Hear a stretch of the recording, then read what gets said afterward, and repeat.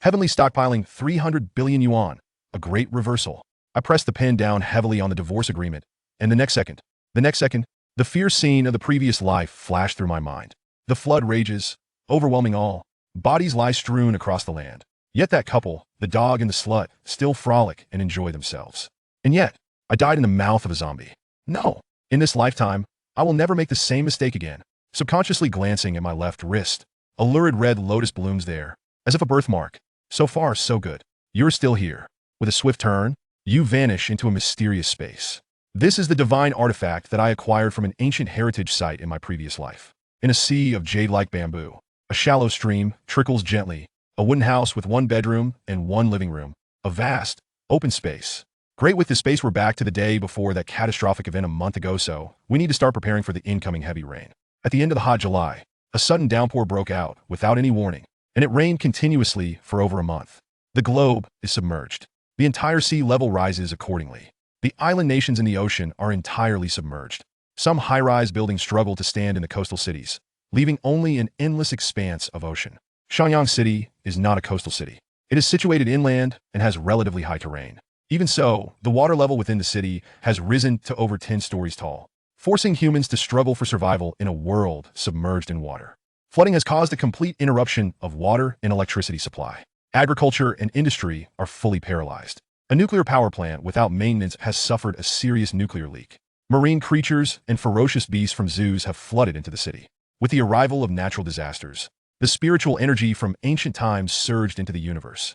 The Taoists on the mountain suddenly descended, enslaving the common folk with their mysterious and inscrutable magic. In the previous life, the heavy rain flooded the villa of the Ho family. Yan Luo followed the people of the Ho family and moved to the old house on the half-mountain. Her husband Ho Qinglang did not like her, so she did not receive any preferential treatment. She was hungry every day, chewing on tree bark with the servants, until one day she awakened to her talent of a single spiritual root. The Ho family discovered her to be of use, and her treatment improved accordingly. Unfortunately, in the end, Ho Qinglang poisoned her for his little lover and abandoned her in the deep mountains. She was eaten alive by the monsters in the mountains. Thinking of that pair of dogs, Yan Luo felt a pain in her chest. In the previous life, when Ho Qinglang proposed a divorce, she refused to agree due to the business of the Yin family and her pitiful love brain. And Ho Qinglang became even more disgusted with her. Although later on, the old master of the Ho family, in order to allow her to cultivate her talent, forbade his grandson to divorce. But they were only mini-ally married. Who would have thought that Ho Qinglang would be so ruthless in the end? Yan Luo stepped out of the space, just as Ho Qinglang returned. He threw a divorce agreement on the table and asked her to sign. I will give the suburban project to the Yin family. Seeing this face again, Yan Luo's hatred soared to the clouds. A hint of murderous intent in her eyes. But it was not yet time. She could only take a deep breath.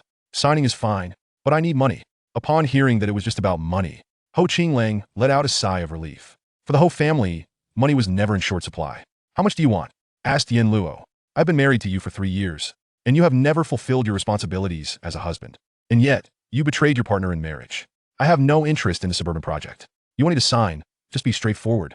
Give me 30 billion. Ho Qinglang thought he had heard wrong. Annoyed, he said, if you don't want a divorce, just say so. What do you need all that money for? Yan Luo replied nonchalantly, whether you give me the money is up to you. I can wait, but I don't know if your little darling can wait. She's carrying your child in her belly. As he was speaking, Dai Qianqian, supporting her abdomen, walked in.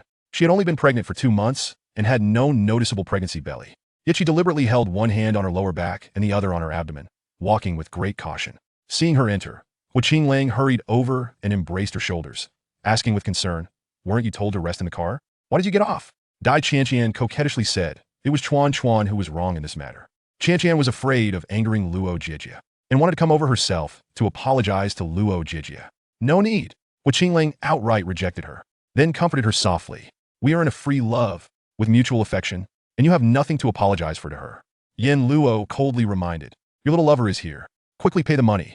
Dai Qianqian heard the title little lover, and her smile froze for a moment. She kindly asked, do you owe money to sister? We have already apologized to sister enough. You should still give the money to sister. Ho Qinglang glared at Yan Luo. That's 30 billion. Dai Qianqian's smile was almost hanging by a thread. She said, sister, have you encountered something? 30 billion is too much. Stop talking nonsense. If you don't give the money, I want sign. If I don't sign, we want divorce. If we don't divorce, you will forever be a little lover who can't see the light. Dai Qianqian.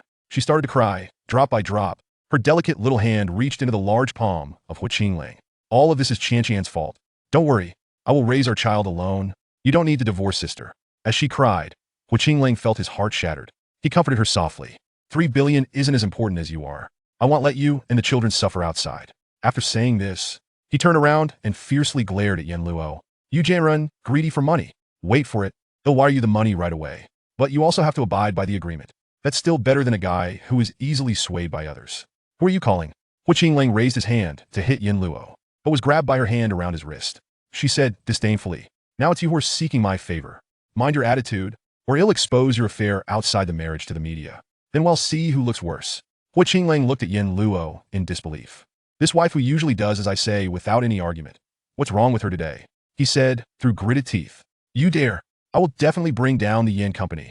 Yen Luo laughed coldly twice. What does the Yen Company's collapse have to do with me? I'm not the biological daughter of the Yen family.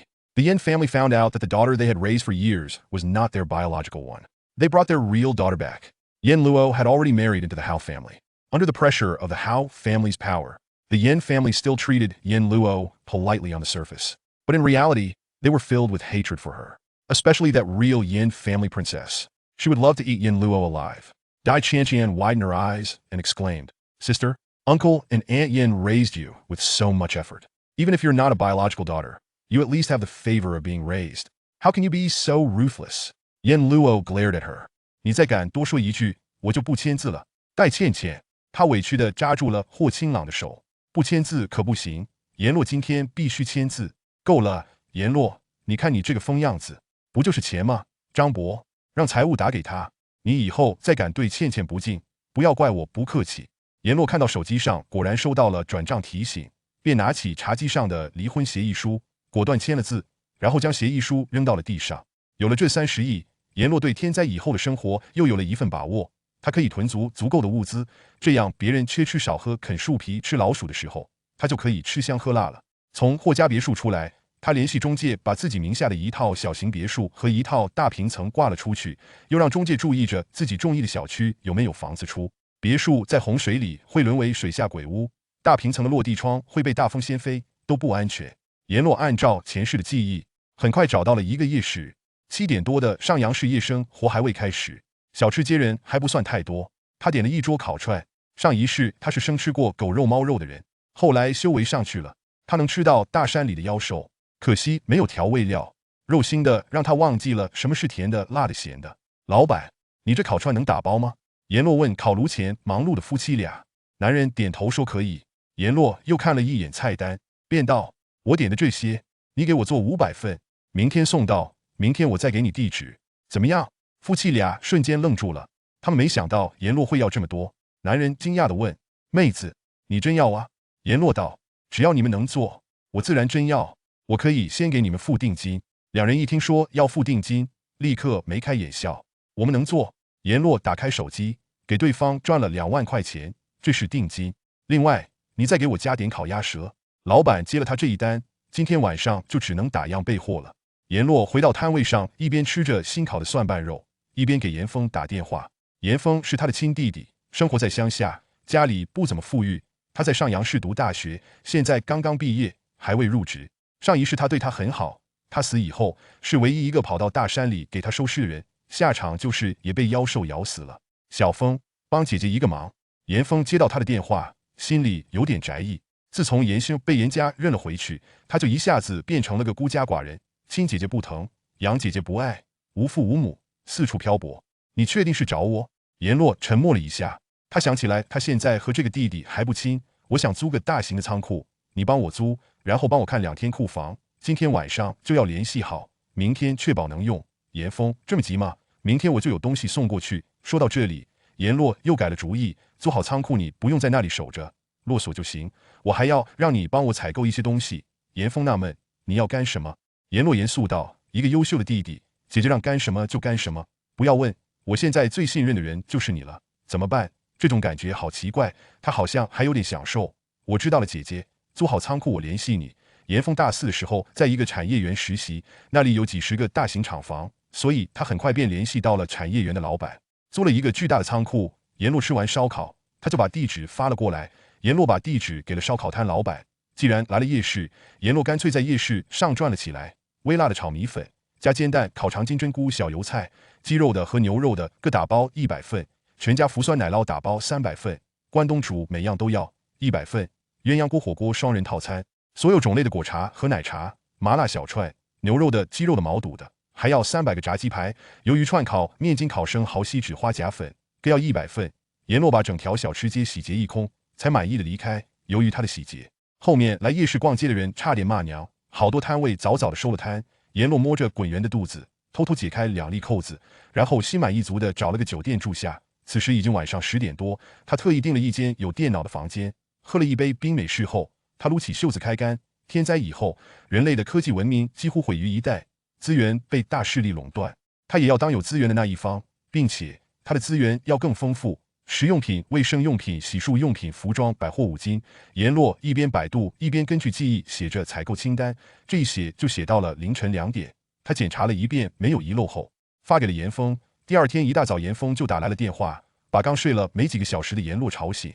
姐，你到底要干什么呀？你要买这些东西太多了，我没钱啊。阎罗眯着眼睛，困倦地说：银行账号发来。严峰听话的发了账号，阎罗到楼下的银行给他转过去10亿。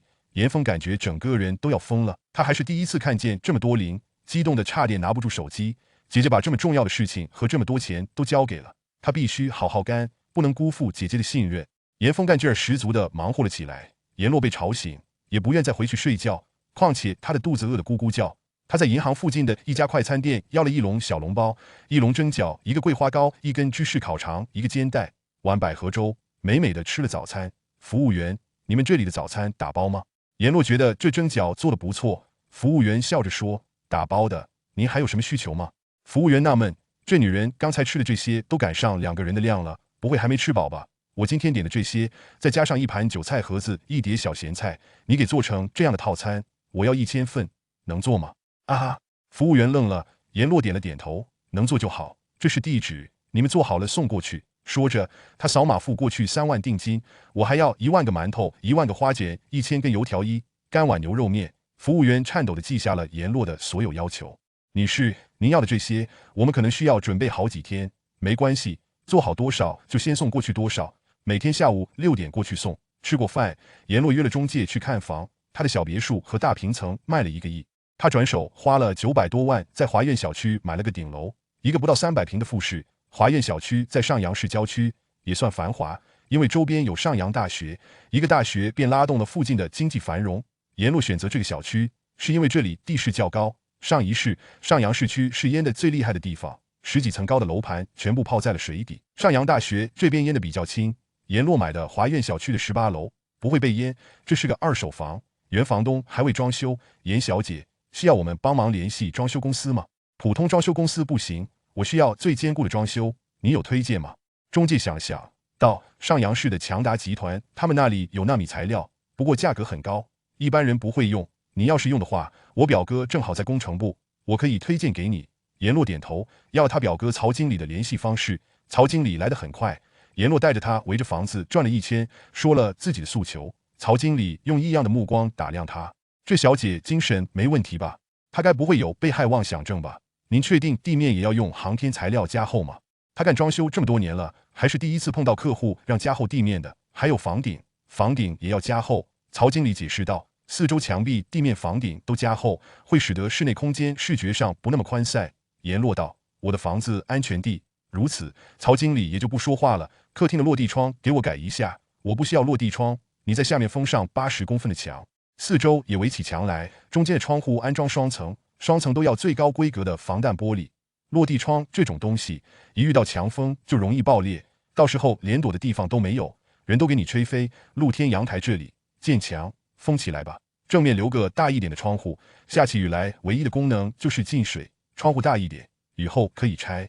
这里还要安装太阳能板发电。曹经理仔细地做了记录，最后皱着眉说，严小姐，按照你的要求，所有材料都用纳米级的，这个装修怕是下不来1000万，我先支付1000万定金，你们只管按照我的要求做。曹经理顿时惊喜，这种几千万的订单，他能拿到1年的提成。阎罗和曹经理一起出来准备上电梯，阎罗看了一眼楼道，对曹经理补充道，麻烦你们在10楼的楼道里装上一个防盗门。Chapter 2. The beginning of stockpiling with this $3 billion Yin Luo felt a renewed sense of control over her life following the natural disaster. She could amass sufficient supplies, allowing her to indulge while others starved, gnawing on tree bark and catching rats for sustenance. Exiting the Hua family villa, she contacted an agent to list a small villa and a spacious flat that were under her name and requested the agent to keep an eye out for available properties in her preferred neighborhood.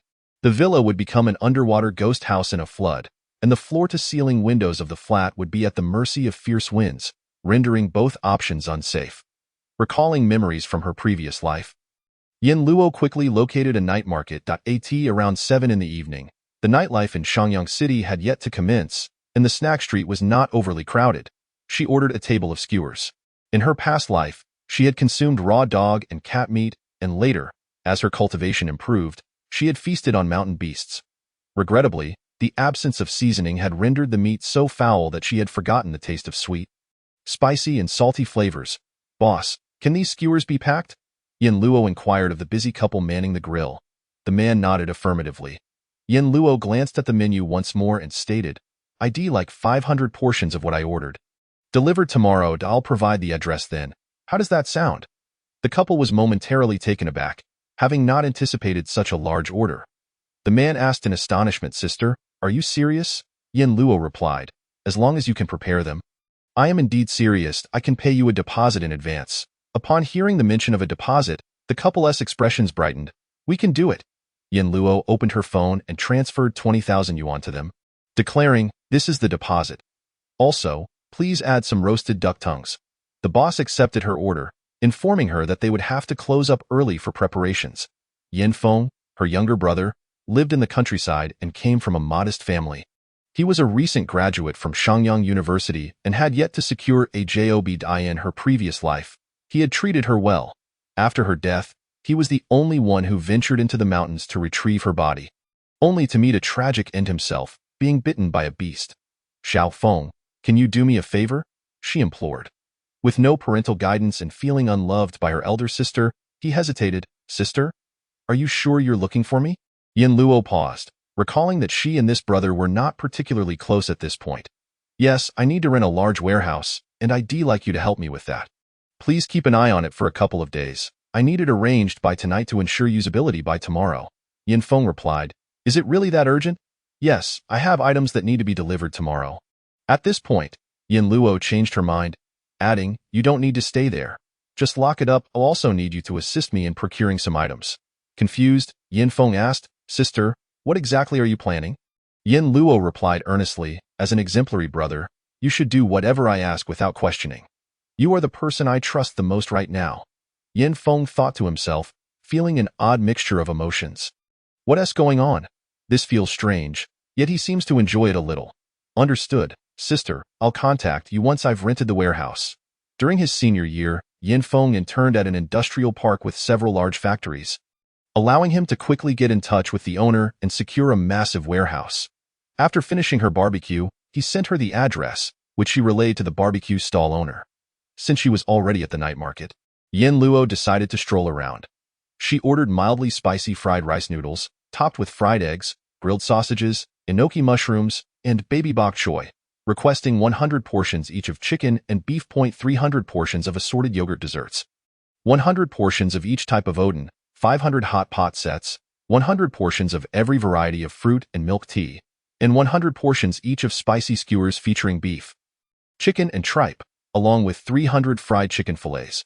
She also requested 100 of each squid skewers, grilled gluten, grilled oysters, and foil-wrapped clams. Satisfactorily clearing out the entire snack street, Yin Luo left, content. Due to her extensive order, those arriving at the night market were left bewildered, as many stalls had closed early in response. Rubbing her round belly, she discreetly unbuttoned 2 buttons before finding a hotel to stay in. It was already past 10 in the evening. She had specifically booked a room with a computer. After enjoying an iced Americano, she rolled up her sleeves and got to work in the aftermath of the disaster. Human technological civilization had been nearly obliterated, with resources monopolized by major powers. Now, she too intended to be among those who possessed resources, and her resources would be even more abundant. Food supplies, hygiene products, toiletries, clothing, hardware. Yin Luo diligently compiled a procurement list based on her memories, working until the early hours of the morning. After conducting a thorough check to ensure nothing was overlooked, she sent the list to Yin Feng. Early the next day, Yin Feng called, rousing Yin Luo from her slumber after only a few hours of sleep. "Sister, what exactly are you planning? You're ordering far too many items, and I doubt I don't have the money." Yin Luo squinted her eyes, drowsily responding, "Send me your bank account number." "Oh?" Yin Feng obediently sent her the account number, and Yin Luo went downstairs to the bank to transfer 10 billion yuan to him. Yin Feng felt as if he were going insane. It was his first time seeing such an astronomical amount of zeros, and he was so excited that he nearly dropped his phone. His sister entrusted him with such a significant sum of money and an important task. He had to work diligently and not betray her trust. With renewed vigor, Yin Feng busied himself. "Wait, staff, do you offer breakfast takeout?" Yin Luo remarked that the steamed dumplings were quite good. The waitress smiled and replied, "Yes, we do takeout. Is there anything else you need?" The waitress was puzzled, as this woman had just eaten enough to feed 2 people.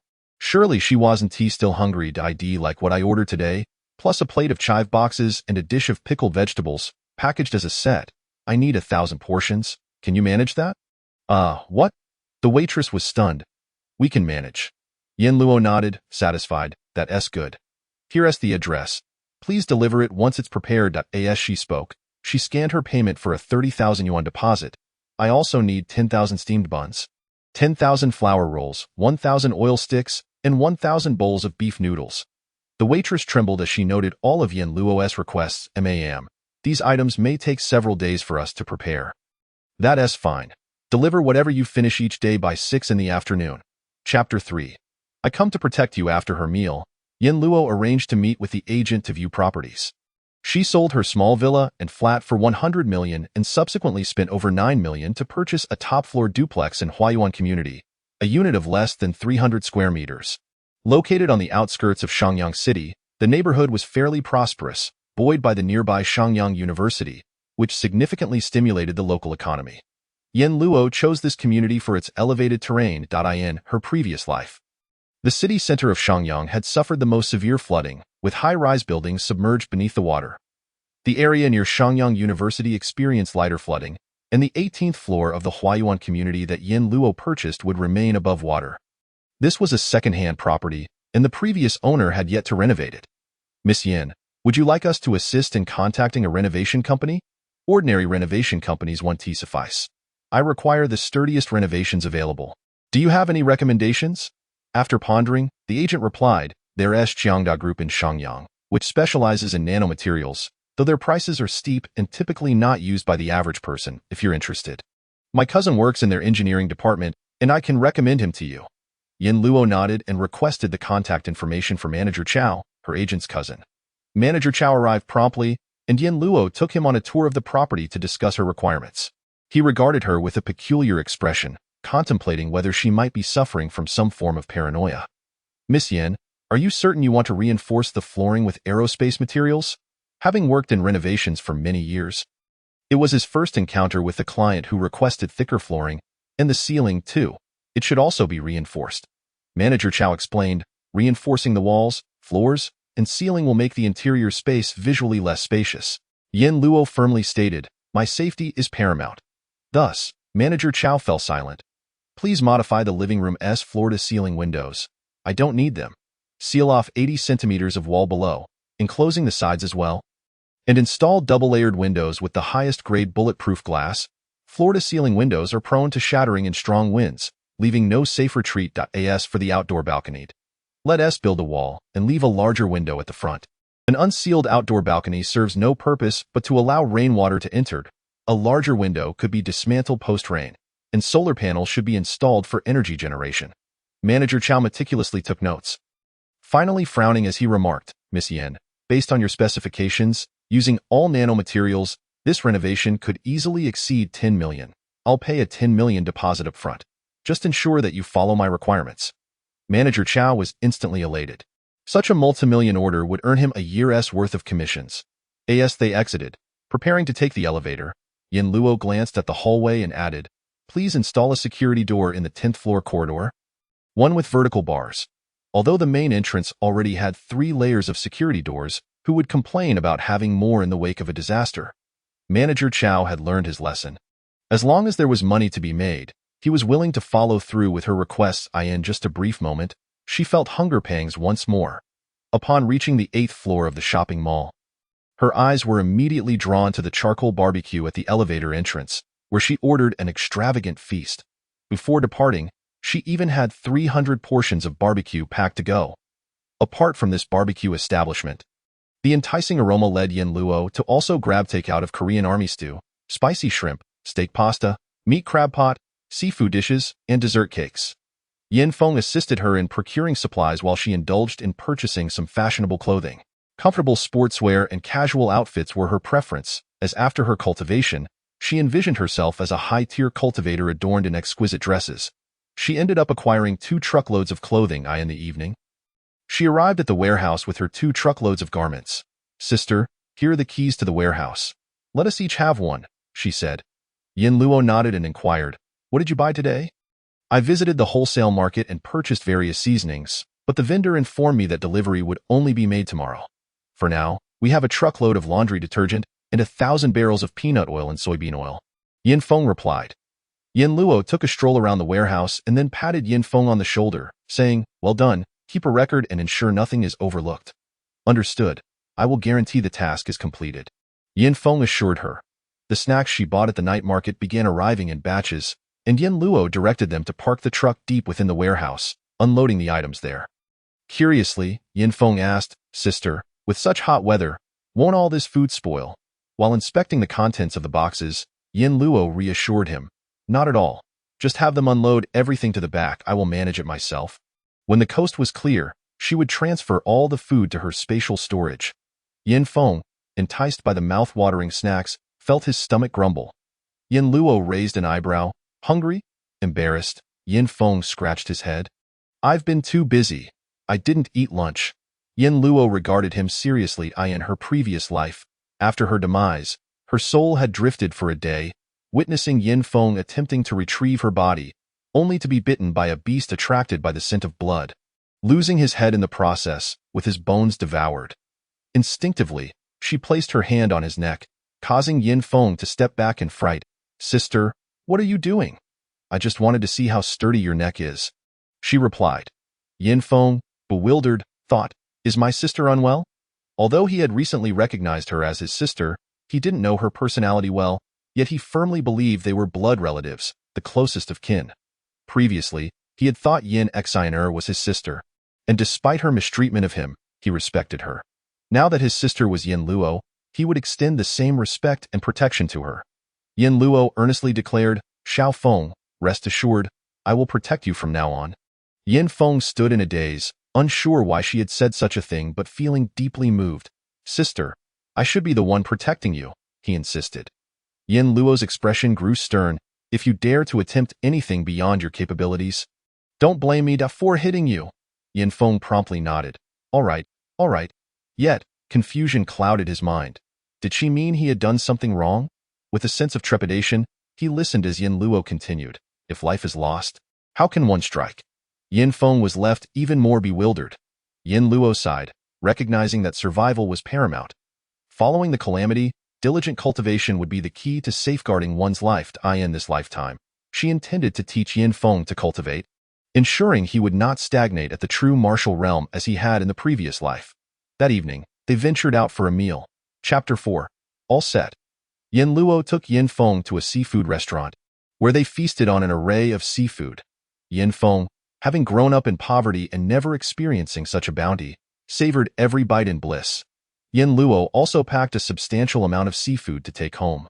"Additionally, I have divorced Hua Qinglang. You need not be courteous when you see him. Yin Xiner is not a good person, and you must keep my matters strictly confidential, understood?" Yin Feng, shocked at the news of her divorce, could only gape in astonishment. Upon hearing the latter part of her statement, he solemnly nodded. "Rest assured, sister, I will not disclose anything to anyone."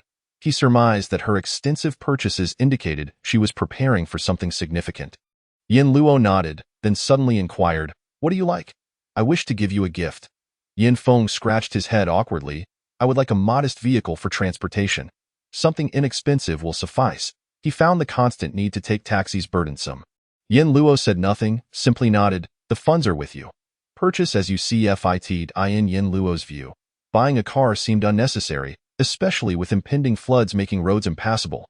A boat would be more practical. However, as Yin Feng was unaware of the coming disaster, she allowed him the purchase as a form of compensation for his previous life sacrifices. The following day, Yin Luo and Hua Qinglang finalized their divorce. After waiting at the warehouse for another day, she stored all the pre-ordered cooked food into her spatial storage and then flew to the Federal Nation. During her time studying in the Federal Nation, she had befriended classmates who were fond of extreme outdoor sports, and they possessed various underground trading connections.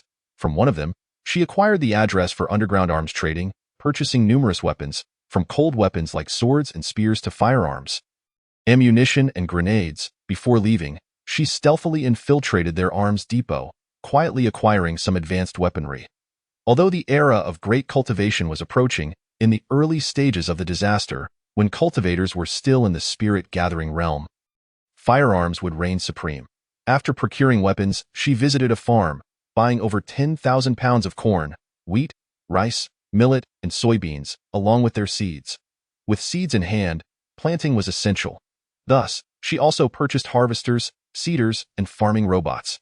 Livestock products were equally vital, including fresh beef, lamb, pork, chicken, ducklings, goslings, piglets, calves, and lambs, as well as quick prep items like lamb chops, steaks, and ham. Given the low prices of diesel and gasoline in the Federal Nation, Yin Luo acquired 5 large oil tanks, each with a capacity of 10,000 liters. Before heading to the coastal city, the coastal areas of the Federal Nation boasted an abundance of seafood, and she scoured the docks, placing 2 crabs into the stream of her spatial storage for experimentation, which surprisingly remained alive, bringing her great joy. Consequently, she began raising various sea fish, crabs, and shrimp within her spatial realm in preparation for the disaster. She stocked up on medications, antibiotics, cold remedies, wound care supplies, disinfectants, and vaccines, filling 2 truckloads. Lastly, she visited a shipbuilding company, where she purchased kayaks, inflatable boats, tourist vessels, military lifeboats, and submarines, ranging from small kayaks for 2 people to large tourist boats accommodating 300 to 400 passengers. Yin Luo was thoroughly prepared. The exterior security door featured a small 20-centimeter square window, through which surveillance could monitor the hallway. Unsatisfied with this alone, she insisted on installing hidden cameras in the hallway as well. With Yin Feng providing her with daily video updates on their progress, Yin Luo decided to utilize the remaining time to explore various locales across the nation, purchasing an array of items, particularly local delicacies. As she wandered, she recalled any missing necessities and purchased them on the spot, such as medicinal herbs suitable for planting in her spatial storage. The warehouse rented by Yin Feng brimmed with supplies, and once she departed, Yin Feng handed her the keys. After he left, she transferred all the supplies into her spatial storage. Along with her own acquisitions, the several hundred acres within her space became a chaotic jumble of goods. Yin Luo paid little heed, for once the rain began, she would be confined indoors, providing an opportunity to organize. The residents in Huayuan community had been fully renovated, and Yin Luo went to inspect the property. She examined every corner, ensuring that the entire house was more secure and airtight than a bank vault.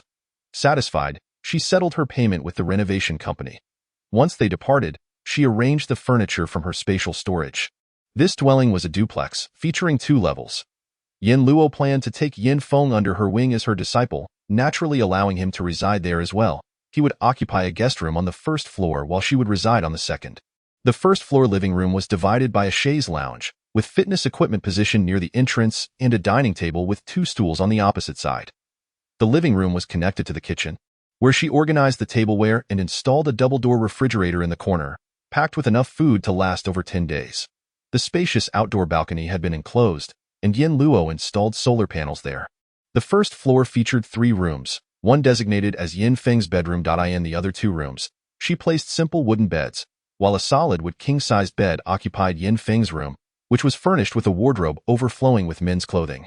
After some contemplation, she decided to store several bags of flour, rice, and noodles, along with boxes of instant noodles and quick-cooking hot pots, in the other vacant bedroom.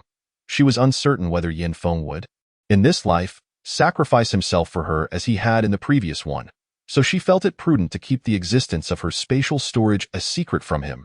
The staircase leading from the 1st to the 2nd floor Yin Luo instructed the renovation company to install a gated door, of which only she possessed the key, preventing Yin Feng from ascending freely. The second floor comprised 2 bedrooms and a maid's room. The latter also stocked with a few boxes of food for symbolic purposes.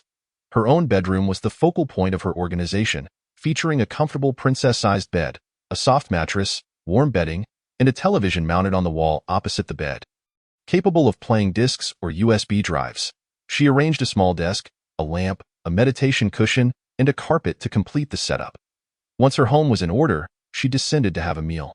Although there was an abundance of food at home, the experience of dining out and savoring the flavors of life was an experience that would be hard to come by for a long while.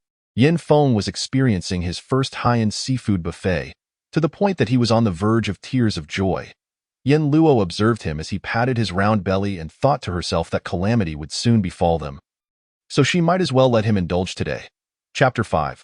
Let me have it. Yin Luo brought Yin Feng to Huayuan community.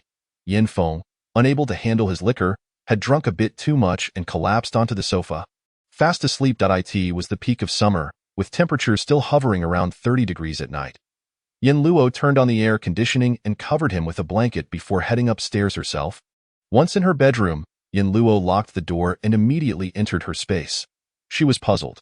This space had accompanied her for several years in her previous life, yet its size had never changed since it had joined her. Now that it had expanded, did this mean that the space could evolve? With this thought in mind, Yin Luo hurriedly opened the accompanying cultivation method, which was the one she had been practicing. Kuan-Yuan. In her previous life, she had reached the Yaoguang realm and had progressed to the second level of Kuan-Yuan. She could tell that Kuan-Yuan had more than 2 levels, but without the subsequent instructions, she was stuck there, if the cultivation methods were to continue. Yin Luo felt a surge of excitement, but after reviewing the methods multiple times, she realized she had been overly optimistic. The book contained nothing new. Disheartened, she tossed the cultivation method onto the wooden table and began investigating the cause of the space's changes. It wasn't until midnight that she discovered something unusual. The ginseng and spiritual mushrooms she had planted were missing. Yin Luo's eyes widened in disbelief. Could it be that you, my dear elder, are fond of consuming medicinal herbs? Realizing this setting, Yin Luo finally felt a sense of joy. As long as she provided the space with enough herbs, its size would continue to grow. Who knows, it might even produce a mountain in the future. She quickly turned on her computer to search for ginseng cultivation bases in Shangyang City.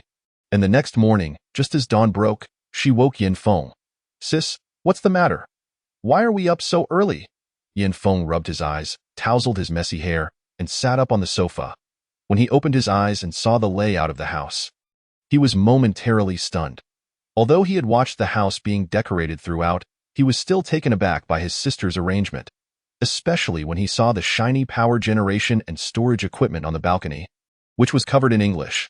Yin Luo tapped his head. "I have something important to do. Wash your face first, and let us hurry." "Okay." Yin Feng, still groggy, went to the bathroom to wash his face and brush his teeth. By the time he emerged, he was more alert. Yin Luo had set breakfast on the dining table. Seeing this, Yin Feng sheepishly scratched his head. "Sorry, sis, I woke up late." Yin Luo shook her head. "Just eat first." In the summer, the days are long and the nights are short. It was not yet 6 in the morning, and it was normal for young people to sleep in. The two of them ate quickly, and after breakfast, Yin Feng drove Yin Luo to a ginseng cultivation base in the surrounding county of Shangyang City. The journey took over 2 hours, and after purchasing ginseng seeds, they went to another farm to buy mycelium and cultivation equipment for spiritual mushrooms. Yin Luo also took the opportunity to buy some other traditional Chinese medicine seeds, intending to plant them in her space. After the calamity, these would become valuable commodities. By 3 in the afternoon, the sky began to darken, with clouds obscuring the sun. Perhaps due to the gloomy weather, there were not many cars on the highway, and Yin Feng enjoyed a smooth ride. However, once they exited the highway, traffic became congested. A drop of rain splattered on the windshield, prompting Yin Feng to frown. "Sis, it looks like it's going to rain." As soon as he finished speaking, the rain came pouring down in a torrential downpour. Yin Feng quickly activated the windshield wipers. Yin Luo suggested, "Let's take the outer ring road. The traffic there is lighter, and we can avoid the city center." "Got it." Yin Feng made a left turn and sped up in the heavy rain. However, after passing the zoo, they encountered congestion again, although they were only 2 kilometers away from Huayuan community. Yen Luo felt a bit irritated. Despite hurrying, they were still caught in the rain. She had originally planned to sit by the window, sipping coffee while watching the downpour and the pedestrians outside, but now she found herself among the latter. Truly, plans are often disrupted. That moment, a series of strange sounds from outside caught her attention. Yen Luo thought for a moment, retrieved an umbrella from the back seat, opened the car door, and stepped out. Yin Feng, worried, called after her, "Sis, it's pouring outside. What are you doing?" Seeing the traffic was still backed up ahead, he grabbed an umbrella and followed her. The water on the road had risen to her ankles as Yen Luo waded through, following the sound to a large tree by the roadside. Behind the tree, a creature the size of an adult cat was shivering, occasionally emitting squeaks. Yin Feng was taken aback. He had only heard the sound after getting closer, but his sister had clearly heard it from the car. He admired her, saying, "Sis, your hearing is incredible. If he possessed such hearing, he would surely ace English at level 8. Yin Luo asked him to hold the umbrella while she picked up the dirty and smelly little creature. "Sis, are you going to adopt it?" In her previous life, she had seen cultivators contract spirit beasts. Spirit beasts were the most loyal companions, often more reliable than humans. She wanted to take a chance and see if this creature held any great potential. Unbeknownst to her, Yin Feng silently criticized, "My sister is so beautiful and kind-hearted. What Qing Lang must be blind." As they prepared to return to the car, a gentle, ethereal voice called out, "Miss, please wait." Yen Luo looked up to see a tall man approaching under a large, plain black umbrella. He wore a long robe that faded from light gray to dark green bamboo patterns, moving against the wind. He slowly lifted the umbrella, revealing a face carved from jade, adorned with a warm smile. Staring at the ancient, elegant figure that seemed to have stepped out from a painting, Yen Luo narrowed her eyes. Li Wei, the chief disciple of the Qing Shan sect in her previous life. He possessed the power to challenge the world's strongest. "Do you need something?" Yen Luo inquired. Li Wei noticed the change in Yen Luo's expression and curiously asked, "Do you know me?" "I do not." "Then why did you glance at me just now?" Yen Luo smirked. "With your unique attire and striking appearance, is it not worth a glance?" Li Wei was momentarily taken aback, clearly not expecting her playful banter. He took a step forward. "Miss, why not let me take the creature from your arms?" Though he stood in the water, his robe remained pristine, untouched by the muddy splashes. Yen Luo could not discern his cultivation level, indicating that he was currently more powerful than she. These cultivators truly had the upper hand. Chapter 6. A cat named Yin Bao not giving it to you. With that, Yen Luo turned and walked towards her cart. On a day of such heavy rain, his appearance was quite peculiar. Once they were inside the car, Yen Luo busied herself drying the little creature's fur and did not glance at Li Wei again. However, Yin Feng, glancing in the rearview mirror, remarked, "Sis, that guy kept looking at us. He must be interested in you." It seemed he had discerned her cultivation level. She wondered if he was trying to gauge her strength, or if he genuinely took an interest in the creature she held. After using a pack of wet wipes on the little creature, Yen Luo finally saw its true form. It was a giant panda. Who could resist the charm of a giant panda? The middle-aged woman who had lived a second life could not help but lift the soft, adorable panda cub. The cub squeaked and licked her wrist. "Wow, it's a panda cub. How cute." He reached out to touch it, but Yen Luo slapped his hand. "Pay attention to driving. The rain wouldn't flood the underground parking lot, would it?" Yin Feng, who had just bought a new SUV, cherished it dearly. "You take the cub up. I'll follow shortly." "All right." Once he left, Yen Luo seized the opportunity to stash the car in her space when the parking lot was empty. When she reached the first-floor lobby, she found Yin Feng still waiting for the elevator, which was crowded with people. Fearing attention, Yin Feng had already placed the panda cub in his backpack. A few older people gathered around, chattering away. "Is there traffic? I need to pick up my partner from work." "Yeah, I have to get my child as well. This rain is so inconvenient." Yin Luo replied honestly, "The water on the road is high enough to submerge your knees." "Really? It's come down that hard? What should we do?" "I need to hurry to pick up my precious grandson, in case it rains even heavier." As she spoke, a few elderly folks donned raincoats and umbrellas and dashed outside. Others remained in the lobby, some suggesting they wait until the rain subsided. Just then, a young woman rushed in, sporting a medium-length haircut and dressed in shorts and a short-sleeved shirt, her hands laden with several large shopping bags. Clearly having made quite a few purchases, her appearance sparked excitement among the onlookers. Let us go buy some snacks. Watching TV at home with snacks on a rainy day is the best. In a flurry, more people surged out of the lobby. The next elevator arrived just in time, and Yin Luo, Yin Feng, and a few others squeezed inside. Yin Luo lived on the top floor, and as the elevator ascended, it became just the three of them, the siblings and the short-haired woman. When they reached the 18th floor, the three of them exited together. The woman with short hair exited the elevator and cheerfully remarked, "I had long anticipated the renovations at your home. Today, I finally get to see the reality, and I must say, your decor is quite impressive." Yin Luo smiled softly, choosing to remain silent. The short-haired woman continued, "My name is Sheng Wan. Since we are neighbors and seem to be of similar age, I warmly invite you all to visit my home. This building accommodates 4 households per floor, with the exception of the 18th floor, which features duplex apartments on either side and a standard 3-bedroom unit in the middle. As it stands, the duplex opposite belongs to Sheng Wan, though it remains uncertain whether she has family residing with her. The middle unit appears to be unoccupied." Yin Luo unlocked the security door in the corridor. Although this door had been installed previously, it had never been utilized until now. With it, her home now boasted 4 barriers. Yin Feng cautiously extracted a baby panda from his backpack, only for the creature to nip at his finger, startling him into dropping it onto the floor. "You actually bite." The baby panda rolled over and, looking rather aggrieved, scampered to Yin Luo's feet, rubbing against her calf. Yin Luo patted its little head, saying, "Wait here. I shall prepare your milk." The baby panda, unwilling to be patient, trotted after Yin Luo into the kitchen, eagerly watching her as she prepared its milk. Once the bowl of milk was ready, she set it down, and the baby panda dove in, slurping noisily, causing its head to bob back and forth, milk splattering its face, which piqued Yin Luo's appetite as well. "Xiao Feng, get ready. We're having hot pot." All right. Having lost his parents at a young age, Yin Feng was remarkably self-sufficient, easily managing cooking and household chores. As Yin Luo mentioned hot pot, he opened the refrigerator in search of ingredients. Yin Luo squatted down, observing the baby panda finish its milk, then plopped down with a satisfied sigh against the wall. Its paws resting on its round bellied, it looked up at Yin Luo with curiosity, prompting her to tap its nose gently. "Little cub, I suppose you don't have a name yet. How about this? From now on, you shall accompany me, and I will take care of you. Besides me, I doubt anyone else could afford to care for you." With that, she decided to name it Yin Bao. The baby panda blinked its big eyes. Yin Luo laughed, "Your silence is consent, then." With the addition of a new family member, Yin Luo fashioned a makeshift nest beside the sofa using a blanket, providing Yin Bao a cozy resting place. The little creature promptly scurried over, awkwardly burrowing into the nest like a turtle, stretching its 4 paws out to sleep.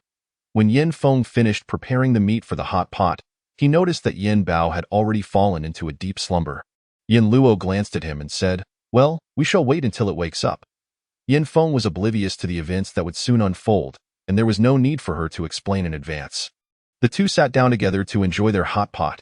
Once they finished, Yin Luo ascended the stairs while Yin Feng took care of the dishes. After washing the pots and pans, Yin Feng began his workout. As Yin Luo had advised him to exercise more, Yin Luo locked the door and approached the window. Outside, darkness had descended, punctuated by the struggle of vibrant neon lights against the inky blackness. The sound of rain echoed everywhere, and the road below was choked with cars, waterlogged to the point where only the rooftops were visible, a testament to the storm's ferocity. Chapter 7. Let her open the door. Yin Luo drew the curtains and stepped directly into her space. She carefully arranged the ginseng seeds and Reishi mycelium she had purchased. Although she lacked expertise in traditional Chinese medicine cultivation, her space was a miraculous realm where anything could thrive. Once she had settled them in, she finally had time to tend to the space itself. She first installed solar panels. Indeed, her space could generate electricity, and in the future, she could even transport fully charged batteries to the outside world. With her will, she directed the creation of a small pool beside the creek, lined with cement tiles and supplied with water from the stream, transforming it into a bathing area. A few large stones were repositioned to serve as a foam mountain next to the pool, atop which she installed a black heat-absorbing water tank, connecting a shower beneath it, allowing her to bathe while enjoying a shower simultaneously. The quaint little wooden cabin was furnished, and in a whimsical touch, Yin Luo even added a swing chair in front of it. She arranged her space to be more comfortable than the homes in the surrounding Huayuan community. After completing her tasks, she felt utterly fatigued and collapsed onto her bed, yearning for sleep. Just as she closed her eyes, her acute hearing picked up faint breathing sounds. Yin Luo sat up and walked to the door to open it. As she did, the fluffy Yin Bao tumbled in, landing clumsily on its back. Yin Luo was momentarily taken aback. Yin Bao quickly righted itself, standing upright and clinging tightly to Yin Luo's calf, its small eyes wide with determination. Unfortunately, its pronounced dark circles rendered its expression rather pitiful. Unnoticed by Yin Luo. "Why aren't you sleeping downstairs? What brings you up here?" A door had initially been installed at the staircase, but this little creature, relying on its soft frame, squeezed between the railings. Yin Bao swiftly dashed into Yin Luo's room, darting beneath the bed, then turning to gaze at her with bright eyes. Yin Luo inquired, "Do you wish to sleep with me?" The little one blinked its eyes. "Fine, but you must behave tonight and not disturb my rest."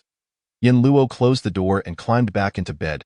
Yin Bao, wiggling its chubby rear, leaped around on the floor for a bit, then grasped the edge of the bed, struggling to climb up.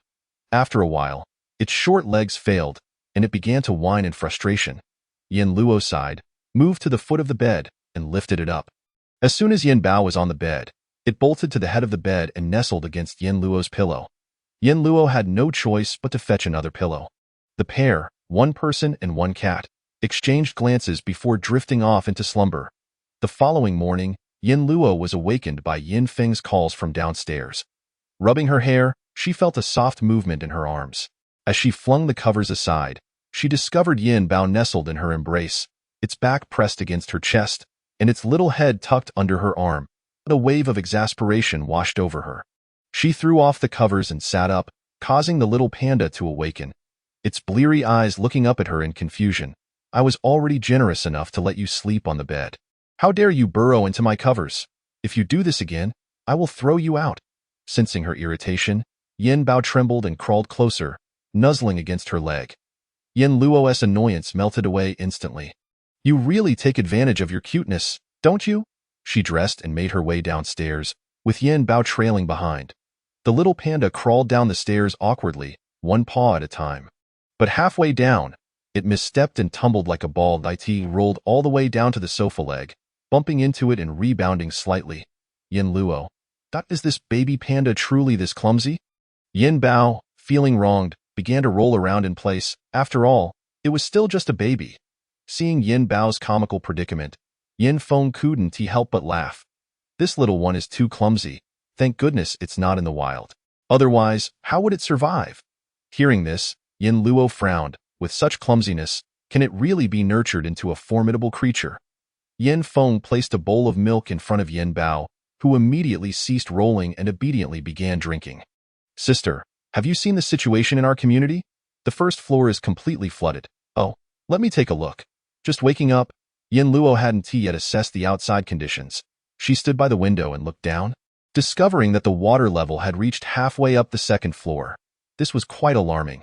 She had heard that heavy rains were sweeping across the country. She had seen on the news that coastal areas were experiencing seawater backflow, inundating all seaside villas. Yin Luo remained unfazed as she retrieved an ice cream cake from the refrigerator, munching on it while scrolling through her phone. "Sister, aren't you shocked at all?" Yin Luo didn't lift her head, replying, "Rain falls and mother's merry. You can't change it, so you might as well enjoy your meal." The trending topics were flooded with news of torrential rains and floods, with everyone complaining, some berating meteorologists, others seeking rescue online, while some seemed to revel in the chaos. Yin Luo glanced briefly before opening the community's property management group chat. "Ping Xin Jingqi. Is the property management available? Our first and second floors are flooded. Are there any vacant units in the community that can provide us with emergency relief? Greedy cat. The property management is off work. Given this weather, they can't even come to work. What use is a key if they can't deliver it? Ping Xin Jingqi. What about us, the affected homeowners? Are we supposed to sleep in the corridors? Greedy cat. Family members. Does anyone have any food at home? Can you sell me some? I'm starving." Nowadays, young people typically eat work meals at their jobs, dine out, or order takeout, so there is hardly any food stock at home. Not stepping out for a day means facing hunger. Fo Guangpu Zhao. Add me. Let us chat privately. At the onset of the torrential rains, there were still those willing to sell their food. But in a few days, they would surely regret it. While enjoying her cake, Yin Luo heard a commotion in the corridor and opened the surveillance feed. On the screen, several individuals were hauling luggage into the corridor. They were residents from the second floor. Honey, the elevator is flooded and unusable. Do we really need to move so high? A woman grumbled while carrying her belongings. Sun Xiaowei replied, it's safer to move higher. Look at those on the first floor. They moved to the second floor last night and will have to move to the third today. The rain shows no signs of stopping. They might have to move even higher. A nearby middle-aged couple chimed in, staying in the corridor isn't safe. Being below isn't as secure as being above. Fewer people come up top. It's better than sleeping below and being a spectacle. Their chatter filled the corridor, quickly creating a blockade. The woman gazed discontentedly at the iron gate just a meter away from the entrance of Yin Luo's home, grumbling about the installation of a security door in the hallway. Which family is so lacking in civic sense and so selfish? She muttered. If only they would open that door. The hallway would be a bit more spacious. Chapter 8. Both father and mother soon. A series of knocks echoed from outside. Yin Feng turned to Yin Luo and inquired, Sister, should we go take a look? Yin Luo asked him, do you think we ought to open that door? Without a moment's hesitation, Yin Feng replied, this is my sister's home. It is her decision. Yin Luo countered, what if I were to seek your opinion? After a brief contemplation, Yin Feng responded, since my sister installed the door, it must mean she desires this to be our private space. Therefore, we shall not open it. Pleased, Yin Luo nodded. Fortunately, her younger brother was not overly sentimental. Otherwise, in such chaotic times, having a bleeding heart by her side would certainly hasten her demise. Yin Luo chose not to venture out nor open the door. After a while, the people outside grew weary of knocking, muttering a few curses before dispersing, as they still had luggage to move. Noticing their silence, Yin Luo said, Xiao Feng, kneel down. What? Yin Feng was taken aback. Yin Luo's expression turned serious as she declared, I am offering you an opportunity to become my disciple, to teach you skills that will ensure your safety. But from this moment forth, you must obey and respect me. Do you accept? Initially bewildered, even slightly incredulous, Yin Feng thought that had anyone else said such a thing, he would have assumed they were deranged. However, seeing Yin Luo's earnest demeanor, he instinctively swallowed hard, realizing she was quite serious. I accept. Without hesitation, he knelt and respectfully bowed 3 times. Yin Luo retrieved a black ring from her pocket and handed it to him. This is a token of apprenticeship. Yin Feng grimaced and said, Sister Master, what use is a ring to a grown man? After a moment's thought, Yin Luo found it reasonable and instead found a piece of string to thread the ring onto, which he then wore around his neck, hiding it beneath his clothes so that it would not be seen. Yin Feng's smile faltered as he failed to comprehend why his sister was so insistent on giving him a ring. Not obedient, obedient, obedient, obedient. Yin Feng hurriedly secured the string around his neck, tucking the ring into the collar of his short-sleeved shirt. He cheerfully remarked, Sister, as the saying goes, an elder sister is like a mother. And another saying states that once a teacher, always a father. Why must you take on both roles? Talk too much, do 100 push-ups, Yin Feng. Surely, this is where the training begins. He begrudgingly commenced his push-ups in the living room while Yin Luo busied herself with beef and scallions from the refrigerator, preparing dough for dumplings. Once he completed the push-ups, he attempted to join her, but she flatly refused and insisted he lift weights instead. Yin Luo simply moved the cutting board to the table in the living room, simultaneously making dumplings while supervising Yin Feng's exercise to prevent him from slacking off. After an hour of training, they began learning martial arts, followed by a lunch of dumplings and a brief 20-minute nap. They continued with another hour of exercise before resuming martial arts practice. By the end of the day, Yin Feng slept soundly that night, undisturbed by the noise in the hallway. After dinner, Yin Luo entered the space to continue her busy work. Having only tidied her living quarters the previous day, while her stockpile still awaited organization. All supplies needed categorization for easy access when required. They were stacked in the spacious land behind the wooden house, with food items stored closest, as they were the most frequently used. During her tidying, Yin Luo savored a bowl of snail noodles topped with fried eggs and tiger skin chicken feet, accompanied by a can of soda. By midnight, the supplies were neatly arranged through her mental efforts, a fenced area in the corner housed chickens, ducks, geese, as well as cattle, sheep, and pigs.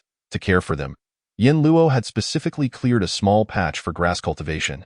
The river's freshwater seafood was quite lively, and Yin Luo caught a bucket of crayfish, planning to prepare spicy crayfish the next day. As she finished her tasks and prepared for sleep, the sound of snoring emerged outside. Yin Luo opened the door and let Xiao Yin Bao in. "Dio, you plan to sleep in my room from now on?" Yin Luo asked, leaning down to scrutinize the plump creature sprawled on the pillow. Yin Bao tilted its head and turned over, leaving only its rotund rear and a small tuft of tail visible. With a mischievous inclination, Yin Luo pinched its tail, prompting Xiao Yin Bao to burrow beneath the pillow in protest. Though still exposing its rear, Yin Luo sighed, realizing that this little creature might think it had perfectly concealed itself, believing she could no longer see it. The human and cat drifted into slumber amidst a tranquil night. Yet disturbances arose from the occupants of the third and fourth floors. Previously, the residents of the first floor had settled in the third-floor hallway, but now that too was flooded, and they had learned from their misfortune. Directly moving to the 10th floor in the community group, complaints surfaced.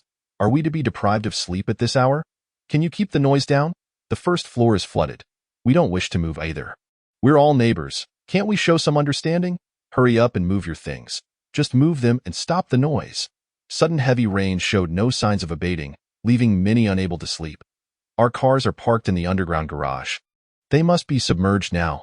Thankfully, my wife had the foresight to have me purchase flood insurance. Otherwise, I would be facing losses of tens of thousands. Truly, a man who listens to his wife can prosper." A slew of envious emojis followed. "What does it matter if the car is flooded?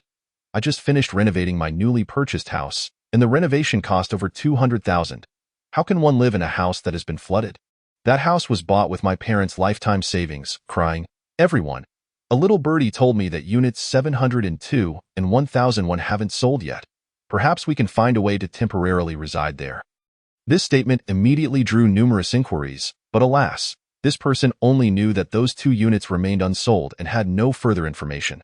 They contacted the property management, who informed them they could not come to the community and could not assist but hoped that residents would help each other out, with the higher floor residents accommodating those on lower floors. The property management's words rendered the higher floor residents suddenly silent. Who would want others living in their homes? Yet, some decisive families resorted to prying open the doors of 702 and 1001 to move in. On the third day, Yin Feng exclaimed in shock, "New news, new news! The island nation is flooded. There is no land visible from the satellites. It is said that many boats are drifting on the ocean." Yin Luo had already anticipated this outcome. Shangyang City, located inland at a higher elevation, remained unaffected by seawater. However, the city center was submerged up to 7 or 8 stories high. Huayuan community had already flooded the 5th floor, with a minority of families occupying vacant houses, while most remained in the hallways. For several days, people had been knocking at Yin Luo's door, yet she ignored them. She intended to take advantage of the current convenience of water and electricity to prepare more cooked food, dumplings and steamed rice to store in her space. Just then, the overhead light flickered off, plunging the room into darkness. "The power was out," Yin Luo remarked. With such heavy rain outside, a power outage was inevitable. "Soon, natural gas and running water will also be unsustainable. Please help me steam some rice." Chapter 9. "I will not provide for you at this moment." Yin Feng realized the gravity of the situation. Without electricity, their phones and computers would soon cease to function. The inability to use their phones meant they would lose contact with the outside world. How would they await rescue? Relying on others was less reliable than relying on oneself. They needed to stockpile food, as having provisions would at least prevent starvation. Yin Luo connected the household's electrical circuit to the battery on the balcony, restoring power to the living room. Yin Feng marveled. "Sister, do you have foresight? I thought you bought so many solar panels and batteries for a reason." With power restored, even if the gas was cut off, they could still cook using electric pots. Induction cookers, air fryers, and electric griddles. Bang, bang, bang. More knocking resounded from outside. Anyone at 1801. They could not reach Yin Luo's door and could only knock on the hallway's railgate. After several attempts, Yin Luo remained unresponsive. This time, a group of men had arrived. "We know you're home, 1801. Open the door quickly. We need to speak with you." Bang, bang, bang. After several more knocks, Sun Xiaowei's wife, Kai Tiantian, scoffed, "I told you, that person inside will not open the door." They live in a duplex, a house so large that it would be spacious even if we, the neighbors, all moved in. Her words successfully sparked the interest of those in the hallway. They were aware that the 18th floor had 2 duplexes. They had already attempted to access 1803 yesterday, but the owners there kept 2 fierce shepherd dogs, and the resident was a retired soldier skilled in martial arts, so they dared not provoke him and instead turned their attention to Yin Luo's home. 1801. We are all neighbors. You can't be so petty.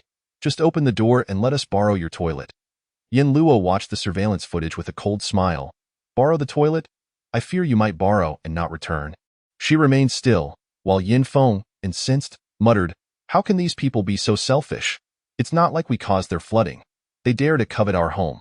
Yin Luo explained, Xiao Feng, you are a university student of the new era. You have not experienced the fickleness of human nature. When moral and legal constraints are present, human nature remains concealed. However, when these constraints are absent, some individuals will reveal their basest instincts. In the hallway, an elderly woman loudly called out, Young lady, my stomach hurts. Please let me in to use your toilet. Alas, the youth of today seem utterly oblivious to the virtues of respecting their elders and cherishing the young, displaying a level of selfishness that is truly disheartening and indicative of their lack of civility. Indeed, young lady, your actions may incite the wrath of many. In the future, should you find yourself in need of assistance, do not expect our help.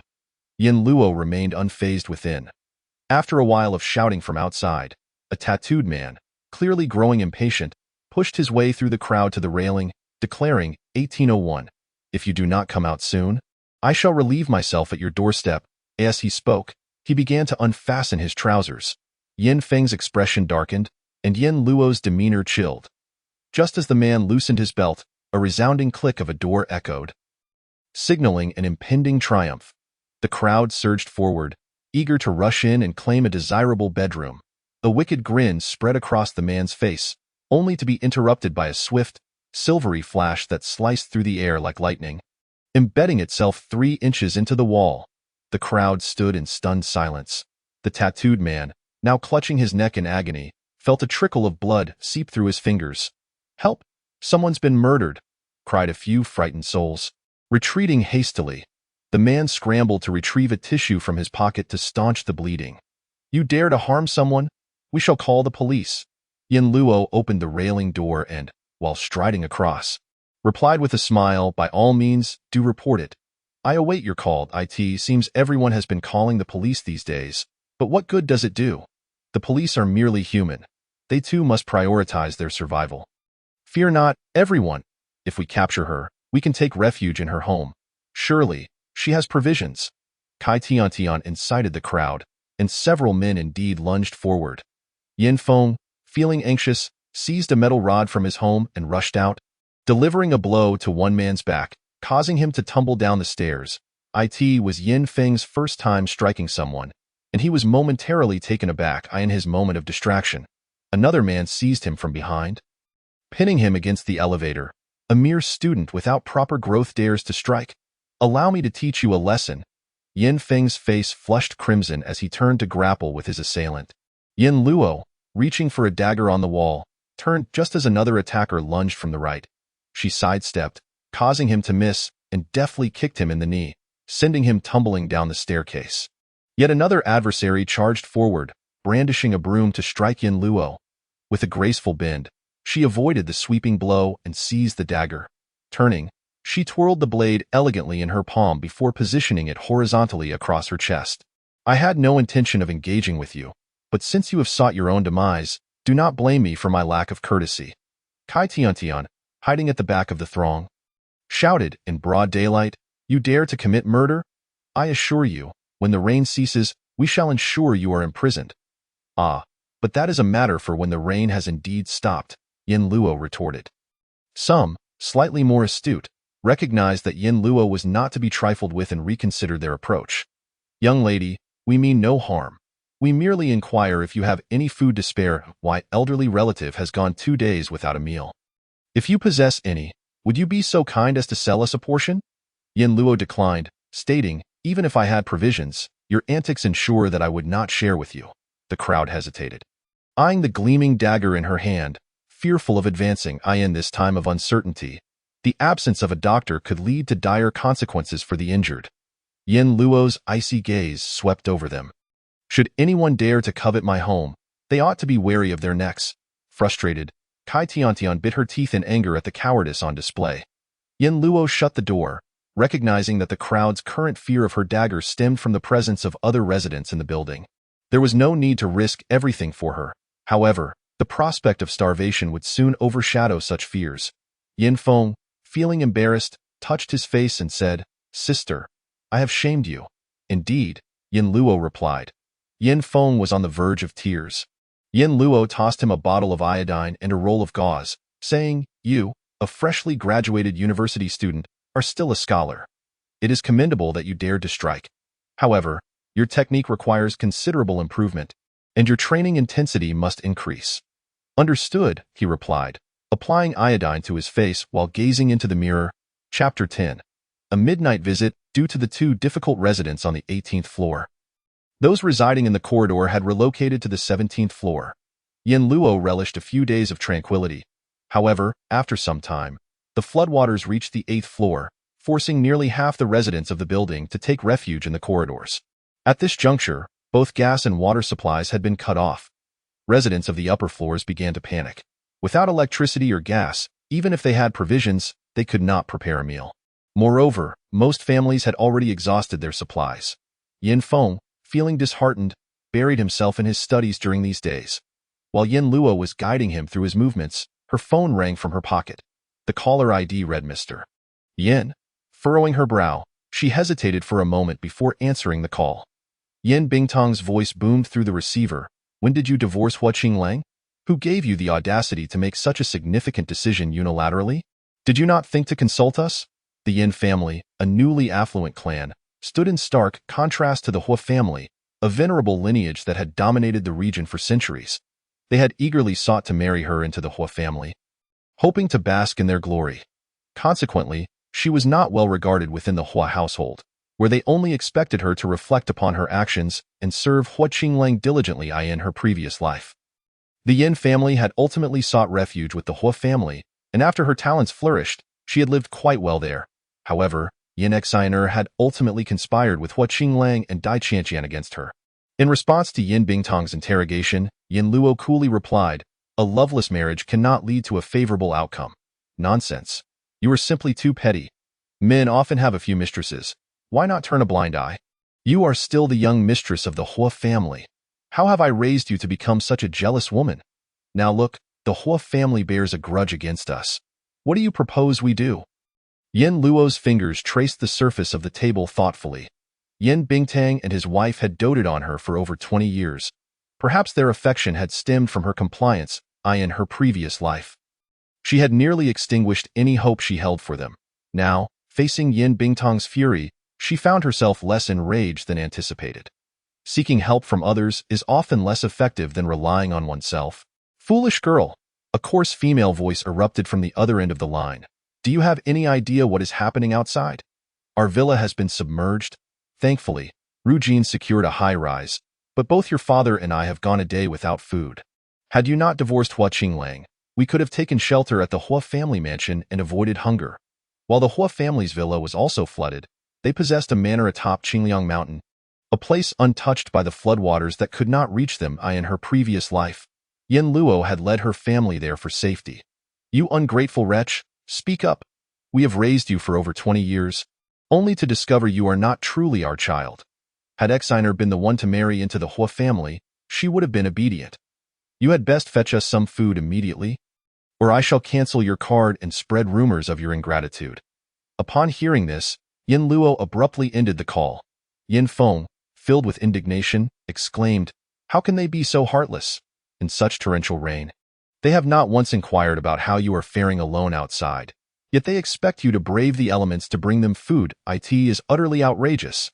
As Yin Luo added Yin family members to her blacklist, she chuckled softly. "Henceforth, do not feel pity for them when you encounter them. Ignore them. Understood, sister?" Yin Luo approached the window, observing the rain, relentless as if the heavens were pouring forth their wrath. Raindrops pounded against the window, creating a cacophony, while the sky loomed dark and foreboding. The water pooling below resembled an endless ocean, waves whipped by the wind crashing violently against the steadfast high-rise buildings. Suddenly, a thought struck her. Buildings submerged in floodwaters often succumb to structural failures in subsequent years. Only the heights were safe havens. The reason she had not sought refuge in the hills before the deluge was twofold. First, the risk of landslides and mudslides during heavy rain rendered such locations unsafe. Second, the government prohibited private development on undeveloped mountains. Once the rain ceased, and before any buildings collapsed, she must establish her residence in the hills. Tomorrow, the rain would pause for a brief 5 hours, and she needed to venture out for supplies. Xiaofeng, sleep early tonight.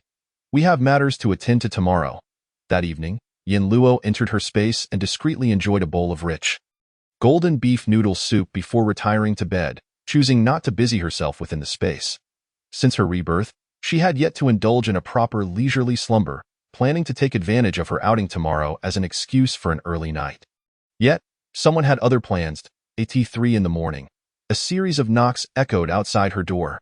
Yin Luo jolted awake, her eyes snapping open. This knocking was different. Previously, it had been a violent assault on the corridor door, creating a resounding clamor throughout the hallway. This time, however, it was her front door. Indeed, the substantial entrance door. The distance between the main door and the railing door was over a meter, making it impossible for anyone to strike the main door. Moreover, the sound bore no resemblance to that of an object. It was reminiscent of a fist knocking. Yin Luo sat up in bed, causing Yin Bao, who had been sleeping beside her, to roll over and blink sleepily. Yin Luo checked her phone for the surveillance footage. In the dim gray hue of the surveillance footage, a man stood outside the railing gate, cloaked in a voluminous garment that obscured his features. He curled his index finger slightly, his fist gently tapping against the door. Strangely, he did not strike the door itself, yet it emitted a sound. Yin Luo furrowed her brow tightly. After a moment, the man lifted his gaze, directing his attention towards the camera within the small window. Yin Luo was taken aback as her eyes met his through the screen of her phone. It was him. No wonder. Yin Luo rose from her bed, hastily dressing herself, while Yin Bao, noticing her intention to leave, hurriedly followed in her wake. She switched on the small light by the door and opened it, revealing the cloaked man who removed his hood to reveal a faint smile. The surveillance footage did not capture the details of his attire, but as she opened the door, she observed he wore a black, lightweight cloak, beneath which were white shorts. The man's long legs were partially visible within the folds of the cloak. To the sleep-dazed Yin Feng, this appearance could only be described with one word: enigmatic. Certainly, he was not a good person. Could it be that he had come to flirt with her sister? The man initiated the conversation. Greetings, I am Li Wei, a disciple of the Qingshan sect on Wuqing Mountain. May I enter and have a word with you? Absolutely not. Yin Feng swiftly positioned himself in front of Yin Luo, extending his arms to shield her as though guarding against a thief, glaring at Li Wei. Chapter 11. Come with me, this Taoist maiden. I have matters to discuss with you. Li Wei addressed Yin Luo directly this time. Yin Luo clenched her teeth, her expression unwavering as she replied, I am not a Taoist maiden. If you call me that again, I shall throw you out. His reference to her as a Taoist maiden indicated he had discerned her cultivation. In this era, male cultivators were referred to as Taoists, while female cultivators were called Taoist maidens. After the Great Cultivation era began, it was customary to call women Taoist maidens, but this eventually met with widespread discontent from women, leading to a collective term of Taoist friends. As women's prowess grew, some sycophants began to refer to them as fairies, a title that had become a term of endearment for female cultivators by the time Yin Luo passed away. Yin Feng, oblivious to the nuances, felt his anger swell. Are you out of your mind? Did you forget to take your medication? You dress bizarrely yourself, so don't go around calling others names. My sister is a stunning young lady with countless suitors, and she is certainly no Taoist maiden. Li Wei paused, contemplating. My master said that a woman's heart is as elusive as a needle in the sea, and indeed, calling her a title can provoke such anger. He hesitated and cautiously suggested, My apologies for the offense. May I call you Miss instead? Yin Luo replied, Speak your business. Once you are done, we wish to return to our slumber. Li Wei awkwardly rubbed his nose. Miss, young brother, would it be possible for us to continue this conversation at my residence? Yin Luo raised an eyebrow. Your residence? Li Wei pointed to room 1802, smiling as he said, My home is right here. It is quite convenient. What a coincidence that Li Wei lived next door. Curious to uncover more about him, Yin Luo consented. Although Yin Feng was reluctant, he felt it prudent to accompany his sister, especially late at night with a lone man. The two made their way to room 1802, and as Li Wei closed the door behind them, a sudden, blood-curdling scream echoed from the crack of the door. "You little rascal!" Yin Luo scooped up the creature, cradling it in her arms. "What are you doing here during adult conversations? You are truly clingy." This was the first time Li Wei was so close to a giant panda, and with curiosity, he asked, "May I hold it for a moment?" Upon hearing this, Yin Bao nudged closer to Yin Luo, as if wishing to completely bury himself in her embrace. Li Wei. Was he truly that intimidating? Li Wei's residence was impeccably arranged, with a jade-colored mat at the center of the living room, a stark contrast to the European-style decor that dominated the room. Noticing Yin Luo's scrutiny of his abode, Li Wei said nothing, merely pouring each of them a glass of water. Yin Feng rolled his eyes. "In the dead of night, what do you expect us to do at your home? Surely you did not summon us merely for water?" Li Wei smiled. "This is spring water from Wuqing Mountain, pure and sweet, perfect for brewing tea." Yin Feng, somewhat disdainful, took a sip, only to find the tea surprisingly delightful. Li Wei inquired, "Miss, I see you possess some cultivation. May I ask where you practice? What cultivation? What practice?" Yin Feng looked at them both in confusion. Yin Luo replied, "I have never ascended the mountain to cultivate." Li Wei pressed further, "Then who is your master?" "I have no master." Li Wei was taken aback. "Are you perhaps self-taught?" Yin Luo did not deny this. In her previous life, she had relied solely on her own exploration, thus she could indeed be considered self-taught. "That's splendid, miss. Might I interest you in accompanying me to Wuqing Mountain for cultivation? Our sect is among the foremost in the world today. If you join us, your progress will surely accelerate." Had this been her previous life, Yin Luo would have been tempted, but now she felt no inclination. She harbored numerous secrets, and having Yin Feng by her side was sufficient. "No, thank you. I cherish my freedom." Li Wei persisted. "Miss, surely you have noticed the resurgence of spiritual energy. The future will belong to us cultivators. With your exceptional talent, would you truly let it go to waste?" Yin Luo stood. "Thank you for your kind offer, Li Wei, but I truly have no desire to join any sect. Xiao Feng, we are leaving." Though Yin Feng was bewildered, he busied himself finishing the tea. Li Wei felt regretful for failing to persuade Yin Luo. Yet he would not pressure her. The surveillance was sound, but the issue lay with Li Wei. He had not entered through the front door. Yin Luo was taken aback by this revelation. This was the 18th floor. If not through the front door, how had he arrived? Had he flown up? Flying up? Yin Luo took a deep breath. She needed to accelerate her cultivation. In a wonder, despite her decent talent and divine technique in her past life, she had still failed to catch up with those established sects. They had seized the initiative. "Xiao Yin Bao, you may go to sleep now. I have resolved to no longer indulge in slothful mornings." She placed Yin Bao on the pillow, then entered her space to fill the cedar with seeds, ready to plant crops as soon as the tiller had loosened the soil with food in hand. She felt secure. While Yin Luo busied herself upstairs, Yin Feng lay flat on his bed downstairs, his gaze fixated on the ceiling. Oh dear, too much tea had indeed kept him alert. The rain subsided only afternoon. Yin Luo and Yin Feng donned waterproof clothing, each carrying a kayak as they stepped outside.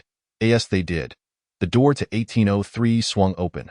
Shang Wan emerged, leading two robust, dark brown dogs. The three exchanged glances, and Shang Wan cheerfully greeted, "What a coincidence. Are you also heading out?" Yin Luo nodded, noticing that Shang Wan had also brought a kayak. "Perfect. With the rain having let up, we should hurry out to find some food and supplies. Who knows how long this dreadful weather will persist?" Yin Luo remarked, "Your foresight is commendable. It surpasses that of my brother, Yin Feng." Thought this was exasperating. He had not slept well the previous night and now had to endure being called out. Shang Wan chuckled. "While others await rescue, only you and I think to search for supplies." As the rain ceased, people began to cheer, believing the disaster had passed. They anticipated a return to normalcy once the waters receded. The trio descended the stairs, only to find the corridors littered with luggage, clothing, bedding, and debris. An utter mess, even with excrement strewn about. The windows in the hallways were tightly shut to prevent flooding, resulting in a foul, acrid stench permeating the building. Yin Luo had sealed the drains with cement on the day the water was cut off to prevent sewage backflow. Yin Feng had been using cat litter, while she had been fertilizing in her space. Upon seeing their kayaks, the residents of the corridor began to gather around them. Chapter 12. Scouring the building. What are you all doing? The rain has stopped. It would be better to wait for rescue at home, a kind-hearted, elderly lady cautioned. Sheng Luan replied, I cannot wait any longer. I will starve to death. She appeared vibrant, hardly resembling someone who was starving. Yet her words struck a chord with others. The residents began lamenting, I haven't eaten in 3 days. 3 days? Try 4. I've only drunk rainwater and had diarrhea for 2 days. Most people had run out of food, relying solely on rainwater to survive. However, rainwater was raw and excessive consumption led to stomach troubles. Yin Feng pinched his nose, realizing the source of the foul odor. Given the rain outside, it was no surprise that they had been forced to relieve themselves in the corridors. This thought made him retch. His reaction drew the ire of the previous speaker. What do you mean by that? Are you mocking me? Yin Feng quickly shook his head. No, I merely ate some moldy buns. And my stomach hurts. His admission seemed to alleviate some tension. Human nature dictates that when suffering, one finds it hard to bear witness to others' good fortune. Only shared suffering brings solace. Honestly, you should not go out. The water outside is perilously deep. It would be dangerous. Yin Luo sighed internally, unaware that the rain would resume that night. However, they were correct about one thing. The rescue team would soon arrive to evacuate the populace. Yet Yin Luo had no intention of joining them. We are all capable swimmers, and since we have time to spare, why not venture out for a bit of luck? Kai Tiantian mocked from the corner, saying, mind your own business, everyone on the 18th floor is a brute. Your good intentions will not be appreciated. Yin Luo cast a glance at Kai Tiantian, who had gone days without food, constantly arguing with her husband. Appearing disheveled and haggard, clearly leading a miserable life, with limited time. Yin Luo chose not to engage with them and swiftly descended the stairs. Upon reaching the 9th floor, she found water in the corridor, rising to knee-deep levels. The fire escape offered no windows, and the trio waded through the water to the edge of the corridor, where they placed the kayak and climbed aboard. Yin Luo refused to share a kayak with Yin Feng, both to challenge him and to maximize their capacity for supplies later. As Sheng Wan boarded the kayak, she invited, where are you headed? If you lack a destination, why not join me? I know of an office building filled with shops, where we are sure to find provisions. Grateful for her kindness, Yin Luo maintained a courteous demeanor. Where's that office building? Sheng Wan provided the location. Everyone understood that the city center was deeper in water, more crowded and farther away, so they decided against it, opting instead for the vicinity of the university town. Coincidentally, the construction site Yin Luo intended to visit was also nearby, prompting her to nod in agreement. Then let us go together. The journey from Huayuan community to the office building took nearly an hour of rowing. Along the way, countless residential buildings stood submerged, and beyond the residential area lay an expanse of murky, perilous waters.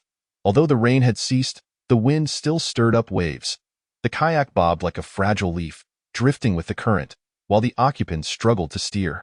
Despite being a woman, Sheng Luan remained unflustered, exhibiting a physical prowess that even surpassed that of Yin Feng. The two women exchanged appreciative glances, leaving Yin Feng feeling deeply scorned. The office building boasted 30 stories, and the lower 10 floors were undoubtedly in disarray.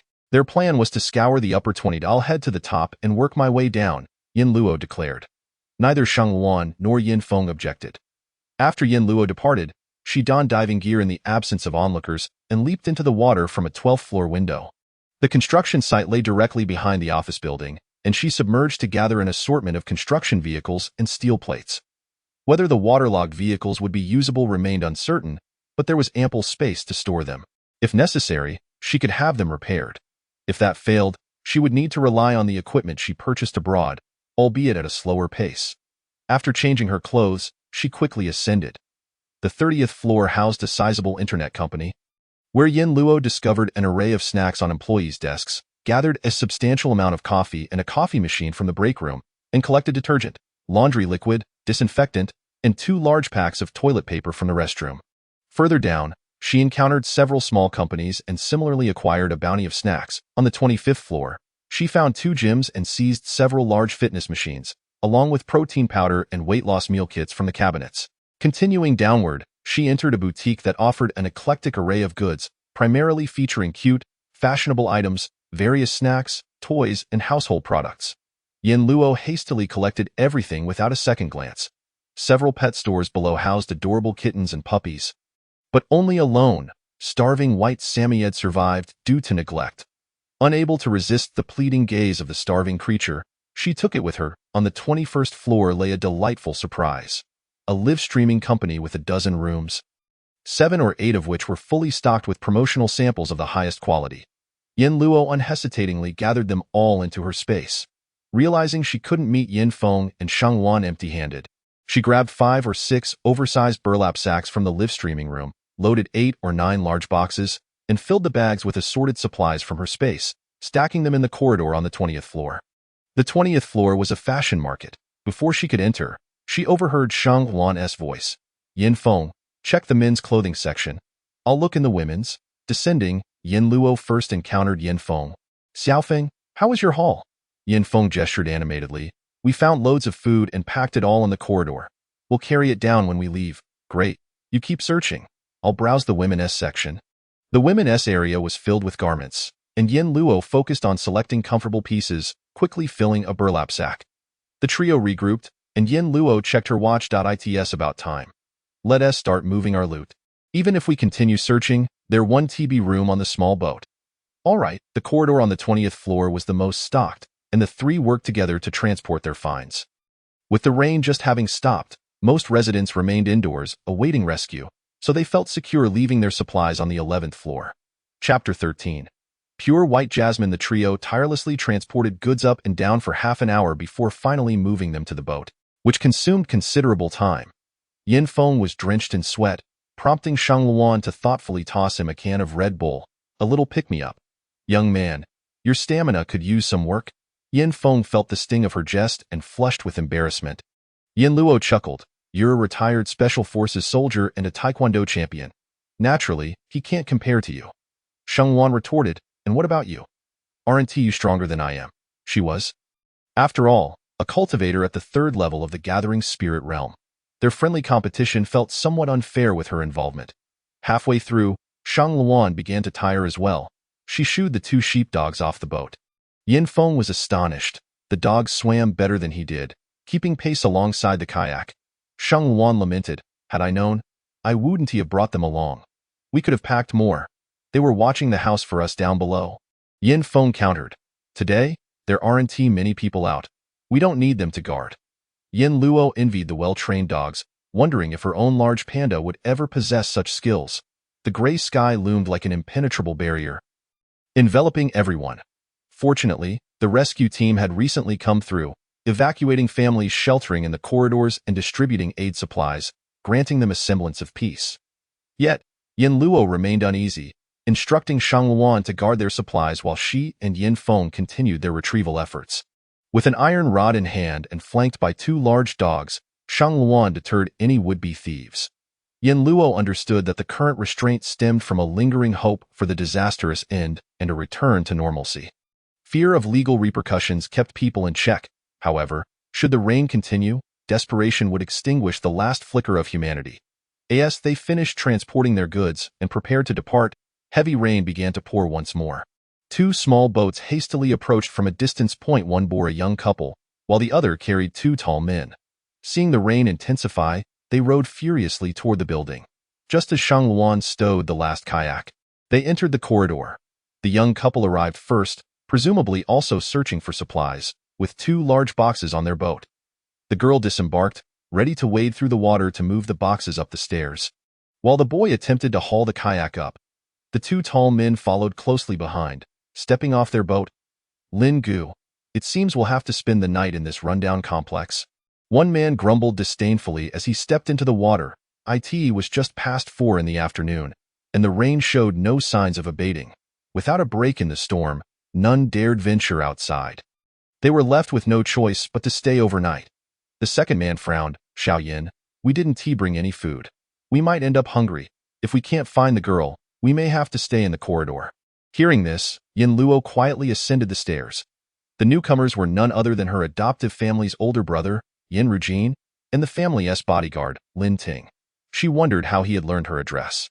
After climbing 2 flights, she suddenly heard a girl's scream from below. Shang Luan immediately halted and rushed downstairs. The girl was in Yin Rujian's grasp, his large hands groping her indiscriminately, while the boy had vanished. Please, please let my boyfriend go. I'll do anything, she sobbed, her cries heart-wrenching. Yin Rujian smirked as Lin Ting hurled the boy out of the building. Outside, the torrential rain roared, and the waves crashed violently, obscuring the boy's figure. There was no longer any sign of his desperate pleas for help. It was evident that her boyfriend had drowned. The girl lunged at Yin Rujian's wrist, attempting to bite him. But she was as insubstantial as a reed swaying in the wind, unable to reach him. Just as despair threatened to consume her, Shang Luan leaped down the staircase, executing a flying kick that struck Yin Rujian's head. He staggered back, stepping into the water and releasing the girl. Without waiting for him to recover, Shang Luan dove into the water, seizing his arm, and with a sharp crack, Yin Rujian dislocated his wrist. You wretched woman! Yin Rujian howled in agony, sounding like a wounded animal.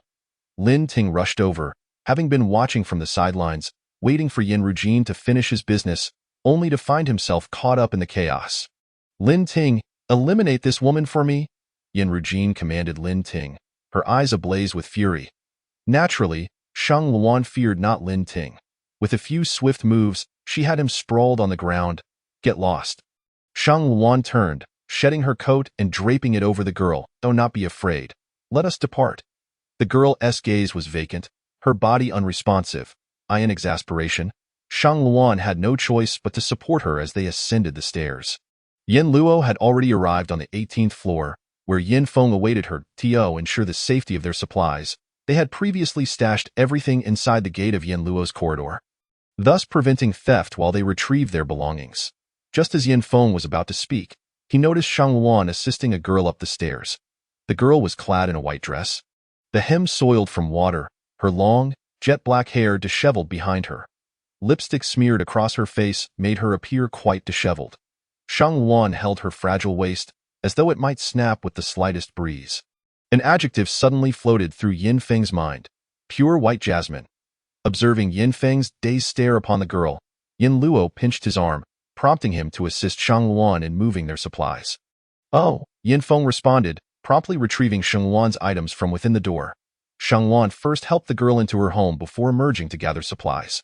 Yin Feng couldn't resist glancing several times toward Shang Luan's residence, earning a sharp glare from her that finally subdued his curiosity. Chapter 14. Is that beast your brother? The girl has just lost her boyfriend. Do not harbor any thoughts. Yin Feng scoffed. Sister, you're overthinking it. What thoughts could I possibly have? I merely think she is quite beautiful. He then glanced at Yin Luo. She is nearly as striking as you. Yin Luo prepared milk powder for the newly arrived Samoyed and also placed dog food for it. This Samoyed appeared to be about 2 months old, its snow-white fur soft and fluffy, and its smiling mouth gave it an adorably obedient demeanor. Yin Feng complained, what a beast! Bullying a girl in broad daylight and harming her boyfriend. Truly despicable. Sister, do you know which owner he is? You must keep your distance. Yin Luo replied calmly, I know. Yin Feng leaned closer, his emotions a mix of anger and curiosity. Who is it? Yin Luo stated, Yin Rujian. Pfft. Yin Feng let out a loud breath, incredulous as he asked, Who? Yin Luo, cradling the small Samoyed, settled onto the sofa. Her movement provoked a strong protest from Xiao Yin Bao, who struggled to climb onto the sofa. Using its large head to nudge the Samoyed aside, he then squeezed into Yin Luo's embrace, turning its back to her chest, eyes fixed intently on the Samoyed. Yin Luo chuckled at Xiao Yin Bao, gently stroking its head. Well, you're useless at everything except being jealous. Yin Feng, momentarily stunned, stammered, Sister, Yin Rujian, is it the Yin Rujian? Yin Luo nodded. Yin Feng's expression instantly soured, as though he had tasted something foul. He had encountered Yin Rujian before. After the Yin family discovered that Yin Shiner was their biological daughter, it was Yin Rujian who personally came to retrieve her, which left a lasting impression on Yin Feng. At that time, he had been impeccably dressed, and he had not anticipated such a disgraceful character. Yin Feng fell silent, gloomily sitting on the treadmill across from her. Yin Rujian's actions were indeed beneath contempt. Yet he could not forget that he was once the brother of his sister. How heartbroken must she be now? He glanced at Yin Luo with concern. Sister, are you feeling very sad? Why should I be sad? Because he is your brother. Yin Luo replied coldly, not by blood I in her previous life. The Yin family, desperate to preserve their own fortune, constantly sought ways to please Hua Qinglang, which only led to her humiliation and ultimately his disdain, culminating in murderous intent. Unaware of this, Yin Feng merely thought his sister was putting on an act. Feeling sympathy for her, he hurried to the kitchen to prepare a meal for her. Yin Feng made spicy crayfish, sizzling beef, garlic shrimp balls, tomato egg drop soup, and steamed rice, bringing it to the table and calling for Yin Luo to eat. Yin Luo was meditating on the sofa, but the enticing aroma drew her up. Yin Feng's culinary skills were impressive. The dishes rivaled those of a professional chef. The crayfish, retrieved from the space earlier that evening, were exceptionally fresh, and having spent a few days in the spatial realm, their meat was even more delectable, subtly infused with a hint of spiritual energy. As he ate, Yin Feng remarked, Sister, these crayfish you bought are simply exquisite. The meat is as tender as fish. Yin Luo, equally enamored, devoured 7 or 8 before finding time to speak. Xiao Feng, when I previously took you as my disciple, it was for the same reason as Li Wei. Yin Feng, puzzled, asked, what does Li Wei think? To have my sister become a Taoist on the mountain? Then does sister wish for him to be a Taoist as well? Yin Luo clarified, Li Wei wants me to join the Qingshan sect to cultivate. And I took you as my disciple for the same purpose, to empower you for your own protection. Of course, there are distinctions. Li Wei's aim is to strengthen the Qingshan sect's position, while my intention is purely for your self-defense. There was something else Yin Luo did not say. Taking you as my disciple is also to repay your kindness in taking me in. Yin Feng coughed several times, nearly choking on the crayfish, tears stinging his eyes. Having a sister is truly wonderful. Once he had calmed down with a cup of water, Yin Luo continued, you are a modern university student, undoubtedly a believer in science, and may not comprehend what cultivation is today. I shall enlighten you. The spiritual energy outside has begun to stir. It is time for you to embark on the path of cultivation. Yin Luo extended her index finger, and a flicker of white flame sprang forth, startling Yin Feng. The flame playfully danced from her finger, leaping before Yin Feng, who nearly toppled from his chair in shock. What in the world is this? Yin Feng's face turned pale in a state of bewilderment. Yin Feng felt as though he were a babbling infant. For over 20 years, the spiritual energy had been scarce, concentrated in remote mountains, where only a few gifted individuals ventured to cultivate.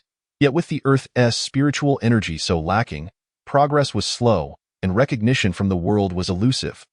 Now, however, things were different. The revival of spiritual energy had commenced, flooding in abundance, creating ideal conditions for cultivation everywhere. In the future, this world would undoubtedly belong to cultivators, and you must partake in it. Otherwise, you will only be devoured by the strong. Yin Feng seemed to grasp this, striving to absorb the changes Yin Luo was describing. Yin Luo instructed, take out the ring hanging around your neck. Oh, Yin Feng instinctively pulled it out. It was a gift from his sister when he became her disciple, and he had worn it closely ever since. Yin Luo pricked his finger, allowing a drop of blood to fall upon the ring. A flash of crimson light flickered across the ancient black ring. Yin Feng blinked rapidly, still uncertain if he had truly seen the light, when an expansive space materialized in his mind. Yin Luo explained, this is a spatial treasure. You can control what you store within it using your thoughts. Yin Feng trembled, pointing at the plate of crayfish on the table. Indeed, the crayfish vanished into thin air, only to reappear in his spatial realm moments later. Yin Feng exclaimed, jumping in astonishment. He began to place various items inside, then retrieve them repeatedly. After watching him gleefully experiment for several minutes, Yin Luo remarked, this spatial treasure is exceedingly rare. Currently, only major sects with comprehensive legacies might possess one or two. Therefore, you must keep this strictly confidential. No one should know, except for me. Yin Feng immediately solemnly assured her, rest assured, sister. I may be younger than you, but I am not foolish. Chapter 15. Come home with me. The space within this ring is not particularly vast, approximately 100 square meters, but for Yin Feng, who had never seen such a thing, it was a treasure beyond measure. Thus, he began to decline, refusing the gift, but Yin Luo scolded him soundly until he relented. This ring was discovered by Yin Luo in a secret location during her previous life. When humanity had just begun to tread the path of cultivation, lacking any treasures or scriptures, fortunate was the influx of spiritual energy that triggered ancient legacies from millennia past. Humanity ventured into these places, discovering many treasures and techniques in her previous life. Yin Luo had explored numerous sites in search of treasure. Unfortunately, much of what she acquired was given to Hua Qinglang, leaving little remaining in her spatial realm. Otherwise, she could have brought more along with her in this rebirth. Take this Jian Kuan Wan Fa Ju to study. Use it as a guide for your cultivation. And if you have questions, come to me. The Qian Kuran Wan Fa Ju was a technique she had obtained in her previous life from a legacy site, which she later passed on to the Hua family. All the cultivators the Hua family recruited learned from this scripture, eventually establishing a notable cultivation power. Yin Luo's gaze hardened. Without her in this life, she wondered what fate awaited the Hua family. In her bedroom, she even collected her bedclothes and clothing into the spatial realm. Hearing noises emerge from the bedroom, Yin Luo shook her head with a faint smile before skillfully picking at the crayfish. A loud clap of thunder tore through the night sky, rending the dark shroud and revealing a fissure, causing the hearts of those who had just come together to fracture once more. Children huddled in the embrace of adults, trembling with fear. The rain poured down incessantly, while the residents on the 10th floor tossed and turned, unable to find slumber. When the rescue team arrived during the day, the homeowners in the corridor followed them, believing that the calamity had come to an end. Consequently, those who had not been flooded prepared to stay in their homes, relying on the provisions provided by the rescue efforts. Yet, unexpectedly, the rain resumed. Would the waters continue to rise? In apartment 1001, Sun Xiaowei and Kai Tiantian engaged in a heated argument. "It's all your fault, you wretched woman. I said we should follow the rescue team, but you insisted on staying behind," Sun Xiaowei exclaimed. "Now look at this mess. Let us pack our things and move to the corridor." Apartment 1001 had always been an unsold vacant unit, previously inhabited by residents from the lower floors. They left with the rescue team when they arrived. Kai Tiantian, filled with self-satisfaction, moved in. "What are you yelling about? Do you think that following the rescue team guarantees you a good place to live? There are nearly 10 million people in Shangyang. How many locations can accommodate you?" Sun Xiaowei fell silent. Both stood by the window, their agitation palpable as they watched the rising waters, which had already reached halfway up the 9th floor in the morning. The homeowners on the 10th floor were deeply concerned, as was Yin Rujin. His dislocated wrist had been set by Lin Ting, but he was now overwhelmed by hunger. He had only heard that Yin Luo resided in Building 11 of this community, yet he was unaware of the specific unit. Suddenly, Lin Ting remarked, "President Yin mentioned that Miss has implemented formidable security measures. We should check each unit as we ascend. Perhaps we can find her." However, in the pitch darkness, they could hardly see each other, waiting for dawn to devise a plan. Since meeting Yin Rujin that afternoon, Yin Luo had been confident that they would find a way to reach her the next day. She smirked, thinking that while they could come, gaining entry would be another matter entirely. After devouring a plate of spicy crayfish, she noticed Yin Feng still lost in his delight, so she took it upon herself to wash the dishes and head upstairs. Having ventured out during the day and soaked in muddy water, she entered her space and indulged in a luxurious bath in the pool she had excavated herself. Subsequently, she strolled through her fields, where she had cultivated over 10 acres of grain crops, 2 to 3 acres of vegetables and fruits, several acres of ginseng and reishi mushrooms, along with a few other medicinal plants, while the remaining space was reserved for supplies. The wheat, corn, and rice in the fields had already sprouted, a testament to the miraculous nature of her space, where the growth rate of plants exceeded that of the outside world by several times. And the quality was exceptional, imbued with a hint of spiritual energy. In the orchard, Yin Luo plucked a few strawberries, not bothering to wash them, and bit into them, savoring their sweet and tangy flavor. Initially, Xiao Shui had wanted to join her in bed but was sternly rebuffed by Yin Bao. Yin Luo mused that if the two little ones were to tussle, Yin Bao might not necessarily prevail over the Samyet.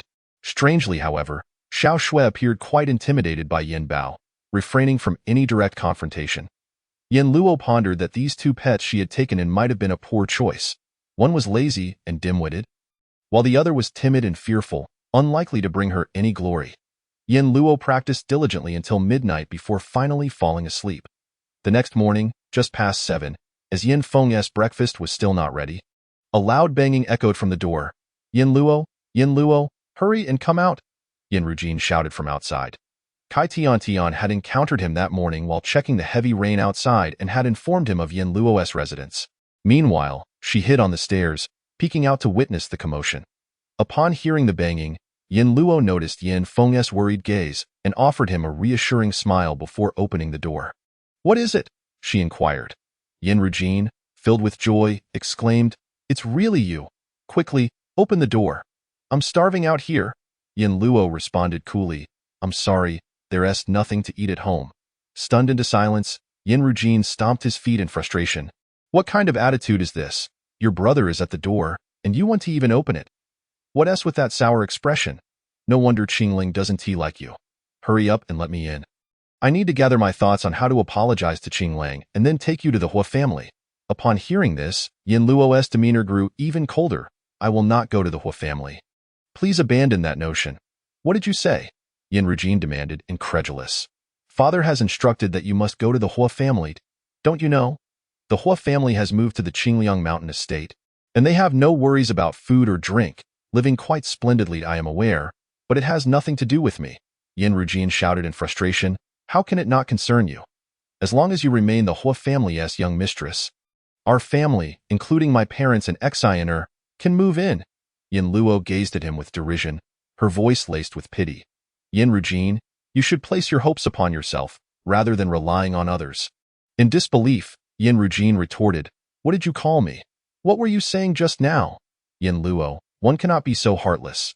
Our Yin family raised you for 23 years. Yin Luo sighed. If it weren't for the fact that you raised me for 23 years, I would have long ceased to be courteous. Even though you raised me, I will not leap back into the fire pit. Enraged, Yin Rujin hurled the stick in his hand at her. Yin Luo, are you out of your mind? The Hua family is not a fire pit. It's a coveted place that countless individuals wish to enter but cannot. Isn't it better to live in their estate than to cower in this dilapidated little house? Chapter 16. I sever ties with you. Yin Luo remained unmoved. I will not go to the Hua family. You may leave. Sister, even if you want to go to the Hua family, could you at least open the door to let your brother in? It's pouring outside. Where do you expect him to go? Yin Luo stated seriously. I am opening the door today to inform you that I, from now on, have no further relations with any of you from the Yin family. After saying this, Yin Rujin was utterly bewildered. His fingers trembled in anger. What did you just say? Yin Luo, unwilling to engage further, raised her hand to close the door. Kai Tian rushed out from the corridor. Yin Luo, even if you refuse to acknowledge your family, at least provide your brother with some food.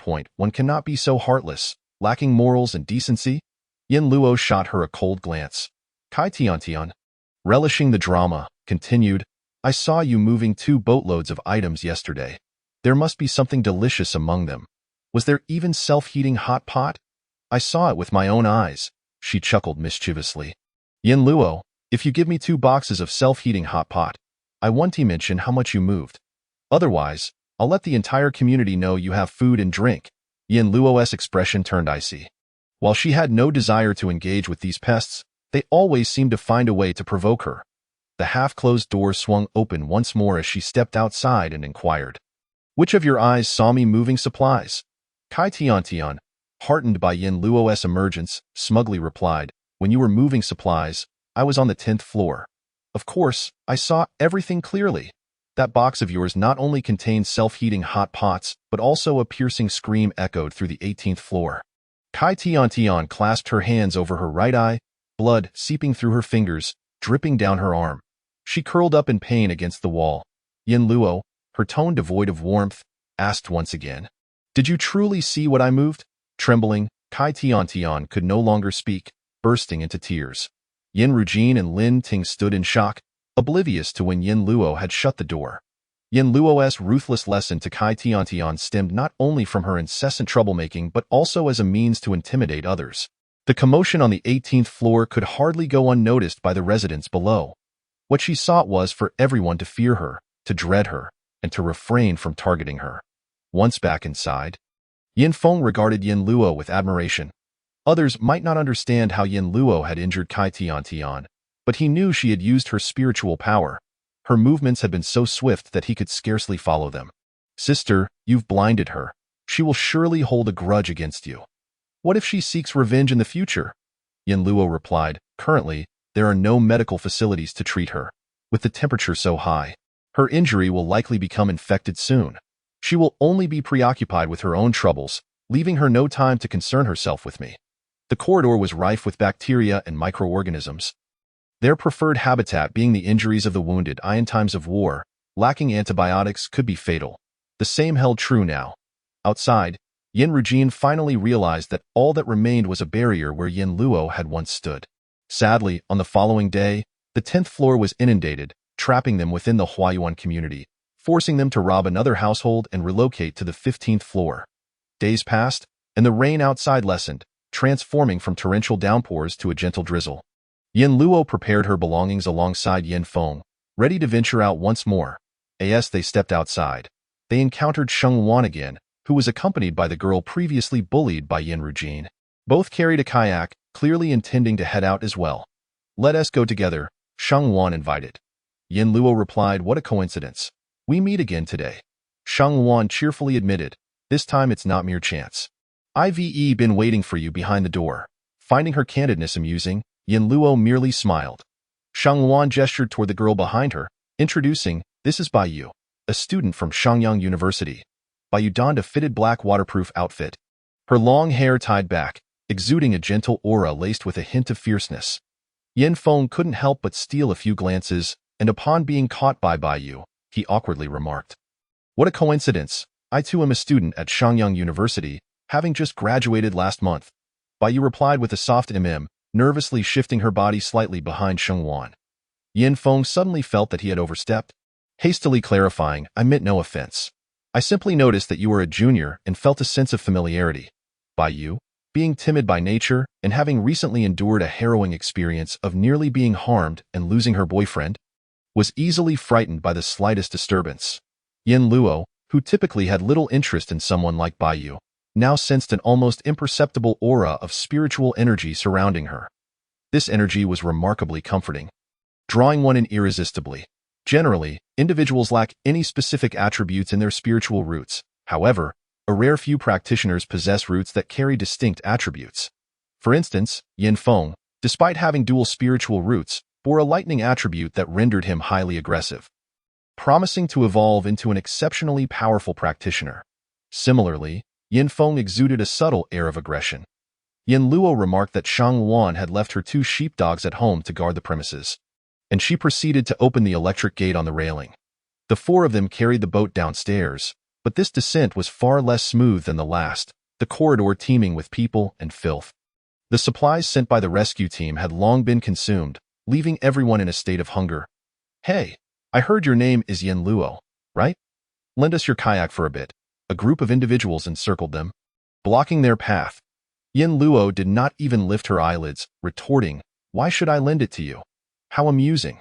The crowd was taken aback by Yin Luo's unyielding demeanor and her straightforward refusal. We're all starving and you and your brother look well fed. You certainly have enough food. You should let us take this opportunity to find supplies.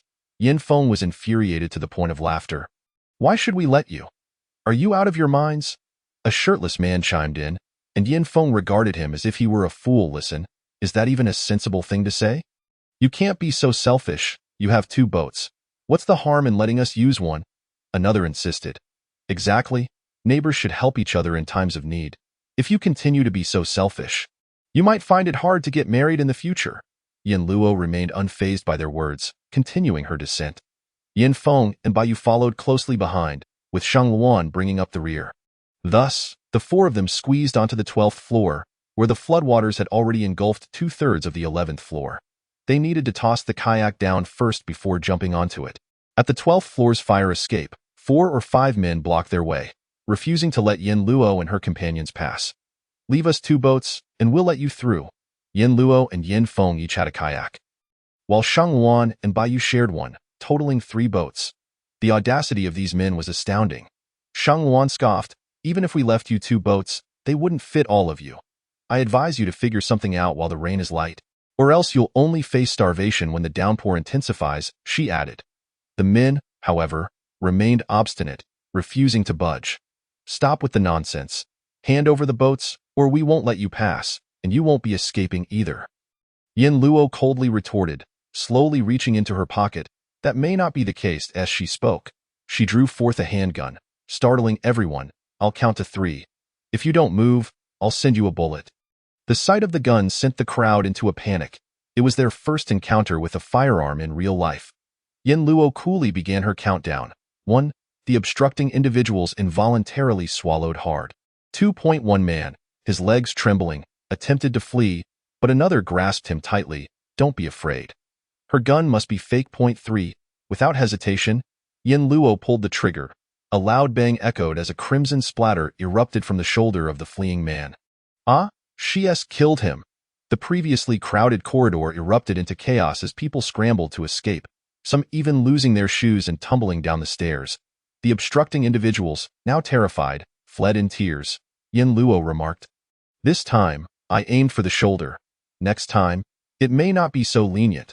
She stepped forward to the passageway, tossing the small boat down. It fell about a meter to the water's surface, and she immediately followed. Landing securely in the center of the kayak, Yin Feng jumped in right after her, feeling a tinge of fear but resolutely determined not to embarrass himself in front of 3 women. Fortunately, the kayak swayed only briefly before stabilizing, proving to be a close call.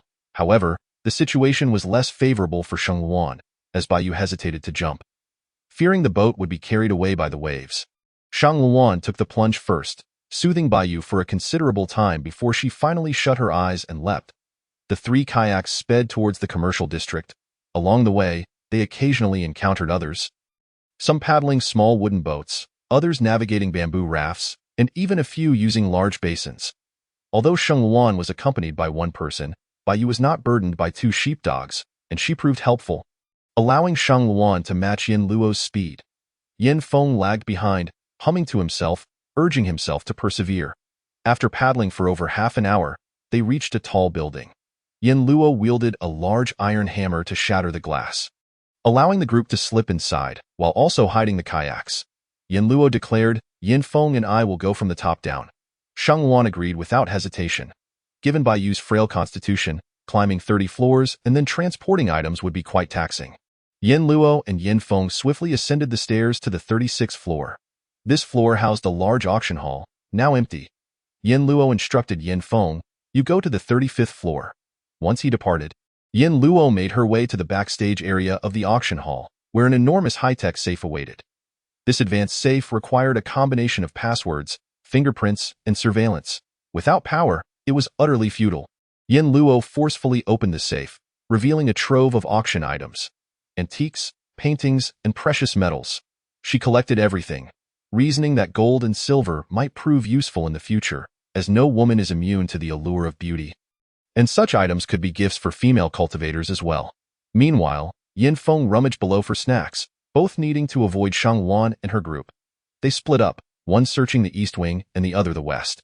Yin Luo soon stumbled upon a beauty salon filled with various skincare devices and products, collecting a substantial amount. The beauty salon had spurred the sales of surrounding skincare brands, and she gathered several luxury items from well-known brands, placing them in a corner of her space. She also took a few appealing luxury handbags, even if they seemed of little use, as they might serve as gifts in case of future calamities. The following several floors brimmed with makeup, bags, and jewelry, allowing Yin Luo to advance swiftly. Starting from the 30th floor, each level housed dining and beverage establishments. Yin Luo did not shy away from the pre-prepared meals, collecting all that had not spoiled. Nowadays, restaurants favored pre-made dishes, which ironically benefited those seeking supplies amidst disaster. Yin Feng skipped the home goods section, but given Yin Luo's ample space, she collected numerous pieces of furniture, ensuring comfort for any future moves. She also gathered appliances, from large items like washing machines and refrigerators to smaller ones such as air fryers, induction cookers, rice cookers, and fans, making sure not to overlook anything. Further down, she discovered a camping company, from which she gathered tents, carpets, barbecue grills, and folding chairs, all useful for future outings. In the center of this level, several new off-road vehicles were on display, and after some consideration, she decided to take them all. Beyond these items, she also stocked up on snacks and bottled water. As before, they filled several large sacks and placed them outside as spoils of their venture. Sheng Luan and Baiyu worked quickly as well, Upon meeting up, they began moving their gathered items downward. With only one boat, Shang Luan ultimately had to divide some of their haul, placing it onto Yin Feng's kayak. While packing, Yin Luo suddenly caught sight of a sign beside the elevator. Gas station? You all continue packing. I think I left something behind, she stated, not waiting for the others to respond before heading back upstairs. After climbing 3 floors, she donned diving gear and plunged into the floodwaters. After swimming several hundred meters, she located the gas station. To her delight, not only were there tanks filled with fuel, but also a fuel truck parked nearby. Ready to refuel, the label indicated it could hold 30 cubic meters. Yin Luo was elated, collecting both the fuel tank and the truck. Chapter 18. Taking a life should be repaid, and Kind Sheng Wan was a wise individual and refrained from inquiring about Yin Luo's purpose. Upon reaching the community entrance, the residents peered out their windows, some with envy, others with jealousy, but the heavy rain deterred them from emerging to seize anything. However, upon reaching Building 11, they encountered further obstruction. Among the blockers were Yin Rujin and Lin Ting, who stood at the passageway, preventing Yin Luo and her companions from entering. With the water level nearly a meter below the passageway, any confrontation would not favor Yin Luo's group. Yin Luo, why not share some of your supplies with everyone? It would help us pull you up, Yin Rujin suggested. Although Yin Luo possessed a firearm, the crowd speculated that her ammunition was limited. And since Yin Rujin was her brother, they believed she wouldn't dare shoot him. Bai Yu's gaze towards Yin Rujin burned with fury as she dug her nails into her palm, while Shang Wan restrained her trembling shoulders. Bai Yu cast a worried glance at Yin Luo, recalling that she had overheard their conversation in the corridor that day. The beast before her was none other than Yin Luo's brother. She feared that Yin Luo might side with her brother. Yin Luo declared, "We are no longer family."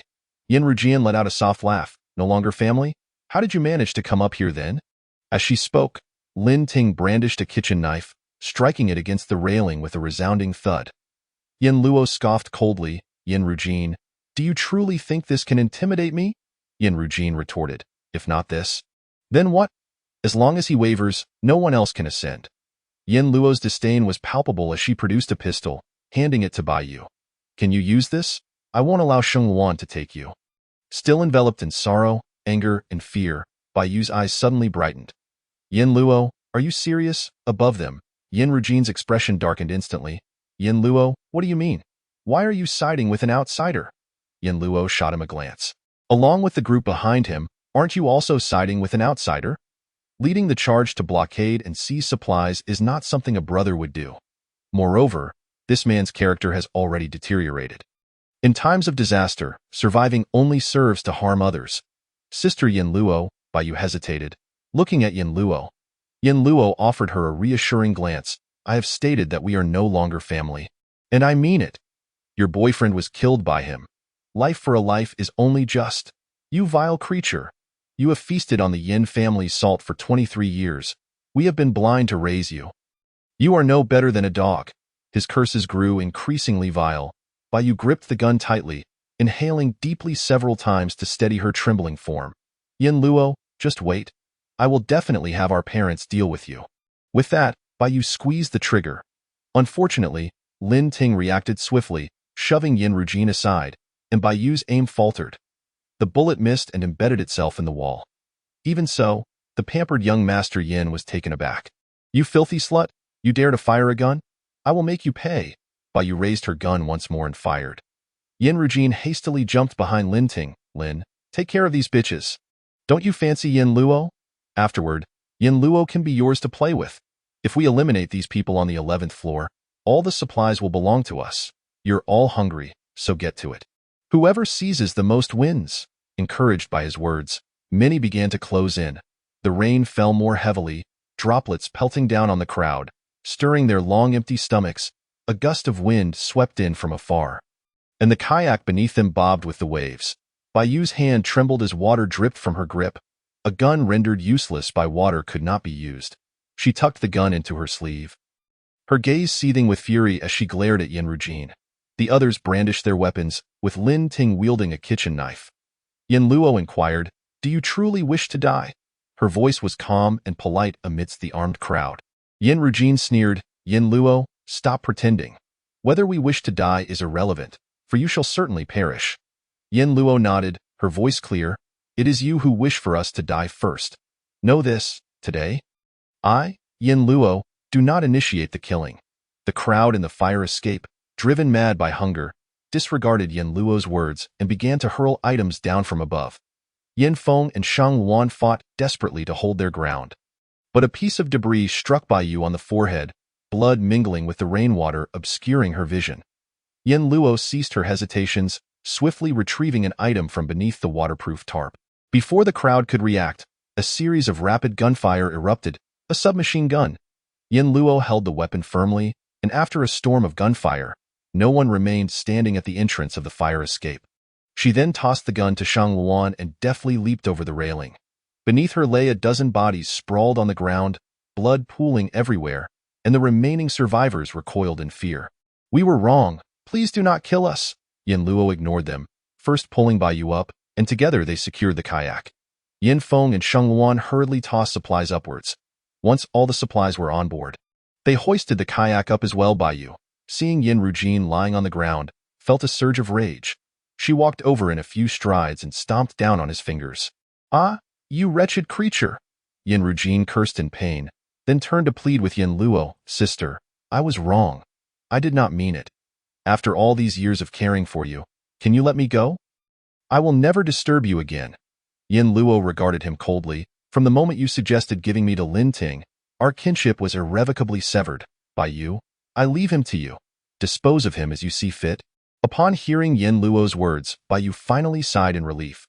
She picked up a small knife from the ground, closed her eyes, and with a swift motion, Yin Rujin's desperate pleas continued. And my family is wealthy. I have plenty of money. If you spare me, I will give you 5 million. No, 10 million, Bai Yu scoffed, slicing through his 5 fingers with the knife. Yin Rujin shrieked, his body convulsing in agony. Chapter 19. The rain ceases. Bai Yu disdainfully tossed the knife into the water. Turning to Shang Luan, appearing utterly drained of strength. Sister Luan, please help me throw him into the water. Thank you.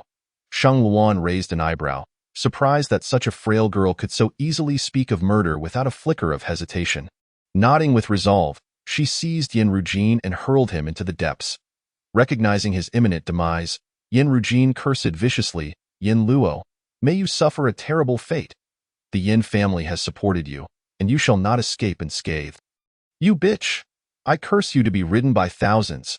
His words were too vile, prompting Yin Feng to kick him squarely in the rear, sending him tumbling into the water with a splash. At that moment, Bai Yu finally broke down in tears, avenging her boyfriend in kind. Shang Luan patted her shoulder, and Bai Yu rubbed her eyes vigorously, wiping away her tears. As Yin Rujin's head began to sink beneath the torrential rain. Yin Luo turned to Lin Ting, terrified. Lin Ting immediately knelt. Miss, I was wrong. It's all Xiao Yan's fault. I am his bodyguard and had no choice but to obey him. Yin Luo did not wait for him to finish, delivering a powerful kick that sent him flying like a ball, arcing through the air before plunging into the water. Shang Luan and Bai Yu stared at Yin Luo in shock, and after a moment, Shang Luan exclaimed, Yin Luo, I knew you were strong, but I never imagined you were this formidable. I truly admire you. Yin Luo paid no mind to the others sprawled on the ground. She remained vigilant while Yin Feng and the others continued to transfer supplies. After more than 20 minutes, all the supplies were finally moved. This time, Shang Luan produced a small box from her supplies. This is a box of canned peaches, a gift for you. Thank you for helping me with the supplies. Yin Luo replied, no need for thanks. Our boat can carry it anyway. Shang Luan placed the box at Yin Luo's doorstep, and Yin Luo, aware of the preciousness of supplies, glanced at the large dog sitting at the entrance. Her eyes lighting up, Sister Luan, can you train dogs? Of course. Yin Luo beamed, I have a Samoyed at home. Could you help me train it? I want to take the canned peaches. Sure, Yin Luo, don't worry. I'll train it to be a military dog. Yin Bao spent his days at home, content with eating and sleeping, which gave Yin Luo a headache. She initially intended to send Yin Bao for training, but he stubbornly refused to eat, and she ultimately relented. Yin Feng, observing the unrelenting rain outside, frowned in concern. Sister, when do you think this rain will stop? Once it does, how long until the water recedes? Yin Luo replied, it could take decades. Yin Feng immediately wilted. After the rain ceased, the world entered a constant temperature of 30 to 40 degrees. Glaciers melted, and water levels failed to decline. Heavy rains returned every few years, leaving the ground perpetually damp. Yin Feng rested his chin in his hand and suddenly turned to Yin Luo. Sister, do you think Yin Bao is male or female? How would I know? She had searched online and discovered that it was impossible to differentiate the sex of giant pandas at a young age. For instance, the panda he had always been thought to be a male but was actually female. Yin Feng mused, what if it goes into heat? We won't be able to find another giant panda for it. Yin Luo frowned, glancing at Yin Bao, realizing she hadn't considered that. Yin Feng smirked, if it's male, we can just let you know. Yin Bao, currently munching on fruit, felt an inexplicable chill breeze through its nether regions. Yin Luo shot him a glare. Stop talking nonsense. Worst case, when she's strong enough, I'll go to the mountains and find a mate for Yin Bao. Life is hard enough without self-castration. Thanks to Yin Luo's intimidation, the chaos of the 11th floor did not spill over to the 18th. Ultimately, the flood reached the 13th floor, leaving only the 14th and higher habitable. After this rain ceased, many ventured out in search of supplies. Shang Luan came to invite Yin Luo, but she declined. Previously, they had gone out due to the absence of others. Why not seize the opportunity? Now, with people everywhere and not needing supplies, venturing out seemed pointless.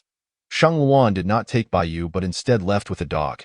Yin Luo presented her with a pistol and bestowed upon her 10 bullets. A token of gratitude for her dog training efforts, Yin Feng positioned herself by the window to observe the surroundings. The Huayuan community comprises 20 buildings, among which half are towering 28-story edifices. While the 18-story mid-rise structures are comparatively scarce, at this moment, the oppressive clouds that had lingered for over a month began to dissipate, revealing a hint of pale blue in the sky. The wind had calmed, and the water's surface rippled gently, devoid of any formidable waves. The environment outside had improved significantly compared to before. Sister, look at that big brother. He's quite impressive. On the water, a man in his 30s was paddling a makeshift boat fashioned from 7 or 8 large barrels. Heading out of the community at his age, with both elderly and young dependents, he had no choice but to find a way to survive. Just then, a heavy object fell from a building across the way, splashing water with a resounding thud. Someone jumped again. The number of individuals resorting to this desperate act had surged in recent days. According to Shang Luan, there were reports of people resorting to cannibalism in other buildings. Yin Luo remained silent. In her previous life, she had witnessed a man consume his own wife, the victim in excruciating agony. While they conversed, a commotion echoed in the corridor. Yin Luo glanced at the surveillance feed from the computer in the living room. A figure emerged from Unit 1802, Li Wei, who had not ventured outside since their last encounter. He was a reclusive man, donned in a long robe with a deep blue base adorned with cloud-white patterns at the collar and cuffs. He hesitated in the hallway, then turned toward 1801 and waved. After waving, Li Wei descended the stairs. Yin Feng, puzzled, scratched her head. Initially, she thought he had some quirks, but now that she recognized him as a proper cultivator, she suddenly felt he was no longer eccentric. Sister, what does he mean? After bidding farewell, he departed. He was the eldest disciple of the Qing Shan sect, and after being stranded in Shangyang due to heavy rain, with the rain now ceased and spiritual energy reviving, the sect undoubtedly had significant matters awaiting him. Sister, is he more formidable than you? Yin Luo had just made a breakthrough to the 4th layer of the gathering spirit realm the previous night. Those at the 8th layer and above could manipulate objects to fly. She had previously speculated that Li Wei might have ascended to the 18th floor, suggesting he could potentially be at the 8th layer of the gathering spirit realm. For now, he is indeed more powerful. Chapter 20. Are they revolting? In a wealthy district, Yin Bingtao and his wife paced anxiously in their opulent high-rise flat. Unfortunately, a strong wind had blown away the floor-to-ceiling windows on the balcony a few days prior. Fortunately, no one had been in the living room at the time, or they might have been swept away. The living room was in disarray, with solid wood furniture strewn across the corners. Mrs. Yin was too anxious to sit still. Yin Shiner, beside her, gently comforted, Mom, brother must be delayed by some matters. Please don't worry. He's with Lin Ting. Yin Bingtao frowned, and Mrs. Yin tentatively suggested, Bingtao, why don't you go out and find something to eat?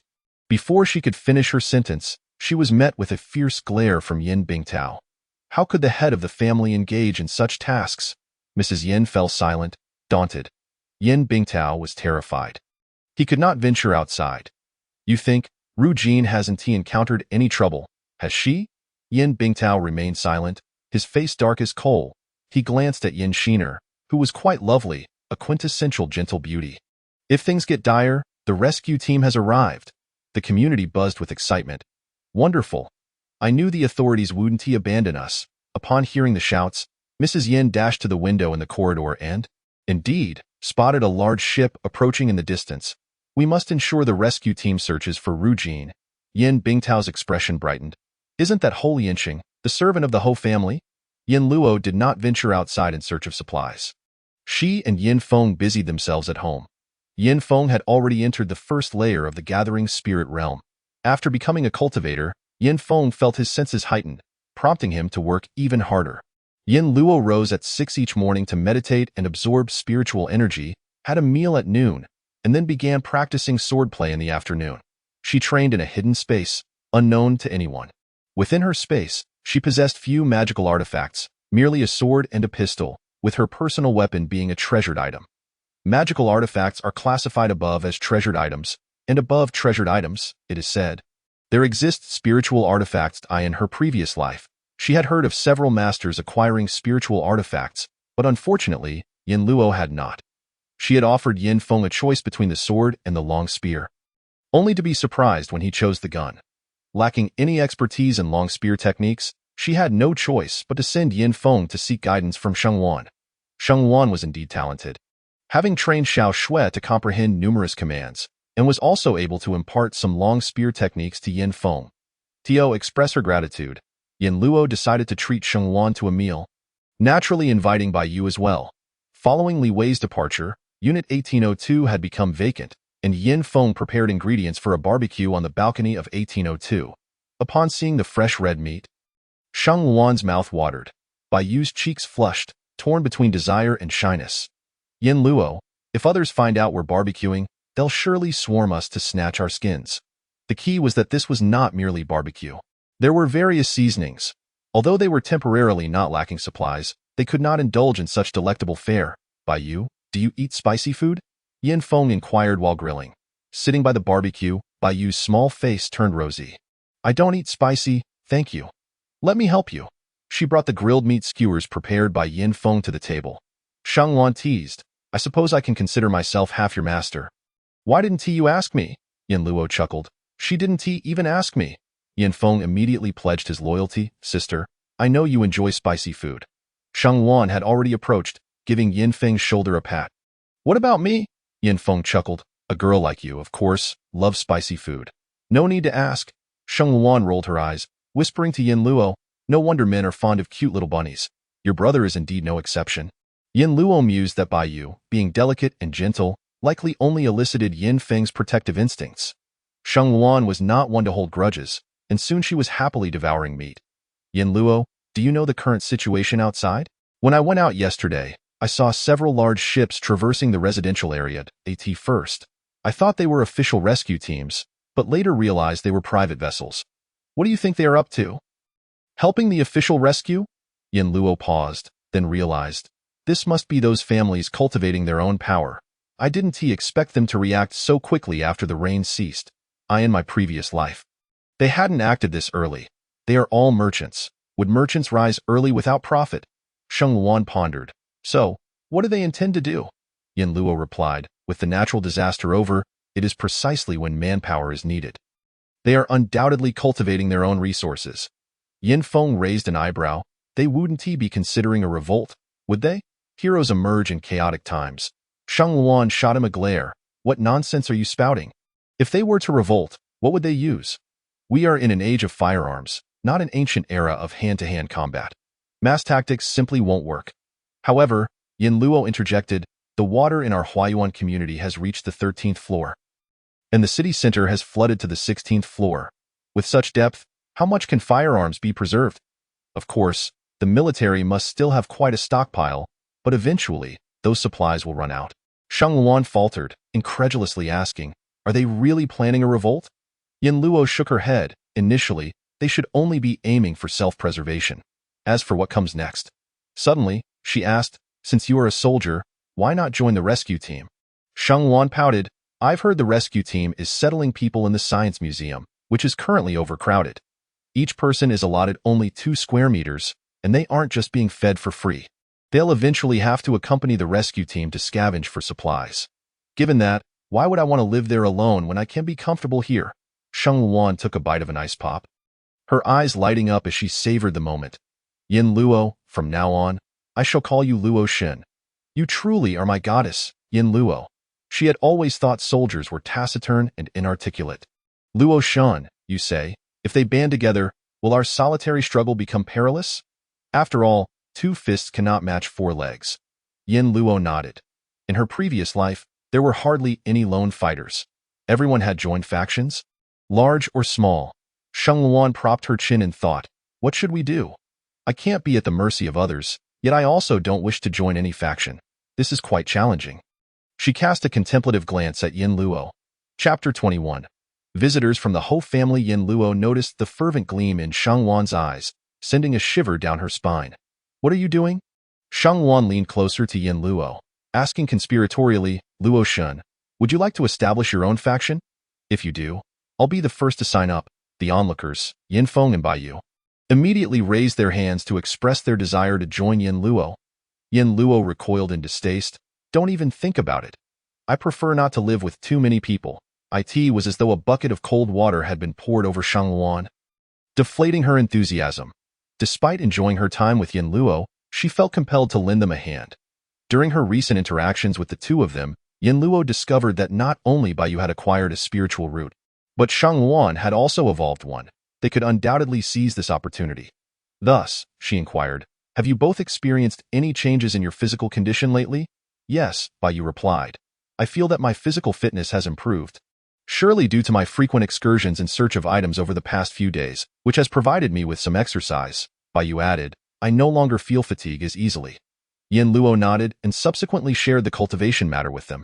Baiyu's reaction was quite similar to Yin Feng's initial response. However, Sheng Luan accepted it swiftly. As a former exceptional special forces soldier, she was quick to notice the changes in her surroundings. She had already discerned the anomalies, such as the global rain occurring simultaneously, the uniform temperature worldwide, Yin Luo's inexplicable strength, and Yin Feng learning to shoot. Luo Shen, by divulging such crucial information to us, are you intending to assist us? Yin Luo chuckled helplessly, you are rather astute. Sheng Luan proudly replied, otherwise, how could I have caught your attention? Yin Luo, adopting a serious demeanor, stated, I possess cultivation techniques that I can share with you. But you must maintain confidentiality and not disclose them to any outsiders. Sheng Luan immediately nodded enthusiastically, even playfully pushing Baiyu's head down. Rest assured, Luo Shen, we are quite reliable. Yin Luo then presented them with the Qian Kurin Wan Faju. Yin Feng, with a mischievous expression, remarked to Sheng Luan, I'm learning this too. If you have any questions, feel free to ask me, and I can experience what it's like to be a half-master. Sheng Luan shot him a glance, clearly dismissive of him, which left Yin Feng quite displeased. He preferred Baiyu's supportive attitude. Baiyu, don't worry, I'll teach you. Teach what? You are still a novice yourself? Yin Luo twisted his ear and dragged him out the door. Behind them, Baiyu rarely covered her mouth and smiled. The two tidied up room 1802 and packed all the leftover meat and vegetables. These were precious resources.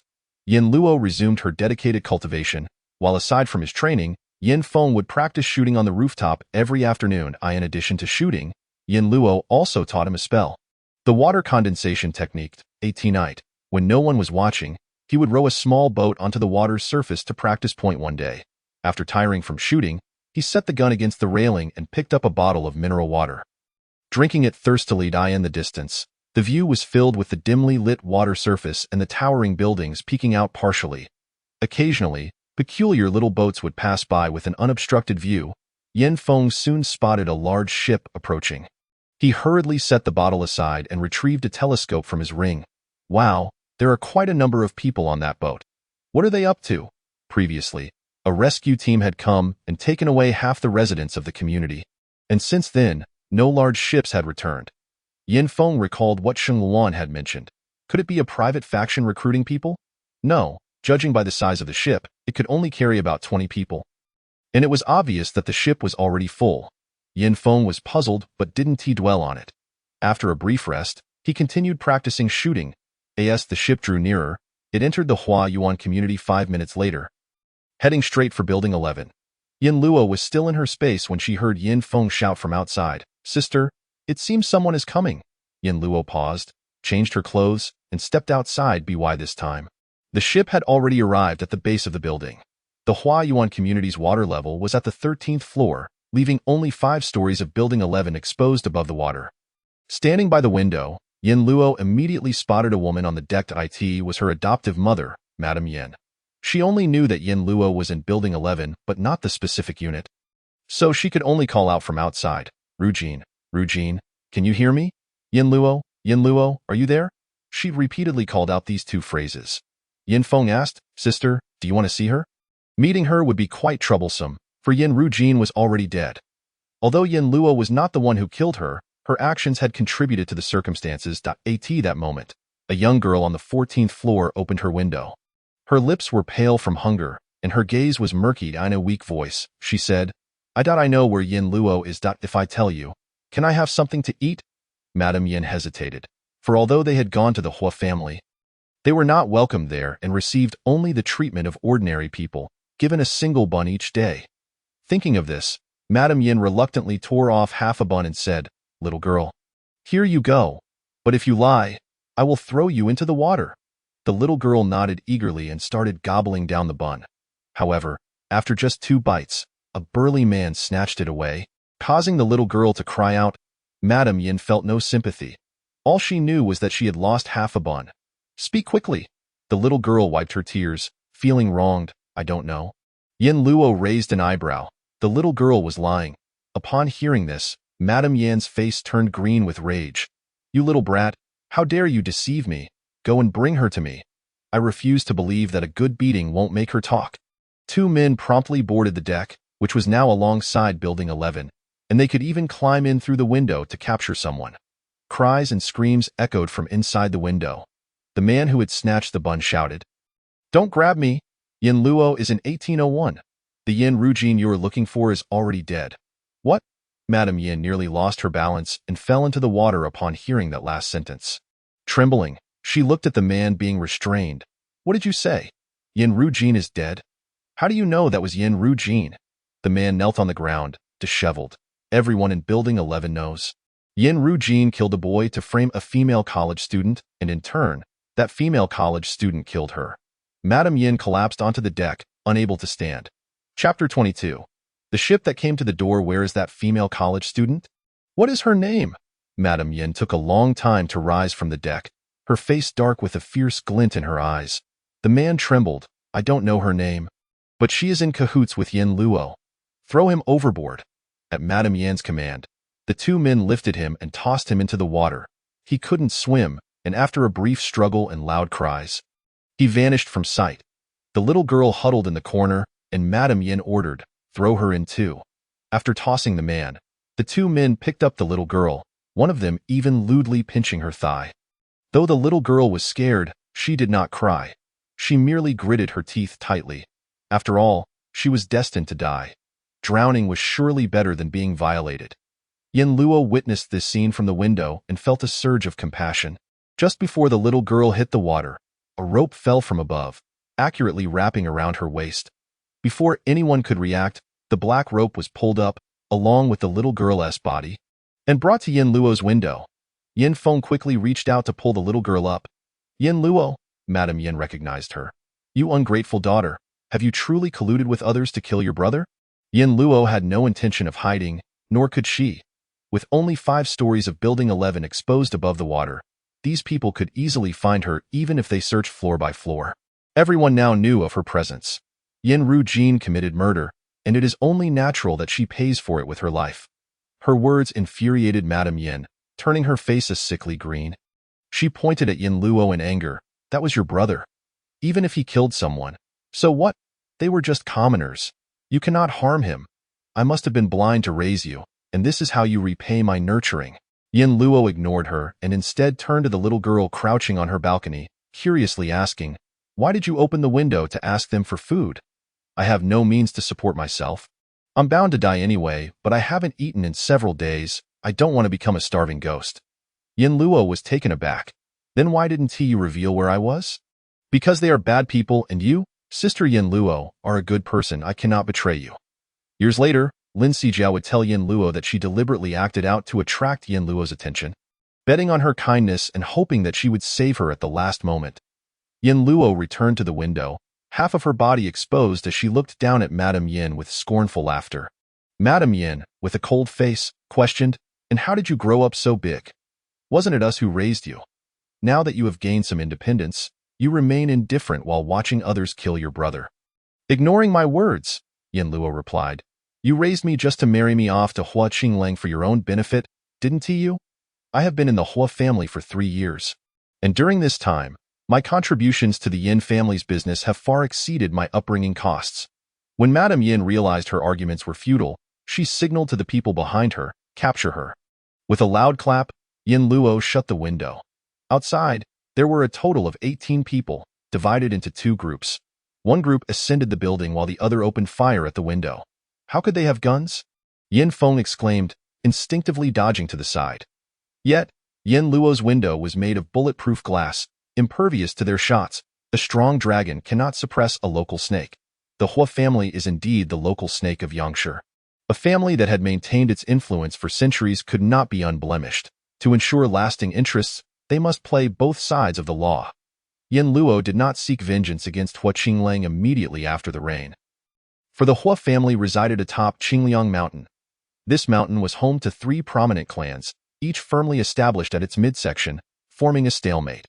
Surrounding Qingliang Mountain was a vast expanse of water, and the midsection was heavily guarded, rendering her ascent virtually impossible. Suddenly, a series of loud knocks echoed from outside. Yin Luo glanced at the surveillance monitor, where she saw a dozen armed men stationed in the hallway. With a cold smirk, she declared, "I may not reach Qingliang Mountain, but should you step out, do not blame me for my lack of courtesy." With a flick of a switch, the electric grid on the railing gate came to life, causing the 2 men hammering at the door to convulse violently, instantly incapacitated. At that moment, Yin Luo threw open the door, summoning the long-dormant energy within her palms. The white energy surged forth like a celestial maiden scattering flowers. Swifter than any bullet, it transformed into blades mid-air, piercing the first row of bodyguards at their brows. As the first wave fell, the remaining 5 reacted quickly, hastily pulling their triggers towards Yin Luo.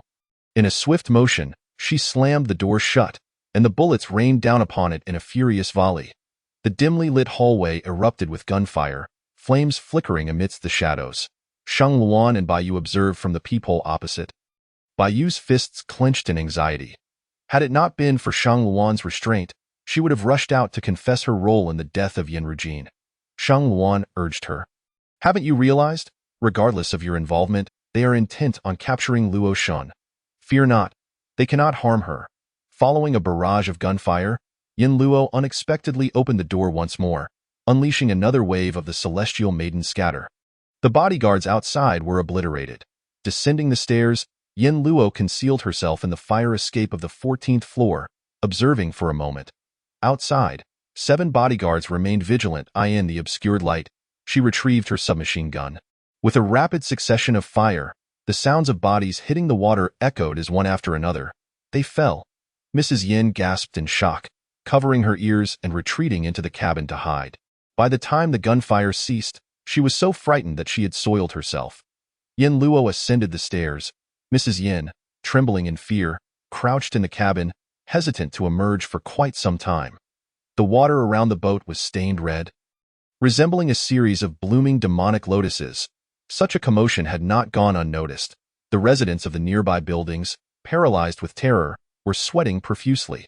Shang Luan's mind raced as she dashed downstairs, securing the boat to the railing with ropes. Why refuse a gift of a boat? As for Mrs. Yin, a pampered and affluent woman, what was there to worry about? Chapter 23. While others starve, we steal a bite. Yin Luo returned upstairs to find Baiyu waiting at her door. Upon seeing Yin Luo, Baiyu's eyes were red with tears. "Sister Yin Luo, I'm sorry for causing you trouble," she said. Yin Luo placed a reassuring hand on her shoulder. "Though society is in disarray, my belief remains unwavering. The wicked must face their reckoning. Furthermore, as a woman, the one thing I detest most is a man who cannot control himself." With a gentle smile, she added, "Girls should support each other." Baiyu burst into tears, throwing her arms around Yin Luo. "Thank you, Sister Yin Luo. Taken aback by the sudden embrace, Yin Luo stiffened, patiently awaiting the end of Bai Yu's sobs. Embarrassed, Bai Yu eventually mumbled, "I've stained your clothes with my tears. Let me wash them." Yin Luo waved her hand dismissively. Although she had been married for 3 years, she had yet to even hold Hua Qinglong's hand. As a married woman, she had scarcely gazed at handsome young men. Her life revolved around the Hua and Yin families, leaving her without a true confidant. Faced with Bai Yu's sudden emotional outpouring, she found herself at a loss. Shang Luan climbed upstairs, remarking to Bai Yu, "I told you, Yin Luo is different." Upon entering her room, Yin Luo found Yin Feng and Lin Sijia awaiting her in the living room. Lin Sijia, merely 12 years old, wore a tattered dress of indeterminate color, her hair haphazardly tied. "Why aren't you sitting?" Yin Luo casually inquired. Lin Sijia timidly replied, "I was afraid of dirtying your home." Indifferently, Yin Luo offered her a small stool. "What do you plan to do next?" "I do not house outsiders. I may have rescued you, but I do not intend to take you in. After all, you are not my child." Upon hearing this, Lin Sijia bit her lip, despairing at the thought of certain death outside.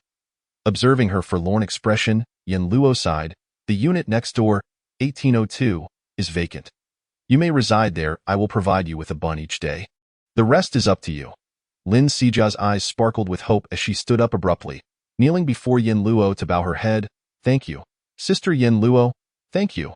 Yin Luo unlocked the door to 1802, allowing Lin Sijia to enter. When she returned, Yin Feng murmured to Yin Luo, "That poor girl, her mother starved to death." Some university students living upstairs, seeing her plight, often brought her food, but her father always seized it. No wonder she showed little sorrow when her father drowned. Yin Luo had little reaction to Lin Sijia's plight.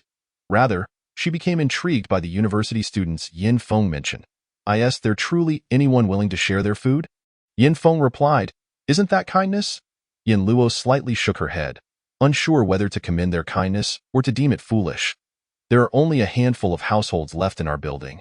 The university students make up half. They have established a rotation system, taking turns to forage for food. They seem to be managing well." Intrigued, Yin Luo asked, "How do you know this?" Yin Feng explained, and Yin Luo responded with an "oh." Yin Feng nodded eagerly. The sweltering weather prompted Yin Feng to retrieve frozen fish and shrimp balls from the refrigerator, preparing a seafood dish. Neatly arranged on the fridge door were bottles of Sprite, supplies they had scavenged. Yin Feng took some for the fridge, intending to enjoy a bottle after a tiring day of cultivation. Yin Luo casually grabbed a sausage, munching on it as she approached the window to check on Mrs. As darkness descended, she feared spending the night on the boat. Clumsily, she climbed onto the deck and into the hallway. Yin Luo knew Mrs. Yan's abilities. Aside from her wealth, she possessed nothing else. Even if she made it upstairs, survival would elude her. During the day, the residents upstairs had witnessed her struggles, yet none dared to intervene, intimidated by Yin Luo's formidable presence. Yin Feng's preparation of the spicy sauce was exceptional, filling the living room with its enticing aroma, prompting Yin Luo to contribute 2 Australian lobsters. Upon seeing the lobsters, Yin Feng's eyes lit up, and he promptly cleaned and steamed them. They both preferred their food cooked rather than raw. He refrained from questioning Yin Luo about the source of the lobsters, believing that high-ranking cultivators possessed extraordinary abilities. Later, he would discover that many cultivators were just as impoverished as he was. As Yin Luo dipped the lobster in the spicy sauce, she enjoyed it alongside octopus, oysters, fish tofu, and bacon-wrapped enoki mushrooms. Just as she felt satisfied, the food ran out. Contemplating her next move, she surprisingly offered, "Let me wash the dishes today." Grabbing the spicy sauce, she rushed to the kitchen, storing it away in her spatial realm. After tidying up the kitchen, she hurried upstairs to lock the door, shutting it with a flourish. Downstairs, Yin Feng remarked, "Sister, your dedication to cultivation is truly admirable. I must strive harder." Within her spatial realm, Yin Luo had a small blue dragon, squid tentacles, sea urchins, sweet shrimp, and various shellfish. She had secretly indulged, leaving her belly round and full. After satisfying her hunger, Yin Luo exited her realm, finding Xiao Yin Bao sitting dazed in the middle of the large bed. Realizing her selfishness, she remembered the small bamboo grove thriving in her spatial realm that she had yet to share with Yin Bao. With this thought, she retrieved 2 tender bamboo shoots. upon sighting the bamboo shoots. Yin Bao's eyes sparkled, and it eagerly bounded into Yin Luo's embrace. Sitting cross-legged on the bed, Yin Luo held Yin Bao on her lap, its head resting against her belly. Little Yin Bao, I wonder how old you are now. Can you eat bamboo shoots? Yin Bao ignored her question, tightly clinging to Yin Luo's wrist, tugging insistently. Such a greedy little creature. Yin Luo chuckled, handing over the bamboo shoots. Yin Bao seized them, skillfully peeling off the shells. Watching this, Yin Luo felt a pang of regret. This little one was indeed wasteful. Before long, Yin Luo furrowed her brow tightly. This was no longer about wastefulness. Her bed was littered with the remnants of Yin Bao's meal. You truly have no regard for cleanliness, she exclaimed, lifting it by the scruff of its neck and tossing it off the bed before changing the sheets. Unappeased, Yin Bao gazed longingly at Yin Luo, chattering away in discontent. With a sigh, Yin Luo retrieved a large apple from her spatial realm. Yin Bao joyfully embraced the apple and began to munch on it. Yin Luo, exasperated, remarked, "It's fortunate I found you. If you had been wandering outside or picked up by someone else, you would never have tasted such delights. You should learn to be grateful and content. Tomorrow, you must behave and not only think of eating and sleeping." As Yin Bao continued to eat, it lifted its head, its round eyes glancing at Yin Luo, emitting soft murmurs before disappearing from her view. Chapter 24. The Favored One of Heaven. Little Yin Bao. A month of incessant rain had altered many things. Numerous high-tech devices became inoperative, and people had seemingly lost track of time, but of course, even if they remembered, no one would care. With the living barely able to satiate their hunger, who would concern themselves with the dead? The night was as dark as ink, obscuring the sky. The water's surface, shrouded in darkness, was only accompanied by the sound of rushing water stirred by the wind. The water was tainted, as many lives were lost each day. They would sink like stones, only to resurface after absorbing enough water, resembling enormous balloons. What lies upon the water's surface is not merely the lifeless body of a human. A multitude of animals share this grim fate. The air is thick with the nauseating stench of decay, evoking a visceral sense of revulsion. In the hushed stillness of the night, gnawing sounds persistently disrupt the silence. Should anyone behold this scene, they would surely be overwhelmed with terror, likely losing their meal from the past 3 days. There are rodents the size of human heads, encircling the corpses, voraciously feasting upon the putrid flesh, as if indulging in a delicacy. One particularly sizable rat, comparable in size to Yin Bao, twitched its nose and swam up the corridor in the dark of night. Mrs. Yin, oblivious to any footsteps, suddenly felt a searing pain in her thigh. As if flesh were being torn from bone. The agony nearly caused her to faint, and she instinctively flailed her hands at the source of her torment. The furry sensation beneath her palms was instantaneous. And before she could comprehend the situation, a sharp pain shot through her hand. Half her palm had been bitten off. "Help!" A blood-curdling scream echoed through the corridor, reverberating far beyond Building 11, reaching the ears of several nearby structures. Yet, everyone remained hidden beneath their blankets, too frightened to emerge. The monstrous rat continued its relentless feast. In room 1801. Yin Luo opened her eyes. Today marked the 15th of July, the time of year when the Yin energy is at its zenith, making it an opportune moment for malevolent beings to cultivate their powers. Thus, she had chosen to forego sleep, just in case. Beside her, Yin Bao also lay awake, but unlike Yin Luo, its eyes shimmered with excitement. As if it had glimpsed a lush bamboo grove I had forgotten. "You too are a beast of the," reveling in such days. With a swift flick of its paws, little Yin Bao leapt onto the windowsill. Yin Luo furrowed her brow, uncertainly inquiring, "Do you wish to go out?" Yin Bao nodded vigorously. Curiosity piqued within Yin Luo regarding Yin Bao's intentions, yet she recognized the dangers that awaited a human cultivator venturing outside. She donned a waterproof leather coat, strapped a pistol to her leg and waist, and stepped out with Yin Bao in tow. The moment they exited, Yin Bao dashed excitedly towards the staircase. It was Yin Luo's first time witnessing Yin Bao run, and she couldn't help but contemplate capturing the moment on her phone. Alas, while her own sight was clear in the dimness of the night, due to her cultivation at the 4th level of the gathering spirit realm, her phone's camera was inadequate for such a task, and she dismissed the thought. Yin Luo hurriedly followed. Upon reaching the site of Mrs. Yan's misfortune, they beheld a large rat gnawing through her abdomen. devouring her entrails while she lay unconscious. Without hesitation, Yin Bao leapt courageously towards the rat point. One could scarcely fathom where it found the strength, but in one swift motion, it pinned the large rat to the ground. Before the creature could utter a sound, Yin Bao had already severed its neck. Yin Luo gaped in astonishment at its valor. Next, she anticipated that Yin Bao would consume the rat or perhaps extract its inner core. She even considered the implications of Yin Bao becoming too filthy to share her bed afterward. To her surprise, Yin Bao merely pressed a paw against the rat's head, closing its already indistinct eyes. The rat's body twitched momentarily before deflating. Yin Luo was taken aback. It appeared to have absorbed the creature's demonic energy. Observing Yin Bao's insatiable expression, she found it utterly incomprehensible. How could such a small creature possess the ability to siphon demonic energy? Was it an innate talent? Yet, it was the nature of animals to consume flesh, not to absorb the energy contained within. Yin Bao was not a human endowed with lineage and cultivation techniques. Unperturbed by her bewilderment, Yin Bao hastily descended the stairs until reaching the 14th floor, where it suddenly skidded to a halt at the edge of the building. "Do you wish to venture outside?" "You cannot swim," Yin Luo asked. Understanding dawned upon her, and she dutifully untied the boat that could accommodate over 20 people moored in front of the building. Together, they boarded the vessel, a giant panda and a human. Yin Luo could sense areas where the Yin energy was potent yet posed no danger to them, guiding the boat accordingly.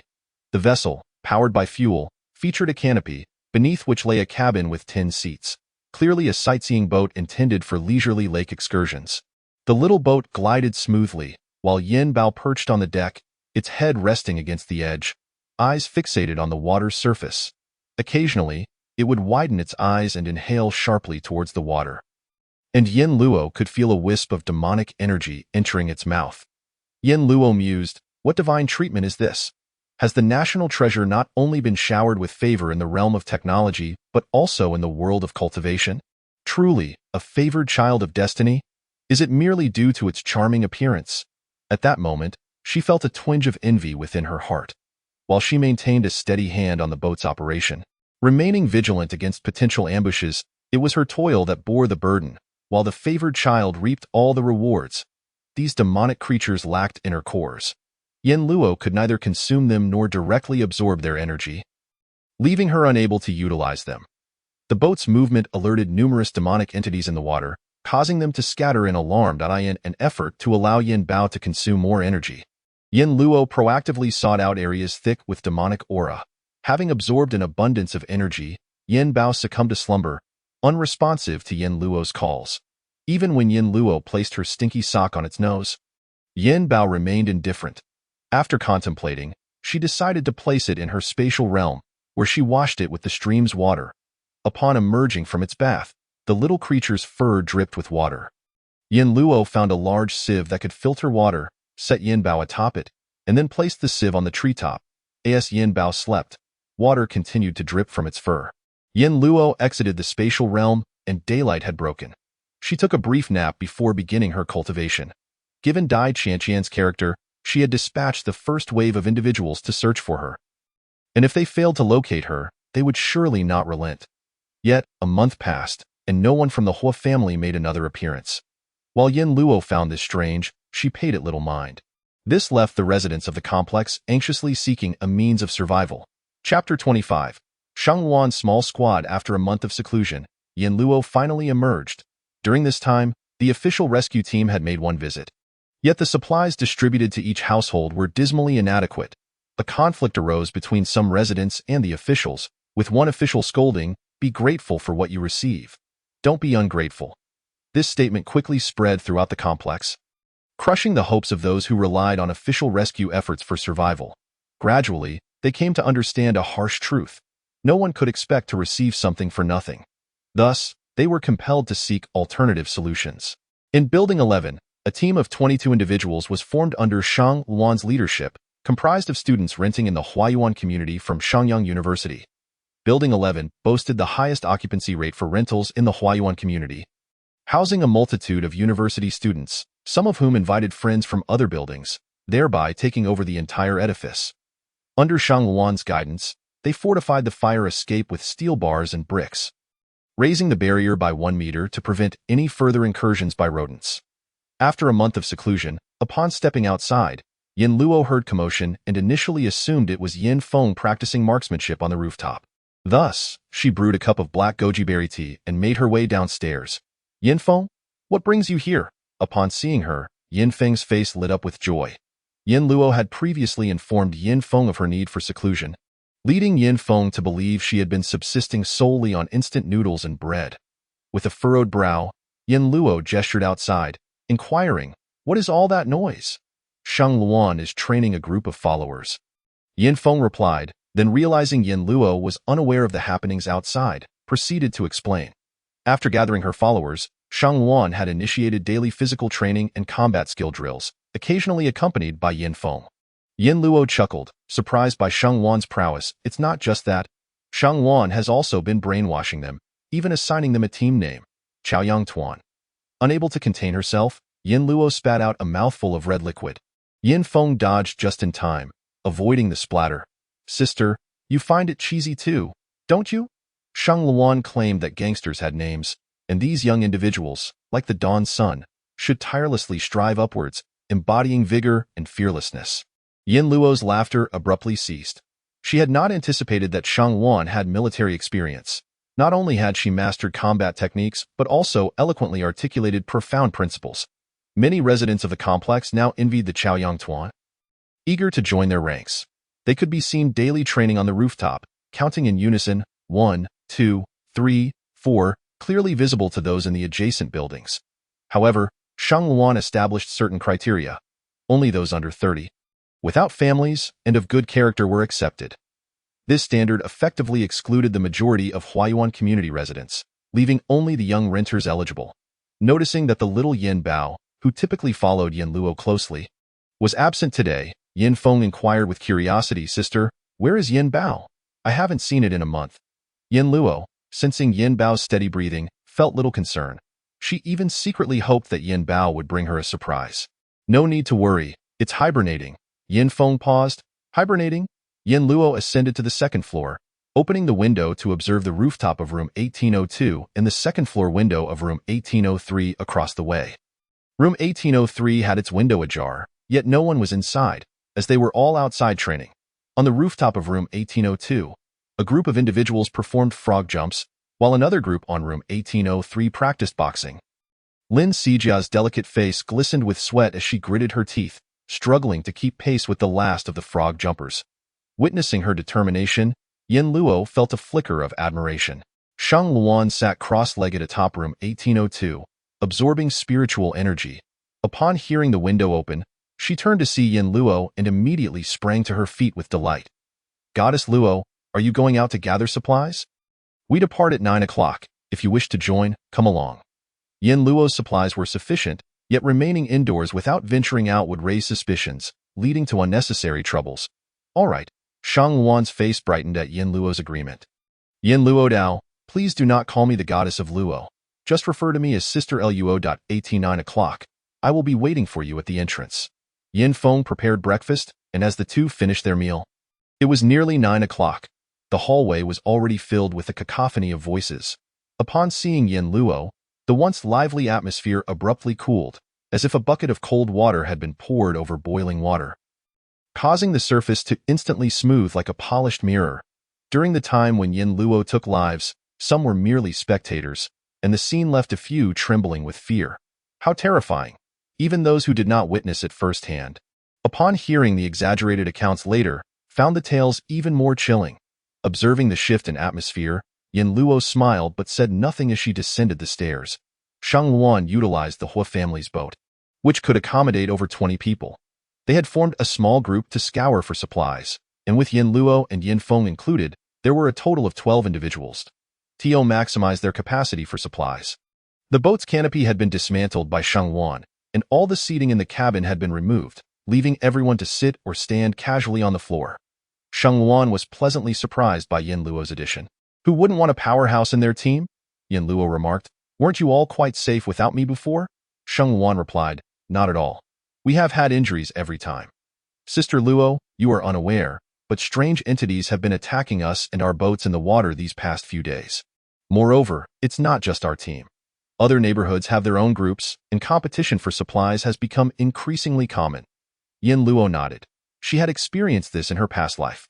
The commercial areas near Shangyang University had mostly been pillaged, leaving her group to venture further afield. Fortunately, they had a boat, allowing them to reach less frequented locations. Their destination this time was a large building adjacent to a resort. This building, due to its proximity to the resort, was fully equipped with hotels, dining, and entertainment facilities. Upon arrival, apart from Yin Luo and Yin Feng, the remaining 10 individuals split into 2 teams. One would search for supplies while the other guarded the area. After the supply team returned, the groups would switch roles. Yin Luo headed straight to the top floor. The rooftop featured a large swimming pool, alongside a pile of life vests and rings, all of which Yin Luo collected, intending to distribute some to Shang Luan later. There were also large lounge chairs, which she stored near her spatial stream, envisioning future sunbathing moments within her space. Chapter 26. The first fleet. The resort hotel was quite nice, boasting a self-service dining area that typically charged over 1,000 per person. Unfortunately, much of the prepared food had already spoiled. After rummaging for a while, Yin Luo found only a few vacuum-sealed prepackaged meals, some unopened dried fruits and biscuits, and an abundance of various seasonings. The hotel rooms occupied several floors, and Yin Luo entered each room, collecting mineral water, instant coffee, tea bags, and toilet paper, as well as clean bedding. The suites contained pots, pans, kitchenware, leather sofas, and solid wood furniture, all of which she also gathered. Although she had purchased these items before the calamity, who could ever have too many supplies, especially when they were obtained for free? Each floor of the hotel had a small convenience store. The displayed grilled sausages and skewers had spoiled, but the unopened items were still good. Yin Luo filled a large sack with drinks and snacks. Shang Luan's group also amassed considerable supplies, and by noon, their small boat was packed to the brim. Yin Luo distributed 10 sets of life jackets, ensuring everyone had one for added safety. The group expressed their gratitude to her. Shang Luan poured a barrel of oil into the boat's engine, and as it roared to life, Yin Luo gazed over the vast expanse of water, suddenly recalling that there had once been a lake here. Several college students nodded. They often explored the area on weekends. We even rode a painted boat here once. What a shame, one remarked. Yin Luo, intrigued, said, "You all stay here. I'll go down to assess the situation and see if there are any boats." The group stood up excitedly. Yin Feng frowned, saying, "Even if there are boats, they would be submerged. How would we use them?" Yin Luo remained silent, having already reached the deck. Shang Luan urged, "Yin Feng, you stay with the boat. I'll go down with Sister Luo." Both were excellent swimmers, especially Yin Luo, who had reached the 5th level of the Gathering Spirit realm after a month of seclusion. Even if she couldn't swim, she wouldn't drown in a short time.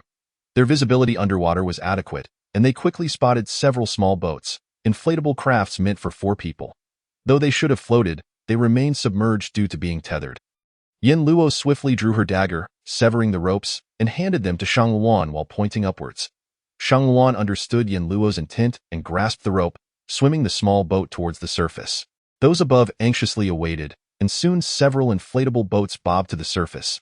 Moments later, Shang Luan emerged, exclaiming, "Quick, tie these boats to ours." She tossed the rope to Yin Feng, who understood and began to tether the small boats in a line behind the larger vessel. Shang Luan tossed another rope and dove back into the water. They noticed some wooden painted boats that had likely been submerged too long to be usable, but they quickly abandoned the idea after a glance. Back on the main boat, Yin Luo remarked, "There are still plenty of supplies upstairs. Since we have boats now, let us fill them all." Wonderful. The large boat now towed 12 smaller ones, and to maintain direction, 2 life rafts had individuals steering while every alternate small boat had someone at the helm. Ultimately, 5 people remained on the large boat, which allowed for additional supplies to be loaded. Many were eager to act, yet hesitated upon seeing the multitude of people aboard. Some, driven by hunger, swam over recklessly to snatch food, but Shang Luan, armed with her homemade bow and arrows, shot without hesitation. Every shot struck true. "Please, have mercy. Grant us some food. My granddaughter is on the verge of starvation. Share a little with us. We haven't eaten in 5 days."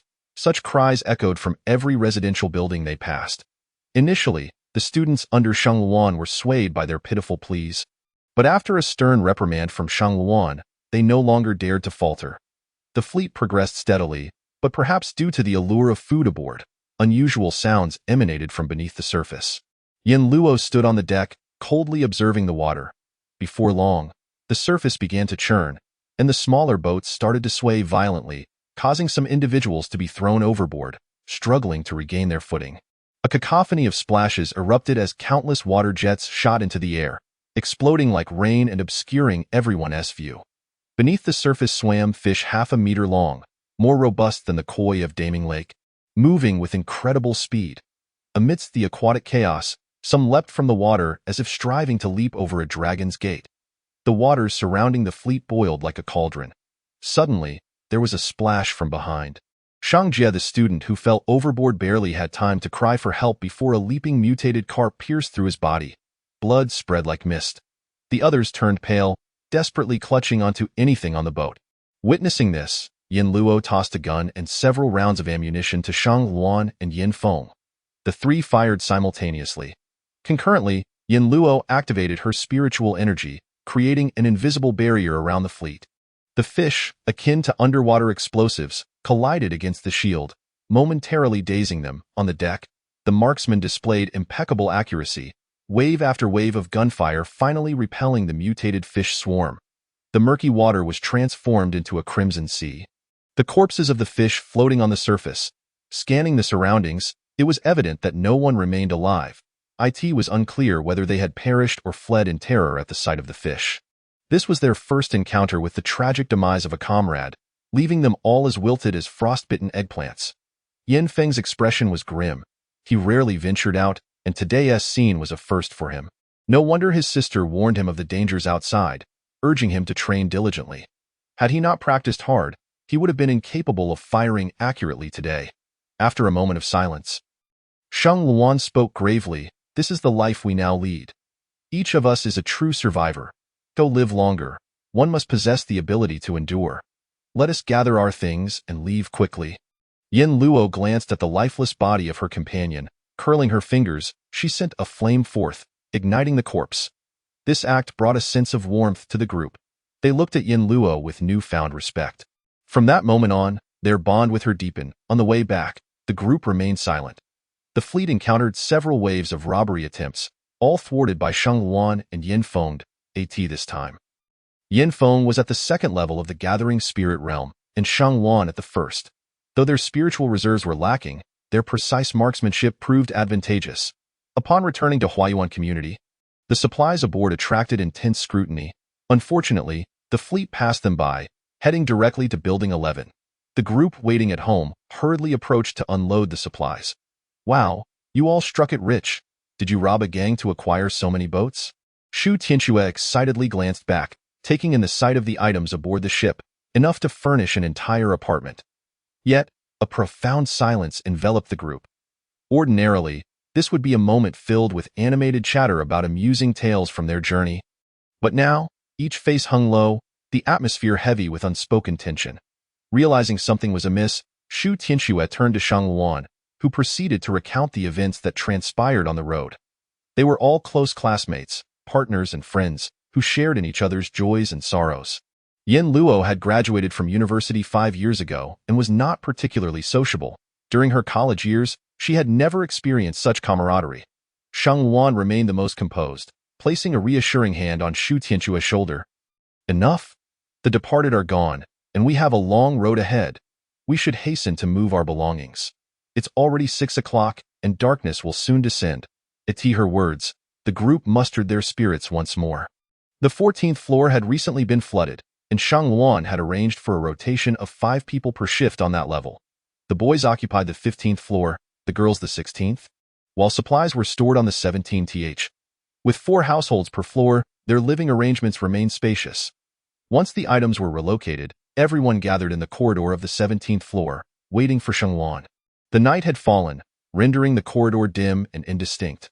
Shang Luan's voice rang clear and earnest. Today, we owe our ability to acquire such ample supplies to Yin Luo, who bravely dove into the depths to secure 12 boats for us. They understood the significance of those vessels. Moreover, with boats at their disposal, future expeditions for supplies would be far more convenient. Shang Luan continued, and at this point, the group's demeanor tightened. Yin Luo was the savior of the nine present. In the darkness, Shang Luan could not see their expressions, yet she articulated her intention. From this day forth, I hope you will show Yin Luo the same respect you afford me. She paused and added, No, even greater respect than you show to me. Her voice was resolute, her demeanor serious. She knew that many in her group harbored biases against Yin Luo due to her possession of a gun and her past actions. Regardless, in the current circumstances, a firearm had become a lifeline. With the collapse of law and order and morality rendered obsolete, who still cared about the trivial matter of illegal possession of a weapon? She hoped that her team would align with her values. Their voices resonated loudly, enough for Yin Luo to hear from the surveillance. Yin Feng looked at Yin Luo with curiosity and asked, Sister, why are you unwilling to form your own team? Yin Luo fell silent. She had never contemplated this question. Before the calamity, her sole concern had been her own well-being, accustomed as she was to solitude. In her previous life, despite bearing the title of Madame Hua, she had commanded no loyalty from the Hua family. She was merely a talisman. She protected Yin Feng and kept her close because she had witnessed life and death. Understanding the deep bond of blood that tied them, she assisted Shang Luan because Shang Luan was capable and independent, traits she greatly admired in a woman. However, establishing a team would require immense effort and energy, and she feared the complications it might bring, most of all, betrayal. Seeing Yin Luo's silence, Yin Feng ceased her inquiries and busied herself with cooking. Meanwhile, downstairs, the group of university students had congregated in the corridor of the 15th floor. One girl remarked, Honestly, Yin Luo is truly a good person. She just seems cold but is warm-hearted. After Xiao Bai's tragic demise, none of us paid any heed to his remains, except for Yin Luo, who even thought to arrange for cremation. Xu Tianxue chimed in, Indeed, Yin Luo is remarkable. She found the boats and didn't keep any for herself, selflessly alleviating our troubles. Another girl continued, Moreover, her first instinct was to raise a shield for everyone. If she had delayed even a moment longer, I might have perished. As they conversed, Yin Luo's stature transformed overnight. It was as if she had ascended to a towering height from humble beginnings. A century later, on the Yinling continent, a new era dawned, heralded by the illustrious name of Luo Shengxianzi, recognized far and wide. These individuals remained steadfast, akin to stars never straying from the luminous moon. But such matters were for another time. For now, survival took precedence. Shang Luan was preoccupied, meticulously reviewing each detail. Meanwhile, on Qingliang Mountain, dozens of miles away, the atmosphere buzzed with activity. Hua Qinglang stood in the ancestral hall. His head bowed, his complexion pale. Opposite him sat the patriarch of the Hua family, his grandfather, Hua Chuanmin. The old man's expression was grave as he faced his beloved grandson, frustration evident in his demeanor. You have no retreat now. You must marry the daughter of the Zhou family, whether you wish to or not. Hua Qinglang dreaded his grandfather the most. He steeled himself and murmured, But Qianqian is already pregnant. Hua Chuanmin's tone was brusque. The Zhou family's daughter will also bear children. At that moment, given Hua Chuanmin's temperament, had it not been for Dai Qianqian's pregnancy, Hua Qinglang's fate would have been uncertain. This was a truth Hua Qinglang understood all too well. A formidable expert had suddenly emerged from the Sun family, capable of feats such as running up walls and gliding over water, claiming to be a disciple of a sect of immortal cultivators. Consequently, the Sun family's status had risen dramatically, while the Hua family had always been at odds with them. If they did not ally with the Zhou family, they would likely be no match for the Sun family in the future. As a son of the Hua family, if you continue to indulge in romantic feelings, you may find yourself unfit for the position of heir. Hua Qinglang's expression hardened, and after a moment's pause, he straightened his back. I shall visit the Zhou family tomorrow. Chapter 28. A proposal upon entering the fifth layer of the gathering spirit realm.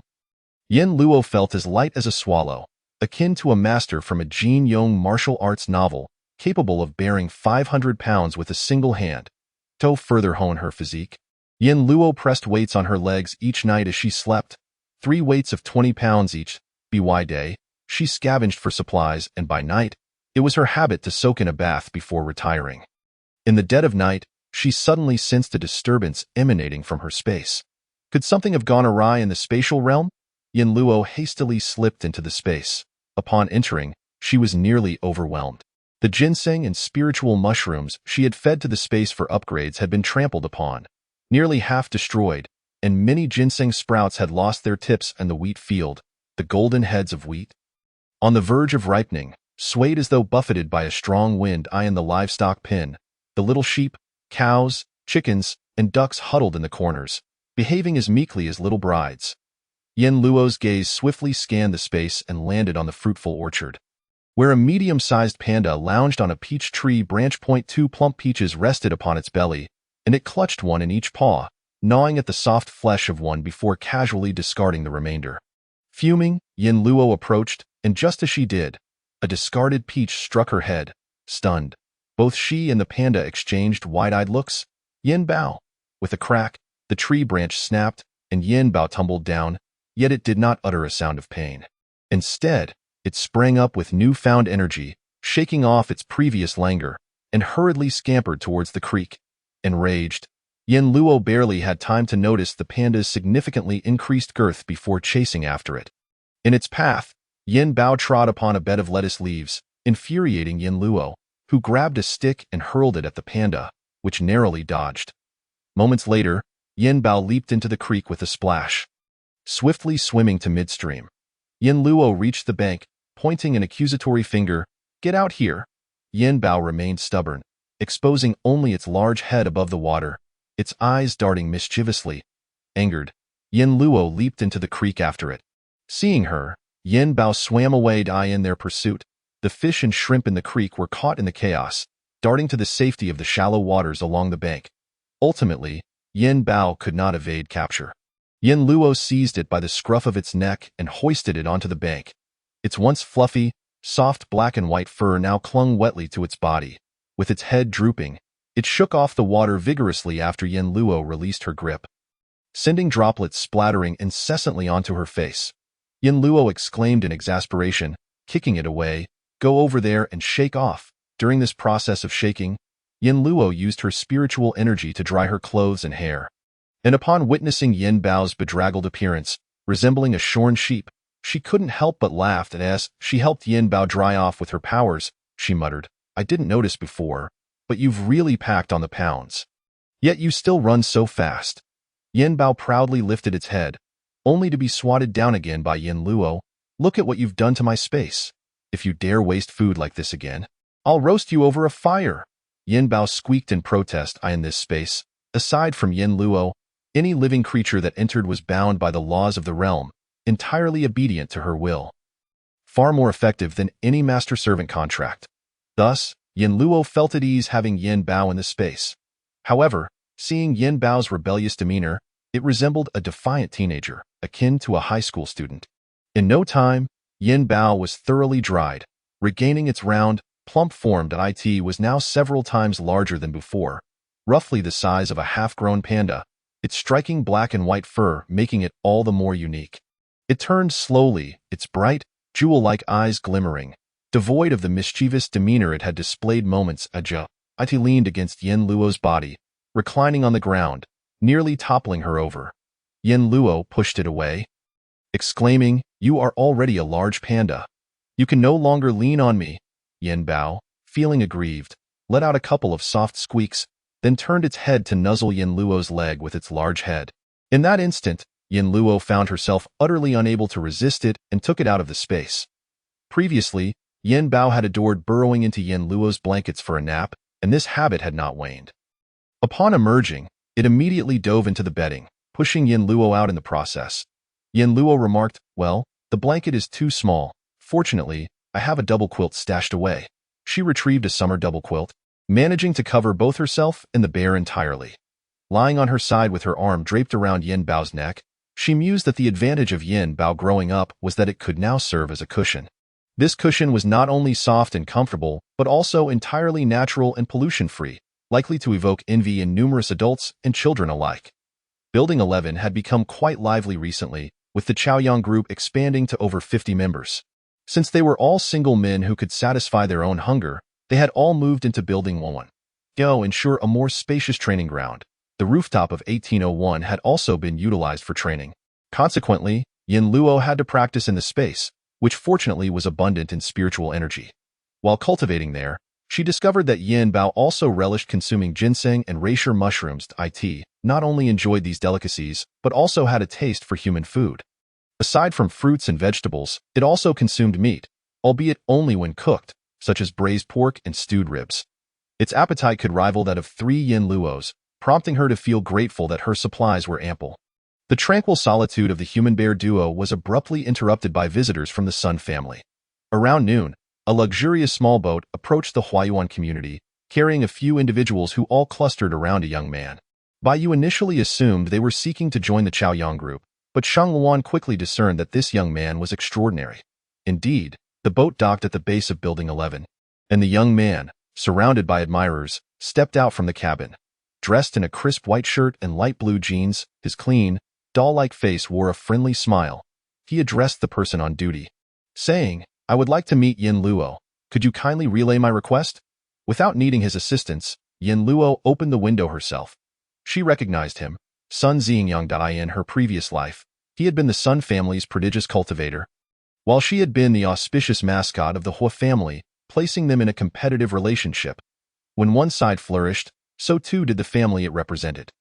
Thus, they had pursued each other diligently in their cultivation, ultimately both achieving the realm of Yaoguang, resulting in 2 Yaoguang realm practitioners in Shangyang City. Yin Luo gazed down at him, her eyes scrutinizing. "Do you have business with me?" Sun Jingyang smiled politely and then uttered a statement that astonished everyone. "I am here to propose marriage to you." Chapter 29. On Qingliang Mountain, Yin Luo was taken aback. She must have misheard. The individual who had been solely devoted to cultivating in her past life was now here to propose to her. Uncertain, she asked, "You wish to marry me?" Sun Jingyang nodded with a smile. "Indeed." Yin Luo frowned, her demeanor frosty as she replied, "You are mistaken. I have no intention of marrying." Sun Jingyang anticipated her rejection but confidently stated, "I represent the Sun family. Whatever the Hua family can offer you, the Sun family can provide as well. Should we marry, the power of the Sun family would be at your disposal. Hua Qinglang is ultimately of mediocre talent. He is not a worthy match for someone like you, who possesses exceptional gifts." Yin Luo was puzzled. How did he know that Hua Qinglang was of mediocre talent? She and Hua Qinglang had both excelled, and the Sun family indeed possessed wealth. If this were anyone else, the prospect of joining the Sun family and becoming a significant figure would surely be met with joy. Yet, that did not include Yin Luo. She did not need the Sun family's riches, especially not at the cost of her freedom. She was already terrified. "Leave," she insisted. "I have made myself clear. I do not wish to." With that, she attempted to close the window. Believing that Yin Luo was still hung up on Hua Qinglang, Sun Jingyang urged, "Why? Is it because you still harbor feelings for Hua Qinglang? You may not even be aware, but he is currently in a romantic relationship with Zhou Suyu and is on the verge of marrying her." At this, Yin Luo's movements faltered. She murmured, "Hua Qinglang is actually going to marry Zhou Suyu." Observing her reaction, Sun Jingyang thought, as expected, Yin Luo could not let go of Hua Qinglang. A tinge of jealousy welled up within him. Why did that man deserve her unwavering support? "Indeed, everyone on Qingliang Mountain knows," he replied. Yin Luo was bewildered. When Hua Qinglang had insisted on divorcing her, he had been deeply in love with Dai Qianqian. How could he have changed his heart so swiftly? A month prior, Dai Qianqian had even sent someone to capture her. The fact that she could command the loyalty of the Hua family indicated her significant standing within it. Wait a moment, a month prior. Yes, it had been over a month. Given Dai Qianqian's temperament, she would not have let her off the hook unless something had gone awry on her end. Yin Luo glanced at Sun Jingyang, and a few seconds later, realization dawned on her. Sun Jingyang, now possessing considerable cultivation, would undoubtedly intimidate the Hua and Zhou families into uniting against the Sun family. In her past life, the Hua family had relied on her, not needing to ally with the Zhou family. However, in this life, the Hua family's circumstances had changed. They likely had yet to recruit any promising cultivators. "Yin Luo, if you doubt me, you can accompany me to Qingliang Mountain for verification." Yin Luo raised an eyebrow. "To Qingliang Mountain? The security there is stringent, and outsiders find it challenging to enter. Yet here you are inviting me. Very well." Yin Feng and Shang Luan both requested to accompany her, but Yin Luo declined. Although she had spent decades on Qingliang Mountain in her past life, times had changed, and she feared potential dangers. She candidly told Yin Feng, "You would only hinder me. It is better for you to stay home and watch over things." where you can also be of use. Yin Feng protested. Stop saying that. I intend to cultivate all night. Having resolved to go, Yin Luo casually donned a simple disguise and then leaped from the window, landing steadily on Sun Jingyang's boat. Sun Jingyang's eyes lit up. He had known of Yin Luo's exceptional talent, but he was astonished by her rapid progress compared to her previous life. He had to bring her into the Sun family and prevent her from returning to the Hua family. What are you staring at? Yin Luo found it difficult to accept Sun Jingyang's intense gaze. Sun Jingyang smiled and said, I am admiring this beautiful fairy who embodies both beauty and talent, leaving me utterly captivated.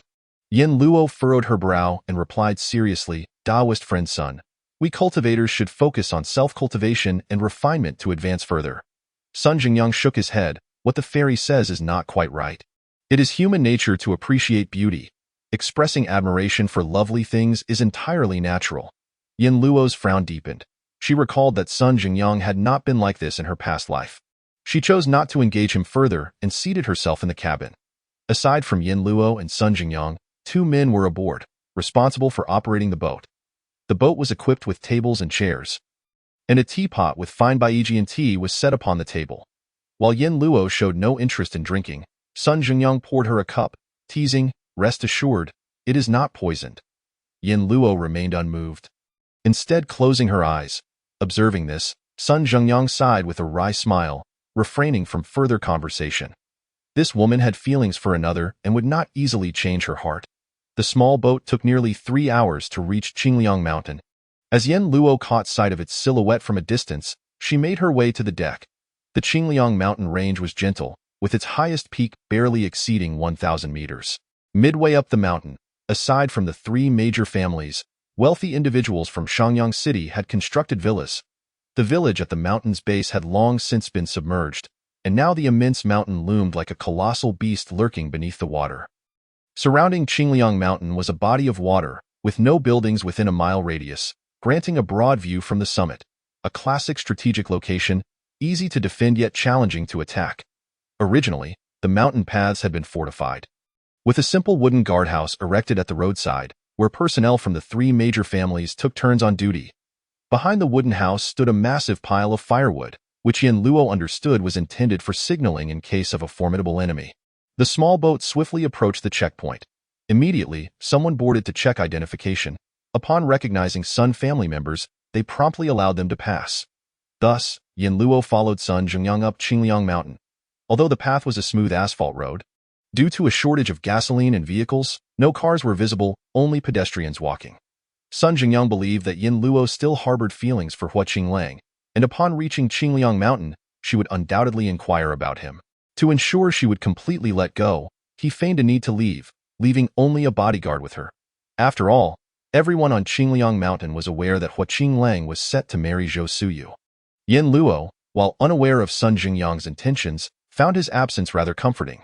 She did not enjoy having company that well acquainted with Qingliang Mountain. She ascended the winding road, encountering several small villas, now fully occupied. The owners of these small villas had largely aligned themselves with the 3 major families, who had settled their recruits within. As she traversed the path, Yin Luo encountered numerous individuals ascending and descending the mountain, some carrying burdens, others with buckets, clearly laborers. She paid them no mind. Yin Bingtang, accompanied by 3 or 4 others, was descending the mountain to dispose of garbage when he instantly recognized Yin Luo. You little vixen! His voice dropped suddenly. Overwhelmed with emotion, tears welling in his eyes, he discarded the trash from his sack onto the ground and rushed toward Yin Luo. Chapter 30. Still expecting her to plead with that dog of a man? Yin Luo was genuinely taken aback to encounter Yin Bingtao. Moreover, he had fallen into such disarray, his entire appearance tattered and worn, with multiple holes in his clothing. Once fond of maintaining his glossy black hair, it now lay in a disheveled state, interspersed with strands of white, while his face was marred by stubble and creased with wrinkles.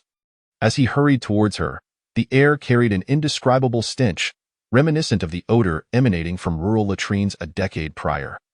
The bodyguard from the Sun family beside Yin Luo could not help but cover his nose. Even retreating a half-step, low, I am your father, can't you recognize me? He reached Yin Luo in an instant, attempting to embrace her with his filthy hands. Yin Luo frowned and stepped back. Yin Bingtao felt a pang of hurt at her reaction. How could this child he had raised dare to disdain him? Noticing the hatred glimmering in his eyes, Yin Luo retorted, "Weren't you just calling me a wretched person? Why the sudden change in tone?" Even though Yin Bingtao's voice was low and he stood at a distance, Yin Luo's acute hearing captured his words. He paused, believing he had altered his tone swiftly enough for Yin Luo not to notice. As a businessman, devoid of shame, he was adept at reading the situation. Initially furious upon seeing Yin Luo, he quickly recognized her vibrant attire and lively demeanor, which indicated she was faring well, since she was thriving. He was her father. Lo, I never insulted you. You must have misheard. You have always been Daddy's little princess. How could I bear to scold you? Yin Luo deeply admired his audacity. She sneered, "A few months ago. Weren't you the one who called to berate me? Was that not you?" Yin Bingtao feigned heartbreak, while Yin Luo regarded him with a knowing smile. "It was for your own good, right? Enough of this father-daughter sentiment. We are not even related." A fleeting flash of shame and anger crossed his face, as those accompanying him in the garbage disposal across the road erupted into mocking laughter. "Old Yin, enough already. Let us go. Have you lost your mind again? You should face reality and stop dreaming of your former grandeur." Yin Bingtao seethed with hatred for Yin Luo, but he had to swallow his anger. If he could ingratiate himself with Yin Luo, he could lead a comfortable life. Lo, how can you say that? I raised you for over 20 years, treating you as my own daughter. You must have come to Qingliang Mountain to find Qinglang. Right? I knew it. My daughter's capabilities surely surpassed that of Zhou Suyu. Upon hearing him mention Hua Qingling again, impatience flashed across Yin Luo's face. Enough. I am not here to find him, so please refrain from mentioning him. Yin Bingtao hastily added, Lo, a day as husband and wife carries 100 days of grace. Even though you are divorced, you were married for 3 years, if you go to see him, even to say a kind word. Yin Luo was overwhelmed with annoyance. She stepped back, locking her gaze onto Yin Bingtao's calculating eyes. Since you arrived, you haven't once inquired about your wife and son. Allow me to be a good person and inform you. Your wife and son are both deceased. With that, she watched as Yin Bingtao stood frozen in place, stunned. Yin Luo snorted coldly and quickly departed. He remained stiff as a board, taking a long time to regain his composure, his murky eyes devoid of even a single tear. He turned to chase after Yin Luo, but she moved too swiftly, and the individuals around him restrained him by the shoulder. He struggled but could not break free. Compared to these people, he, an elderly man unaccustomed to hard labor, stood no chance. The Sun family's bodyguards displayed exemplary professionalism. Not inquiring about Yin Luo's affairs, as Yin Luo trekked towards the mountainside, she observed several women washing clothes by a stream. Water was scarce everywhere, and the residents could only drink the dirty water outside their homes. With only a few cultivators managing to conjure clean water through their spiritual powers, far too limited for general use. This underscored the benefits of being in the mountains, where the water was at least somewhat cleaner. Have you heard? The young master of the Hua family is getting engaged to the daughter of the Zhou family tomorrow. That's so? Regardless of how handsome the young master of the Hua family may be, he is still a second marriage for the Zhou family's daughter. One woman whispered. What's second marriage? I heard that just a few days ago, a pregnant woman from the Hua family was causing a commotion, and now she has vanished. This young master of the Hua family certainly knows how to play. Yin Luo raised an eyebrow. It seemed that Sun Jingyang had not deceived her. The bodyguard, seeing that Yin Luo had genuinely believed the news, realized he had completed his task. Yin Luo deliberately slowed her pace, eavesdropping a while longer, and learned that Zhou Suyu had long harbored a secret affection for Hua Qinglang, and there were rumors that Dai Qianqian seemed to have been confined by the Hua family. She found herself somewhat curious about Dai Qianqian's predicament. Unfortunately, the Hua family's estate was heavily guarded, with patrols constantly circulating around the premises, being the auspicious charm of the Hua family in her previous life. Yin Luo understood that they had hoarded a significant amount of military arms. The other two families had yet to station disciples from any cultivation sect. Although there were many newly awakened wild cultivators post-catastrophe, they were merely at the first layer of the gathering spirit realm, lacking any inheritance of techniques, and could not compare to Sun Jingyang. Yin Luo discreetly observed the Hua family's situation, waiting for an opportunity to eliminate Hua Qinglang and Dai Qianqian. The pair of treacherous lovers, after passing the Hua family estate, she soon arrived at the Sun family's gate. The bodyguard escorted Yin Luo inside and arranged for her a tranquil little courtyard. During these extraordinary times, the Sun family, which once cultivated rare plants, had now filled their gardens with vegetables and fruits. Present. The value of produce surpassed even that of gold in peacetime. Dinner was brought to her by Sun Jingyang, who intended to share a meal with Yin Luo. However, seeing her lack of enthusiasm, he refrained from pressing the issue. Tomorrow, the Hua Qinglang and Zhou Suyu engagement will take place. Our Sun family will be attending to offer our congratulations. Will you be joining us? Yin Luo raised her gaze to him and inquired, if I attend, will it be in the name of the Sun family? You may do as you please, Sun Jingyang replied.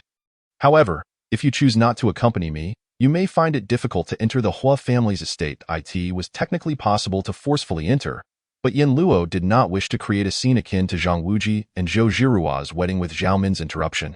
Very well, I will go with you. Sun Jingyang smiled that I will come to fetch you tomorrow. Chapter 31. Attending the ex-husband's engagement dinner was served early, and the sky had not yet darkened. The orange-yellow sunset painted the western sky, resembling a masterpiece of fine oil painting. The starving populace hardly had the luxury to appreciate such external beauty, yet a seemingly delicate pregnant woman sat outside, gazing at the sunset. Yin Luo, having stepped out casually after her meal, unexpectedly encountered Dai Qianqian. The two were separated by the walls of the Hua and Sun families and a 5-meter-wide road, while the wall was merely a series of slender vertical bars, each wide enough for a dog to squeeze through. As soon as Yin Luo spotted Dai Qianqian, the latter also caught sight of her. Yin Luo donned a pure white lace-trimmed nightgown, her soft, flowing hair cascading down her back. She eschewed makeup, her unblemished visage reminiscent of a hibiscus blossoming in early summer. Upon seeing Yin Luo's serene and beautiful face, flames of fury erupted in Dai Qianqian's eyes. She sprang up from her chair, momentarily forgetting her pregnancy and the need for caution. Yin Luo offered her a sly smile. Now 5 months pregnant, Dai Qianqian's belly had begun to show, yet she maintained her figure remarkably well. Even wearing light makeup. In the art of ensnaring men, she truly excelled. The Hua family estate was vast, and while Yin Luo was familiar with certain areas, she was surprised to discover this secluded courtyard belonging to Dai Qianqian. Their gazes locked, and Dai Qianqian's expression shifted from shock to disbelief, then to jealousy. Her palms clenched tightly around her skirt, her lips paling. She remained silent, for Hua Qinglang had instructed her to keep a low profile and avoid causing trouble. Currently, her only option was to placate Hua Qinglang. Yin Luo, by contrast, was a guest of the Sun family, and with no Sun family members present, she smiled and said, I thought that after my divorce from Hua Qinglang, you would successfully take my place. I didn't expect you to fail yet again. She released a laugh that seemed to pierce through Dai Qianqian's composure, rendering her face a shade of green. The temperature in the mountains was relatively low, and Yin Luo was unaccustomed to sleeping in someone else's home. After locking her room, she entered her own space to rest. The cozy little wooden cabin in her space had been tidied by Yin Luo, radiating warmth and comfort. Since experiencing the joy of this space, Yin Bao had taken to visiting frequently. Yin Luo truly cherished him, bringing only him along on this trip. Upon entering, she found Yin Bao asleep on the bed. Gently nudging him, she pushed him to the side, where his warmth lingered. Yin Luo smiled, never imagining she would one day have a giant panda to warm her bed. Yin Bao opened his bleary eyes, turned to face Yin Luo, and nestled his head against her chest, drifting back to sleep. Yin Luo draped her arm over his neck and joined him in slumber. In the morning, Yin Luo had breakfast in her space. Though the meals provided by the Sun family were superior to what the outside populace received, Yin Luo had a hearty appetite and found herself unsatisfied. She devoured a bowl of sauerkraut beef noodles and a black pepper sausage, while Yin Bao indulged in a roasted duck and 2 fried chicken legs. As an animal, Yin Bao exhibits a certain grace while dining. It perches upon Yin Luo's luxurious chaise longue, leaning against the backrest, its 2 paws clutching a roasted duck as it noisily gnaws with its large beak. Most astonishingly, it has the cleverness to spit out bones while feasting on the duck. Regrettably, this intelligence is rather limited. It carelessly ejects bones onto its own belly, resulting in a greasy mess after the meal. Once finished, it meanders off to the orchard. The fruits and vegetables in the space mature once a month, and if not harvested, they continue to grow without rotting, but no new produce will appear. Thus, Yin Bao's harvesting does not trouble Yin Luo, as its actions ensure the growth of fresh fruits. Yinluo, observing its swaying rear, reminds it to wash up after eating, declaring that it cannot sully her bed with its dirtiness. It is uncertain whether Yinbao comprehends her words, as Yinluo, exasperated, rubs her forehead, contemplating the need for a caretaker in the space to manage it efficiently, relieving her of the burden. After exiting the space, a mere 5 minutes pass before breakfast from the Sun family arrives, consisting of 2 snow-white buns and a cup of soy milk. Once the delivery is complete, Yinluo inspects the buns and soy milk for freshness and cleanliness before indulging in preparation for her ex-husband's engagement banquet. Yinluo deliberately dons a pure white dress, adorning her hair with a fluffy white feathered hairpin. When Sun Zhengyang arrives, he is utterly captivated by Yinluo's presence. He had long known that Yinluo possessed not only exceptional talent but also striking beauty. Clad in simple white, she resembles an ethereal fairy, untouched by dust. Sun Zhengyang swallows hard, a thought crossing his mind. How blind Ho Qinglang must be to cast aside such a breathtaking woman into the depths of the mountains. Shall we go? Yinluo speaks, interrupting Sun Zhengyang's reverie. He smiles slightly, and the two exit the Sun residence together. As they leave, Yinluo glances across to see Dai Qianqian's door firmly shut. At such a time, the whole family is undoubtedly preventing her from causing a scene. Having dispatched numerous servants to keep an eye on her, few guests attend Ho Qinglang's joyous occasion, primarily just the family of Zhou Suyu. Upon arrival, Yinluo notices 10 bodyguards stationed at the entrance of the Ho residence, all of whom possess cultivation levels of the first or second tier of the Gathering Spirit realm, each armed with a firearm. They only allow the Zhou family to pass, and when Sun Zhengyang approaches, he is halted by one of the guards. Without an invitation, entry is prohibited, the guard states. Sun Zhengyang chuckles, replying, "What? Your young master is getting engaged, and the Sun family cannot come to offer congratulations? The Ho family is rather stingy. It seems. Can you not afford to host 2 more guests? Go and inform your master of my intentions, and mention my name. Sun Zhengyang." The guard hesitates momentarily, but upon noticing the splendid appearance of both Yinluo and Sun Zhengyang, he rushes off to deliver the message. Upon hearing that Sun Zhengyang has arrived, Ho Chuanmin furrows his brow. He exchanges a glance with the head of the Zhou family, and they nod in mutual understanding. Curious to discern the character of Sun Zhengyang, soon, word comes that they may enter. Yinluo is well acquainted with the Ho family's old residence. She can navigate to the guest hall without a servant's guidance. Had it been before the natural disasters, an engagement of the Ho family's young master would surely have warranted the reservation of an entire hotel, custom-tailored gowns, and lavish decor adorned with imported fine wines, filled to the brim with guests from the business world, all in high spirits. Now, however, apart from the in-laws, there is scarcely a guest in sight. A dismal affair indeed. Before reaching the guest hall, Yinluo hears Ho Qinglang's voice, reassuring his relatives, "Uncle, aunt, rest assured, I will take good care of Suyu. Dear sisters, thank you immensely for your continued support of Xinglua." A deep bow follows, accompanied by affectionate gestures. Chapter 32. Adding some trouble. Yinlua's heart harbors a cold smirk. Ho Qinglang and Dai Qianqian are indeed cut from the same cloth, both adept at putting on a faad in her previous life.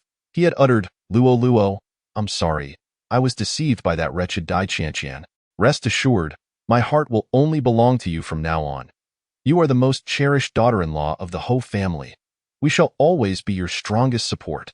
Yet, when he cast her into the mountains, his expression was one of grotesque malice, declaring, Yinluo, it's all your fault for turning me into a laughingstock.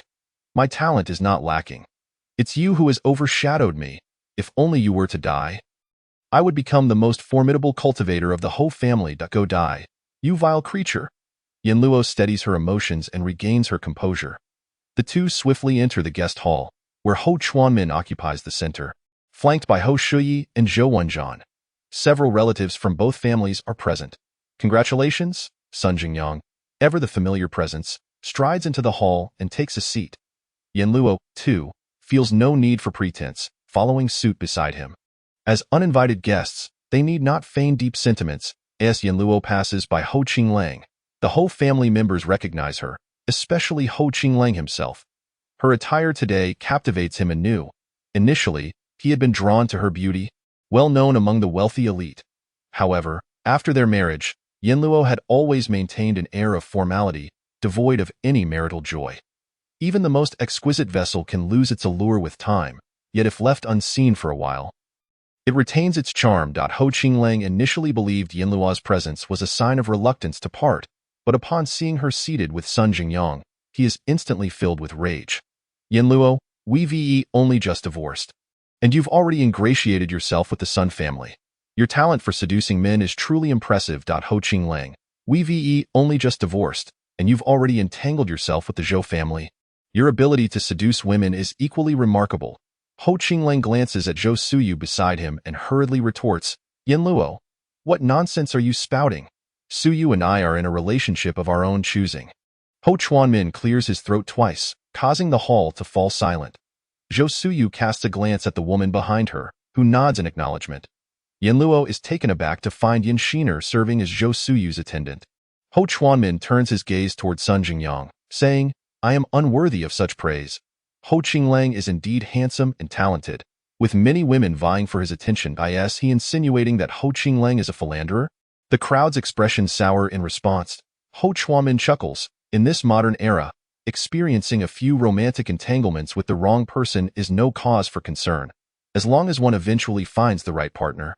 It is never too late. His words imply that the other women were mere mistakes. Sun Jingyang, with a lazy smile, chooses to remain silent. Ho Chuanmin then addresses Yinluo with a kindly demeanor. Yinluo, since you have divorced Qinglang, let us not interfere in each other's future marriages. You are here today to congratulate Qinglang, are you not? That shameless old man, still clinging to power at his age, with all the Ho family members revolving around him. Yinluo scoffs inwardly but replies outwardly, indeed. I have come to extend my congratulations. I wish Ho Xiao and Miss Zhou a lifetime of happiness. May it not be like mine. Yinluo, Ho Qinglang glares fiercely at her. You are not welcome here. Please leave at once. Ho Qinglang fears that Yinluo might expose Dai Qianqian. To prevent any disturbances, Ho Chuanmin has placed Dai Qianqian under house arrest. However, Yinluo understands that Dai Qianqian is unlikely to cause a scene. Knowing full well that Ho Chuanmin is determined to ally with the Zhou family, she would not act in a way that yields no results. Instead, she would slowly erode Ho Qinglang's heart, biding her time until the elder passes and Ho Qinglang assumes control of the Ho family. Sun Jingyang lounges in his seat, a smirk on his face as he remarks, Miss Yin is my guest. If you do not welcome her, you are effectively rejecting me as well. The union of the Ho and Zhou families would not wish to extinguish the Sun family, would they? At this proclamation, the mood shifts among the guests, and Ho Qinglang swiftly counters, what relationship does young Master Sun have with Yinluo? If I expel her, it has nothing to do with you. Sun Jingyang chuckles, of course it does. I am her admirer. Although she does not return my affections, I shall nonetheless protect her. Yinluo, could you refrain from dragging me into this embarrassing spectacle? Upon hearing of Sun Jingyang's pursuit of Yinluo, Ho Qinglang's displeasure escalates. He sneers, I hear you are a Taoist. I never imagined Taoists could marry. Sun Jingyang retorts, if a charming young scion can, why can't an innocent soul like me? Now, Ho Qinglang finds himself unwelcome even by Sun Jingyang. Ho Chuanmin's smile fades. Despite Sun Jingyang's reputed prowess, his grandson's public confrontation of him undermines the Ho family's dignity. Daoist son, since you both are here to attend Qinglang's engagement, let us speak of joyous matters. If not, I must kindly ask you to leave. Sun Jingyang remains unfazed by Ho Chuanmin's demeanor, grinning as he turns to Yinluo, Luo, whether we stay or go is entirely up to you. His disregard for Ho Chuanmin further darkens the elder's countenance. Yinluo surveys the room, about to speak, when Zhou Suyu, who has been gentle and dignified throughout, calls out, Miss Yin, I hear Shiner is your sister. Would you like to have a conversation with her? Yinluo had already noticed Yin Shiner. She felt no desire to engage in conversation. She shook her head dismissively, declaring it unnecessary. We are not sisters. Since the Hua family does not welcome us, we shall take our leave. However, Zhou Suyu had no intention of letting Yin Luoqi depart. I have heard that you are the adopted daughter raised by Xiner's parents. What, now that you have grown up, do you no longer acknowledge the family that nurtured you? Yin Luoqi stood up, casting a scornful glance at Yin Xiner. Heard it from whom? Yin Xiner, perhaps? On my way here. An old man collecting dung claimed to be my adoptive father. Is that the father Yin Xiner speaks of? Yin Xiner's complexion shifted as she noticed the disdain etched upon Zhou Suyu's face. Gritting her teeth, she retorted, "My parents perished in a natural disaster. You may deny them, but why spread such baseless rumors?" Yin Luoqi raised an eyebrow, recognizing Yin Xiner's superficiality.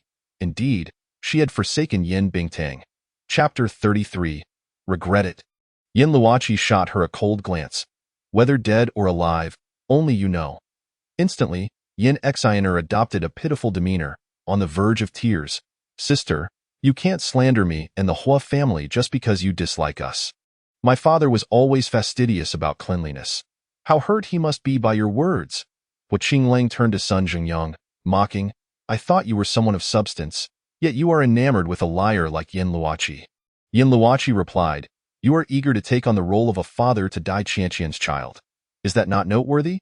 Hua Qinglang's expression darkened as he snapped, "What nonsense are you spouting? Dai Qianqian's child has nothing to do with me." Seeing his reaction, Yin Luoqi suddenly burst into laughter, radiant as a blooming flower. After a hearty laugh, she sincerely remarked, "Indeed, it has nothing to do with you." It was the most genuine smile she had worn in days. Hua Qinglang's expression shifted several times in quick succession. What did Yin Luoqi mean? Was she intentionally mocking him, exposing his infidelity, or was Dai Qianqian's child truly not his? Hua Qinglang quickly dismissed the latter thought. Qianqian was so gentle and charming, always present at the Hua residence. How could she possibly bear another's child? It must be Yin Luoqi attempting to tarnish his reputation. That wretched woman, blessed with beauty yet devoid of virtue. If only advanced medical techniques existed, he would surely affix that visage to Qianqian's face. Hua Chuanmin, his face a mask of displeasure, commanded, "Su Yu, do not stoop to the level of such a woman. Let them leave at once. Do not delay your engagement with Qinglang." With the elder's directive, Zhou Suyu had no choice but to relent, though her discomfort with Yin Luoqi lingered. Yin Xiner was consumed with jealousy. Sun Jingyang was now a highly sought-after figure on Qingliang Mountain, and Yin Luoqi had managed to align herself with him. Servants from the Hua family approached to escort Yin Luoqi and Sun Jingyang out. Their intent had been to vex the Hua family, and it appeared they had succeeded. They left side by side. Suddenly, Yin Xiner called out, "Young Master Sun, don't be deceived by Yin Luoqi." But before she could finish, she was silenced by Hua Chuanmin's icy glare, too intimidated to utter another word. Sun Jingyang chuckled at Yin Xiner before proclaiming, "Yin Luoqi does not fall short of me. On the contrary, she is exceptional, a peerless cultivator." The crowd expressed disbelief. A peerless cultivator? Everyone knew Sun Jingyang's formidable prowess. How could Yin Luoqi possibly measure up? Hua Qinglang erupted in laughter. No need to embellish her. We all know her true capabilities. Sun Jingyang turned to Yin Luoqi. "Is this how you usually remain so unassuming? They look down upon you, yet you do not showcase your abilities?" Yin Luoqi faced the assembled guests, while Hua Qinglang scoffed derisively and Yin Xiner glared with envy. A faint smile graced her lips as she channeled her spiritual energy into her legs, ascending gracefully like a soaring swallow. Her skirt billowed in the air, her long hair danced, resembling a true celestial being. The crowd held their breath, astonished, as Yin Luoqi alighted upon the opposite artificial hill. The hill stood 7 or 8 meters tall, and Sun Jingyang soon followed, contrasting Yin Luoqi's composure with his hearty laughter. "You truly are blind. Such a gem has been lost to you all." He laughed heartily, indifferent to the expressions of those below, and together with Yin Luoqi, leaped from the hill, departing the Hua residence with panache. Hua Qinglang remained in disbelief, unable to fathom that his once silent ex-wife had inexplicably transformed into such a formidable cultivator. She must be pretending. Surely, Sun Jingyang had employed some trickery. The engagement banquet, initially set to be a grand affair, hastily concluded due to the arrival of Yin Luoqi and Sun Jingyang. Yin Xiner, having spoken out of turn and displeased Hua Chuanmin, was expelled by the Zhou family. Ultimately, Hua Qinglang's engagement was still secured. However, once the Zhou family departed, Hua Chuanmin summoned Hua Qinglang to his study. The elder sat sternly in a grand chair, fixing Hua Qinglang with a cold stare. After a lengthy silence, struggling to restrain his anger, he spoke. "You divorced Yin Luoqi without my consent, claiming that your new woman would be a better support to you. But what of the current situation? Has she supported you?" The elder's emotions were volatile as Hua Qinglang stood before him. Too intimidated to sit, he replied in a hushed tone, "Qianqian, she is pregnant with your great-grandson." the Hua family can continue its lineage. This statement remained unspoken. Hua Chuanmin slammed his palm down on the table. Are you suggesting that Yin Luoqi cannot bear children? Do you think I am unaware of how you treated her during your marriage? You never shared a bed with her. How could she conceive? Bearing children is a natural skill for women, not something to be learned. Your new woman merely became pregnant, and you hold her in such high esteem. Hua Qinglang retorted defensively, but Yin Luoqi, she lacks charm. With a swift motion, a teacup flew across the room, shattering at Hua Qinglang's feet. The ceramic shards scattered, and he instinctively recoiled, silenced. How could I have such a love-struck grandson? The elder fumed. You witnessed Yin Luoqi's abilities today. She should have been a member of the Hua family. Your infatuation has cost us a talented individual. Do you understand how challenging it is to recruit cultivators now? Hua Qinglang lowered his head. Fully aware of the difficulty of connecting with cultivation sects, lacking techniques, and relying solely on their own exploration. He understood the gravity of the situation. Enough. Do not concern yourself with the Hua family's matters. Reflect on your actions. Hua Qinglang stumbled as he left, grappling with the thought that his grandfather believed Qianqian's child was not his. It must be false. Surely, his grandfather had been deceived by that wretched Yin Luoqi. As he walked, he spotted a white wildflower by the roadside, his heart fluttering. The sight of that woman soaring in the air was truly beautiful. If she were to beg for mercy beneath him, it would be even more enchanting. In an instant, his expression soured. She was like that, always pretending to be unattainable. Bah! That vile creature. Yin Luoqi remained oblivious to Hua Qinglang's attitude towards her, caring not in the slightest. Her primary purpose for entering the Hua residence was to survey its layout and defenses, particularly the direction of the warehouse. With a cursory glance, she noted the presence of bodyguards lining the streets. Chapter 34. A night reconnaissance of the Hua family. Upon exiting the Hua residence, Sun Jingyang grinned broadly. Yin Luoqi halted, regarding him with earnestness. In her memory, he was someone fervently devoted to cultivation. In his previous life, he lacked both a partner and marriage. What had prompted this change in attitude? How had one person altered the trajectory of events? This transformation was not due to her influence. What, have you discovered my charm? Yin Luoqi smiled faintly and asked directly, You wish to marry me because you see my potential and want to draw me into the Sun family, correct? Sun Jingyang was momentarily taken aback. He had not anticipated Yin Luoqi to so bluntly unearth his intentions. Yet, being forthright himself, he conceded, indeed. Together, we can fortify the Sun family, and under its auspices, we shall enjoy a superior environment for cultivation. Yin Luoqi, without a second thought, declined. I have no desire to join any faction. I yearn for complete freedom. Sun Jingyang sought to persuade her, but Yin Luoqi's tone shifted. However, we can explore an alternative arrangement. Sun Jingyang's words faltered, prompting him to inquire, What arrangement? Yin Luoqi replied, I propose to serve as a guest elder of the Sun family. Should the Sun family encounter difficulties, I will assist, and if I require aid, the Sun family must also lend their support. How does that sound? Sun Jingyang pondered her proposition before breaking into a smile. Very well, the Sun family will cooperate with you. Thus, they established their partnership. As they made their way back to the Sun residence, they encountered numerous displaced citizens, and on the roadside, a brawl erupted. The two paid them no heed. As Yin Luoqi ambled by, she paused, taken aback by the sight of a familiar figure being restrained and beaten. Aunt Chun? She rushed forward, extending her hand. Spiritual energy coalesced into a gust of wind, casting the three men several steps away. In the aftermath of the disaster, individuals with cultivation talents had emerged in droves, and the existence of cultivators was now widely acknowledged. Yin Luoqi did not pursue the assailants, but instead helped the woman to her feet. The woman appeared to be in her 40s. Her hair disheveled, her frame frail, her complexion pale, and her lips devoid of color. The three men had just snatched away half a steamed bun from her. Are you all right? Yin Luo inquired softly. The woman remained silent. Her face swollen on one side, the puffed flesh obscuring half of her eye, rendering her appearance somewhat grotesque. Yin Luo assisted her to a nearby seat. The woman was covered in bruises and moved with difficulty, limping as she walked. Sun Jingyang was somewhat taken aback. Yin Luo was not typically known for her kindness. Throughout their journey, they had encountered numerous victims of bullying, yet she had never paused to offer assistance. Not only did Yin Luo extend her help, but she also asked, Do you wish to live? If so, I can offer you a chance. The woman abruptly raised her head, disbelief etched across her face as she looked at Yin Luo. Are you serious? She stammered, a bitter smile spreading across her features, making her already disfigured face appear even more terrifying. Surely there must be conditions. What are they? Yin Luo did not shy away, stating plainly. Your freedom. The woman was momentarily stunned, as was Sun Zhengyang. Neither comprehended Yin Luo's intent, so, what will it be? Freedom or death? Choose.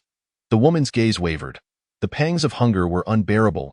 As a woman, not only did she suffer from starvation, but she also faced humiliation. She silently resolved, freedom? I do not desire freedom anymore. I will follow you. Yin Luo was not surprised, for in her previous life, she had saved this woman, who later served her dutifully for many years. After closing the door, Yin Luo immediately brought Aunt Chun into her space. Aunt Chun was astounded by the scene before her. Several acres of fertile land, an abundant harvest, resources piled high, and crystal clear water. This is your freedom. From now on, you may only remain within this realm. Without my permission, you shall never leave. Of course, you are welcome to partake of the provisions here. Your task is to help me manage this place. Upon hearing this, Aunt Chun's eyes sparkled with excitement. Here, she would have food, drink, leisure, and work. Truly the retirement life she had envisioned. Why would she wish to leave? Rest assured, miss, I will keep this place spick and span. Yin Luo nodded and led her to the fields. These crops are ripe and need harvesting. There is a harvester over there. Learn how to use it. The fruits are also ready. Once picked, sort them accordingly. You need not concern yourself with these medicinal herbs. I will handle those myself. There are fresh ingredients here for you to cook. Of course, you may also eat what's prepared, but please refrain from my snacks, as they cannot be replenished once consumed. Aunt Chun took note of everything. When Yin Bao emerged from the warehouse, Aunt Chun was startled. Yin Luo added, if you see him dirty, just give him a wash. Yin Bao was curious about the newcomer, circling her leisurely. The space contained only a room and a hall. With her mind, Yin Luo controlled the construction of another row of wooden houses by the fields. There is much work to be done here, and you cannot manage it all alone. Do not overexert yourself. I will bring in more people to assist you later. Aunt Chun eagerly agreed. After completing her tasks, Yin Luo enjoyed a meal in the space, with dinner prepared by Aunt Chun. She was remarkably efficient with household chores, a quality that Yin Luo appreciated. Dinner featured sweet and sour ribs, steamed base, spicy stir-fried clams, and seafood dumpling soup. Aunt Chun's culinary skills surpassed those of Yin Feng, and Yin Luo dined contentedly. After dinner, she exited the space, calculating the time. Once it struck 1 in the morning, she donned a black night outfit, quietly opening the window and leaping out. Now, when Yin Luo soared, she resembled a martial arts master, constantly seeking points of leverage. Otherwise, she would plummet. After scaling the railing of the Sun residence, she hid in the shadows until the patrol passed before quickly approaching the wall of the Hua household, deftly climbing over. Inside was Dai Qianqian's residence. Outside the small courtyard stood 2 bodyguards, and 2 maids were stationed at the entrance. Yin Luo slipped silently into the courtyard, landing without a sound. The 2 maids remained oblivious to her presence. Yin Luo smiled, having prepared everything. She could not allow Dai Qianqian to live so comfortably. Chapter 35. A commotion. Although the Hua family possessed a generator, it only powered essential courtyards, leaving the night shrouded in darkness in such a remote area. The 2 maids, drowsy, failed to notice the extra presence in the courtyard. Like a gust of wind, Yin Luo swiftly arrived beneath the window. She cautiously opened it, her keen senses picking up the faint sounds of breathing from within the bedroom. From her space, she retrieved her prepared items. A basin of wriggling dark red earthworms, a bucket of mosquitoes and flies, a bag of cockroaches, a bag of fleas, a basin of caterpillars, and a sack of snakes. One by one, these creatures slithered through the window, and Yin Luo heard the satisfying rustle of their movement in the darkness as she closed the window with satisfaction. Her hatred for Dai Qianqian was so profound that killing her would be a mercy in her previous life. She relished watching Dai Qianqian's fear and panic. In this life, she intended to repay her by instilling a perpetual state of terror and psychological torment. After completing her task, Yin Luo stealthily exited the courtyard. Recalling her observations from the day and her memories from her previous life, she made her way to the Hua family's warehouse. As one of the 3 prominent families of Qingliang Mountain, The warehouse was brimming with supplies. Yin Luo set her sights on their provisions. The warehouse was expansive, with Hua Chuanmin designating the largest courtyard for storage due to natural disasters, making it the most heavily guarded area of the Hua estate. Every 2 meters along the perimeter stood a bodyguard, with 5 more at the entrance, totaling over 100 guards inside and out. Yin Luo couldn't help but scoff at their strength. She knew she could not overpower them. However, she was not there to fight. She sought opportunities to procure some resources. Yin Luo soared into the air again, lightly tapping her toes on a tree outside the courtyard before swiftly entering. Her cultivation at the 5th level of the spirit-gathering realm was imperceptible to the 1st and 2nd level practitioners guarding the area. They remained unaware of her entry. With utmost caution, she approached the warehouse, which was locked tight. Picking the lock would create too much noise, so Yin Luo circled the building, ultimately discovering an unlocked skylight. The skylight was small, approximately 50 centimeters in length and width. She gently pushed it open and carefully jumped inside. The warehouse was pitch black, rendering everything indistinguishable. Yin Luo focused on the food, transferring entire boxes of noodles, rice, and seasonings into her space.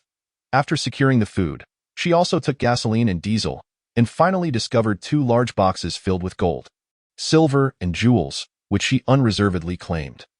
Once she departed, a loud explosion erupted from the warehouse. The flames quickly grew, drawing the attention of the guards outside, who frantically rushed to extinguish the fire in the chaos. Hua Chuanmin, consumed by rage, even coughed up blood. Seizing the opportunity while the Hua family was preoccupied, Yin Luo dashed to Hua Qinglong's residence. That moment, his room was empty. Yin Luo relocated his safe, then filled his room with various insects, reveling in the anticipation of Hua Qinglong's dismal mood the next day. 3 in the morning. When most were sound asleep, the commotion from the Hua household caught the attention of many. What's happening outside? What's all the noise? Several individuals emerged from their rooms, only to catch sight of the raging inferno. In the pitch-black night, the flames illuminated the surroundings as brightly as day, even from afar. The unusual glow atop Qingliang Mountain could be seen. The massive flames caused the temperature in the vicinity to soar, and no matter how hard the Hua family tried, they could not extinguish even a fraction of it. Hua Chuanmin gritted his teeth, reluctantly deciding to abandon the warehouse and create a fire break. If the fire continued to spread, the entire Hua family estate would be at risk. She pressed her lips together, her eyes cold and merciless. In her previous life, they had risen to glory because of her. In this life, she would personally dismantle that glory. The fire raged throughout the night, and by morning, the inhabitants of Qingliang Mountain were consumed by their own thoughts. News of the Hua family's warehouse loss could not be concealed. In the face of disaster, without resources, there would be no future. How could the Hua family sustain their vast familial machine? Meanwhile, from the neighboring Dai Qianqian's courtyard came sounds akin to a slaughtered pig. But the Hua family was too preoccupied to attend to her, allowing her to claw at her own skin, driven nearly to madness. Living in a state that mirrored the very image she once despised. Wasn't that a fitting form of retribution? The Hua family, being a century-old lineage, suffered significant damage but managed to survive, biding their time until the other forces of Qingliang Mountain would encroach. Yin Luo buried her resentment deep within. The next time she returned to Qingliang Mountain, it would be for the Hua family's funeral. Early in the morning, she bid farewell to Sun Jingyang, who, with a hint of intrigue, asked, "Aren't you going to witness the Hua family's misfortune?" Yin Luo shook her head. Not interested. Asked the instigator. She certainly had no inclination to witness it. Yin Luo declined, and Sun Jingyang nodded. The longer the disaster persists, the more perilous the waters become. Well, I hope we meet again, Yin Luo.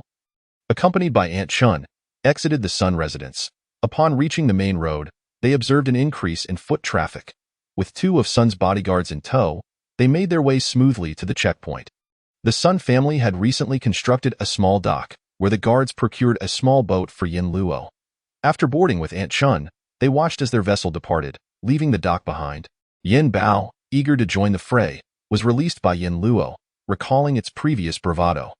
The Sun family, in their generosity, bestowed upon her a small boat equipped with a charging engine, allowing Yin Luo to merely steer without the need for rowing.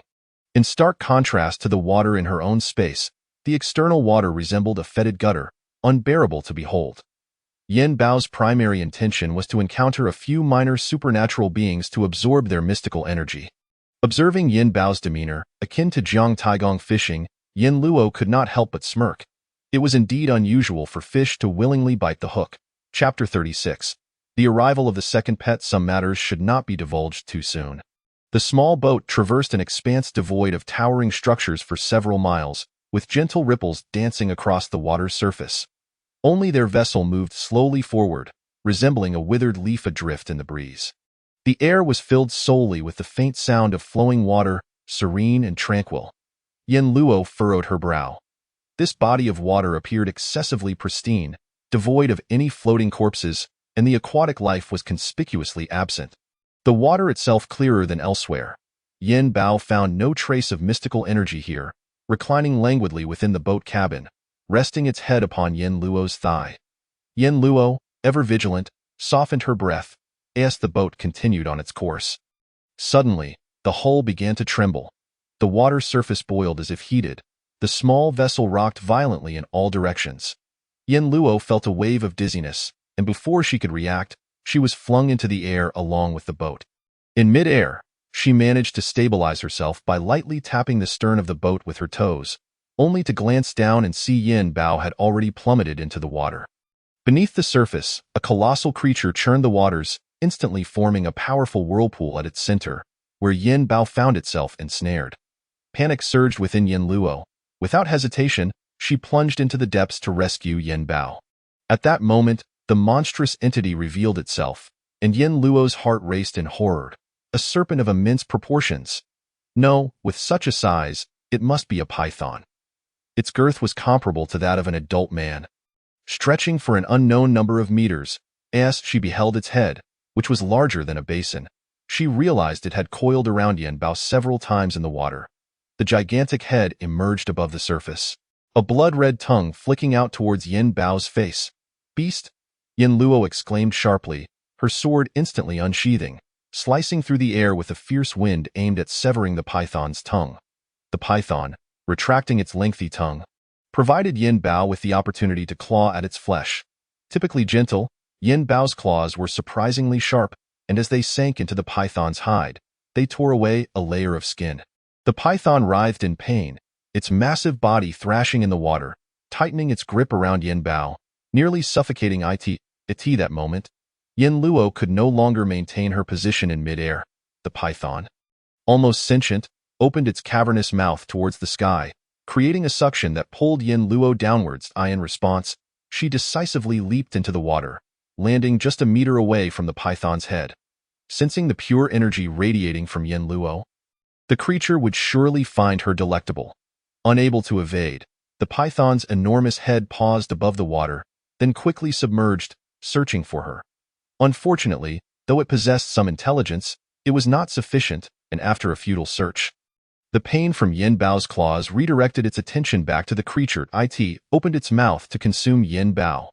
The treasure was a weapon wielded by a true martial realm cultivator, possessing tremendous power, and it pierced through the python's scales. The python cried out in agony, tossing its head back and thrashing violently, sending Yin Bao flying several meters away. Yin Luo, caught in the tumultuous current, was similarly cast aside, but she swiftly swam against the current towards Yin Bao. Regrettably, the python's speed in the water far surpassed hers. With a single sweep of its tail, it propelled Yin Luo further away. A chill crept into Yin Luo's eyes. This python was likely equivalent to an 8th-layer spirit-gathering realm cultivator among humans. For her to absorb an entity of higher cultivation than herself into her space, they must have physical contact. The only solution was to entice it.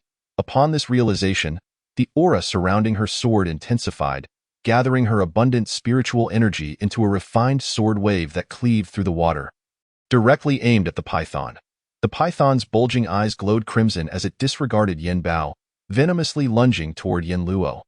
The clash of the blood-red aura and the pure white sword light erupted in a violent maelstrom beneath the surface. In that instant, Yin Luo entered her space. The python, struck by the sword's brilliance, bore wounds upon its serpentine form, yet in the blink of an eye, Yin Luo's figure vanished from its sight. Enraged, it thrashed about in the murky depths. its massive body rolling and churning, obscuring all visibility. Meanwhile, Yin Bao had successfully hidden itself 100 meters away. After a time, the python finally ceased its agitation. Observing the lull, Yin Luo re-emerged from her space. Ready to launch a surprise attack, the python, furious, swore it had never encountered a more shameless human. After several stealthy assaults, Yin Luo finally closed in on the python. The icy sensation of its scales grazed her hand, and in an instinctual reaction, she searched for Yin Bao. Clever as ever, Yin Bao had found a piece of floating wood and clambered upon it. Its plump body sprawled atop, gripping tightly with its 4 claws. Upon seeing Yin Luo approach, it raised its head in delight. Relieved that Yin Bao was unscathed, Yin Luo exhaled, bringing both of them into her space. Within the confines of her space, Aunt Chun had fainted from shock. The python, meanwhile, swam about the stream, seemingly content with its surroundings, having forgotten the beating it had just endured. Yin Luo regarded the creature with a growing sense of nausea in the heat of battle.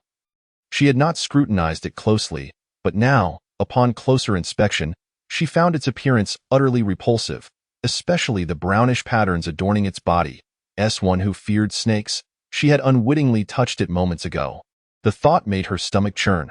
The python, noticing Yin Luo, tilted its head. Was this the human who had attempted a sneak attack? The contract binding them was quite formidable, and the python's voice resonated within Yin Luo's consciousness. "Are you my master?" "Indeed," Yin Luo replied. "From now on, you shall obey my every command. Otherwise, I shall strike you every time we meet." The python protested.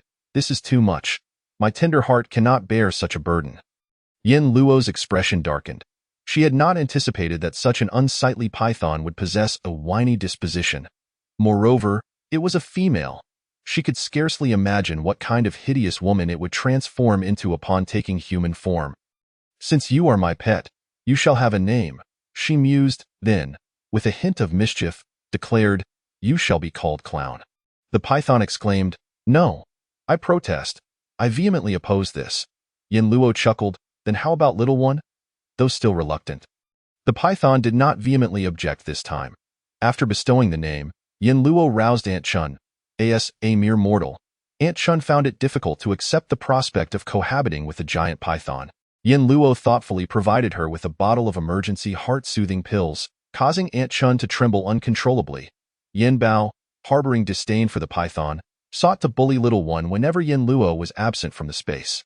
In truth, Yin Bao's teeth were exceptionally sharp, capable of easily piercing the python's skin, yet it found the creature too dirty and unsightly, refusing to bite it. Chapter 37. The community is vacant with Little One now under her command. The path ahead became significantly smoother. If they encountered any troublemakers, she could simply toss Little One into the water, certain that anyone who laid eyes upon it would be left terrified. Upon entering the Huayuan community, Yin Luo sensed an unfamiliar atmosphere. The place was markedly emptier.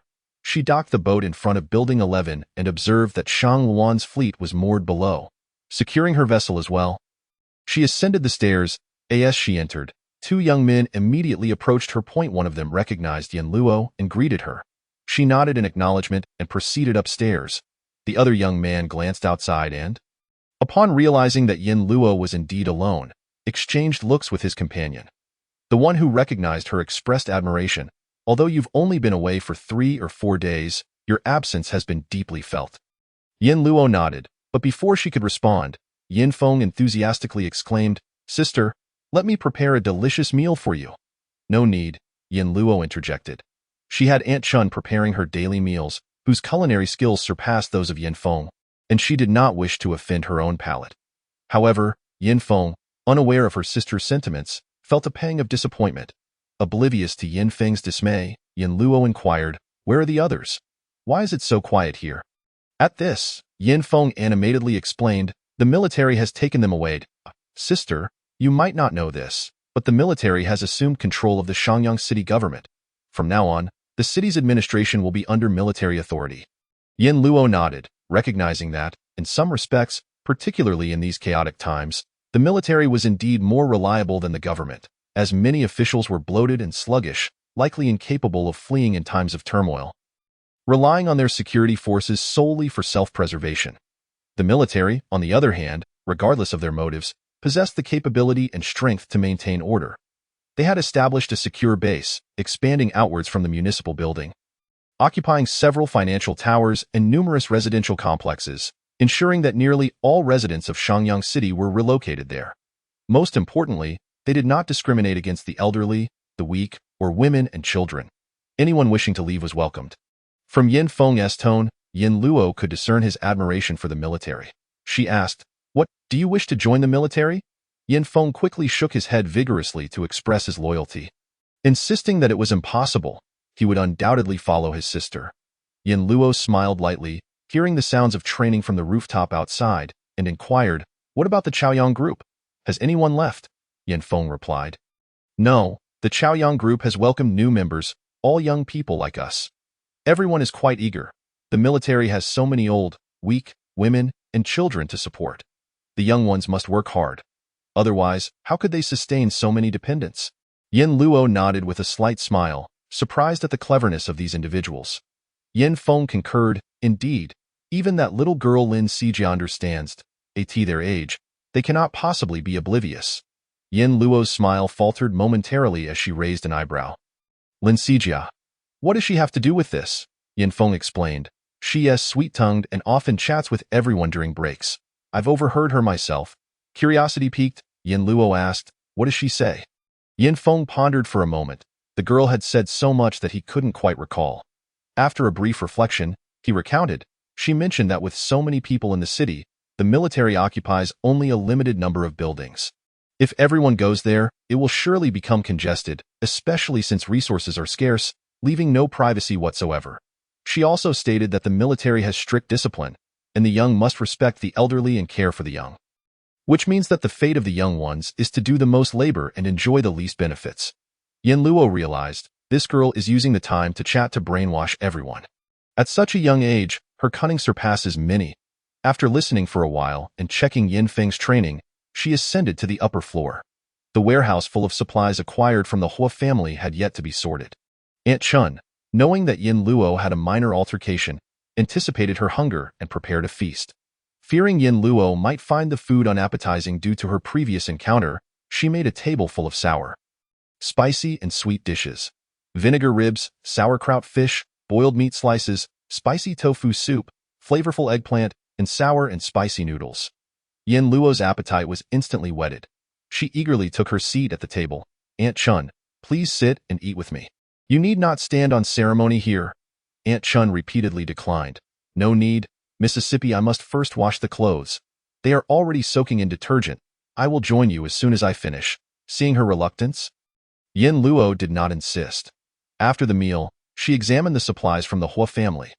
The stock was quite comprehensive, with over 50 boxes of staple foods such as rice, flour, millet, and noodles, 2 large racks filled with freshly picked tomatoes, eggplants, peppers, and beans, and a room piled high with various vacuum-sealed snacks. The Hua family had also stored numerous antiques and paintings, unexpectedly found in the warehouse. However, these items were of no use to Yin Luo, so she simply set them aside in a corner. A small box of gold bars was kept in a safe, alongside a large 6-layered safe containing rare jewels acquired by the Hua family at auction. These dazzling gems would lift the spirits of anyone, even someone like Yin Luo, who was indifferent to such things. She meticulously organized everything according to her spatial classifications, enriching her store of supplies considerably. Finally, she opened Hua Qinglong's safe. Since Dai Qianqian had expressed a fondness for a particular necklace, Hua Qinglang intended to gift it to her upon their marriage. However, the focal point lay atop the safe, a dark red stone of uncertain origin. Hua Qinglang had once consulted experts to identify it, but they could not provide any clarity. It was incredibly hard, impervious to fire and unyielding to any blade. Thus, he had chosen to keep it. In her previous life, Dai Qianqian lacked spiritual roots and could not cultivate. Hua Qinglang had given her this stone, and it was this very stone that had awakened her spiritual roots. Grateful acknowledgement goes to book friends 120803150547380, 202202092307288871, Songshang Tagu Si, and Kayasuk for their monthly votes. Heartfelt thanks to Cheongju for the generous rewards. And a special appreciation to all those who have supported Xing Luo with recommendation votes since the inception of this book. Thank you all for your companionship along the way. Xing Luo sends heartfelt hugs and kisses to each one of you, lifting you high in joy. Chapter 38. Crisis of the Chaoyang Group. Yin Luo recognized that this stone was an attribute-less spiritual stone brimming with spiritual energy. Such stones are treasures for cultivators, serving as the finest supplement for swiftly replenishing their expended spiritual power. However, the quality of the spiritual stone matters. The best are attribute stones, which are limited in use to cultivators of the same attribute to be effective. In contrast, the attribute-less spiritual stone can be utilized by anyone, yielding uniform effects. The attribute-less spiritual stone in Yin Luo's possession was the pinnacle of excellence. Without hesitation, she entered seclusion to absorb the energy from the stone. Before closing herself off, she dug a small pond by the creek, channeling its water to fill it. Once the pond was full, she placed a small barrier between the pond and the creek. It would be troublesome. Who would wish to bathe alongside a giant python? Without the python, Aunt Chun could wash her clothes by the creek with ease. Prior to her seclusion, Yin Luo consumed a ginseng root. According to her calculations, 1 month within her space equated to a year outside, meaning her ginseng had aged 4 to 5 years. With the ginseng in hand and the attribute-less spiritual stone clasped tightly, she began to wholeheartedly absorb the stone's spiritual energy. 10 days later, a group of uninvited guests arrived at the tranquil Huayuan community. A boat, carrying 100 individuals, docked at the entrance of the community. Flanked on either side by 2 assault boats, armed and ready, Shu Tianxue, peering through binoculars, felt a surge of anxiety. With Sister Sheng not here, do they intend to eliminate us all? The Chaoyang group had split into 2 small teams. Sheng Wan had taken 1 team out to scavenge for supplies, leaving the second team of about 40 individuals to guard the home. Shu Tianxue, the captain of the second team, stood at the window of Unit 1802. Flanked by Bai Yu and Lin Xijiao, both equally perturbed. If their adversaries were indeed after the Chaoyang group, they must have realized that half of the members were absent. The large boat slowly navigated into the community. Coming to a halt near Building 11, Building 6 housed the Chaoyang Group's patrol team, and a young man shouted from the fire escape, "This is the Chaoyang Group's territory. Do you have business here?" No one from the opposing side revealed themselves, but a loudspeaker attached to the bow of the boat blared. "We are the Qiyue Gang. Listen closely, we are here to rescue you. If you comply and come down immediately, we will not cause you any trouble." The loudspeaker's voice resonated powerfully, repeating its message a second time. Yin Feng, in a nearby room, could hear the commotion. The patrol team on the 6th floor turned pale, swallowing hard as they nervously retreated into the hallway. Sheng Luan had instructed that in the event of an irresistible enemy, all patrol teams must prioritize their safety. The uproar was so significant that the main forces in Building 11 would surely hear it. Their task was to protect themselves and not hinder the larger group. Bai Yu anxiously glanced downstairs and asked, "What should we do?" The opposing side, no less than 120 strong, vastly outnumbered their 40. The adversaries were armed, while the Chaoyang group had already exhausted their ammunition. Shu Tianxue clenched his fists. "We must hold on," Bai Yu replied. "The Qiyue Gang is clearly aware of this fact." Lin Xijia, standing on a small stool to peer out the window, suddenly spoke, "We do have a way." Shu Tianxue and Bai Yu turned simultaneously to Lin Xijia. "But she is in seclusion," Lin Xijia said with a smile.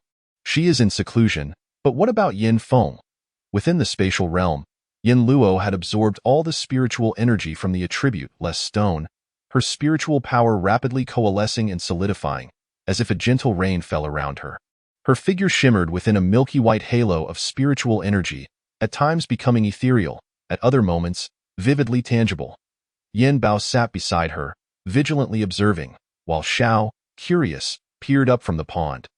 After an hour, the outwardly expanding spiritual energy abruptly vanished, all absorbed into Yin Luo's body. Under the cleansing of this pure spiritual essence, her cultivation soared to the peak of the 7th level of the gathering spirit realm, nearly reaching the 8th level. Yin Luo tucked away a hint of regret within her heart and slowly opened her eyes. Upon doing so, she found Yin Bao emitting a sound of surprise, swiftly disappearing from sight. "What is it? Like seeing a ghost?" she remarked. That a pungent odor assaulted her senses, causing Yin Luo to frown as she quickly identified the source. Indeed, it was herself. After 10 days of seclusion without bathing, her body had expelled a considerable amount of filth. Previously masked by the surrounding spiritual energy, the moment it dissipated, the stench became overwhelmingly potent. Without hesitation, Yin Luo leaped into the bath. By the time she finished her shower, it was too brief for Aunt Chun to prepare a meal. Instead, she heated some pre-prepared dishes. Considering she had not ventured outside for 10 days, Yin Luo thought Yin Feng might be worried, so she decided to go see him and share the pre-prepared food. With this in mind, she donned a comfortable light blue home dress and exited her space. However, just as she stepped out and had yet to open the door, the sounds of chaos from outside reached her ears. Listening intently, she even caught the thunderous roar of machine guns. Her brow furrowed. She discarded the pre-prepared dishes aside and hastily descended the stairs. Yin Feng? Yin Feng? What greeted her eyes was the water surface stained crimson with blood. Along with the ominous sight of the boat below, the large vessel was teeming with individuals, among whom those in the rear wielded firearms, indiscriminately firing at the people above. Within the vanguard, some attempted to hurl grappling hooks through the windows, seeking to scale the heights. Others charged into the fire escape, engaging in fierce combat with the defenders of the Chaoyang group stationed at the entrance. They presented themselves with the audacity of an army besieging a city, shouting and hurling insults. Yin Luo's gaze swept rapidly across the scene below, and soon she spotted Yin Feng, who was deftly maneuvering a long spear amidst the crowd. Perhaps due to his considerable prowess, he had caught the attention of an adversary across the way, and Yin Luo observed a gunman taking aim at him. As the sounds of splashes echoed, the pungent scent of blood drew forth unseen figures lurking in the shadows. Poised to strike in the depths of the chaos, Yin Feng was struck on the shoulder by a machete, and the members of the Crimson Moon Gang were on the verge of breaching their defenses. At that moment, from the 18th floor, a curtain of white light descended, resembling a waterfall cascading from the heavens. The blinding radiance rendered those in the fire escape unable to open their eyes. In an instant, they felt themselves lifted off the ground, and before they could utter a gasp, they plunged into the water. A cacophony of wails followed, save for the members of the Chaoyang group, who remained unscathed beneath the luminous veil. Alarmed, the crowd looked up at the rooftop, where a woman in a light blue home dress stood, seemingly materialized from nowhere. The gentle breeze tousled her flowing hair, which appeared disheveled yet enigmatic, reminiscent of a slumbering fairy. In room 1802. Lin Sijia wore a smile on her lips. Although she could not see what transpired on the rooftop, she understood that such a magnificent display of sword energy must surely be the work of Yin Luo. The Chaoyang group was unaware of Yin Luo's true strength, yet Shang Wan and her companions knew that even combined, they could not match a mere fraction of Yin Luo's power. Without waiting for a response, Yin Luo's figure glided effortlessly, landing on the deck of the opposing vessel in the blink of an eye. The adversary gunman, realizing her presence, prepared to chamber around, but Yin Luo was swifter. With a push and a pull of her hands, those assailants lost their footing, being unceremoniously tossed into the depths below. The crew aboard the large ship stood in stunned silence, hastily retreating into the cabin. In the fire escape of Building 11, recognition surged through the crowd as they identified their savior. Sister, Yin Luo. It's Yin Luo. Yin Feng and Shu Tianxu were the first to discern her arrival. Though both bore injuries and stood at the forefront, excitement gleamed in their eyes. Yin Luo had come. Salvation was at hand. Yin Luo stormed into the cabin, swiftly dispatching the 30 or so remaining foes and sending them tumbling into the water. In an instant, the surface of the water was dotted with the heads of those who had surfaced, bobbing up and down with the flow. In a world ravaged by calamity, one must not harbor a merciful heart. To release a tiger back into the mountains today would undoubtedly bring 100-fold trouble tomorrow. Suddenly, a piercing scream shattered the air. Accompanying this cry were the anguished wails from those submerged. The individuals who had just surfaced appeared to be yanked down into the abyss, as if some unseen force had gripped them. Yin Luo's expression shifted, and she soared into the air, landing within the fire escape. The others were not oblivious. The state of the water's surface indicated that something lurked beneath. In these times, humanity was already a formidable challenge, and now they faced a multitude of mutated creatures. Shu Tianxu immediately issued commands, and as his companions departed, he lingered, asking, Luo Shun, shall I stay to assist? Yin Luo cast him a glance, replying candidly, your spirit is commendable, but your strength is insufficient. You should leave. Shu Tianxiu and Yin Feng exchanged looks, remarking, Yin Luo is truly a woman of iron resolve. In this sweltering weather, inflammation could pose significant problems. The more than 100 individuals who had fallen into the water had now vanished without a trace. The once vivid red surface had deepened to a dark crimson. Building 11 stood as a solitary bastion amidst a sea of blood, exuding an aura of peril. Yin Luo secured the large vessel tightly to the building. The incoming ship would surely be seized. Just as she finished tethering the vessel, a swift current surged across the water, creating a visible line. The onlookers gasped in astonishment. Yin Luo furrowed her brow and ascended the staircase to the rooftop. The expansive view allowed her to clearly observe the state of the waters surrounding Building 11. After a moment of quiet anticipation, approximately 5 minutes later, another swift current cut across the water surface. Moving with great speed, it appeared that their adversaries had no immediate intention of boarding. However, if they remained in close proximity to Building 11, trouble would inevitably arise, for they would need to venture out. Yin Luo retrieved a piece of fresh meat from her spatial storage and cast it towards the water. With a plop, where the meat fell, a small whirlpool formed, and the meat was swiftly engulfed without a trace. In such circumstances, Yin Luo could not afford to take risks herself, so she released the small creature that had been sleeping in the pond. The small one emerged from the spatial realm. It was momentarily bewildered, but before it could comprehend, it plummeted into the water with a splash. The witnesses beheld a massive shadow darting past, unable to discern its nature, followed by a surge of water that shot up several meters, startling everyone. What was that? It nearly scared me to death. Once submerged, the small creature immediately attracted the attention of the lurking entity below. An unfriendly exchange ensued in the depths. Yin Luo could hear the small one's voice echoing in her mind. Retreat. Do not approach me. Hurry up and leave. This is my master's territory. Dance before my master, and you shall regret it. Fighting? How shameless. A whole family of fish is attacking, exclaimed the small one, sounding rather aggrieved. Yin Luo found herself both amused and exasperated.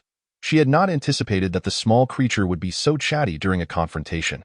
However, the creatures below were indeed a family of fish: crucian carp, common carp, grass carp, and silver carp. Given the surrounding deluge, it was only natural that fish thrived in such conditions. The members of the Chaoyang group stared in disbelief. Below, the once tranquil water surface had transformed into a tumultuous sea reminiscent of the Caribbean. Waves crashing against the walls, lifting the vessels with each surge. The waves even reached the windows of the 15th floor, causing the occupants of the 15th and 16th floors to flee to the 18th floor in alarm. What on earth is happening down there? It's too terrifying. The small one's voice returned to Yin Luo's mind. No. You outnumber me, master. Save me. It seemed that a vast school of fish was indeed below. Yin Luo ceased her words and leaped from the rooftop, landing atop the large vessel's canopy. As the ship bobbed with the waves, Yin Luo maintained her balance, her skirt billowing in the wind. Master, if you don't come soon, your little one will be bitten to death. Upon hearing this, Yin Luo wasted no time. With her sword in hand, she dove into the water. Though she was at the pinnacle of the 7th layer of the spirit-gathering realm, her Kuan Yuan technique was extraordinary, allowing her to fly with ease. She could now breathe freely underwater for up to half an hour. Upon entering the water, a long, narrow head adorned with countless sharp fangs lunged at her, startling Yin Luo and sending her flying backward. Is this what you call a fish? The small one had retreated to Yin Luo's side, and her demeanor steadied. This was indeed a fish, but it was an alligator. 3 alligators, to be precise. The 2 larger ones each measured around 15 meters in length, their scales glinting ominously in the water, while a smaller one, still 4 to 5 meters long, was sheltered between them. Both parties glared at each other, the larger alligators showing signs of injury, blood seeping from their wounds. The small one was not faring well either. Several of its scales had been lost, and it was furious at the damage to its appearance. Without hesitation, Yin Luo brandished her sword and charged at them, knowing that her maneuverability underwater was inferior to that on land, thus necessitating a swift resolution. Kuan Yuan coursed through her, hinting at a potential breakthrough to the 2nd layer. The male alligator, sensing her approach and the formidable sword energy, flicked its tail and positioned itself in her path. The impact of its tough exterior against her sharp sword energy sent a jolt through Yin Luo's hands. causing pain to shoot through her grip as a metallic taste filled her throat. The male alligator was struck by the sword energy, rolling in the water before swiftly turning to charge at her once more. The underwater battle escalated, while the onlookers above turned pale with fear. The surface roiled, waves rising to heights of over 10 meters, dark red murky water slamming against the windows, prompting the crowd to retreat in terror. Suddenly, a colossal creature erupted from the water, its serpentine body twisting gracefully in midair before crashing back into the depths with a thunderous splash. Shu Tianchu's voice trembled as he uncertainly queried, "Is that Dada Python?" Yin Feng's face darkened as he resolutely grasped the long spear leaning against the wall, flung open the window, and leaped into the water. As he jumped, a 4 to 5 meter long alligator was hurled out. In midair, Yin Feng thrust his spear forward. Though the creature was sizable, being a juvenile alligator, Yin Feng's spear found its mark, piercing its flesh and causing a scale to fall away, exposing the tender meat within. Both man and alligator plunged into the depths. The juvenile alligator's agonized cries incited the fury of the larger alligators, who charged at Yin Feng like deep-sea bombs. Should they succeed, Yin Feng would undoubtedly be torn apart. Without a moment's hesitation, Yin Luo positioned herself in front of Yin Feng, her sword held horizontally across her chest, a pale white shield nearly solidifying into form.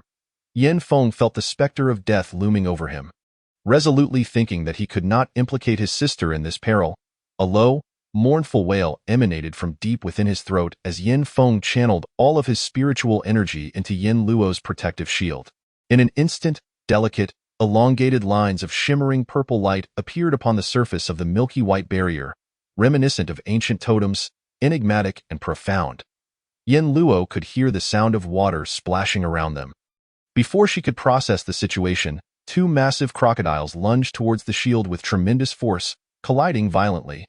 Yin Luo's body trembled violently, and she coughed up a mouthful of blood, both she and Yin Feng being propelled 100 meters away. Instinctively, Yin Luo grasped Yin Feng and retreated into her space. Yin Feng had already succumbed to unconsciousness, and she placed him into the stream to soak. The water was a miraculous essence, even more wondrous than that of the great sects. Aiding Yin Feng in swiftly recovering from his injuries, Yin Luo quickly consumed a spirit mushroom to replenish her depleting spiritual energy. "Aunt Chun, please look after my brother for me." With that, she hurriedly exited the space, where Xiao was still waiting outside. However, upon her emergence, she beheld Xiao, its elongated body tightly coiling around the 3 crocodiles. The crocodiles appeared to have sustained significant injuries, their scales charred black as if scorched by flames. In a moment of inspiration, Yin Luo suddenly understood. The purple glow was none other than the lightning attribute inherent to Yin Feng's spiritual root. Nothing is more formidable than lightning in water. Even if he was merely at the 3rd level of spirit gathering, Xiao shook its large head at the crocodiles, asserting, "I saw them dazed for a moment. Humph, they thought they could escape. Not on my watch. I won't let them waste our efforts. So, I caught them for you to deal with." With a sudden glint in its bell-like eyes, it exclaimed, "Master, how about we roast some fish to eat?" Yin Luo chose to ignore Zhao's chatter. Tossing the crocodiles into the space where they landed in Zhao's pond, Xiao immediately expressed its displeasure. "Master, I'm injured too. I'm so pitiful, and now I have to share my home with others." It was used to frolicking freely in its pond. And now with the crocodile family, it felt its territory was compromised. Yin Luo, resigned, dug another pond for them. Upon entering the space, the crocodiles sensed the abundant spiritual energy and greedily absorbed it. Yin Luo stood before them, contemplating. Truthfully, she harbored a desire to slay them and fashion weapons from their remarkably tough hides, impervious even to magical artifacts, an excellent material for crafting defensive talismans. The male crocodile, sensing Yin Luo's scrutinizing gaze, instinctively shook its body and shed a few tears, pleading, "Forgive us, Master. We were blind to your greatness. Please allow us to serve you faithfully." After a moment's hesitation, Yin Luo ultimately resolved to keep them. Such fierce crocodiles would be unparalleled in their capacity for violence. "Very well, I grant you a chance. From this day forth, you shall be my 3rd, 4th, and 5th pets. I shall bestow upon you names: Dashan, Dalong, and Xiao Yao." Xiao Yao, injured and somewhat sluggish, asked, "Master, is the first one that large panda over there?" The crocodiles recognized the giant panda, recalling that during their time in the zoo, it was the only creature with the finest diet and the most favorable treatment. Who wouldn't envy it? Yin Luo shook her head. No, the first is a Samoyed, and the second is Xiao. Yin Bao was not merely a pet to her but family. In her heart, Yin Bao occupied a unique place, distinguished by the ability to share a bed. Xiao Yao mused, well, outside the zoo, the giant panda still enjoys the best treatment. It soon drifted off to sleep, flanked by Dashan and Dalong. Dashan was likely a fierce yet handsome crocodile. One could only wonder what kind of man he would become after transformation. The two crocodiles exhibited a surprising bond. Years later, the male crocodile indeed transformed into an exceptionally charming man, while the female crocodile never worried about infidelity. For who could withstand the vigor of this man, capable of exerting himself for days and nights on end? Yin Luo cradled Yin Feng as they emerged from the space, soaring from the depths of the water. The crowd above, momentarily stunned, erupted into cheers. Wonderful! Both Luo Xin and Yin Feng are safe. Baiyu hurriedly opened the window of room 1802, and Yin Luo flew in through it. Chapter 41. Baiyu's healing upon entering room 1802. Everyone quickly stepped aside to give Yin Luo space. Baiyu, filled with concern, asked, Sister Luo, is Yin Feng all right? Are you injured as well? Yin Luo gently nodded, then replied.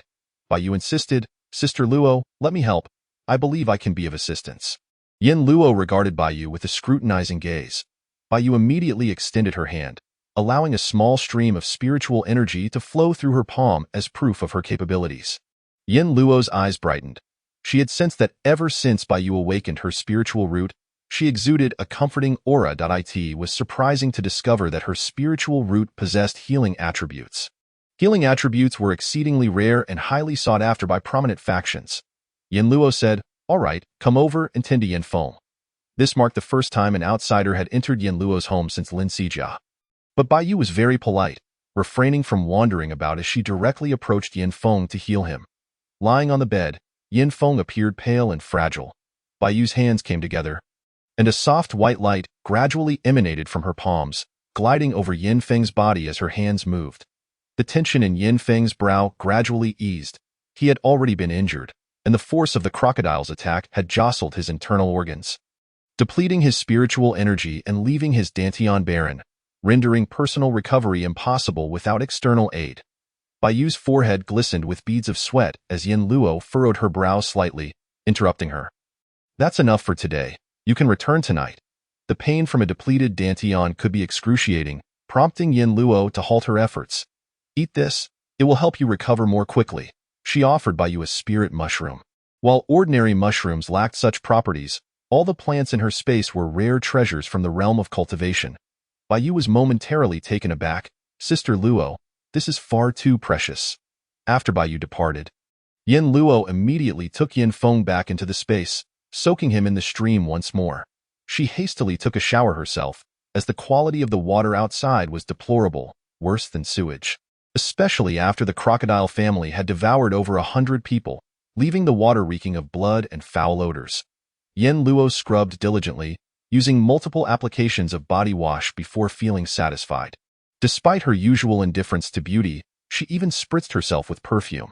She then gazed at the filthy Yin Feng, frowning slightly, realizing she ought to find a male caretaker for him in the space. After all, he was her own brother. Yin Luo approached and removed his tattered shirt and pants, leaving only his boxers.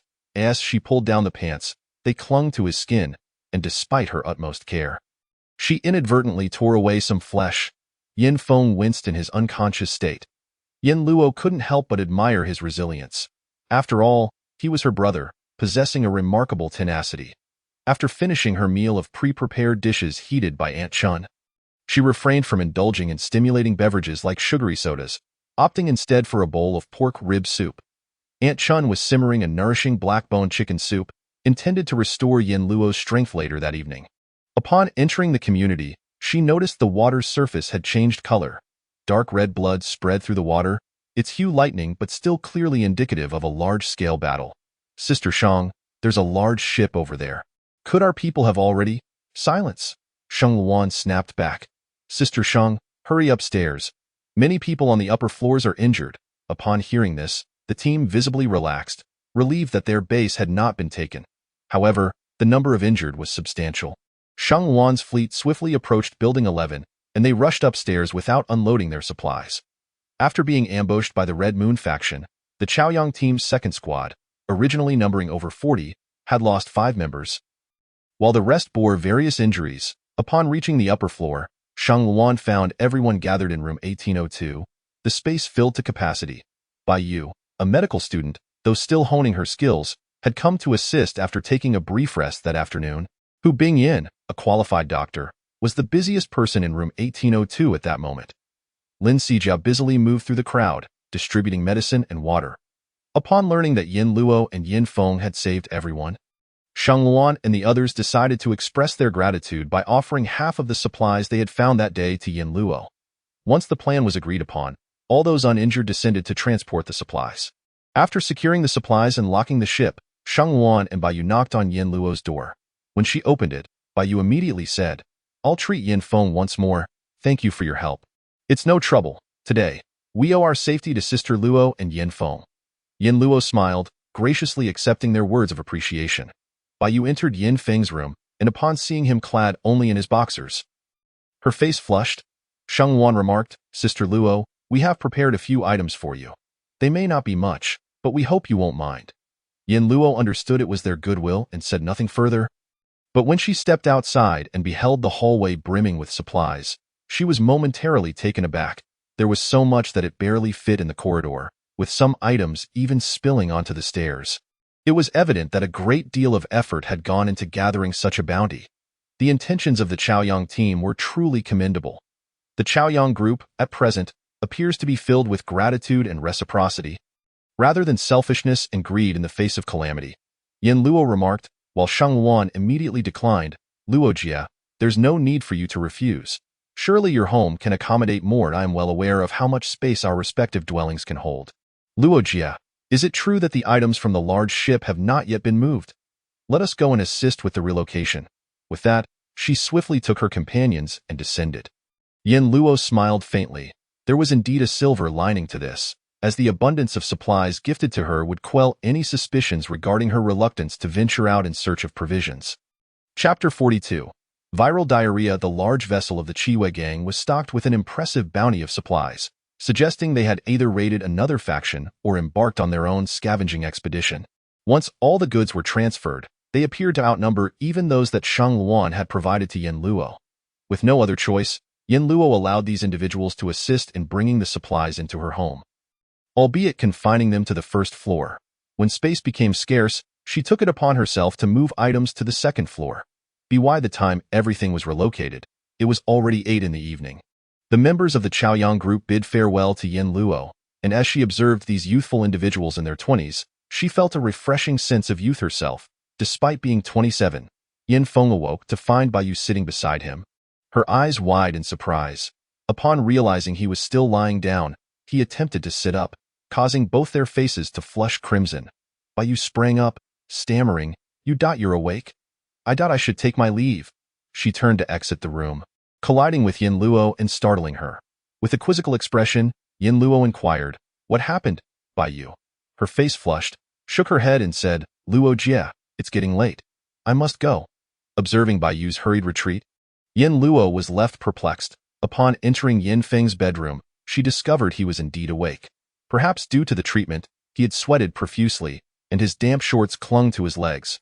Yin Feng felt a wave of embarrassment upon unexpectedly encountering his sister, but Yin Luo quickly alleviated the awkwardness by tossing him a shirt from the wardrobe. "Get up and eat. I've made chicken soup." Yin Feng responded with an "oh." Yin Luo then served a fragrant black-bone chicken and ginseng soup that had simmered for hours, filling the living room with its delectable aroma. Yin Feng emerged, salivating, and was pleased to find his injuries, both internal and external, healing well, particularly the external wounds, which had already closed. Yin Luo diligently sprayed alcohol for disinfection, ensuring the entire space was treated, especially the newly brought supplies, as she feared they might harbor viruses or bacteria. Yin Feng poured himself a bowl of chicken soup, inhaling its enticing scent, which whetted his appetite. He hastily scooped a spoonful, blowing gently on it. "Sister, I've realized your culinary skills have surpassed mine. This chicken soup is exquisite." As he savored the soup, He reminisced about the times he had taken pride in his cooking. Believing he could assist his sister, it now seemed he had lowered her standards. Sister, perhaps you could cook for me from now on? Yin Luo chuckled. I lack such culinary prowess. I'll cook when I have time. But when I don't, you'll need to fend for yourself. Yin Feng grinned, acknowledging that enjoying such a delicious chicken soup occasionally brought him joy. Yin Luo smirked, noting that the chicken was freshly killed from their space, infusing it with a hint of vitality that made it all the more delectable. After downing 2 bowls, Yin Feng asked Yin Luo, Sister, how did you save me? What about the giant python and crocodile? Did I hold you back again? Yin Luo, munching on a chicken leg, mumbled, the snake and crocodile are no longer a threat. They won't bother us again. As for you. Yin Feng's heart raced, fearing reprimand. Yin Luo smiled, you did well? Yin Feng exhaled in relief, astonished to have received praise from his sister. Later, move some of the items from the living room into your ring space. If it's too cramped, put them in the empty bedroom instead, but don't let them pile up in the living room. Yin Feng's ring space spanned over 100 square meters, with a height of 5 meters, and he had already stored quite a few items within it. Yin Luo was concerned he might run out of space. Understood, sister. Both siblings had endured a fierce ordeal that day, and their bodies and minds were weary, so they retired early for the night. Yin Luo fell into a deep, fragrant slumber, oblivious even to Yin Bao nudging her neck in the middle of the night. The following morning, as Yin Luo brought down the meal prepared by Aunt Chun and called for Yin Feng to eat, she caught sight of the surveillance footage on the living room computer, revealing someone requesting leave from Shang Luan due to an upset stomach, with 3 individuals collectively making the same plea. Shang Luan questioned, what did you all eat last night? Be mindful of your diet from now on.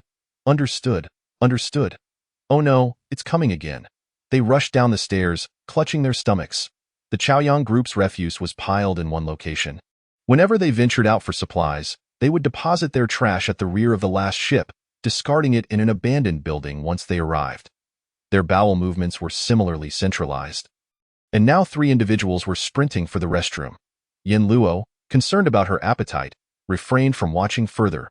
By morning, Yin Feng had already jogged on the treadmill for 15 minutes. Upon seeing Yin Luo with food, he wiped his face with a towel hanging from the treadmill and joined her for breakfast.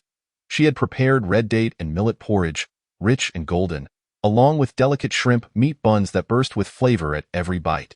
Accompanied by pickled cucumbers, the 2 quickly devoured 4 plates of buns, in stark contrast to the comfort of room 1801. Chaos reigned in the Chaoyang group. What began with 3 individuals experiencing stomach upset escalated, as more began to complain of abdominal pain, and soon everyone was rushing to the restroom. After careful observation and inquiry, Shang Luan finally discerned the issue. Hu Bingyin, his expression grim, stated, this is likely viral gastroenteritis. However, without any equipment, he couldn't identify the specific virus. Baiyu exclaimed, what should we do? If viral gastroenteritis goes untreated, it could be fatal. Though she possessed healing talents, she was only at the 2nd tier of the gathering spirit realm and could only save 1 person at a time. Hu Bingyin proposed, we must hurry to the warehouse and see if there are any antiviral medications available. With that, he took Baiyu and hurried downstairs. Shang Luan addressed the remaining individuals. From now on, everyone should take precautions and avoid contact with those who have begun to experience diarrhea. Yet, even Shang Luan understood the futility of this command. Having lived in close quarters, once one person was infected, the others would inevitably follow. Let us go help find the medicine. A crowd hurriedly descended the stairs, their footsteps echoing through the corridor. Yin Luo felt compelled to glance outside. From the shouts of those rushing by, she gleaned the gravity of the situation, an epidemic. After every calamity comes a great plague. This was the type of highly contagious, deadly viral and bacterial infection that society speaks of today. Is the Chaoyang group in trouble again? Yin Feng whispered. Yin Luo nodded, indeed. Chapter 43. Seeking medicine after the natural disaster, Shang Luan and her team had scavenged for a considerable amount of medicine, but with so many under her command and limited supplies, there was little left to distribute. The key issue was that those who had not yet contracted the virus might still be harboring it within, waiting to erupt. Once it did, they would also require medication.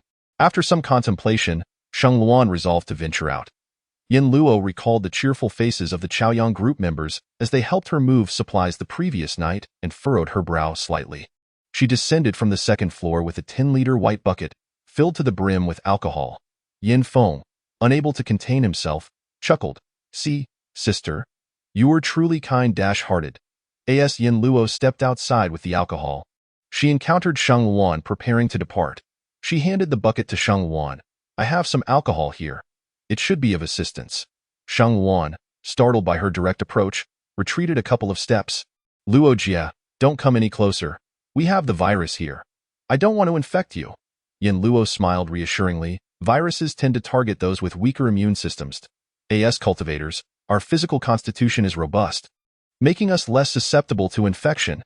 Sheng Wan sighed in relief. "That's a relief. I was beginning to worry, as those with diarrhea are all ordinary people.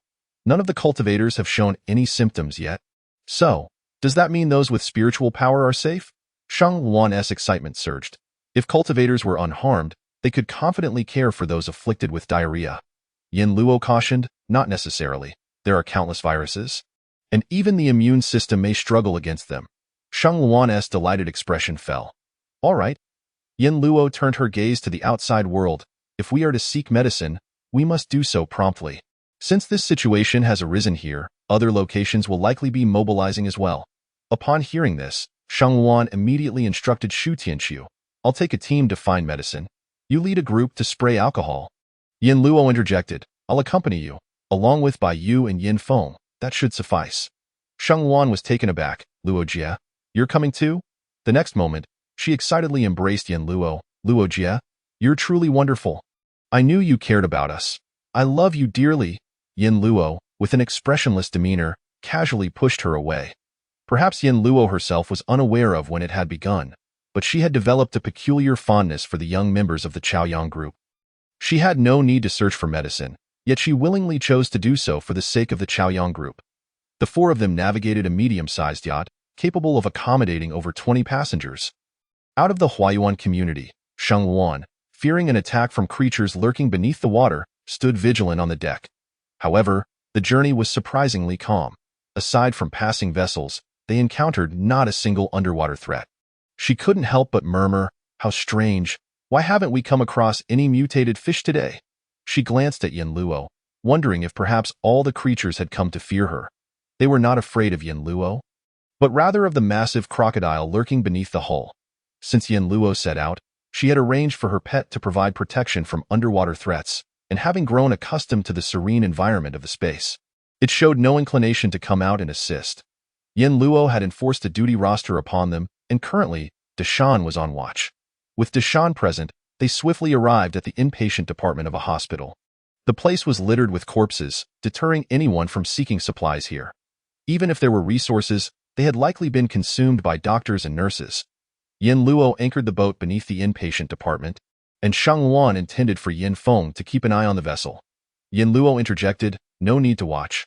Our boat won't be stolen." Sheng Wan hesitated slightly, prompting Yin Luo to reassure her. "Rest assured, someone is keeping an eye on it for us." Sheng Wan and Bai Yu exchanged glances. "Someone is watching." Why does that suddenly feel a bit eerie in broad daylight? The inpatient department boasted 38 floors, and adhering to their previous habits, Yin Luo and Yin Feng began their search from the top down. Given the abundance of corpses, a foul stench of decay permeated the air. Yin Luo distributed mint leaves to everyone, instructing them to pinch a bit and place it under their noses. Though it was slightly pungent, it effectively masked the noxious odor. Dressed in protective suits, they scoured for medication. Yin Luo meticulously examined each room, knowing that the nurse stations on each floor were the most abundant sources of medicine. Anti-inflammatory drugs, antiviral medications, saline solutions, and fever reducers, many contained within small glass vials, which she could only store in boxes. After thoroughly searching from top to bottom, Yin Luo retrieved a box of electrolyte solution from her spatial storage, considering the dire consequences of dehydration from diarrhea. After a thorough sweep, the four managed to collect 20 boxes of medication, transporting them all onto the boat. Sheng Wan inquired, and Yin Luo replied, "Wait a moment. I will check underwater for waterproof medications. I will bring a rope. If I find something, I will tie it to the rope. And when you see me shaking it, pull it up." In front of the inpatient department stood the outpatient building. which was completely submerged, with the pharmacy located on the first floor. Yin Luo submerged herself, breaking through the glass doors of the pharmacy. The categorization labels on the shelves had been rendered illegible by the floodwaters, leaving Yin Luo uncertain about which medications remained viable. She opted to open the cardboard boxes, collecting only those with vacuum-sealed packaging. After filling a large plastic bag, she tugged on the rope, prompting Shang Luan and Yin Feng to hastily haul it up. Observing the usable medications, Shang Luan joined Yin Luo in the water to search as well. Unfortunately, her diving time was short, and she could only alternate with Yin Feng. As they concluded their final search, both Shang Luan and Yin Luo swam back to the surface. Just as they approached the boat, Shang Luan suddenly spotted a massive tail. Stunned, she froze, her eyes rolling back as she fainted. Yin Luo was momentarily speechless, casting a fierce glare at Deshan, who mischievously flicked its tail. Yin Luo dragged Shang Luan onto the boat, where she promptly regained consciousness, erupting into a fit of coughs. Noticing the silence among the others and the tense atmosphere, Yin Luo curiously inquired, "What's the matter?" Bai pointed forward.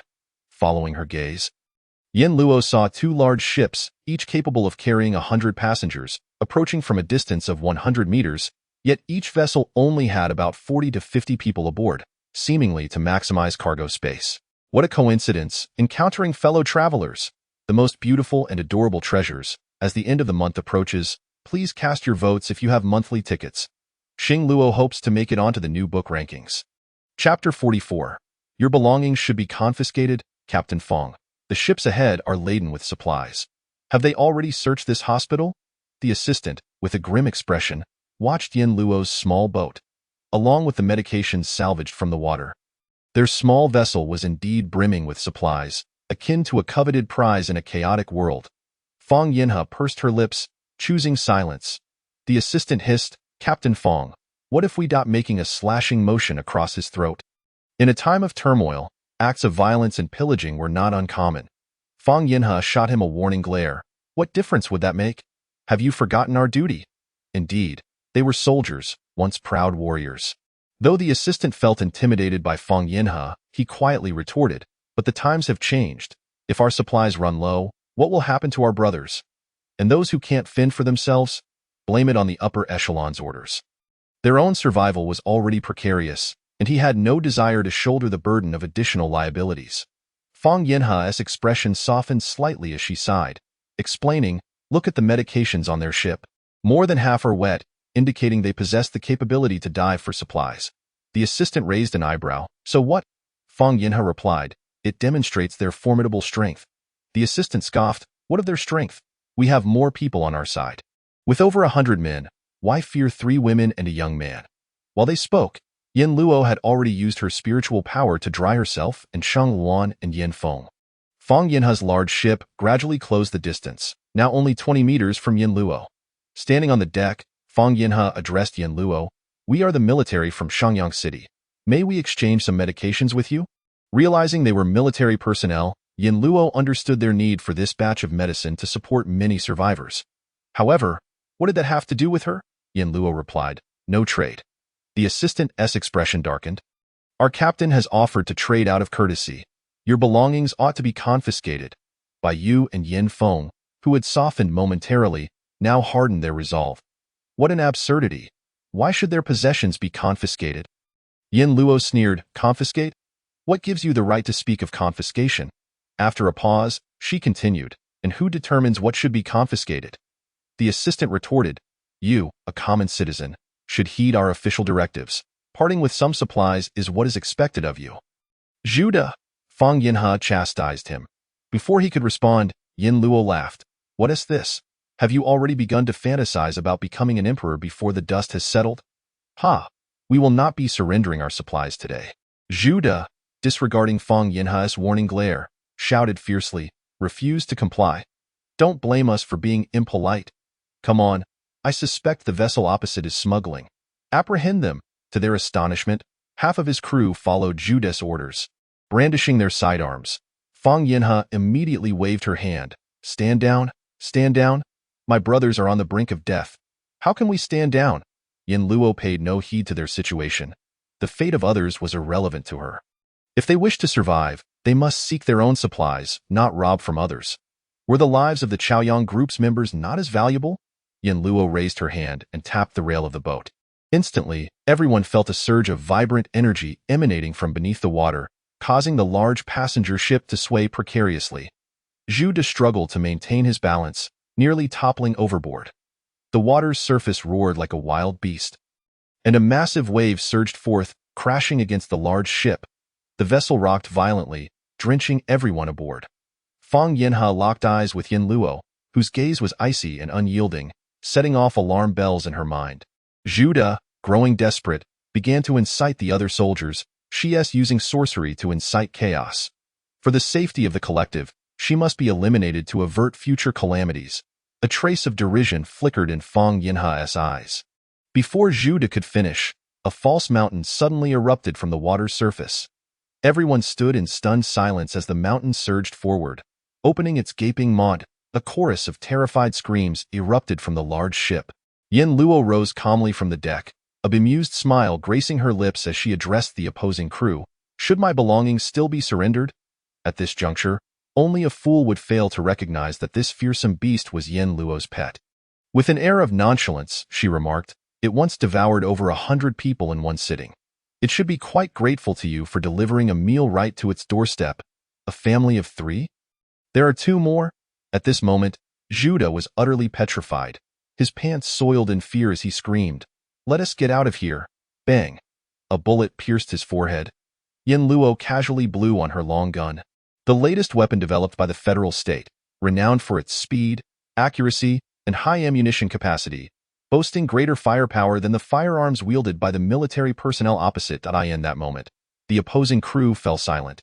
After a heartbeat, Fang Yinha stated, "Zhu De sought your supplies. With his demise, we bid you farewell." Upon witnessing their retreat, Yin Luo chose not to pursue further. After all, the military had long supported countless civilians. And in this era, no faction dared to nurture the vulnerable. Once the grand vessel departed, the great mountain closed its gaping maw and leisurely sank into the waters, exuding a tranquil demeanor as though it had merely awoken from slumber. Stretching in a languid yawn, its eyes bore the predatory glint of a cat spotting its prey. Bai Yu inquired with a dry tone, "Is this crocodile the same one that visited our neighborhood before?" Yin Luo nodded in affirmation. Cheng Luan quietly asked, "Is it the large tail I glimpsed beneath the boat?" Yin Luo nodded once more. Yin Feng opened his mouth, conceding, "All right, they've finished their inquiries." Yin Luo understood they were undoubtedly terrified. Thus she reassured them, "Fear not. It shall be my pet from now on and will not harm you." Cheng Luan and Bai Yu embraced Yin Luo with excitement, exclaiming, "Goddess Luo, you are truly formidable. Even a mutated crocodile is your pet." Yin Feng, feeling a twinge of regret for being a step behind, wished he could join in. "Goddess Luo, how did you tame this crocodile? You are incredible, Goddess Luo. Does it truly have a family of 3? Would that not mean you possess 3 crocodiles? Goddess Luo, could you allow us to see all 3 crocodiles?" Yin Luo was beset by a flurry of inquiries. Her brow furrowed in mild distress, feeling somewhat overwhelmed. Chapter 45. Overcoming adversity upon returning to Huayuan community. The pervasive scent of alcohol was intoxicating, yet the stench of human waste was far more overwhelming. The Chaoyang group typically utilized the restroom on the 14th floor, which was the first level of the building. After half a day, the odor had become unbearable. That room was uninhabitable.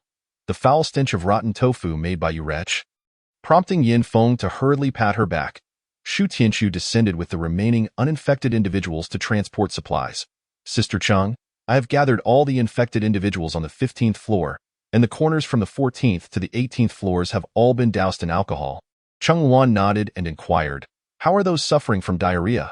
Is there any improvement?" Shu Tianchu frowned gravely and replied, "Not at all. Some have been to the restroom 7 times in half a day." Bing Yin mentioned that if this continues, they may deplete themselves.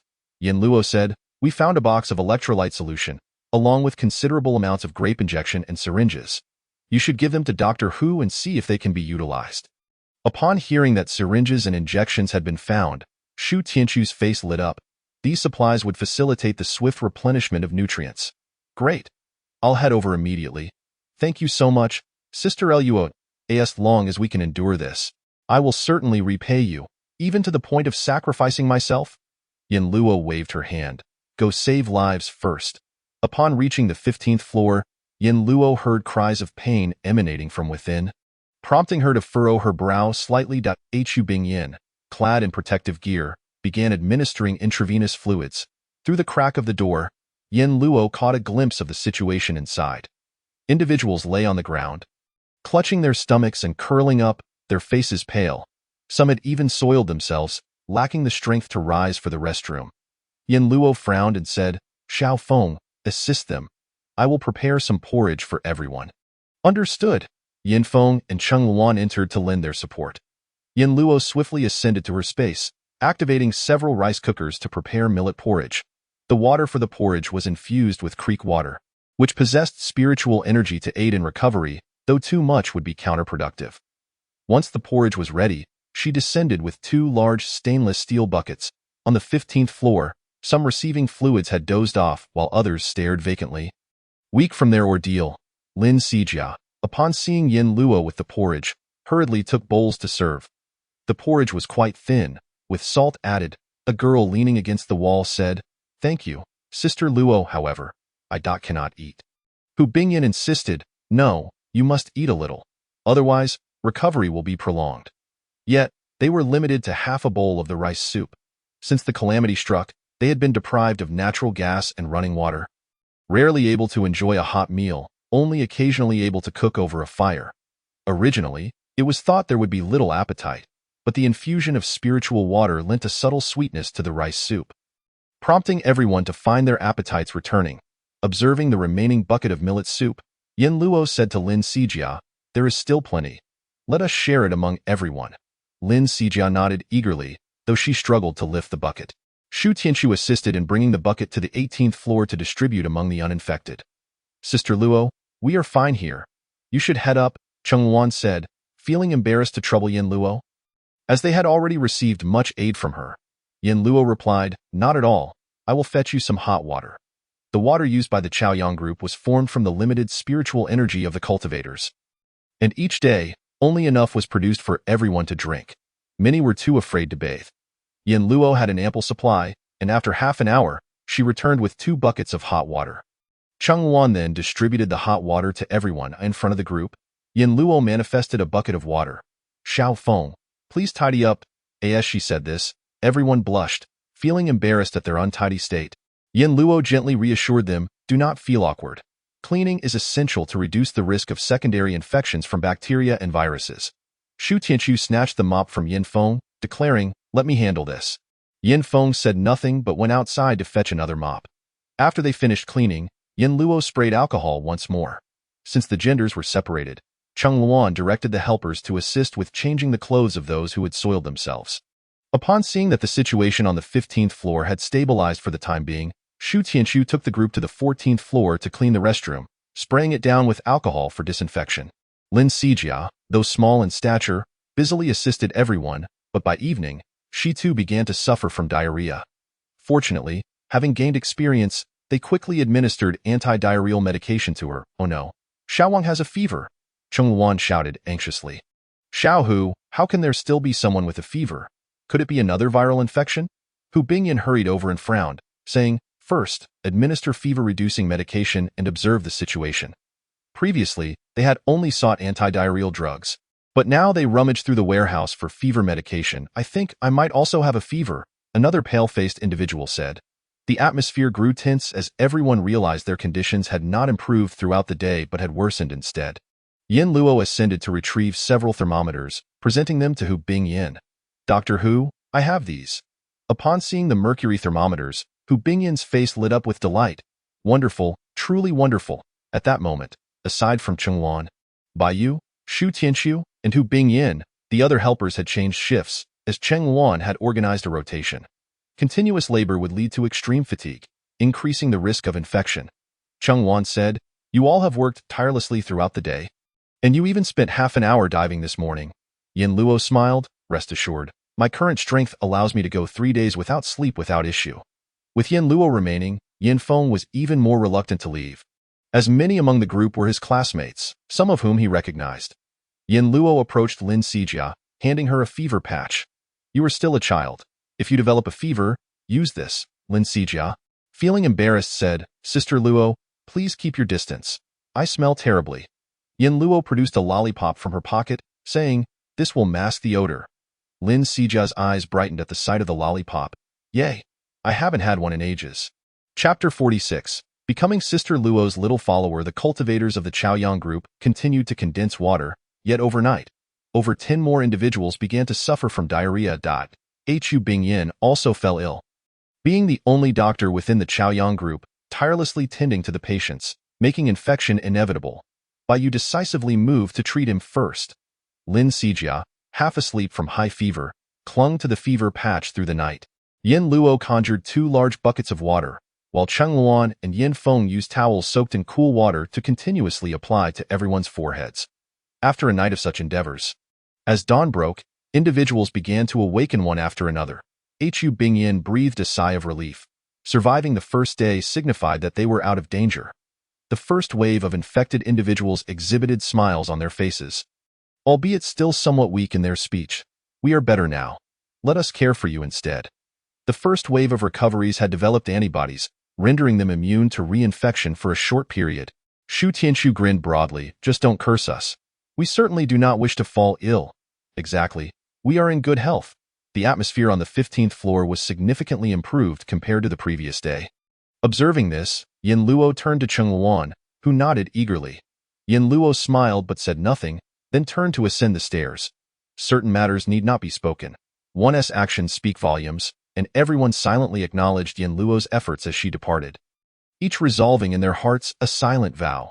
Since other life forms had entered her space, Yin Luo had enclosed the bathing area, rendering it invisible from the outside. Within the food box lay a platter of garlic shrimp balls, a dish of stir-fried yam, and 2 large pork buns. Yin Luo currently has no desire to indulge in large steamed buns, so she said, Aunt Chun, just leave me the shrimp balls. You may have the rest. Then she asked her to fetch a hamburger meal from the shelf. Yin Luo packed numerous cooked dishes, as she would eat whenever tempted. Aunt Chun soon brought over the meal set. Yin Luo received the food box and began to enjoy fried chicken and fries while soaking in the bath. Perhaps attracted by the savory aroma, Yin Bao scampered over from a distance. It nudged aside the curtain with its large head, locking eyes with Yin Luo, who was clad only in a swimsuit. Yin Luo shot at a glare, exclaiming, What are you doing here? Yin Bao showed no interest in her scolding.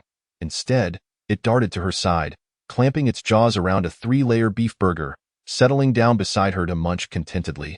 You are becoming increasingly unruly, she muttered in complaint, yet she called out, Aunt Chun, bring me 3 more servings.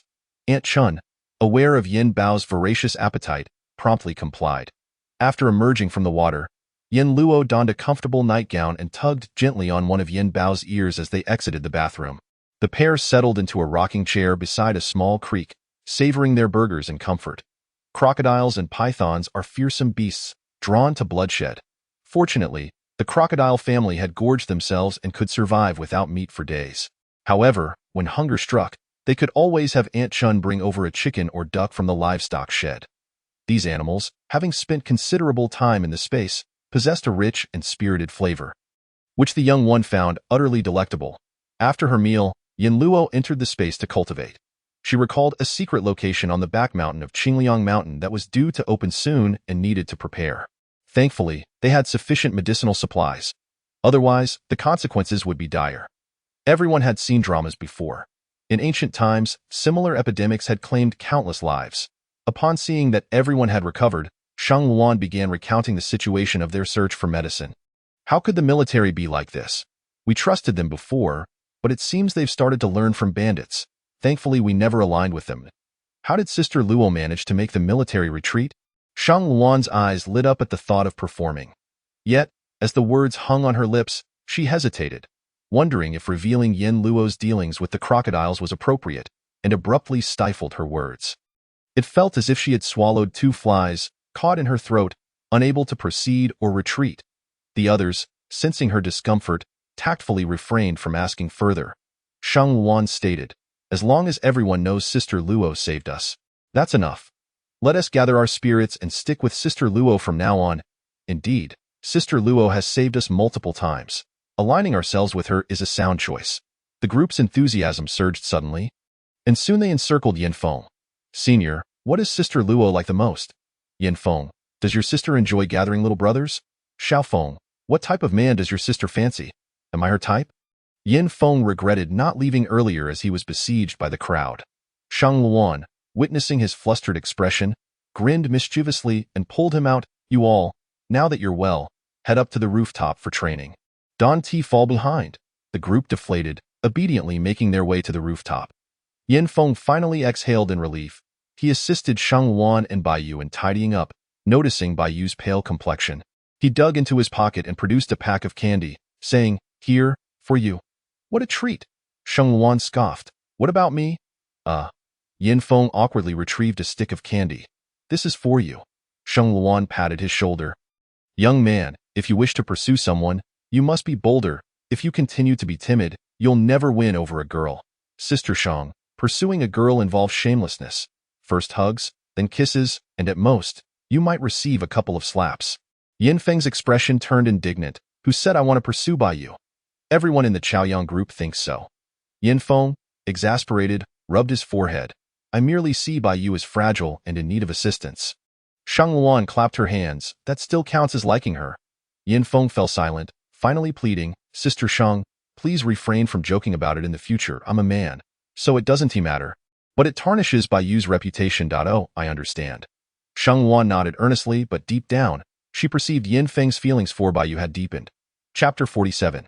The situation. A few more days passed, and the youth of the Chaoyang group had returned to their pre-illness state. They knocked on Yin Luo's door. Upon seeing the dense crowd on the surveillance monitor, Yin Luo was startled, thinking they were being besieged by zombies. She donned athletic attire and opened the door. Greeted immediately by a sea of smiling faces, Yin Luo felt a chill run down her spine. What is going on? Shang Luan exclaimed. We invite Sister Luo to join the Chaoyang group? Yin Luo pursed her lips. I am sorry, but I do not wish to join any faction.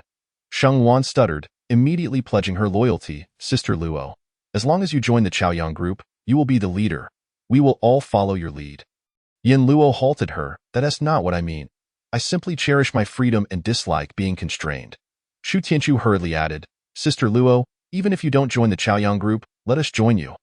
Yin Luo furrowed her brow, gazing earnestly at the hopeful faces before her. Their eyes sparkled with hope, loyalty, eagerness, and respect, devoid of any hint of greed or manipulation.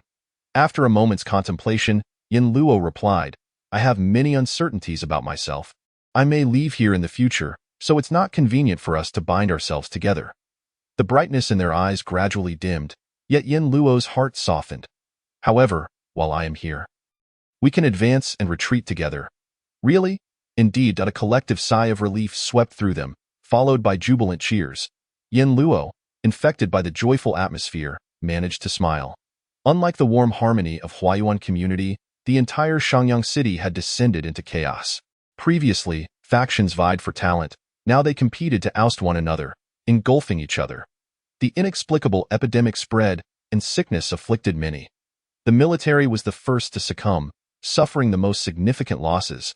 They had nurtured countless vulnerable groups, especially the elderly, whose frail constitutions could not withstand the epidemic, often perishing within half a day.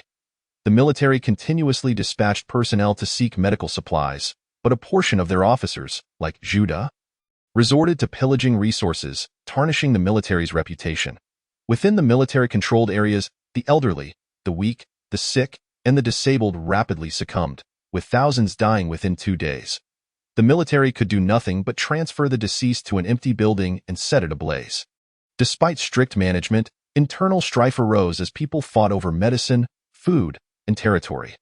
Disagreements erupted within the military's upper echelons, with some advocating for caring for the civilian populace while others argued that in chaotic times, the military should expand its territory and seize more resources for greater power. In summary, it was utter chaos. If the military was in such disarray, one could only imagine the plight of other gangs. Those infected among them were simply thrown out with no quarantine, let alone humane cremation. On the distant Qingliang mountain, the Hua family crumbled under the weight of the epidemic, with elder Hua bedridden.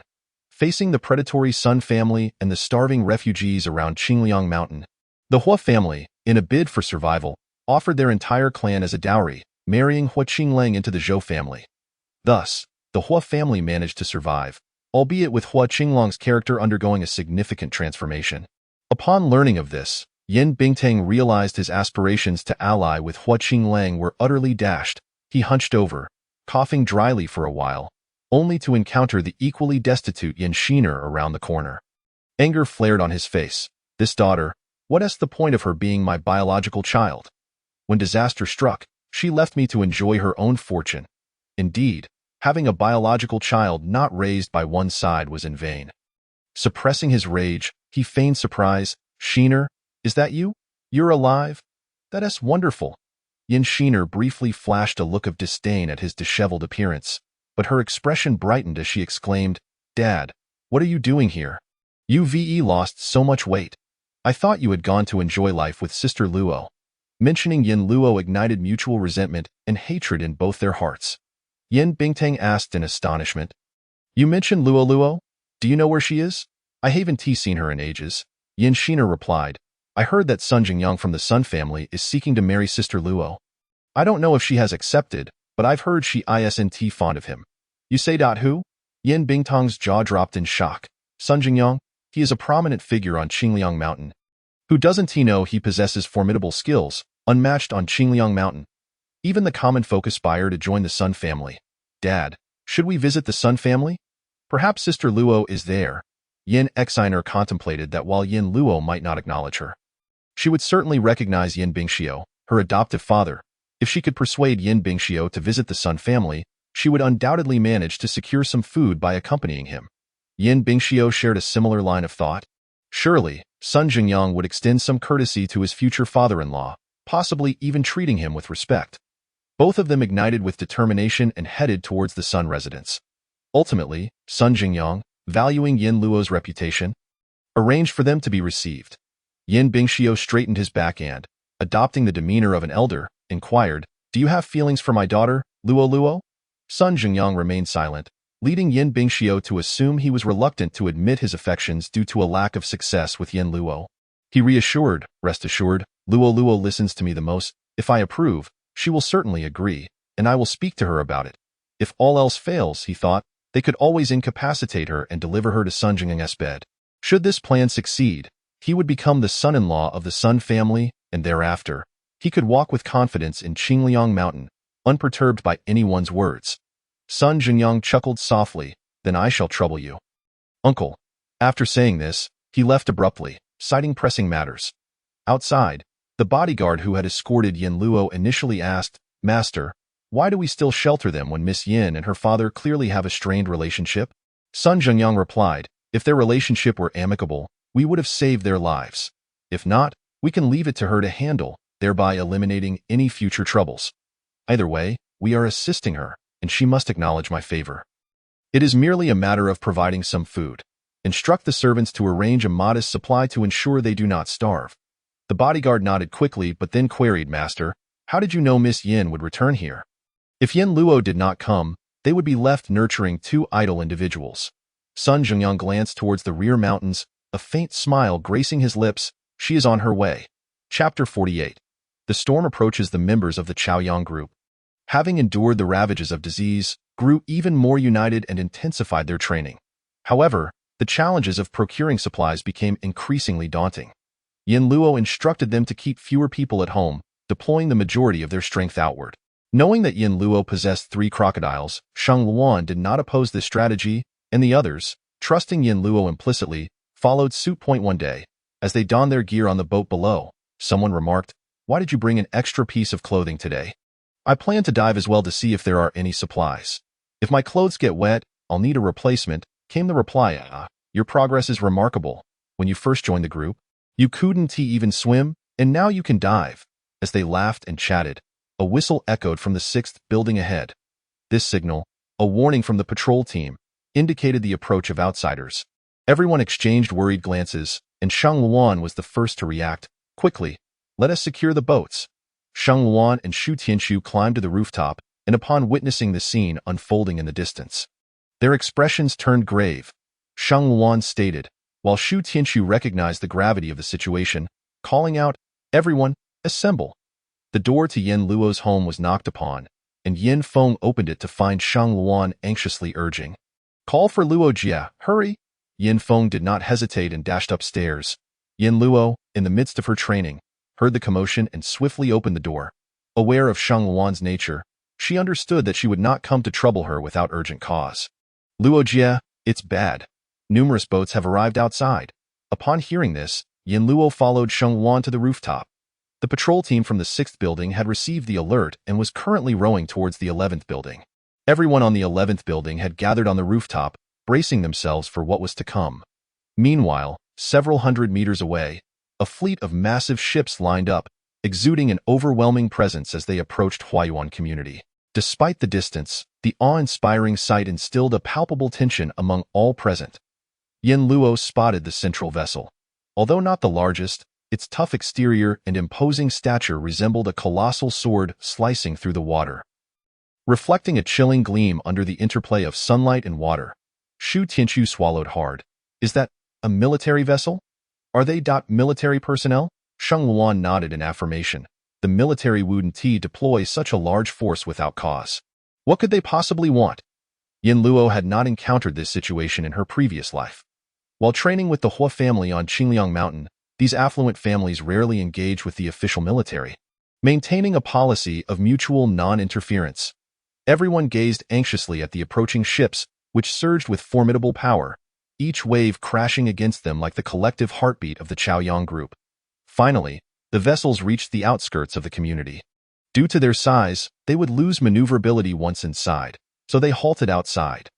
The voice from inside declared, "You are reported to have established an illegal organization, operating with rampant brutality and unrestrained greed. As the official authority of Shangyang City, we have decided to take legal action against you. If you surrender immediately, we will grant you a chance for redemption by integrating you into the military." The loudspeaker's authoritative tone painted the Chaoyang group as a heinous criminal organization. On the rooftop, the faces of the crowd turned pale. "What? Are they accusing us of tyranny and brutality? That's absurd. We have never harmed anyone while scavenging for supplies." One suggested, "Shang Jia, why don't you take our megaphone and explain?" Shu Tianchu shot him a look. "Are you foolish? Do you really think they are interested in our explanations?" Shang Jia mentioned they had encountered military personnel robbing us of our supplies before. The individual fell silent, incredulously pondering, "Do you mean they merely intend to seize our resources?" The group fell into a contemplative silence. Yin Luo sighed, "To fabricate a crime is no challenge." Shang Luan clenched her fists, looking to Yin Luo for guidance. "Luo Jia, what should we do?" Yin Luo regarded everyone. "The Chaoyang group belongs to you. The decision lies with your convictions. If you surrender, you will relinquish your supplies and ally with the military. If you refuse, then—" She pronounced each word deliberately, "we shall go to war." The group descended into deep thought. Shang Luan declared, "If you wish to surrender, do so. I will not. Surrendering is merely an act of humiliation." Lin Sijia bit her lip. "I will stay with Shang Jie. As a girl, it wouldn't be right to join the men." "By you affirmed, I will definitely follow Shang Jia," Shu Tianchu asserted. "As the captain of the second team of the Chaoyang group, I cannot abandon my post. One by one, they expressed their resolve, and ultimately, everyone unanimously decided against surrendering. Yin Luo was somewhat taken aback. Given the circumstances, they would surely face death if conflict erupted. She had not anticipated such solidarity from the Chaoyang group. Shang Luan looked to Yin Luo. "Luo Jia, we were only joking when we hoped you would join the Chaoyang group. You should leave quickly. The military is coming for us. You need not wade into this mess." Shu Tianchu added, "You have already helped us immensely. We cannot trouble you further." Yin Luo smiled lightly, waving her hand dismissively. "Since I have pledged to stand with you through thick and thin, I intend to keep my word." They had remained silent for too long, and the loudspeaker outside commenced another round of surrender appeals. On the command platform, Zhu Ziyuan's expression was icy. "Enough talk. Charge in." The soldier relaying the command trembled. "Yes, sir." Zhu Ziyuan, a high-ranking military authority, had changed significantly since the death of his son, Zhu Da. He had become unpredictable, and no one dared provoke him. 4 warships sliced through the waves from 4 directions. The crowd was puzzled as to why Yin Luo was bringing out a box, but their astonishment grew as they witnessed its contents. Chapter 49. They actually have cannons. Luo Jia, how do you possess so many firearms? Yin Luo, retrieving weapons from the box, replied, "One for each of you.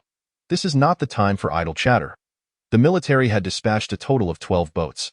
Observing them, Yin Luo noted that only one was a military vessel, while the others were ordinary boats with large capacities, each carrying 70 to 80 personnel. This meant their numbers far outstripped those of the Chaoyang group. Yin Luo inquired, "Sheng Wan, what do you think of that military ship? Is there a possibility it carries heavy weaponry like cannons?" Sheng Wan responded, "This is inland territory. There aren't any high-grade military vessels here. That one should be unarmed." Yin Luo had also heard that gunboats and torpedo boats required advanced technology and were typically not found in ordinary regions. She felt somewhat reassured. The members of the Chaoyang group swiftly equipped themselves with submachine guns as the enemy boats approached the base of the building. Yin Luo declared, "Let us take the initiative." With that, everyone hurried to the four corners of the rooftop, ready to open fire on those below. The soldiers below were utterly unprepared for the sheer number of gunfire emanating from above, as well as the overwhelming firepower unleashed upon them. Despite their readiness for a surprise attack, several individuals on each boat found themselves shot and plunged into the water. "Take cover," on the vessel. Individuals in the front row raised enormous shields, while those in the rear fired their weapons and cautiously advanced towards the deck, preparing to ascend the stairs. "I'll hold them off below," Sheng Wan, accompanied by a team, swiftly descended to hide behind the stairwell on the 14th floor. Those who reached the fire escape first had already entered a rain of bullets. Yin Luo extended her hand from the 14th floor window, her wrist dipping into the water, allowing a family of crocodiles to emerge from the spatial realm and submerge themselves below the surface. Assign personnel to guard the windows. The military had begun their assault on the building, attempting to break the windows. After the crocodiles entered the water, they swiftly swam beneath the boats. Their massive bodies crashed forcefully against the hull that a boat, no longer than 20 meters, found itself dwarfed by the length of the smaller creatures. With a single thrust, the entire vessel began to rock violently, the enormous cabin swaying perilously close to capsizing. The occupants, oblivious to the impending danger, fell into the water in droves. "What is beneath us?" As a soldier on the ship shouted, the remaining 3 vessels encircling Building 11 began to tremble violently. On the command ship, Zhu Ziyuan furiously exclaimed, "There is something in the water? Go, everyone, get in there to support." At his command, the remaining boats surged forward, surrounding Building 11 completely, as military personnel began tossing ropes towards the rooftop, attempting to scale the walls.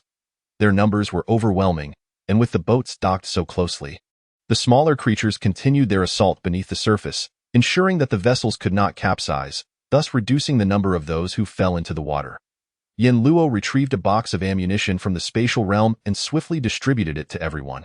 The members of the Zhaoyang group, their eyes glazed with fury, lost track of how many bullets they had expended, only aware that the water's surface and the air were filled with flying projectiles and the cacophony of gunfire.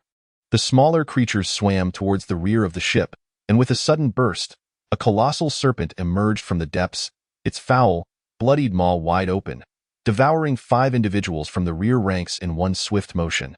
The crocodiles followed suit, and in the blink of an eye, a gap appeared in the military's rear. Look, it's a monster," a crew member on the command ship reported, his face drained of color. Zhu Ziyuan, his expression inscrutable, observed the enormous python and crocodile that occasionally surfaced. "Prepare the cannon." "Yes," on the rooftop, after ensuring everyone had sufficient ammunition, Yin Luo brandished her sword, joining the fray, channeling her spiritual energy into the blade. The exquisite weapon erupted with a blinding white light. With a single downward stroke, the sword's aura altered the trajectory of the incessantly fired bullets. With that strike, the roof of one vessel exploded, sending military personnel within into a frenzy, blood gushing from their mouths. After executing her strike, Yin Luo unleashed another, devoid of technique, simply expelling her pure spiritual energy. The expressions of everyone aboard the command ship darkened. With one murmuring, "Captain Zhu, it seems we've truly bitten off more than we can chew this time. If we continue, we may as well retreat." Since their assault on the Huayuan community began, they had already lost over 100 men. In this chaotic era, lives were wealth. If this continued, the casualties would only escalate. Zhu Ziyuan coldly replied, "What is there to fear? Do we not possess cannons? I refuse to believe they will not fear artillery." The artillery he referred to was a miniature cannon.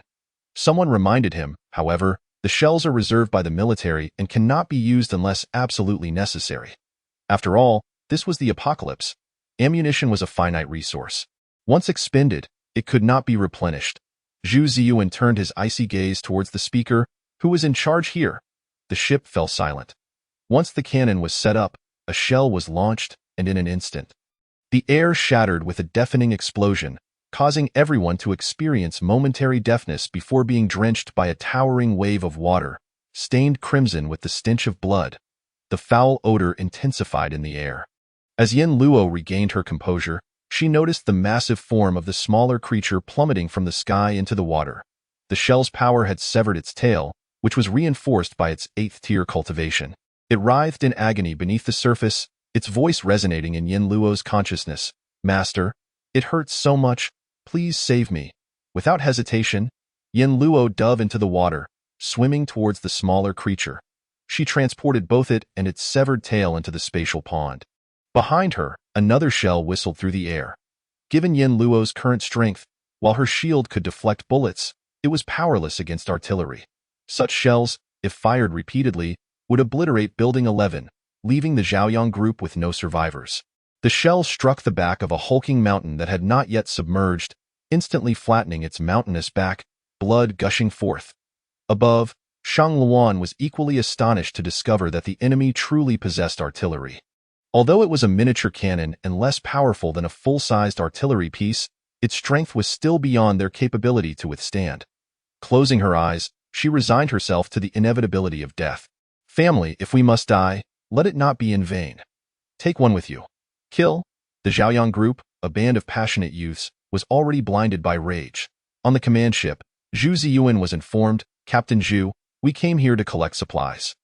If we bombard the building, the supplies will be lost. Then they will truly perish, having used shells without reaping any benefit." But Zhu Ziyuan had lost his sanity. His son had perished at the hands of these gangs, and he was determined to eradicate all factions. "Thank you, Jima Kai AB. Qing Quan Wu Hin for the votes for Xing Luo. Thank you, Gu Du Xiao Moren, Wu Xian Shanghai 323. Injufang Zhiju Zhirun, Lan Se Jing DNSY, Sha Sheng Wang, ULS, Yao Shiming, GGGG, Min Ko Deng Long Ku, Hebu Zhu De Sha, Kinglin, LD 123, 510 Ren Sheng Rua Ji Ru Chu Jian.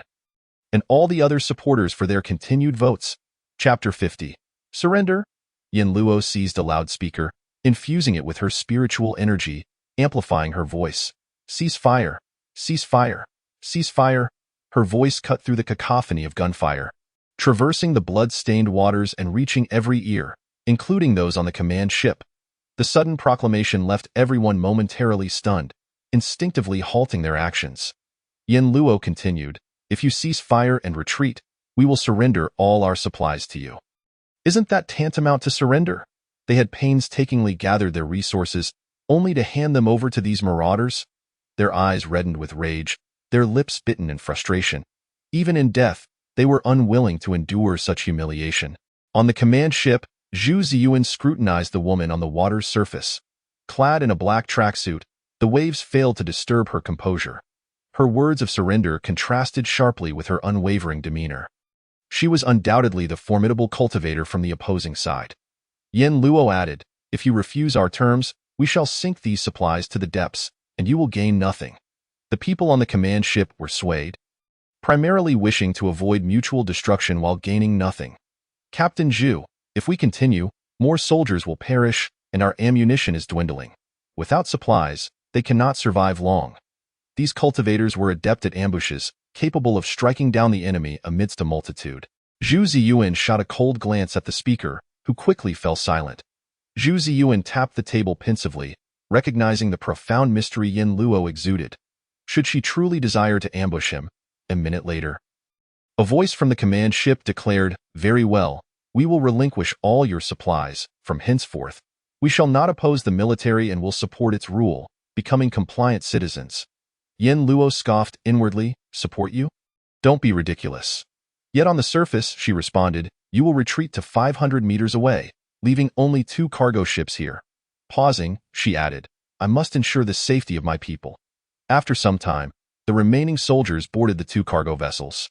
To maximize their cargo, they left a total of 50 soldiers on the 2 ships, including the individual who had come down from the command ship and had been at odds with Zhu Ziyuan.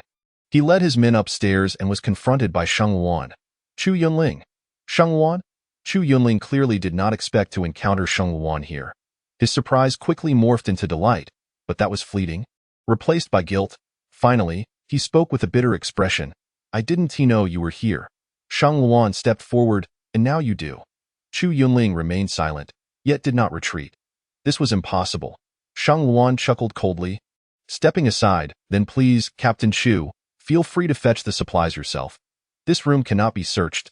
There are no supplies inside. A soldier protested. On what grounds? You claim there are none?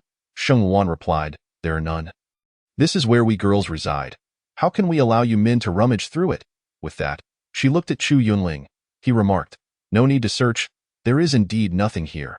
Let us hurry. He sighed internally and silently boarded the ship. Captain Chu, let us go. Chu Yunling cast one last glance at the 18th floor, then said, let us depart. The youthful members of the Chaoyang group huddled in the corridor.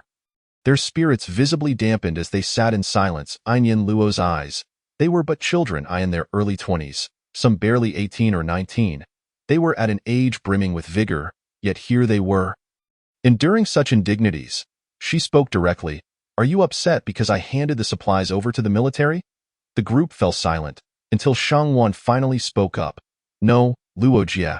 It's just that after hoarding supplies for so long, it's infuriating to see them go to those scoundrels.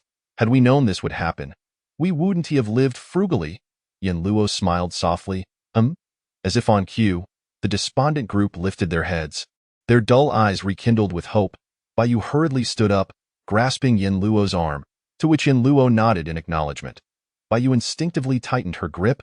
No, that's too dangerous. They have cannons and so many people. We can forego the supplies. We can find more ourselves. Yin Luo gently patted her hand in reassurance. There's no need to worry. I will be careful with that.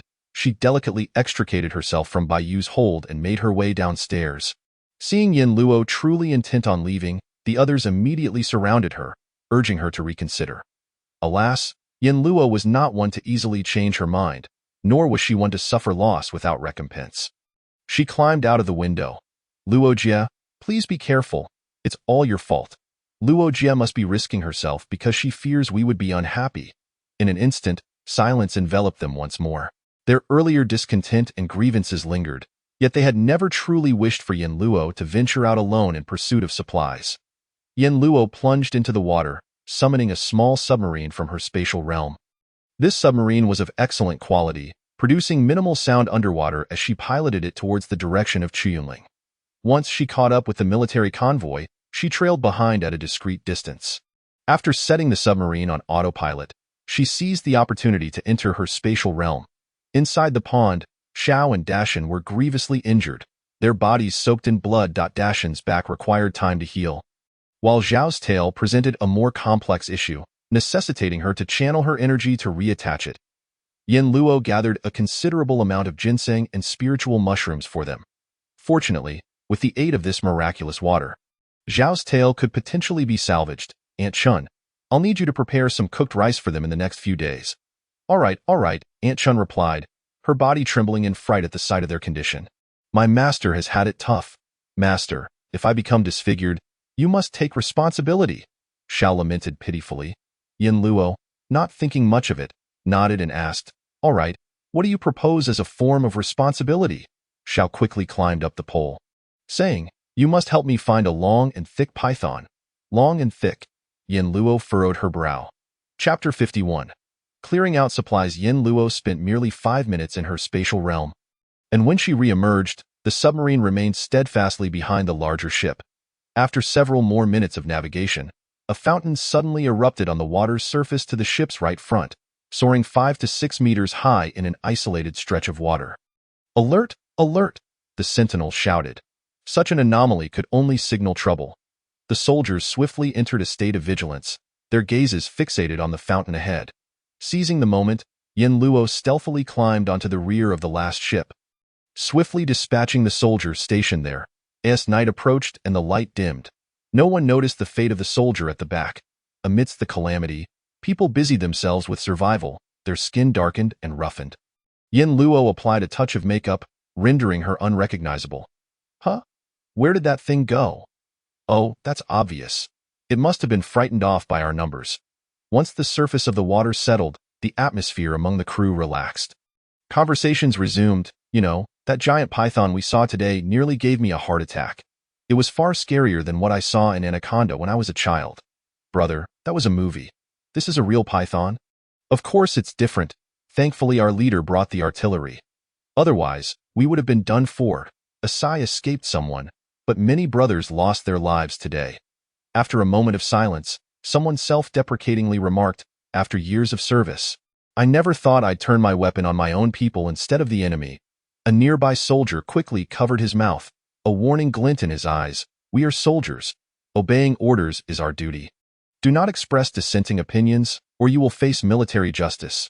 The man fell silent, at the back of the crowd. Yin Luo kept her head bowed, her hat pulled low, revealing only her chin. Fortunately, no one noticed her. The crew disembarked in succession. Even though night had fallen, they were still required to unload the supplies from the ship into the warehouse.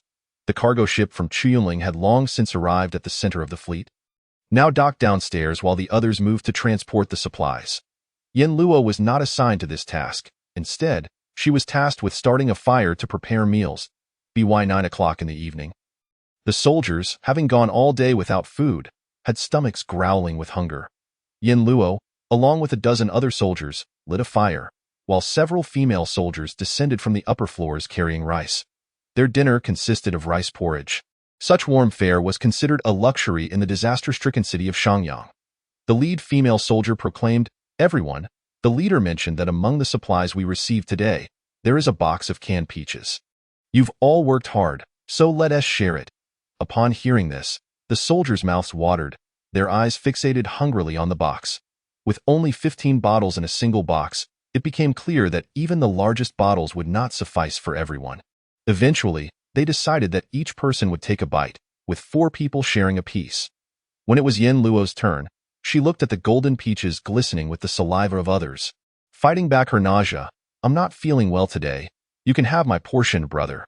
The moment the man heard this, a broad grin spread across his face as he snatched Yin Luo's share before anyone could react, instantly drawing envious glances from those around him.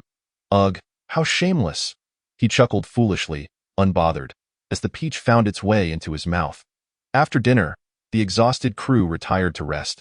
Having completed their shifts, they were relieved of duty for the night and could finally enjoy a good night's sleep. Yin Luo lay on the wooden plank bed, enduring the thunderous snores emanating from within a mere 10 centimeters on either side of her. Her eyes fixed intently on the ceiling, her fists clenched tightly. Enduring through until past 1 o'clock in the morning, she quietly sat up. Everyone was too weary to notice her departure. The military supplies were stored in a separate building, not within the quarters where they slept. Yin Luo stealthily ascended to the rooftop. From her vantage point, she observed that there were 20 buildings in the vicinity, shrouded in darkness as if they were massive beasts. Most people had joined the military to secure food, leaving these buildings eerily quiet.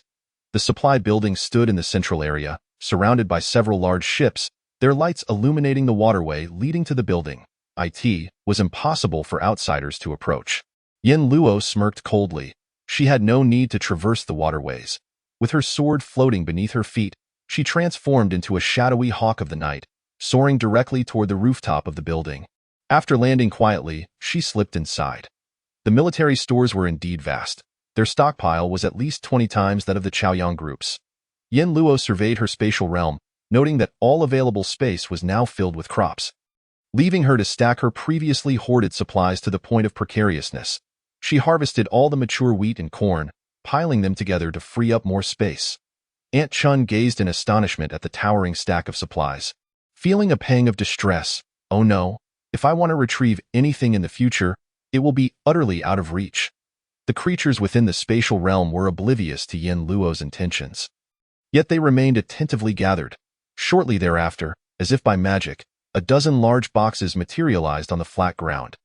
Aunt Chun recognized this as Yin Luo's doing, knowing she was transporting items here. Yet, was such a vast area truly necessary? Before Aunt Chun could ponder this for long, another set of boxes appeared atop the first. Following that, bags of rice and flour came tumbling in, enough to fill 4 or 5 rooms. Then came daily necessities. An abundance of men's clothing and brand new military uniforms. The snacks far outnumbered the grains and oils, leaving the little creatures gaping in astonishment, wondering if Yin Luo had stumbled upon a large shopping mall that had escaped the flood. The most delighted was Yin Bao, who wiggled its plump waist, scurrying back and forth amidst the newly arrived supplies, eagerly inspecting each pile as it was delivered. If any fruits or meats appeared, it would devour them on the spot. Unfortunately, all the fruits and meats had been processed into dried fruit and jerky, which were unpalatable, prompting Yin Bao to pout and sulk atop a rocking chair. Chapter 52. Clearing out the nest. The top 7 floors of the building were entirely filled with supplies, while the 8th floor from the top housed the military arms. Yin Luo felt somewhat disappointed upon seeing the weapons. They were not as good as those she had procured in the Federation. Perhaps the sudden downpour had left most of the weapons waterlogged. Nonetheless, the quantity was considerable. Just as she was about to gather her spoils, she heard voices echoing in the hallway. Judging by the footsteps, there were at least 20 individuals. Sigh, do you think this disaster will ever come to an end? Certainly, once the water has dried up. It will come to an end. With such profound depths, one cannot fathom how many years it will take to evaporate. By that time, the bottom will be in utter disarray, rendering humanity incapable of survival. Truly, the future appears bleak. Enough of this melancholic musing. Let us not wallow in sorrow like a damsel. We must conduct our rounds promptly, as it is time for our shift to change. Yin Luo furrowed her brow. This was a patrol team. She hurriedly concealed herself in the shadows as the patrol squad opened the doors of each room on this level, meticulously inspecting the military supplies with their flashlights. Yin Luo realized the gravity of the situation and, without further ado, leapt out of the window. One soldier from the patrol squad exclaimed, "Hey, did you hear something?" The others immediately scanned the corridor with heightened tension, finding nothing amiss. "What sound? Don't scare us." The soldier scratched his head, sheepishly admitting, "Heh, I thought I heard someone playing tricks." With a swift kick, the captain chastised him, prompting laughter from the group. After finishing their inspection of this level, they proceeded upwards. The jovial atmosphere abruptly ceased upon opening the first door. The group stood in stunned silence, exchanging bewildered glances. The captain, flustered, rushed to open more doors. "Ah, there are thieves. This is bad, bad." Level 10 alarm. In an instant, the building was awash with bright lights as the surrounding vessels began to stir.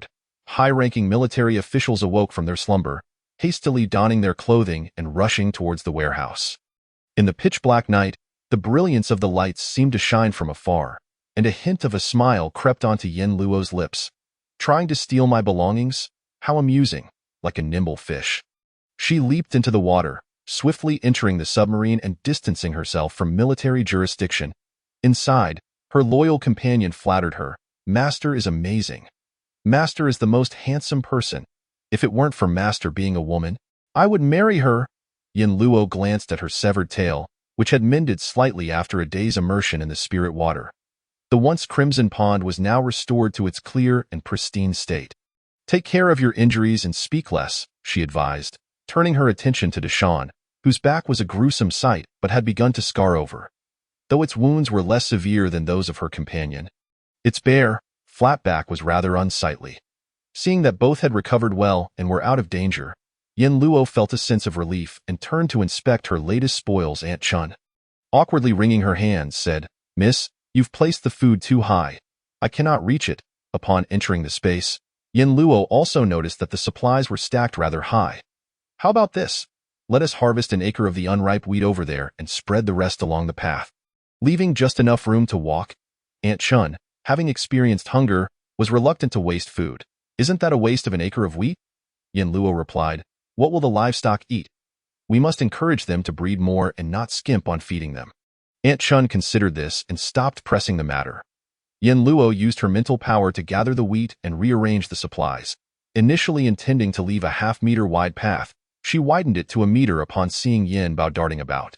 A narrower path would surely lead to chaos, necessitating further tidying up if she collided with anything. Delighted to see Yin Luo, Yin Bao ran to her side and affectionately rubbed against her. In a good mood, Yin Luo squatted down, enveloping its large head in her hands and playfully nuzzling it, causing its fur to fluff up.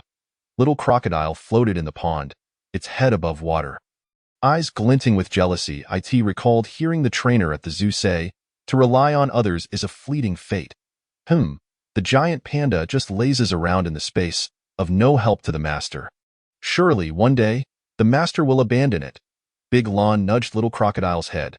This child is feeling inferior again due to its appearance. In her haste, Yin Luo found that Aunt Chun had not prepared any food for her. So she rummaged through the warehouse shelves and found a bowl of spicy hot pot. Yin Bao sniffed it and, unimpressed, walked away. After finishing the hot pot and still feeling unsatisfied, Yin Luo devoured a plate of fried skewers and a large glass of iced lemonade before exiting the space. Feeling content, Wuching Mountain lay nestled amidst the clouds and waters of Jiangnan, perpetually shrouded in mist and adorned with a gossamer veil. The trees flourished, and the air was filled with the fragrance of birdsong. Once a thriving tourist destination, it now stood deserted after the calamity.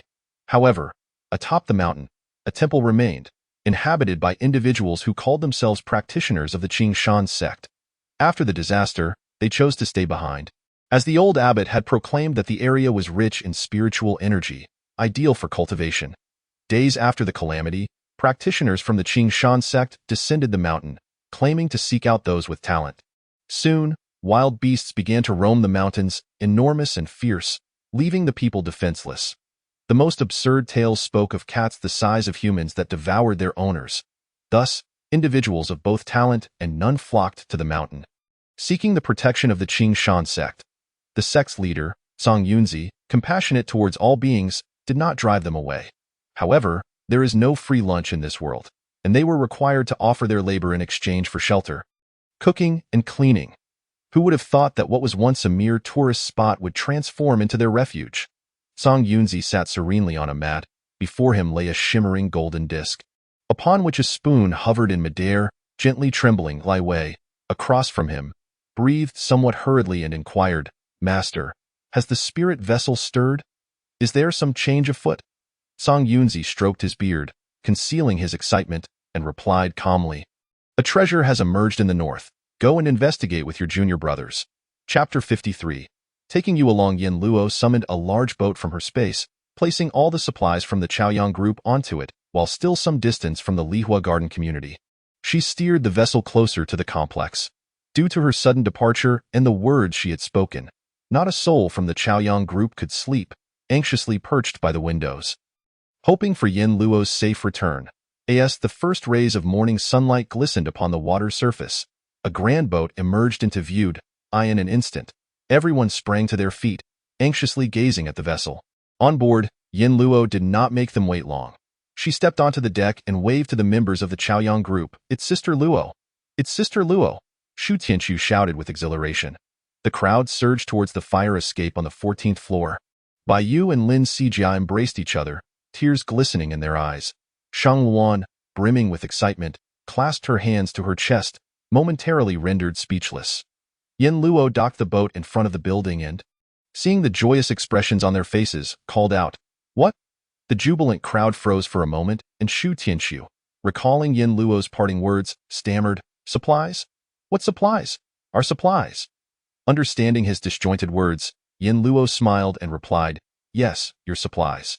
Come aboard and take a look." The crowd remained motionless, hesitant to approach. Noticing this, Yin Luo chuckled as she moved closer to Shu Tianqiu, grasping his shoulders and lifting him onto the deck like a chick. Shu Tianqiu staggered into the cabin, while the others waited anxiously outside, sweating profusely in the early morning. 3 minutes later, Shu Tianqiu burst out, his face alight with joy, shouting, "It's true! It's true! Luo Shun has truly done it." The crowd erupted in waves of exclamations, the joy following the despair causing some girls to feel dizzy, nearly losing their balance. They climbed over the isolation wall set up in front of the fire escape and swarmed onto the deck, hoisting Yin Luo high into the air. They jumped and laughed below, and the elation of being tossed around brought a hint of happiness to Yin Luo's face. Yin Feng watched from above, smiling as he beamed with pride. This was his sister, truly incredible. As a child, He had told those who bullied him that his sister was a heroic figure, destined to one day come to his side on a rainbow to protect him. Unfortunately, those bullies would never witness it. After being tossed for a while, Yin Luo was finally set down, and Shang Wan and Bai Yu embraced her from either side, with Bai Yu's eyes all red from crying. Yin Luo pinched her cheek, saying, "Enough of the tears. I'm not dead." Upon hearing this, Bai Yu playfully shoved her shoulder, turning away, feigning anger and refusing to acknowledge Yin Luo. Yin Luo suddenly felt somewhat at a loss. Shang Wan, grinning from ear to ear, remarked, "Luo Shen, I told you to let me call you that, and you disagreed. Now everyone is calling you that. Yes, yes, indeed. It is Luo Shen. Shang Jie is right. But, Luo Shen, you mustn't take such risks again. If we lose the supplies, we can start anew. But if something happens to you..." "Silence your ill-omened words," Shang Wan bellowed, causing the speaker to quiet down. Yet the underlying worry lingered, leaving Yin Luo unsure of how to respond. In both this life and the last, she had never experienced such feelings, surrounded by a group of people, enveloped in trust and care. It was as if, all of a sudden, she was no longer a solitary soul. She had found her own home. Home? Yin Luo's bright eyes opened wide. Indeed, this must be the essence of what it feels like to belong to I. In that fleeting moment, she made a decision. "I have something to share with everyone." Her expression was grave and earnest, instantly quieting the excited crowd. "I am prepared to embark on a journey with all of you." "Embark? Where to?" The crowd looked at Yin Luo with confusion, yet Shang Wan and Lin Sijia's eyes sparkled with excitement. Yin Luo declared, "I intend to pursue the path of cultivation. Initially, I had planned to venture alone, but now, I wish to take you all with me. Are you willing? The path of cultivation? Since the calamity, many had suddenly awakened strange abilities, and numerous creatures had begun to exhibit ferocity and transformation. They all sensed that the world had irrevocably changed. The path of cultivation that Yin Luo spoke of must surely pertain to her own remarkable skills. She could even traverse walls and rooftops, reminiscent of a martial arts master, both cool and impressive. They were all young. Who among them had not donned a bedsheet as a fairy or wielded a wooden sword as a hero in their childhood? Shang Wan was the first to express, "I am willing. Wherever the goddess goes, I shall follow. I am her foremost fan." Bai Yu wiped her tears and added, "I shall never leave Sister Luo." Lin Sijia and Shu Tianshu chimed in. "To accompany Sister Luo is a privilege for us. One by one. Others voiced their desire to join Yin Luo on her journey. Seeing this, Yin Luo instructed, "Then hurry and gather your belongings. We shall leave at once." "So soon? I pilfered supplies from the military, and I fear they may come looking for them if we delay." Upon hearing this, everyone swiftly ascended the stairs to pack their luggage. Yin Luo herself went to room 1801. Storing all the supplies from her home into her spatial compartment, along with the little snow fox that had been training under Shang Wan's tutelage. The military would have no idea who had stolen the supplies and would not suspect the Chaoyang group. In such a large-scale disappearance, their first suspicion would fall upon the cultivation sections. Yin Luo's intimidation of the Chaoyang group stemmed from her desire to lead them to Qingliang Mountain.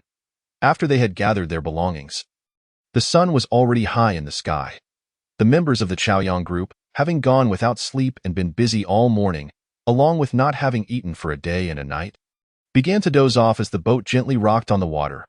Yin Luo did not rouse them. Instead, she conversed with Yin Feng on the deck. "Sister, I truly did not expect you to bring along so many people." Yin Luo nodded in agreement. Indeed, she had not anticipated it either. "Why aren't you sleeping? Why are you here chatting with me?" Yin Feng replied, "Sister, I'm already at the 3rd level of the gathering spirit realm. Staying awake for a night is no issue for me. You, on the other hand, should rest after such a long night." Yin Luo patted his shoulder, realizing he was concerned for her well-being. "The last time I saw Yin Shiner at Qingliang Mountain, she always seemed intent on making things difficult for me.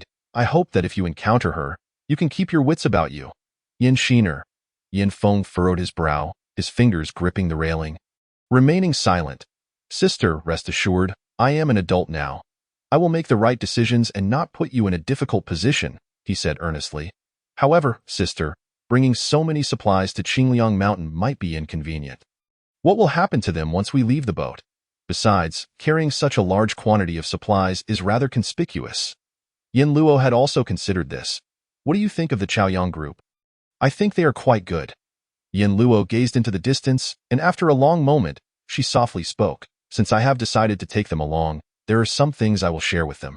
As everyone slept, the boat sailed steadily and slowly. After more than an hour, people began to wake up one by one. The first thing Bai Yu did upon waking was to approach Yin Luo. "Sister Luo, let me check your condition." Being a healer, she was not refused. After using her spiritual energy to examine Yin Luo, she withdrew her hand with a sigh of relief. "Sister Luo, your meridians are truly splendid, strong and resilient." Yin Luo replied, "If you all practice diligently, you will also develop such meridians. I heard you have not eaten for a day and a night. You must be hungry. Yin Feng has prepared a meal for you." While they slept, Yin Feng had built a fire on the deck and cooked a large pot of rice porridge, enriched with red dates, goji berries, and lean meat, filling the air with an enticing aroma. Hence, they had awakened so swiftly. Below the water, many creatures were drawn by the scent, yet Dalan lay in wait at the bottom, ready to devour anyone who dared to approach. Bai Yu immediately rummaged through the boxes in the cabin for bowls and chopsticks, only to find Shu Tianshu already carrying out a box of bowls. He chuckled. "I am always the most enthusiastic about meals. No need for reminders, hee hee." Their banter roused everyone from their slumber, and they lined up to receive their portions. Bai Yu served a bowl of porridge to Yin Luo. Although she was not particularly hungry, she ate a bowl to join the group. Lin Sijia took a bite and exclaimed in delight, "So fragrant! This is truly delicious. I can hardly believe I am enjoying such a lavish meal." Laughter erupted among them. In the wake of calamity, a bowl of warm rice porridge with seasoning was the finest sustenance. Once everyone finished their meal, Yin Luo called them together. Shu Tianshu shouted, "Everyone, hurry. Sister Luo has something to say." Now, they all held Yin Luo in high regard, sitting in orderly rows, awaiting her address.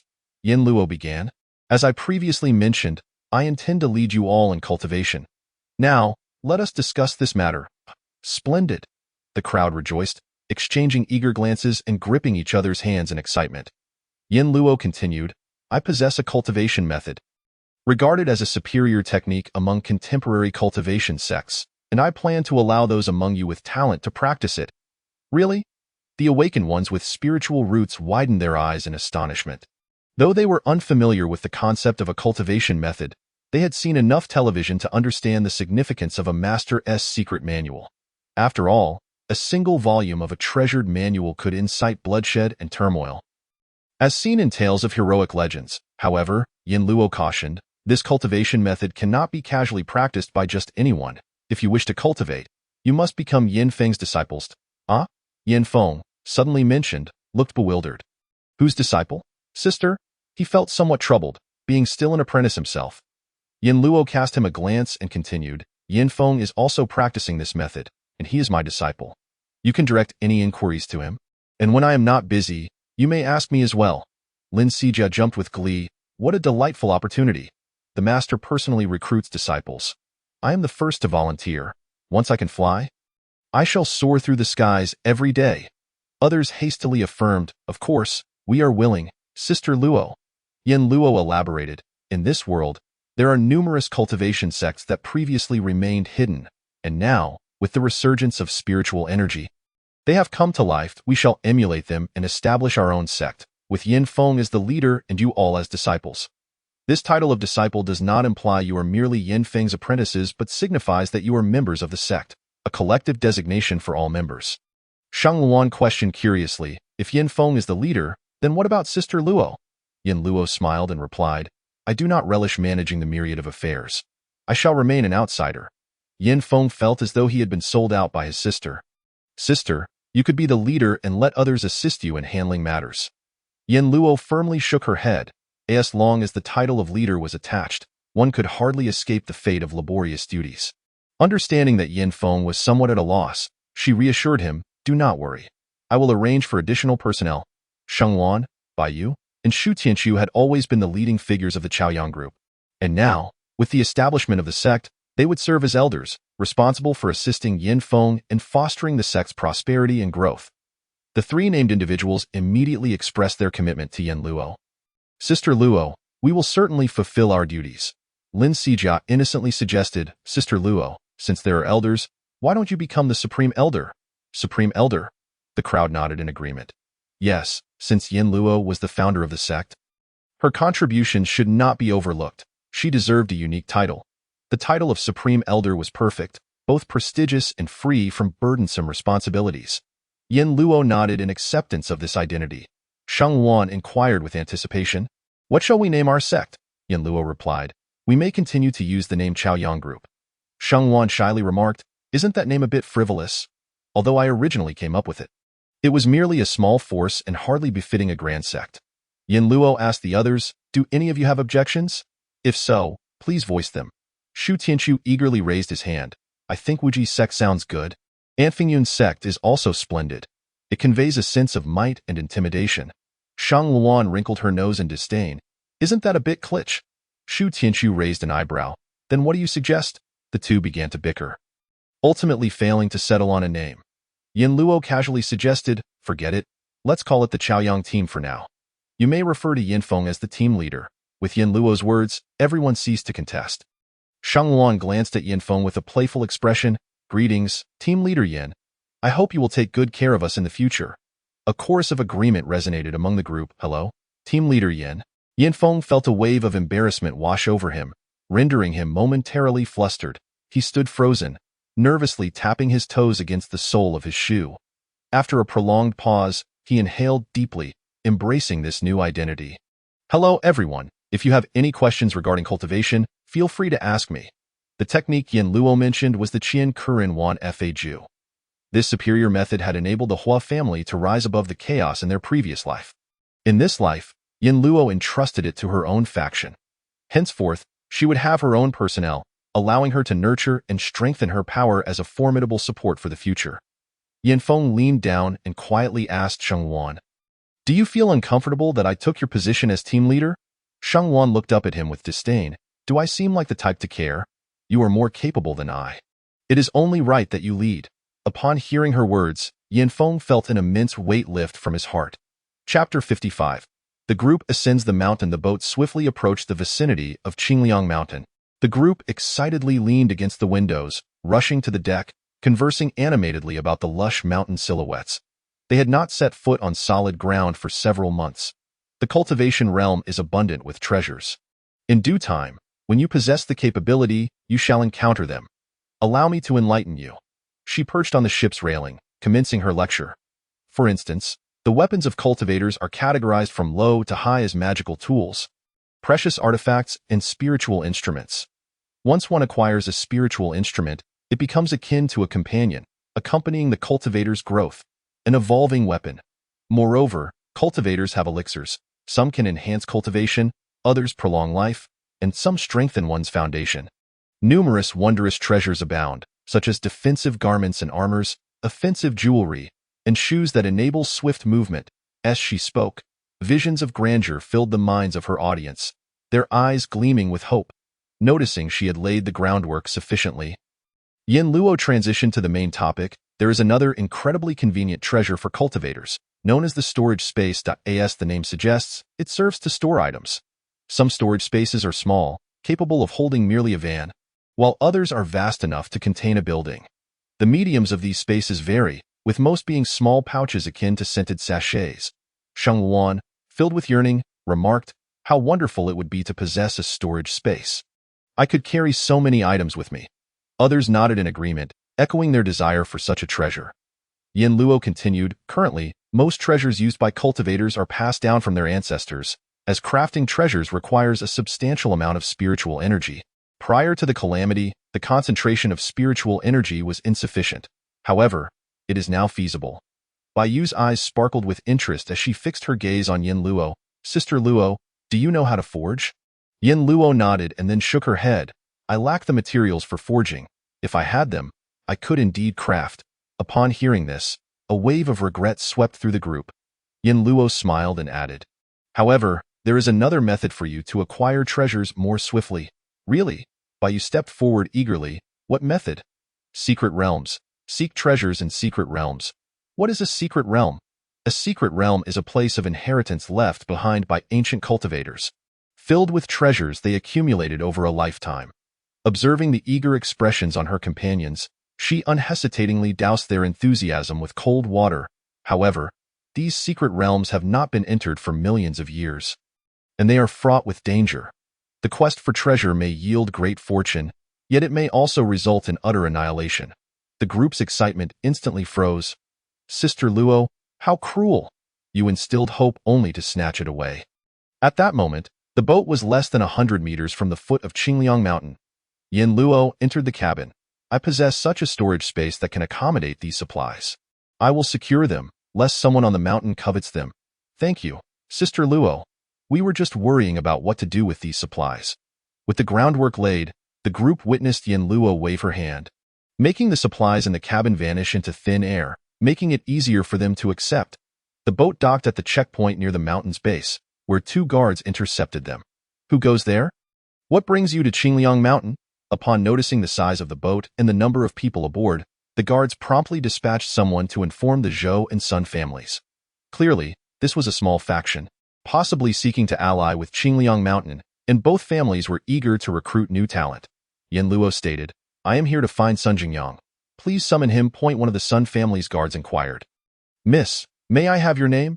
I am Yin. The guard ascended the mountain to deliver the message, leaving the Chaoyang team aboard the vessel. Given the sudden influx of people, they could not enter without the consent of the Sun and Zhou families. After a brief wait, a group hurriedly descended from the mountain. I heard a significant faction has arrived. The leader emerged from the checkpoint and recognized Yin Luo. Greetings, I am Zhou Chu, the captain of the Zhou family's guard. Are you here to ally with Qingliang Mountain? Before Yin Luo could respond, members of the Sun family stepped in front of her. They are here to see young Master Sun. Do not get ahead of yourselves. Zhou Chu scoffed. Sun Maoyang, the lady has yet to speak. Why are you so anxious? Sun Maoyang chuckled lightly, stepping aside. Miss Yin, these are members of the Zhou family. Please wait a moment. Our young master will arrive shortly. Zhou Chu raised an eyebrow. The young master is coming. Does he need to personally attend to recruit talent? Miss Yin, our Zhou family is in dire need of capable individuals. If you are interested in coming to Qingliang Mountain, we would be delighted to have you. Yin Luo firmly declined. No need. I am well acquainted with Sun Jingyang and not familiar with your Zhou family.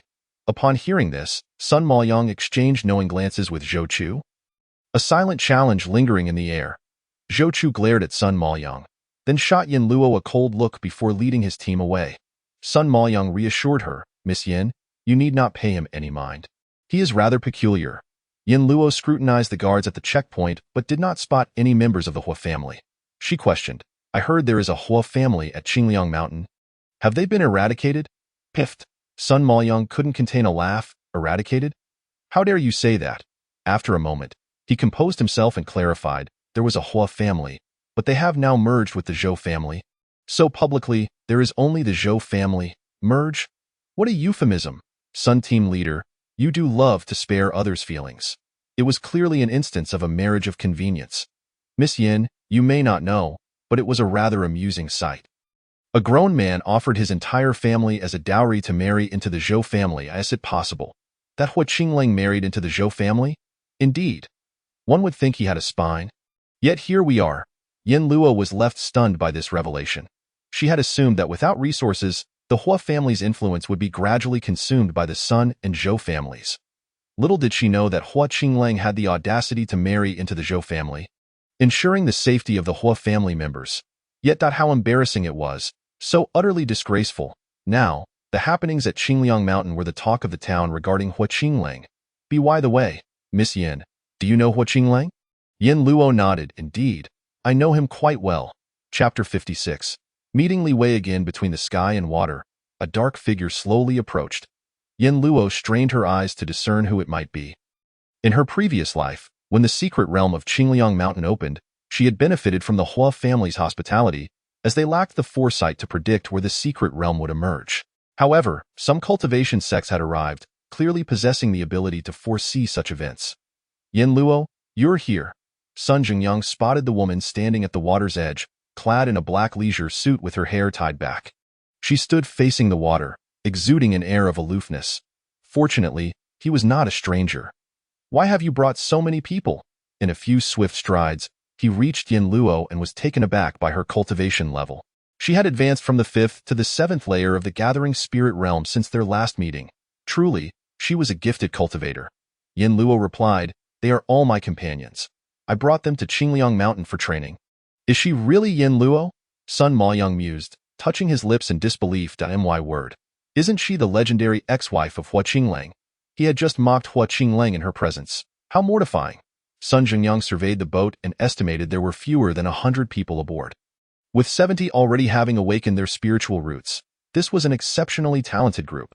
The Sun family had only managed a 50% awakening rate among their recruits. Most importantly, they were all youthful and malleable. Yin Luo's friends are my friends. I will arrange accommodations for them. Yin Luo responded, thank you. Given our numbers, it would be best to place us in a more secluded area. Sun Jingyang chuckled, even if you hadn't said anything. I would have thought of it. As the distant black dot drew closer, its structure and the figures atop it became discernible. When it approached even nearer, both Yin Luo and Sun Jingyang were taken aback. This was a familiar figure from the realm of cultivation, a master who had nearly ascended to the pinnacle of power in his previous life. Sun Jingyang inquired, do you know him? Yin Luo nodded. He was my neighbor for a few days a few months ago. Sun Jingyang exclaimed, what a coincidence. Yin Luo scrutinized Sun Jingyang, noticing that he seemed to recognize Li Wei as well. You know him too? Sun Jingyang hesitated for a moment before replying, I've heard of him. Li Wei smiled and declined. We hail from the Qingshan sect and are here on a mission to train, not to join any other factions. Zhou Chu felt somewhat disappointed.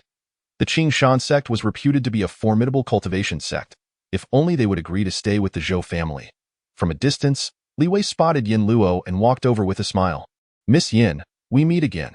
Upon seeing members of the Qingshan sect joining the Sun family's ranks, Zhou Chu noted that over 100 people had arrived at the Sun family in just a day. Who is this? Li Wei directed a questioning gaze at Sun Jingyang. Sun Jingyang introduced himself, Yuanhe Palace. Sun Jingyang, so you are a disciple of Yuanhe Palace? It's an honor, Li Wei replied.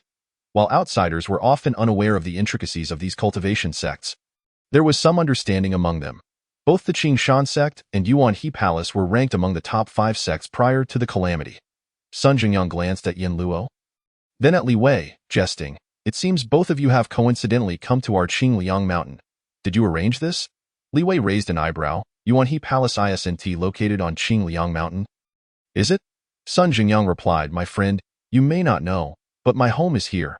Perfect, then you shall treat us. Sun Jingyang burst into laughter. All right, who said I was the host? I'll arrange accommodations for you all.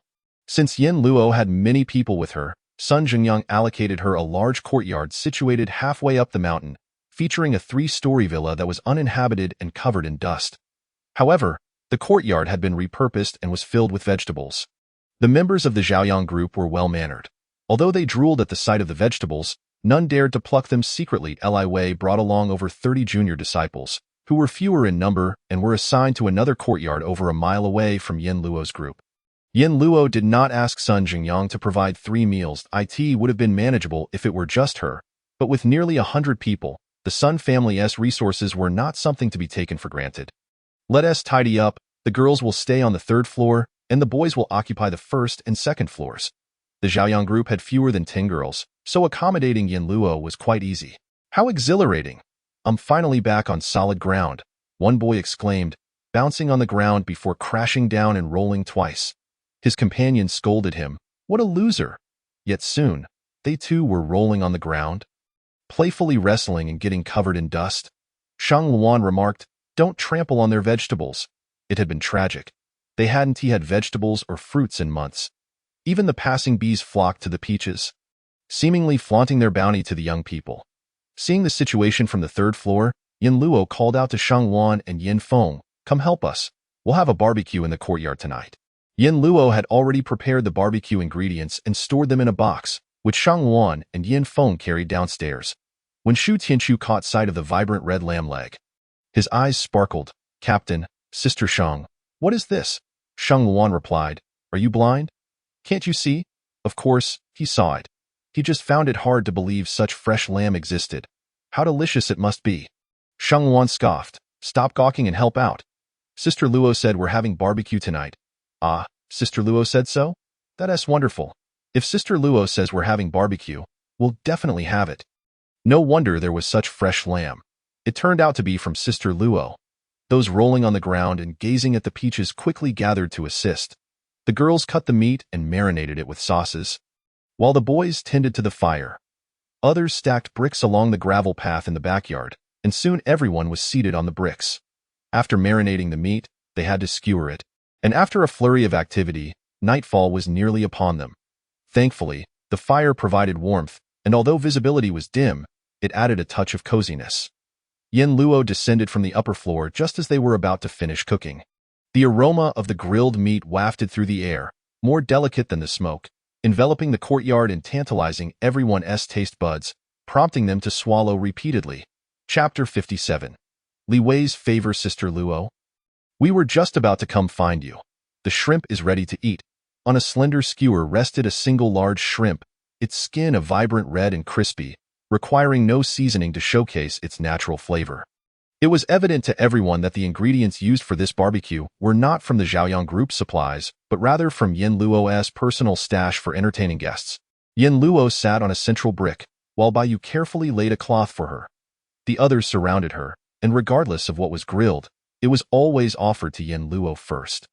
The meat skewers were generously sprinkled with cumin and chili powder, their enticing aroma wafting into the night air for miles. Fortunately, the courtyard where Sun Zhengyang had arranged for them to stay was secluded, so others couldn't catch a whiff. It's been months since we've eaten meat. If this meal kills me, I'll die happily, one boy exclaimed, his mouth smeared with grease, bubbling with joy. Shu Tianchu smacked his head, sending a piece of beef flying from his mouth. What a disgrace! Wasting food is shameful, and wasting such delicious meat is even more so. Yin Luo leisurely savored a lamb skewer, noticing everyone devouring their food ravenously, like beasts. Unable to help herself, she chuckled. I have more good things here.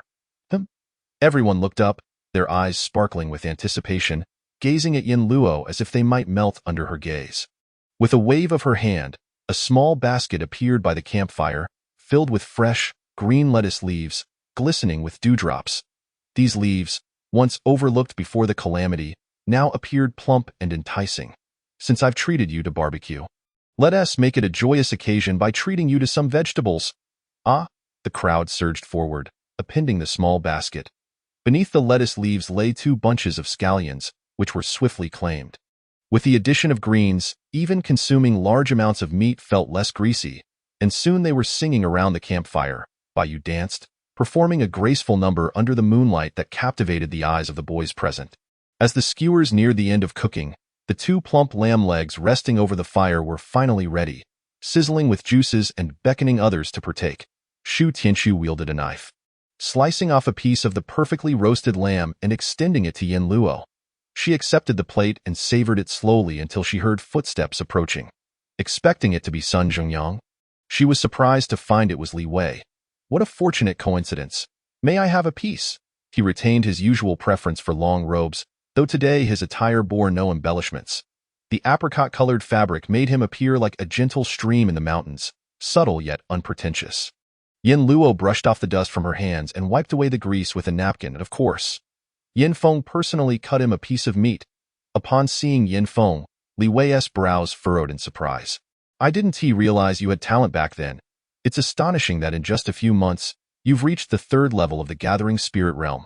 Yin Feng rolled his eyes, recalling how this fellow often sought out his sister back at Huayuan Community, and now he was here at Qingliang Mountain doing the same. This guy is definitely up to no good. Taoist, he emphasized the title with a slight bite. Your eyes are quite discerning, Li Wei, seemingly unfazed, replied. You are quite insightful, little brother. Yin Feng snorted dismissively. With resources so scarce now, you come to someone else's home to mooch food and act all entitled. Your face is quite thick. After enjoying the meat, Li Wei produced a 5-liter bucket of spring water from his storage space. Thank you for your hospitality. This is spring water from Wuqing Mountain, rich in spiritual energy, as a token of gratitude.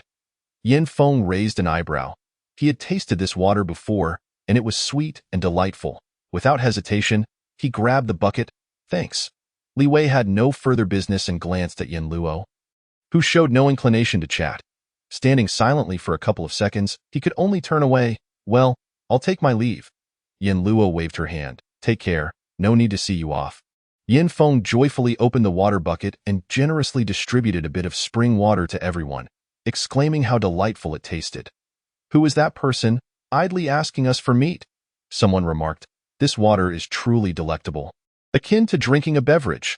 The group's earlier disappointment from having a piece of meat taken from them was swiftly alleviated by the sweet spring water. Yin Luo was aware that Li Wei had come for the secret realm, and Li Wei likely guessed the purpose of Yin Luo's visit as well. In the secret realm, they could either be allies or adversaries. His request for a piece of meat tonight was a gesture of goodwill. As long as there were no conflicts of interest, they could journey together. The Sun family's dock was the safest spot on Qingliang Mountain, and it was prudent to keep pets close in the perilous secret realm. After entering the space, Xiao Shui was bound by a contract, and its voice echoed in Yin Luo's consciousness. "Master, you're a male." Yin Luo gazed at the fluffy, snow-white dog before him, its cuteness and affectionate nature surprising him. It was indeed a male. In contrast, the grotesque python coiling in the pond was a female. "Although you are my first pet, as my senior brother, your cultivation is inferior to Xiao He and Deshan, so you should seek their guidance often in the space." "Understood." Yin Luo raised an eyebrow, noting the military-like demeanor. Yin Bao rushed over, nudging Xiao Shui aside with his large head, then stood on his hind legs, wrapping his paws around Yin Luo's waist. Yin Luo affectionately ruffled his fur. "Wait a moment, Xiao Shui is a dog and can communicate with me, why can't you? You don't mean to say you're even less capable than a dog, do you?" Yin Luo pondered. Animals in the space awaiting their turn for meat could not communicate, as they lacked cultivation and spiritual awareness, not being recognized by the space. Yet, Yin Bao had cultivation. Why could he not speak? "You must not have awakened your spiritual intelligence yet. You're quite foolish." Yin Bao lifted his head and huffed at Yin Luo. Chapter 58. My sister is only Yin Luo. Yin Luo rose early, accompanied by Yin Feng and Sheng Wan, to visit Sun Jingyang of the Sun family. Before the natural disaster, Sun Jingyang had been a lesser-favored junior of the Sun clan, but his standing had risen significantly post-disaster. Although he typically did not manage family affairs, his words were heeded by the household.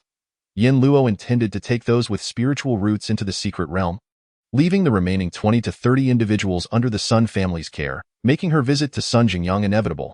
However, she was taken aback to find Yin Bingtang and his daughter Yin Xiner at the Sun residence. "Sister, Dad, look, it's my sister." Yin Xiner, sharp-eyed, spotted Yin Luo and her companion Yin Feng. Though she was not well acquainted with Yin Luo, she was familiar with Yin Feng, who was rather timid and always complied with her. Seeing Yin Feng looking clean and radiant, she assumed he was doing well. She hurried over and gave Yin Feng a hearty pat on the shoulder. "You've finally come to find me. You seem to be thriving while your sister is suffering out here. How can you live with yourself? But since you're here to fetch me, I shall forgive you. However, you must get me some meat. Look at how thin I've become," she incessantly complained to Yin Feng, oblivious to the anger simmering in his eyes. They had expected to enjoy lavish meals while staying at the Sun residence, yet were limited to just 3 steamed buns daily. Though not starving, it was quite bothersome. Yin Bingtang realized this grim reality. The Sun family did not value him. Surely, Yin Luo had spoken ill of him in front of Sun Jingyang. Yin Bingtang's expression shifted, particularly upon observing Yin Luo's attire and demeanor. His resentment towards her could ignite a great fire. Luo, you have finally arrived. Your father has missed you. Xiner, your sister must be tired.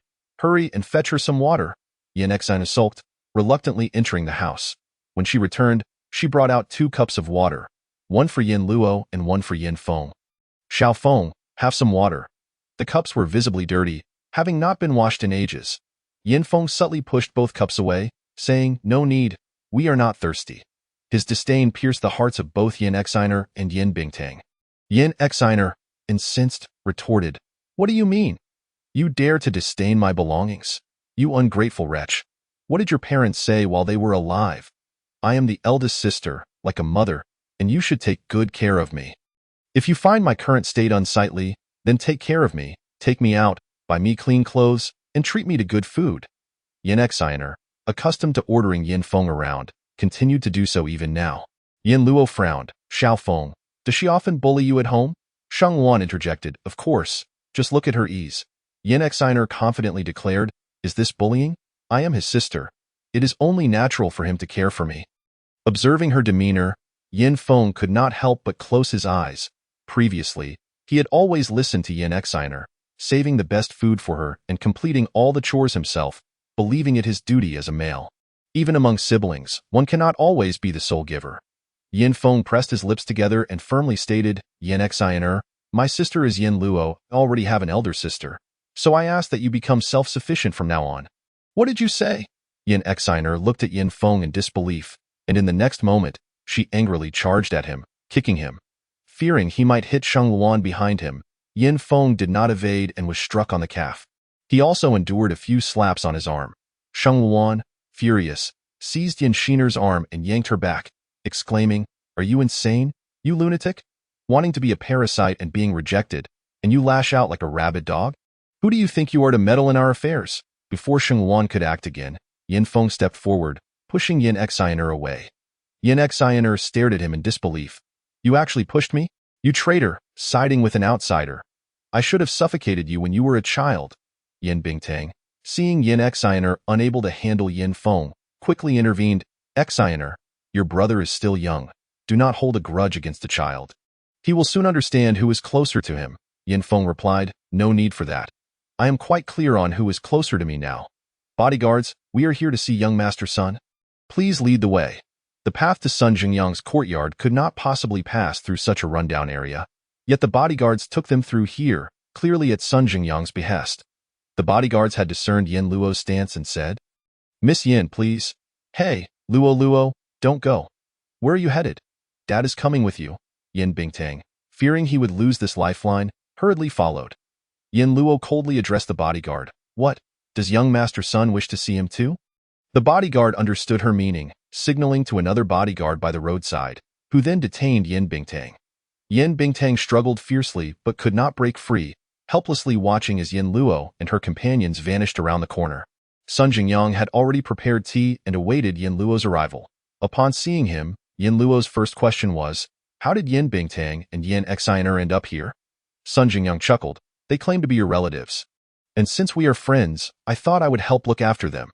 Yin Luo scoffed, Then you have made a mistake. I will not remember this favor. Sun Jingyang nodded, shaking his folding fan, Then I suppose I have incurred a loss.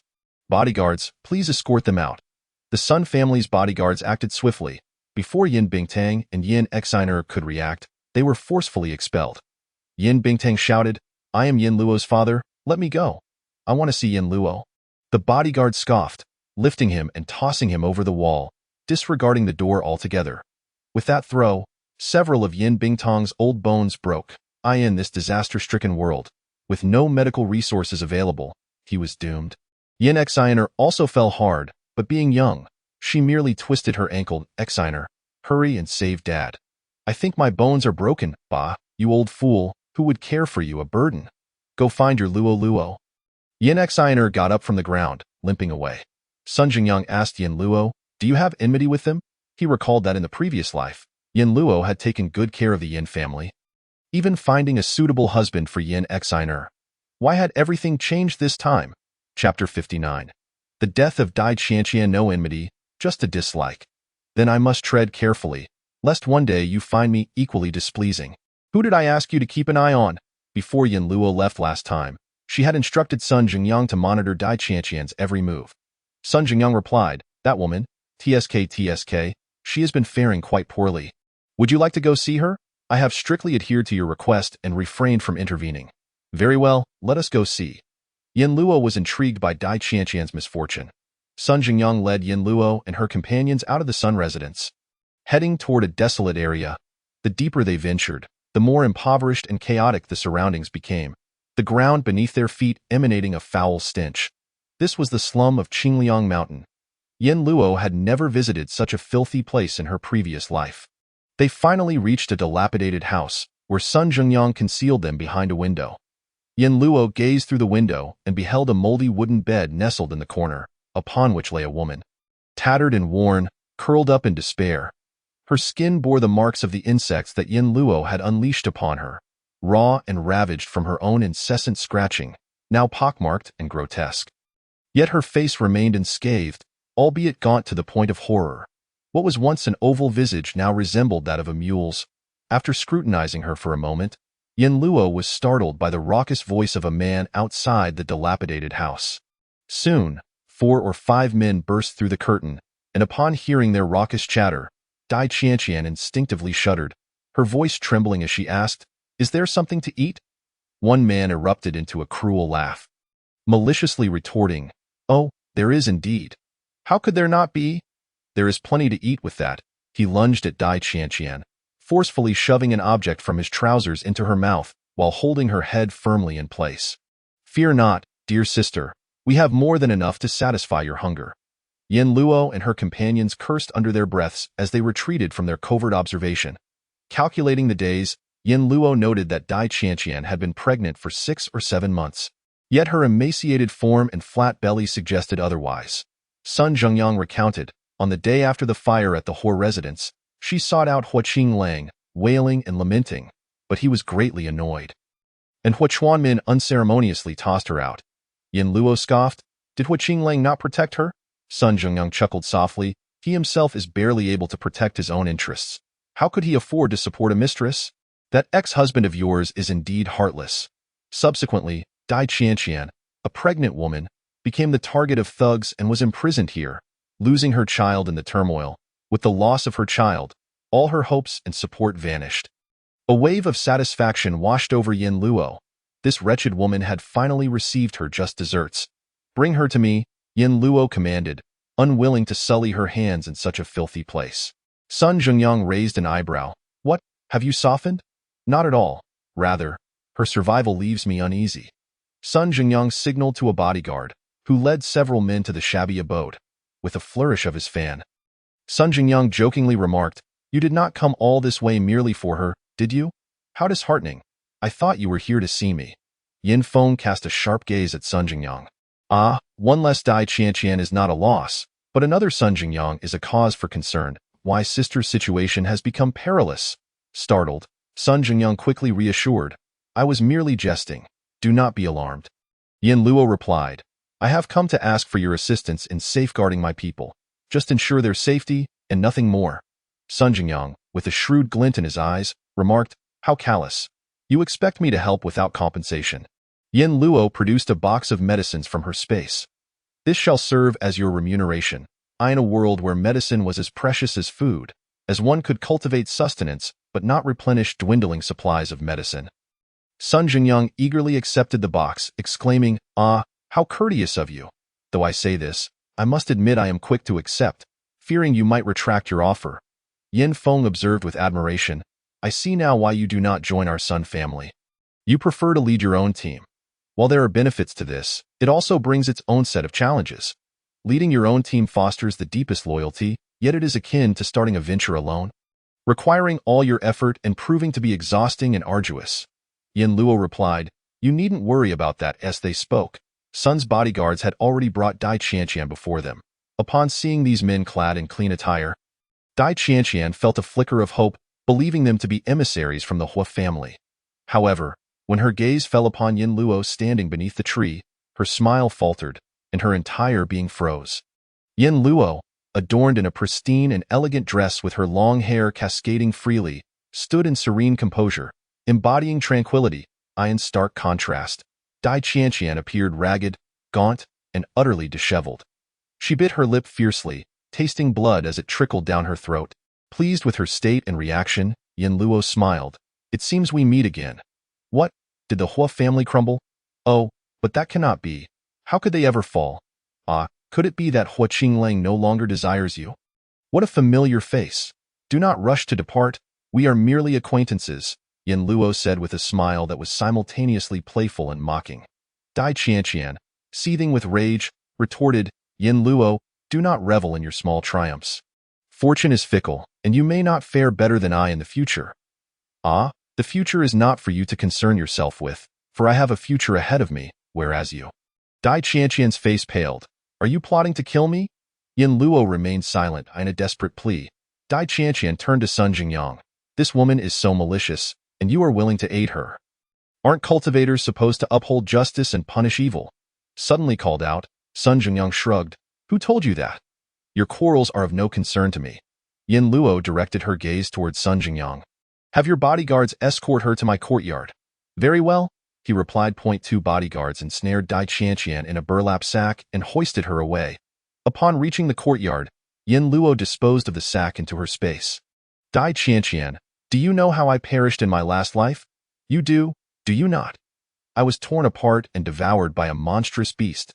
As Dai Qianqian struggled from the sack, she beheld a scene akin to paradise.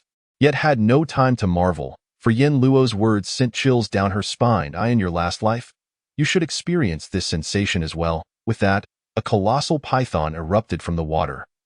Its massive head hovering mere inches above Dai Qianqian, fixated upon her. Dai Qianqian shrieked, collapsing into unconsciousness from sheer terror. Yin Luo was unwilling to grant her a swift demise. She splashed cold water upon her, rousing Dai Qianqian from her stupor. Yin Luo, I beg you, spare me. I shall never again vie for Hua Qinglong's affection, and I will no longer dare to bully you.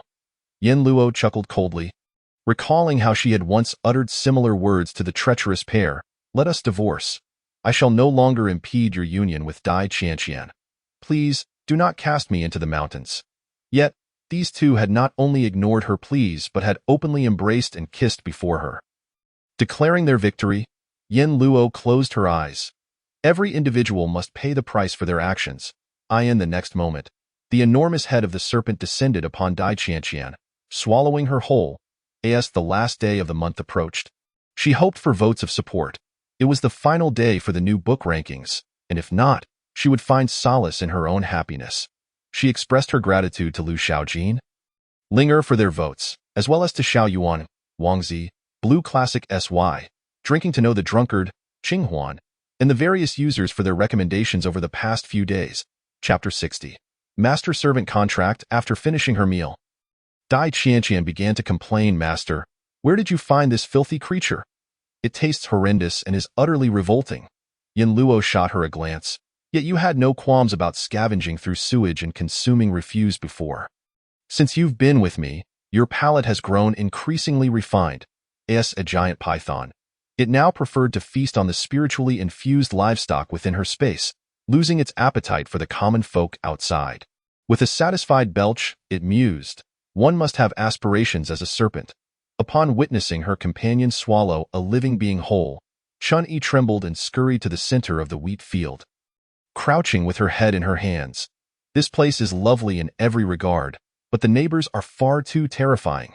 Startled by the sight, Chun-Yi felt a surge of pride as she flicked her tail and dove into the water, relishing the warm, spiritual currents that enveloped her, providing a comforting embrace.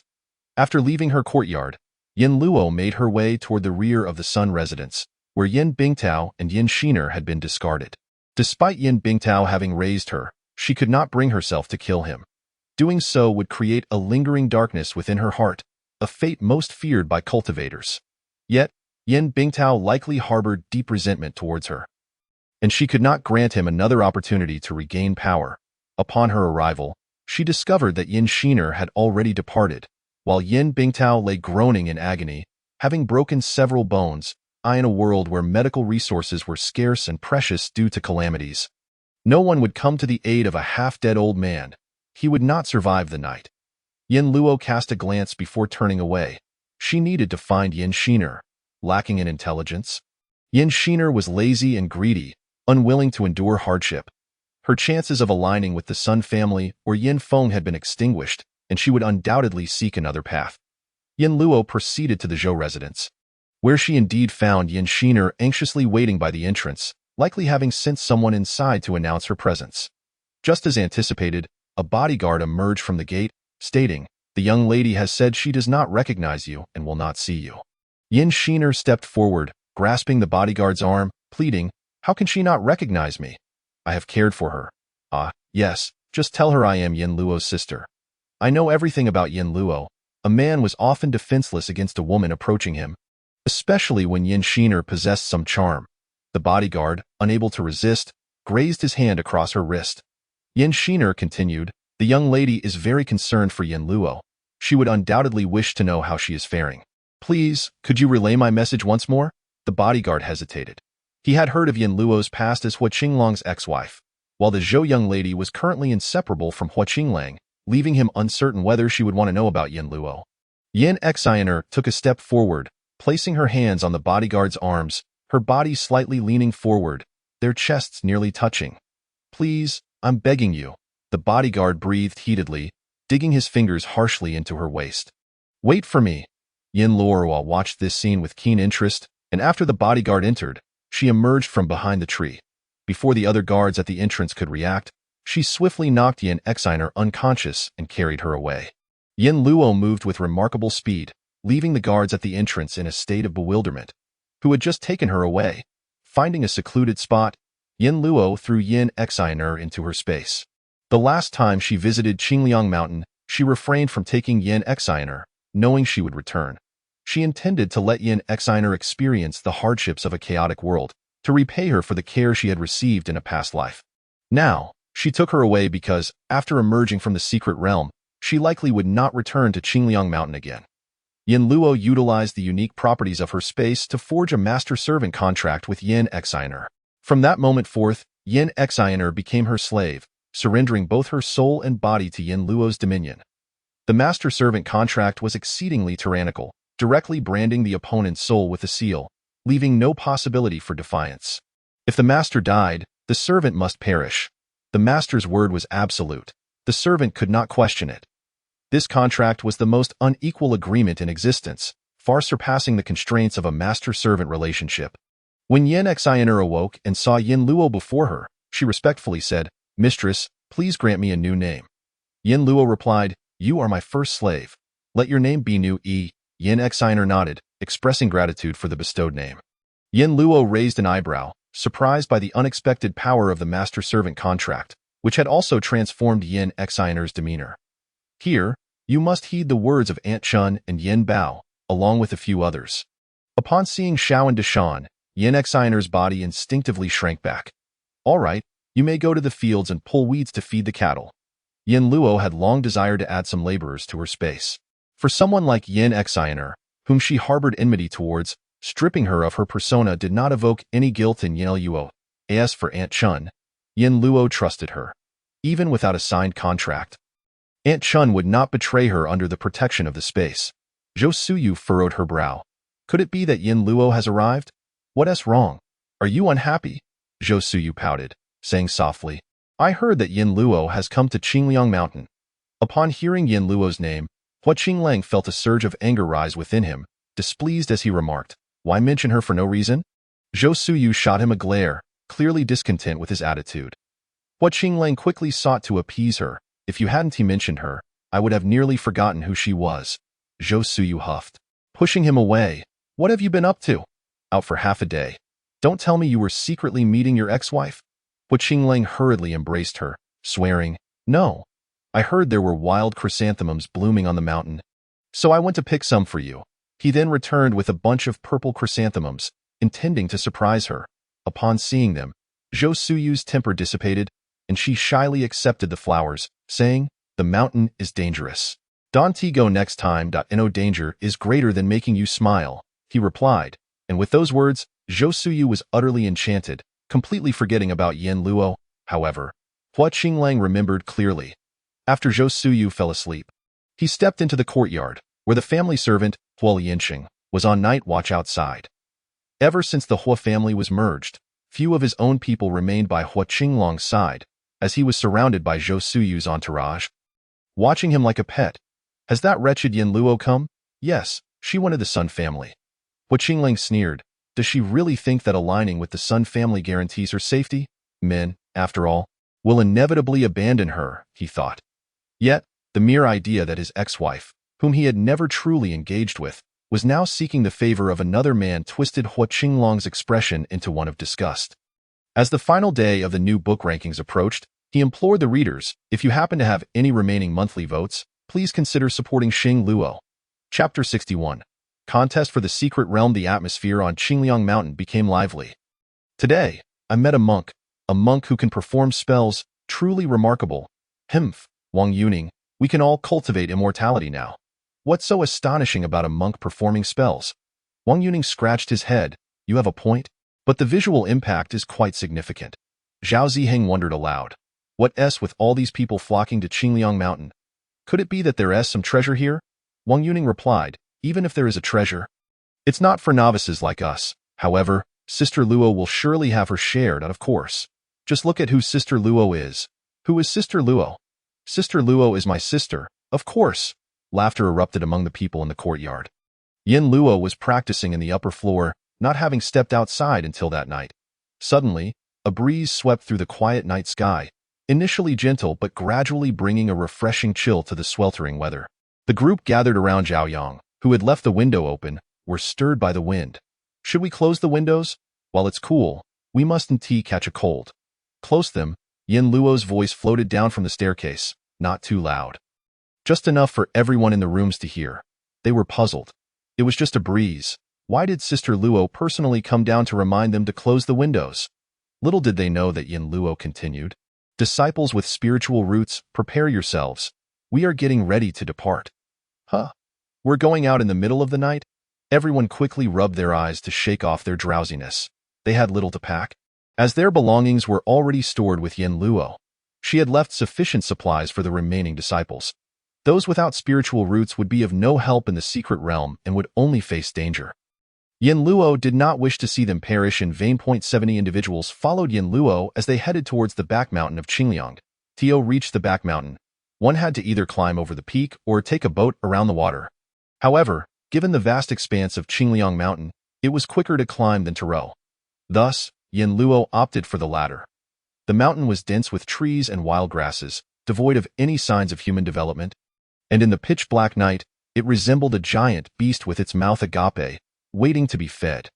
Yet, this terrifying darkness did not persist for long, as a sea of lights appeared behind them. Some wielded flashlights, while others held torches. A multitude of lights approached swiftly, akin to stars dotting the dark sky. Someone called out Yin Luo's name. Recognizing Sun Jingyang's voice, she paused.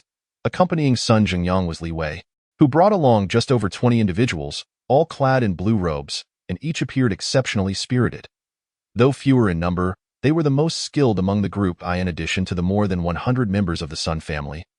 Sun Jingyang was accompanied by fellow disciples from Yuanhe Palace, totaling around 200. Miss Yin, are you headed up the mountain?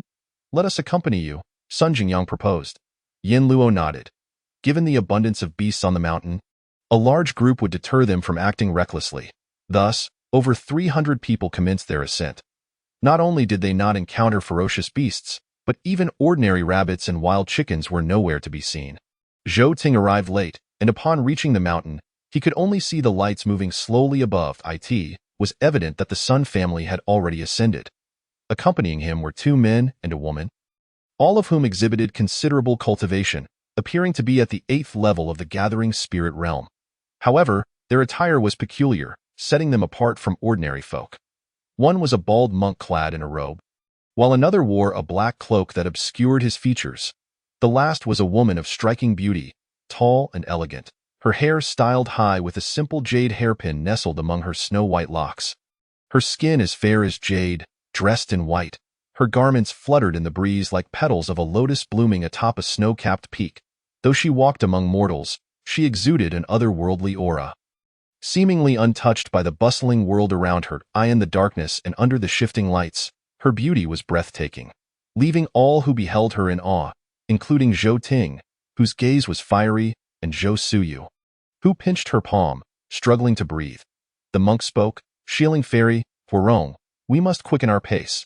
The man in the black cloak was Huarong, a member of the Southern Witch clan.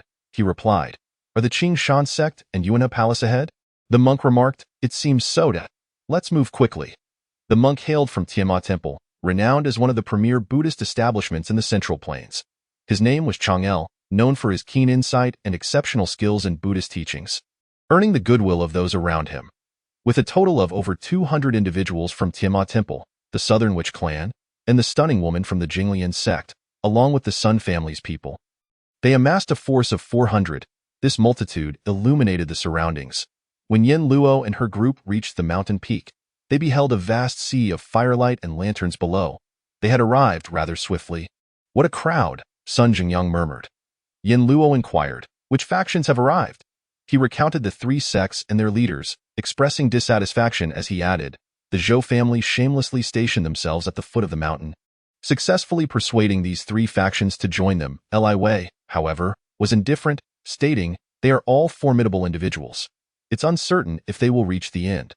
The Jinglian sect comprised entirely of female disciples, each more beautiful than the last, making it inconvenient for them to travel with a throng of men. The Southern Witch clan had different customs from ordinary folk, making it challenging to blend in. Only the monks from Tima Temple, known for their benevolence, appeared to be the most agreeable among the groups. Sun Jingyang gazed at Yin Luo and Li Wei, stating, "Let us collaborate. Regardless of the bonds that tie us, it is essential to acknowledge that each of us has our own companions behind us. Thus, once we enter the secret realm, we shall work together, and the spoils will be distributed according to our contributions. Should we encounter rare and valuable items later on, we shall." Yin Luo interjected calmly, "Each relying on our own abilities." "Very well, I have no objections," replied Sun Jingyang. The trio reached a consensus. Upon traversing the mountain's peak, their descent was significantly swifter, and before dawn, they arrived at the secret realm. At the mid-slope of the rear mountain, where land and water converged, a grand door suddenly appeared. The door, shrouded in a deep black hue, exuded an aura of weightiness and mystery, adorned with two embossed stone cheilants. Set against the mountainside, the door appeared as if entering it would lead one into the very heart of the mountain.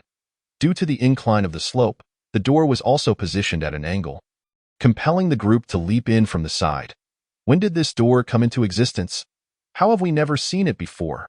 inquired a puzzled member of the Sun family at a mere door. "And it is closed.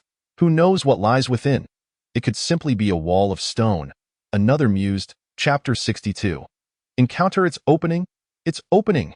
The crowd erupted in astonished exclamations. Not only did the door swing wide, but a formidable beam of light burst forth from within, creating a colossal column of blinding luminescence that soared into the sky. For a moment, the brilliance overwhelmed their vision, inducing a brief sensation of dizziness.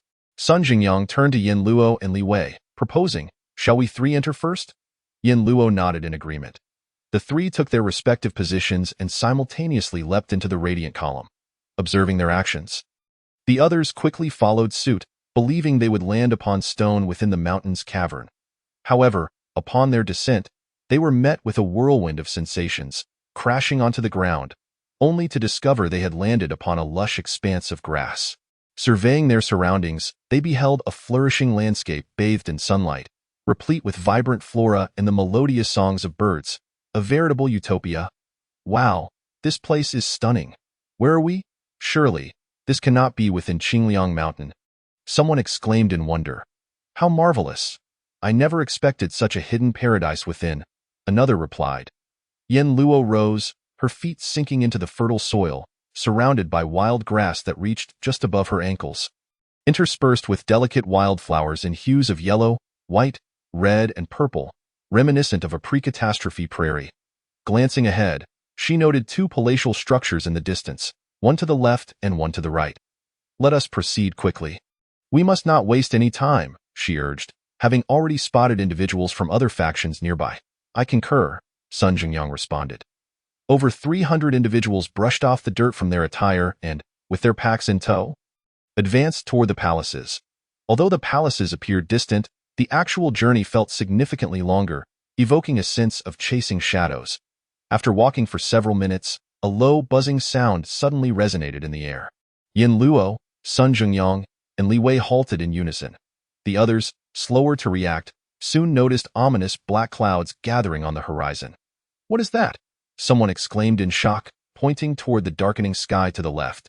A massive swarm of black clouds, akin to a tempest, charged towards them with alarming ferocity. "Raise the shield. Prepare for defense," Li Wei commanded. The members of the Qing Shan sect and Yuanhe Palace swiftly summoned a protective barrier into the air. Though the members of the Chaoyang group were a moment behind, they also managed to shield a portion of the group. Above them, a translucent shield, resembling a colossal eggshell, enveloped everyone beneath it. Just as the shield was established, the dark clouds loomed ominously overhead, and the spectators finally discerned the source of the threat. "Such enormous bees," one gasped. "Those are not bees. They are hornets." The creatures, each the size of a human palm, hovered menacingly above, their wings vibrating ominously. The mere sting of a common hornet could bring prolonged agony. The thought of such gigantic hornets left the crowd breathless with trepidation. Yin Luo declared resolutely, "We must act swiftly." Li Wei exchanged glances with Yin Luo and Sun Jingyang, stating, "I have a plan, but I require both Miss Yin and Daoist Sun to ensure our safety." Both nodded in affirmation. Rest assured, trusting in their character, Li Wei called out to his companions, disciples of the Qing Shan sect, heed my command. Activate the Li fire formation? Yes. Over 20 disciples swiftly regrouped. Encircling Li Wei, he initiated a sequence of gestures, prompting the others to follow suit. Once they were positioned, Yin Luo and Sun Zhengyang filled in the gaps, maintaining the integrity of the shield above. The hornets outside the shield, agitated by the abundant fresh blood within, began to batter against the barrier incessantly, the resonating hum causing a sense of vertigo among the group. At last, a fireball manifested above Li Wei's head, expanding rapidly before shooting out of the shield. As the fireball exited, it detonated with a thunderous roar, akin to the bloom of a newly unfurled bud. If there were anything insects feared most, it would undoubtedly be fire, especially the Li fire formation of the Qing Shan sect, which was fueled by the practitioner's innate true fire, exponentially more potent than ordinary flames. In an instant, the air was filled with the crackling sounds of combustion and the acrid scent of charred remains. The shield remained steadfast, preventing any fallen hornet bodies or stragglers from infiltrating the group. Meanwhile, at the entrance of the secret realm, members of the Zhou family arrived. Although they were a kilometer or two away, they could still perceive the flames. They're quite swift, Chang Lu remarked. Zhou Suyu, with a hint of schadenfreude, chimed in. They're faring well ahead, clearing the obstacles for us. Beneath the cloak, Huorong's expression was inscrutable. But he snorted coldly. Their presence is not merely for clearing obstacles. They claimed those benefits for themselves as well. Zhou Suyu scoffed. What benefits? Just to witness the peculiarities of those mutated species? At her words, both Shi Ling and Chang Lu furrowed their brows. Huorong fell silent, refusing to engage further. Observing Shi Ling's frown, Zhou Suyu couldn't contain her irritation, exclaiming, Am I mistaken? Why the frown? Though her voice was soft, the keen hearing of the practitioners allowed Shi Ling and her fellow cultivators to hear her. Shi Ling felt perplexed. Zhou Suyu seemed to harbor animosity toward her since their first encounter. Despite them having never met before, she suppressed her displeasure and remained silent. Ahead, as the hornets were incinerated, Yin Luo and the others lowered the shield. The bodies of the hornets cascaded to the ground like rain. Li Wei proposed, How about we divide these corpses among the three factions? Yin Luo had no objections, and Sun Zhengyang shrugged nonchalantly.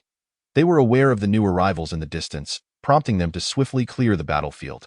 The hornet stingers could be fashioned into concealed weapons, their bodies utilized for medicinal purposes, and notably, some possessed innerdan, which practitioners could harness to enhance their cultivation. Such benefits were precisely what Chang Lu had referred to.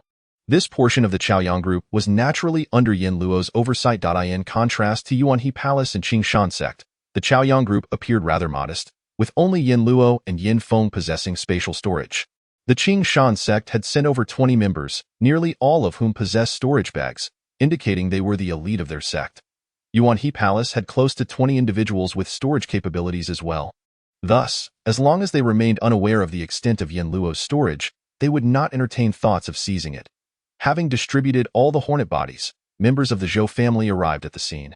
Zhou Suyu's gaze immediately landed on Yin Luo, who stood at the forefront of the crowd, igniting a blaze of jealousy within her. After months apart, Yin Luo appeared even more enchanting, particularly her skin, which had taken on a dewy, youthful glow, as if she were reversing the effects of time. Most infuriating of all was the fact that Yin Luo had the audacity to stand in front. As the eldest daughter of the Zhou family, she felt she had lost her rightful place. Clutching Ho Qinglong's arm tightly, she seethed, Look at your ex-wife over there. Shouldn't you go over and reminisce? Chapter 63. Ho Qinglong's fury. Zhou Suyu was on the verge of exploding with rage, disregarding the presence of others as she fiercely gripped Ho Qinglong's arm, leaving crescent-shaped imprints from her nails. Ouch!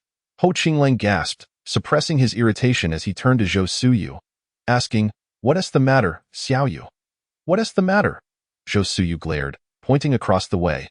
Look at how your ex-wife is staring blankly at you. And you still ask me what's wrong. Are you regretting your decision?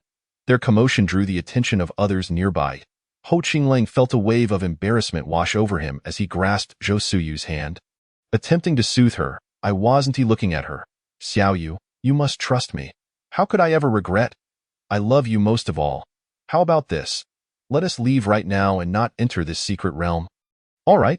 In the public eye, Zhou Ting found the situation untenable and urged, All right, sister, your husband stays at our home every day. How could he possibly look at other women? You needn't harbor such suspicions. Although Zhou Ting sought to mediate, his words only fueled Ho Qinglong's resentment, as he pointedly emphasized that he resided with the Zhou family, as if to ensure everyone understood. The members of Tianma Temple, the Nanhua clan, and the Jinglian sect paid no heed to their trivial disputes.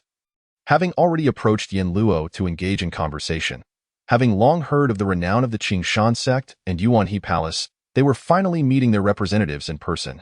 Chang Lu greeted them warmly. Li Wei nodded slightly, while Sun Jingyang smiled, saying, This is our first encounter with the monks of Tianma Temple and this esteemed Taoist from the Witch Clan. As for this celestial maiden, she must be a disciple of the Jinglian sect.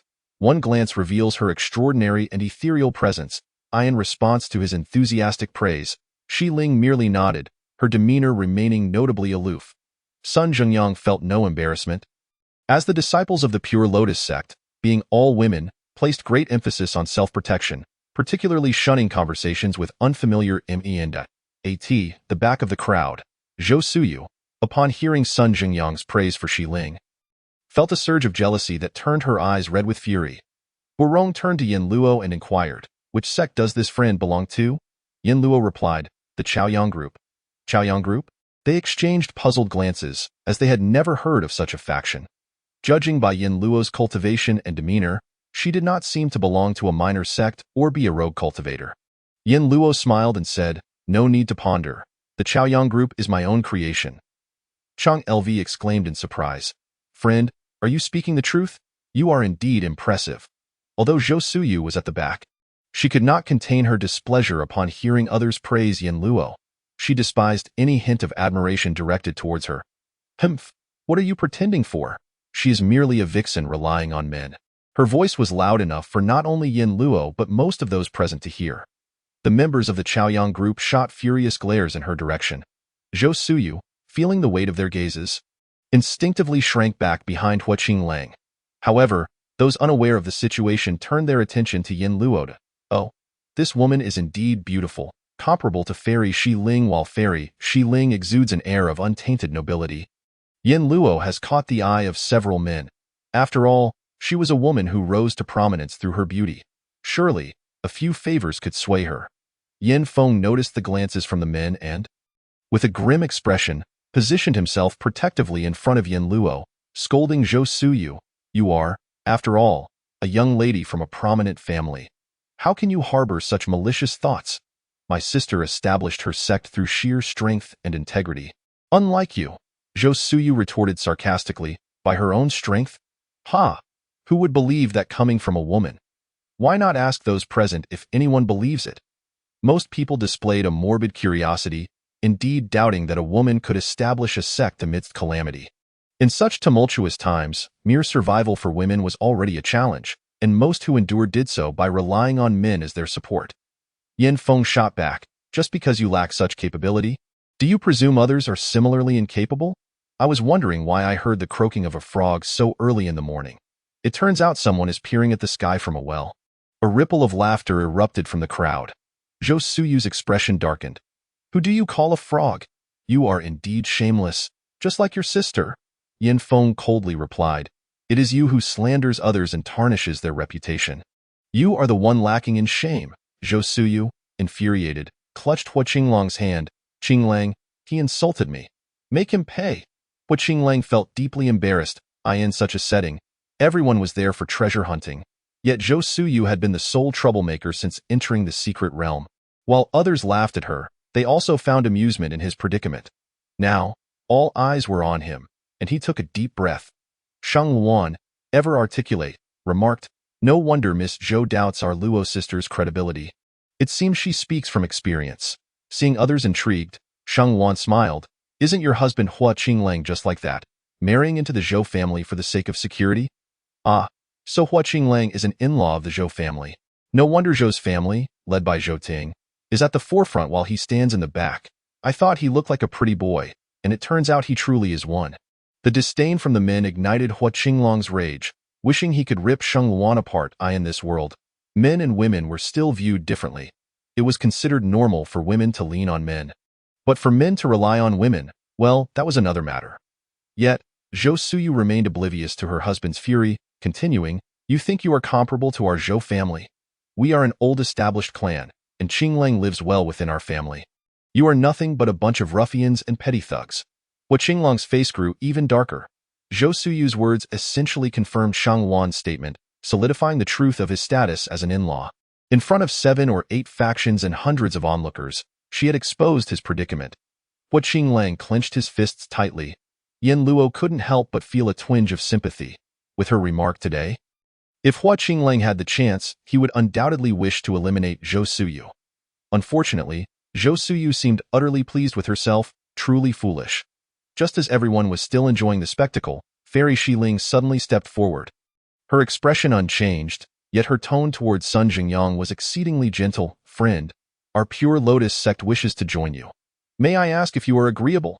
Sun Jingyang was taken aback, as were the others. Huarong, displeased, questioned, "Fairy Shiling, we had agreed to travel together. Why have you changed your mind upon entering the secret realm? Thank you to ABC, Yin Shi Zhao Yu, and Xiao for the monthly tickets sent to Xing Luo. Also, heartfelt thanks to Qing Huan, Book Friend 2019052916404167 Wu Nanma, Azus 1000, and others for their recommendation tickets. And a special thanks to Xiaosheng Book Friend 95725 and Jin Hui for the Xiaosheng tickets. Chapter 64. You figure it out yourselves. I dislike collaborating with meddlesome individuals. Upon finishing her statement, the gazes of everyone from Tianma Temple and the Nanwu clan fell upon Zhou Suyu. Throughout the journey, she had been the sole troublemaker. However, as she was the daughter of the Zhou family, others refrained from being overly harsh. For a moment, both Tianma Temple and the Nanwu clan fell silent. Sun Jingyang burst into hearty laughter, quickly saying, "Fairy Shiling, your arrival is fortuitous. With the addition of the Pure Lotus sect, our group has grown even stronger." Li Wei also chimed in, "Welcome, Pure Lotus sect." Though Tianma Temple and the Nanwu clan felt somewhat annoyed with Zhou Suyu, she remained oblivious, coldly sneering, truly a gathering of like-minded individuals. Indeed, women of a certain caliber are drawn to each other. Fairy Shiling's fingers subtly brushed against the sword sheath. Chang LV awkwardly laughed. "All right, everyone, let us not linger on this topic. We should hasten our journey." The members from Yuanhe Palace and the Qingshan sect had already cleared the battlefield. They had arrived late, and while they were unaware of what the others had gained, the size of the combat area suggested a significant harvest. Meanwhile, Tianma Temple was still empty-handed. At this moment, Yin Luo was disinclined to bicker with someone like Zhou Suyu. She was eager to delve deeper into the secret realm. Her Chenkuan Wanfa Ju was obtained from this very realm in her previous life and in this life. Her Chaoyang group was cultivating the Chenkuan Wanfa Ju, and she did not want this technique to fall into anyone else's hands. If it were to be seized by others, it would be akin to exposing her rear flank and handing over leverage to them. "Yin Luo, Li Wei, shall we proceed?" Sun Jingyang inquired. Naturally, Yin Luo and Li Wei had no objections. The two factions tacitly agreed to walk to the left and right, leaving a space of over a meter in between. On Yin Luo's side, she and Shi Ling walked in the first row at the center, with Sun Jingyang and Li Wei flanking them. Chang LV observed this arrangement and realized that Yin Luo was not the kind of empty vessel Zhou Suyu described. He understood the characters of Li Wei and Sun Jingyang. If Yin Luo were merely a superficial figure, she would not receive such treatment within the group. He quietly noted Yin Luo down. They continued walking for over an hour, reaching the edge of the grassland, where two palatial structures became clearly visible. Before the crowd could cheer, those in front suddenly halted.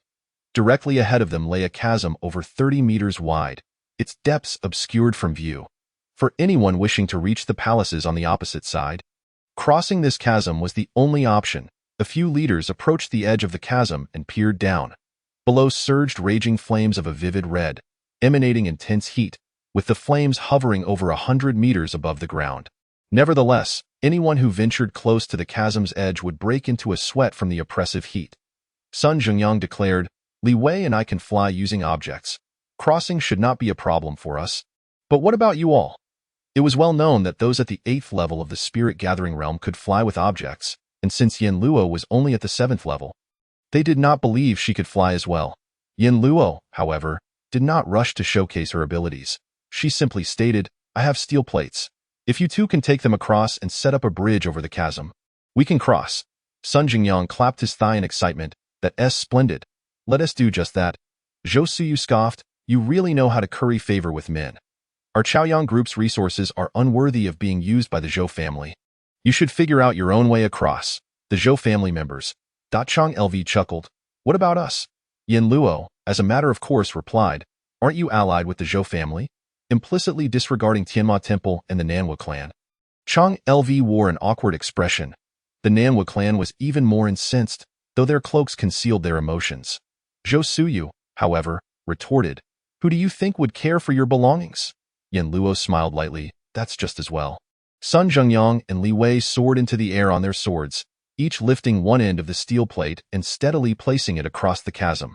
The plate was a meter wide, perfectly accommodating two people walking side by side, and members of the Chaoyang group began to cross the bridge one after another. Yin Luo stepped onto it. A wave of heat washed over her. And by the time she reached the other side, she was drenched in sweat. You'll understand that after prolonged cultivation, the influence of external temperatures diminishes for the monks, yet the heat rising from beneath their feet remains unbearable. Indicating the dangers lurking below, they began to cross the bridge. Huarong inquired of Zhou Suyu, fellow Taoist, since you have no interest in Yin Luo's possessions, do you already have a plan in mind for how to proceed? Zhou Suyu was taken aback, then replied, please, you are the true cultivators, and our Zhou family has invited you to work, not to indulge in leisure. A flicker of anger ignited within Huarong. How dare a mere daughter of a minor clan speak to them so condescendingly? Zhou Ting immediately interjected, I apologize.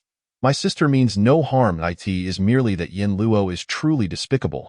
She surely wishes to prevent us from crossing over to seize the treasures. Let us think of a way forward. Huarong huffed coldly to himself, finding the suggestion of a solution far too simplistic. However, Qinglang noticed that Yin Luo had conjured steel plates seemingly from thin air. Yin Luo possessed a storage space. Indeed, this woman harbored ulterior motives. Otherwise, she would not conceal such a vital asset from him. As Sun Zhengyang departed, he called out to the others across the way, farewell, fellow Taoists, we shall take our leave first. Beneath the cloak, Huarong's expression darkened. Chang Lu, being a seasoned monk, naturally concealed his emotions. Thus, Zhou Suyu did not perceive any fault in her actions. After traversing the ravine, Yin Luo and her companions felt the oppressive heat dissipate. Leaving them refreshed, ahead lay the palace, now less than a mile away. They quickened their pace towards the palace.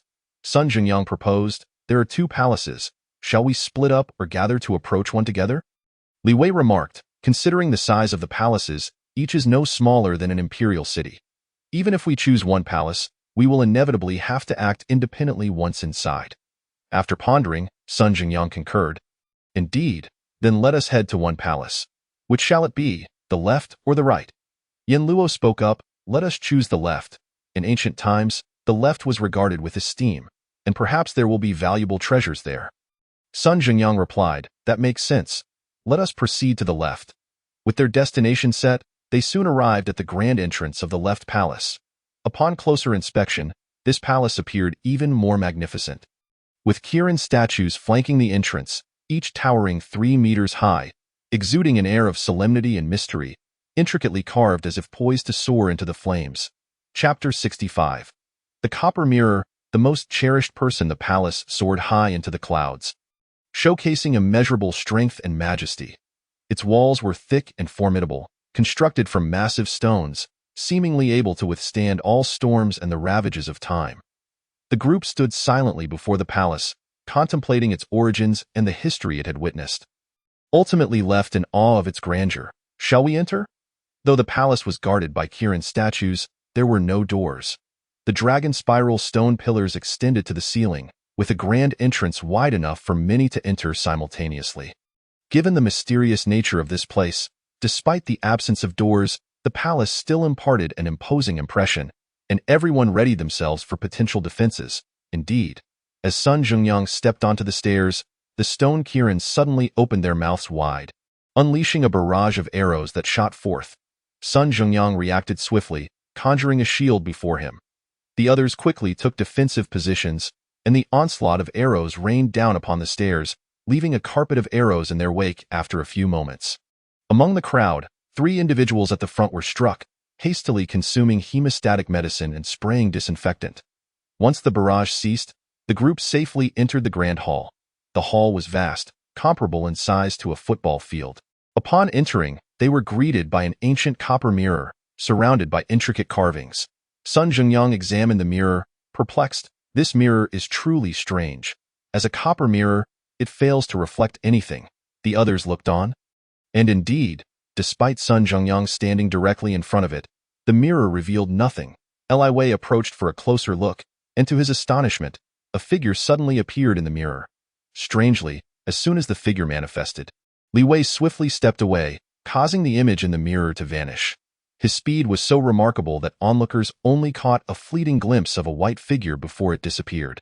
Sun Jingyang frowned. Fellow Taoist Li Wei, you are clearly wearing blue robes.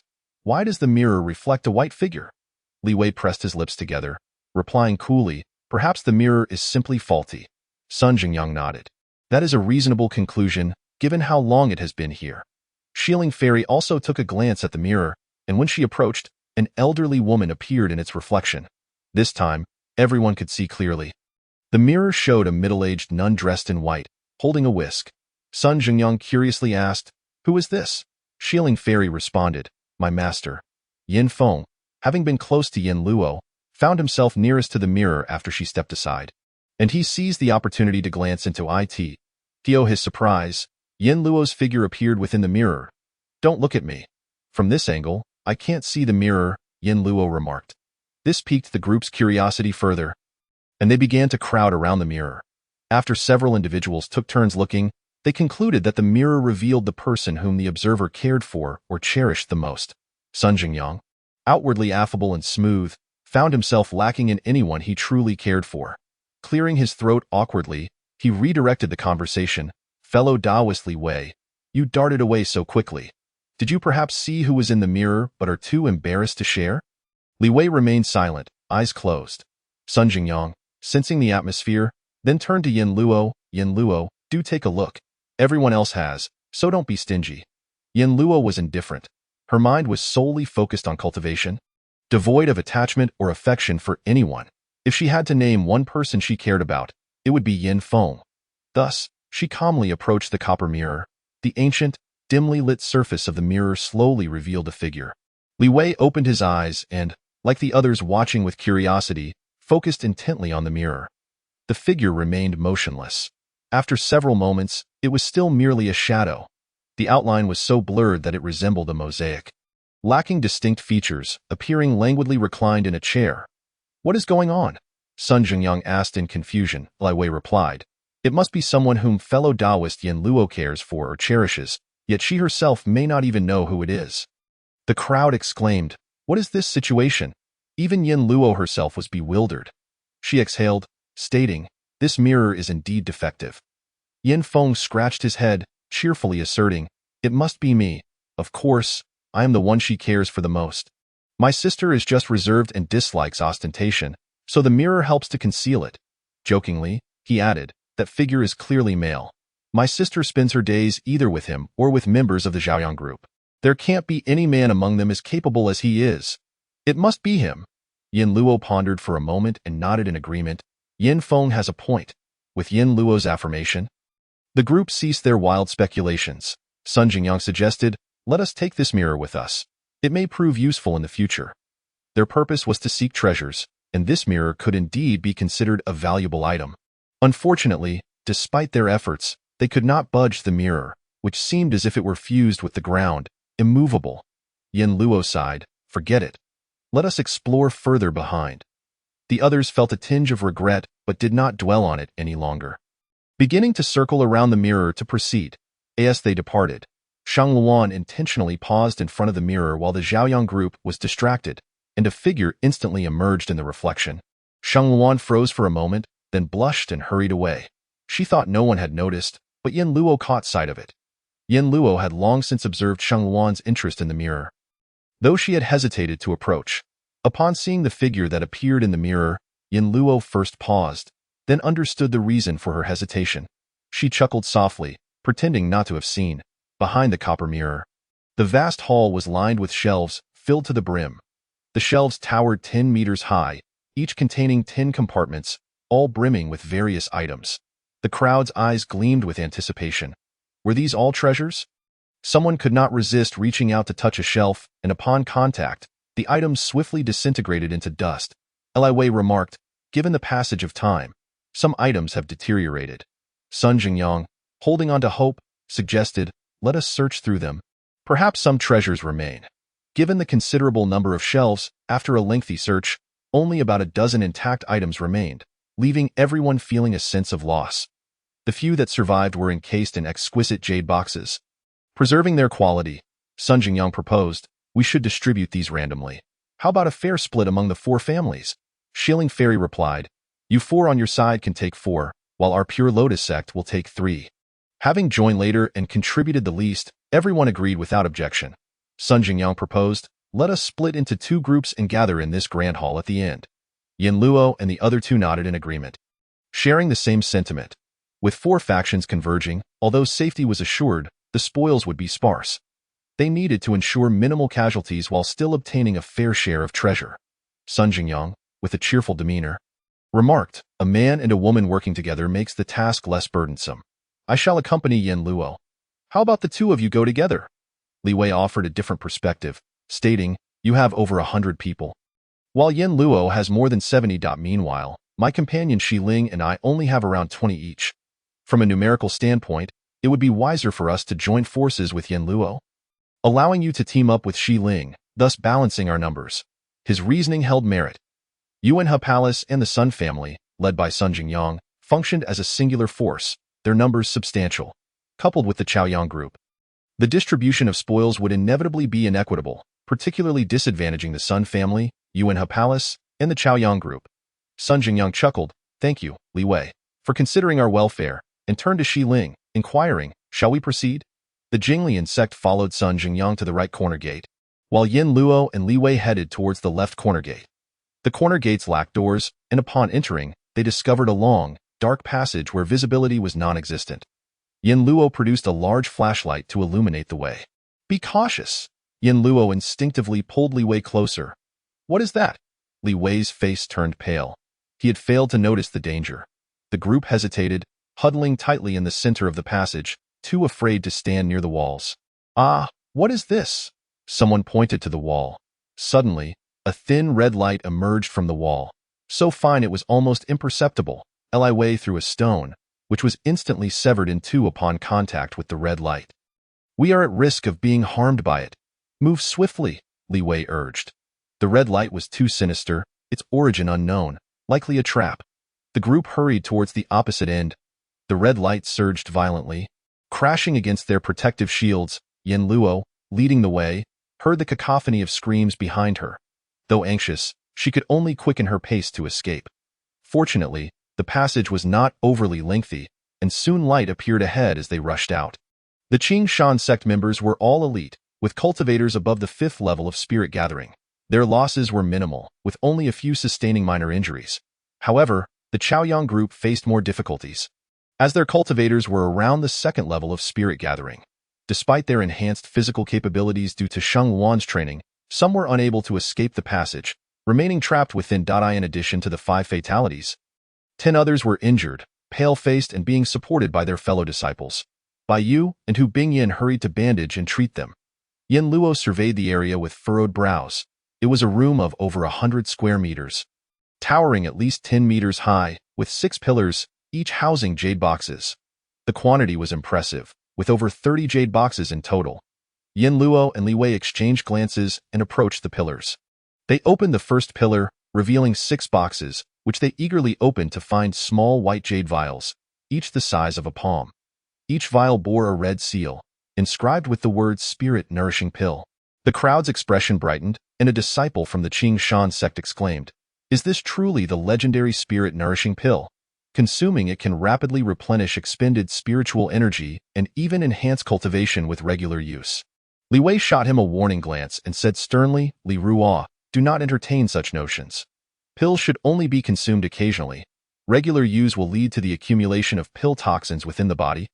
ultimately hindering your cultivation. Li Rua chuckled. Understood, senior brother. I was merely jesting. Li Wei divided the pills into 2 portions, giving half to Yin Luo. As everyone had consumed varying amounts of spiritual energy upon entering the secret realm, Yin Luo distributed 2 pills to each person for emergencies. The second pillar contained hemostatic powder, detoxifying pills, and insect repellent powder. Upon receiving the hemostatic powder, Yin Luo immediately applied it to the injured disciples. The powder proved remarkably effective, stopping bleeding instantly and significantly alleviating pain. Hu Bingyin's eyes sparkled with excitement. This medicine is incredibly effective. If only we could produce it ourselves, a disciple from the Qing Shan sect explained. In ancient times, during the peak of cultivation civilization, nearly every faction could refine these pills. However, the Yinling continent has been devoid of spiritual energy for millions of years, and such traditions have long since been lost. Even our Qing Shan sect has limited capabilities in pill refinement. Moreover, even if we could refine them, the requisite herbs are difficult to procure, making these items exceedingly precious. The herbs required for pill refinement are imbued with spiritual energy. And as the spiritual energy is just beginning to revive, those herbs will take time to evolve. Hu Bingyin lamented the unfortunate reality. Yin Luo and Li Wei had already opened the 3rd pillar. Inside was a massive chest, which they carefully extracted. The chest was neatly filled with a collection of gray pouches, each the size of a palm. Excitement surged through the crowd, particularly among the Chaoyang group. These are storage bags, Yin Feng exclaimed, then hesitated. They aren't damaged, right? Yin Luo and Li Wei each selected one to examine. Yin Luo smiled. Not only are they undamaged, but the interior space is also quite generous. Splendid! This revelation thrilled the Chaoyang group, as none among them, aside from Yin Feng, possessed a storage space. There were a total of 150 storage bags in the chest, which were evenly divided, with Yin Luo generously ensuring that each member of the Chaoyang group received one. However, everyone present received a bag, as the storage bags here offered greater capacity than their own. With these newfound possessions, anticipation grew for the remaining 3 pillars. The 4th pillar housed books, one on pill refining, another on array formation, one on weapon forging, and a comprehensive tome on cultivation knowledge. Even the typically calm Li Wei displayed a flicker of fervor in his gaze. Just moments ago, they had discussed the loss of heritage, yet here it was, restored in their hands. Truly, fortune had smiled upon them. Yin Luo suggested, these items are precious. Let us have someone transcribe them. I have paper and pens. It was clear that these items could not be equally divided. A single misstep could lead to a fierce struggle for possession. Fortunately, Yin Luo had previously gathered some paper and pens, which proved useful today. Chapter 67. The 3 fiendish hounds. Yin Feng transcribed the books with remarkable speed. Li Wei tore one book to create 2 copies, and the members of the Chaoyang group began to copy furiously. Li Rua observed in amazement. Why are you all able to write so quickly? Yin Feng replied. Did you not practice your handwriting for the college entrance examination? Why would I practice writing? For essay writing. Li Rua exclaimed, recalling, Oh, my apologies, I forgot. I did not take the entrance examination. These individuals had spent their entire lives cultivating on the mountain, and being able to read and write was commendable enough. They had no need for formal examinations. While they busied themselves with copying and chatting, Yin Luo and Li Wei began to inspect the final 2 pillars. One pillar contained 6 long swords and 6 sets of defensive armor. All magical artifacts.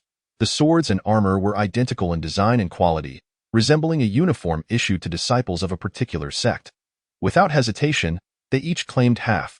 The final pillar contained white spirit stones, each the size of a thumb, with a total of 1,000 stones in the chest. While the previous items were undoubtedly valuable, spirit stones were different. Seeing them felt akin to discovering a chest of gold. The visual impact of money and valuable items was incomparable. The crowd's breathing grew rapid. Li Wei declared, Let us adhere to the old rule. 1/2 for each faction. After distributing the spirit stones, we shall rest here for the night, agreed. They had ascended the mountain since midnight, and now, as evening approached, they had yet to eat or rest, necessitating a break. Just as Yin Feng and the others were finishing their copying, several disciples from the Qing Shan sect fanned them with fans, correcting their mistakes in the process. With nothing pressing to do, Yin Luo turned to Li Wei. Can you start a fire? Li Wei raised an eyebrow. A charming smile gracing his face. I can manage that. Then please do so. I will prepare the meal. Very well, Li Wei quickly set up a fire in the clearing, while Yin Luo, feeling rather lazy, decided against cooking a lavish meal for so many. Instead, she simply placed a large pot over the fire, filled it with water, and once heated, added dumplings. Li Wei instructed the disciples of the Qing Shan sect. Bring your bowls and chopsticks. Li Ruo arranged the bowls on the ground, exclaiming with excitement, I thought we would only have dry rations. I never expected to enjoy a warm meal. Sheng Wan also set up the bowls and chopsticks for the Chaoyang group. Once the dumplings were cooked, Yin Luo ladled them into bowls. To ensure everyone didn't eat the dumplings dry, she added some dumpling broth, seasoning it with soy sauce, rice vinegar, and sesame oil, allowing those who could handle spice to add chili oil to taste. Though they were dumplings, the preparation bore some resemblance to wontons, and everyone relished the comforting meal. 3 large pots of dumplings were prepared, and Yin Luo also made a pot of millet porridge for the injured. They were all young, and despite their injuries, their spirits remained high. Seeing others enjoying fragrant dumplings while they could only sip on porridge, they lamented their misfortune. Once everyone had eaten, Yin Luo and Li Wei finally began their meal. The two of them sat on a bench in the corner, with Yin Luo indulging in spicy food, the dumpling soup in her bowl adorned with a layer of red oil. Li Wei, noticing this, retrieved a bottle of spring water from his storage space, partially unscrewed the cap, stating that it could counteract the heat from the spice. Yin Luo readily accepted the water bottle and took several gulps. Having just cooked by the fire and worked up quite a sweat, she was indeed parched. Meanwhile, Li Wei sipped slowly from his bowl of dumpling soup. Did you make these dumplings? He inquired, as the dumplings floating in the broth resembled translucent gold ingots. Yin Luo responded, What, don't they look good? Li Wei smiled. They look splendid, and taste delightful as well. Neither of them were particularly adept at conversation, so after exchanging a few words, they both quietly resumed their meal. Once they finished eating, Li Wei called upon a disciple from the Qing Shan sect to wash the dishes, while Yin Luo sought assistance from another disciple. The sky had completely darkened, and Yin Feng and his companions were busy copying texts by the flickering firelight. Finally completing their task, their palms were sweaty and sticky from the exertion. Li Wei remarked, Thank you all for your efforts. Let us rest well tonight. We shall depart early tomorrow morning. The secret realm was inherently perilous, and the darkness of night made it even more so, thus staying in this spot was the safest option. The group leaned against the wall, casually laying thick clothing or bedding on the ground, making do with what they had for sleep. Yin Luo produced a tent from her space, closing it up before spreading a comfortable blanket on the ground, even while spending the night outdoors. She would not suffer. Li Wei took the first watch during the first half of the night, while Yin Luo took over for the latter half. The night passed without incident, and everyone awoke refreshed in the morning. After consuming some dry rations, they lined up to enter the next passage. Drawing from the experience of the previous day, everyone now had their spiritual energy ready at their fingertips, prepared for any defensive maneuvers. However, after walking for 5 minutes, they encountered light ahead without facing any danger. What is happening? There was a hint of confusion among them. Leading the way, Yin Luo and Li Wei had just exited the passage when a cacophony of barking erupted from within. Yin Luo looked up to see 3 enormous cages positioned directly in front of the passage, each containing a vicious dog the size of an adult blood horse. Their bodies were a sinister shade of green, and their coal-black eyes glowed with an eerie green light, resembling phantoms from the underworld. At this moment, they had risen, barking furiously at the individuals emerging from the passage, threatening them. Behind them stood a large cabinet with more than 50 compartments. Yin Luo and Li Wei exchanged glances. The presence of these fierce dogs indicated that the contents of the cabinet were likely superior to those encountered previously. What enormous dogs! Those emerging behind them felt a shiver run down their spines upon seeing the 3 ferocious canines. Yin Luo declared, We either eradicate them and seize whatever lies behind them, or we swiftly pass by and enter the next passage. What do you all think? The group, eager for action, rolled up their sleeves, exclaiming, We've come this far. Let us take them down. Accompanied by this rallying cry, the dogs began to violently batter against their cages. The bars, as thick as a wrist, clanged loudly under the assault of the beasts. The middle cage even shifted from its position. Yin Luo and Li Wei simultaneously attacked the central cage, while disciples from the Qing Shan sect engaged the dog on the right, and the Chaoyang group focused on the one on the left. Yin Luo handed the magical sword she had obtained from the previous room to Shang Wan. Bai Yu, and Shu Tianxue, enhancing their team's combat prowess. Countless sword energies and spear winds descended upon the opposing cage. Arg! The ferocious dog opened its mouth, releasing a cloud of noxious green smoke, which was both foul and acrid, causing tears to stream from everyone's eyes. This dog was capable of spells. It had already reached the true martial realm. The overwhelming stench forced the group to retreat. Yin Luo and Li Wei were less affected. Yin Luo twirled her sword and thrust it towards the center of the bars, although the dog was confined within the cage. Its spaciousness allowed it ample movement. Despite this, under the combined assault of Yin Luo and Li Wei, a gash appeared on the dog's leg. Arg! The beast howled in rage, slamming its head against the cage, which finally succumbed to the force, splintering open. The massive dog charged toward Yin Luo with a furious roar. She quickly retreated, her toes skimming the ground as she left a shallow mark, with her sword crossed over her chest to block. The dog's fangs clashed against the pure white sword energy, which, though sharp, could not harm its teeth in the slightest.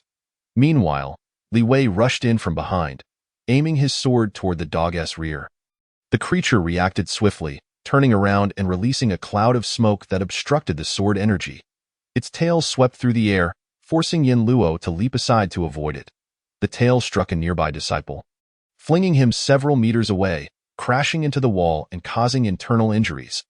This dog had indeed reached the true martial realm, far surpassing the other two. The Chaoyang group managed to restrain one of the large dogs. Although they lacked high cultivation, their numbers allowed them to hold it at bay. The disciples from the Qingshan sect, with their superior cultivation, found it easy to confine another large dog. The battle raged on swiftly on both sides. Yet the ferocious dog on Yin Luo's end would occasionally break into their formation, causing chaos. Yin Luo, I'll hold it back. You go deal with the other two dogs, Li Wei called out as he soared through the air. Yin Luo nodded immediately. The Qingshan disciples had surrounded the large dog. Yin Luo descended with a sword thrust, piercing its skull. Dark green blood gushed forth. Quickly, go assist Li Wei, she urged, plunging into the Chaoyang group. The large dog charged at lightning speed, and Yin Feng, pursuing from behind, seized its tail. The beast's speed was overwhelming, dragging Yin Feng along as it ran, yet it inadvertently slowed down, allowing Yin Luo to deliver a decisive strike that severed half its head. Arg! The large dog let out a pained cry. Its wail drew the attention of the true martial realm dog, which, witnessing its companion's injury, howled in fury, its tail as thick as a thigh striking Li Wei and sending him flying. Li Wei spun 3 times in the air before dissipating the force, but he still crashed against the wall, spitting out blood upon landing. The ferocious dog abandoned the Qingshan disciples and lunged toward Yin Luo. Naturally, the Qingshan disciples couldn't allow it to escape, and they rushed forward to block it, unleashing various attacks upon the beast, leaving gashes upon its oily green hide. Yin Luo sensed the danger and quickly retreated. But the wall was directly behind her. With a resolute gaze, she dashed into the passage. Behind her, the sounds of growling echoed from within. Without hesitation, Yin Luo pulled out 5 or 6 grenades from her space and hurled them forward. At the other end of the passage, the others saw the ferocious dog chasing after Yin Luo, and they attempted to rush in to provide support. However, the large dog, which had just lost its head, was equally frenzied, blocking the passage and preventing anyone from advancing. At that moment, an earth-shattering explosion erupted from the hall, followed by a tremor that shook the ground, prompting everyone to think an earthquake had struck. Li Wei's expression changed. Regardless of the large dog, he dove beneath it and vanished into the passage in the blink of an eye. Oh no, it's my sister, Yin Feng cried out, disregarding the blocking large dog and rushing forward. Meanwhile, Li Wei emerged from the passage, only to find the fierce dog lying in a pool of blood, while Yin Luo was bleeding from her shoulder and wrist. Are you all right? Li Wei sighed in relief. Asking. It's just superficial wounds. Nothing serious, Yin Luo replied, sprinkling some hemostatic powder on her injuries and wrapping them with cloth. I have painkillers here, Li Wei offered, producing a box of Western medicine from his space. Yin Luo waved her hand. It's just a minor injury. No need for it. Li Wei raised an eyebrow, seeing such bravery in a woman for the first time. Where are the others? Yin Luo asked. There's only one dog left. With our numbers, it shouldn't be a problem, he reassured. Yin Luo nodded in agreement, and the two of them re-entered the passage, which was shrouded in darkness. I recall you were injured as well. Aren't you going to take any medicine? Yin Luo inquired. In the shadows, Li Wei smiled slightly. The internal injury isn't severe. I can manage without medicine. It can be self-regulated. Upon exiting the passage, they indeed witnessed a disciple from the Qing Shan sect plunging a sword into the belly of the large dog, finishing it off. Sister, are you all right? Yin Feng approached, only to have Yin Luo grimace as she said, I am fine, but you crack? Ah? Yin Luo swiftly reset Yin Feng's dislocated arm. Sister, could you please give me a heads up next time? Yin Feng complained, panting heavily. He not only had a dislocated arm but also bore several other injuries, with his meridians having taken a beating. Yin Luo turned to Shang Luan and inquired, How are our people? Have you counted? Shang Luan's expression darkened as she replied, We lost 7, and more than half are heavily injured and unable to move. While the Qing Shan sect had also sustained injuries, there were no fatalities. Let us gather everyone for treatment, Yin Luo instructed. Those who can still move should bring the seriously injured disciples to a corner. Hu Bingyin's little finger had been bitten off by the large dog, flesh torn away to reveal bone. Yet he bore the pain and bandaged the other disciples. Yin Luo was equally diligent, assisting everyone. Once all wounds had been treated, she and Li Wei turned their attention to the corpses of the 3 fierce dogs. The 2 dogs present were both at the 9th level of the spirit-gathering realm, each possessing an inner core. The 2 of them claimed one each. The other true martial realm dog had been blown to pieces by the grenades Yin Luo had thrown, but fortunately, the inner core remained intact. Li Wei remarked, Since you dealt the killing blow to this fierce dog, you can take the inner core, and I shall take the flesh. How does that sound? Niden is the most precious aspect of the demon beast, embodying the essence of its entire demonic power. Yin Luo did not refuse, as several of her pets in her space were eyeing this item with great desire. After dividing up the carcass of the hellhound and tidying up, everyone turned their attention to the cabinet on the wall. Yin Luo approached and grasped one of the cabinets, attempting to pull it out to see what was inside, but despite her efforts, she could not budge it. What is going on? Why don't you give it a try? Li Wei stepped forward and tugged at it as well. The cabinet remained utterly still. The crowd gasped in disbelief. Could it be that after all our efforts, this cabinet is merely ornamental? Chapter 69. A major shift in the space. It is certainly not just for show, Yin Luo frowned and remarked. It might require a master. In her previous life, she had encountered treasures in this secret realm that recognized their owners. This meant that it was not the humans who chose the treasures, but rather the treasures that selected their humans. From the moment she entered the secret realm, Yin Luo realized that the location she had arrived at this time was different from her last visit. It was possible that individuals entering could randomly land in any part of the realm. This secret realm indeed seemed rather advanced. Turning to the people present, Yin Luo proposed, Let us form a line and take turns trying to see if anyone can open this cabinet. If we cannot, we will move on to the next one. With no alternative, the others complied with her plan.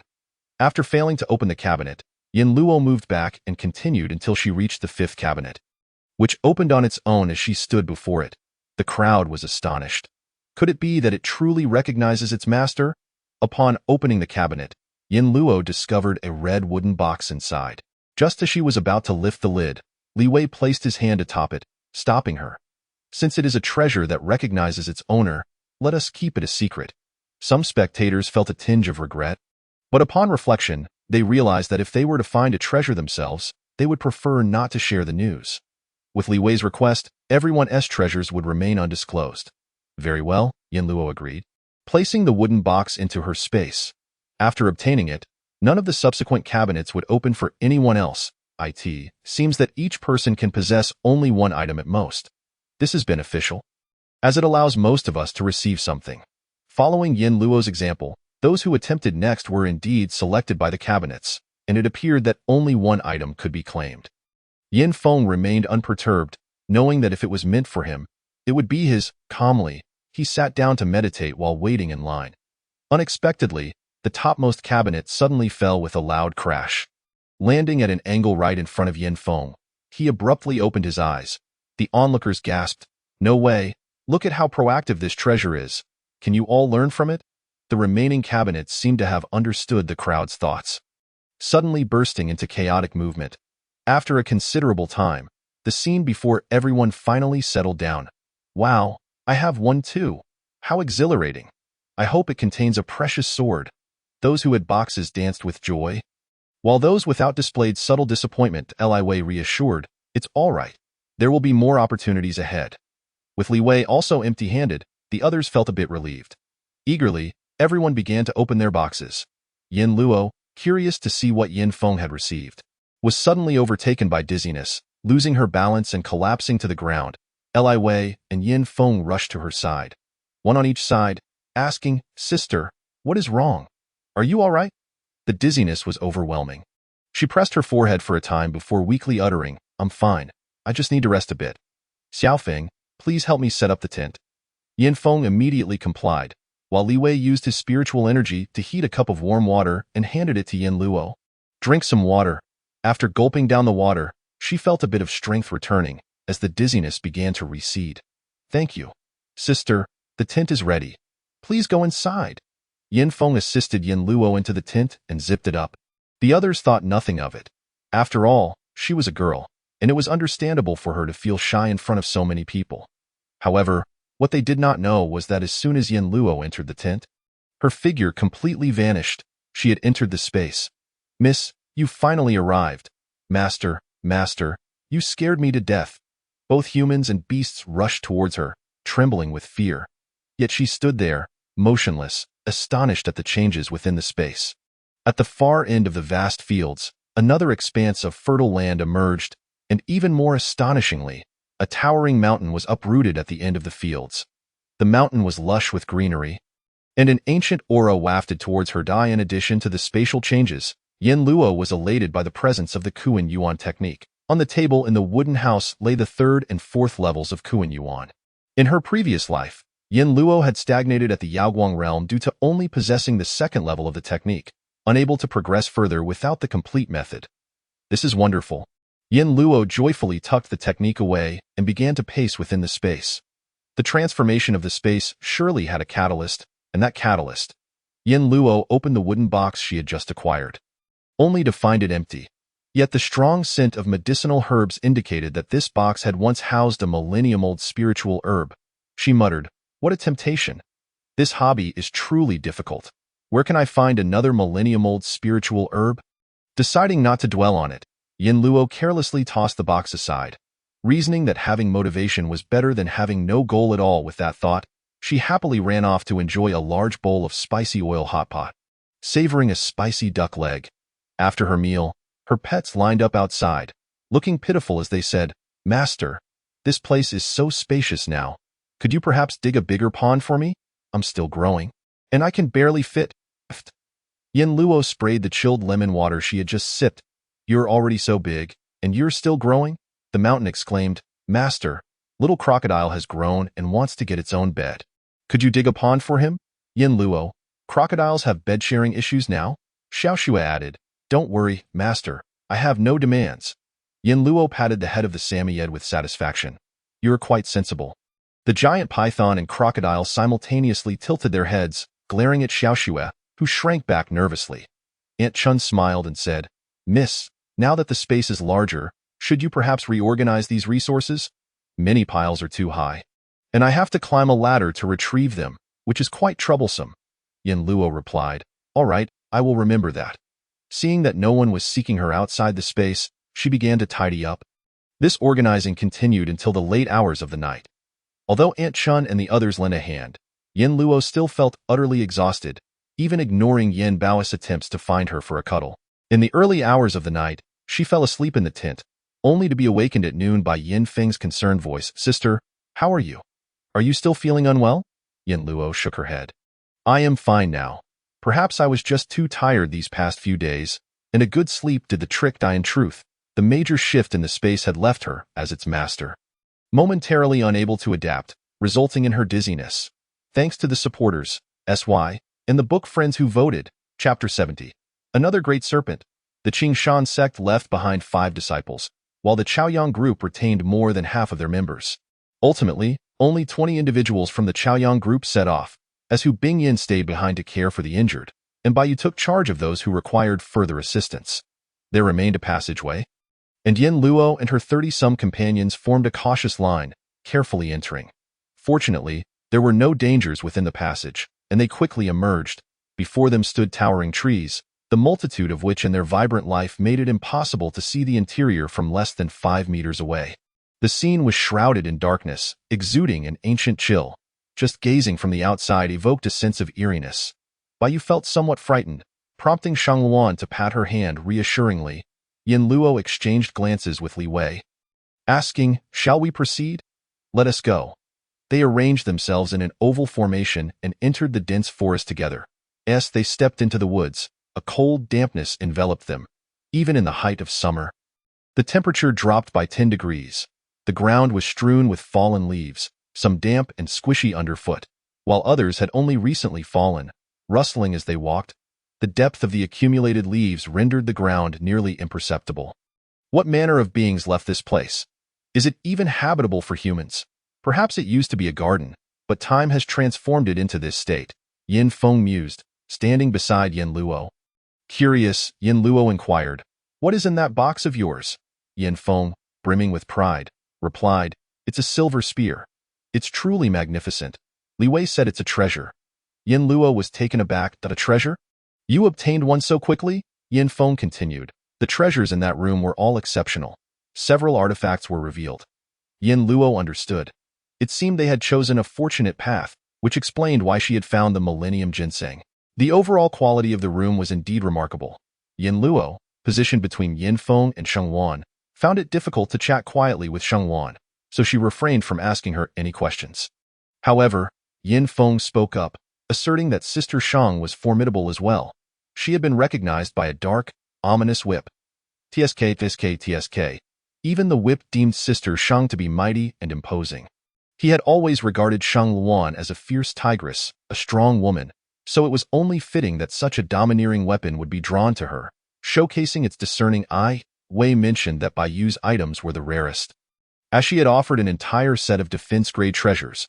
Among the items used by cultivators, defensive artifacts and treasures are the most challenging to forge and the most precious. After all, they are crucial for survival when danger looms. Yin Luo nodded. It was indeed quite suitable for her. Bai Yu's healing attributes resulted in her offensive capabilities being rather lacking, yet in team battles, she was often the first to be targeted and eliminated. Thus she required enhanced defenses more than others. It seemed that treasures recognized their wielders with greater intent than the other way around. Yin Luo smiled wryly. Even the treasures in the secret realm were aware she was searching for medicinal herbs. "Ah, brother, help!" A disciple from the Qing Shan sect cried out in pain, but before he could finish, his voice was abruptly silenced. The crowd hurriedly turned to see a massive black shadow vanish swiftly, leaving behind a stark trail of blood on the ground. Fear gripped everyone as they huddled closer together, raising their weapons. "Did anyone see what it was?" "I didn't see anything," came the replies. Yin Luo furrowed her brows. She too had not seen it, as the entity moved too swiftly, only catching a glimpse of a pointed-tailed snake. Li Wei intoned gravely, "A very large snake? It devoured Xiao Ju." "Devoured?" The crowd trembled in terror. Snakes instill a primal fear in people. "Everyone stay still. It will return." Yin Luo had a gigantic python in her spatial realm, and she understood their appetite. How could it be satisfied by consuming just one person? It would undoubtedly continue its pursuit for more prey. As Yin Luo articulated her thoughts, the trembling among the group intensified. Just then, a colossal shadow suddenly swooped down from the sky, and in the next instant, a disciple from the Chaoyang team found his head yanked upwards. This allowed everyone to witness the snake's visage. Even more horrifying was that the disciple's head and neck were completely engulfed by the snake's maw. With a slurp, his entire body vanished. Yin Luo and Li Wei simultaneously launched their attacks, 2 beams of light, one white and one blue, aimed directly at the snake's vital point. The snake regurgitated the flesh it had just consumed. The disciple's body coated in slime, his head bloodied, lifeless even after being expelled. Infuriated, the snake's massive form coiled down from the treetops, revealing its full size to the crowd. This was a snake larger than the average. As its tail swept through, it sent up clouds of dust, snapping a dozen towering trees in half. Some were caught off guard and struck by the falling trunks. The snake gleefully lunged forward. Yin Luo leaped into the air, pursuing the snake's head, delivering a fierce slash. The snake's head dodged, and the sword's energy merely grazed the ground, leaving a long, deep gash. Li Wei swiftly maneuvered past, rescuing the disciple trapped beneath the fallen trunk. The snake's head, towering at 7 or 8 meters, was formidable, yet Yin Luo was agile, having already leapt from one tree to another.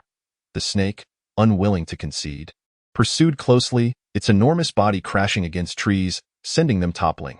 Seeing it descend, Yin Luo raised her sword and followed closely. "You beast, have you grown a brain?" The snake's eyes gleamed with defiance, ultimately abandoning the pursuit of Yin Luo to target the disciples below. They initially intended to engage in a coordinated assault, but the snake's long, sinuous form caused chaos, scattering the human team. They could not regroup, each falling prey to the snake's wrath. Li Wei glanced at Yin Luo, who nodded, prompting him to charge down. The blue sword light transformed into a flash of lightning, piercing straight into the snake's tail. Like a steadfast boulder, he gripped the sword hilt tightly, pinning the snake to the ground. The snake writhed in pain, its body twisting violently above its tail, but it could not reach the distant disciples. Yin Luo, like a shooting star, dove from the sky, piercing the snake's vital point. Yet, the beast was remarkably resilient. Even struck at its most vulnerable, it continued to thrash. Yin Luo refused to relent, twisting the sword's hilt to churn its flesh. The snake, in agony, flung her about, her body colliding with tree trunks, snapping them in half.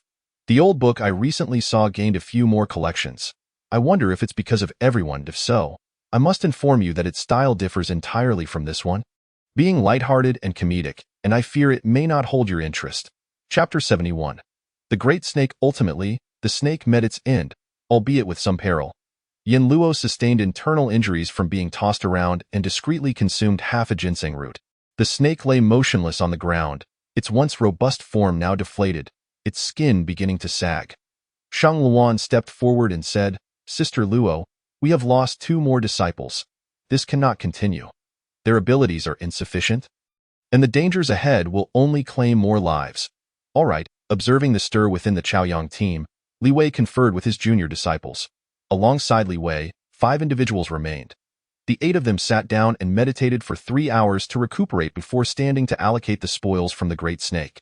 Yin Luo proposed, "The inner core is yours, I will take the skin, and we shall share the meat equally. How does that sound?" Li Wei had no objections, stating, "I have already claimed the inner core. Let the meat be yours." Yin Luo waved her hand. "No need, let us split it evenly." She intended to preserve the snake skin for crafting some defensive artifacts later, as the Chaoyang team was numerous. And this skin was ample. "All right, as you wished." As soon as Yin Luo tossed the snake meat into her spatial realm, it was promptly devoured by her companions. The snake was nearing the true martial realm, and its flesh contained a considerable amount of demonic energy. Her companions benefited from the shared meal, requiring time to digest it. The 8 individuals tidied up and continued their journey, encountering no dangers until nightfall, where they casually rested on branches for the night. The following morning, they were awakened by distant commotion. "Is it Sun Jingyang and the others?" Li Wei inquired. Upon hearing his question, Shang Luan and the others also caught the noise. Yin Luo sighed. "Ah, more trouble." Just then, the source of the noise came into view, with Sun Jingyang and Shi Ling appearing like white herons startled into flight, flitting through the forest. Behind them trailed a dozen or so cultivators, casting spells as they fled. In pursuit were a swarm of black, child-sized insects buzzing with wings. "Are those cicadas?" Yin Luo felt a wave of dread wash over her. Had the cicadas mutated to such a size? Given the forest's expanse, there must be plenty of them around. Sun Jingyang, preoccupied with the flying cicadas, was suddenly startled by a fireball soaring overhead. Just as he instinctively ducked, he realized the fireball whizzed harmlessly past his head. Thankfully, it wasn't aimed at him. Upon looking up, he spotted Yin Luo and her companions perched on the branches. "Oh, that fireball was from your support," he exclaimed.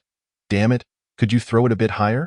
"It nearly singed my hair." With the addition of Yin Luo's 8 to their ranks, the tide of battle shifted dramatically, and they swiftly obliterated the swarm of cicadas. Sun Jingyang chuckled. "Lucky to have run into you all." "But why do you have so few people left?" Li Wei replied. "Casualties were significant. We left them waiting outside." Sun Jingyang's expression turned serious. We are in a similar predicament. With gain comes loss. Such is the way of the world. The survival of the fittest is only natural. Yin Luo urged, let us discuss this later. We need to collect the cicadas. They are medicinal. Oh, right away.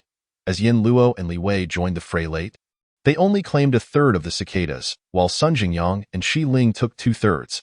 Since they had congregated, they naturally continued together. This forest was vast, and after encountering another wave of attacks, they finally emerged at the banks of a wide river. Sun Jingyang approached the river's edge, scooping a handful of water, his face lighting up with joy. Fellow cultivators, come quickly. This is spirit water. Hurry, fill your bottles. Yin Luo also scooped some water, bringing it to her lips for a taste. It indeed held spiritual energy, though it paled in comparison to that in her spatial realm. The quality resembled that of creek water diluted with ordinary water. Nevertheless, she feigned no disdain, joining in the collective effort as they even brought out pots and pans to collect water. One disciple from the Yuanhe Palace was particularly zealous, disassembling his self-heating hot pot and bucket of instant noodles to store water. Yin Feng, unwilling to be outdone, utilized plastic bags for collection. Everyone was busily engaged, however. Yin Luo, feigning busyness, was the only one to notice a disturbance at the center of the wide river. Ripples suddenly formed on the surface, rapidly expanding. Yin Luo's pupils contracted, and she shouted, retreat. Grabbing Yin Feng with one hand and Shang Luan with the other, she swiftly retreated. Although others were unaware of the impending danger, they instinctively began to back away. Yet, they were a moment too late. A towering wall of water surged from the river, sweeping towards the shore. They were struck by the water curtain, sent flying, crashing to the ground. Li Wei, Sun Jingyang, and Shi Ling managed to remain upright, albeit stumbling several steps. What on earth? The group gazed at the river, where the surface shimmered, reflecting the blue sky and white clouds in serene tranquility, seemingly undisturbed. Had they not found themselves drenched, it would have been hard to believe they had just been attacked. This was quite peculiar. Sun Jingyang cautiously approached the riverbank once more. The surface of the river remained tranquil until he dipped his hand into the water, at which point a column of water erupted from its depths. Like a sword, it struck with precision. Despite Sun Jingyang's preparedness and swift escape, he was drenched from head to toe. Yin Luo pondered momentarily before speaking softly, it may not wish to harm us. Rather, it simply desires to protect its territory, or perhaps, it insists that we refrain from disturbing its waters. Sun Jingyang raised an eyebrow. Is this its water? By what right? The river flows here. Who is to say we cannot drink? Just then, another column of water shot up, perfectly drenching him anew. Yet, those beside him remained untouched, the crowd murmured. Yin Luo chuckled mischievously. Haven't you read? Usually, treasures are claimed by powerful beings. Clearly, that entity in the river has taken ownership of this water and considers it its own. Sun Jingyang scoffed. How shameless. Another spray of water soaked him once more. Ah, this is infuriating. Sun Jingyang exclaimed, scratching his head in frustration. This creature is intolerable. Yet, it dwells in the water, leaving us with no recourse. To subdue it, we must enter the water, but that would be folly as we are inexperienced and it is formidable. That would be akin to offering ourselves up for its amusement. Sun Jingyang seethed. Turning to Li Wei, if we wish to cross to the other side, we must traverse this river. I wonder if it will allow us passage. If not, a fierce battle is unavoidable. Chapter 72. The well-meaning great monster Yin Luo believed that if a conflict could be avoided, it should be. The creature before them did not seem malevolent. It would be best to reason with it. She cautiously approached the river's edge, speaking as gently as possible. Friend, we mean no harm. We merely wish to cross the river. We will not take your water. Will you permit us to pass? After all, they had filled nearly every vessel they had brought. Even if allowed, they could not carry more. The surface of the water grew still for a moment. But at least Yin Luo remained unscathed. She continued, we promise not to take any more water. Please, let us pass. Look, once we are across, we will not disturb you further, but if you deny us passage, we may perish from hunger and thirst, and that would trouble you as well. A ripple spread across the calm river, and a voice emerged from beneath the surface. You may pass, but do not dirty my waters. Upon hearing this, everyone, including Yin Luo, stood frozen in shock. The voice belonged to a child. The notable aspect was not the childishness, but rather that it could speak. A beast of the true martial realm possessing intellect and the ability to use magic was already formidable. A speaking beast, what level of power could it possess? The crowd exchanged glances, anxiety evident in their eyes. Yin Luo contemplated the creature's words and inquired, "Do you wish for us not to touch your water?" "Of course," it replied. "Humans are quite filthy." The crowd collectively sighed. How exasperating it is to encounter such a bothersome yet untouchable monster. Yin Luo pressed on. "May we row across instead?" "No need," it responded. "Come to the riverbank, and I shall carry you across." "Carry us?" Yin Luo beckoned to Sun Jingyang and the others. "Come here." Sun Jingyang hesitated, still fearful of being drenched again, and the others were equally uncertain. How could a monster transport them across the river? Would it be akin to the old turtle from Journey to the West? Though hesitant, they ultimately approached the riverbank. As crossing was imperative, it was preferable to fighting, which could result in casualties. Once they had lined up, a whirlwind erupted on the water's surface, lifting a massive column of water at incredible speed, catching the group off guard and sweeping them away in an instant. The column propelled them from one bank to the other, only to cascade back into the river, depositing them unceremoniously onto the ground as if they were fish caught in a net. Yin Luo, while using her spiritual energy to dry her hair and clothes, speculated about the creature's cultivation level. Given its effortless display of power, it was likely beyond the true martial realm. In her previous life, she had not encountered any beast exceeding that level in this secret realm. If one existed, it would pose a significant threat. Fortunately, the creature before them did not seem to be a ferocious beast. Yin Luo called out to the river, "Thank you." Having expressed their gratitude, none dared linger any longer, hastily retreating. Once they had distanced themselves, it felt as though they had narrowly escaped peril. Sun Jingyang inquired, "Do you think that creature truly surpassed the true martial realm?" Li Wei shook his head, a serious expression on his face. "It likely exceeds the true martial realm. Such power is not characteristic of that level." Hearing this, Sun Jingyang raised an eyebrow. "How do you know what the true martial realm entails? Have you encountered it?" Li Wei nodded. "I have, Dado." Sun Jingyang turned to Yin Luo, who sighed. "We once encountered a ferocious dog of the true martial realm." Even the usually aloof Shi Ling turned her gaze toward them. "How did you escape?" she asked. "I am not wishing for misfortune to befall you, merely curious." Yin Luo smiled. "I had prepared some grenades." The group reacted with shock as they moved away from the riverbank. They came upon a dilapidated palace ruin. Having learned from their prior experience, the group proceeded with caution, remaining vigilant as they entered the palace. The structure had long since collapsed and was devoid of life, with a rancid odor pervading the air, likely due to the poor environment. Despite the vastness of the palace, not a single living being could be found. Though they tread lightly, dust swirled in their wake. Yin Luo suggested, "Let us check the fallen cabinet for any items." "All right," came the response. Two individuals righted the cabinet, discovering an alchemical furnace within. Shi Ling examined the furnace but sighed in disappointment. Yin Luo released a breath. Very well. The group did not give up. They scoured the ruins twice, ultimately uncovering a stack of talismans, albeit the most basic fire talismans.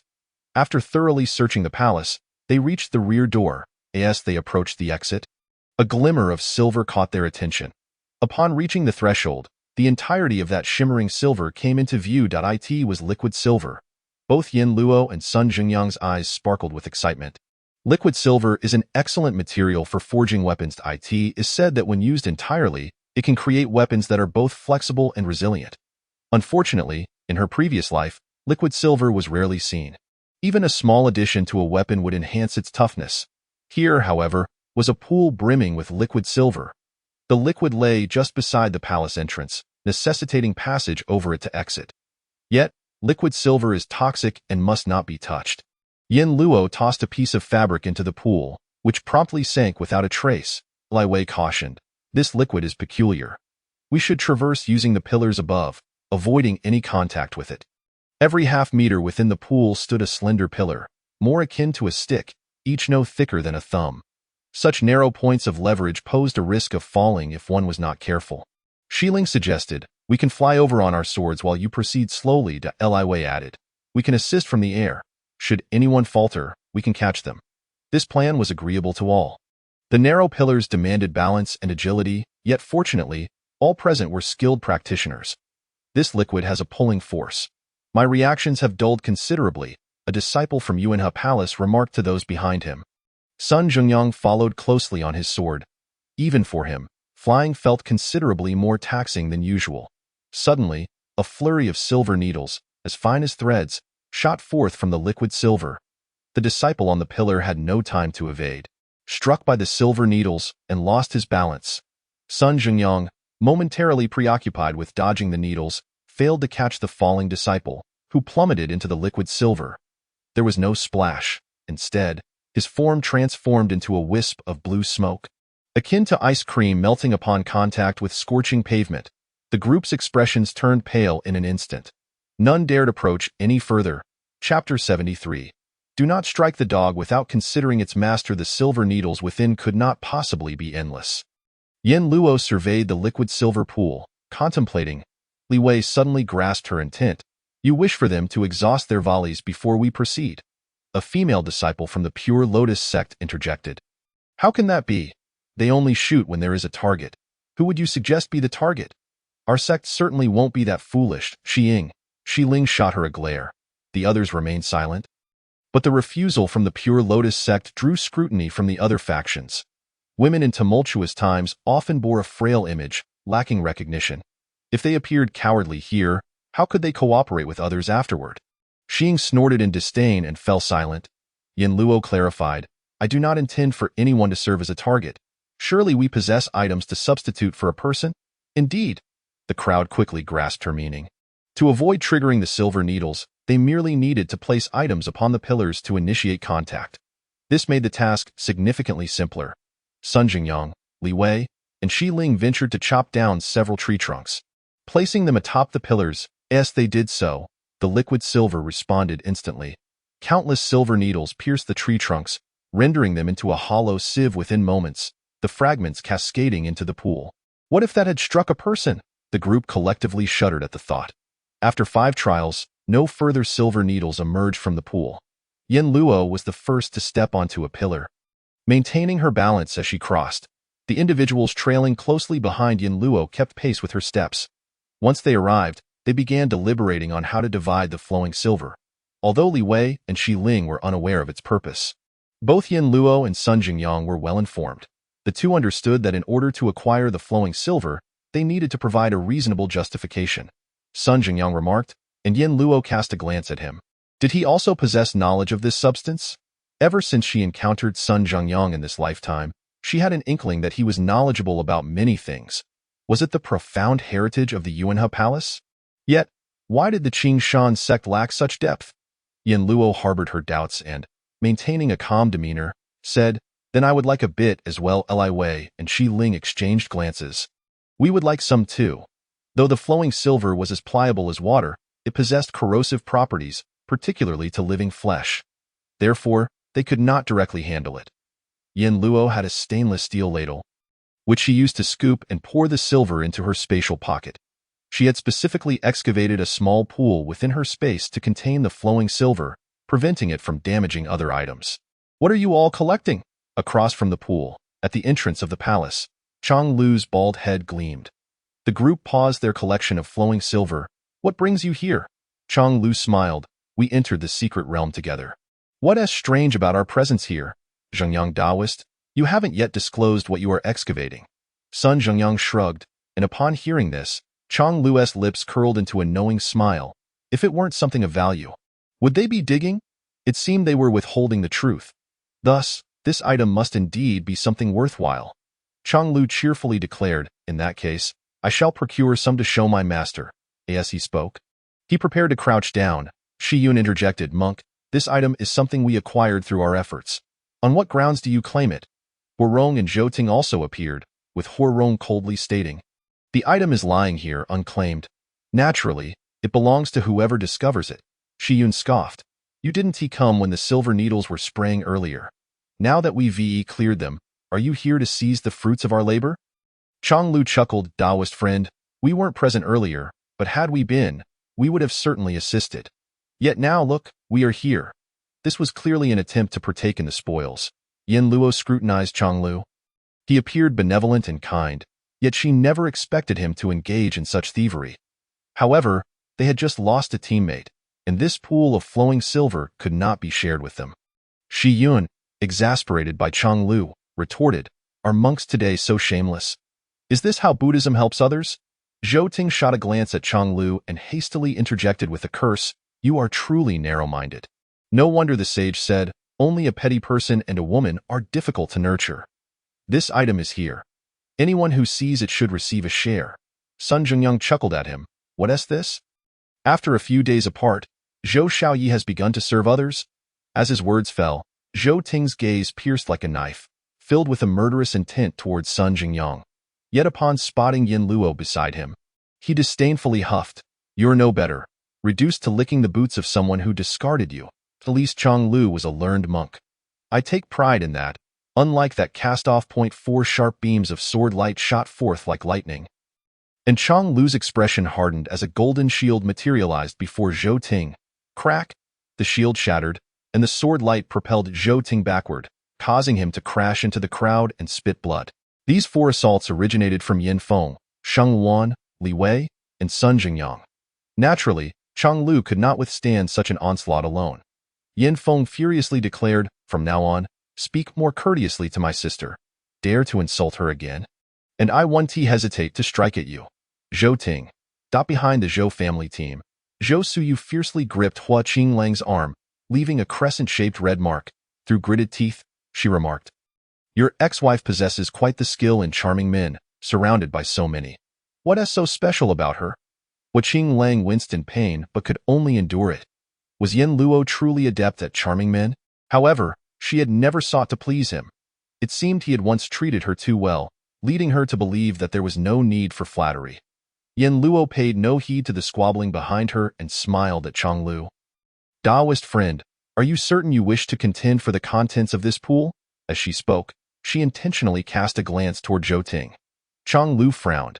Yin Luo was hinting that their strength was inferior to hers.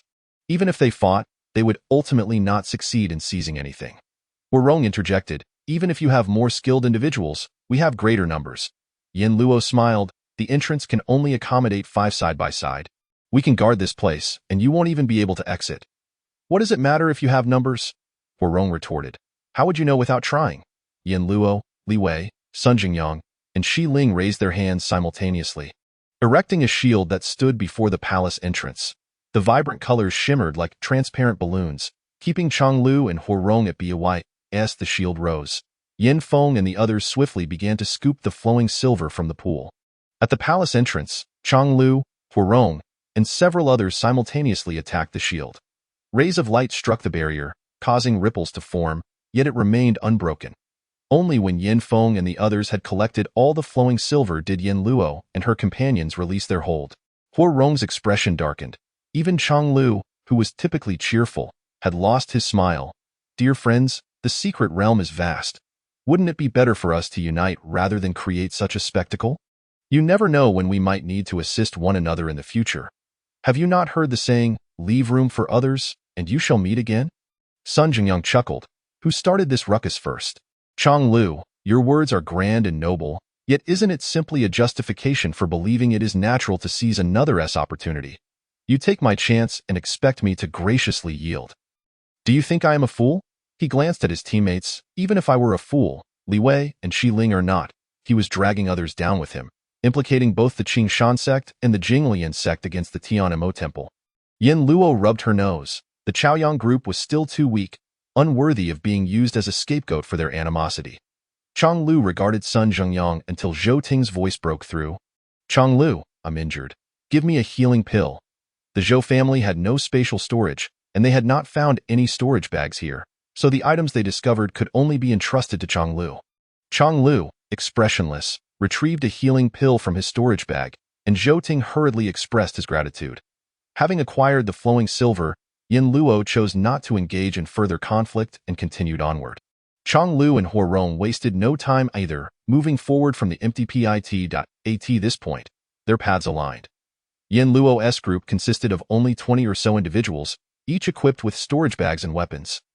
Traveling light die in contrast, Chang Luo's side was far larger, over 100 people, with the Zhou family comprising 80 of them, each burdened with heavy packs, sweating profusely to keep pace with the Tianmo Temple and the South Witch tribe. Zhou Suyu, exhausted, called out in the middle of the group, "Qing Lang, carry me for a bit. I can't go on." She looked pitiful, on the verge of tears. As a young lady of privilege, she had never endured such hardship. Hua Qing Lang felt a swell of frustration. Had he not experienced hardship as well? He patiently reassured her, "Xiao Yu, why not let a bodyguard carry you? I'm quite tired myself." Zhou Suyu pouted in discontent. "But if I let the bodyguard carry me, we'd have to get close, and wouldn't that upset you?" He replied, "Not at all. Your comfort is what matters. Besides, they are merely bodyguards." A disciple from the South Witch tribe urged from the front. "Hurry up. If we lag behind, we'll be left behind." Hua Qing Lang quickly signaled to a bodyguard, who then lifted Zhou Suyu onto his back.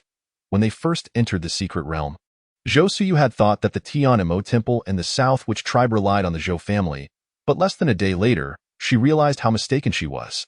Neither the Tianmo Temple nor the South Witch tribe held them in esteem. Subsequently, she became much more compliant, refraining from throwing tantrums toward those two factions and only asserting herself within the Zhou family. The greatest regret she harbored was why she had chosen to come into this wretched secret realm out of sheer boredom. It was all Yin Luo's fault. Had Yin Luo not been present, she wouldn't have felt insecure about Hua Qing Lang and insisted on following him into the secret realm. The more she pondered, especially upon witnessing Yin Luo, Li Wei, and Sun Zhengyang laughing and chatting amiably ahead, the more infuriated she became. Vixen. They traveled swiftly until nightfall when they finally encountered a change in scenery. Before them, the endless expanse of land gave way to a vast ocean. This appeared to be a colossal lake, its end obscured from view. Under the night sky, the lake was a deep, inky black, its waves crashing like a beast intent on devouring everything. The sight sent chills down everyone's spines. In such an environment, it was ill-advised to push forward in haste. Yin Luo and her companions deliberated and decided to set up camp 50 meters away from the lakeshore, resting for the night and making plans for the day ahead. Daoist Changlu, Daoist Huarong, shall we also spend the night here? Zhou Ting inquired respectfully, his genuine fear evident. Changlu chuckled and patted his shoulder, of course. Internally, he cursed the monk, who always appeared harmless with his smile, yet harbored a heart full of malice. In the Zhou family camp, someone had set up a large pot to boil water, while others sat on the ground munching on dry rations. Sun Zhengyang glanced over at the situation and, with a sudden spark of inspiration, quietly asked, "Yin Luo, do you have any hot pot base?" Yin Luo raised an eyebrow. "What do you need hot pot base for? You aren't suggesting we have hot pot, are you?" Sun Zhengyang blinked his eyes mischievously. Yin Luo shot him a glare. "Aren't you worried about making them envious?" Li Wei overheard their conversation and chuckled. "Since we've already caused some displeasure, what's the harm in having a bite to eat?" The young ladies from the Jinglian sect perked up at the mention of hot pot, their eyes sparkling with anticipation as they gazed at Yin Luo, feeling the weight of 20 pairs of eyes upon her. Yin Luo hesitated, thinking, "Why do they seem to want to eat me? You all boil the water, and I'll add the base point." 2 pots were set up, one for bone broth and the other for spicy broth. All right. The group was already salivating, reminiscing about the taste of dumplings from a few days prior. Both large pots were substantial, capable of serving dishes for rural celebrations. Yin Luo placed 5 packets of hot pot base into each pot, and as the water began to boil, an aromatic fragrance wafted through the air. Before they even added the meat, those across the way were already drooling. Amidst a chorus of exclamations, "Damn it, how shameless!" The dry rations lost their appeal. Under the bright lights, Yin Luo and Sheng Luan were busy unpacking the meat onto plates. These were frozen meats procured from the supermarket: lamb rolls, beef rolls, assorted meat rolls, black bone chicken rolls, hot pot balls, sole fish slices, bamboo shoots, vermicelli, wide noodles, and various greens.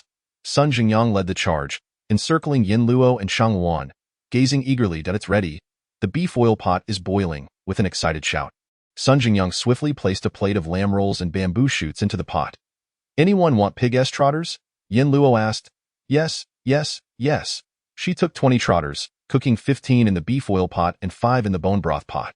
"I have mushrooms collected from the mountains. Should I add them for flavor?" Shiyun suggested. Li Rua joked. "They aren't poisonous, are they?" Shiyun shot him a glare, prompting him to help add the mushrooms to the pot. Hey, isn't this cover change more appealing than the previous pink one? Chapter 75. Hua Qinglang comes to beg for food. Although there were no fresh vegetables, the group had foraged plenty of wild greens in the secret realm over the last few days. Some of these greens were quite palatable and had been added to the bone broth pot by Shi Ling. The boiling hot water quieted down the moment the meat and vegetables were introduced. Yet soon, the mingled aromas of meat and vegetables began to waft up with the bubbling broth. Listening to the bubbling of the bone broth and inhaling the rich fragrance, even the refined Li Wei could not resist standing up to add a plate of crisp tripe to the pot. Meanwhile, those across the way were nearly driven to madness, clutching their growling stomachs while their dry rations felt cold and hard, nearly impossible to swallow. They gazed longingly at the two large pots, drooling, their eyes sparkling with desire, cursing under their breath while helplessly thinking, "If only I could have a meal like that, I would be content to die right now." Since the calamity began, they hadn't had a proper meal in half a year, let alone such a fragrant and visually appealing hot pot. Young ladies like Zhou Suyu and young masters could still enjoy regular meals, but in this secret realm, surrounded by the atmosphere, they too felt the pangs of hunger. Zhou Suyu cautiously asked Changlu and Huarong, "Friends, do we have anything delicious here?" The Zhou family had only brought portable rations, a fact Zhou Suyu was aware of. She could only hope for Changlu and Huarong's generosity. Huarong, who had always looked down on Zhou Suyu, darkly remarked, "Miss Zhou, that hot pot and its ingredients over there are all provided by Yin Luo. Look how well prepared Yin Luo was before setting out. Why don't you take a page from her book? Heh, you really can't compare to Yin Luo in managing your affairs." Zhou Suyu was irked by being compared unfavorably to Yin Luo. Her previously amiable smile crumbled, replaced by disdain as she retorted, "What does it matter? Yin Luo, a mere woman, mingling with men, wielding swords. How could she possibly be on par with a young lady of my status?"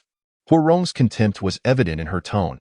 "In that case, Miss Zhou, perhaps it's best you focus on your meal and not expect anything else." Zhou Suyu seethed internally, cursing the two in her mind. Yet she dared not voice her anger, storming off instead. At that moment, Changlu spoke up, "I have an idea. Perhaps everyone here could enjoy some hot pot." Upon hearing this, the crowd eagerly looked up. Changlu's kind smile revealed, "Mr. Hua is Miss Yin Luo's ex-husband. Why not have Mr. Hua ask for some food? Miss Yin Luo might remember their past affection, and perhaps we could all benefit at his words." All eyes turned expectantly toward Hua Qinglang. Indeed, how could they have forgotten such an important person? After all, wasn't it said that Yin Luo loved Hua Qinglang to the point of despair? Hua Qinglang and Zhou Suyu's expressions shifted sharply. In a way, Zhou Suyu flatly rejected. What a joke. Hua Qinglang can't even meet that little vixen Yin Luo, let alone speak to her, she added. "Hi monk. Aren't you ascetics supposed to abstain from meat? We want to be having hot pot." Changlu chuckled, "We don't eat meat, but we can certainly enjoy some vegetables, can't we? Besides, just because we at Tianma Temple refrain from meat doesn't mean others must too." A disciple from the Nanhua clan remarked meaningfully, "You two have been in the secret realm without doing anything for everyone. Now is the perfect opportunity." Hua Qinglang and Zhou Suyu, along with Zhou Ting, had relied on the Zhou family's bodyguards since entering the secret realm, facing threats from dangerous creatures. It was reasonable to say they hadn't contributed anything of significance in a team. If one lacks value and offends those who do, one risks being discarded. Both Zhou Ting and Hua Qinglang understood this. Zhou Ting said, "Brother-in-law, why don't you go over and take a look?" "Brother!" Zhou Suyu angrily stepped in front of Hua Qinglang. "He is my husband. How can he go and curry favor with another woman?" Hua Qinglang's eyes dulled. When did he begin needing to flatter women to survive? He clenched his fists tightly, feeling as though he had descended from divinity into the filth of the mortal world, struggling in agony and suffocation. "Xiaoyu, stop this nonsense." Zhou Ting glared at Zhou Suyu, then forcefully pulled her behind him, whispering fiercely in her ear, "If you don't serve these people well, I can't protect him. Is your life more important, or your pride? Are you foolish?" Zhou Ting loved his sister dearly, which had led to her becoming headstrong. Rarely did he raise his voice to her, so Zhou Suyu felt scared, biting her lip and falling silent. A hint of bitterness crossed Hua Qinglang's lips as he slowly approached Yin Luo. Resembling a marionette, the hot pot was already bubbling, fresh slices of meat occasionally leaping like carp before sinking back into the broth. The group eagerly picked up their chopsticks, dipping the lively meatballs into the pre-prepared sauce and blowing on them before tasting. So delicious. If I don't eat until I burst, I want to call myself Li Rua haha. Look at you. I'm different. If I burst, I can just have another bowl. Laughter echoed, causing the Zhou family members to watch in anguish. Had they known it would be like this, they would have sought refuge with the Sun family instead of enduring the plight brought on by the incompetent Zhou family. Noticing the approaching figure, Yin Luo raised an eyebrow and inquired with a smirk, "Isn't this young Master Hua? What brings you here?" Yin Feng, seeing Hua Qingling arrive, quickly set down his bowl and stood beside Yin Luo. However, the hot and juicy meatballs he had just tasted were still too hot, causing him to tremble uncontrollably. Hua Qingling, sensing the mockery in Yin Luo's eyes, felt a wave of pain wash over him. Still, he inhaled deeply and asked, "Yin Luo, could you spare us a bit of food?" Sun Jingyang, genuinely fearing Yin Luo might rekindle old feelings, quickly interjected, "Don't be shameless. Your little darling is over there. Why come here to seek Yin Luo?" He emphasized the phrase little darling, causing Hua Qingling to frown, while Yin Luo found it amusing. "Is she that foolish?" Li Rua remarked, "Zhangyang, don't worry about it. He doesn't even look as good as my senior brother. With my senior brother as a comparison, how could Yin Luo possibly consider him?" Cough, cough. Li Wei choked, her face flushing. Hua Qingling was already aware that Li Wei and Sun Jingyang had been close to Yin Luo, and he knew Yin Luo was trying to please them, but now he could only feel anger. If this were before the calamity, it would have been a simple matter to declare, "I will make the Qing Shan sect and Yuan He Palace shut their doors," and all problems would be resolved. In recent days, I have been so engrossed in my writing that I only just realized the back-end collections were plummeting, and the new subscriptions on this platform had been halved. It seems I have reached a breaking point, yet I must express my gratitude to the friends who have consistently supported me. I extend my heartfelt thanks to book friend 202302189555702, FDDN, for sending monthly votes to Xinglua. I am also grateful to book friend 20221201073108609, Shuzhongziyu, E, Xiao Xiao, and book friend 20170817013942315, Schwerer and Xianen, for their recommended votes. In Chapter 76, Unless You Marry Me, Yin Luo, can you spare some food for our Zhou family? As well as for the people of Tianma Temple and the Nanwu clan? Hua Qingling reiterated. This time, he even refrained from claiming it was for himself, but rather for those three factions. Yin Luo smiled lightly, raising her fair arm to tuck a stray lock of hair behind her ear, and replied nonchalantly, "I cannot."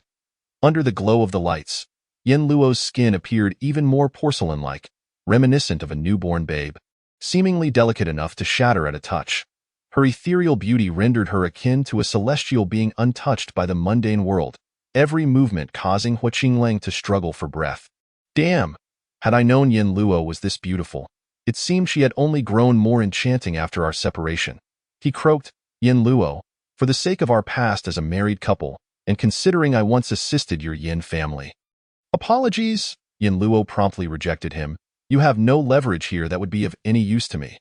Hua Qingling felt a wave of embarrassment wash over him. Yin Luo's words struck him. Leaving no room for dignity in her eyes, he turned to leave, but upon catching sight of Chang Lv's insincere smile not far away, he hesitated.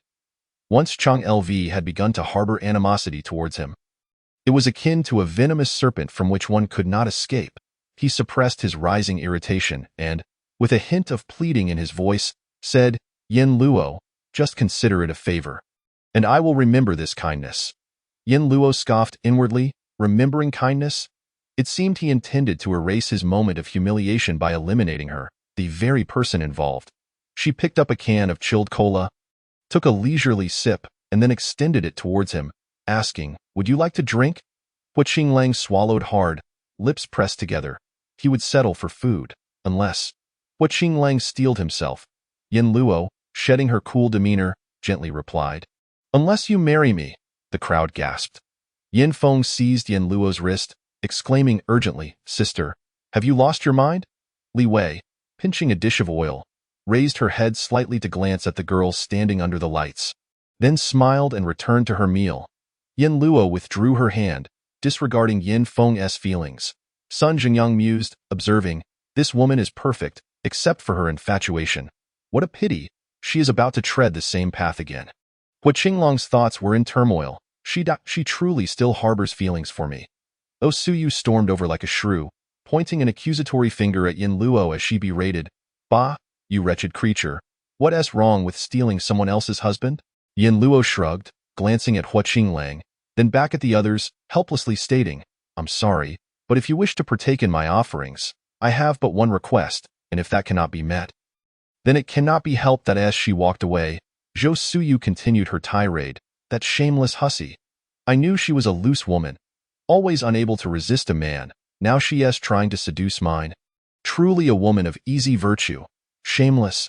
Hua Qinglang, irritated by her profanities, instinctively tried to shake her off.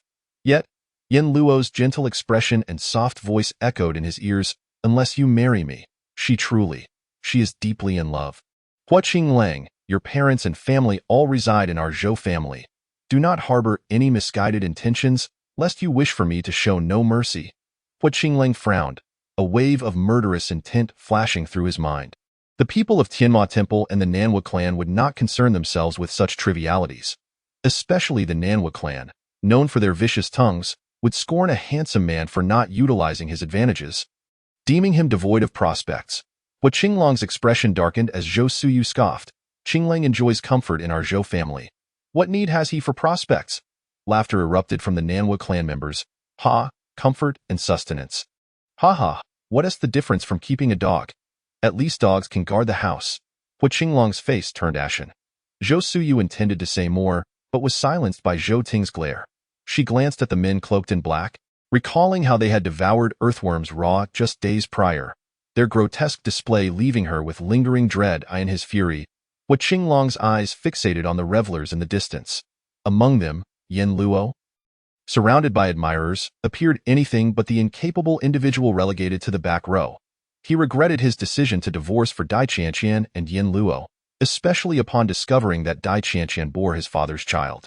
Hua Qinglang clenched his teeth. "That wretched woman, if I find her, I will ensure she meets her end by my own hands." "Sister, did you truly say that to Hua Qinglang?" Yin Feng asked anxiously. Yin Luo smiled. "Of course, it was a fabrication. That's a relief, but why would you say such a thing? To sow discord between him and Zhou Suyu, of course. Zhou Suyu has always been repugnant to me. So why not use her own weapon against her?" Shi Yun retrieved a pack containing 6 cans of Sprite from her storage bag and called out, "If that is not enough, I have more. Oh, by the way, does anyone have milk? My senior sister does not enjoy these beverages."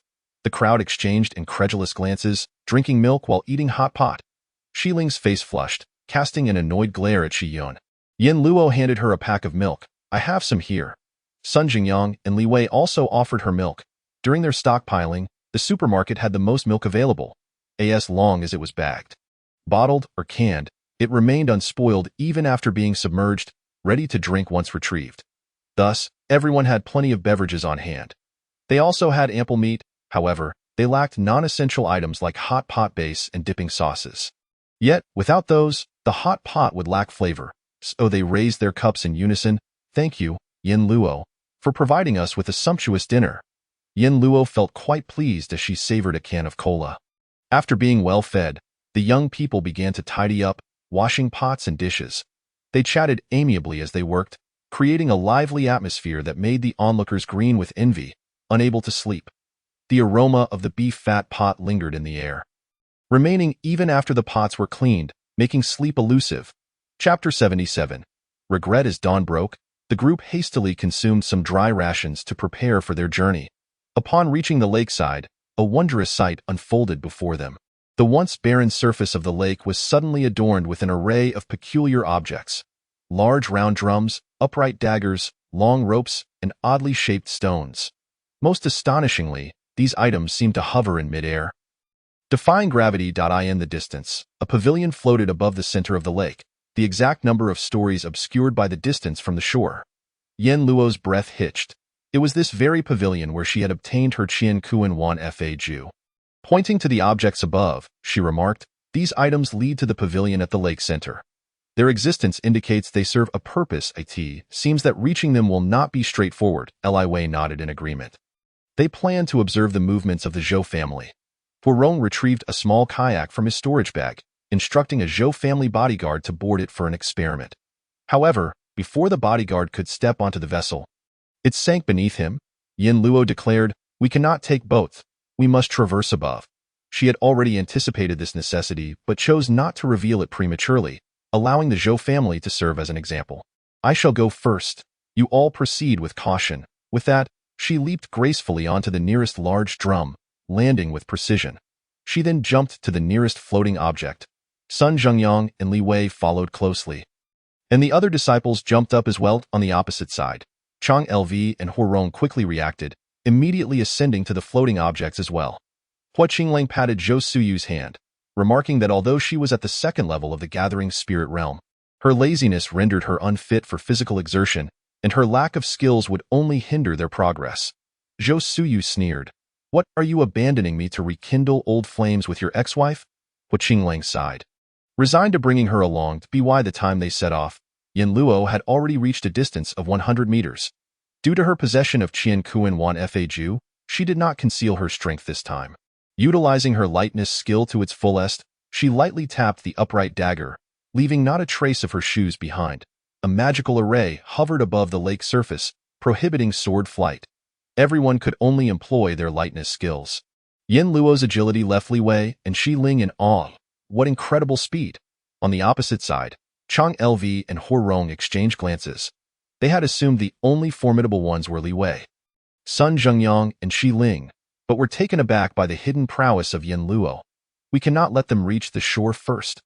Huarong gathered his energy, forming a fiery rocket in his palm, and launched it towards Yin Luo's back. In midair, Yin Luo sensed the sudden surge of heat and swiftly evaded it.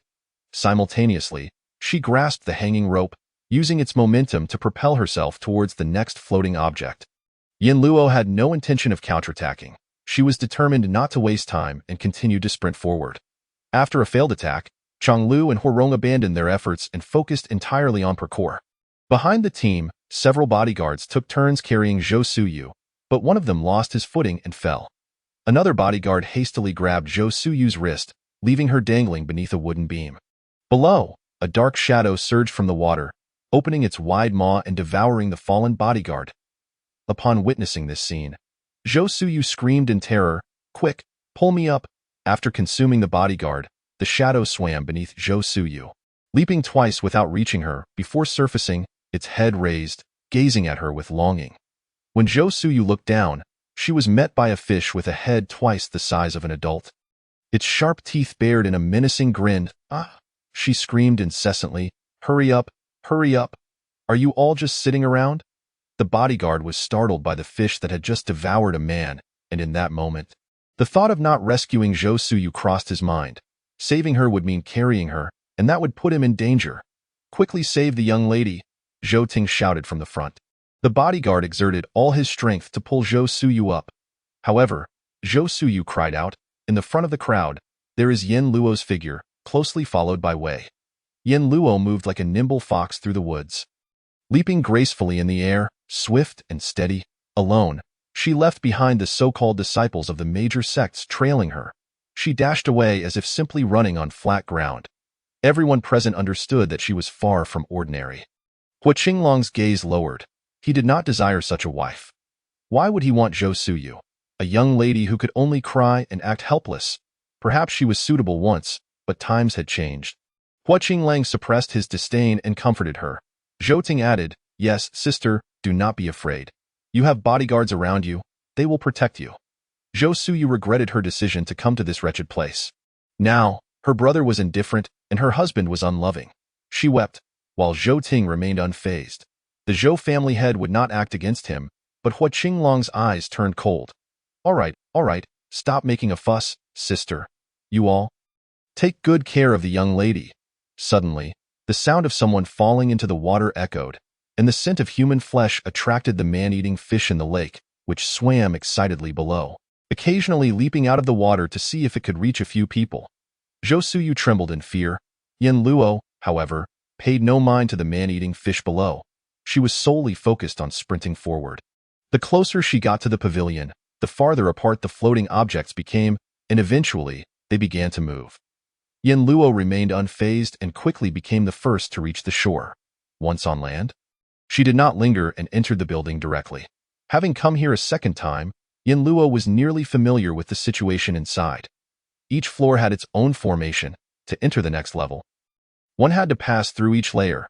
The top floor was the sixth, and that was where Yin Luo intended to go. Someone in the Zhou family team exclaimed, "What incredible speed! Someone's already reached the shore. Why aren't you hurrying up? Are you waiting to be scolded?" Hu Qinglong's eyes blazed with excitement as he saw Yin Luo be the first to reach the shore.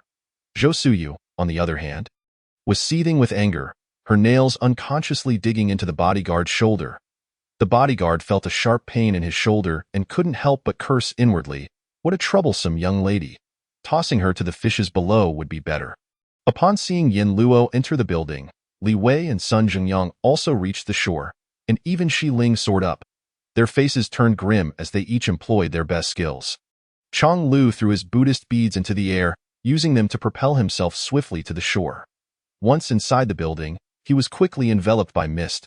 When he turned to call for Huarong, he found himself utterly alone, surrounded by an endless fog that restricted his vision to less than 3 meters. Meanwhile, Yin Luo had adeptly navigated through the first challenge and arrived at a secret chamber, the reward room. The first person to arrive at the secret chamber could select 3 prizes from the first classroom. There were a total of 3 reward rooms, and Yin Luo headed for the first classroom.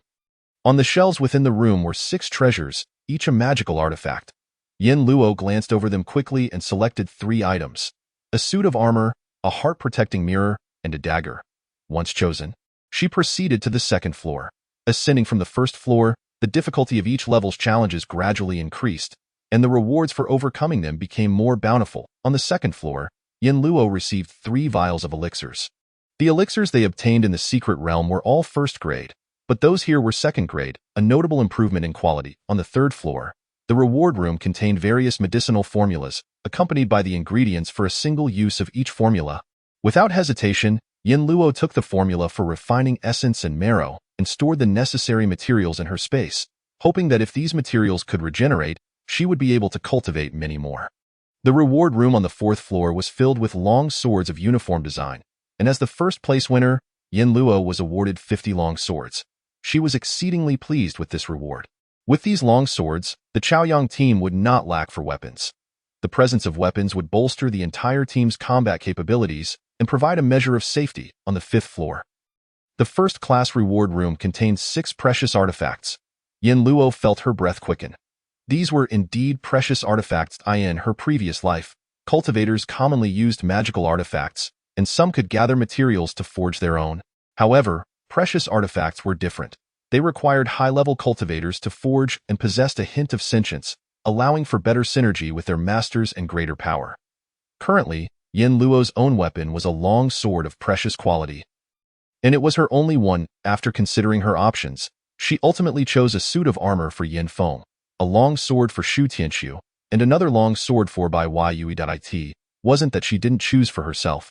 It was simply that these items did not appeal to her. Unlike Yin Luo, who single-handedly navigated the challenges, the others suffered greatly within the trials. Zhou Suyu did not expect to be separated from Hu Qinglang as soon as she entered the building. Not only was Hu Qinglang missing, but the bodyguards had also vanished. She flailed about like a headless chicken.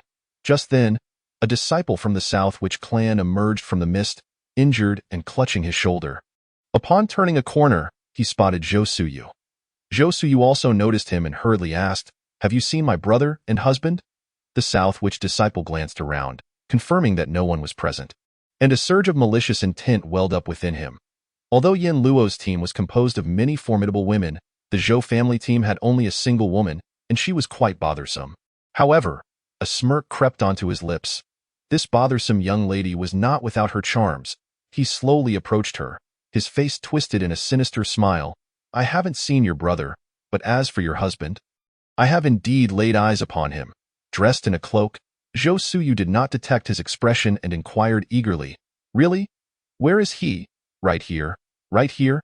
Zhou Suyu froze as the shadow before her lunged like a bat. Gripping her shoulders tightly, "Little beauty, I'm your husband now. Well, at least for a while. Hee. Zhou Suyu was horrified, struggling to escape while shouting, "I am Zhou family's young lady. How dare you? I'll have my brother and father kill you." The man scoffed dismissively, What is the Zhou family to me? Just a bunch of fools doing hard labor. He chuckled darkly. Since we've done the hard labor, why not indulge in something else? Zhou Suyu continued to struggle, but the man swiftly flipped her over and pinned her against a tree. As his hand pulled down her skirt, he revealed his tools of the trade. Regardless of how loudly Zhou Suyu cried, no one came to her aid. Perhaps no one could hear her, or perhaps someone did hear but chose not to get involved. 3 minutes later, the man adjusted his cloak and vanished hastily. Zhou Suyu lay on the ground like a discarded rag doll, unable to even glimpse the man's face, consumed by profound hatred. On the 6th floor, after Yin Luo broke through the array, she was met not with the reward room but with a mechanical green bird. This bird was crafted from ancient puppet techniques, remarkably lifelike, and crucially, it spoke as soon as it opened its beak. "Human, are you surprised to see me?" Yin Luo opened her mouth. "Why are you here? Isn't there supposed to be a reward?" The mechanical bird spoke in a slow, mechanical manner. "My master instructed me to wait here. I have questions for you. Answer correctly, and you will receive a reward." Yin Luo felt a pang of confusion. She had not encountered this bird during her previous visit to the 6th floor. She had gone straight into the reward room. Why was this different in this life? Was it meant to increase the difficulty for the reincarnated? What if I answer incorrectly? Then there will be no reward. Yin Luo, all right, go ahead and ask. The mechanical bird inquired, "Are you practicing the Qin Kuan Wan Faju?" Yin Luo suppressed her inner curiosity and replied, "No." The mechanical bird continued, "Then do you possess the Qin Kuan Wan Faju?" Yin Luo. She scrutinized the mechanical bird before her. Despite its lifelike appearance, it was merely a machine. It should have no intelligence. Yin Luo directly expressed her doubts, asking, "Isn't Qin Kuan Wan Faju your technique?" "Why are you asking me?" "Congratulations, you are correct," came the reply. Yin Luo stared at the little bird with a myriad of questions, her lips pursed tightly. The bird said nothing, merely following its programmed routine, stating, "There are rewards for correct answers. 1 flowing light fairy dress and 1 mountain ceiling treasure." The flowing light fairy dress, the mountain ceiling treasure, they sounded quite impressive, and she had not acquired either in her previous life. While they seemed splendid, her primary concern remained the whereabouts of Qin Kuan Wan Faju. Thus, she inquired, "What about the technique you mentioned?" Chapter 79. The inheritance of the Fu Guang Palace isn't the technique with you? The mechanical bird retorted, its tone robotic. Its words instantly raised Yin Luo's alertness.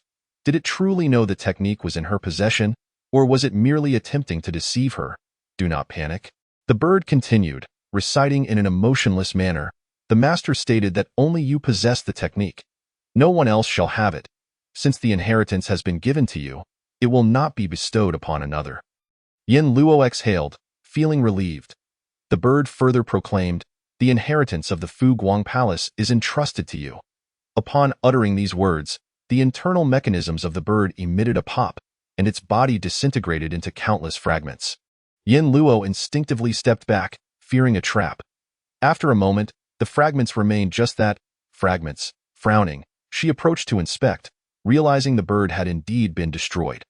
Thus, no one would know she possessed Qin Kuan Wan Faju. Pausing for a moment, she suddenly recalled what was truly important. "What about my flowing light fairy dress and mountain ceiling treasure? You haven't left anything behind, and you've perished?" she muttered to the empty room. Fortunately, at that moment, a hidden compartment popped open, and Yin Luo hurriedly approached to reveal a white gauze dress nestled within. She took it out, instantly captivated by its beauty. It was a long gown with a diagonal collar. The delicate white gauze light yet completely opaque, its material indiscernible, impervious to blades. The dress shimmered, and in sunlight, it would surely appear even more exquisite. This must be the flowing light fairy dress, she thought joyfully. As she had been lamenting the lack of a suitable defensive treasure, she intended to try on the dress to see if it fit, but to her dismay, the gown would not adhere to her. It fluttered about the room, refusing to come near her. Frustrated, Yin Luo exclaimed, "What use is a magnificent item if I cannot wear it?" In response to her irritation, the fairy dress swayed in the air. "Can you understand me? You understand?" Yin Luo's eyes widened in disbelief. "Are you a spiritual artifact?" The fairy dress ceased its swaying and quietly settled back into the compartment, resuming its original form. Yin Luo, however, was elated. This was indeed a spiritual artifact. Such items possess consciousness and require sincere intent to acknowledge a master for usage. Moreover, if one's cultivation is too low, they cannot withstand the inherent power of the artifact, rendering it unusable. In her previous life, she had never heard of anyone possessing a spiritual artifact on the entire Yinling continent. But now, it was hers.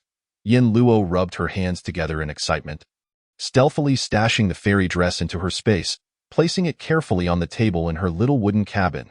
If the flowing light fairy dress was a spiritual artifact, what about the mountain ceiling treasure? With hopeful anticipation, Yin Luo searched the room again, but found nothing else. She grumbled, "This fellow is deceiving me. Where is the mountain ceiling treasure? Well, if it's not there, so be it. Acquiring the flowing light fairy dress is a delightful surprise."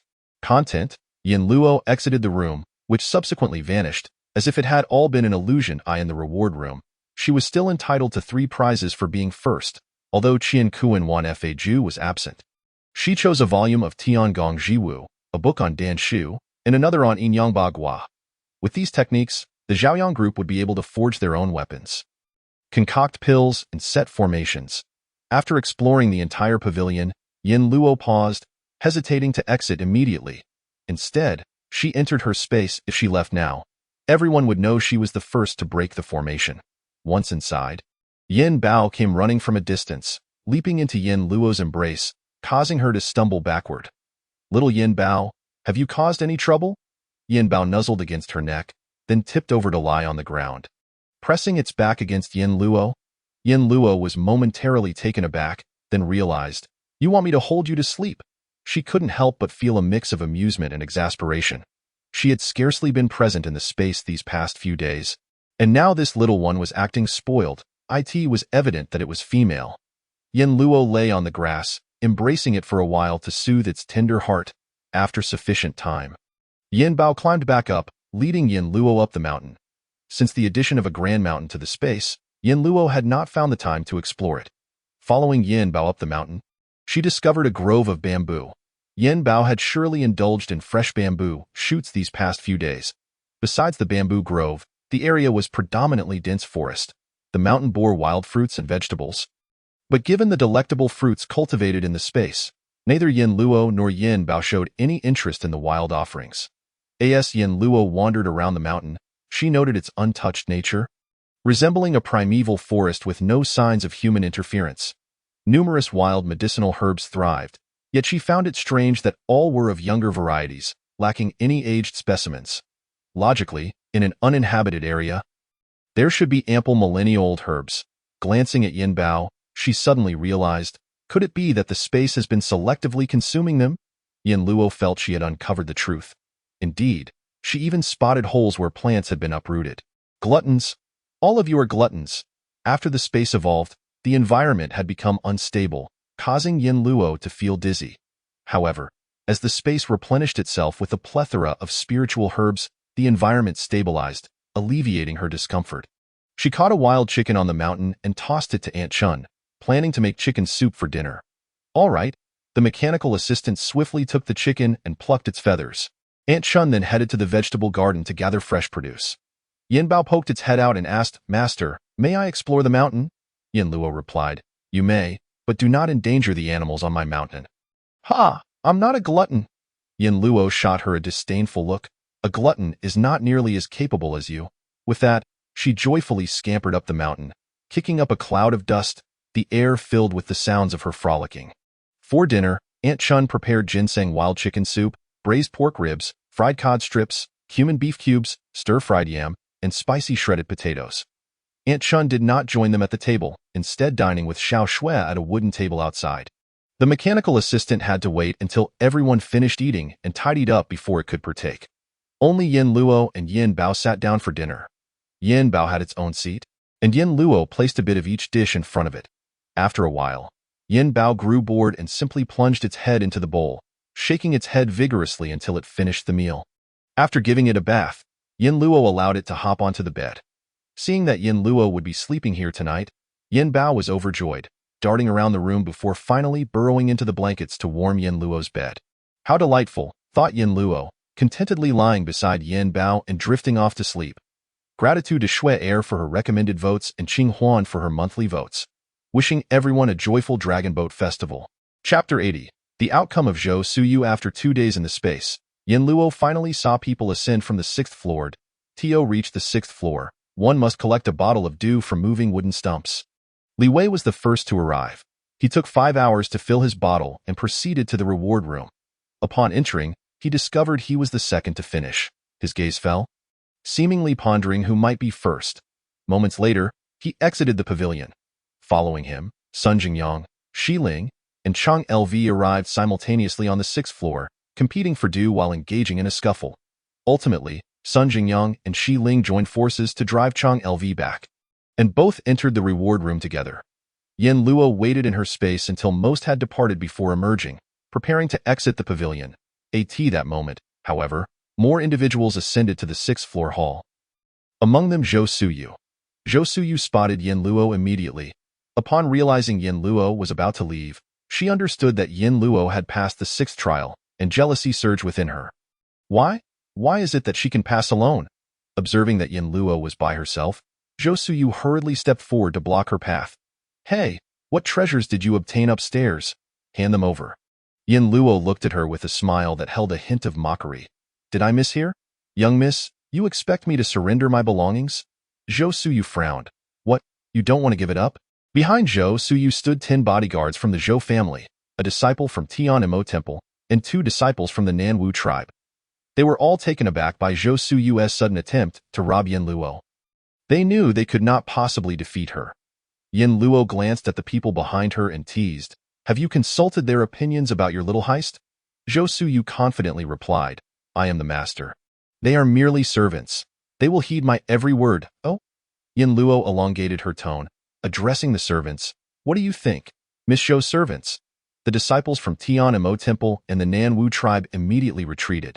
Returning inside to gather DW, as they prepared to depart, Yin Luo clasped her fists and said, We are not of the Zhou family. Upon witnessing the trio leave, Zhou Suyu could not contain her ire.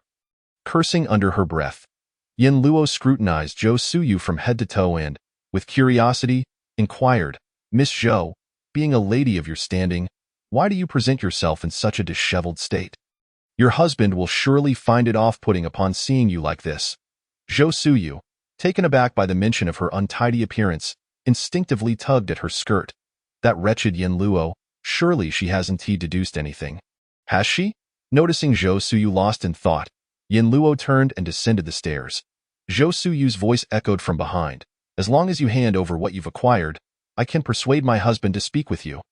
So he may no longer harbor disdain. A hint of disdain curled at the corners of Yin Luo's lips. This Zhou Suyu had been coddled far too much. She must be a fool. Upon reaching the ground floor, those who had descended earlier were meditating, replenishing their spiritual and physical energy. Yin Feng and Sheng Wan were among them. Upon seeing Yin Luo, their faces lit up with surprise. Wasn't Yin Luo the first to enter the building? Why is she only now emerging? I reckon Yin Luo is simply swift on her feet, lacking any other merit. Indeed, once inside, passing through the challenges required true skill. Speed alone would not suffice without the ability to succeed. Noticing their contemptuous gazes, Yin Luo paid them no mind. She had purposely delayed her exit. Fame was inconsequential. Remaining inconspicuous was paramount. Sister, how did it go? You weren't harmed inside, were you? Yin Feng and Sheng Wan rushed forward in inquiry. Yin Luo shook her head and pulled the two into a secluded corner. What about you two? No issues, Yin Feng replied. I encountered Sister Sheng on the 3rd floor. We left together. Their partnership seemed formidable. With a beaming smile, Yin Feng added, Sister, I've advanced to the 4th level of spirit gathering, and Sister Sheng is at the 3rd. Excellent, Yin Luo commended, patting their shoulders. Though they spoke lightly, it was evident that their breakthroughs within the building had not been without difficulty. They must have faced immense pressure to force their cultivation to advance. Yet, as they chose not to disclose this, neither did Yin Luo press further. The trio approached Li Wei and Sun Jingyang, where Yin Luo stated, We of the Chaoyang group shall proceed on our own from here. Do take care. Li Wei raised an eyebrow, surprised by Yin Luo's decision to leave. With so many of us, we could assist one another. With only 3 of you, the danger may be considerable. Yin Luo smiled and replied, Thank you for your concern, Li Wei, but we have other matters to attend to and shall not impose further. Seeing her resolve to depart, Sun Jingyang refrained from stopping her, merely advising her to remain safe. Thus, Yin Luo and her companions leapt onto a hovering object, bounding away. Sun Jingyang, watching Yin Luo's retreating figure, suddenly asked Li Wei, when I left, you were the only one outside. Were you truly the first? Inside, Hua Qinglang encountered Zhou Suyu, who immediately burst into tears like a child, questioning his tardiness. Hua Qinglang felt a surge of irritation but refrained from voicing it, merely patting Zhou Suyu's back. Oblivious to his unusual demeanor, Zhou Suyu wiped her tears and suggested, "Let us descend together." Very well. Accompanied by a dozen bodyguards, as they passed the 4th floor, a pack of wild dogs suddenly surged toward them. The bodyguards fell back to protect them, prompting Hua Qinglang to grasp Zhou Suyu and flee downward. "Qinglang, I can't run anymore. Carry me." Hua Qinglang gritted his teeth, in these chaotic times. With everyone fleeing, she dared to complain of fatigue. "Xiaoyu, just a little longer. It's perilous here, and we must not linger." Zhou Suyu's temper flared. "I am aware of the danger. I never said to stop. I simply want you to carry me. If you do, it will not waste any time." Hua Qinglang was already agitated. "Xiaoyu, I am weary as well and I am injured. What does it matter if a big man like you is hurt? Have you forgotten your promise to my father when you married me? No matter how much suffering you endure, you must not let me suffer. Xiaoyu, if I carry you, neither of us will be able to run." Zhou Suyu's face flushed with anger. "Have you seen Yin Luo and become fickle? You used to treat me so well. Now you cannot even fulfill this small request. Surely you have changed." She seethed. "Hua Qinglang, if you dare to turn your back on me, I will ensure that your entire Hua family meets their end." Hua Qinglang felt a chill run down his spine. He fixed his gaze upon her. She, in all her disheveled pride, held a flicker of disdain in her eyes. It dawned upon him that she had always looked down on him, thus using his family as leverage against him. A sardonic smile crept across his lips as he coldly replied, "Zhou Suyu, you are the one who has pushed me to this point." Chapter 81. The destination after Yin Luo and her companions departed. She navigated towards a cave based on her recollection. Whether it was merely her imagination or not, as they traversed the route away from the lake, the aquatic beasts did not emerge to attack. Yin Feng could not help but murmur, "Could they be asleep?" Shang Luan shot him a glare. "Isn't it better that they remain hidden? Do you wish to be bitten?" Yin Feng chuckled sheepishly and fell silent.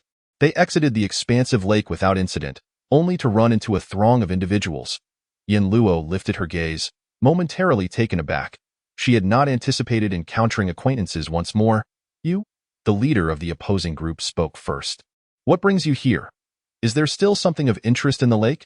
The Tianma Temple, the Southern Witch Clan, the Qingshan Sect, the Yuanhe Palace, and members of the Zhou family from Qingliang Mountain were all present. They had emerged from the building as they departed. Upon hearing of such numerous factions, Fang Yin he displayed a look of regret. It seems the treasures within have already been seized by them. Indeed, the newcomers were military personnel from the Shangyang city. Fang Yin he led over 100 individuals. Yin Luo was astonished. Having taken the military's resources, they had rapidly recuperated. Observing their armed readiness and spirited demeanor, one could see they were well-trained soldiers. Yin Luo remarked, "If there's nothing pressing, we shall take our leave." With that, the trio passed by the military contingent. As they brushed shoulders, Chu Yunling glanced at Sheng Wan. Seeming to hesitate, Sheng Wan noticed him but offered no acknowledgement. After a moment of contemplation, Chu Yunling turned and called out, "Sheng Wan, how have you been lately?" Yin Luo observed the tude.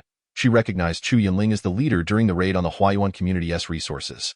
"I am well," Sheng Wan replied. "As long as I am not among your ranks, I find joy." Chu Yunling forced a smile, explaining, "Zhu Ziyuan has been stripped of his qualifications.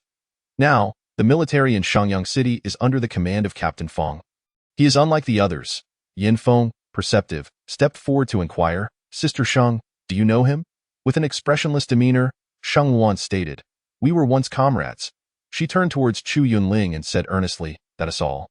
She then took Yin Luo and Yin Feng by the hand and walked away. "Is this the girl you fancied in the special forces?"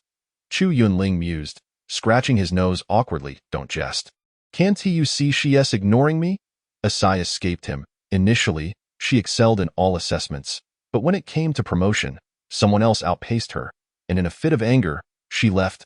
Fong Yin, he remained silent. Indeed, the military was rife with nepotism, where mediocrity flourished while true merit was overlooked. Yet, such circumstances were not exclusive to the military. We shall not head to the center of the lake. Yin Luo moved swiftly, aware that the military personnel would not pursue them to the island. Fearing they might trail her, she pressed on, leaving Yin Feng and Shang Luan exhausted. After 2 hours of relentless travel, they entered a small valley, where a formation guarded the entrance. Yin Luo skillfully dispelled the formation. They entered the valley. Yin Feng remarked, within, verdant grass flourished, birds chirped melodiously, and a small stream flowed serenely, the fresh scent of fragrant herbs prompting the trio to inhale deeply. Following the stream upstream, stepping upon the dewy grass, their shoes became damp. Yin Feng scooped a handful of water from the stream, exclaiming with delight, "You must try this. It's even better than the spring water Li Wei provided." Shang Luan, intrigued, hurried over to take a sip. "It's so sweet." Alas, our supplies had already filled with water by the river. Had I known, I would have saved some. Yin Luo smiled. Well, the stream isn't going anywhere. They ventured upstream until a dark, imposing door loomed before them. Yin Luo approached and pushed the door, which creaked open with a resounding groan, releasing a chilling aura. Suddenly, a barrage of arrows shot forth like meteors toward the entrance. Yin Luo swiftly formed a protective white shield with her hands, enveloping all three. The arrows continued to rain down for a minute before ceasing. "Let us move. Exercise caution inside," Yin Luo instructed. Yin Feng grasped a silver spear, while Shang Luan readied her whip. Upon entering, a staircase leading underground awaited them. As they stepped inside, the candles flanking the stairs ignited eerily on their own. Yin Feng felt an ominous chill, gripping her gun tightly. Suddenly, a streak of yellow light zipped past, and with quick reflexes, Yin Feng raised her silver spear to block it, the light striking the opposite wall. "Goodness, the flames can fly." As she spoke, flames from both sides shot toward them like bullets. In an instant, the small staircase was adorned with yellow blooms, as flames flickered like stars in a rain of fire under the impact of weapons. The three of them quickly formed a protective shield around themselves. Yet the heat of the flames was so intense that even with the shield, they were drenched in sweat. Yin Luo swiftly led the two down the staircase, and after traversing over 100 steps, they finally emerged from the passage. The flames ceased abruptly, leaving them enveloped in darkness once more. Yin Luo retrieved an exploration flashlight from her spatial storage, distributing one to Yin Feng and Shang Luan, and they affixed the flashlights to their foreheads. Yin Feng chuckled, "We look like tomb raiders, so this can't possibly be an ancient tomb, right? In dramas, ancient tombs are filled with zombies." Shang Luan touched the edge of her clothing, where the flames had burned her, leaving a pink mark on her skin. She suppressed her pain and closely followed Yin Luo, remarking as she heard Yin Feng mumble, "Less chatter, please." The underground passage remained, but it was significantly wider than the staircase, allowing the three to walk side by side, with a ceiling height of 5 meters. The walls were engraved with ancient patterns. As they walked, Shang Luan commented, "The carvings on the wall seem somewhat familiar." Hearing this, Yin Luo turned to look, and upon closer inspection, she exclaimed, "This is the derivation sword technique from the Qian Kuan Wan Fa Ju in my previous life. I sustained numerous injuries here and failed to notice such valuable insights." She urged, "You too. Remember this quickly. Don't let it slip by. Understood?" Yin Luo illuminated the wall, and both of them diligently began to absorb the knowledge. Thanks to the recommendation votes from Dream Navigators. Thank you, dear supporters. Chapter 82. The puppet Yin Feng and Shang Luan, both sharp-minded, memorized every word of the wall's content within half a day. The derivation sword technique was a supplementary skill tied to a martial art. Without the martial art, one could not cultivate it, and even if one did, its power would be limited. Thus, Yin Luo did not erase the markings on the wall as they continued deeper. "Stop." Yin Luo's figure came to an abrupt halt. "What's the matter?" "Shoo." Shang Luan made a shushing motion. Although her cultivation was a tier below Yin Feng's, her years of training as a special forces soldier afforded her several times more alertness than Yin Feng. Clack, clack, from a distance, heavy footsteps approached, step by step. Though it seemed slow, in the blink of an eye, a towering robot appeared before them. No wonder the room was so tall. Otherwise, it wouldn't accommodate such a massive robot. This is a puppet. What is a puppet? A puppet is a secret technique from the ancient cultivation world, crafted from various materials, resulting in a puppet with formidable abilities. As soon as she finished speaking, the puppet swung a large blade towards them. The three quickly retreated, and the blade struck the ground, creating a fissure as dust filled the air. The puppet, missing its first strike, swiftly swung again with increased speed and force, forcing the trio to retreat further.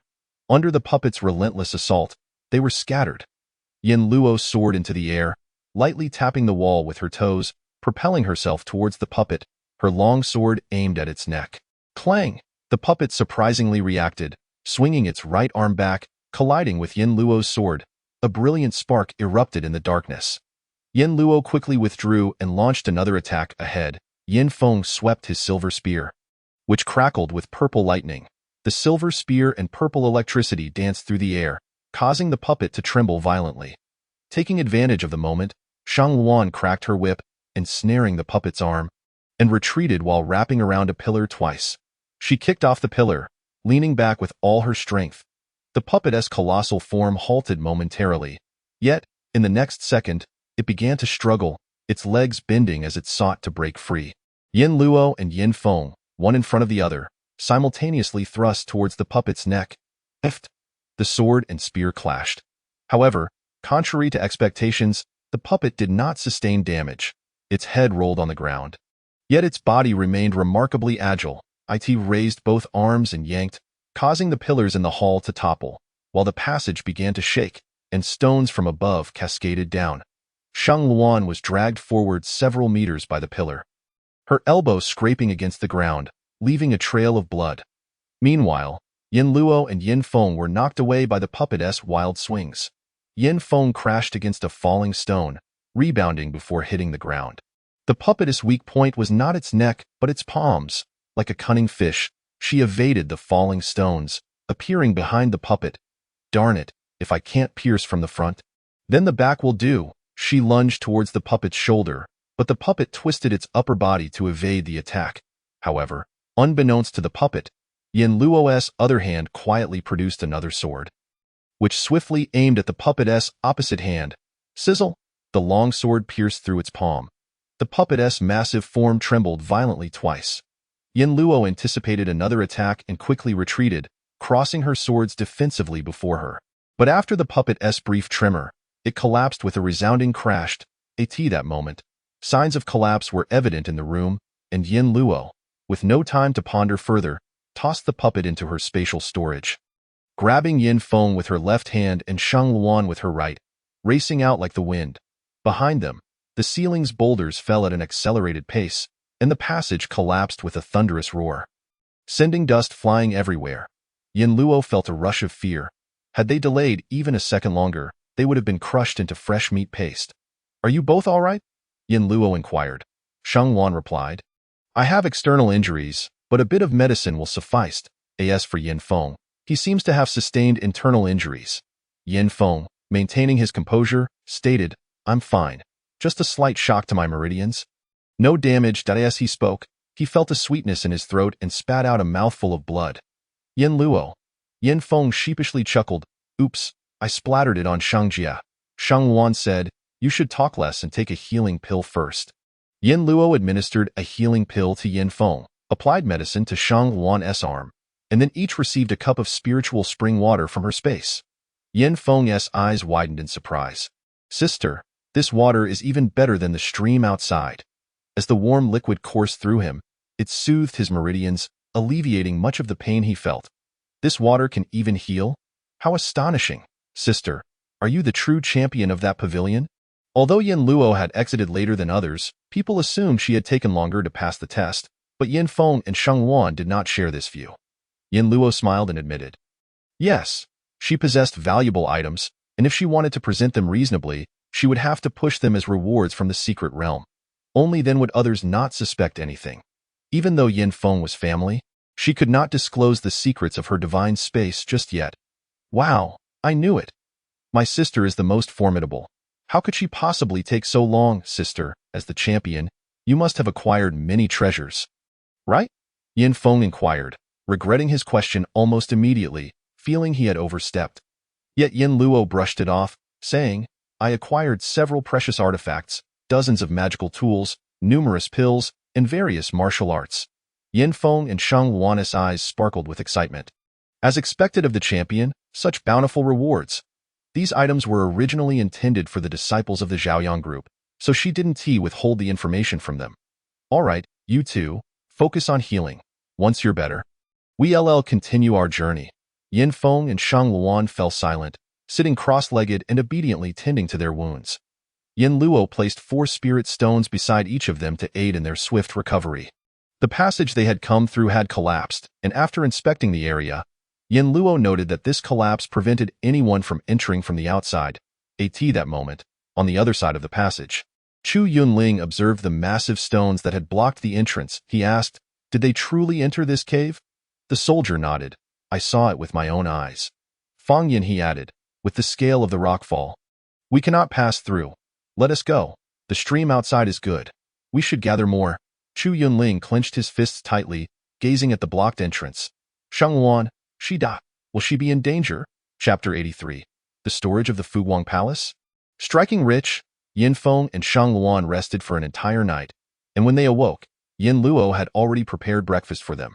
Each received 2 hot, fluffy deep-fried dough sticks, served alongside tofu pudding sprinkled with scallions and cilantro, and a golden beef pancake. Shang Luan exclaimed in delight, Sister Luo, how did you know we would wake up? This breakfast is incredibly timely. She lifted her bowl and sipped, praising as she drank. It tastes exactly like what I've had at breakfast shops. Yin Luo smiled. I bought it from a breakfast shop. Starving, Shang Luan and Yin Feng devoured their meal, leaving their bowls spotless. Yin Luo didn't bother washing the dishes, tossing them into her space, where her servant took care of the cleaning. The passage is sealed. We won't get trapped in this ancient tomb, will we? Yin Feng gazed at the tightly sealed passage, unable to suppress his worries. The oxygen in the ancient tomb must be limited. What if we suffocate? Yin Luo raised an eyebrow. Who told you this is an ancient tomb? Yin Feng replied, Look at the structure. What else could it be but an ancient tomb? Yin Luo was speechless. Yin Feng continued to mumble, After millions of years, there must be a formidable zombie inside. Sheng Luan smacked his arm. What nonsense are you spouting? Why would you curse yourself like that? Yin Feng resignedly fell silent. 2 women glared at him, and the teacher remarked that to survive among women, one must be obedient. Yin Luo was the first to step inside, with Yin Feng and Shang Luan hastily following suit. As they ventured deeper, the environment became arid, but fortunately, nothing untoward occurred, and they successfully reached their destination. Upon beholding the vast hall before them, both Yin Feng and Shang Luan were momentarily stunned, mouths agape, unable to fathom the reality of this place. The hall rose to a height of 20 meters and boasted a diameter of 200 meters. Surrounding the hall were numerous sunken pits, and above them hung 10 luminous night pearls, illuminating the darkness as brightly as day, making the contents of the pits appear even more alluring. Particularly captivating were the white spirit stones directly ahead of Yin Luo and her companions, each glimmering like stars under the radiance of the night pearls. Yin Feng couldn't help but drool at the sight.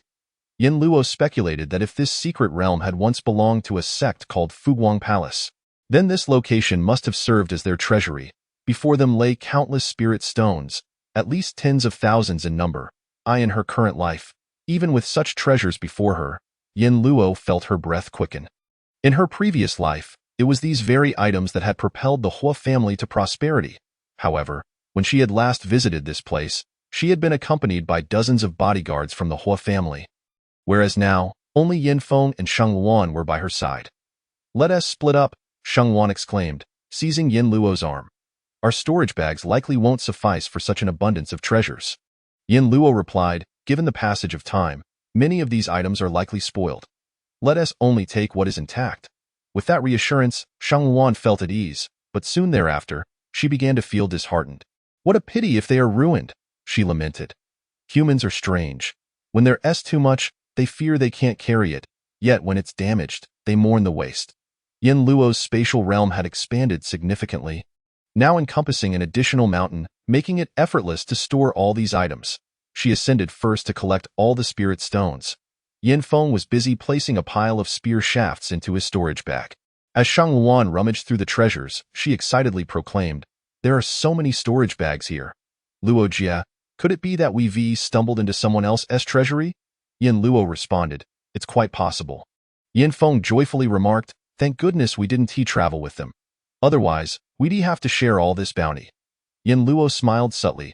This had been her intention all along, though she refrained from voicing it. Shang Luan, now fully engrossed in the prospect of wealth, cheerfully said, heaven has favored us with great fortune. There are also several storage rings here. Come quickly. Yin Feng rushed over and, indeed, beneath the storage bags lay 10 storage rings, each boasting a capacity of 50 acres and a height of 5 meters, far exceeding the capacity of the ring he wore around his neck. His excitement grew. Wonderful. Now we need not worry about accommodating all these items. Wait, there are 2 bracelets as well.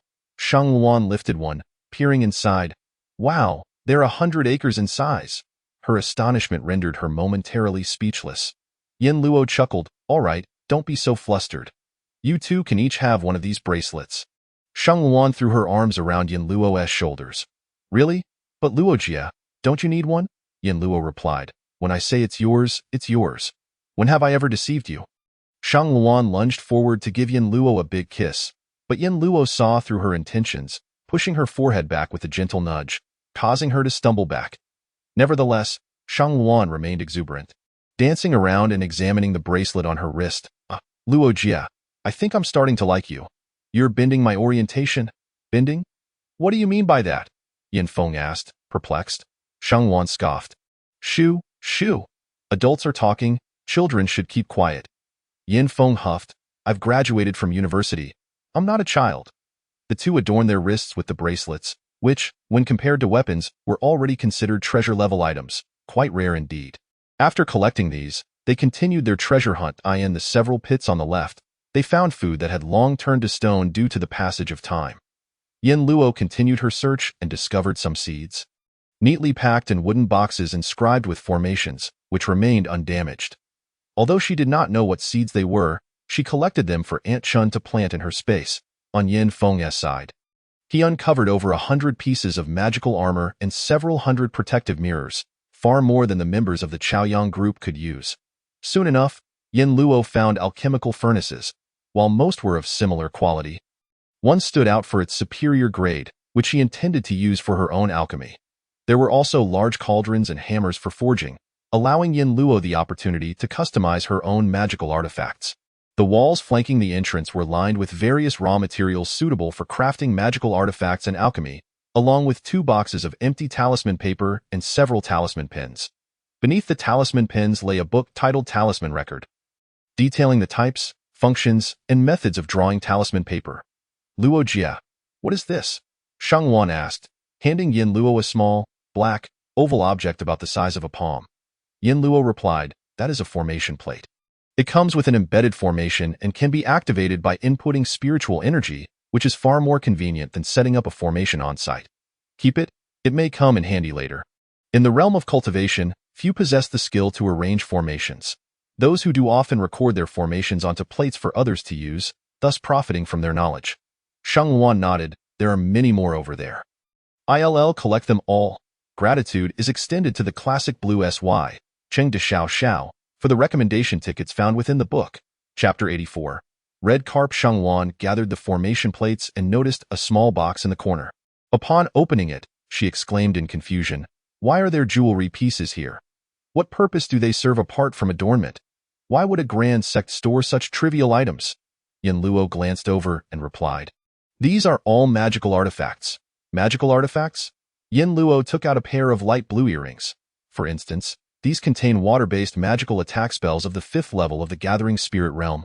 Sealed thrice? Shang Luan gasped in surprise. Magical artifacts can be used like this? Yin Luo nodded. Such artifacts are generally favored by female cultivators, and some male cultivators buy them as gifts for their girlfriends. Shang Luan clicked her tongue, reflecting, indeed, the nature of women to seek beauty can be exploited for profit in any era. They quickly circled the treasury, collecting everything that was intact. A narrow ventilation shaft separated the treasury from the outside world. Yin Luo lifted the grid cover of the ventilation shaft, revealing a passage 1 meter high and half a meter wide. With their previous route blocked, they could only exit through here. However, This new path was longer and more convoluted, taking them most of the day to traverse.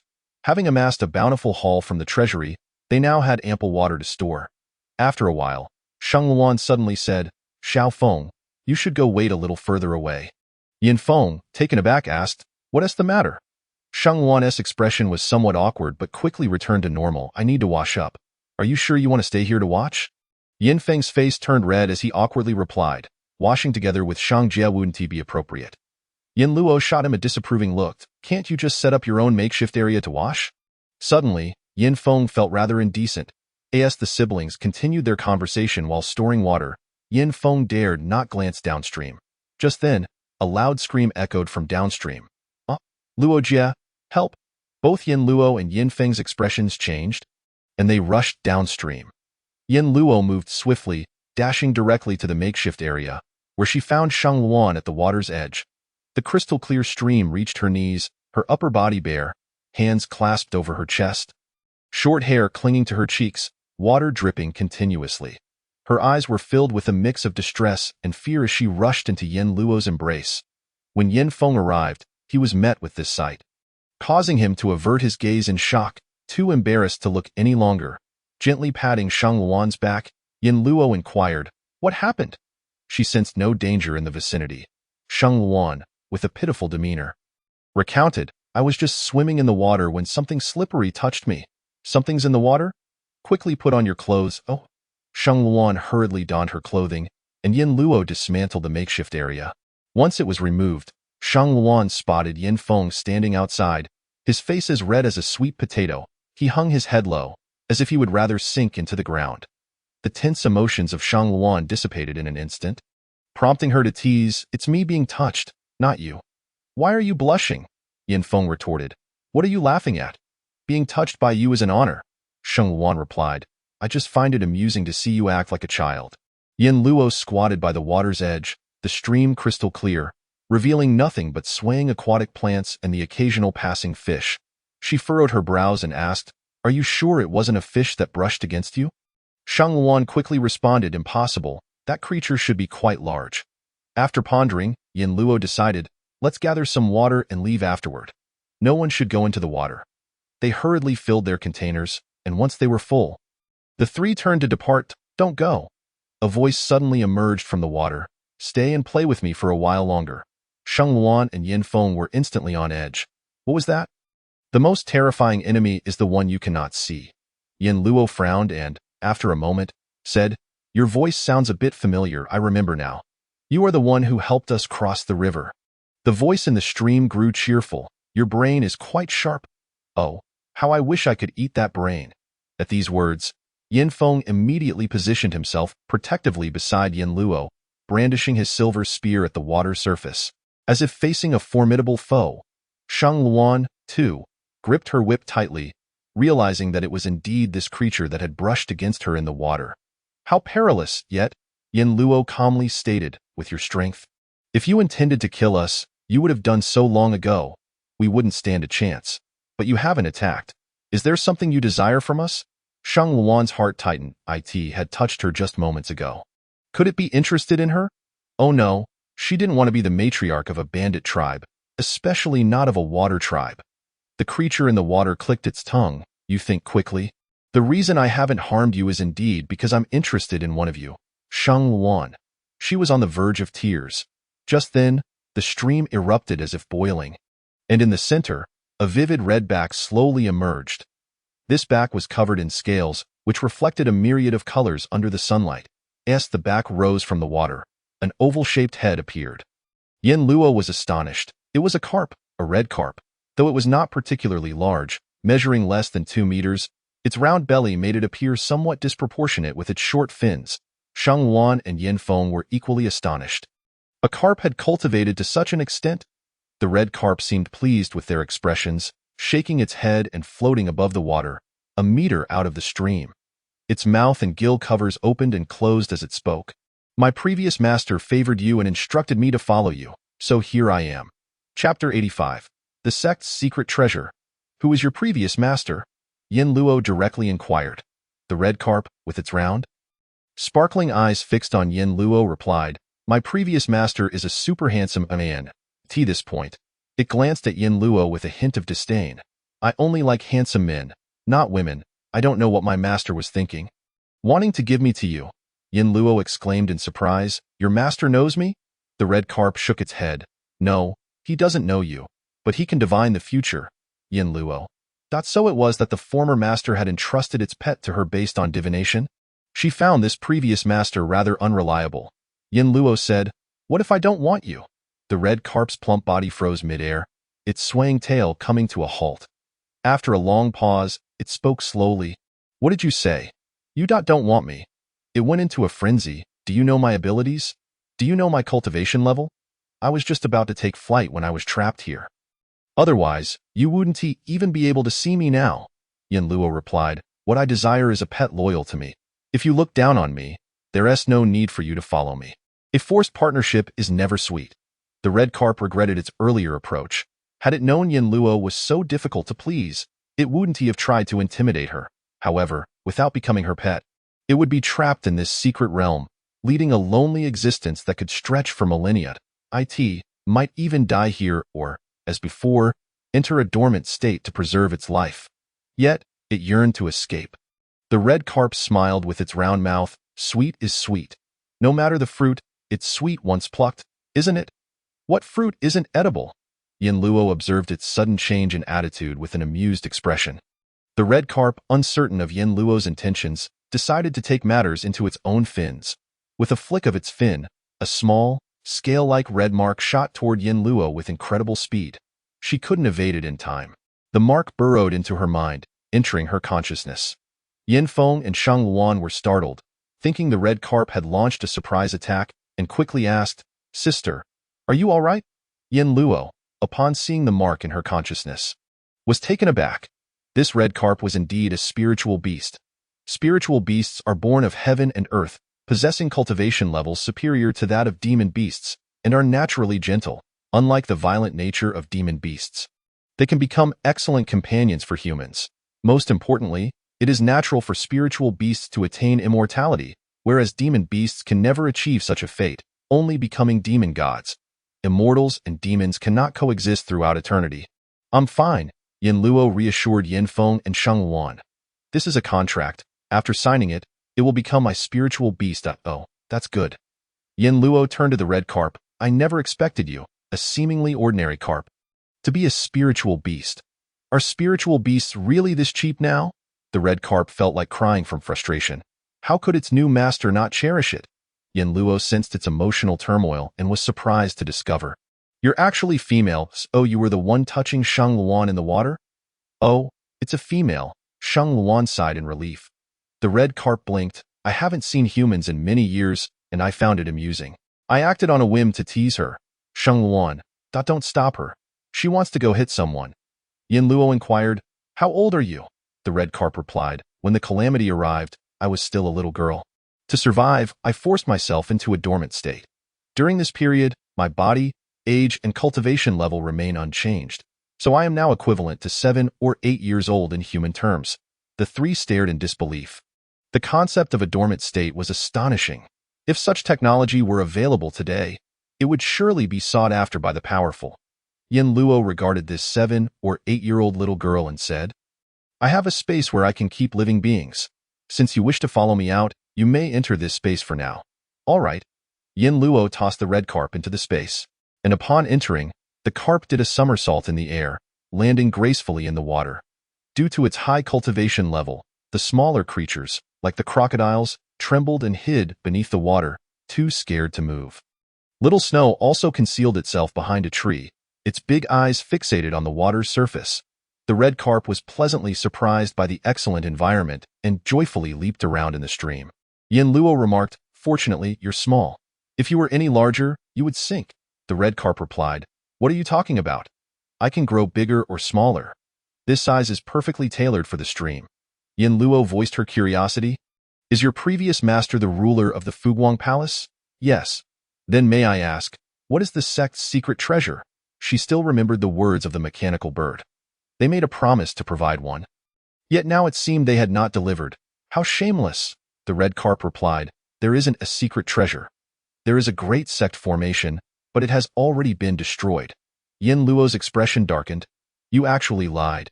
The red carp, curious, asked, What do you mean by lying? Yin Luo explained. You said you would give me the Liuguang fairy skirt and the sect's secret treasure. Now there is only the skirt, but no treasure. Isn't that a lie? The red carp paused, its plump body spinning twice in the water before it cheerfully exclaimed, The sect's secret treasure is me? Yin Luo raised an eyebrow.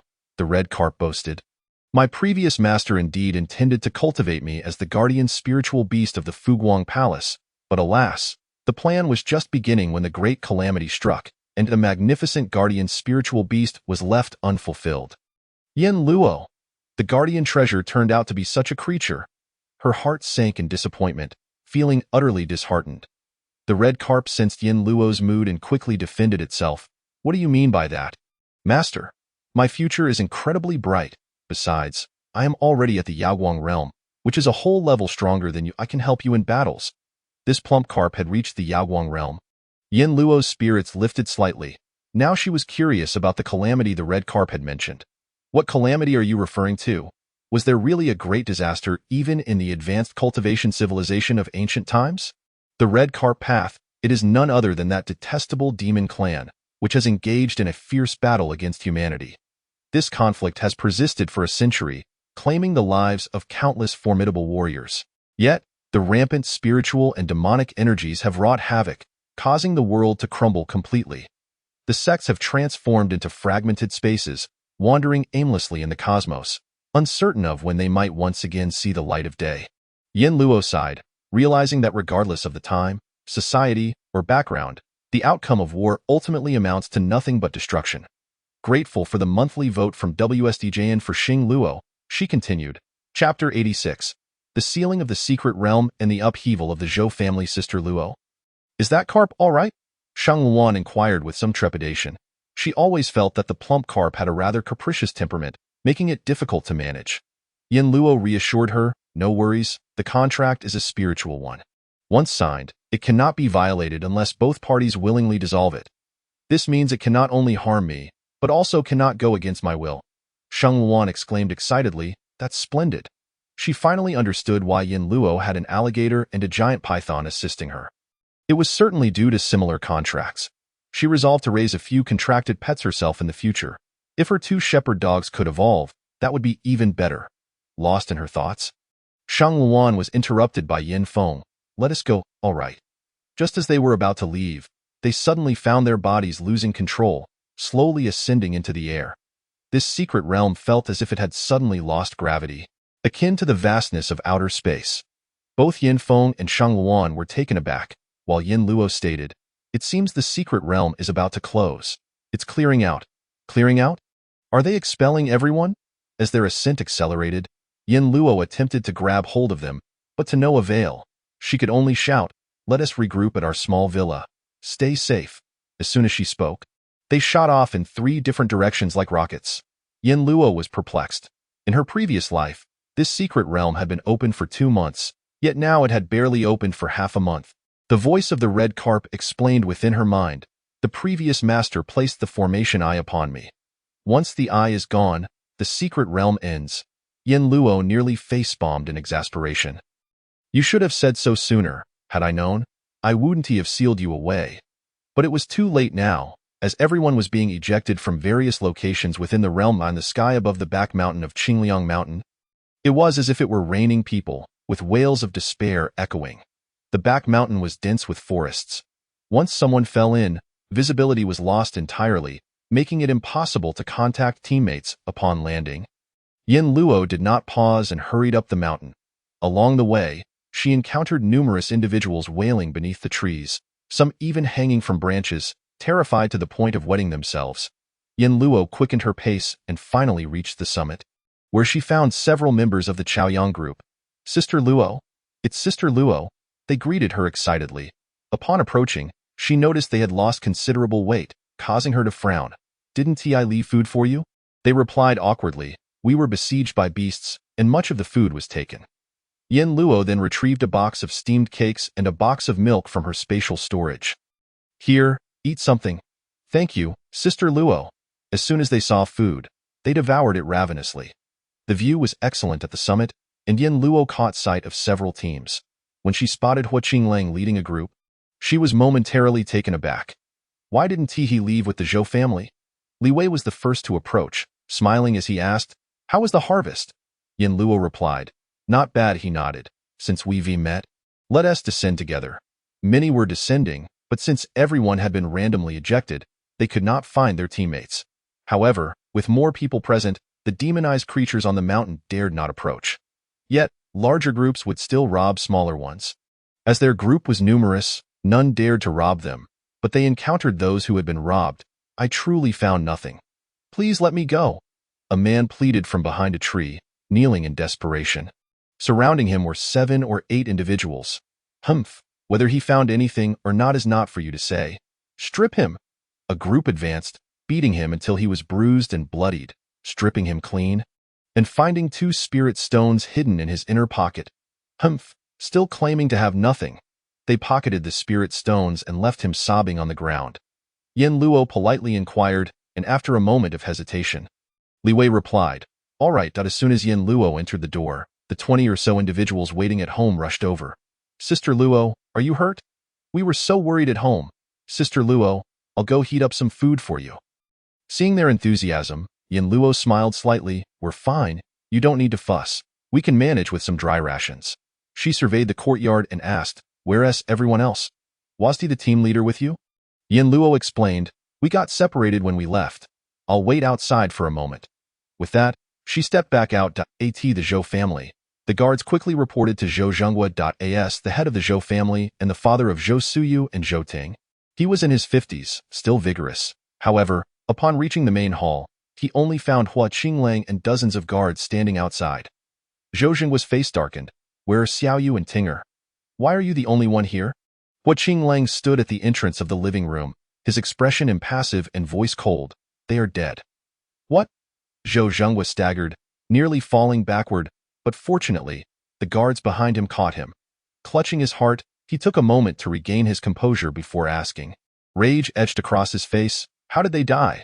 Why are you still alive?" Hua Qinglang entered slowly, leisurely rubbing his right index finger with his left hand, replying, "If they are dead, must I die too? Father-in-law, that seems rather unfair, doesn't it?" Seeing his calm demeanor, Zhou Zhenghua realized that this man had likely turned traitor and was no longer trustworthy. He closed his eyes and asked with great difficulty, "Did you kill them?" Hua Qinglang smirked slightly. Zhou Zhenghua's 2 children were each more foolish than the last, yet he himself was cunning. Even now, he reacted more swiftly than others. "Father-in-law, you just point one was my wife. The other my brother-in-law. I could not protect them. How could I possibly kill them? You can ask these guards if you don't believe me." Zhou Zhenghua glanced at the guards outside and suddenly, he spewed blood. Those guards had already become Hua Qinglang's men. "Master, are you all right?" Madame Zhou rushed over in a flurry, only to see her husband bleeding. She pounced on Hua Qinglang, clawing at his face. "You ungrateful wretch! When your Hua family was down and out, it was Xiaoyu who helped you. Is this how you repay us?" Hua Qinglang, irritated, shoved her away and commanded. Zhou Zhenghua's eyes darkened, and he fainted.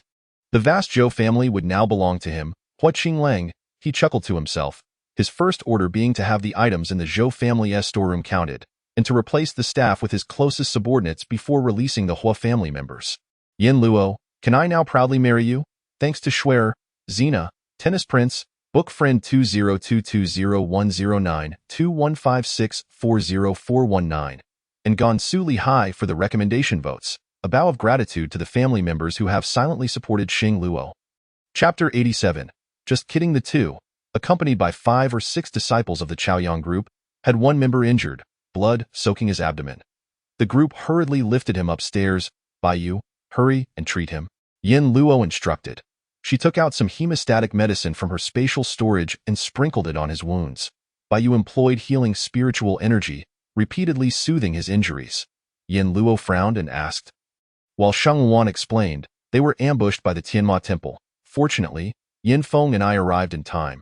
Or they might have, as she spoke. Yin Feng angrily interjected, "Aren't monks supposed to be compassionate? That bunch of bald heads robbed us and even attempted to kill." Yin Luo's expression grew cold as she remarked, "The Tianma temple is aiming to silence witnesses." Everyone suddenly understood. The Tianma Temple had stolen items and, fearing Yin Luo's retaliation, sought to eliminate any witnesses, so she would remain unaware of who had robbed them. How shameless! They all exclaimed in indignation. Yin Luo earnestly instructed, "This may become commonplace in the future cultivation world. Prepare yourselves, in chaotic times. Do not play the saint." "Understood, Sister Luo. We will not harm others, but we will not put ourselves in danger for the sake of others either." Yin Luo nodded in satisfaction. As the night wore on and everyone was awake, she announced, "There is something I need to discuss with you all." "What is it?" Yin Luo produced the book Qian Kurin Wan Faju. "This secret manual belongs to the Fuguang Palace. Our Chaoyang group has lacked a name.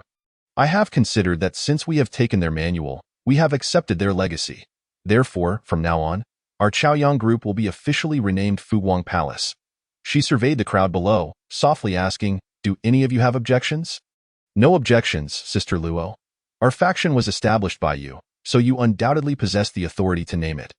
Indeed, in the future, when we elevate the Fuguang Palace, if anyone inquires, we shall proudly declare that our founding ancestor is Yin Luo." "Ha ha ha, how imposing!" Yin Luo smiled knowingly, and thus, in the millennia to come on the Yinling continent, the Fuguang Palace was born. In the space around them, the red koi joyfully leaped in the stream. Meanwhile, unable to sleep, Yin Luo began distributing items to everyone. Each disciple who had awakened their spiritual roots received a storage bag, a long sword of magical essence, a spirit stone, and some provisions. For those disciples who remained at home and later awakened, Yin Luo allocated resources as well. Ultimately, only 11 individuals had yet to awaken. To them, Yin Luo granted a pistol and 20 bullets. They gazed at the awakened ones with envy, feeling even more grateful to Yin Luo for not abandoning them. As dawn broke, the injured disciples regained consciousness. Baiyu announced that he was out of danger, easing everyone's worries. Fatigue then overcame them, and one by one, they retreated to sleep. However, at the foot of Qingliang Mountain, a multitude of refugees surged in. Since the natural disaster, refugees had been everywhere, and Qingliang Mountain, being the only exposed ground in Shangyang City, was particularly inundated. Yet, these past few days were different. The refugees arrived in droves, their faces filled with terror, prompting the guards at the mountain's base to report the situation. Sun Jingyang's expression shifted slightly. This time in his previous life, had monsters invaded?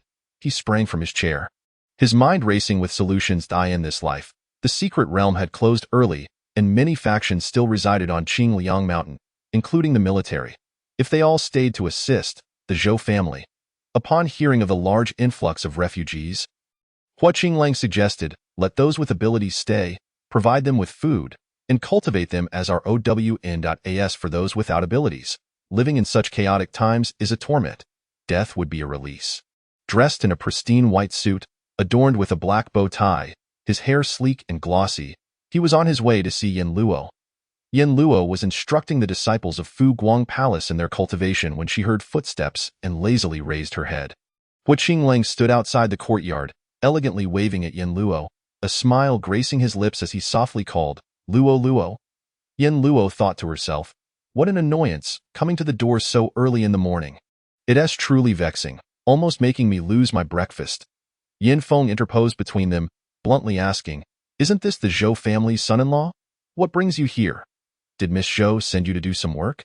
His tone dripped with sarcasm, and Hua Qinglang's face darkened, his teeth clenched in silence. He replied, "My ex-wife unfortunately passed away in the secret realm, and now the Zhou family has entrusted me with matters. I came to see if Luo Luo was hurt in the secret realm." Yin Luo raised an eyebrow. "Zhou Suyu is dead? Such a convenient timing?" The Zhou family had indeed fallen into Hua Qinglang's hands. The deaths of Zhou Suyu and Zhou Ting, a chill flickered in her gaze. This Hua Qinglang was indeed ruthless and cold-blooded. Yin Feng was also taken aback for a moment, but quickly grasped Hua Qinglang's intent, saying, "Oh, so you've come to sing a song of liberation. Don't think you can aspire to the unattainable.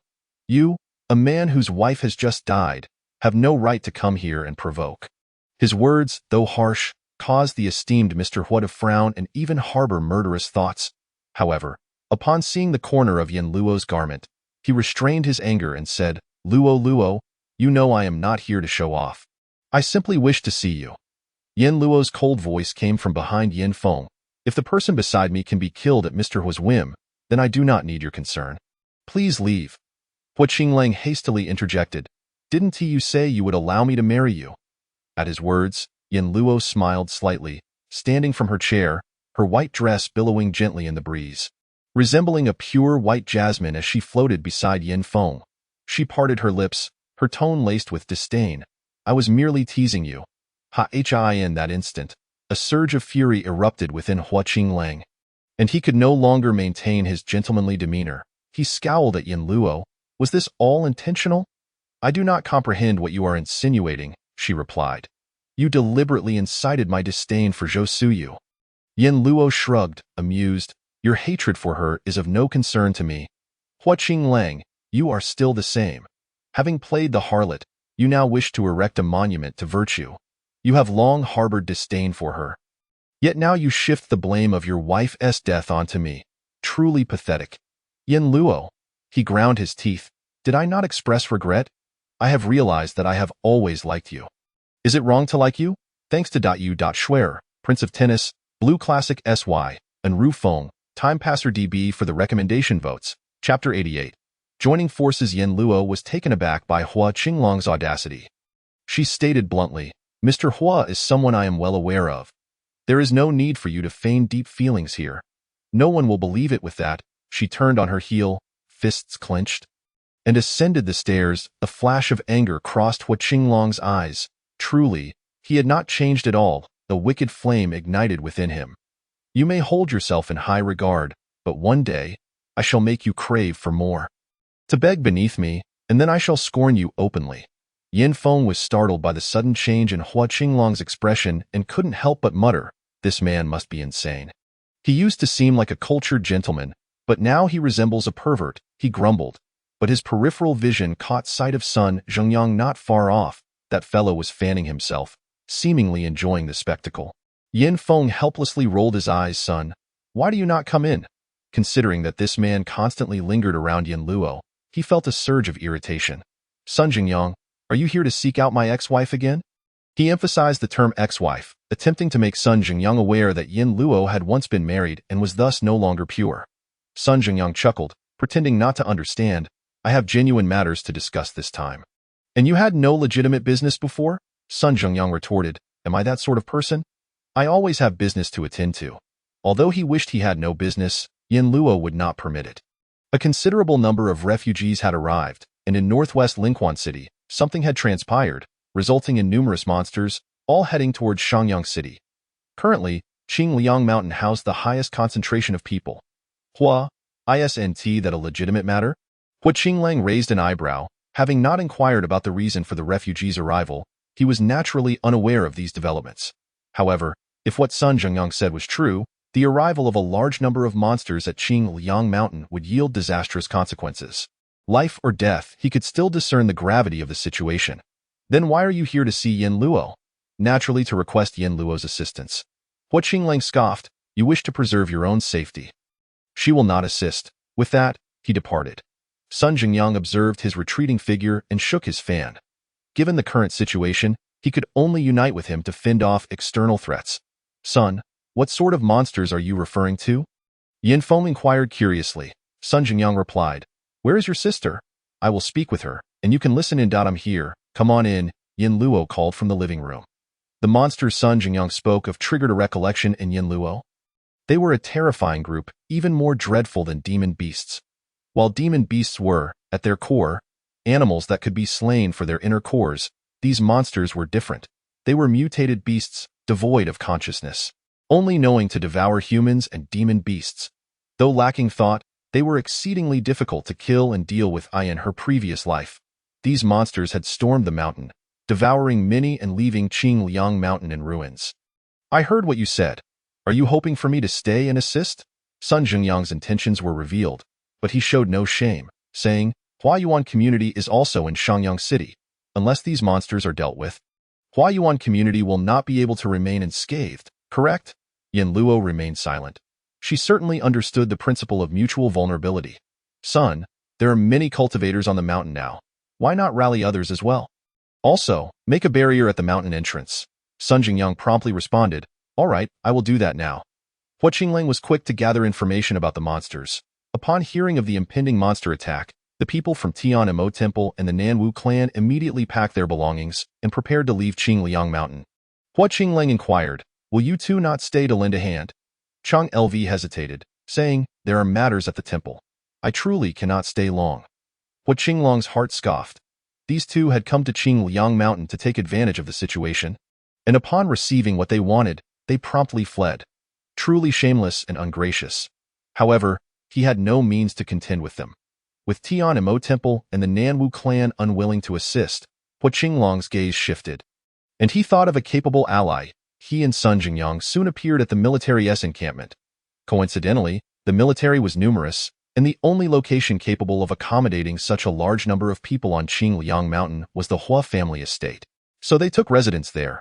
Upon hearing of the monsters, Fang Yinhe immediately agreed. The military aimed to establish a presence in Shangyang City, ensuring the city's safety first. Now that the monsters were gathering on Qingliang Mountain, they could be captured all at once. After their discussions, they began to make preparations at the mountain's base. The disciples of Qingshan Sect and Jinglian Sect also chose to remain, awaiting the final call for assistance. Yin Luo and Yin Feng delved into the sword techniques within the cave. Xiaofeng, I have a set of precious defensive armor for you. It is a suit of armor designed for men, gleaming in silver, perfectly complementing Yin Feng's silver spear. When Yin Feng donned it, he bore an uncanny resemblance to the legendary Erlang Shen. He remarked, I have examined this swordsmanship, although I wield a spear. The principles remain the same, and I can certainly draw inspiration from it. Yin Luo nodded. If you can create your own techniques, that would indeed be admirable. With a chuckle, Yin Feng lowered his head, feeling somewhat humbled by the expectation of originality placed upon him. As for Sheng Luan, you should seek her out to study sword techniques and also instruct the disciples. Oh, sister, aren't you going to learn? Yin Luo shook her head. I do not cultivate that particular skill. She then entered the space. Within, the red carp thrived, having swiftly established dominance over the lesser demons despite arriving last. Only Yin Bao, singularly focused on gluttony, remained indifferent to the red carp's threats and temptations. Yin Luo gazed at the plump carp and inquired, Do you have a name? If not, I shall bestow one upon you. The red carp looked up with eager anticipation. What name will you give me? Yin Luo replied, Given your rotundity, I shall call you a fei. The red carp paused. Oh dear, my new master lacks refinement. Here I am. A girl as exquisite as jade, and she calls me a fei. The red carp quickly added, No need, no need. I have a name, Why previous master said that my body is a brilliant crimson, akin to flawless blood jade, with only a patch of white on my fins, hence the name, by you. Yin Luo rubbed her nose, conceding that there is indeed a stark contrast between Baiyu and a fei. Very well, you may continue to be called Baiyu. But do not bully little Yin, but that's unfair, master. You show favoritism, protested a small voice. You are all aquatic beings, while Yin Bao is terrestrial. She is at a disadvantage. Little Shui whimpered, but I am also terrestrial. Master no longer loves me. Chapter 89. Nuclear threat. After several days of seclusion, Yin Luo was on the verge of breaking through to the 8th level of the gathering spirit realm. A messenger from the Sun family arrived to summon her. Miss Yin, our young master wishes for you to inspect the defenses down the mountain. Yin Luo rose, not forgetting to summon Yin Feng and Sheng Wan. The mountain was now teeming with refugees who had begun to cultivate the land. The prior torrential rains had devastated many structures, prompting them to excavate mud and timber to reconstruct their homes. The area was chaotic, and neither the Sun family nor the Zhou family, oh no, the Hua family, could manage the situation.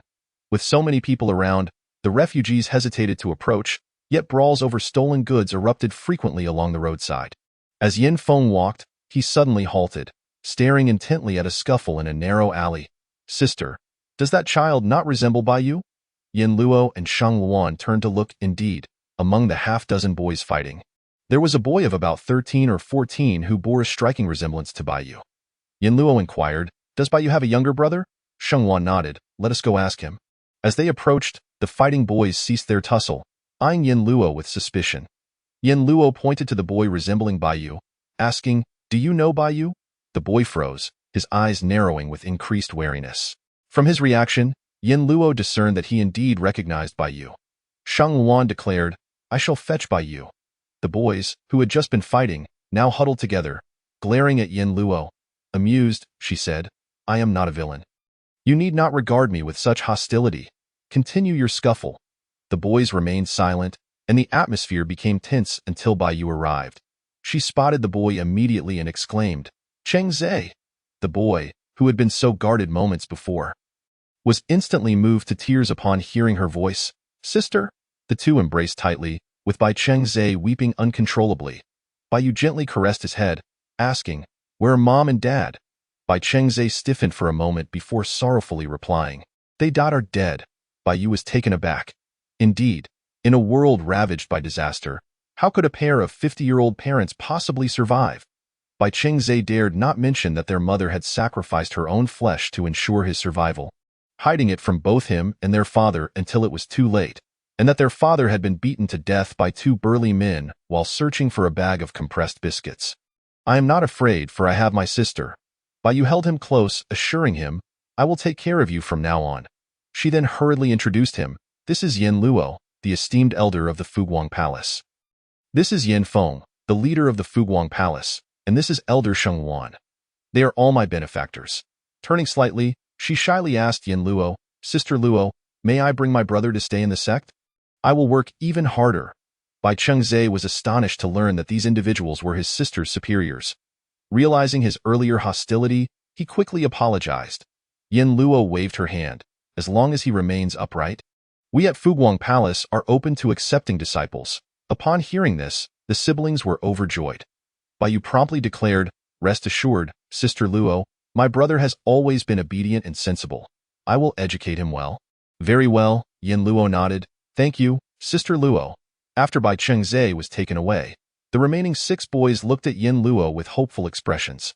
However, she did not linger and departed. As Fuguang Palace was newly established, they still needed to find a suitable mountain peak, and bringing these children along would only complicate matters. Moreover, these children had just been brawling. Their character was uncertain. Upon reaching the foot of the mountain, they observed many people bustling about. They had constructed a 5-meter-high stone wall at the entrance of the mountain, with an abundance of stones piled within. Sun Jingyang, grinning, asked, I sent word simultaneously. Both Wei Daoyu and Shi Ling Daoyu have arrived. Why are you so slow? Yin Luo replied. I encountered an acquaintance. From a distance, Chu Yunling spotted Sheng Wan and approached to greet her. Sheng Wan simply stated, Chu Yunling. Chu Yunling paused. Fuguang Palace? Sheng Wan pointed to Yin Feng, saying, This is our leader. Ah, the palace master, Yin Feng remarked, nearly taken aback by the sudden recognition, mistaking it for a reference to a princess. Chu Yunling also took a moment to process this, eventually realizing that he was conversing with the leader of another sect. Hello, I am Chu Yunling, the deputy commander of the military in Shangyang City. Chu Yunling extended his hand to shake Yin Feng's. After the handshake, Sheng Wan teased, You've done well for yourself, rising in rank under your new superior.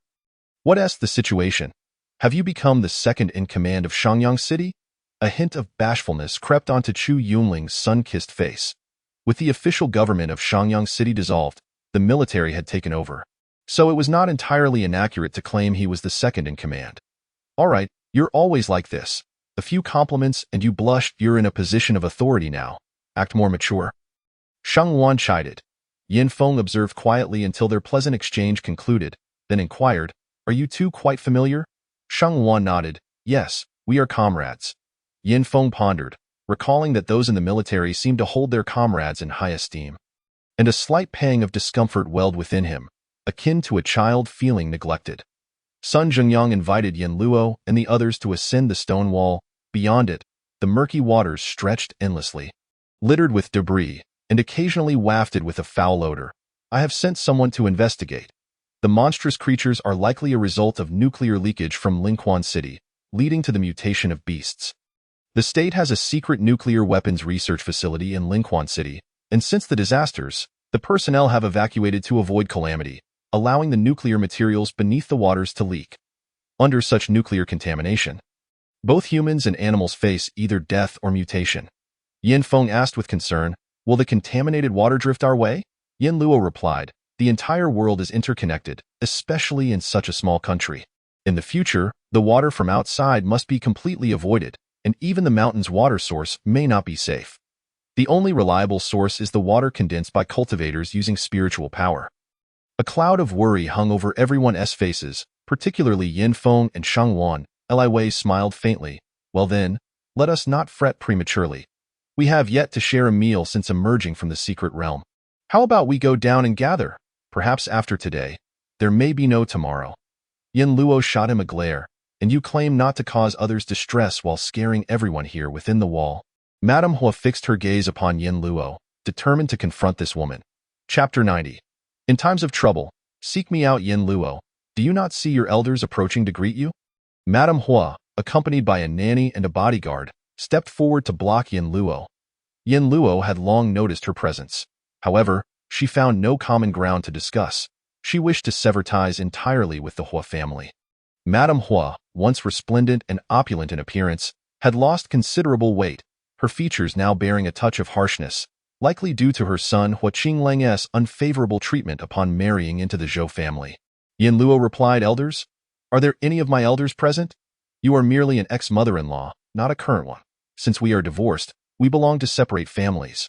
I hardly think it necessary to extend formal greetings to you. Madame Hua was taken aback by Yin Luo's blatant disregard for decorum. During her time with the Hua family, Yin Luo had always shown her respect. Rumors had circulated that Yin Luo had acquired numerous treasures within the secret realm, which Madame Hua had dismissed, believing that a mere woman could scarcely possess the prowess to contend for such treasures. Today, upon observation, she finally comprehended the situation. With so many villains outside, she had the audacity to wear shorts, as if to flaunt her snow-white, long legs for all to see. Such a lack of decorum and upbringing. Even if you have divorced Qinglang, did you not once call me mother? Furthermore, should you two reconcile in the future? I shall always remain the elder. Yin Luo chuckled softly. That was the past. Madam, we will not reconcile, rest assured. Throughout this lifetime, I shall not extend my greetings to you. The bystanders, eavesdropping on the conversation, pricked their ears in curiosity. Mrs. Hua felt a deep sense of humiliation and huffed. It was you who eagerly sought to marry our Qinglang. What, now you wish to climb to greater heights? As she spoke, she scrutinized Sun Zhengyang and Li Wei, both of whom wore expressions of discomfort. Yin Luo retorted, was it not your Hua Qinglang who sought to marry into the Zhou family? Now, it seems Hua Qinglang has set his sights on other lofty branches? Sun Zhengyang could not suppress a chuckle. Mrs. Hua, incensed, scolded, you little vixen, flitting about and seducing others, dare you tarnish our Qinglang's reputation? Qinglang is a man. What if he has married several wives? But you, who knows if he would disdain you for your fickleness? Yin Luo, unfazed by her insults, sarcastically replied, oh indeed, the men present do seem superior to Hua Qinglang. For him, they are truly high branches. I wonder where Hua Qinglang will find an even higher branch next? You shameless wretch. Mrs. Hua raised her hand, intending to strike Yin Lui in the past. Yin Luo would have remained still, allowing the slap, but now things were different.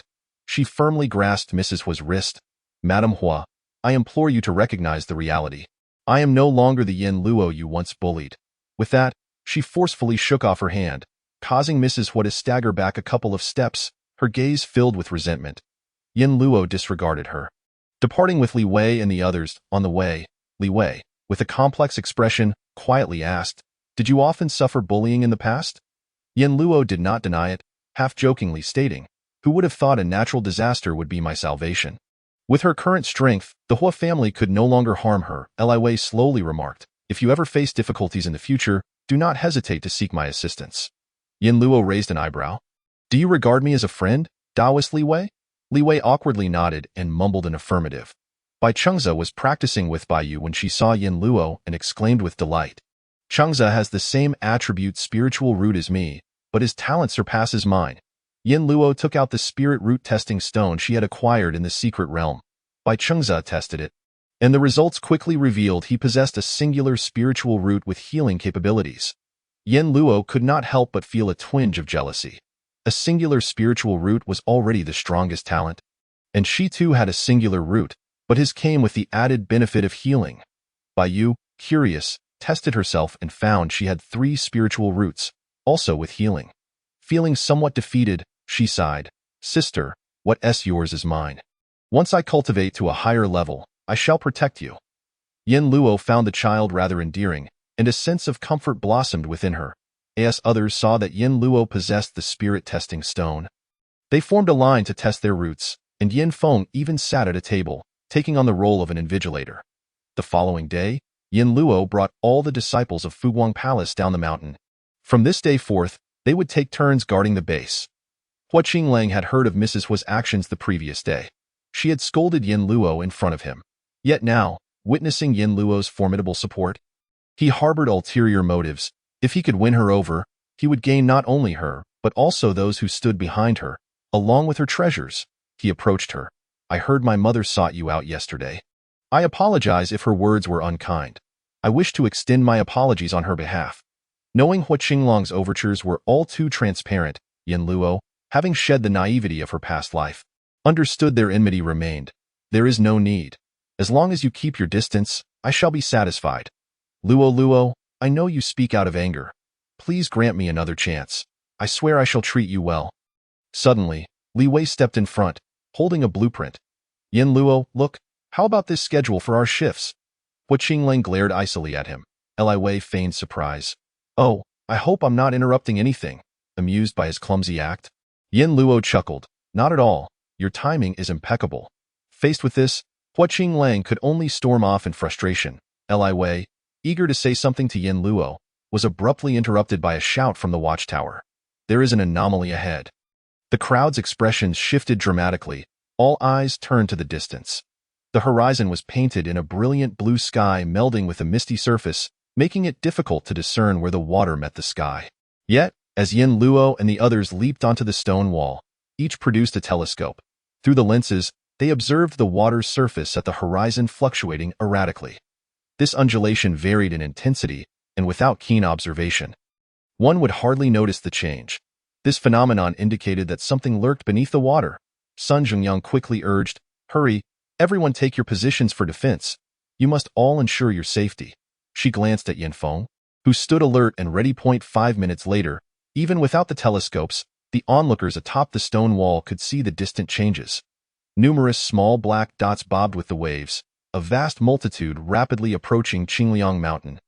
As the small black dots drew nearer, the people on the stone wall gasped in shock.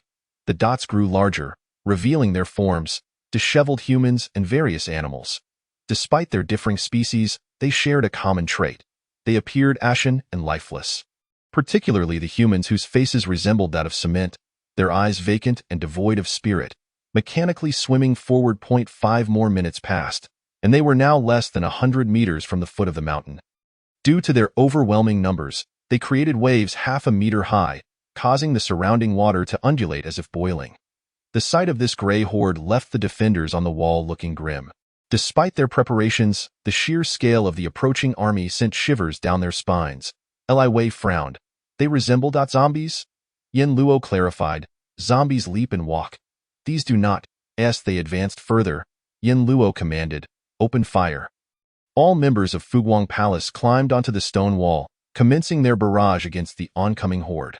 Simultaneously, other factions also launched their attacks. The cultivators condensed their spiritual energy into arrows, relentlessly piercing the monstrous throng.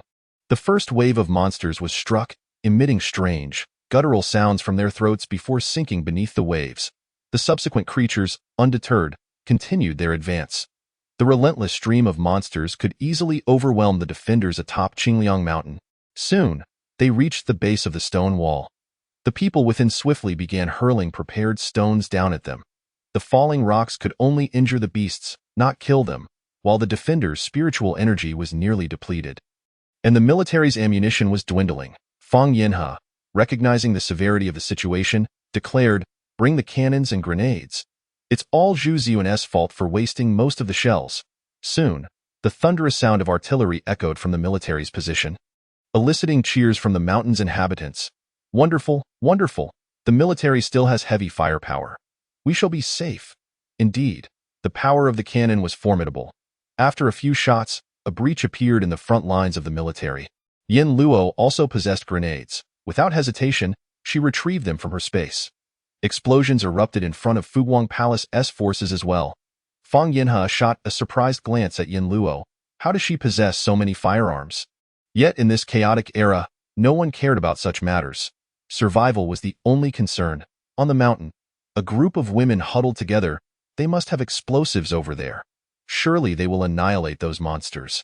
From their vantage point, although the monsters remained obscured, the dark gray mass on the water's surface was suffocating.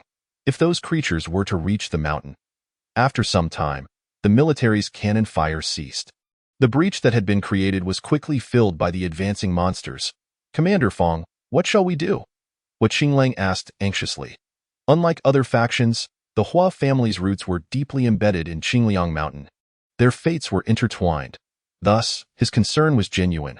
Fong Yinhe furrowed his brow tightly, struggling to respond. I have no solution. Instantly, Hua Qinglang felt his heart plummet. In front of Fuguang Palace, Yin Luo squinted, noticing that at the rear of the monstrous horde, some creatures appeared to be encircling something, like stars surrounding the moon. Her mind raced, and she whispered to Li Wei, do you see a circle at the 15-degree angle to the left? It's located within the monster group. Virtually invisible unless one looks closely. The creatures within the circle were notably larger, allowing Yin Luo to identify them. Li Wei exclaimed in surprise, could they be protecting something? Yin Luo replied, whether or not they are. We won't know unless we investigate, Li Wei agreed. All right, I shall go take a look. Having spoken, he soared out of the stone wall on his sword, gliding gracefully through the air, causing the monstrous creatures on the water's surface to lift their heads, baring their fangs and claws, eager to leap up and devour this flying figure. For the first time, the crowd beheld the spectacle of sword flight, unable to suppress their astonishment. How marvelous! This defies the laws of science. The world has truly transformed, Chu Yunling enviously remarked, having heard that only cultivators at the 8th level of the Gathering Spirit Realm could achieve sword flight. It seemed he had reached that level. Alas, when might I also soar? Yin Luo was momentarily taken aback. Her intention had been merely to observe, yet she was astonished to see Li Wei act on his own, moving with such swiftness and decisiveness. Without a hint of hesitation in that instant, Yin Luo felt an unfamiliar stir within her heart towards Li Wei. It was as if, in this new life, she could trust a select few. Li Wei. Wait for me, she called out with that. Her flying sword ascended into the air, and she leapt upon it. The sword sliced through the air, the wind rushing past her ears as a faint smile graced Li Wei's lips. She had called his name, no longer merely addressing him as a distant comrade. Sun Jingyang and Shi Ling, witnessing Yin Luo's mastery of sword flight, were filled with astonishment. Only those at the 8th level of the Gathering Spirit Realm could wield such power. Yet Yin Luo had not yet reached that level. How had she accomplished this? Hua Qinglang, upon seeing Yin Luo soar upon her sword, felt a pang of regret. Such a formidable woman, and he had divorced her. Humph! Yin Luo must have been cultivating in secret all along. Otherwise, how could she have progressed so rapidly in just half a year? She had clearly harbored ulterior motives. Suddenly, a burly man, towering at nearly 2 meters, emerged from the water, hurling a kitchen knife at Hua Qinglang's feet, cackling maniacally. Hua Qinglang, startled, hastily stepped back, nearly losing his balance atop the stone wall in midair. Before Li Wei, a wild duck suddenly burst forth from the water, quickly followed by a dozen more, flapping their wings as they positioned themselves before him. Quack, quack, quack. They lacked any magical prowess but pecked at Li Wei with their sharp beaks. Good heavens, they can fly too. A hint of fear flickered across Chu Yunling's face. These wild ducks were as large as adults and could easily peck a common person to death. Li Wei's figure suddenly halted, a blue shield materializing around him, before it erupted with a thunderous blast. The advancing wild ducks were sent flying, feathers scattering in the air. Li Wei, skilled in fire magic, unleashed the formidable Li Huaju of the Qing Shan sect. With a swift gesture, yellow flames unfurled like the evening glow in the air. Behind him, Yin Luo caught the scent of roasted duck. Meanwhile, the combatants atop the stone wall were still engaged in fierce battle. The 6.14 recommendations are quite overwhelming. What a surprise! Thanks to a piece of paper, you, Zhan Fangxie, Bing Hu Qiuyu, Bian Kai, Qiong BD, Shuyu 20230506742067, Zhuai de Bu Ku Yi Shi, pp 359. Shuyu 20231026107714, an RU Feng. Shuyu 20230305301154158814966652. Qian Qian Yuxian, Meixia. 1199, Xiao Si, Mikimin, Xingyun Lu Shui Ca, Shuer, and Chi'er for their recommendations, and also, FTDN, Shuyu 1607301538490023 for their monthly votes. Chapter 92. Breakthrough underwater. Yin Luo found herself surrounded by several large geese. She flicked her wrist, releasing Xiao He and the crocodiles into the water, as for Baiyu. Due to prolonged standby time, it had suddenly rebooted into a new environment, its body unaccustomed and slipping back into a coma. It informed Yin Luo that this bout of unconsciousness would serve to regulate its body, requiring perhaps a year to awaken and fully recover. Yin Luo said nothing, for she was not a spirit beast and knew not their cultivation methods. However, upon seeing the 4 large white geese beside her, she couldn't help but remark, if only Baiyu were awake. The mutated geese, with their sharp, cunning beaks, lunged at Yin Luo. To her astonishment, these geese could fly, and she remained on high alert. Drawing her long sword, she unleashed a fierce gust of sword wind, sending the leading goose soaring into a flurry of feathers. The geese attacked furiously from all sides, their large beaks snapping at her. Yin Luo shot upwards into the sky, the geese missing their mark and tilting their heads to chase after her. Yet, Yin Luo was swifter. She dove downward, a surge of spiritual energy gathering in her palm like a disc. Crashing down upon them, Yin Luo wielded the spell from the Kuan Yuan technique, and the frost-like energy fell like snow, creating the illusion of snowflakes drifting through the air, swiftly immobilizing 4 geese. Though it lasted but a few seconds, that brief moment was enough for her to swiftly dispatch the geese's bodies into her spatial realm. Below, no beasts emerged to impede her path. Thus, the creatures on the water's surface all swam in the direction Yin Luo had indicated, towards the circular area. Once there, they submerged, and although nothing could be seen on the surface, the waters churned violently, indicating that Xiao He and the crocodiles had made their move. Yin Luo exchanged a glance with Li Wei, both nodding in unison before diving into the depths on the stone wall. Sun Zhengyang and Shi Ling continued their fierce struggle against the attacking monsters, but with Yin Luo and Li Wei's departure, the pressure on this side had noticeably lessened. Chu Yunling wiped the sweat from his brow, exclaiming, "Even warriors besieging a city know to take a break. These wretched creatures seem tireless. They had been here for 10 hours, each drenched in sweat, calloused hands, and scraped skin, with some even dragged into the water by the beasts. They watched in horror as one was engulfed by a swarm of monsters, devoured piece by piece. The water beneath them had turned a dark crimson, a heavy dread weighed upon the crowd. They longed to flee but knew escape was futile. This was a mountain, surrounded by water, with no avenue to retreat. Suddenly, from afar, several monsters were hurled out of the water, soaring into the air before crashing down, shattering upon impact. Chu Yunling witnessed this spectacle, his jaw dropping in disbelief. How incredible! In his moment of distraction, a beast seized his ankle, yanking him fiercely, nearly toppling him from the stone wall. Fortunately, Fang Yinhe swiftly severed the monster's arm with a strike of his sword. "Be careful. Don't lose focus," he admonished. Chu Yunling, shaken, resolved not to let his guard down again. Underwater, Yin Luo and Li Wei faced a throng of monsters, tightly packed and impenetrable. Xiao He and the crocodiles charged relentlessly, attempting to breach their formation. This was Li Wei's first encounter with Yin Luo's pets. He felt no envy or jealousy, only curiosity about why a girl would keep such grotesque creatures as pythons and crocodiles. The Dasha family trio, with skin tougher than a magical artifact, recklessly battered through the monsters. Yet, these beasts, as if fueled by some frenzied vigor, refused to yield even an inch, attacking with relentless ferocity. Yin Luo wondered what could compel them to protect whatever lay at the center so fiercely. Dasha managed to create an opening, and Yin Luo and Li Wei surged through in an instant. Yin Luo found herself surrounded by a seemingly endless sea of monsters, their gaping maws and claws reminiscent of ravenous zombies, eager to consume her whole. Yin Luo and Li Wei were quickly separated. Under the relentless assault, Yin Luo struggled to catch her breath, yet her long sword continued to dance through the water.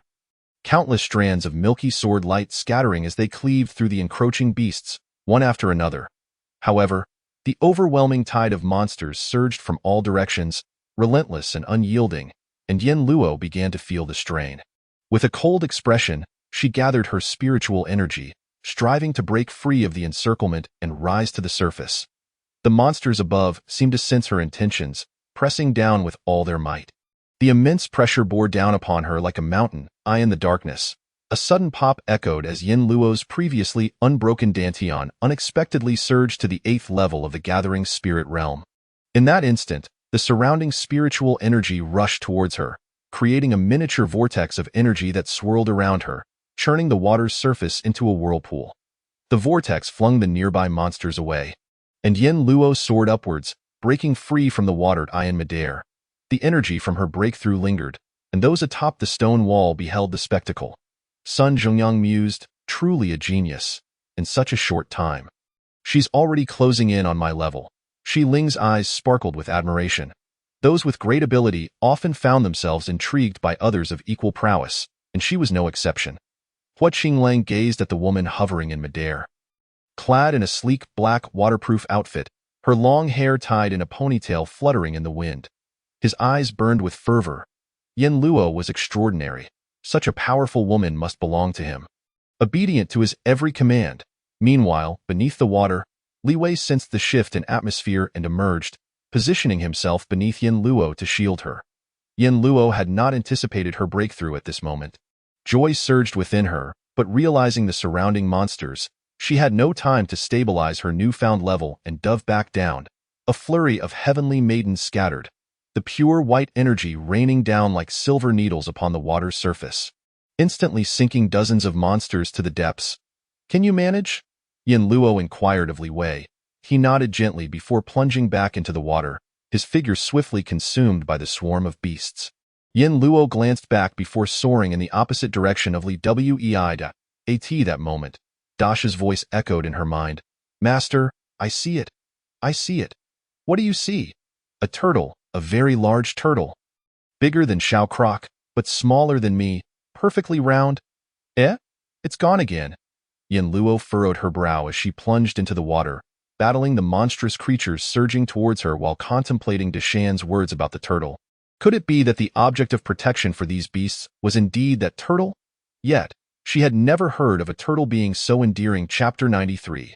Yin Feng's injury upon entering the 8th layer of the gathering spirit realm. Yin Luo distinctly felt her spiritual energy surging. Despite the relentless assaults from the surrounding monsters, she found herself feeling somewhat at ease. Turning to Deshan, she urged, please continue searching for that turtle. As Yin Luo and Li Wei coordinated their attacks from either side, the number of beasts guarding the turtle diminished. Xiao and Deshan, along with a few others, thrashed about in the central waters. The surface of the water within a 100-meter radius roiled violently, with monsters continuously swimming up from the mountainside. With the pressure easing at the foot of the mountain, Sun Zhengyang conferred with Shi Ling, who decided to guard the mountain, while Sun Zhengyang soared over on his sword. At that moment, only the 4 of them could fly with swords atop Qingliang Mountain. The others, though anxious, felt powerless. For instance, Yin Feng frequently cast glances towards the tumultuous waters. With Sun Zhengyang's involvement, the casualties among the monstrous horde escalated swiftly. They charged ferociously, as if their homes had been invaded, at the mountain's base. The weary fighters, having endured hours of fierce combat, finally exhaled in relief, smiles breaking across their faces. What a relief! They've finally retreated. Many felt their taut nerves relax instantly, sliding down the stone walls to lie flat on the ground.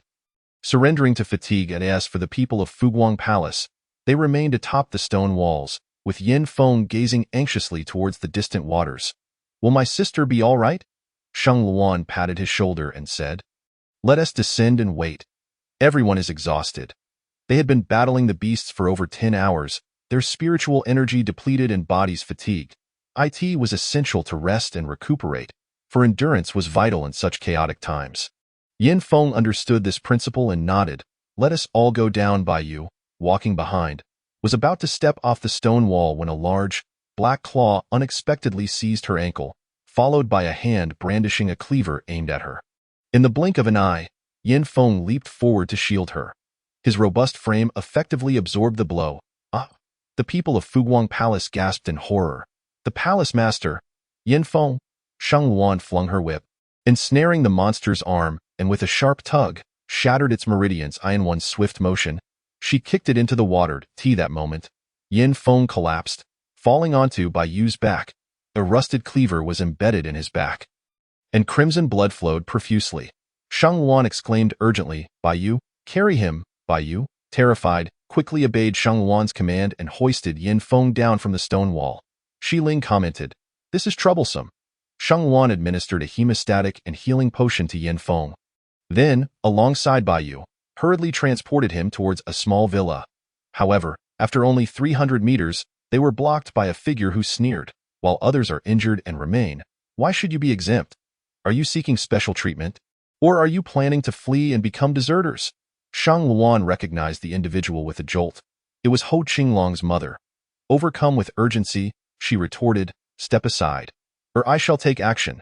Madame Ho immediately feigned distress, calling out, someone come. Yin Luo's people are attacking. Shang Wan rolled her eyes, lacking the time to engage with the woman. She delivered a swift blow, rendering Madame Ho unconscious, then stepped over her, extracting the cleaver from Yin Feng's back. Blood erupted forth, startling both Shang Wan and Bai Yu. Bai Yu had never witnessed such a volume of blood from a friend before. Hu Bingyin promptly applied a hemostatic agent to Yin Feng's back. Fortunately, Yin Luo had left behind some effective hemostatic medicine, quickly halting Yin Feng's bleeding. Observing Hu Bingyin removing Yin Feng's shirt, Shang Wan felt a swirl of emotions. Did this guy truly have feelings for Bai Yu? To the extent of injuring himself for her? Bai Yu, filled with gratitude, remained vigilantly by Yin Feng's bedside, not daring to leave for a moment.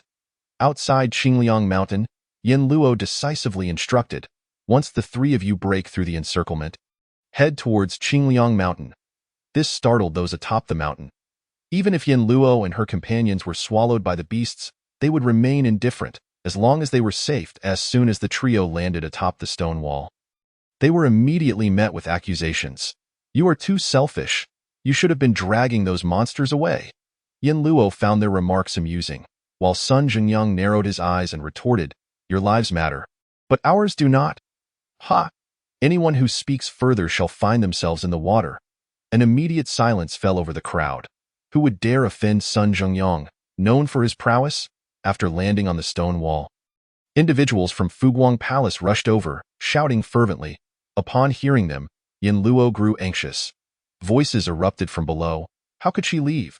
What will we do if she is gone? Indeed, what if the monsters at the foot of the mountain attack?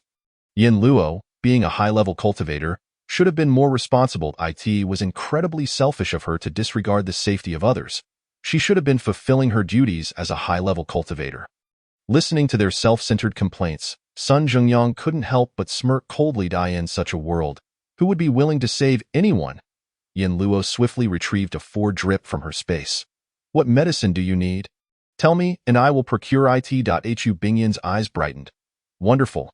I need some anti-inflammatory medicine, painkillers, and hemostatic agents. With the weather being hot, we must prevent infection in the wounds. Sisters, I sincerely apologize. My wrist is in severe pain from tenosynovitis. I can only use voice-to-text and one-handed gestures, so I want to be able to express my gratitude for everyone's votes. My love for you all resides in my heart. Thank you. Chapter 94.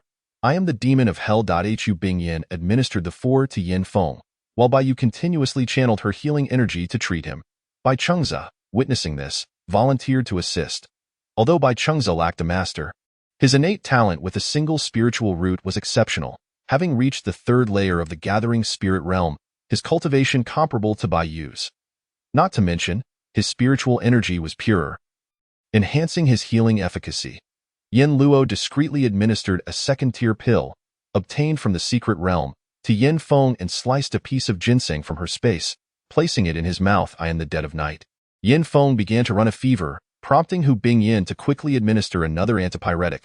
The next morning, he finally regained consciousness from his stupor. After the monstrous horde retreated from outside Qingliang Mountain yesterday, they did not return today, yet the defenses at the foot of the mountain remained stringent. Yin Luo chose to stay with Yin Feng rather than descend. Seeing him awaken, she hurriedly approached, asking, "How do you feel? Is there anywhere that still hurts?" Yin Feng lay on the bed, a wry smile gracing his face as he replied, "Much better, though my back is a bit sore. Such a large wound would undoubtedly be painful." Yin Luo felt a wave of relief wash over her. Bai Yu, tears brimming in her eyes, knelt beside the bed, gazing intently at Yin Feng. "Yin Feng, I truly thank you that if there's a next time. Please prioritize your own safety above all else and do not worry about me." She bit her lip. "I am just an inconsequential person." Yin Feng turned his head, striving to appear nonchalant. However, as he moved, he inadvertently tugged at his back wound. A sharp intake of breath escaped him, and cold sweat beaded on his forehead. Yet he maintained a smile, saying, "You are all disciples of Fuguang Palace. How could you be inconsequential? As the palace master, it is my duty to protect my disciples, though not feel guilty." Bai Yu refrained from speaking further and quietly retreated. Shang Luan glanced at the duo before following suit. Yin Luo inquired of Yin Feng, "Do you have feelings for Bai Yu?" "Not at all." Yin Luo felt a mix of confusion and irritation. "Then why did you take the blow for her? Do you realize that had it not been for the excellent pills and timely medical attention, you could have perished from such an injury in these chaotic times?" Yin Feng chuckled lightly. "They are all my good friends. Helping friends is only natural." Upon hearing this, Yin Luo sighed. In a wonder in the previous life, even as he was devoured by a beast, he insisted on retrieving her bones. He bore no ulterior motives, simply because that was who he was, a person of deep loyalty and affection.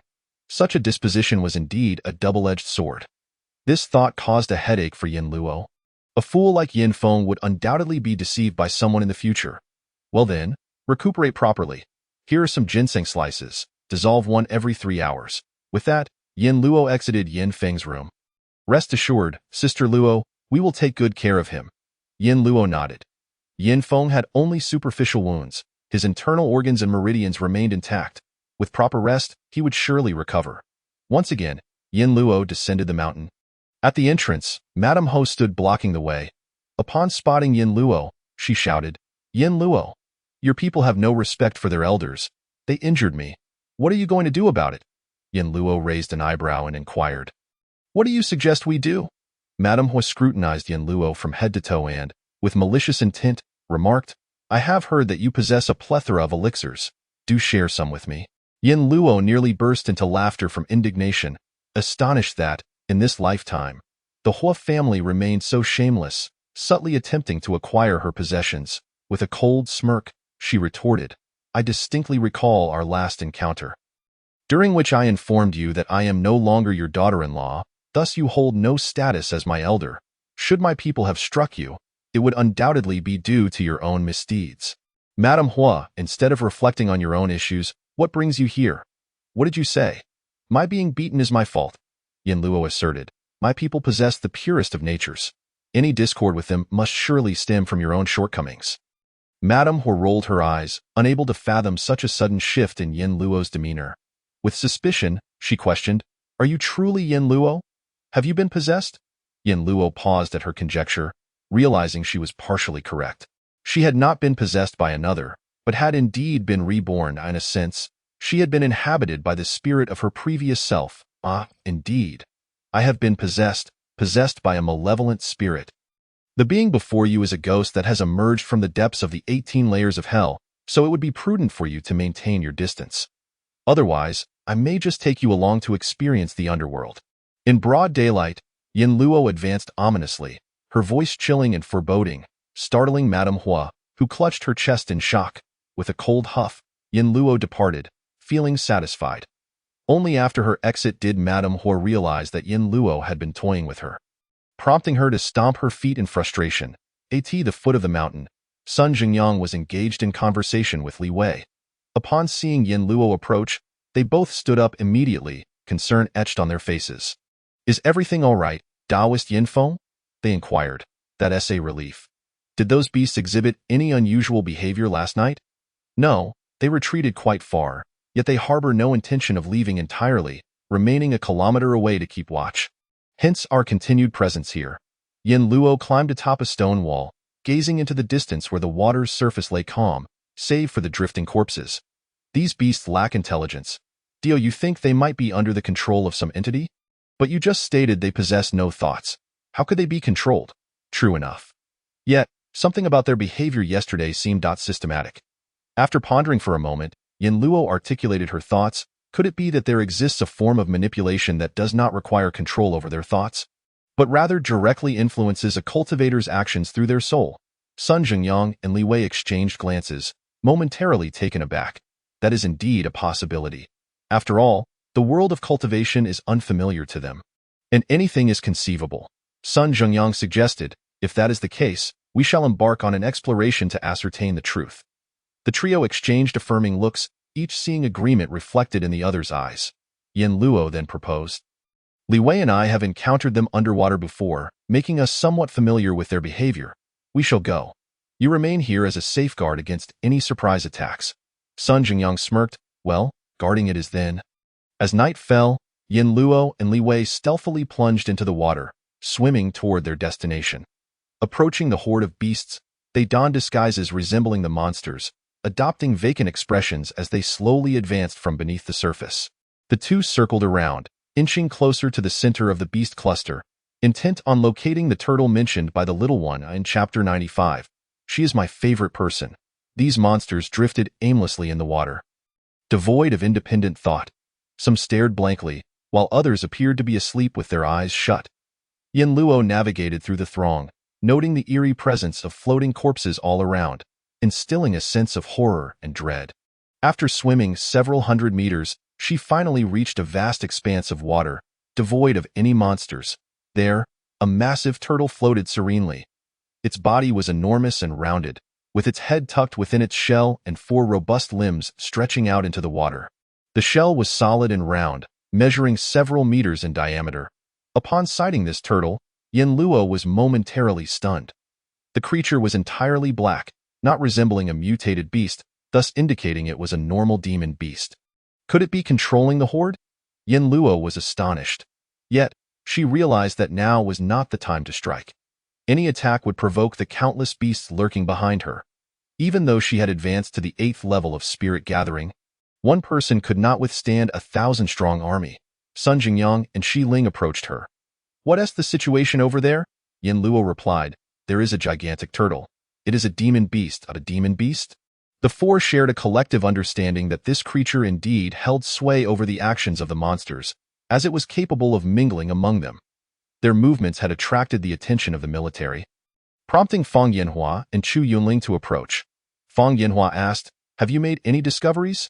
Yin Luo regarded him favorably, finding him to be quite different from the previous military commander, Zhu Ziyuan, who had been selfish and obstinate. In contrast, Fang Yanhua was open and not of ill repute. Yin Luo stated, we have reason to believe something is orchestrating these beasts' attacks. Upon hearing this, both Fang Yanhua and Chu Yunling were taken aback. To command such a multitude of beasts, that entity must possess extraordinary power. In an instant, despair washed over them. Yin Luo seemed to sense their thoughts and clarified, to command so many beasts does not necessarily indicate that it possesses overwhelming strength. It may simply possess a unique skill. Fang Yanhua remarked, even having such a skill is impressive. For now, we are unable to eliminate these beasts in the darkness. Yin Luo's eyes sparkled with determination. What if we capture the instigator behind this chaos? Chu Yunling appeared troubled. Didn't you mention that the entity is protected by the beasts? How could we possibly capture it? How can we know it's impossible unless we try? Tomorrow morning, we will fly on swords together to the center of the beast horde and see if we can apprehend it. Yin Luo, puzzled, inquired, is something the matter? Chu Yunling cleared his throat. How is Sheng Wan doing lately? Yin Luo was taken aback, not expecting him to inquire about Sheng Wan. She is doing well. That is good. Noticing Chu Yunling had no intention of leaving, she asked, has the military changed leadership? What happened to the one who attacked our Huayuan community? Chu Yunling chuckled awkwardly. He caused significant losses for the military and has been executed. Yin Luo raised an eyebrow, intrigued by the military's internal accountability. What losses did you incur, reputation? Seeing Yin Luo's puzzled expression, Chu Yunling elaborated, previously, to gather supplies, he led people to confiscate from several groups. The casualties turned us into bandits in the eyes of the citizens of Shangyang, eroding their trust in us. During a recent outbreak of plague in the base, He allocated all medications to soldiers and those willing to become soldiers, leaving the elderly, weak, and women to perish without aid. Chu Yunling sighed. He has shattered the people's trust. Yin Luo traced her fingers along the wall. Her gaze drifting into the distance. In tumultuous times, the military's greatest asset lies in the people's trust. He squandered this vital advantage and is indeed unworthy of leadership. Chu Yunling smiled. Fortunately, our leader has now become Captain Fong. He is not one of the previous connections. He is earnest and kind-hearted, with remarkable achievements, and will surely lead us to greater heights. After a moment's hesitation, he summoned his courage and said to Yin Luo, Miss Yin, Shang Luan is my favorite person. Yin Luo? She abruptly turned her head, only to see the young man had already walked away, his voice lingering in the air. I hope she can follow you and find peace and happiness. For a moment, Yin Luo found herself in a quandary, contemplating whether to relay Chu Yunling's sentiments to Shang Luan. Lost in thought, the man Hua Qinglang approached her. Having spotted military personnel and representatives from other factions searching for Yin Luo among the Hua family, he could no longer remain idle. Luo, I heard your brother was injured. Do you need a doctor from the Hua family to examine him? Yin Luo's expression soured at the sight of him, her disdain palpable. Were it not for the Hua family's potential to combat the demon beasts, she might have secretly cast him to the back mountain to appease the monsters. And no need. I have a doctor. With that, she turned to leave. Hua Qingling hurriedly stepped in front of her. Luo, are you still upset with me? My marriage to Zhou Suyu was entirely out of necessity. You are aware, of course, that our family, the Hua family, was in a dire predicament at that time, and it was imperative for us to leverage the Zhou family in order to stage a comeback. That Dai Qian as well. I was deceived by her. Yin Luo impatiently interrupted him. Mr. Hua, I speak to you earnestly. I currently possess no interest in you whatsoever. Therefore, there is no need for you to inform me about Miss Zhou.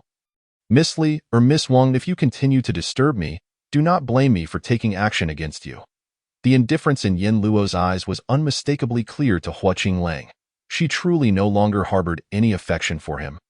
And he seemed somewhat flustered. Voice typing is quite bothersome. I long to cease updates. No, I must persevere. Chapter 96.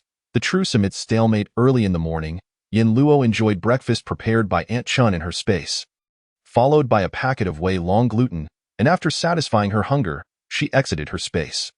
Yin Feng was already able to rise from his bed, with Baiyu supporting him as they strolled around the courtyard, soon breaking a sweat. Yin Luo handed Baiyu a thermos, saying, Please have Xiao Feng drink this chicken soup shortly. Yin Feng inquired of Yin Luo's sister, How are things down the mountain? As the palace master, I feel quite remiss not being able to share in your struggles. Yin Luo lightly tapped his head. Stop overthinking and focus on your recovery. She surveyed the surroundings and, not seeing Shang Luan, asked, Where is Shang Luan? She seems to have gone to do laundry. Sister Luo, if you need to find her, I can convey your message. After contemplating for a moment, Yin Luo decided it was best not to let outsiders know about the matter. So she waved her hand and went to find Shang Luan herself. Indeed, Shang Luan was in the back of the courtyard washing clothes, vigorously scrubbing and beating them in a large basin. Yin Luo chuckled, With such strength, don't ruin the clothes. Shang Luan looked up, and upon seeing Yin Luo, sheepishly set down the clothes in her hands. Yin Luo continued, Last night, someone approached me and spoke to me. I am unsure of his intentions, but since he mentioned you, I thought it best to inform you. Shang Luan asked in confusion, Who? What did he say? Yin Luo believed that if one harbors affection, it is wise to let the other party know. Otherwise, they might miss a chance at a beautiful connection. Moreover, that day in the secret realm's copper mirror, she distinctly saw that the one Shang Luan fancied was. Yet that person did not return her feelings. If her affections remained unchanged, she might suffer emotional turmoil in the future. It would not be amiss for her to consider others. Chu Yunling, Shang Luan exclaimed in surprise. He said, You are his favorite person. Shang Luan. The towel in her hand fell into the water with a splash. After a long pause, she gently sighed. Sister Luo, you must be mistaken. That rascal Chu Yunling has been through quite a bit with me in the army. We are good partners, comrades, friends. It is quite normal for a friend to regard another as their favorite. Yin Luo responded with an "Oh, is that so?" She herself had never experienced romance, with only Hua Qinglang, whose relationship was arranged by her parents. She was unfamiliar with the complexities of such emotions. Well, I shall take my leave now. Please look after Xiao Feng. Rest assured, Sister Luo. Today, they had decided that several of them would venture to the monster horde together. After discussing matters, Yin Luo hurriedly descended the mountain. Li Wei, Shi Ling, and Sun Jingyang were waiting there. The four entrusted their team to Feng Yinhe for command and took to the skies on their swords. In mid-air, Shi Ling spotted numerous floating corpses on the water's surface, especially where the mountains met the water, forming a grim circle of bodies. A hint of sorrow graced her beautiful eyes. Everyone was searching for their supplies, hoping to survive. If not, then so be it. How many must perish for this to cease? Sun Jingyang remarked, Fairy Shi Ling, no one is without fear of death. It is human nature. Shi Ling opened her mouth, but chose not to respond further. A kilometer away, a vast horde of monsters swarmed, densely packed like lotus leaves drifting on West Lake. Upon seeing the four figures soaring above, they roared and bared their fangs at the sky. Shi Ling felt her scalp tingle and could not help but question, so many monsters. Are we really just going to charge down? If we simply charge down, it would be akin to feeding them. The four frowned at each other. Sun Jingyang, however, remained unfazed and said, since we are here, we might as well attack a few times. So, the four unleashed a barrage of spiritual energy attacks from their respective positions, causing a vibrant display of colors on the water's surface, resembling bursts of fireworks from a distance. Despite the monsters suffering losses, their formation remained unbroken. What do you think? Sun Jingyang frowned. Their numbers are simply overwhelming. We cannot get close at all. What shall we do then? Everyone was at a loss. They could only maintain their stalemate with the horde. Yin Luo considered taking a risk to venture into the water and capture a turtle for her space. However, this was fraught with danger. If successful, she would effectively tame the monsters, but if she failed, she would be besieged by them and could only retreat to her space for safety. After all, once she entered her space, it would not move on its own. With no alternative in sight, Yin Luo did not wish to be the one to take the lead. The group decided to establish a rotating guard system, with each faction assigning some members to stand watch at the base of the mountain, ready to summon reinforcements at the slightest sign of movement from the monsters, trapped on the mountain and unable to leave. They still needed to eat. Thus, under the military's leadership, everyone began a primitive life of agriculture and labor. Although Yin Luo possessed supplies, she did not wish to stand out too much. She also began to cultivate vegetables in her small courtyard, which was already filled with crops. Once they matured, she cleared a section to plant potatoes. Chu Yunling frequently visited, often finding reasons to be near Sheng Wan, but after Yin Luo shared those words with Sheng Wan, she felt a peculiar discomfort whenever she saw him. Yin Feng's wound healed completely after a week, and he began practicing marksmanship in the courtyard daily to strengthen his body. Observing Chu Yunling's constant visits, he could no longer restrain himself. Bai Yu, why does he always seek out Sheng Wan? Bai Yu responded, they are comrades. It has been years since they last met, so there must be much to discuss. Yin Feng then asked Bai Chengze, what do you think? I'm just a child. I don't know, Bai Chengze replied. Yin Feng turned to Lin Sijia, who cryptically stated, in this bustling world, all are driven by self-interest. He must have ulterior motives toward Sheng Wan. Yin Feng raised an eyebrow. What interest could Sheng Wan possess? She has neither wealth nor power. Lin Sijia sighed deeply, Brother Yin Feng. For men, women are not solely about power and wealth. There are other aspects as well, such as, for instance, women can fall in love and bear children. Yin Feng suddenly leapt to his feet, causing everyone to stare at him in astonishment. Realizing his outburst, he awkwardly rubbed his nose and muttered, no way, with Sheng Wan's masculine demeanor, can she really be in love? Lin Sijia replied, why not? Have you not noticed that Sheng Wan has been looking quite lovely lately? Her short hair has grown long enough to reach her shoulders, so a woman adorns herself for the one she cherishes. Lin Sijia felt utterly powerless, wondering if these individuals never read romance novels or watched romantic dramas. Chapter 97. What Qinglong's poison. The evening sun cast a warm glow upon Sheng Wan as she watered the vegetables, imbuing this sturdy woman with a hint of gentleness. Yin Feng approached with a bucket of water. Sheng Wan smiled, I've finished watering. You need not linger any longer, go on, Dado. Yet he lingered for a moment, hesitating to depart. Sheng Wan, puzzled, inquired, why are you still here? After a moment's hesitation, Yin Feng quietly asked, why has that Chu Yunling been coming to find you so often lately? Sheng Wan saw no issue with it, replying, he is my comrade. We are good friends. I thought he might be pursuing you, Yin Feng remarked. Upon hearing this, both fell silent. realizing that their friendship had yet to reach a level where they could discuss each other's feelings. Shang Luan, forthright as she was, did not hold it against Yin Feng for prying. Instead, she said, "You are overthinking it. We are just good buddies. If he were pursuing me, would that not imply something more intimate between us?" Yin Feng found her words amusing. That is true. Shang Luan is more of a man than most men. Shang Luan was thoroughly vexed by this statement. "Goodness, your praise is hardly flattering." The following day, Yin Feng encountered Chu Yunling, who arrived carrying a carp, claiming it was for Shang Luan's nourishment. Curious, Yin Feng asked, "Captain Chu, isn't your team busy? How can you afford to come here every day? You might as well speak to Captain Feng about joining us as a disciple of the Fuguang Palace." Chu Yunling chuckled. "Palace Master Yin, do not jest. If Captain Feng were to learn of my intentions, he would surely break my legs." Yin Feng bluntly questioned, "You do not harbor feelings for Shang Luan, do you?" Chu Yunling hurriedly glanced around before responding. "You noticed? Only Shang Luan remains oblivious. It vexes me to no end. You are her superior. Perhaps you could speak to her on my behalf. I told Yin Luo about it, but I don't know what she conveyed." Yin Feng took 3 steps back, refusing. "Why on earth would I meddle in your affairs?" He ascended the stairs, feeling disheartened. Such leisurely moments did not last long. Half a month has passed, and the monsters have finally launched another assault. The inhabitants of the mountain can cultivate their own sustenance and avoid hunger, yet the monsters are solely reliant on human flesh. As before, those at the foot of the mountain steadfastly defend the stone walls, while Yin Luo and Li Wei venture into the enemy's rear. After a day of fierce combat, neither side emerges unscathed. Following the third wave of the monsters' attack, they unexpectedly retreated entirely. Sun Jingyang pursued the fleeing horde on his sword, discovering that they had descended southward into another city.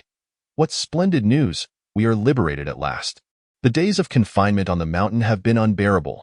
We can now venture forth to gather supplies," proposed Hua Qinglang, to which Fang Yinhao readily concurred. In their ranks, victory would surely be celebrated with feasting and revelry.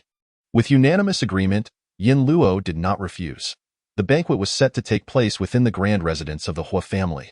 Since the monsters had retreated, Hua Qinglang felt he had lost all purpose for living. Today, Yin Luo donned a black dress, steeling herself to exact vengeance for her past life. Meanwhile, Hua Qinglang was also preparing for the evening. The banquet, leaders from various factions gathered at a single table. Despite the apocalypse and the scarcity of resources, a sumptuous spread of 10 dishes adorned the table, with wine provided by the Hua family. Yin Luo gazed at the liquid in her cup, a sardonic smile creeping across her lips. "Hua Qinglang, how despicable you are, poisoning the wine." She feigned ignorance and drained her cup, but in reality, she enveloped the wine with her spiritual energy and discreetly expelled it when no one was watching. Believing his scheme successful, Hua Qinglang signaled to the steward behind him, who immediately understood. 10 minutes later, Yin Luo clutched her head, feigning dizziness. "You all continue drinking. I need to step outside for a moment." Upon her departure, the Hua family's steward hurriedly followed. In the garden, Yin Luo pretended to faint, prompting the steward to summon help to carry her into a small room. Just as the steward attempted to exit, Yin Luo suddenly awoke, seizing him by the throat and lifting him effortlessly.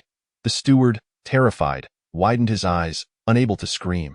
Yin Luo threatened, "What poison did Hua Qinglang give me? If you dare to shout, I will sever your tongue." With that, a dagger materialized in her other hand. The steward trembled, cautiously stating, "I swear, there was no poison. Our young master offered you only the finest wine. Still withholding the truth, are we?" Yin Luo pressed a hand over his mouth to silence him while the other gripped his shoulder tightly. The room filled with the sound of cracking bones, and the steward broke into a sweat from the pain. "Will you speak?" Despite being a loyal servant of the Hua family, he remained silent. Yin Luo then produced a needle and traced it between his fingers. "Speak now, or I shall let you experience the agony of 10 fingers connected to the heart." With that, she plunged the needle into his fingertip. The steward, gagged, nearly fainted from the pain. Yet Yin Luo showed no intention of relenting. "Speak, and I will cease." It was not until the 5th finger that the steward finally cracked. He blinked at Yin Luo, and she released his mouth. Trembling, he stammered, "Yes, the love potion." Yet, he continued to defend Hua Qinglang. "Miss Yin, you were once married. It is only natural for our young master to seek such intimacy." "Natural?" Yin Luo scoffed. amusement mingled with outrage. She had initially considered sparing the stewardess' life, but his vile thoughts incited her wrath, and she drove the dagger deep into his heart. Noise erupted outside shortly thereafter. Hua Qinglang called out twice, and upon receiving no response, stealthily entered the room. The woman he so ardently desired lay on the bed, utterly limp. Hua Qinglang sneered, "Ha, you pretentious woman, how do you feign modesty? What does it matter if you refuse me? You are now lying here in my bed. Let us see how you continue your charade." As he approached, undressing, he leered, "A woman like you, entwined beneath me, must be quite exhilarating." The servants outside, hearing the commotion, chuckled as they departed. "Yin Luo, I shall ensure you become solely mine, making you repulsive to all other men. I wonder who will desire you henceforth." On June 17, I received a vote from Little Dream Demon King, as well as votes from Book Friends 20230618359, CA, and Rufeng 20220713100724888, Schwerer, Candy, and Ru Ing Suishing. Just then, Hua Qinglang lunged at her like a ravenous wolf. At that moment, Yin Luo's eyes flew open, sparkling like brilliant gems in the night. With a swift kick, a sound akin to a bursting balloon echoed, followed by the man's agonized screams piercing the darkness.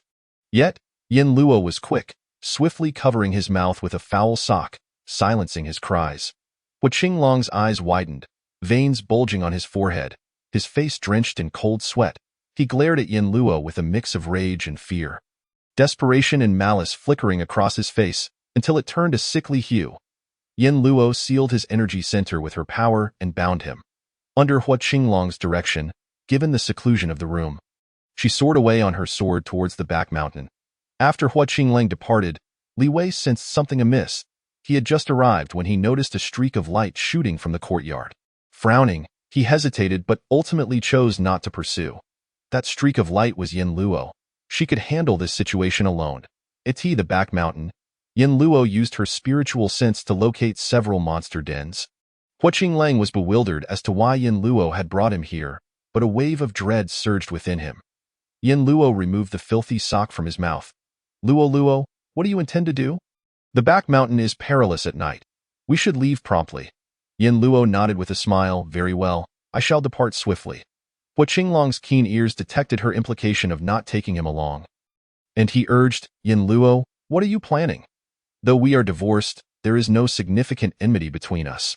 Why would you wish to harm me?" "No enmity. You just attempted to drug me. Does that not count as enmity?" Hua Qinglang's eyes flickered. "That was merely an unsuccessful attempt. Now that you are awake, it's not a matter worth mentioning. The law of the land won't hold me accountable." Yin Luo raised an eyebrow, coldly retorting, "Should I not have awakened then?" "Ha!"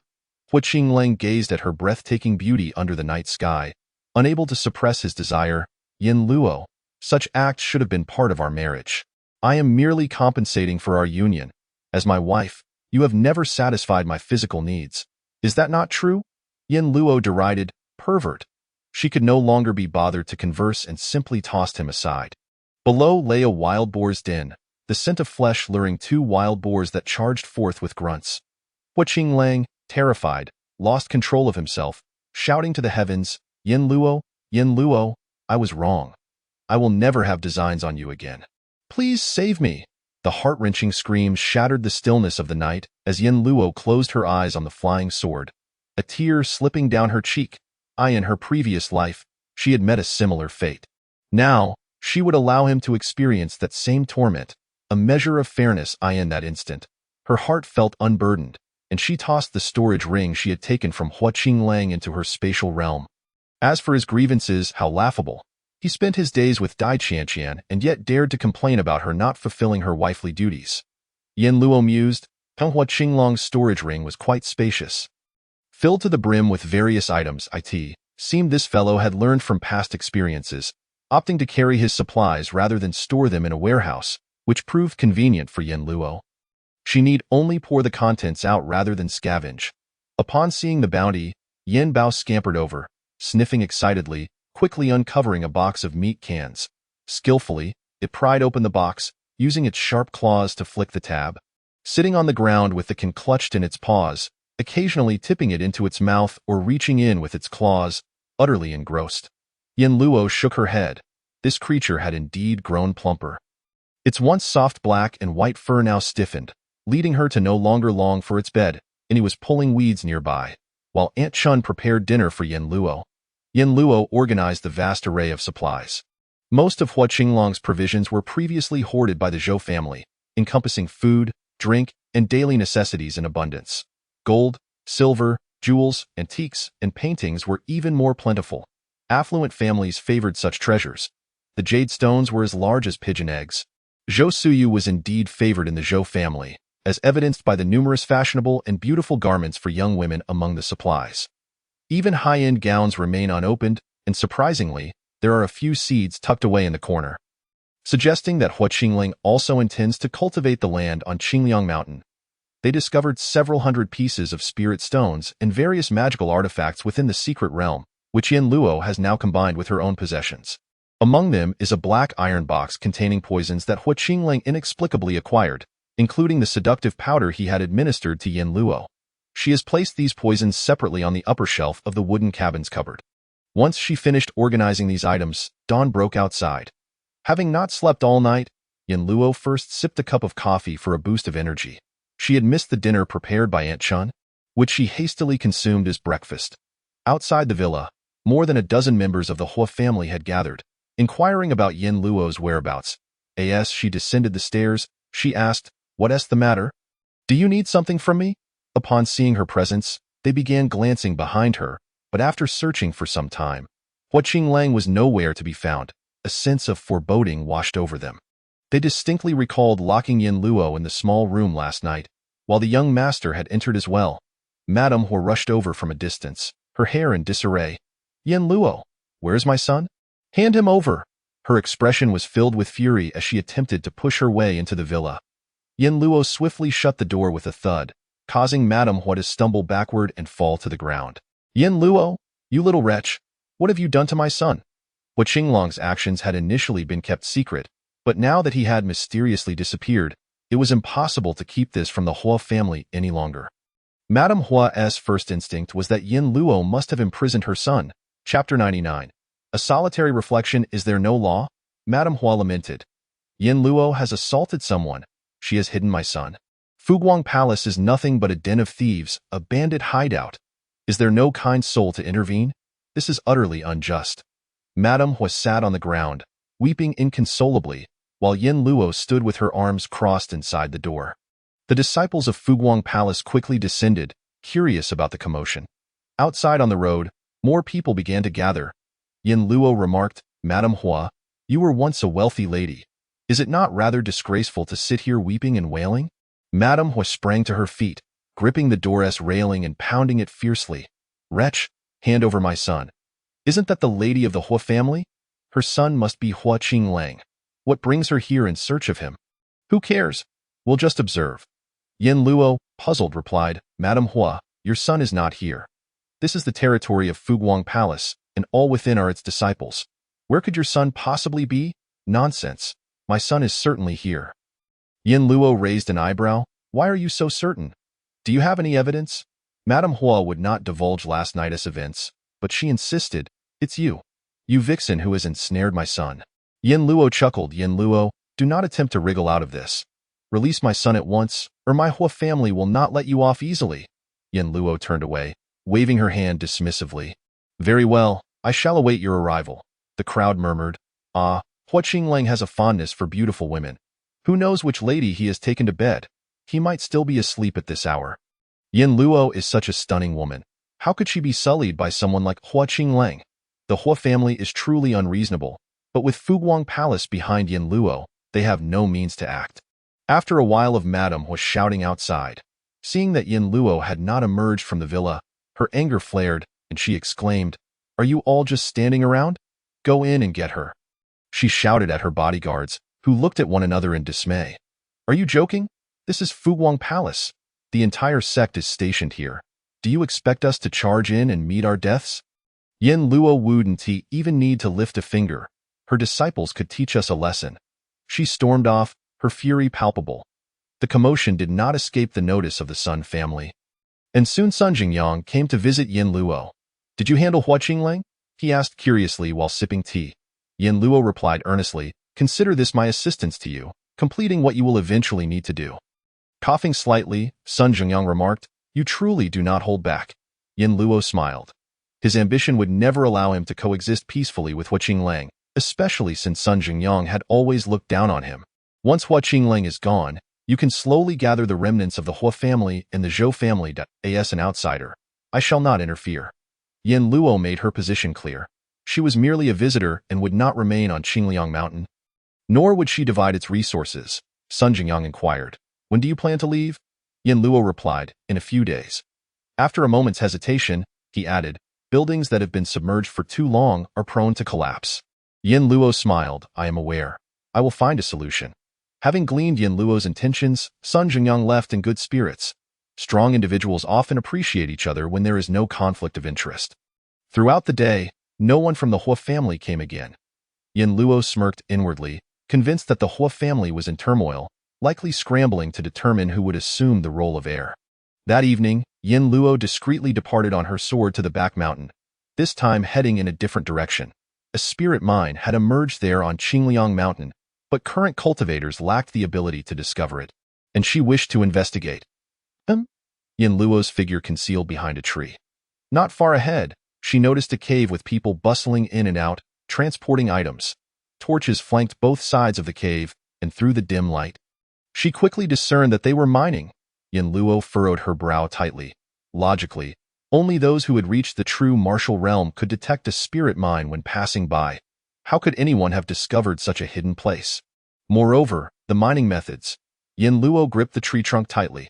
She had always found Sun Jingyang peculiar. It seemed he knew far more than he let on. Upon reflection, could it be that Sun Jingyang was also reincarnated? Yin Luo took a sudden step back. If that were the case, it all made sense. She decided to disregard the spirit mine. Since it had already been exploited by the Sun family, she could not intervene. Upon returning to the villa, Yin Luo immediately instructed her companions to pack their belongings. The next morning, they bid farewell to Sun Jingyang. He was puzzled. "So soon? Did you not say a few days?" Yin Luo replied, "My heart longs to return." As she was leaving, Li Wei also came to see her oft. Half jokingly, he said, "Yin Luo, you've come here. Why not join me? We can take different paths but reach the same destination." Li Wei suppressed the disappointment in his heart. How could they be the same? The difference between initiative and passivity was vast. "Yin Luo, where will you go next?" he sighed. This parting felt uncertain, and he had no idea when they would meet again. He did not even know where Yin Luo would be in the future. Yin Luo smiled as she boarded the ship, waving to everyone, "Oh, not worry. Now that I have established Fuguang Palace, I shall not allow it to wither away. You will certainly hear from me in the future. One day, Fuguang Palace will be renowned across the land." As the large ship gradually sailed away, Li Wei stood atop the stone wall, watching the figures on the deck shrink into mere specks. Today's farewell felt like a vast distance between mountains and rivers. With communication severed, he wondered if they would ever have the chance to meet again. Underneath his blue robe, Li Wei clenched his fists. Suddenly, the sound of a sword slicing through the air echoed behind them, and when they looked up, they found Li Wei chasing after the departing ship. Yin Luo stood on the deck, contemplating her next steps, when she suddenly heard the sound of the wind. Looking up, she saw Li Wei landing directly opposite her. Surprised, she asked, "Li Wei, why are you here?" "I wanted to ask where you will go after leaving Huayuan community. After we break through the true martial realm, we can spar. I find my wrist to be quite unreliable. After a bit of exertion, it becomes weak and soft, hardly able to hold firm for 3 minutes." Chapter 100. Little Shue's Happy Life. The last sentence came out of Li Wei's mouth in a rush. Yin Luo was taken aback. No wonder he could cultivate to the pinnacle of the first cultivator in his previous life. Look at his awareness. Now at the 8th layer of the gathering spirit realm, he was already contemplating matters beyond the true martial realm. She smiled. "I currently have only a preliminary plan. I might go to that place in the future, but I'm not certain." "What place?" Li Wei asked. Seeing his earnest attitude, Yin Luo replied, "Lianfeng." "Lianfeng?" Li Wei pondered this location for a moment before suddenly feeling delighted. "Is that the Lianfeng in Jiangnan?" Yin Luo nodded. She had been planning to establish a sect for Fuguang Palace there. "Very well, Yin Luo, train diligently, and next time we will truly spar. With that, Li Wei took to the skies on his sword and left. In the cabin, Yin Feng and a few others were eavesdropping. Once Li Wei departed, Yin Feng remarked, "He came all this way. I thought it was something urgent, but it turns out he was just here to challenge my sister." Shang Wan scoffed, equally incredulous. "Indeed, what a madman." Lin Sijia tugged at Bai Chengze, pulling him to the back. "Why are you dragging me?" he asked. Lin Sijia replied, "The adults are all busy. What are you doing standing there like a child?" Bai Chengze rolled his eyes, exclaiming, "You are 2 years younger than me?" Lin Sijia retorted, "I never claimed I wasn't a child." "We are both children, you fool." Bai Chengze harbored a distinct dislike for his cunning sister. The already murky and chaotic waters of Shangyang City became even more desolate after being invaded by a horde of monsters. Corpses floated everywhere, some reduced to mere bones, infested with visible maggots. Some bodies were surrounded by 7 or 8 monstrous birds, while others were besieged by a dozen rats, their remains gnawed to pieces. Yin Luo inquired of Shang Wan, "Did Chu Yunling tell you where their military is heading?" Shang Wan nodded. "They are heading north. The nearest plateau to Shangyang City lies to the north. All surviving humans in the vicinity will eventually converge there. The military's decision to go there is the wisest choice." Yin Luo asked, "Did he invite you?" "What would I do in such a remote place? Sister Shang is now an elder of our Fuguang Palace, and she played a significant role in its establishment." Shang Wan cast a sidelong glance at him. "What business do children have in this conversation?" Yin Feng, feeling stung, stood up angrily. "Shang Wan, I am the palace master." Both Shang Wan and Yin Luo were momentarily taken aback, unsure of what had just transpired. Observing their reactions, Yin Feng realized they had dismissed his words, prompting him to storm off in a huff. Shang Wan awkwardly glanced at Yin Luo, who chuckled as they entered the corridor, where the damp and putrid odors assaulted their senses, causing several girls to nearly retch. They had resided on Qingliang Mountain for nearly a month, and although it was merely a temporary abode, the environment was infinitely superior to that of Huayuan community. Shu Tianqiu, accompanied by several male disciples, ascended the stairs first, spraying disinfectant and air freshener everywhere. Yin Luo remarked, "The decor of room 1801 is impressive. There is hardly any odor inside." When she initially renovated, she had not anticipated bringing a group with her. She had assumed it would only be herself and Yin Feng. Had it just been the two of them, there would have been no need to claim a territory. Even if the building were to collapse in the future, they could retreat to the plateau, which would have been rendered habitable by then. Sparing them from labored eye in hindsight, she mused that the solitary life was far easier. One person fed meant no one went hungry. But now, she had to consider the needs of Fuguang Palace. Despite this, Yin Luo felt no trepidation. She set up dehumidifiers and air fresheners in her room before heading to the rooftop. On the rooftop, Xiao Shui was engaging in friendly interactions with Shang Wan's 2 robust black sheepdogs. The soft, white Xiao Shui was sniffing around the rear of the sheepdogs, left and right. Shang Wan's 2 sheepdogs, the elder named Dahe and the younger Arii, had long, narrow heads with brownish-yellow fur, their eyes framed in deep black, exuding an air of fierceness upon first glance. Xiao Shui chased after Dahe, while Arii pursued Xiao Shui, and the 3 canines spun around in a carefree manner. Yin Luo wondered at the depth of their camaraderie. Was it perhaps due to their status as comrades? Suddenly, Xiao Shui sprang forward with surprising agility, causing the proud Dahe to tumble to the ground. Without hesitation, Xiao Shui bravely mounted him, his body quaking vigorously. Witnessing this, Yin Luo could not help but understand the truth. True comrades indeed. Feeling quite embarrassed, Yin Luo descended the stairs, only to encounter Shang Luan in the corridor. Shang Luan, puzzled, asked, "Sister Luo, why have you come down again?" Yin Luo's cheeks flushed slightly as she replied, "I went to the restroom. Please inform everyone to reconvene in 10 minutes. "Oh," Shang Luan remarked, glancing upward in confusion. Sister Luo isn't usually one to linger in the restroom. 10 minutes later, laughter and chatter resonated from the rooftop as Yin Luo finally made her way up. She instinctively glanced towards the corner, where the 3 dogs were now lying side by side, remarkably well behaved. Yin Luo mused, how will such a delicate boy like Xiao Shui manage life with 2 strong and fierce partners? The 2 sheepdogs had already mutated into monstrous beasts, allowing them to communicate with one another. Although Yin Luo could converse with Xiao Shui, he could choose to keep secrets from her if he wished. "Sister Luo, everyone has arrived," Shang Wan announced. Yin Luo nodded, setting up a table before them, laden with several tomes of secret techniques, a complete sect cannot rely solely on martial prowess. We must develop comprehensively. Hence, I intend to teach according to each individual's aptitude. You will take turns studying the texts, and if anyone finds a particular area of interest, feel free to approach me to register. Each cultivator should be adept in alchemy, talisman crafting, formation drawing, and weapon forging, as these constitute foundational skills for cultivation.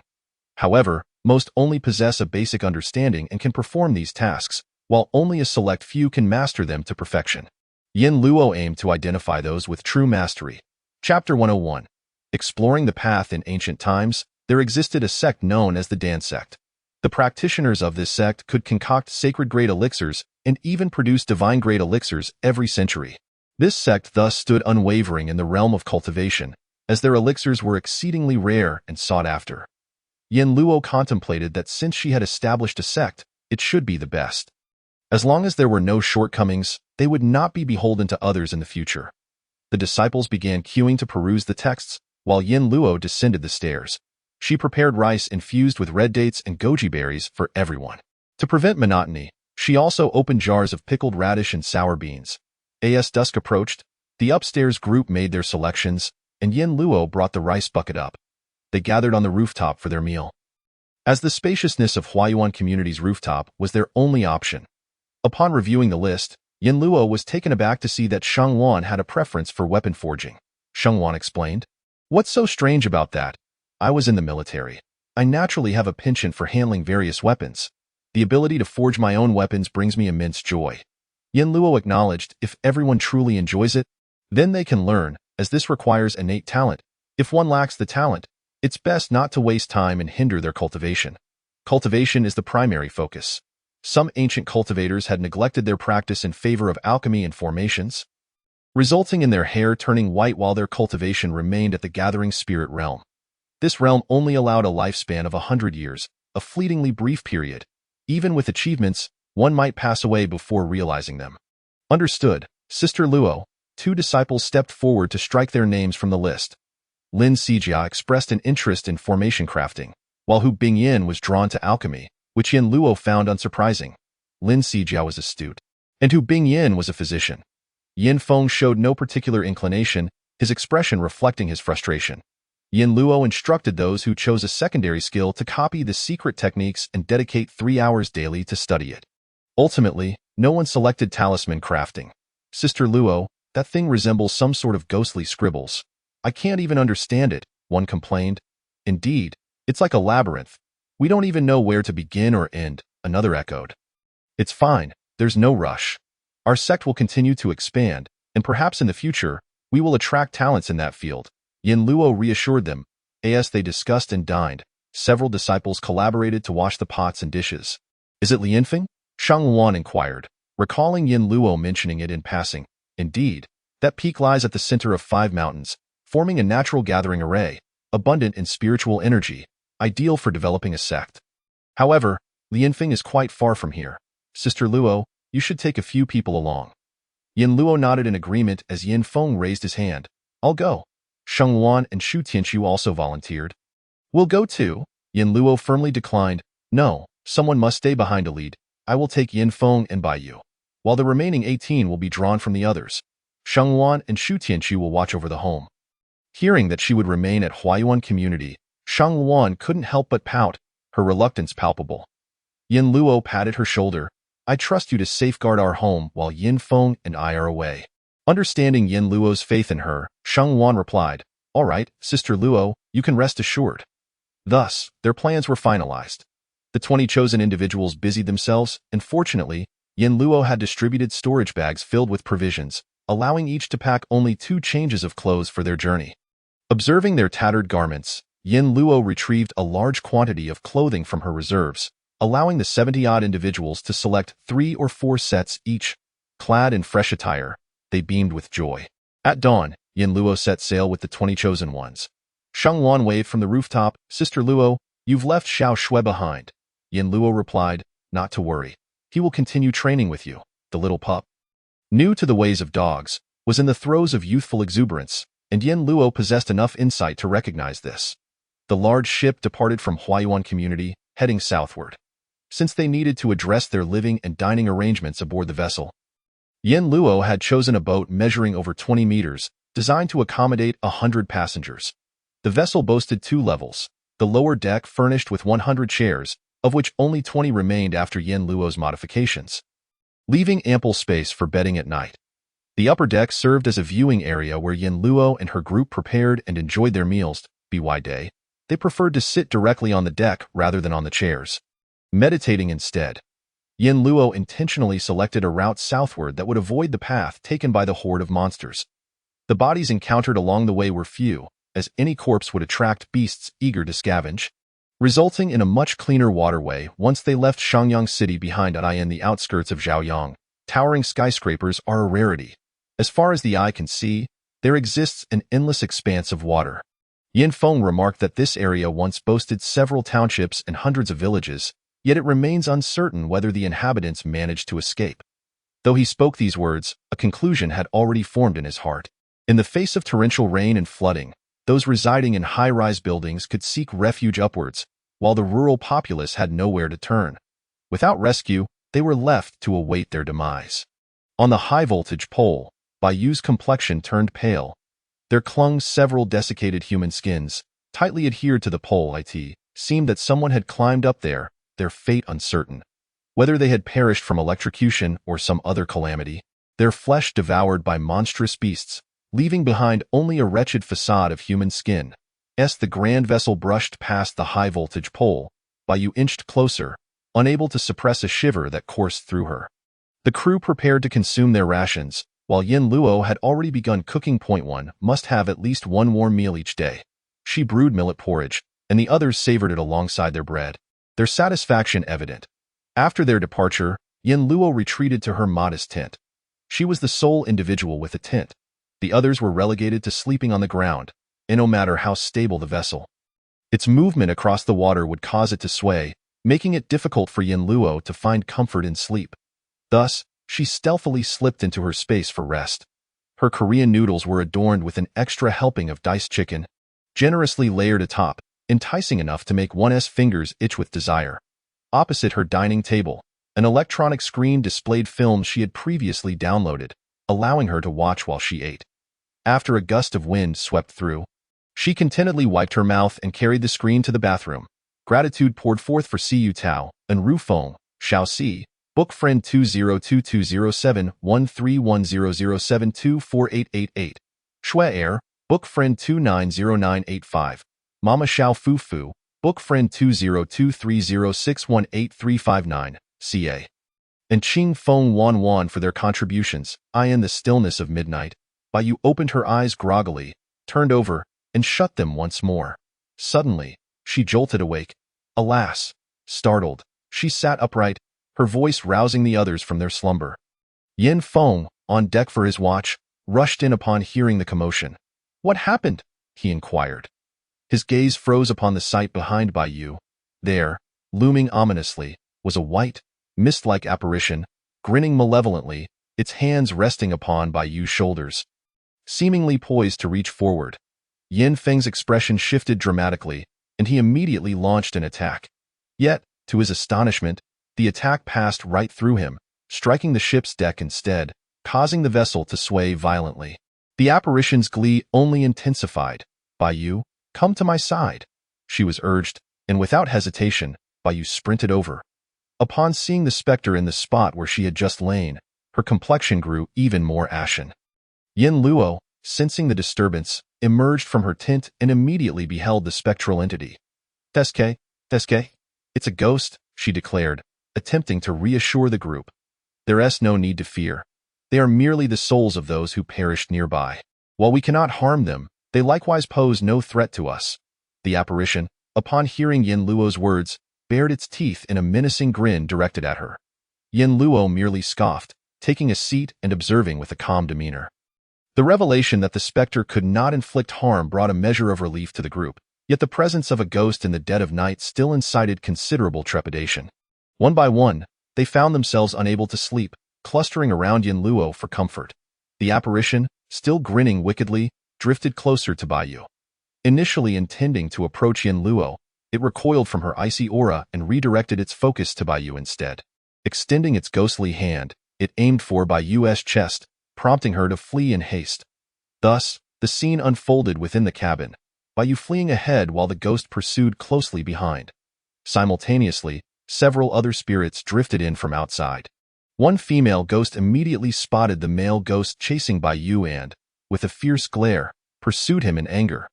The male ghost, caught off guard by her arrival, found himself entangled with her in a swirling mass of indistinguishable smoke. Bai Yu let out a sigh of relief, while the others watched in stunned silence. A female disciple remarked, "Indeed, even when hanging on the wall, men cannot behave themselves." These spectral figures roamed freely within the cabin, some curiously sniffing the contents of a pot, feigning intoxication, while others gathered in small groups, critiquing the beauty aboard the vessel. A particularly plump woman fixated on Yin Feng. Truth be told, Yin Feng was a handsome man whose low emotional intelligence was his downfall. Standing at 6 feet tall, with a sturdy physique and a sun-kissed face, he drew the ghost's attention, prompting her to poke his belly with glee. Yin Feng. The others, startled, he hastily fled. Bai Yu surveyed the cabin filled with spectral figures. Noting that their numbers were only increasing, she could not help but ask, "Sister Luo, is there truly no way to make them vanish?" Yin Luo replied, "There is a method. They fear light as long as we ignite a bright bonfire. We can drive these spirits away. However, lighting a fire in the darkness would also expose our position from afar." Bai Yu inhaled deeply, "Then let us forego that option. Let us watch the show." These ghosts, though initially fearsome in appearance, posed no substantial threat. Yet the unknown remained a source of apprehension. Bai Yu and another female disciple, Yang Qingru, sat together, gripping each other's arms tightly.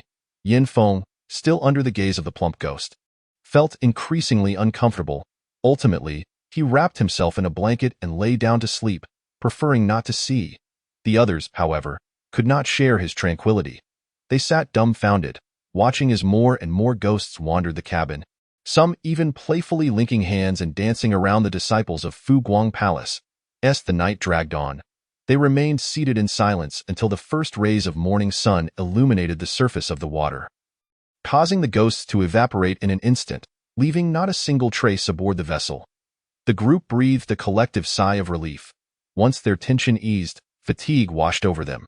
Yin Luo suggested, "Let us all retire for the night, leaving 2 to stand watch." "Thank you, Sister Luo."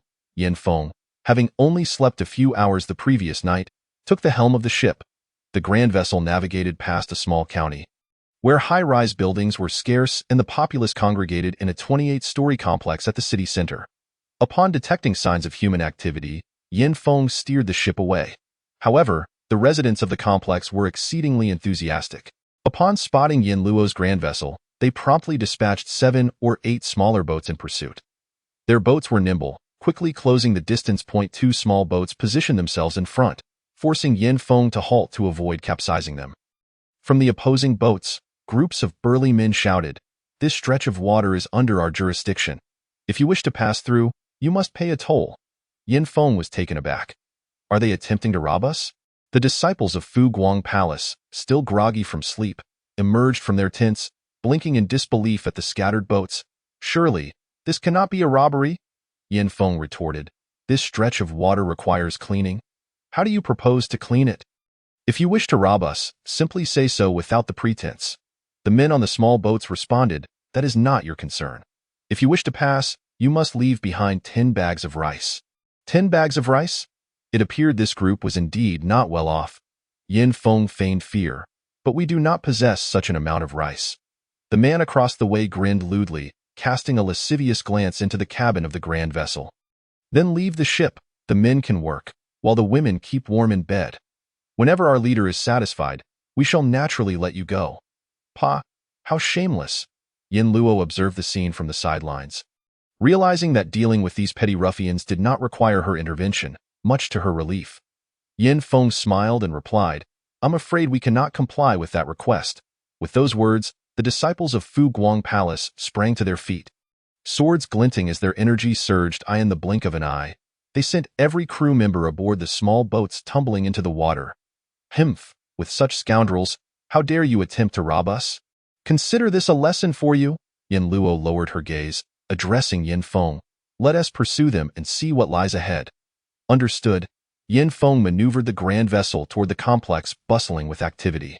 The disciples of Fuguang Palace, eager for action, stowed their boats and submerged themselves, swimming toward the complex. This marked the first time Fuguang Palace undertook a mission independently without Yin Luo's involvement. Yin Luo soared to the rooftop on her sword, where the unfolding events below became crystal clear. Chapter 103. The Mountain Village. This complex comprised 5 buildings, each rife with chaos. Standing atop the roof, Yin Luo could occasionally hear the anguished cries of women from beneath her feet, causing her brow to furrow in discontent. She detested witnessing women suffer at the hands of men who exploited their power to commit the most heinous acts. Those she encountered would undoubtedly face death. Underwater, 20 disciples of Fuguang Palace divided into 5 teams, each tasked with clearing one building. Yin Luo observed as they reached the entrance, swiftly dispatching the guard before stealthily entering the stairwell. Soon, sounds of conflict echoed through the corridors. Bai Yu and Yang Qingru, both intolerant of scoundrels, though assigned to different groups, eliminated every foul man they encountered without mercy. Ultimately, Fuguang Palace eradicated all the ne'er-do-wells within the complex, leaving behind only those of good nature. Young man, thank you. I am eternally grateful.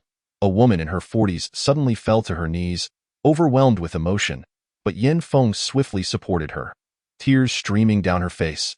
She exclaimed, "Thanks to you, we will no longer have to." Her voice faltered, and she shyly embraced her 15-year-old daughter, whose body bore bruises and whip marks. Yin Feng draped his coat over the girl, reassuring her, "Do not be afraid. From now on, you must strive to live for yourselves in the community." Only over 50 women and 20 men remained. Yin Feng declined the supplies they offered and departed with the disciples of Fuguang Palace. Above, the group continued to kneel in prayer, their figures silhouetted against the horizon until the ship's shadow vanished from the water's surface. Yin Luo pursued the grand vessel with her sword. The ship traversed the waters for 10 days before finally arriving at the foot of a mountain, where the sight of land ignited a spark of hope in everyone's eyes. During these past few days, they had encountered apparitions each night, nearly driving them to the brink of nervous collapse. "Sister, shall we rest on the mountain for a day?" "Certainly." Yin Feng steered the boat closer to the mountain's base, and after securing it, they ascended the mountain path. The presence of a trail suggested that someone resided here. "I wonder who they are. I hope they are not ill-intentioned. What harm can they do? We are here to uphold justice and vanquish evil." In recent days, they had dismantled several criminal organizations, earning the gratitude and respect of the oppressed, which further fueled their resolve.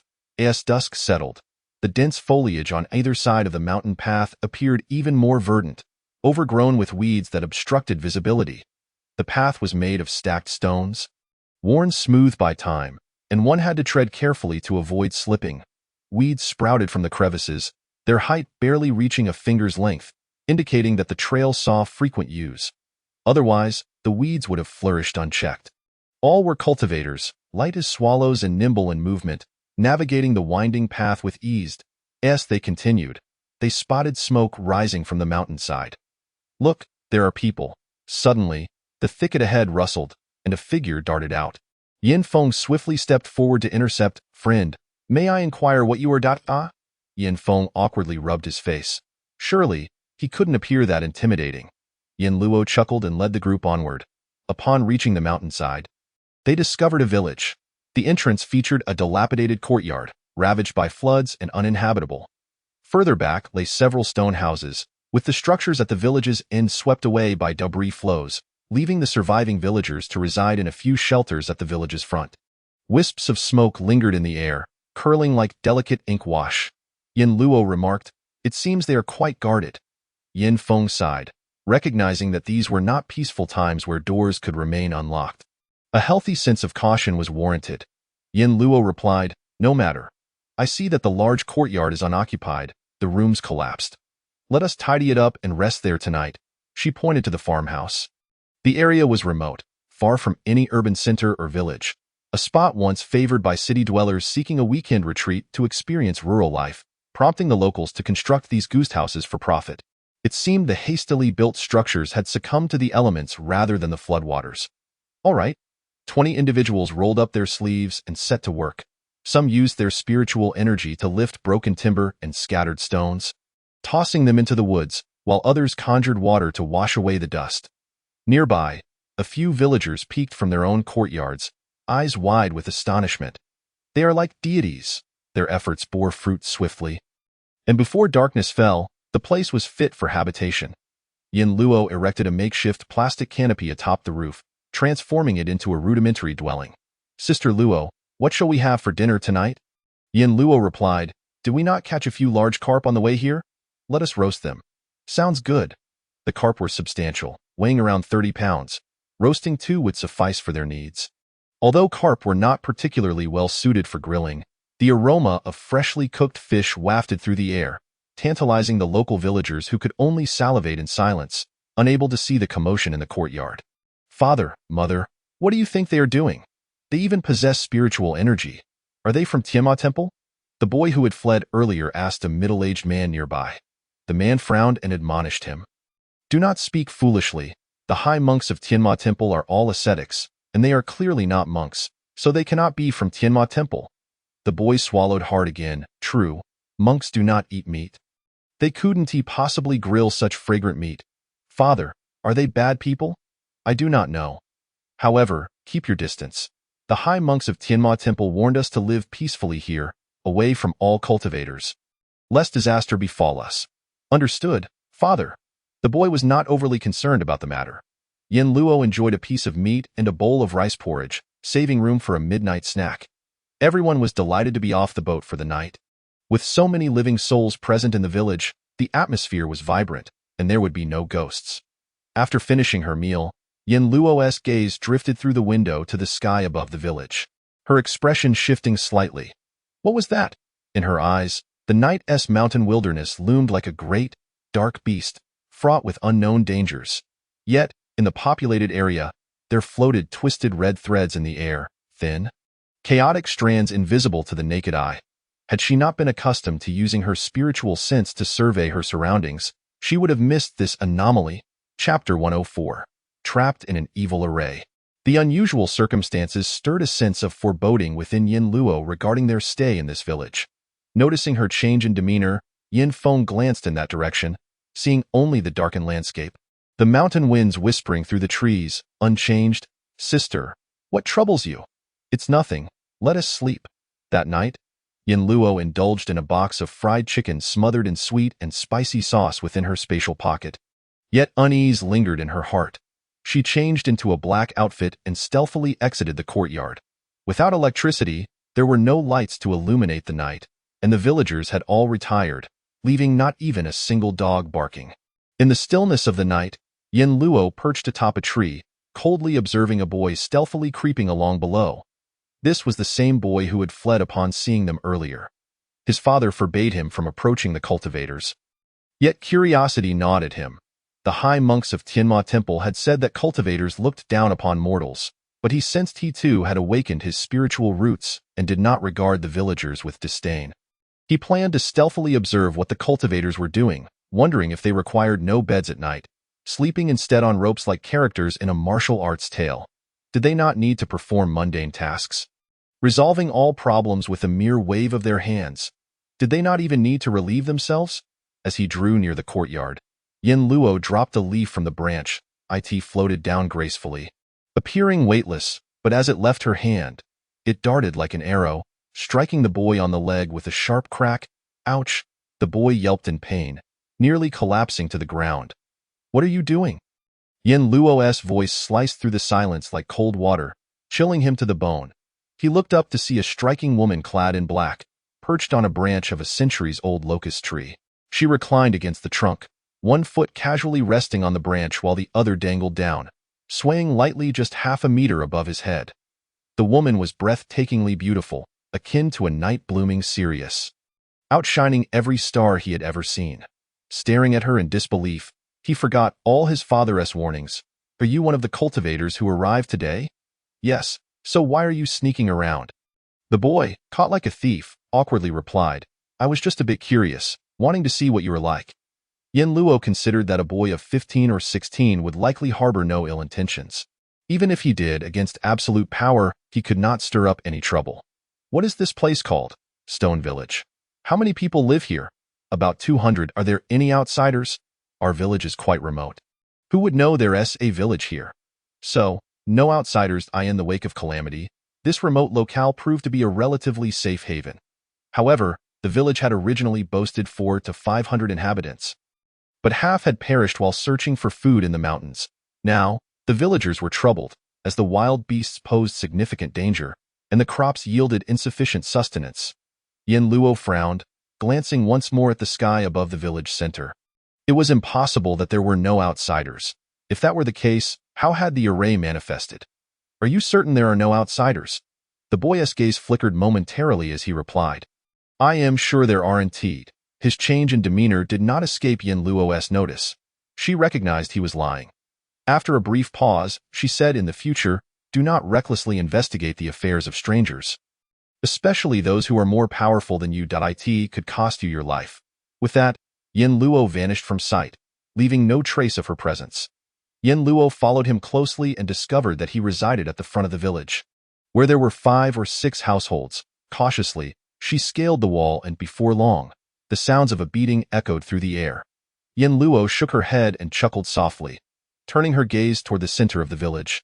She recalled that if she had not been mistaken earlier, the boy's forehead had already borne a faint red mark, suggesting that the formation above was indeed in effect. Yin Luo mused that they must leave this place of turmoil at dawn to avoid further troubles. The next day, Yang Qingru and Bai Yu had already prepared porridge early in the morning. Yin Luo stretched and emerged to eat, only to be momentarily stunned upon seeing everyone. Each of them bore a small red on their foreheads, so minuscule that it was nearly imperceptible to the naked eye. This was akin to the villagers. Yin Luo's expression turned cold. What is going on? Bai Yu, sensing her anger, felt a twinge of anxiety. Yin Luo took a deep breath, striving to suppress her inner fury, and said, it seems we have fallen into a formation. At a formation? Yin Feng hurriedly approached, asking, Sister, what kind of formation is it? Why don't we feel anything? Yin Luo pondered for a moment before explaining. This is likely an ancient evil formation that siphons the essence and cultivation of others to enhance its own. The one who set it up can thus rapidly increase their cultivation without having to endure the arduous path of cultivation. I once read in an ancient text about a large evil sect that killed tens of thousands to elevate their own power. As she spoke, Yin Luo's demeanor grew grave and her pace slowed. The others wore expressions of both anger and fear, and Bai Yu inquired, are we currently being drained of our essence and cultivation? Yin Luo nodded solemnly. Upon hearing this, everyone nearly collapsed onto the ground. What should we do? Must we break the formation? Yin Luo confirmed, indeed. They had not anticipated that they were now tied to the villagers by the same fate. Yin Luo tentatively led the group out of the village. They could leave, but the marks on their foreheads remained, and as long as those marks persisted, their circumstances would be affected wherever they went. How do we break this formation? We don't even know where it is set up. If we don't know, we should go out and investigate, Yin Luo replied. The villagers likely lack the capability. It must be outsiders. We should explore if there have been any recent arrivals and where they have gone. We can trace our steps from the places they have visited. Considering the boy's aversion, she added, do not ask directly. Approach it indirectly. Chapter 105. The troublesome villagers. Yin Luo had still underestimated the villagers' insularity. Yin Feng and Li Jia knocked on the door of the first house at the village entrance. 5 minutes later, a man cautiously opened the door, revealing only his head. What do you want? He grumbled impatiently, his disdain evident. Yin Feng explained, we are merely passing through and would like to borrow a place to stay for a few days. The door slammed shut with a forceful thud. Yin Feng and Li Jia exchanged bewildered glances. What on earth? Their vigilance is excessive. They tried several more households, each yielding a similar response, until they reached the boy's home. The boy yelled from behind the door. What do you want? Yin Feng replied. We wish to borrow your pot. Of course, we want to take it for free. We can offer you a bucket of instant noodles. Behind the door, the boy's eyes lit up. Instant noodles. Those were the only items left in the village's small supermarket, which had long since run out of supplies. Having seen Yin Luo the night before and finding her amiable, he assumed they all must be good people. Wait a moment, I'll go get it, he said. Before long, the door swung open, and a blackened iron pot was handed out. Elijah took hold of the pot. While Yin Feng casually offered a bag of braised beef noodles in exchange, he then inquired nonchalantly, "Why don't you have any food? Is it because you don't have contact with the outside world?" The boy replied, "It's all flooded outside. How can we make contact?" Yin Feng remarked, "That sounds dire. There isn't much to eat in the mountains. How do you manage?" The boy explained, "My father and the others go hunting in the mountains. If they don't catch anything, they dig for wild vegetables. The mountains are always better than the flooded plains. They can at least gnaw on tree bark, but the plains are completely barren." Yin Feng continued, "Don't outsiders ever come to bring you food?" "No, they just come to look. They don't bring anything." "Who are you referring to?" The boy suddenly fell silent and hurriedly said, "Brother, remember to return the pot soon." He then shut the door. That day, they made little progress. The villagers were decidedly unwelcoming. With their numbers, the meat they had was insufficient, prompting Yang Qingru to cook another large pot of porridge. Each person received a piece of meat and a bowl of porridge. The fresh mountain meat, when roasted, released an enticing aroma, and with Yin Luo's array of seasonings, pepper, cumin, and chili powder, the fragrance wafted throughout the village. This made the villagers, who were subsisting on wild vegetables, envious to the point of losing their appetite. Their grilling meat. How outrageous! How dare they feast in our village? Exactly, they occupy our village and consume our resources. That's not entirely fair. They hunted in the mountains, not our livestock. But what they catch means we can't. Isn't that just a way of monopolizing our resources? The villagers gathered in homes that had not been destroyed by the mudslides. In some larger houses, 3 or 4 families resided together, while in others, walls had collapsed, allowing 7 or 8 families to roam freely. The tantalizing aroma drew their complaints. The high monk said that there are no good people among the outsiders. "Why are you still defending them?" Those who had spoken up for the Fuguang Palace fell silent. "What if we drive these cultivators away? Do you think the high monk will see our loyalty and reward us with some divine medicine? They are cultivators, can't you see? They can effortlessly throw a big stone with a wave of their hand. So what? Maybe they're just putting on a show for us. If they were truly powerful, they would have already stormed into our homes rather than suffer outside."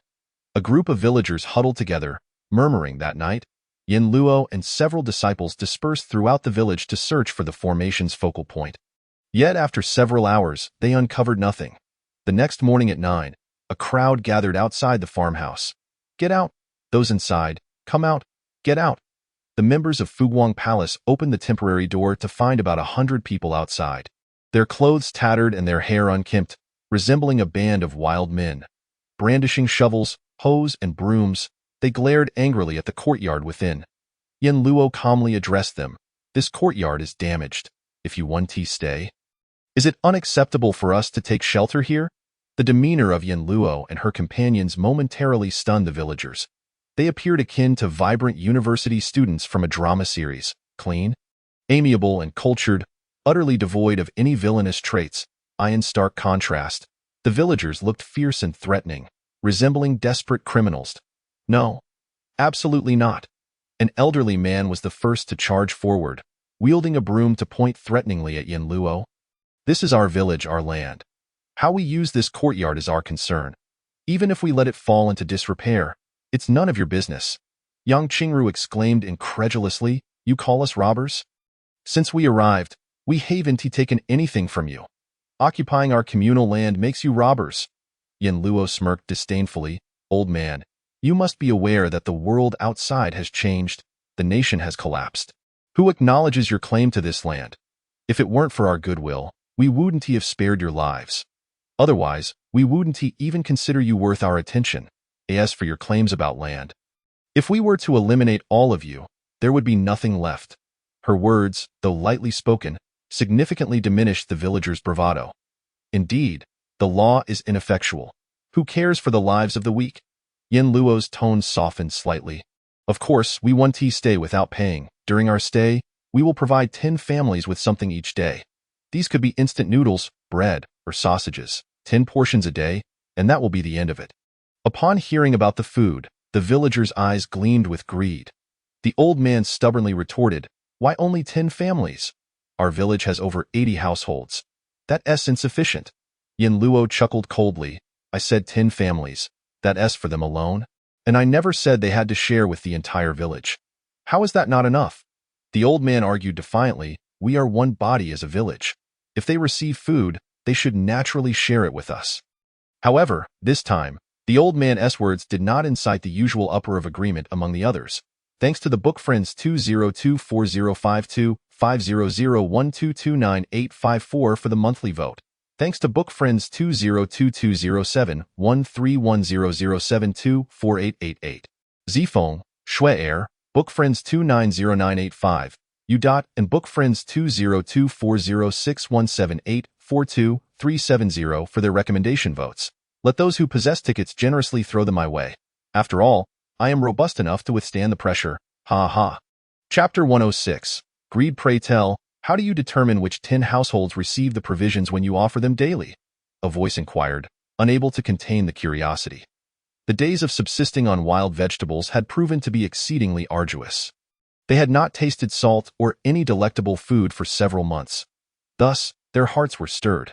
Yin Luo smiled faintly. Naturally, it will be based on affinity. Since we are newcomers and are unaware of whom to bestow these gifts upon, I shall take this opportunity to distribute them now, thus saving myself a visit to your homes later. With that, Yin Feng entered the dwelling and emerged with 5 boxes of instant noodles. The elder grumbled, "How stingy. Only 5 boxes. I expected at least 10. Indeed, such meager offerings are hardly sufficient to satisfy our village." Others echoed in discontent.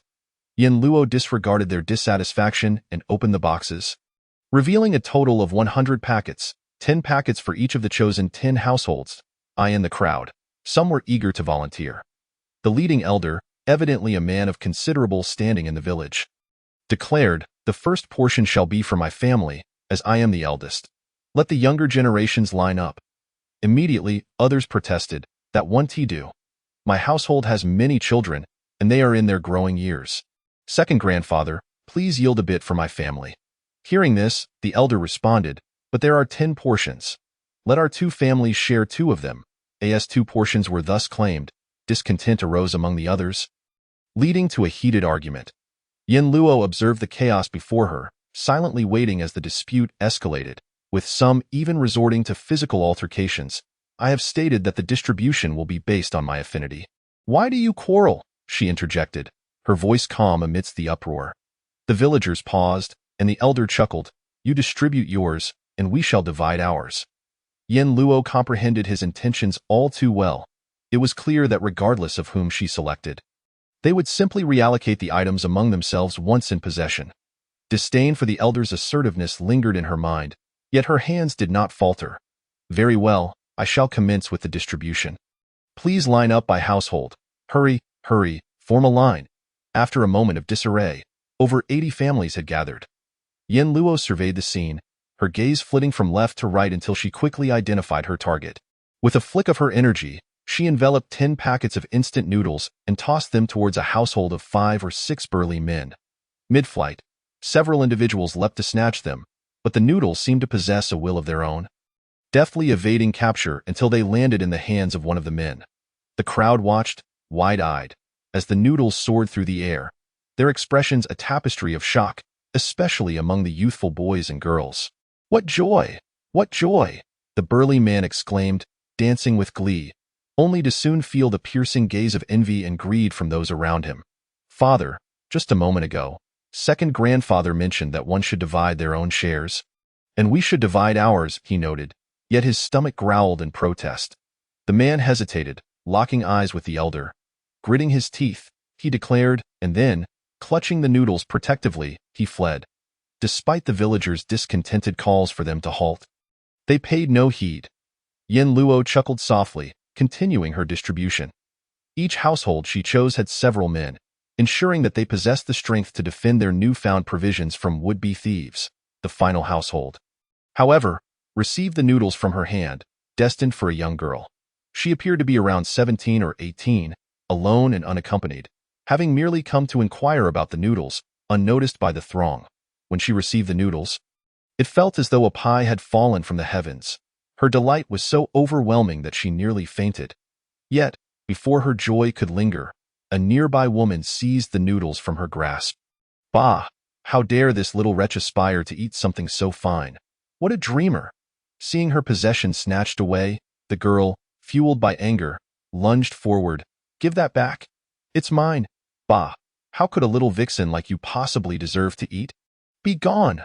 The elder, witnessing that Yin Luo had distributed all the noodles without granting him even a single packet, felt a surge of indignation.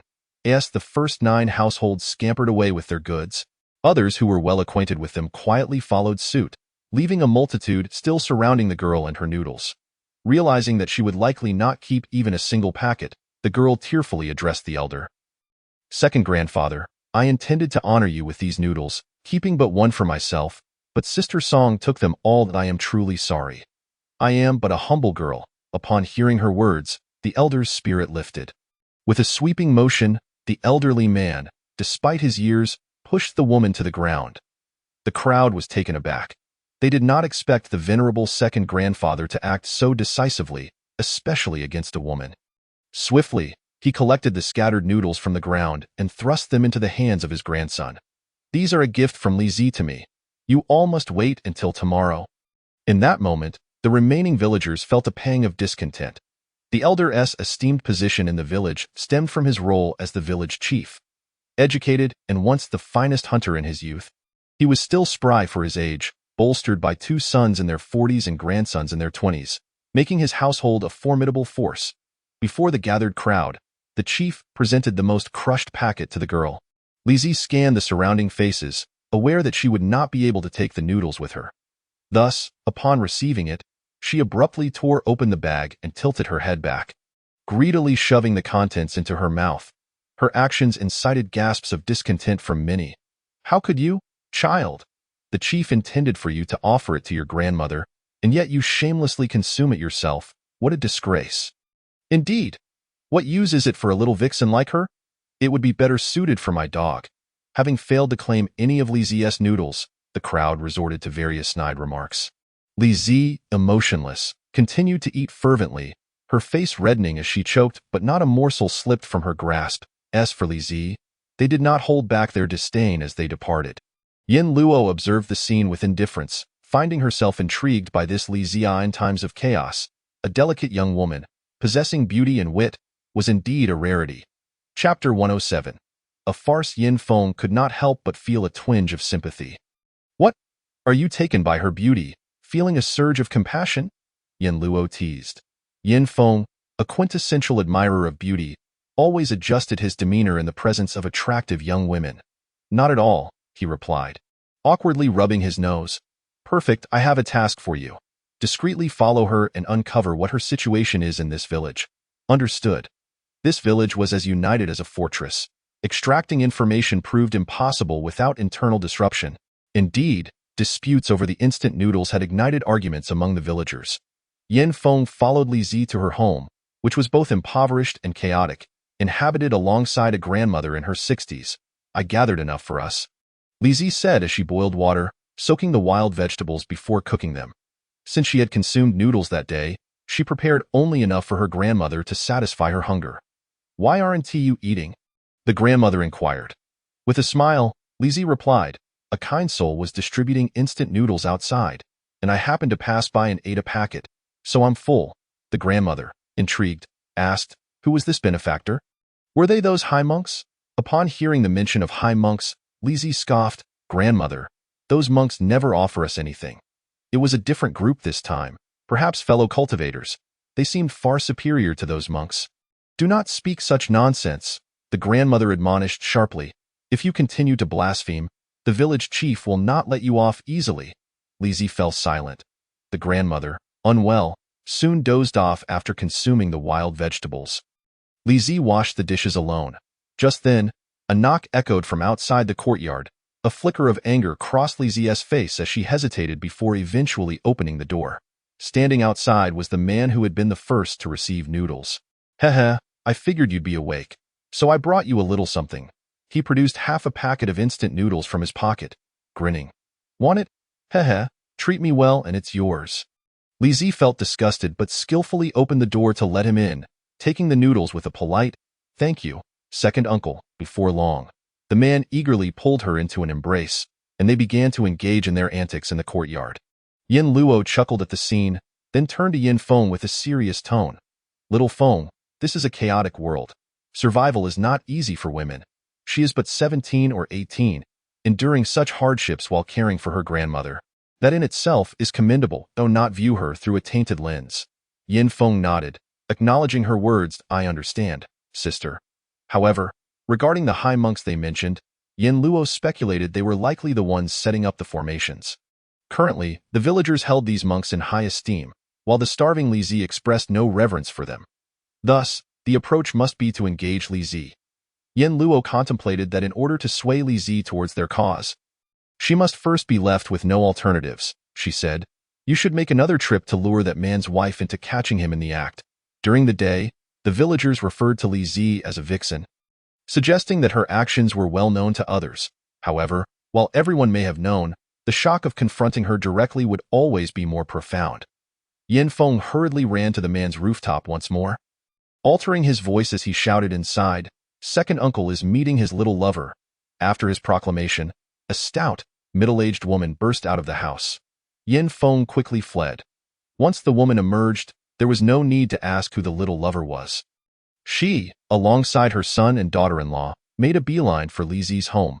After some time, by the time they reached Li Zi's doorstep, the man had already finished his escapade and was now affectionately caressing Li Zi's delicate hand. The woman kicked open the courtyard door, catching the two in the act. You shameless vixen! How dare you seduce my husband?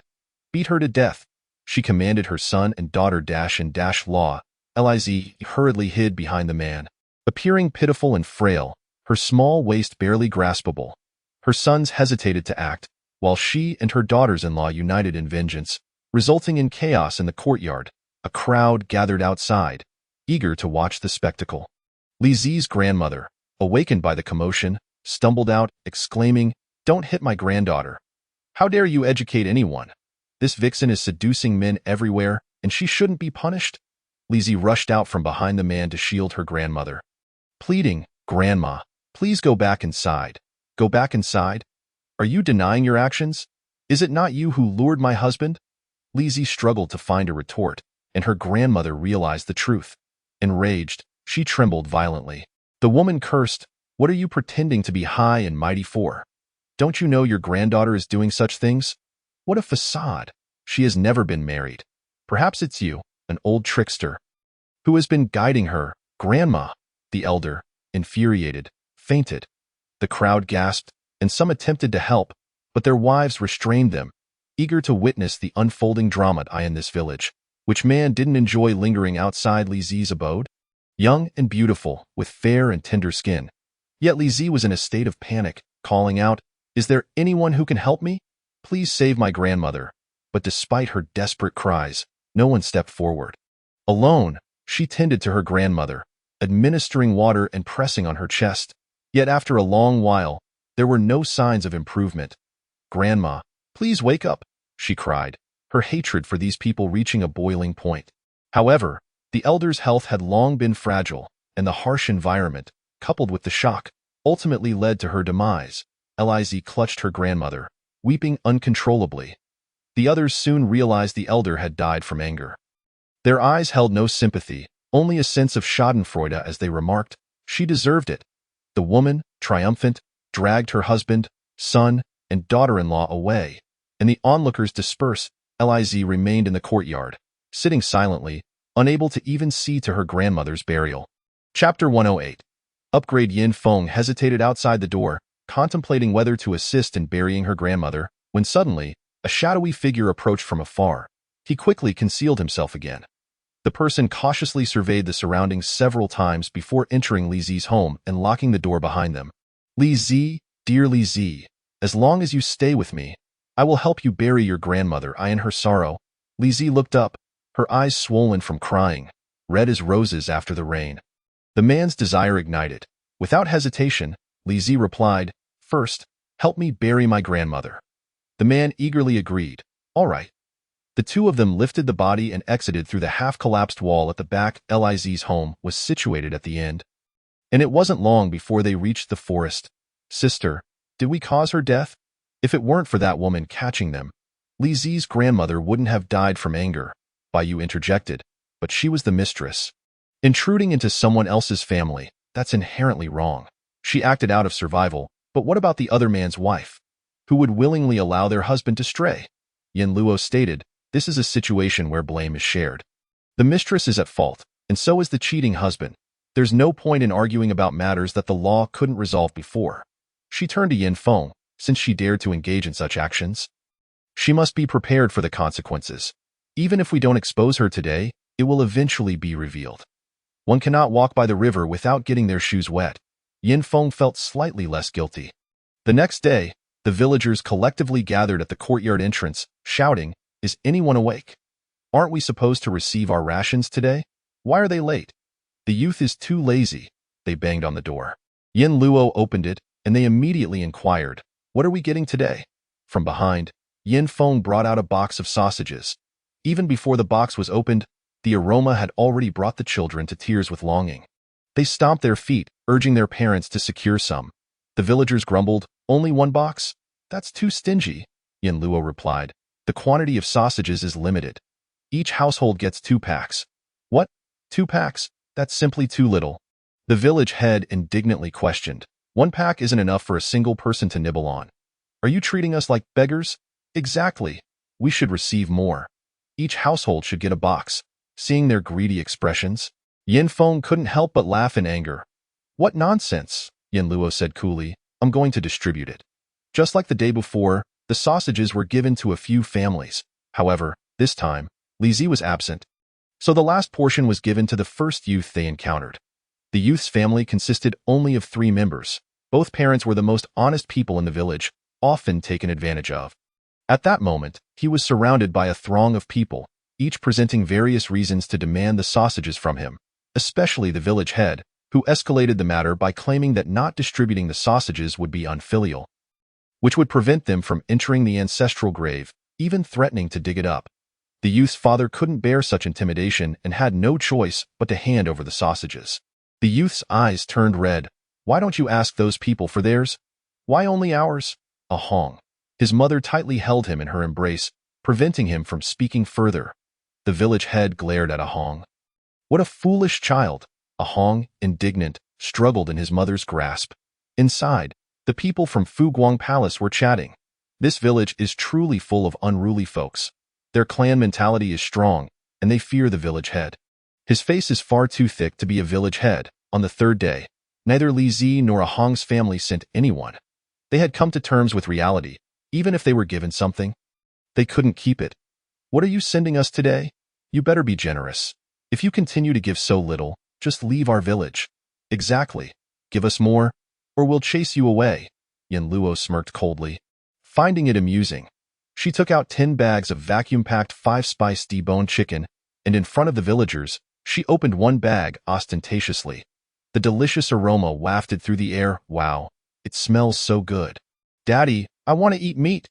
Yin Luo leisurely tore off a chicken leg. "This chicken is truly delectable. It's a local specialty. Look, it's so tender that it falls off the bone.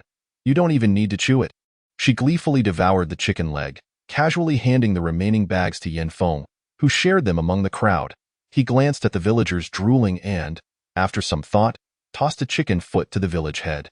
The village head eagerly caught it and stuffed it into his mouth, the flavor exploding in his mouth, his eyes widening in delight. "Grandpa," his grandson looked at him with reproachful eyes. However, he hadn't eaten flavorful meat in over 6 months. So he paid no mind to his grandson. He devoured it greedily, even chewing the bones as he looked at the 10 bags of chicken on the ground. An insatiable desire shone in his eyes. After finishing her chicken leg, Yin Luo licked her fingers. Her actions prompted the crowd to lick their lips. "Today, I don't want to worry about anything. I only have these chickens for you to distribute yourselves." As soon as she left, the crowd surged forward, surrounding the chicken on the ground. "I got here first. This is mine. I'm stronger. It's already in my arms. Hey, how can you be so shameless, stealing 2 bags? Give me one." A man was punched to the ground by another, and his chicken was snatched away. "You scoundrel, I'll kill you." Several men began fighting over a single bag of chicken, and the women, seeing this, rolled up their sleeves and charged in, grabbing each other's hair. The old village head, positioned at the front, had managed to snatch 3 bags for himself. In the past, no one would dare to compete with him. But now, Everyone was blinded by greed. A young man in his 20s suddenly dashed in from behind, seizing a bag of roasted chicken while the village chief was oblivious, and swiftly made his escape. "You little rascal, you scoundrel! Stop right there!" A Hong, perched atop his own roof, witnessed the audacious act as the thief devoured an entire chicken, followed by a loud belch. A Hong's eyes brimmed with envy, nearly brought to tears. Meanwhile, in front of the courtyard, the flames of conflict had reached the village chief, as one person initiated a brawl over the roasted chicken in his possession, prompting others to join in. The village chief angrily shouted, "You bunch of insolent wretches, how dare you steal from me? But second grandpa, you've already had a chicken leg. Can't you let us have this bag? Just because I'm old doesn't mean I shouldn't enjoy a chicken leg. If you keep this up, I'll have you expelled from the family tree." "Well, let me eat my fill first, then we can talk." The onlookers from Fuguang Palace peered through the window cracks, unable to suppress their frowns. Though they were the instigators of this turmoil, it seemed these people were rather easy to provoke. Yin Luo paid no heed to their ruckus and continued to distribute supplies for 2 more days. During this time, violent skirmishes had erupted over the loot, leaving several injured. The atmosphere in the village grew increasingly tense, and neighborly relations soured. Even at the home of the orphan Li Zi, no men had visited for a full day and night. Yin Luo glanced at Yin Feng and said, "Go take some food to Li Zi." "Why should I go?" Yin Luo replied. "Just go, Dado." Yin Feng, carrying the provisions prepared by Yin Luo, stealthily made his way to Li Zi's home. Li Zi had been surviving on the meager offerings from men and the wild vegetables she foraged. With no men visiting for the past 2 days, she had subsisted solely on vegetable soup. Her stomach pressing against her back. Knock, knock, knock. Yin Feng tapped on the door. Assuming it was one of the men, Li Zi tidied her face and opened the door. With a creak, the door swung open. Under the moonlight stood a clean-cut man in a white shirt and sky-blue jeans. He was tall and slender, his delicate face radiating an unparalleled purity and warmth. Upon seeing her, his gaze flickered momentarily before quickly returning to normal. "Are you a cultivator from outside?" "Yes, my surname is Ya," and Liz was taken aback. How could such a clean and outstanding man stand at her doorstep? Yin Feng continued, "I've come to bring you some food." "May I come in?" Lizzie hesitated for a moment before responding, "Yes." However, once in the courtyard, Yin Feng did not proceed further. He placed the plastic bag on the ground and opened it, saying, "You girls must love sweet treats. So I brought you some bread. I thought you might enjoy it. Cooking instant noodles would create too much of a smell and might attract unwanted attention, so I only brought some simple snacks. There are also some sandwich cookies, cheese, cookies, and chocolate." He meticulously introduced each item, his earnest expression exuding an irresistible charm. As Lizzie gazed at the assortment, tears welled up in her eyes at that moment. Regardless of his intentions, he was unlike anyone else. He had considered her situation, providing her with simple, easily concealable snacks that were less likely to be stolen by others. After finishing his introduction, Yin Feng looked up to find Lizzie standing there in tears. Startled, he hurriedly pulled a pack of tissues from his pocket and handed it to her. "What's wrong? Don't you like these things?" Observing his anxious demeanor, Lizzie's hardened heart softened. She declined the tissues, instead hastily wiping her face with her sleeve. "No, I really like them. Thank you." She lifted her gaze to meet Yin Feng's, her hands gradually moving towards her collar, reaching for her buttons. Yin Feng's brow twitched intensely until he realized what she was attempting to do. "No, please." He leaped back in alarm, exclaiming, "Miss, I didn't mean it like that, did I? I'll be going now." With that, he fled in a panic. Lizzie stood frozen, her hands still poised at her buttons. Soon, a self-deprecating smile crept across her face. How could someone like him, a gentleman of such refinement, ever look her way? He must simply be feeling pity for her. Closing the door, Lizzie gathered the food from the ground and, that very night, dug a deep pit in her room to bury it. "So, did you manage to glean any information?" Yin Feng. He awkwardly scratched the back of his head. "Oh dear. I was so startled when I saw her unbuttoning that I ran away without even speaking to her." Yin Luo rolled her eyes. Knowing full well that the task had not been accomplished, Bai Yu teased, "Were you too busy admiring her looks?" Yang Qingru chuckled, "Our little palace master is so handsome. Surely he could employ the beauty trap." "Beauty trap?" Yin Feng raised an eyebrow, casting a doubtful glance at Yin Luo. Yin Luo smiled silently. Yin Feng's temper flared. Sister, are you pulling my leg? Yin Luo replied. The beauty trap is one of the 36 stratagems. We have nothing to be ashamed of. Besides, they are providing the most scarce resources in these troubled times. Yin Feng pouted. Let us wait until tomorrow. In the dead of night, several villagers gathered furtively. The old village chief addressed them. Folks, what are we fighting for day in and day out? We are neighbors. They are outsiders. If we eliminate those people from the courtyard, won't all their belongings become ours? Indeed, then we one team need to steal. We can just divide it up. Heh, what about those women? Can we keep them? The old village chief shot him a glare. Pathetic. The men exchanged glances, murmuring among themselves.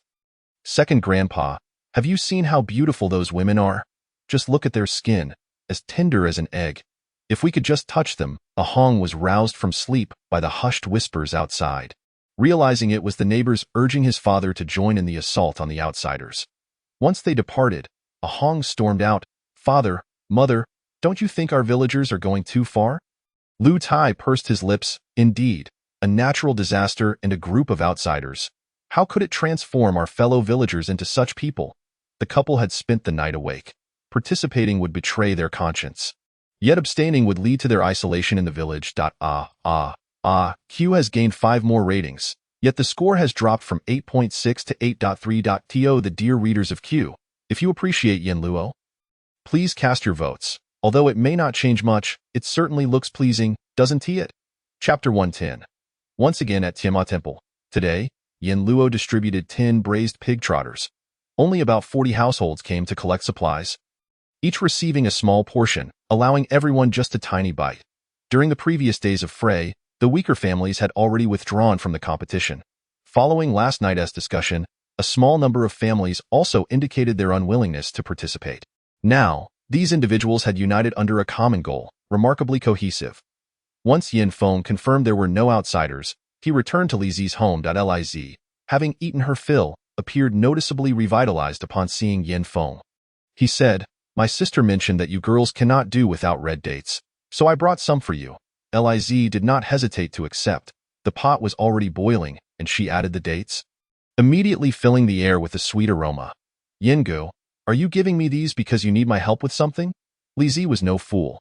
She was not naive enough to believe that Yin Feng's sudden kindness stemmed from romantic interest. She was aware of her own circumstances. Seeing her prompt inquiry, Yin Feng felt a wave of relief. He had been contemplating how to broach the subject. I wanted to ask if there have been any outsiders like us visiting your village before. Lizi hesitated, gazing at the boiling pot of red water, and replied, Yin Gu, I'll tell you, but once I do, I won't be able to stay in the village any longer. When you leave, can you take me with you? Her eyes were filled with panic. Fearing Yin Feng would refuse, she quickly added, just get me out of this mountain, and you can leave me anywhere with people living there. All right. When Yin Feng arrived, Yin Luo had instructed him that if Lizi made such a request, he should agree. That way, no one would know of her past. All right, we will take you with us. Lizi smiled, joyfully setting a bowl of the red water aside, and told Yin Feng, a few days ago, a group of monks visited. They also possessed spiritual power, just like you. After seeing the many elderly in the village who were frail, they generously distributed divine medicine to everyone. After consuming it, the villagers felt revitalized. Thus, everyone was grateful to them. Before leaving, they warned that the outsiders were all bad people and advised us to steer clear of them, which is why there has been such resistance to your arrival. Yin Feng raised an eyebrow, curiously asking, what kind of divine medicine was it? Does it really work that well? Lizi awkwardly replied, I don't know. I didn't receive any dye in the village. She was someone everyone could bully. How could such good fortune possibly come her way? Yin Feng asked again, do you remember where they went? Lizi recounted, they wandered around the village distributing medicine, visiting many places. Yin Feng felt that this answer was certainly inadequate, overly broad, and contemplated whether there existed any rather peculiar locations. For instance, had all of them been there? Or had the leader visited, or perhaps, were there places they had emphasized? Lizi pondered for a moment and suddenly exclaimed, I've remembered. They have been to the ancestral hall in the village. Although this mountain village was populous, it bore only one surname, Lu. The village chief wielded considerable power because he managed the ancestral hall and the family genealogy. Those who defied village regulations could not enter the ancestral hall upon death. As the villagers placed great importance on matters concerning the afterlife, hence they generally revered the village chief. The monks had all visited, asserting that the ancestral hall was ensnared by malevolent energy and required purification rites. Brother Yin, could there be a problem with the ancestral hall? Yin Feng shook his head, stating that the specifics could only be discerned upon witnessing the situation. By the way, do you know where those monks hail from? Tianma Temple. They are from Tianma Temple, which is not far from here, right on Tianma Mountain. Tianma Temple? What a coincidence. Yin Feng's eyes widened in disbelief. Ever since their last expedition into the secret realm, he had harbored a poor impression of Tianma Temple. Could it be those individuals? Upon hearing that they were from Tianma Temple, Yin Luo was equally astonished. Prior to the natural disasters, Tianma Temple was not considered a major monastery, yet people occasionally visited to pay their respects. Logically, they should not engage in acts that harm ordinary individuals, especially not treading the path of a cult. That night, I will examine the ancestral hall. In the dead of night, when the villagers were all asleep, Yin Luo and Yin Feng stealthily made their way to the ancestral hall. The hall was situated in the center of the village.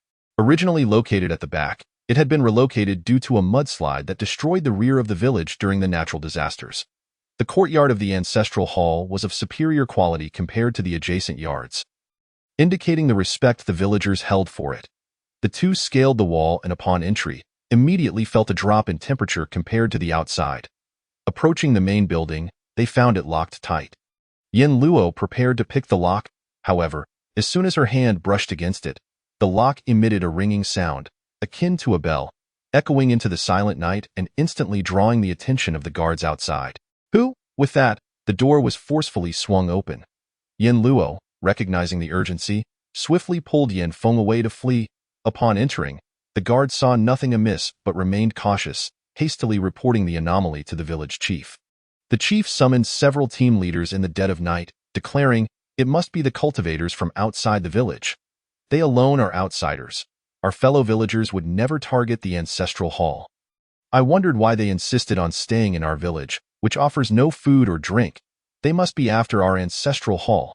The old village chief said with a grave expression, "I fear it is not merely our ancestral hall." The crowd turned to the old chief, puzzled. He was the only one who had entered the ancestral hall, thus he understood better than anyone else. The old chief excitedly explained, "Initially, the high monks from Tianma Temple placed Buddhist relics in the ancestral hall to help shift the village's feng shui and pacify the malevolent energies on the mountain." "So, they are after those relics?" A few young men stood up angrily, slamming their fists on the table. "Chief, half of our villagers were reluctant to partake in killing them, yet now they dare target our ancestral hall. I will rally everyone to eliminate these thieves." Chapter 111. Relics? Yin Feng reluctantly recounted the incident with the ancestral hall's bell. Elijah, puzzled, asked, "Sister Luo, they are merely a group of mortals. Why fear them? They could slaughter this mountain village in the blink of an eye." Yin Luo replied, "It's not fear of them, but rather the trouble it would cause. Cultivators must avoid excessive killing, especially against defenseless ordinary people, as they would face retribution from the heavenly laws should they ascend to immortality in the future. If this village of over 200 souls were to be slaughtered, imagine the weight of that karma. Moreover, some among them are not wicked enough to deserve death." Elijah was taken aback and asked hastily, "So, are all ordinary people to be spared? Surely those who are utterly depraved can be dealt with?" Yin Luo was uncertain, as this was merely speculation in this lifetime. No one had truly ascended to immortality. She decided to postpone their visit to the ancestral hall until the following morning. During the distribution of supplies, delay them a bit longer. By then, everyone will be present, and the ancestral hall will have fewer people, making it easier amidst the daytime clamor. However, before dawn, at 5 o'clock, the villagers arrived in an aggressive manner, each wielding torches. Upon reaching the courtyard, they fell silent, and at the old chief's signal, they hurled their torches into the yard. The still dark sky bore witness to the torches arcing through the air like countless shooting stars, leaving bright yellow trails in their wake. The temperature soared, and the cloth-covered windows caught sparks, igniting instantly. The old chief shouted, "Throw them into the courtyard to smoke them out. Don't throw them inside. If you burn the supplies, what will we do?" They laughed wickedly, imagining the occupants inside sound asleep, surely suffocating in their dreams. Meanwhile, Yin Luo had already set up a formation in the yard, controlled by Li Jia and a few others. The flames visible to outsiders were merely an illusion. Seizing the opportunity, Yin Luo and Yin Feng headed for the ancestral hall. 2 villagers were on guard outside. Yin Luo quickly incapacitated them. Upon closer inspection, she discovered that the lock bore intricate array patterns. Disregarding the lock, she simply cut the latch with her sword. The lock fell to the ground with a clatter, which she promptly stashed away. As the ancestral hall door swung open, a chilling aura surged forth, rendering the daylight uncomfortably eerie. Yin Luo entered first, with Yin Feng closing the door behind her. The room was dimly lit. Yin Luo ignited a candle on the altar with a lighter. But the tiny flame flickered and extinguished itself. Surprised, Yin Feng watched as a white flame ignited on Yin Luo's fingertip, and the candle, lit with true fire, remained alight. Seeing this, Yin Feng also ignited the candle with his inner true fire, which, influenced by its attribute, burned a deep purple. Upon the emergence of the deep purple flame, Yin Feng perceived crackling sounds. Sister, my true fire can dispel the malevolent energy here. Indeed, thunder and lightning are the nemeses of all evil entities. Yin Luo affirmed. Then light the remaining candles, she instructed. Yin Feng's true fire proved effective. After igniting an entire row of candles, the oppressive atmosphere in the room lessened significantly. Yin Luo directed her gaze toward the black wooden box behind the incense burner, which housed a large, shiny black orb, roughly the size of a human head. The orb gleamed brightly, reflecting the image of Yin Luo and Yin Feng clearly. Strangely, the surface of the orb was covered in dark red blood threads, densely packed, with a golden talisman affixed to the top. Yin Luo pointed at it, saying, "This should be the core of the formation. Try peeling off that talisman." Aware of Yin Feng's ability to dispel evil, she entrusted the task to him. Yin Feng gathered his true fire and thrust it forward. The clash of purple true fire against the crimson light created a tumult of spiritual energy, causing the wooden plaques on the table to scatter chaotically. Seeing this, Yin Luo exerted her strength simultaneously, allowing her white true fire to join in, instantly suppressing the red light. The collision of spiritual energies caused the ancient structure to tremble violently, and after a breath, the yellow talisman exploded with a thunderous crash, causing the roof to collapse. Yin Luo seized the black orb and swiftly retreated. The earthquake-like disturbance drew the villagers' attention outside the courtyard. Upon seeing the flames extinguished in the yard and the exterior charred black, they rushed into the room. Where are the people? Why is there no one here? Not only were there no people, but their belongings were also missing. Someone realized, slapping their thigh. Have they already sensed something amiss and left early? Damn it. We worked for nothing. Just then, an explosion emanated from the direction of the ancestral hall.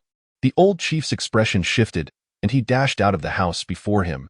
Flames blazed high into the sky at the village center, an eerie mix of white, purple, and black hues.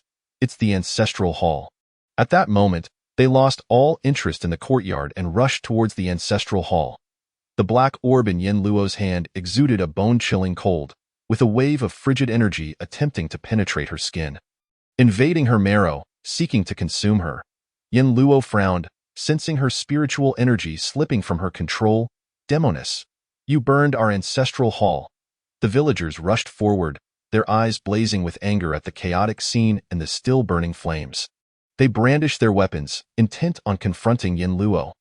Yin Feng waved his hand, conjuring an invisible barrier to shield them both, impervious to the villagers' efforts to break through with shovels. In a cold voice, Yin Feng declared, "Do you not realize that someone has set a formation in your ancestral hall to absorb your essence?" "Nonsense," a villager retorted. "The ancestral hall has protected our Shurtu village for a century. It must be you who covets it?" Yin Feng scoffed. "Covet your ancestral hall? What treasures does your ancestral hall possess that might captivate my interest?" The man replied with unyielding confidence, "The protective power of our ancestral hall." Yin Luo shook her head in silence. In such a backward place, the villagers truly exhibited ignorance. Why are you shaking your head? What is it that you hold in your hand?" It's a relic." "It must be a relic. You have come to steal our relic." Upon hearing this, the people outside became even more incensed, their strikes against the shield growing more forceful. Yin Luo raised an eyebrow and incredulously inquired, "What do you claim this to be? A relic? Her expression turned peculiar. No wonder they cherished their ancestral hall so dearly. It was because they believed they possessed a Buddhist relic. Chapter 112. Ignorance. Yin Luo softly remarked. Buddhist relics are formed when enlightened monks attain nirvana, inherently imbued with pure spiritual energy, making them rare treasures of the world. However, what I hold in my hand is tainted with coldness, suffused with an eerie chill. Are you certain it is a relic? One villager looked to the old village chief, as only he had accompanied the monks from Tianma Temple. The old chief, in a fit of anger, retorted, "What do you? A witch understand? This is indeed a relic. It must be the dark energy from you, which, that has corrupted the relic, rendering it thus." Yin Luo scoffed.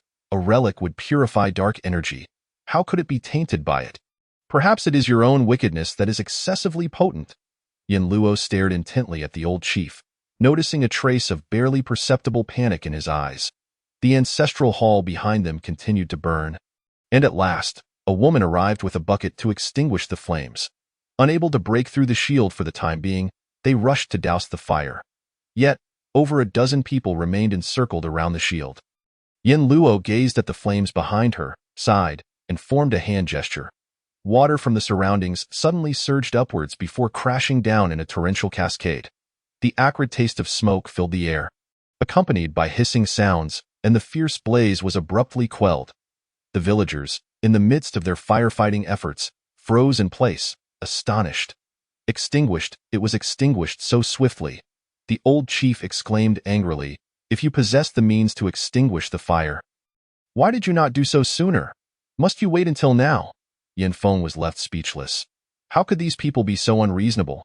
The two of them had just emerged from the hall. And yet they were met with hostility.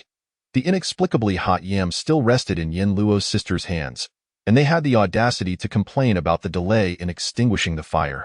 If you had not placed such dangerous and malevolent items in the ancestral hall, the fire would never have ignited in the first place. Furthermore, this is your ancestral hall. My sister extinguishing the fire is a service to you. So how dare you bite the hand that feeds? The old chief struck the ground forcefully with a shovel, creating a narrow crack in the earth. This is a relic, not an evil object. Close your foul mouth, or do not blame me for sinking you into the pond. Yin Luo queried, "Chief, are you certain this is a relic?" To which the old chief replied, "Absolutely, very well." Yin Luo extended the dark orb from within the shield and placed it on the ground. She coldly stated, yet the old chief remained rooted in place, his hand trembling slightly. In that moment, Yin Luo understood. This old rascal must certainly know that this was not a relic at all. Just then, a man strode forward, exclaiming, "Ah, heaven!" Gasps of shock erupted from the crowd as they witnessed a robust middle-aged man, once in his 30s or 40s, rapidly deflate like a punctured balloon.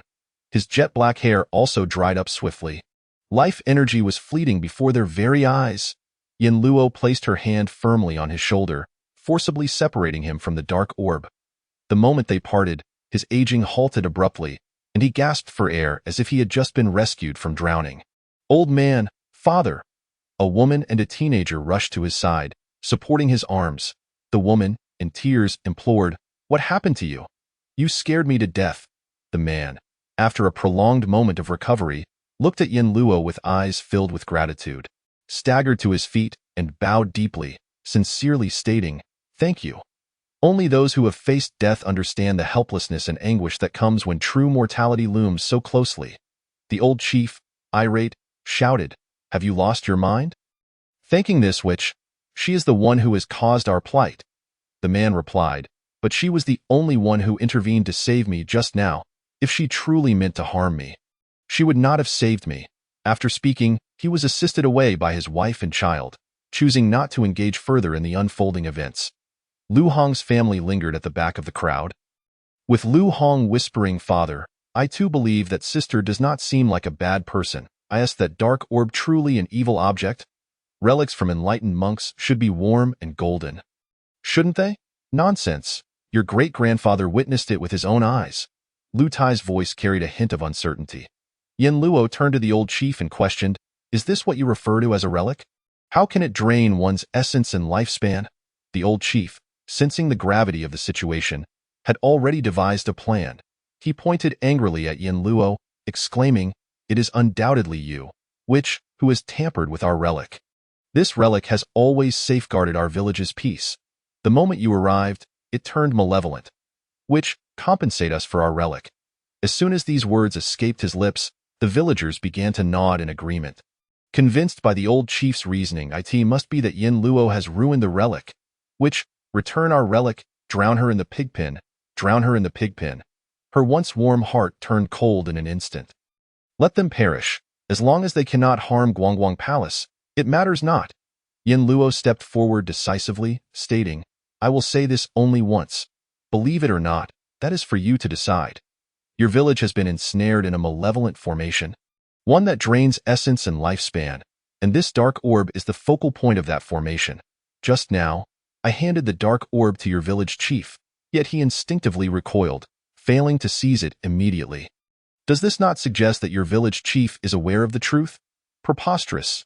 Do not slander me." The old chief attempted to advance. Ignoring him, Yin Luo continued, "You may choose not to believe me, but observe your own bodies. Since those outsiders arrived, have you not noticed your health deteriorating?" With an impassive expression, Yin Luo picked up the dark orb from the ground, declaring, "Once I take this orb away, over time, without its influence, the malevolent formation in your village will gradually dissipate. If you doubt this, then let time reveal the truth." With that, her figure vanished from sight.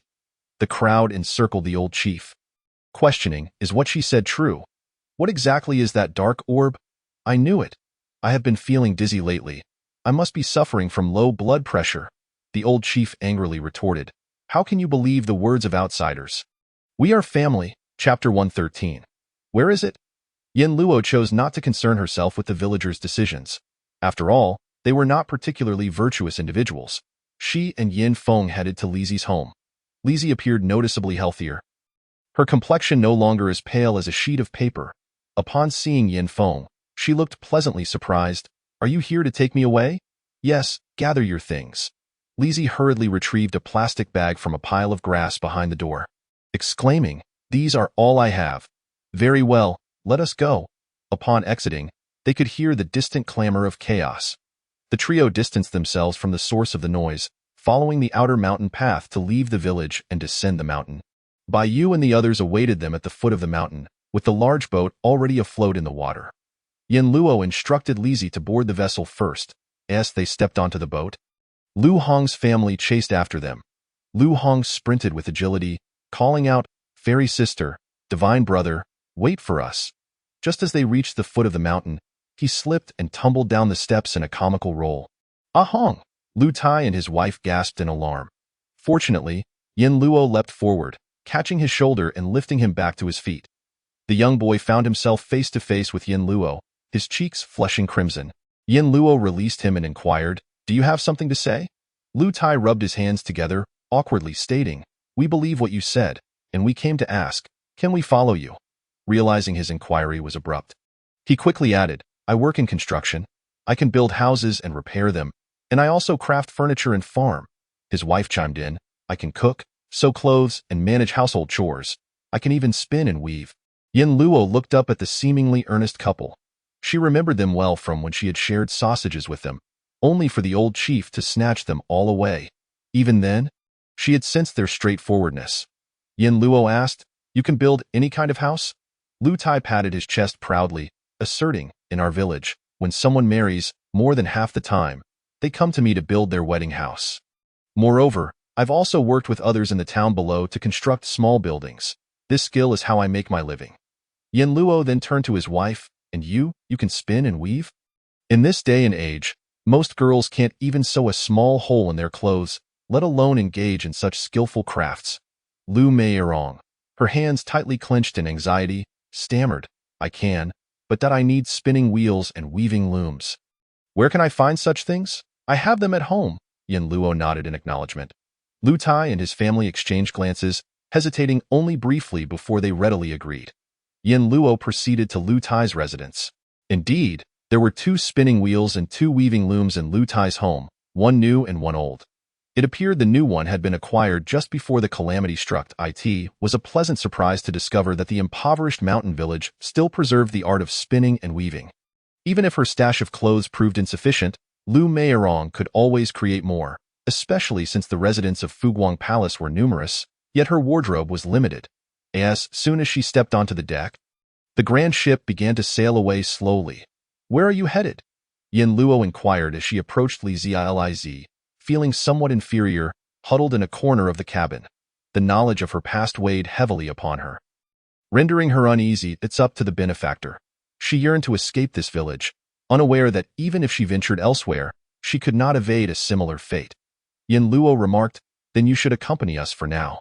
Yin Feng distributed 3 loaves of bread to Lu Tai's family.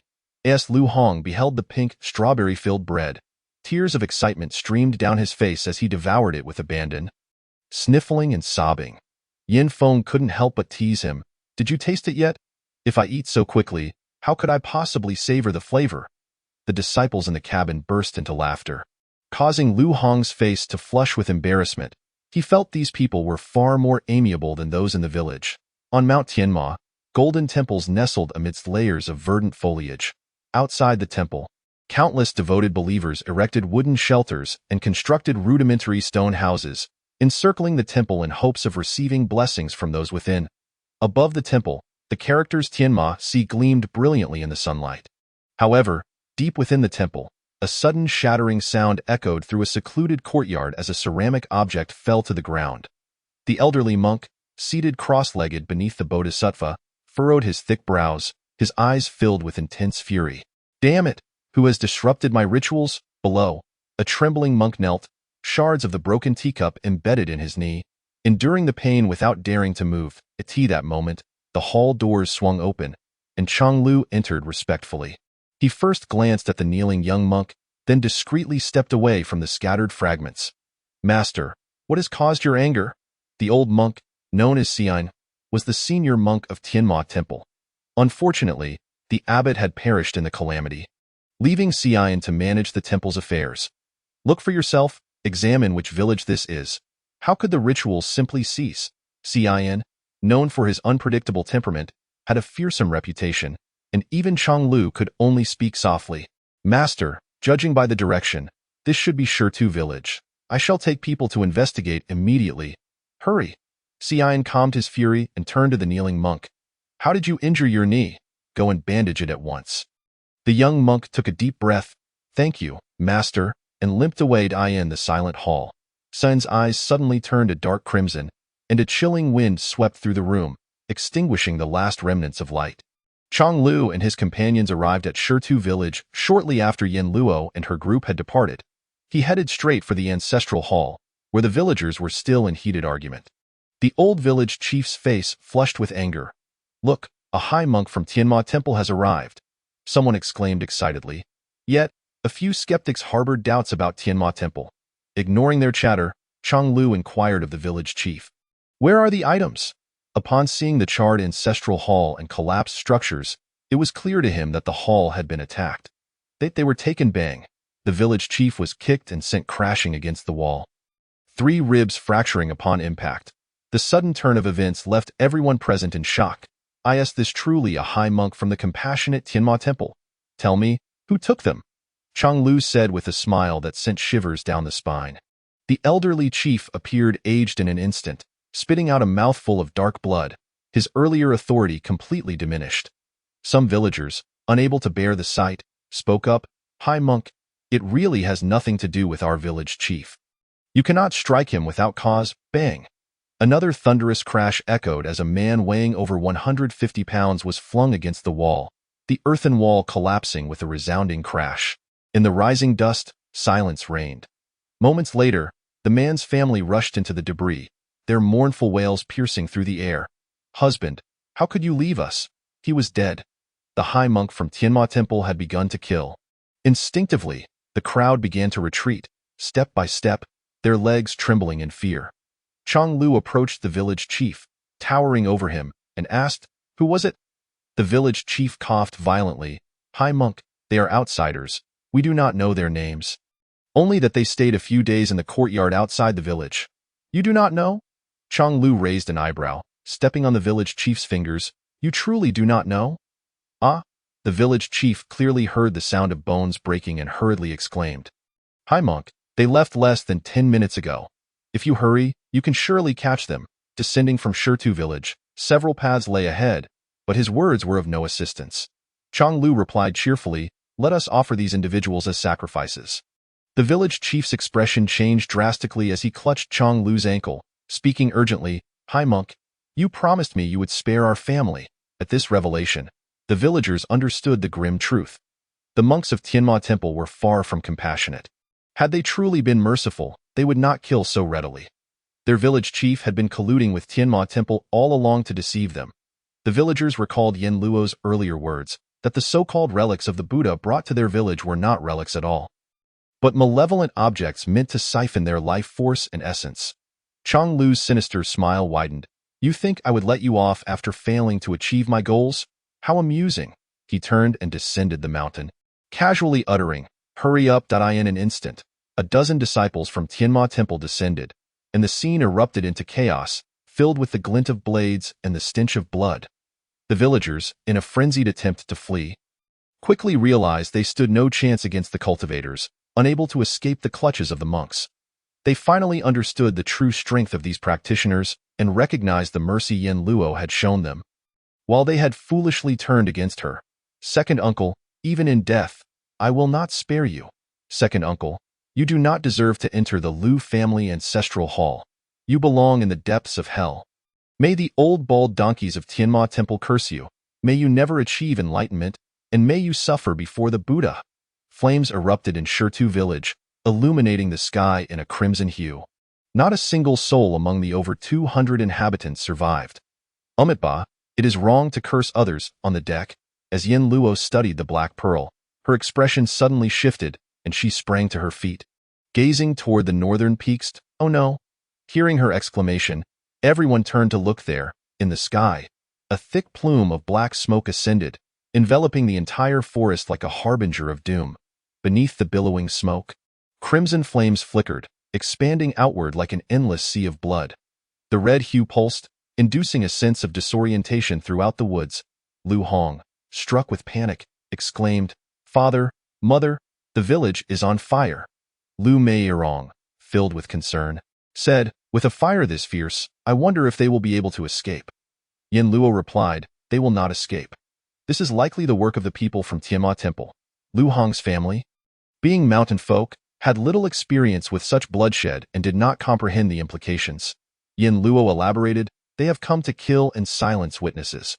Such a blaze as they're doing, not a single one of your kin will survive." Lu Hong and Lu Meirong collapsed to the ground in terror, while even Li Zi wore a complicated expression. After all, it was the place where they had grown up together. After a moment, Lu Hong, filled with dread, said, "Thank goodness we left. Otherwise, we would have perished as well." Yin Luo frowned, not believing that Tianma Temple would simply let this matter slide without repercussions. Yin Feng, puzzled, asked, "Sister, why do they initially seek to conceal their misdeeds, yet resort to murder and silence witnesses once their actions are exposed? Isn't there a stark contradiction?" Yin Luo pondered for a moment before responding, "Cultivators must adhere to the heavenly laws in their practices.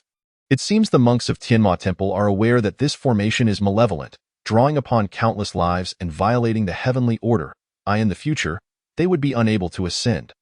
Thus, they must place it in the ancestral hall for offerings, hoping to accumulate merit through the villagers' wishes, balancing their sins with good deeds, thereby enabling their ascension as usual."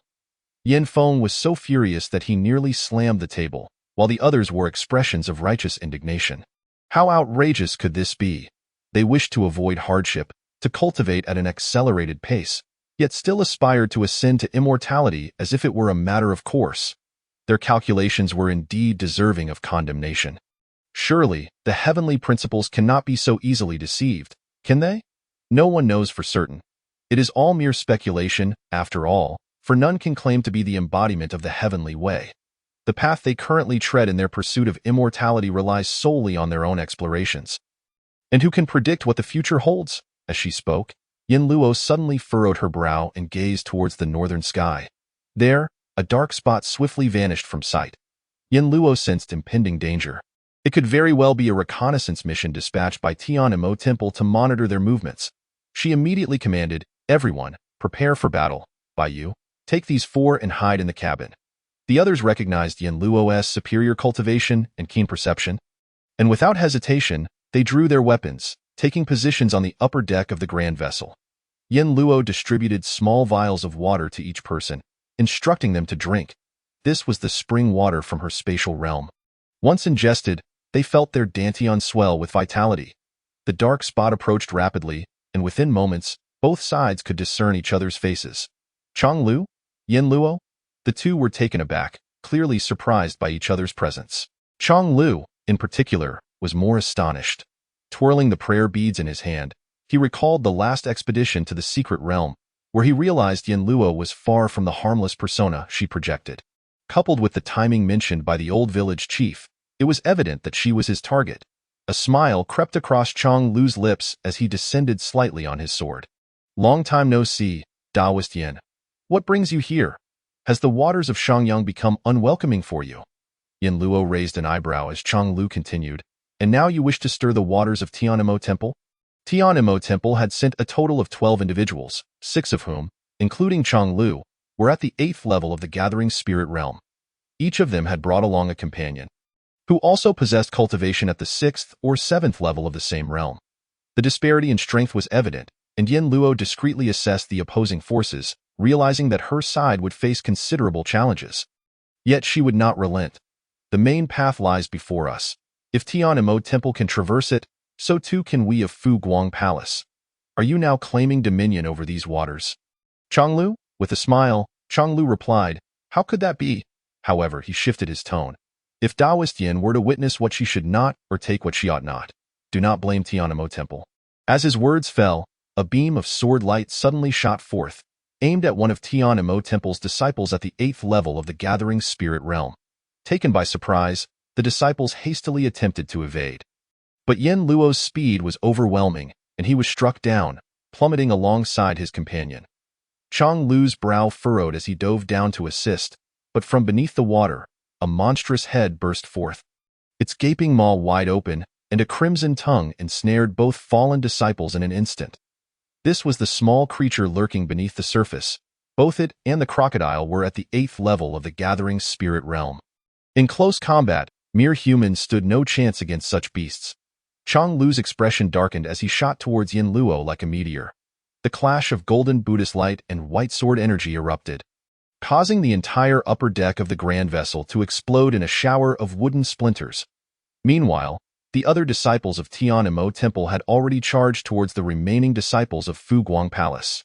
Amidst the tremors, the ship rocked violently on the water's surface, and Baiyu clung tightly to the railing with the 4 mortals, while Li Zi and Lu Meirong succumbed to nausea.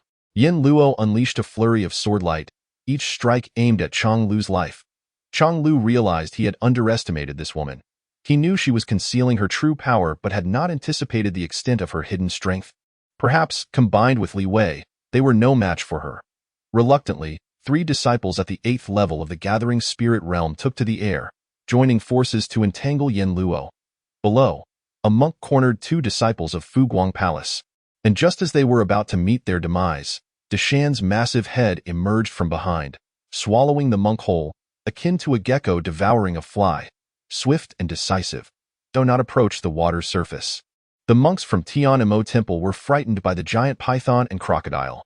The depths were their realm, and they dared not come close. The remaining 3 monks at the 8th level of the Gathering Spirit Realm took to the air. Attacking from above, one monk declared, "Destroy their ship. Let us see how they respond." They cannot wield swords and cannot remain submerged for long. Thus, a wave of golden light surged towards the ship's hold. Instantly, the vessel was propelled upwards by the force of spiritual energy, sending its occupants flying. The small creature swiftly coiled around the rear of the ship, securing Baiyu and the others. Meanwhile, those in midair were met with Tianmo Temple's assault. In a panic, the crocodile family leapt from the water, shielding their kin with their bodies. Their tough skin absorbed the impact of the magical artifacts but bore shallow wounds nonetheless. The grand ship, measuring over 20 meters, crashed back into the water, creating a colossal splash, and then split apart in the middle. The deck, tables, and ceiling were all torn asunder, drifting chaotically on the water's surface. The ship was sinking. Upon entering the water, Yin Feng wielded a long spear that conjured a torrent of water, roaring skyward with arcs of purple lightning. Water conducts electricity, and anything that came into contact was met with a cacophony of crackling sounds. However, the other disciples of Fu Guang Palace were too weak, their cultivation only at the 3rd or 4th level of the gathering spirit realm, rendering them unable to unleash their full potential in the water.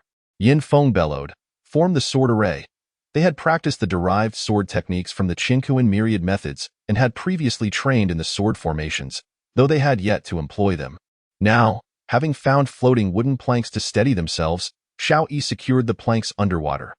They swiftly unleashed their swords, intertwining dozens of sword energies to weave a net in the air, which surged towards the airborne monks. Yin Feng positioned himself as the focal point of the array, thrusting the spear, imbued with purple lightning, skyward. In midair, Yin Luo effortlessly faced off against 4 opponents, her intent clear: to end the battle swiftly. Each strike of her white sword energy more lethal than the last.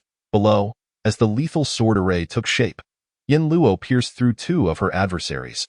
Chang Lu and another disciple lunged from either side, one wielding a staff, the other brandishing prayer beads. Yin Luo's movements were deft. She spun thrice in the air to evade the beads, her treasured sword meeting the staff head-on. The staff, merely a magical artifact, shattered beneath the might of her weapon, and the sword light surged forward, targeting the young monk. Just in time, Chang Lu's prayer beads returned, forming a circular array to block Yin Luo's advance point. 18 beads arranged in a circle shielded him from her attack. Yin Luo struck at the beads with her sword, causing the array to tremble, while Chang Lu suffered a backlash that sent pain surging through his consciousness. He gazed at Yin Luo in shock. Undeterred, Yin Luo charged towards the monk who had lost his staff, who attempted to flee. With a flick of his eyes, Chang Lu turned back towards Yin Luo, then dove downward towards Yin Feng. Below, despite the lethal sword array, the disparity in strength was overwhelming, and the disciples of Fu Guang Palace were all injured. Chang Lu hurtled towards Yin Feng, unleashing a spell in midair, golden light bearing down upon him. Yin Feng sensed the impending danger and sought to flee, but the golden light immobilized him. From a distance, Dalan noticed Yin Feng's peril and darted towards him like an arrow high in the air. Yin Luo shouted, "Chang Lu, do you dare?" as her sword, slicing through the wind, descended. With a thud, Dalan collided with the golden light, absorbing much of the attack's force. Both he and Yin Feng plunged into the depths, sending up a spray of water that shot up over 10 meters. "Xiao Feng," Yin Luo pursued, her sword piercing Chang Lu's shoulder. She deftly caught the blade as she descended, attacking Chang Lu once more. Thank you to the cat who loves to eat for the monthly ticket. Chapter 116. Plans. Yin Luo arrived with remarkable speed, and in a moment of panic, Chang Lu summoned the prayer beads to block above him. Yet, Yin Luo descended with unstoppable momentum, forcing his beads downwards until he plunged into the water with a splash, the 18 beads spiraling out of control into the depths. Underwater, Deshan cradled Yin Feng, bringing him to a safe area for Bayu to tend to his wounds. Dalan, seeing the malevolent monk submerged, turned and bit down fiercely. Chang Lu, startled, reversed direction and fled, but Yin Luo remained in pursuit. Her expression was icy, clearly furious. Chang Lu's heart raced as he realized her murderous intent towards him had intensified. He had to find a way to escape. Biting down on his tongue, he let his blood soak the prayer beads. The beads glowed with renewed brilliance, forming a protective barrier around Chang Lu as he channeled his spiritual energy into his feet. Just as Yin Luo closed in, he shot forth from the water. The monk who had lost his staff was surfacing, and without a second thought, Chang Lu seized him and pushed him forward. Yin Luo's sword pierced through the monk in an instant. The monk's eyes widened in disbelief as he gazed at Chang Lu. Yin Luo glanced at the retreating Chang Lu, then at the disciples of Fu Guang Palace cornered by Tianmo Temple below. With a swift strike, she repelled the members of Tianmo Temple before feeding the remaining monks to her companions. Lo Jia, Yin Feng has sustained internal injuries. It's quite severe. Bayu's voice resounded from atop the massive serpent, where she supported Yin Feng. Yin Luo immediately soared towards them, landing on the creature's back, while she summoned yet another vessel. The disciples who had fallen into the water assisted one another in climbing aboard the vessel. Once on the boat, they reclined on their backs, stuffing healing elixirs into their mouths before sitting up to meditate and recover. Lu Hong's family and the pairs, being mere mortals, lay upon the deck, utterly feeble like tattered dolls. Yin Luo lifted Yin Feng and carried him into the cabin, with the potent healing elixirs in her possession. She did not hesitate to administer them to Yin Feng, then retrieved a tub from her spatial realm, which contained half a tub of creek water, and submerged Yin Feng within it. As Yin Feng was immersed, the searing pain within his organs vanished in an instant, and he opened his eyes. Sister, have they departed? Yin Luo nodded. They are all dead, save for Chang Lu who escaped. Yin Feng furrowed his brow. And Yin Luo poked him gently. Focus on your recovery first. Chang Lu is a narrow-minded monk, and having witnessed the slaughter at Tianma Temple, along with evidence of their demonic practices in their possession, Tianma Temple will undoubtedly pursue them. However, it is already afternoon. Even if they were to chase us, it would be tomorrow at the earliest. Our priority is to restore our vitality swiftly. Having arranged these matters, Yin Luo surveyed the individuals aboard the vessel. Aside from herself, there were 20 disciples from Fuguang Palace, accompanied by the 4 mortals, including the pairs. Among these 20 disciples, apart from Baiyu, the others bore varying degrees of injury. Notably, 3 or 4 disciples were gravely wounded, unable to regain consciousness, and it appeared they would require at least 10 days of recuperation. At that point, it was likely. Yin Luo's frown deepened. I in the tub? Yin Feng noticed Yin Luo's unusual demeanor. Sister, are you worried about what will happen if Tianma Temple sends more people? Upon hearing this, the resting disciples gathered around. Elijah remarked, Sister Luo, you can fly with your sword. Don't worry about us. Take the palace master and go. Indeed, Sister Luo, we are unable to escape, but you are different. Please leave hastily. As long as you and the palace master survive, Fuguang Palace will thrive once more. And we will be the elders. Just think of the prestige. The Lu family, who had been half dead, also approached. We should have perished in the fire this morning. Benefactor, you need not concern yourself with us. Yin Luo and Yin Feng gazed at everyone, their faces sincere, and their words light as clouds, yet the fear of death flickered in their eyes, suppressed with great effort. Who is not afraid of death? Their resolve to face it head-on was already admirable. Yin Luo declared, we shall divide into 2 groups. One group, led by Yin Feng, will escort the severely wounded, taking a different route to Lianfeng. The other group will remain with me to maintain our original path. After speaking, Yin Luo elaborated, the surface of the water is limited. Should we all alter our course, Tianma Temple will not cease their pursuit until they locate us. They need only change their route, and they will surely find us. Thus, we must leave some behind to draw their attention. The disciples of Fuguang Palace were astute. They quickly grasped Yin Luo's intention. Those departing represented the hope of survival, while those remaining faced peril. Baiyu stated, Sister Luo, I will stay if you require assistance. I can provide swift healing. Elijah nudged her. You should take care of the palace master and the injured brothers and sisters. I will remain. Me. I am already gravely injured. I would only be a burden. Yin Luo was taken aback by their bickering over who should stay. She pressed her head in frustration and waved her hand. Enough of this quarrel. You all go, wait for me at Lianfeng. That won't do. Yin Feng suddenly sat upright in the tub, vehemently opposing Yin Luo's suggestion. She extended her hand to press him back down. You are a liability to me here. Since you lack the ability to protect me, it is best for you to leave. The crowd responded with disbelief. Yin Luo reassured them, do not worry, even if I cannot fight, I can still escape.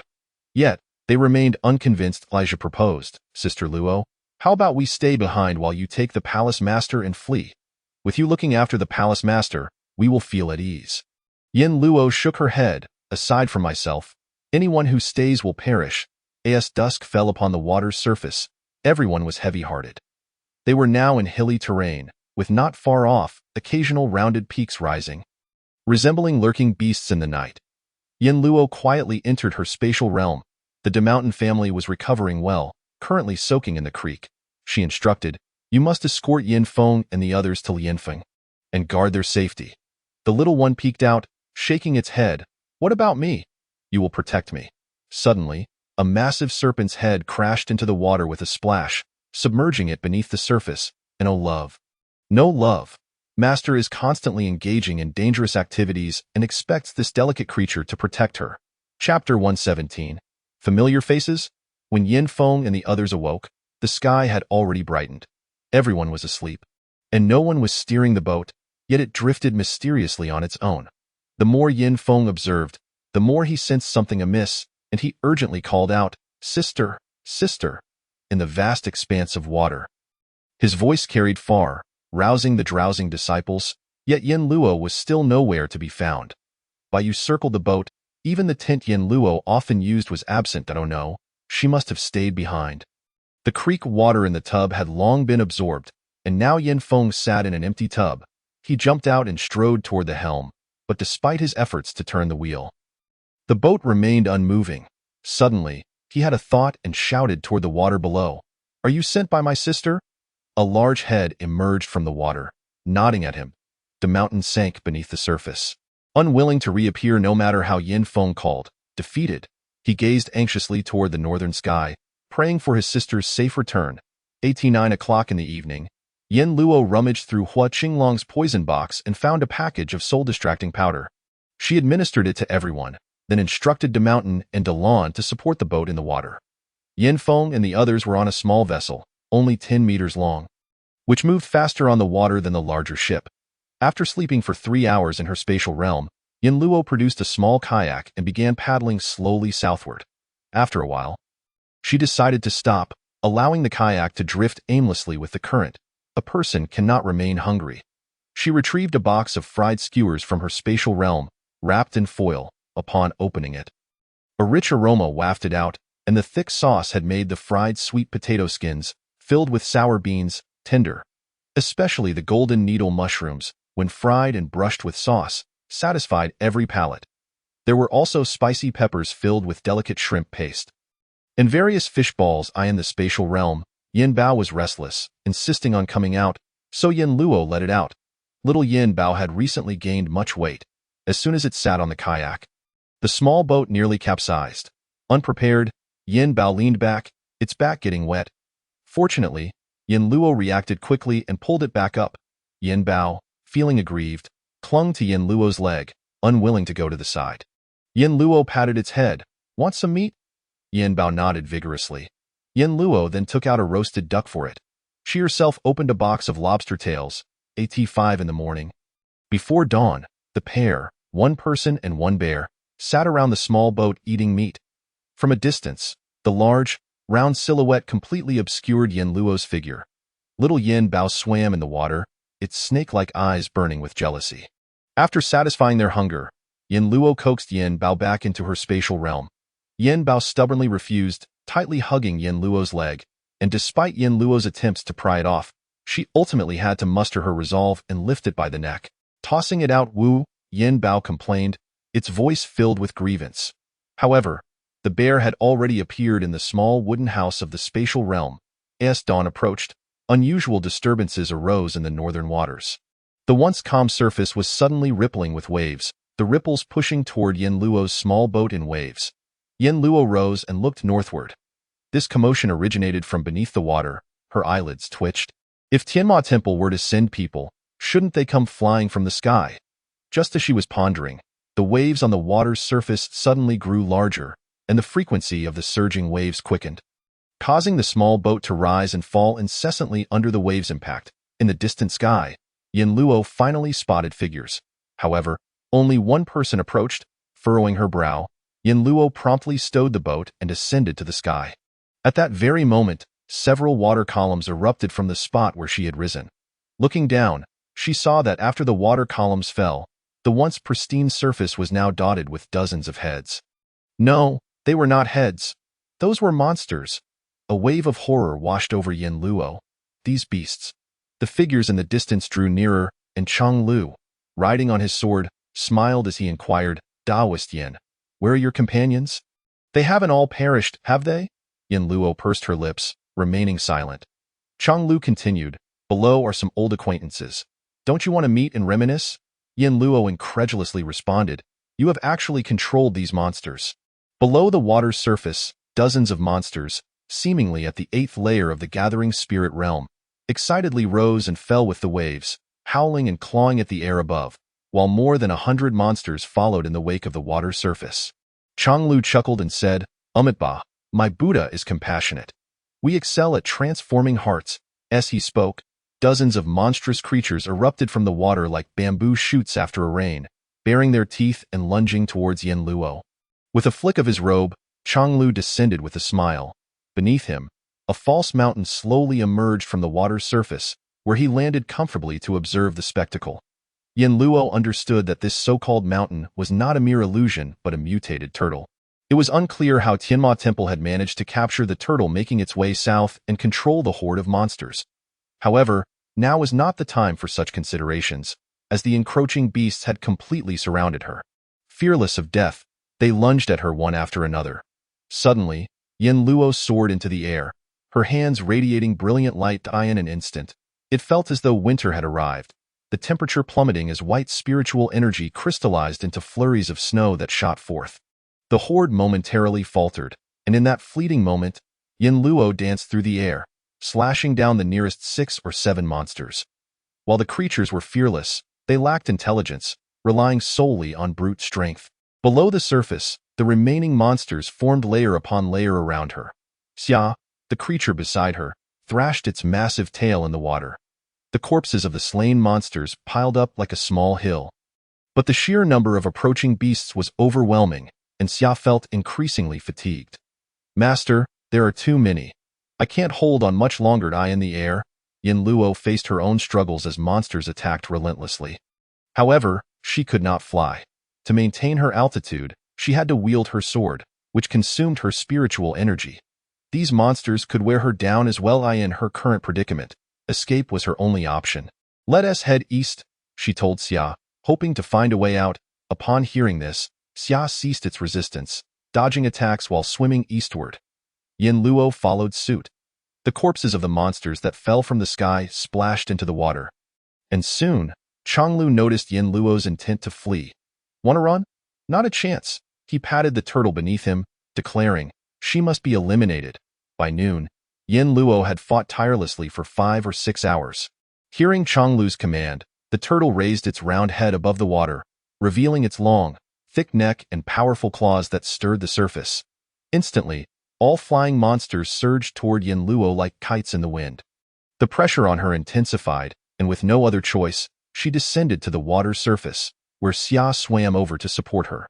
Yet, the monsters above were even more numerous, a dense and endless mass. Yin Luo's spiritual energy seemed limitless as she unleashed a flurry of sword strikes. Each swing felled many creatures, yet the horde showed no signs of abating. Desperately, Yin Luo retrieved a handful of spirit-gathering pills from her spatial storage. Stuffing several into her mouth, she then clasped her hands before her, forming a seal once more. A chilling frost spread outwards like a blooming flower, cascading with the force of an avalanche from her center. In an instant, no monsters remained near Xia. Without hesitation, Xia summoned all its strength and charged eastward. Yin Luo produced 5 formation plates, casting them into the water, where they formed barriers to block the pursuing creatures. On the turtle's back, Changlu sneered, "Think you can escape?" "Ha!" He suddenly took flight, hurling an object ahead of Yin Luo. A dark red robe unfurled like a massive wall, its starry patterns dazzling, expanding to cover an area of over 20 square meters by the time it appeared before her. Xia collided with it, momentarily dazed, before it quickly veered away. Yet, the robe seemed to possess a will of its own, pursuing it relentlessly. Behind them, some monsters were trapped within the formation, while others from all directions continued to screech and approach. Even the usually composed Yin Luo felt a twinge of panic. Relying solely on pills to replenish her energy, if she couldn't break free, she would surely be overwhelmed by the horde. Beneath her, Xia continued to swim frantically.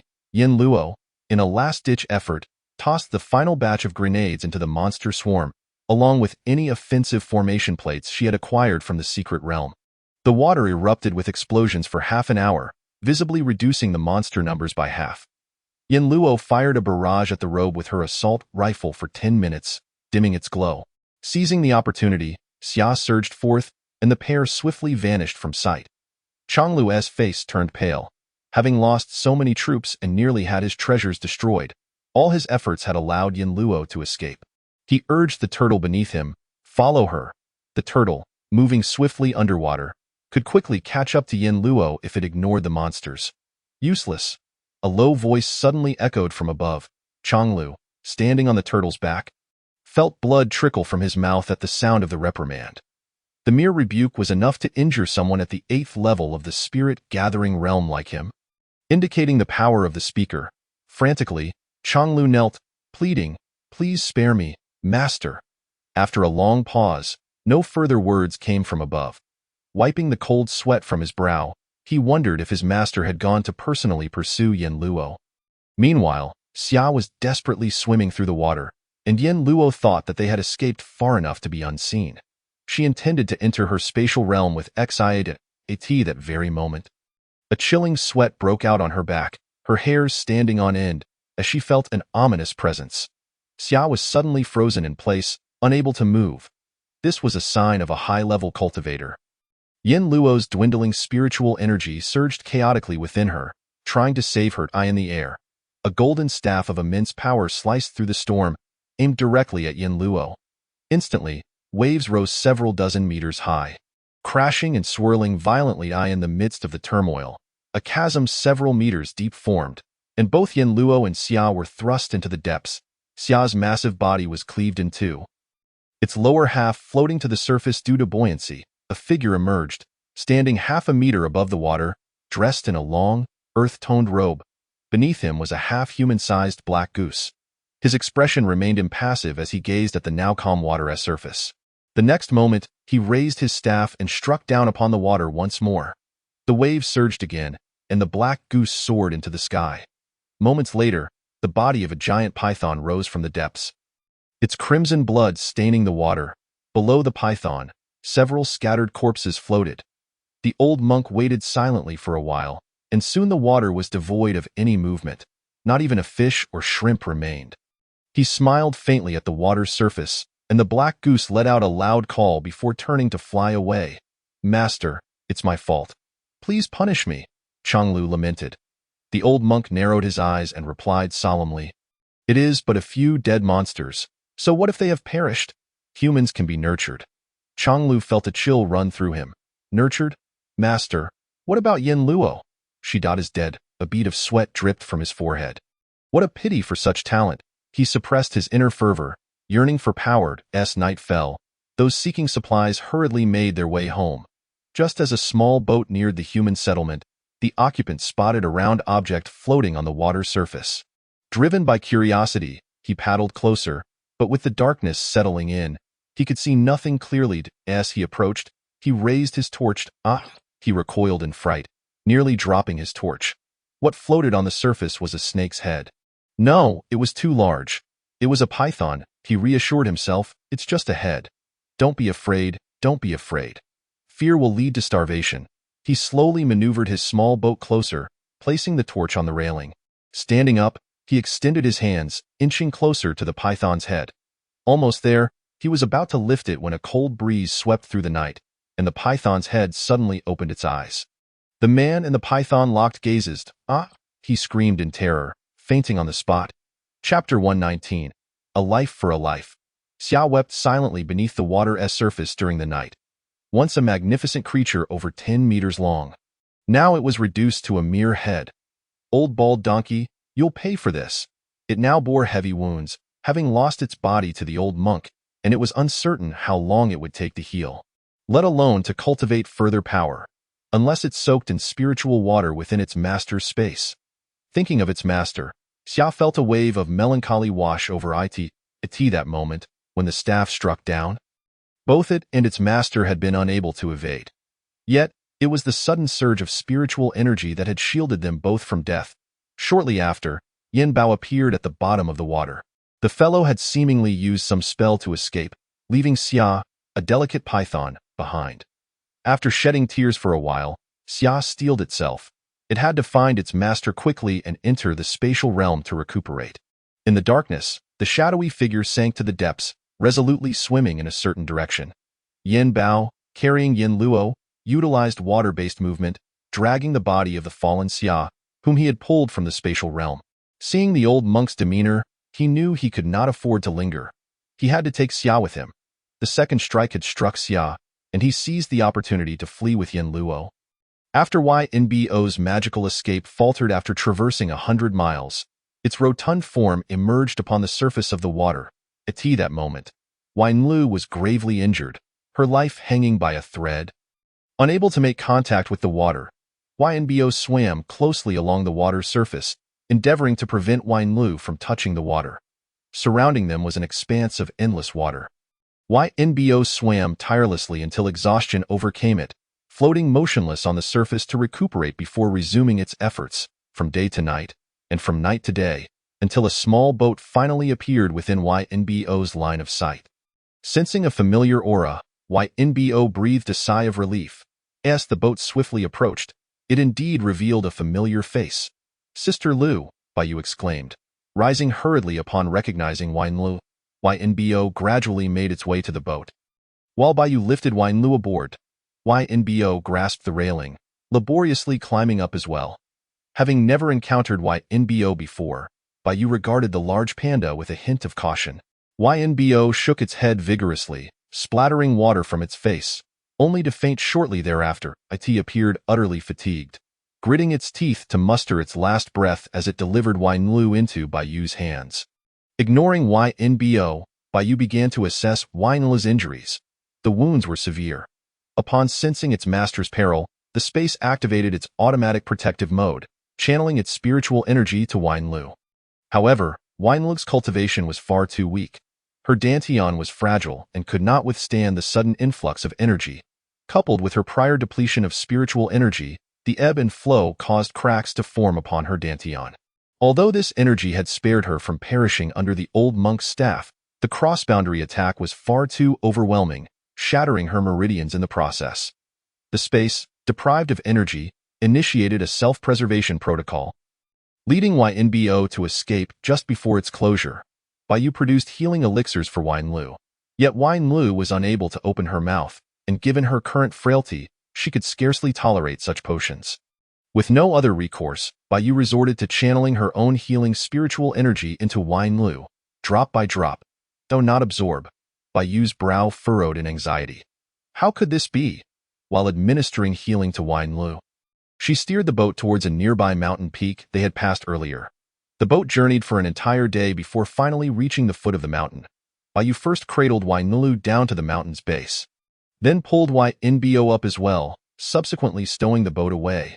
This little vessel, a secret possession of hers, had unexpectedly proven useful. Under the cover of night, she had quietly launched the boat. Unnoticed by Yin Feng and the others, embarking alone to seek out Wanlu. "Thank goodness I arrived," Bayu murmured, gazing at Wanlu's prostrate form. She swiftly located a sheltered cave, laying down soft bedding within before gently placing Wanlu inside. As for YNBO, she carelessly dragged it by its paw into the cave.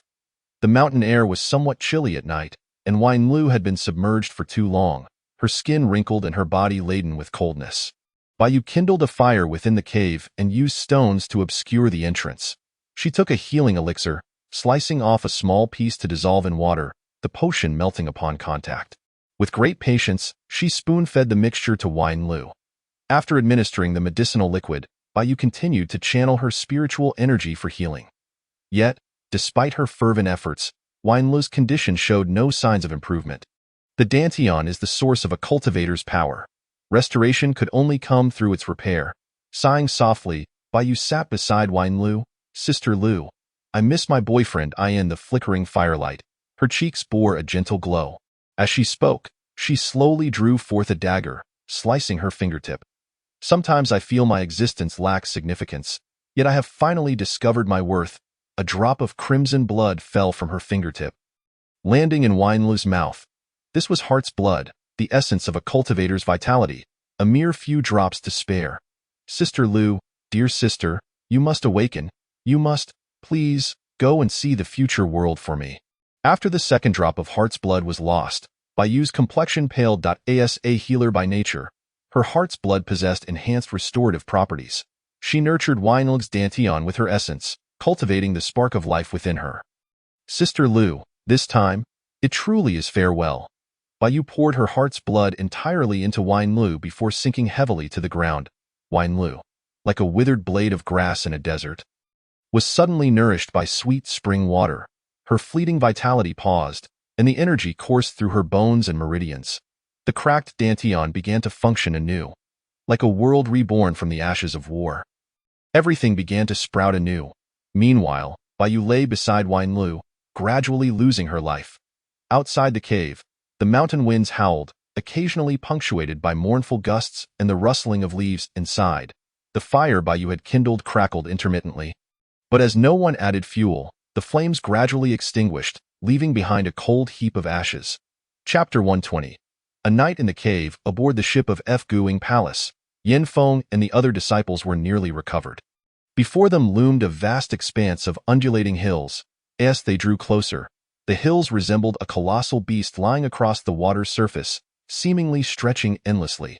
They halted at the foot of the mountain. Palace Master, Lija began. According to the offline map given by Sister Lu, Lian Peak lies within this hilly region. Shall we take a moment to rest, or continue onward? Yin Feng furrowed his brow. Distractedly grumbling, am I the one making decisions here? Upon hearing this, everyone fell silent. Regardless of his intentions, the great crocodile, much like the legendary figure Yugong, remained steadfast in its course. The palace master found himself in a rather vexing position, unable to command even the crocodile's obedience. Do not worry, palace master. Sister Lu is incredibly capable, and without us burdensome fellows, even if she encounters trouble, she can surely escape, and Bai Yu is no fool. She will steer clear of danger when she sees it, a disciple reassured him. Yin Feng pondered deeply. He understood his sister better than anyone. When the calamity first began, she had taken in a giant panda. Yet he had not seen that panda since, given his knowledge of her, she would never abandon it. Moreover, she must possess some means to sustain those creatures. Thus, if she were in peril, she would likely find refuge within. The boat glided slowly between two peaks. This area had once been a roadway, now submerged, resembling a fracture in the heavens through which the waters flowed. Within this hilly terrain, they would need to travel another day to reach the base of Lian Peak. Lian Peak was a wild mountain, untouched by development, and upon their ascent, they would face a daunting endeavor. Yet before reaching Lian Peak, they encountered further complications. Suddenly, a massive fishing net rose from the waters on their right, ensnaring their vessel. Subsequently, shouts echoed from the mountain, "Yoo-hoo!" and chaos erupted within the forest as birds scattered in fright. Amidst the tumult, a group of mountain folk burst forth. After lying in the cave for 3 days, Weinlug's spirit gradually began to awaken. However, her spirit remained tethered to her body, which could not move. She could not open her eyes, thus failing to perceive her surroundings. She first turned inward to examine her space, only to discover it had inexplicably closed. This was her first encounter with such a phenomenon, sending her into a panic. Her greatest reliance was upon this space, where all her possessions resided. With no other option, she paused to gather herself before once again inspecting her meridians. The meridians throughout her body were severely damaged, especially the dantian, resembling a shriveled watermelon rind, wrinkled and cracked. Yet within her heart meridian, a crimson glow pulsated, diligently mending her heart. The light traversed her meridian slowly, akin to a mother tenderly caressing her infant. Wanlu marveled. What is this? Who saved me in my final moments?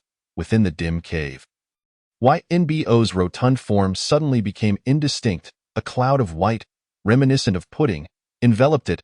Gradually, the stark black and white of its fur began to fade.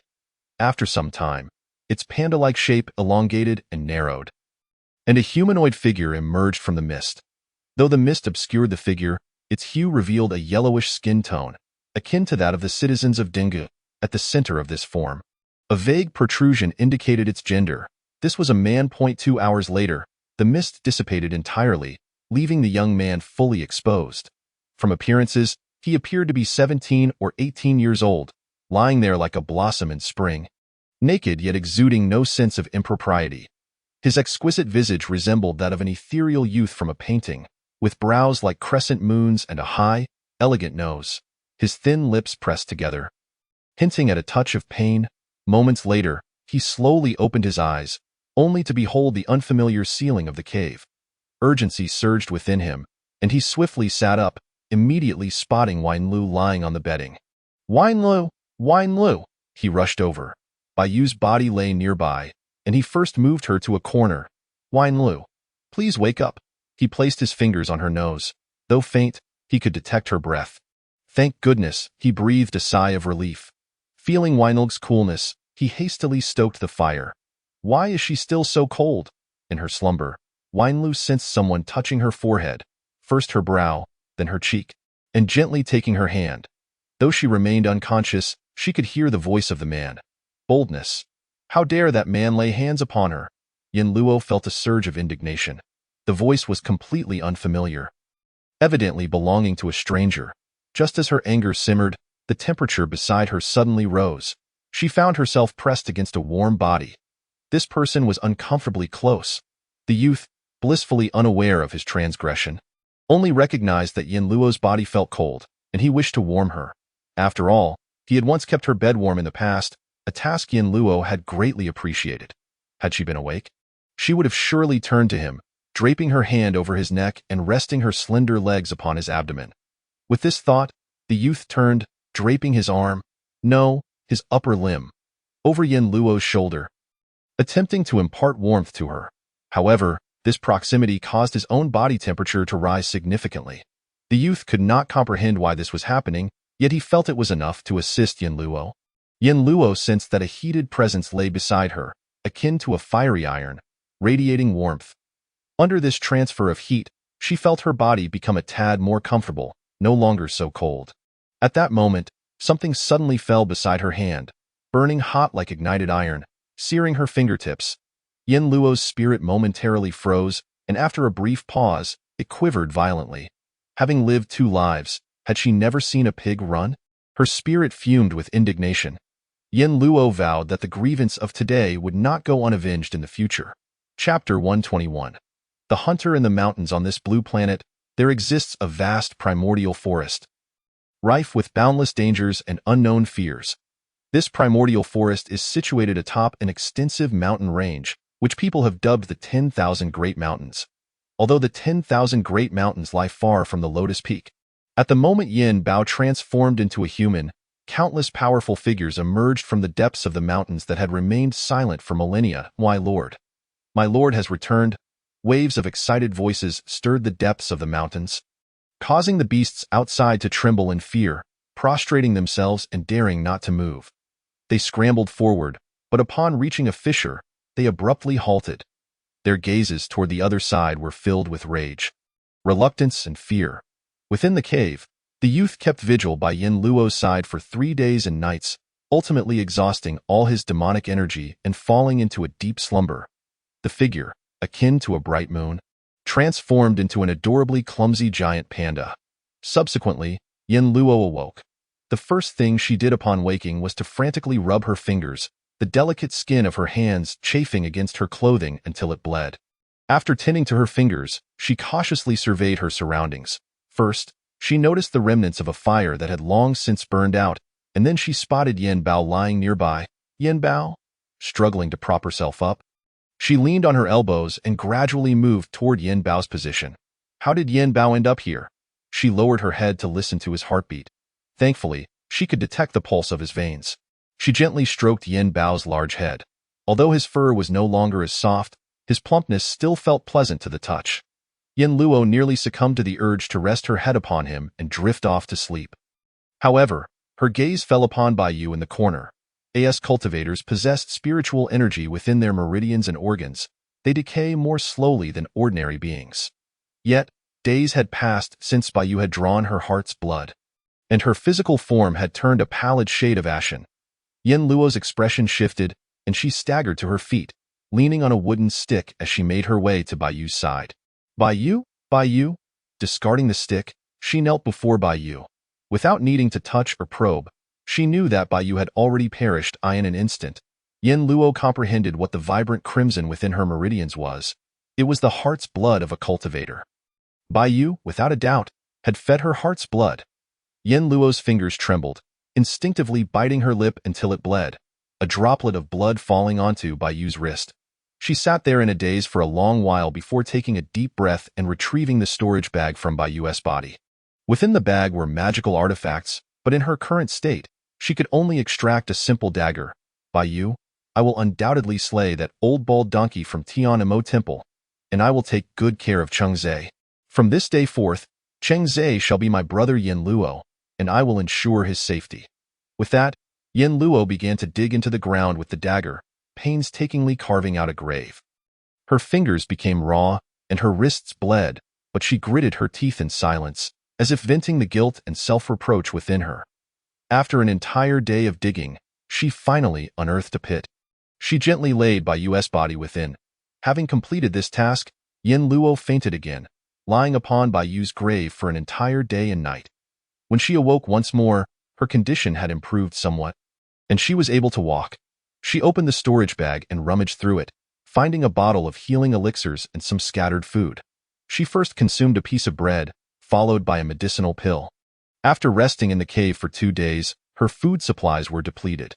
With no spiritual energy left in her body, she had to rely on food to replenish her strength. She glanced at Yin Bao. "You've been asleep for several days. Why are you still not awake? I am the one who was injured, yet you look utterly exhausted. Alas, I have spoiled you." Yin Luo resolved that she must venture out to find some food. However, the memory of the man who had embraced her during her slumber still haunted her. In the days she had been awake, he had not appeared again, leaving her uncertain whether he had left out of newfound conscience or encountered some misfortune. Regardless, when danger approaches, one cannot remain timid forever. She turned to Yin Bao, giving him a firm pat on the back. With that, Yin Luo rose and exited the cave. Outside the cave, the light was bright, and she shielded her eyes from the glare. Not far down the mountain, she could see an endless expanse of water. The cave was not high, merely a dozen meters above the water's surface. With nothing edible below, Yin Luo leaned on his stick and began to climb upward. Occasionally, she spotted some wild fruits and gathered them all. There were also some seemingly succulent grasses, possibly wild vegetables, which she collected as well. But after taking only a few steps, she heard voices in the distance. "Shengzi, let us compare our 2 teams and see which one catches more prey. What do you say?" Upon hearing the voices, Yin Luo's heart tightened. In her current state, she was weaker than an ordinary woman. If this group of people spotted her, compare, Dezhuang, the usual rule applies. The winning team's household won't have to wash dishes today. But you must be careful. Today you're one prey short. Suddenly, a crack echoed through the forest as a branch snapped. Immediately, a shadow darted away into the distance. The laughter of the 2 groups ceased simultaneously. Dezhuang's eyes gleamed, from the sound. It must be a goat weighing at least 100 pounds. He and Shengzi bolted toward the source of the noise, followed by the other hunters, who shouted excitedly, "Everyone! We've caught something big today." As Yin Luo ran, beads of sweat streamed down her back. What terrible luck! She had not expected there to be hunters on this mountain. She had only stepped out for a brief moment and had already encountered them. Truly, when misfortune strikes, it feels as though even drinking water gets stuck in one's teeth. Unfortunately, still nursing her injuries, she could not run far before being pursued by these agile hunters. Upon realizing that the figure darting through the forest was a human, they were all taken aback, especially Shengzi, whose eyes sparkled with intrigue. This human was more beautiful than any woman in their tribe. Surrounded by the hunters, Yin Luo stood rigidly, her eyes filled with wariness. They were bare-chested, clad only in shorts, their skin bronzed from the sun, giving them a fierce appearance. Chapter 122. The tribe. Yin Luo stood cautiously in place, motionless. She was rapidly contemplating how to respond should they wish her harm. Shengzi, seeing her frozen in place, assumed she was frightened by their presence and said, "This young lady, you're not from our tribe. Where do you come from, tribe?" Yin Luo keenly seized upon this term. Could this be a minority group? However, their demeanor was somewhat peculiar. At this moment, she should be the one on edge, yet he spoke as if he were the one feeling awkward. Nevertheless, it appeared they bore no ill intent. After pondering for a moment, she fabricated a response. "I am a commoner who has fallen upon hard times, having fled here with my family, but alas, they have all perished." She squeezed her eyes, attempting to appear pitiful. "Oh, such a poor girl." He clapped his thigh. "Shengzi, you're in luck. All of us brothers have taken wives, but you're still single. You've been so picky, yet look at this stroke of luck. Here comes a girl right to your doorstep. Just look at how lovely she is, far prettier than our wives, Yin Luo." She quietly took a half step back. Yin Luo. But they still judge women based on their ability to bear children. These individuals lived by hunting, and after years of exposure to the sun, their skin was darkened. Yet their muscles were robust. In the dense forest, it was hard to gauge their true forms, but under the sunlight, their bronze muscles would undoubtedly gleam like iron. Their darkness made it impossible for Yin Luo to discern their emotions through their expressions. Shangzi scratched his head and glared at the crowd, emphasizing as he spoke, "Don't frighten the girl. The tribe is situated at a considerable distance from here, requiring a trek over the mountain beneath our feet." Upon crossing the summit, Yin Luo, accompanied by the others, arrived at a secluded valley. After such an arduous journey, she found herself somewhat fatigued, her complexion paling noticeably. "Would you care for some water?" Indeed, Yin Luo was parched. She expressed her gratitude and accepted the leaf, drinking deeply in one breath. Once she had regained her composure, she took in the valley's visage. Above the valley, a great mountain jutted out naturally, rendering the view of the valley itself obscured from atop. This formation serves as a natural barrier for the tribe. During the calamity, when rain had poured down relentlessly for over a month, not a single drop had reached the inhabitants below. The floodwaters from upstream cascaded along the valley's lowest point, flowing into a grand river downstream, leaving the tribe unscathed. Truly, they are a fortunate lot under the heavens' protection. Within the valley, they had constructed numerous wooden and stone dwellings, all nestled against the mountain, arranged in a long line. Yin Luo and her companions currently stood on one bank of the river, which was spanned by a rope. By grasping the rope, they could glide across to the opposite tribe, Shangzi remarked. "This wasn't always a grand river. It used to be but a small stream. When we ventured out, the water barely reached our knees. Alas, after such a prolonged downpour, the water level surged dramatically, transforming the brook into this." Yin Luo gazed at the river before her, which appeared to be over 20 meters wide. Shangzi continued, "The water is quite deep.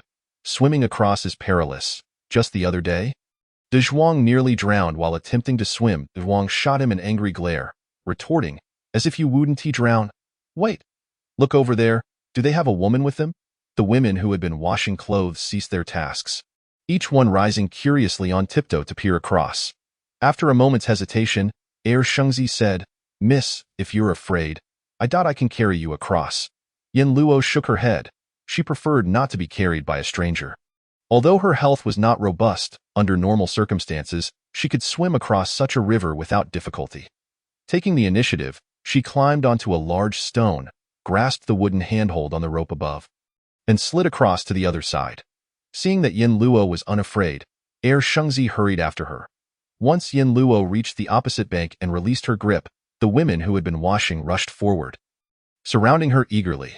The rope was secured to a large tree at the village's edge, still several dozen meters away from the river, and the speed at which the women ran startled Yin Luo.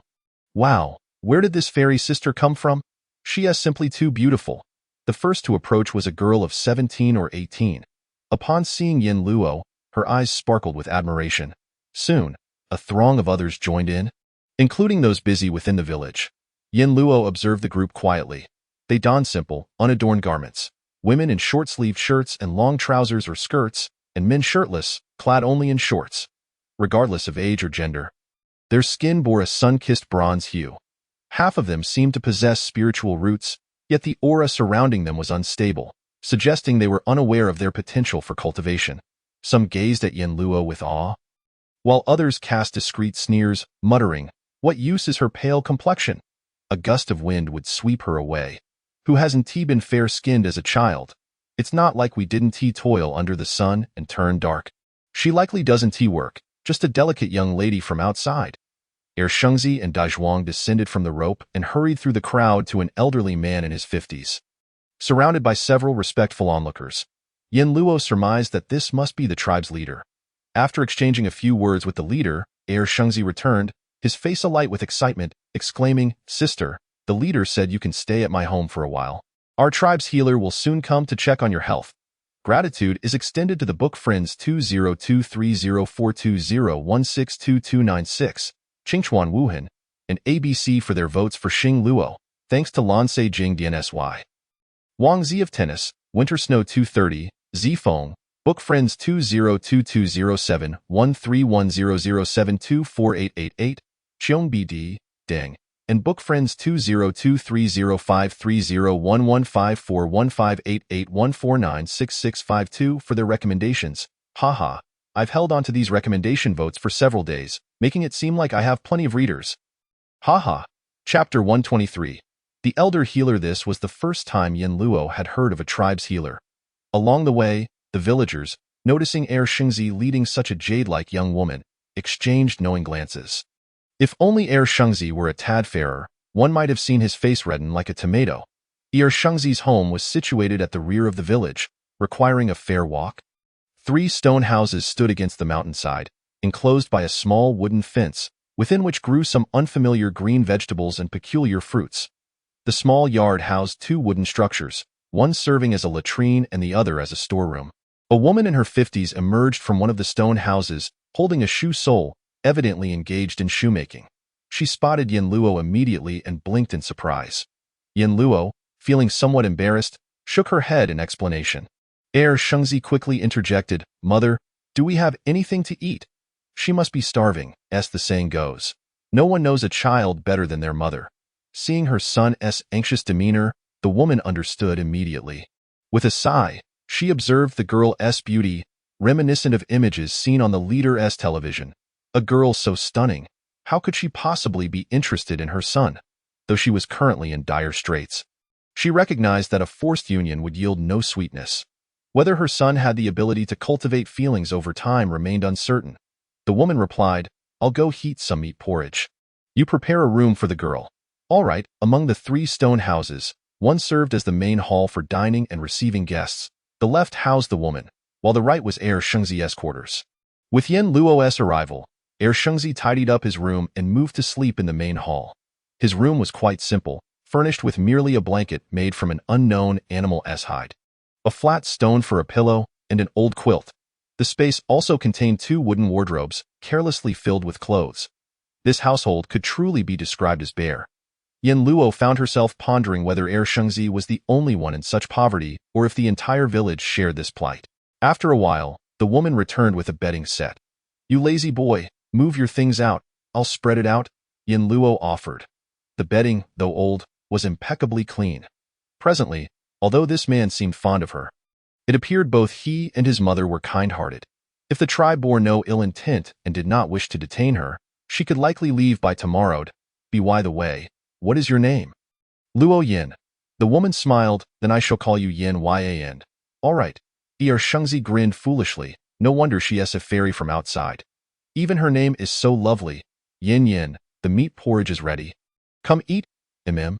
Thank you, auntie." Yin Luo sat at the table, where a black ceramic bowl contained a thin, fragmented meat porridge. This porridge was indeed meat, containing only some green wild vegetables in addition to the meat. Yin Luo had expected rice or flour. Shengzi ladled her a bowl, and upon receiving the chopsticks, she took a bite and nearly retched. The shredded meat and vegetables were boiled together without any seasoning. The porridge carried the raw, gamey taste of the meat, causing Yin Luo, accustomed to rich and spicy flavors, to feel nauseous instantly. "What's wrong? Is it not to your liking?" Yin Luo shook her head and took another bite. "No, I just haven't eaten in days. I'm a bit unaccustomed." Although it was unpalatable, she knew she needed to replenish her strength, so she forced herself to finish a bowl. After she had consumed the meat porridge, the healer arrived. He was a small, elderly man in his 70s, sporting glasses and carrying a large medicine box. His hair was completely white, yet he exuded vigor. Upon seeing Yin Luo, he was taken aback. "I heard that the outside world has been flooded. No outsiders have come here in over half a year. How did you arrive?" Yin Luo concocted a tale of misfortune. The healer, well versed in the ways of the world, studied her intently before murmuring, "To escape such a natural disaster and arrive here, you are no ordinary person." Yin Luo offered a slight smile, remaining silent, which served as an acknowledgement. The elder healer took her pulse. And as he did, his brow furrowed, his gaze deepening. Yin Luo inquired, "Elder, does this expression signify that my days are numbered?"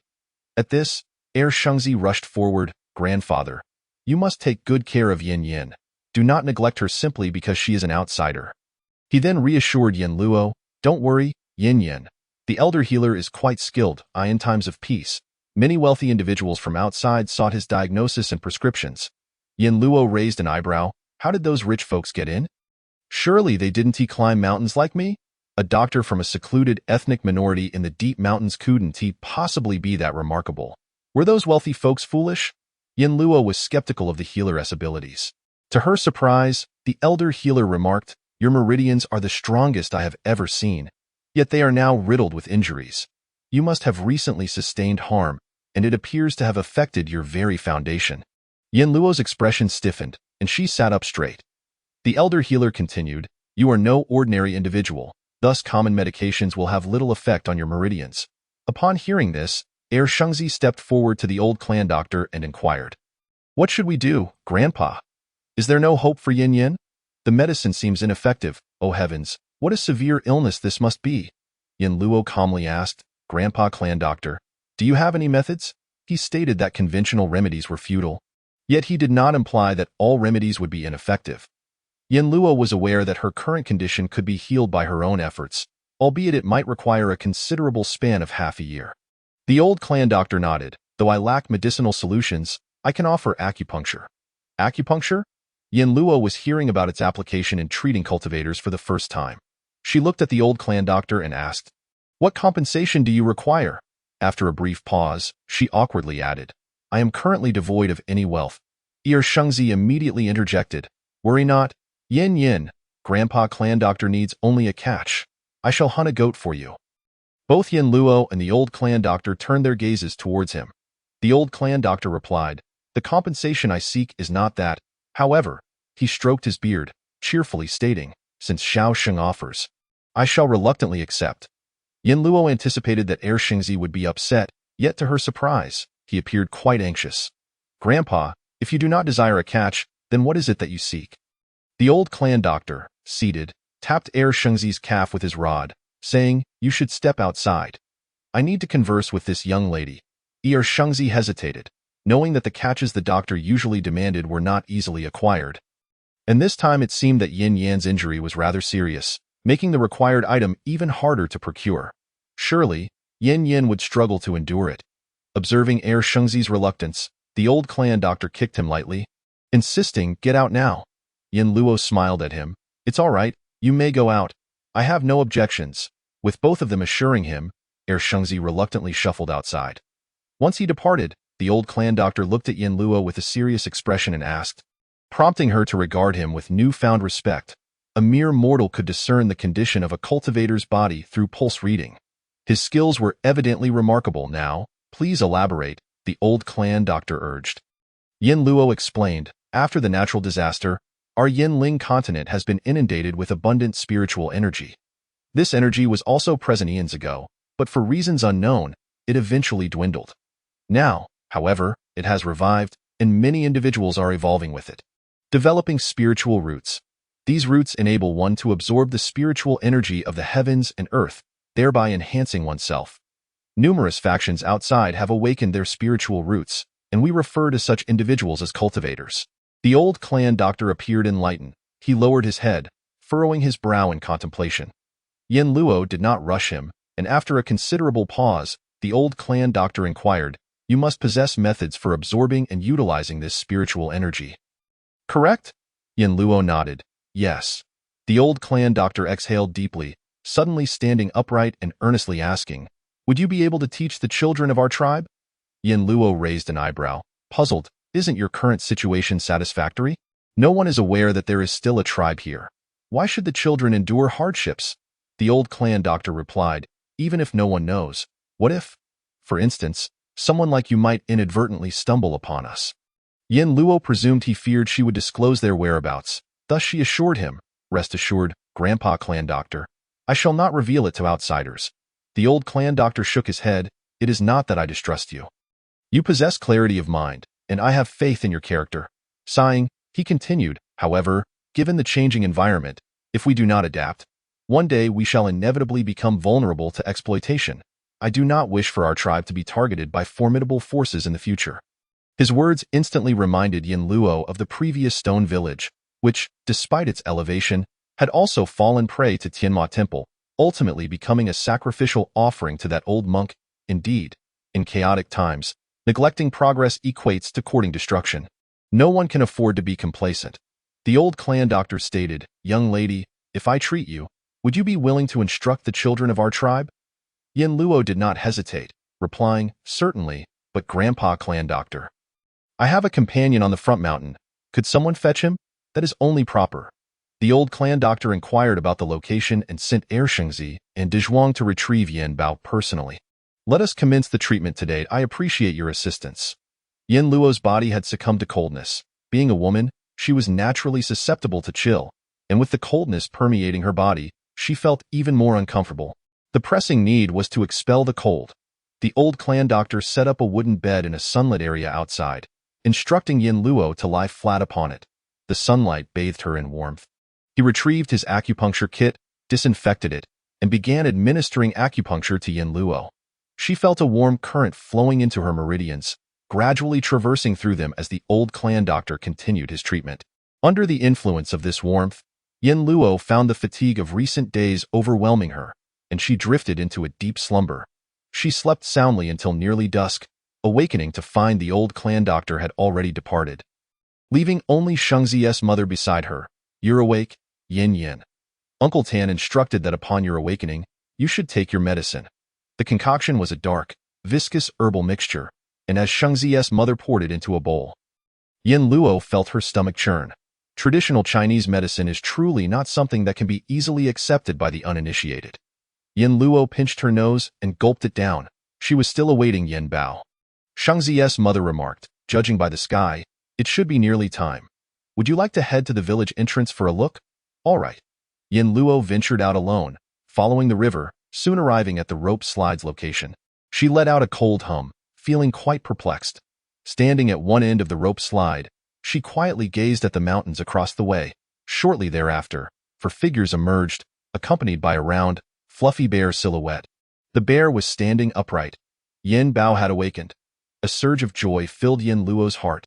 Yin Bao, having caught a whiff of Yin Luo's scent, excitedly rose on its hind legs, its front paws waving animatedly in her direction. Before Shengzi and the others could react, it swiftly climbed onto a large rock, gripping the rope slide tightly with its four paws, resembling a pig awaiting slaughter during a festival, and with a vigorous push, it slid towards Yin Luo. "Hey, hey, hey, don't fall!" Shengzi and Dezhuang exclaimed in a panic. The old clan doctor had sent them to find Yin Luo's pet, claiming it to be a giant panda, which they initially disbelieved, thinking it impossible to keep a panda as a pet. However, upon reaching the cave, they indeed found a giant panda sleeping soundly. It was so deeply slumbering that no amount of coaxing could rouse it. And only when they mentioned taking it to see Yin Yin did it finally awaken. Moreover, it seemed more anxious than they were during the journey. Now witnessing the giant panda sliding down the rope slide on its own, they were even more astonished, feeling that the panda was unusually clever. After crossing the river, Yin Luo was there to receive it. The panda intended to leap into her embrace but, considering her current condition, altered its course and jumped beside her instead. Yin Luo had not anticipated its sudden change of direction, resulting in Yin Bao landing with a thud on the ground behind her. The little panda, remarkably resilient, rolled twice on the ground before bouncing back up, its large head nuzzling against Yin Luo affectionately. Shengzi and the others slid over one after another. Witnessing a giant panda so intimately attached to a human was utterly astonishing to them. Dezhuang muttered under his breath, "With all this fat, if we were to butcher it, it would last us a month." The sharp fangs became visible as it opened its mouth, revealing a fierce glint in its eyes. Just moments ago, it had been adorably charming, but now it appeared rather intimidating. Dezhuang couldn't help but shiver, realizing that this creature was a bear, not a cat. Feeling somewhat embarrassed, Dezhuang said, "The old clan doctor instructed that Miss Luo is our guest. Heh, and this is Miss Luo's pet. We would never harm it. I was merely joking." Yin Bao promptly disregarded him. As night fell, the village was devoid of light, and everyone generally retired early, rendering the outside eerily quiet.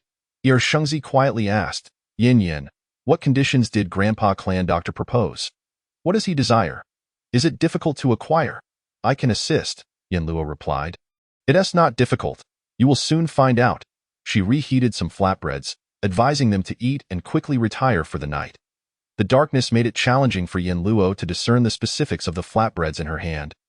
But upon taking a bite, she detected a bitter, dry taste. She endured the discomfort and finished one. After eating, everyone retreated indoors to sleep, and Yin Luo took Yin Bao to her room. The wooden bed appeared rather flimsy, creaking ominously as Yin Luo sat upon it.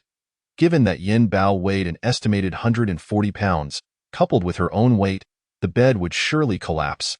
"Stop! You cannot come up here," Yin Luo commanded. "You must sleep on the floor." Yin Bao looked at her, tilting its head in evident dismay. I felt wrong that she would not allow it on the bed, thinking she had changed her affections. Observing its stubbornness as it squatted beside the bed, Yin Luo patiently explained, "You are too heavy. This bed is not sturdy enough for two." Yet, Yin Bao remained obstinate. Yin Luo remarked, "This is outside, not at home. You must not act willfully. Moreover, big pandas in the wild often sleep like this. Do not indulge too much." Yin Luo believed that it had been spoiled since childhood, thus unable to endure hardships, which was why it insisted on sleeping in the bed. With a sigh, she added, "If you want to sleep on the bed, I shall sleep on the floor." As she began to roll up the bedding on the bedboard, Yin Bao promptly turned and lay down on the ground without hesitation. Yin Luo was taken aback by this sudden change. Wasn't it just a moment ago that it refused to sleep on the ground? How could it fall asleep so quickly upon her suggestion? Confused, Yin Luo eventually succumbed to her fatigue, covered herself with the quilt, and soon drifted off to sleep. Yin Bao, after stealthily opening its eyes, crept to the edge of the bed. Yin Luo must have changed her mind. She would rather sleep on the floor than share the bed with it. Yin Bao was quite displeased and could only sit with its back against the foot of the bed, feeling wronged as it fell asleep.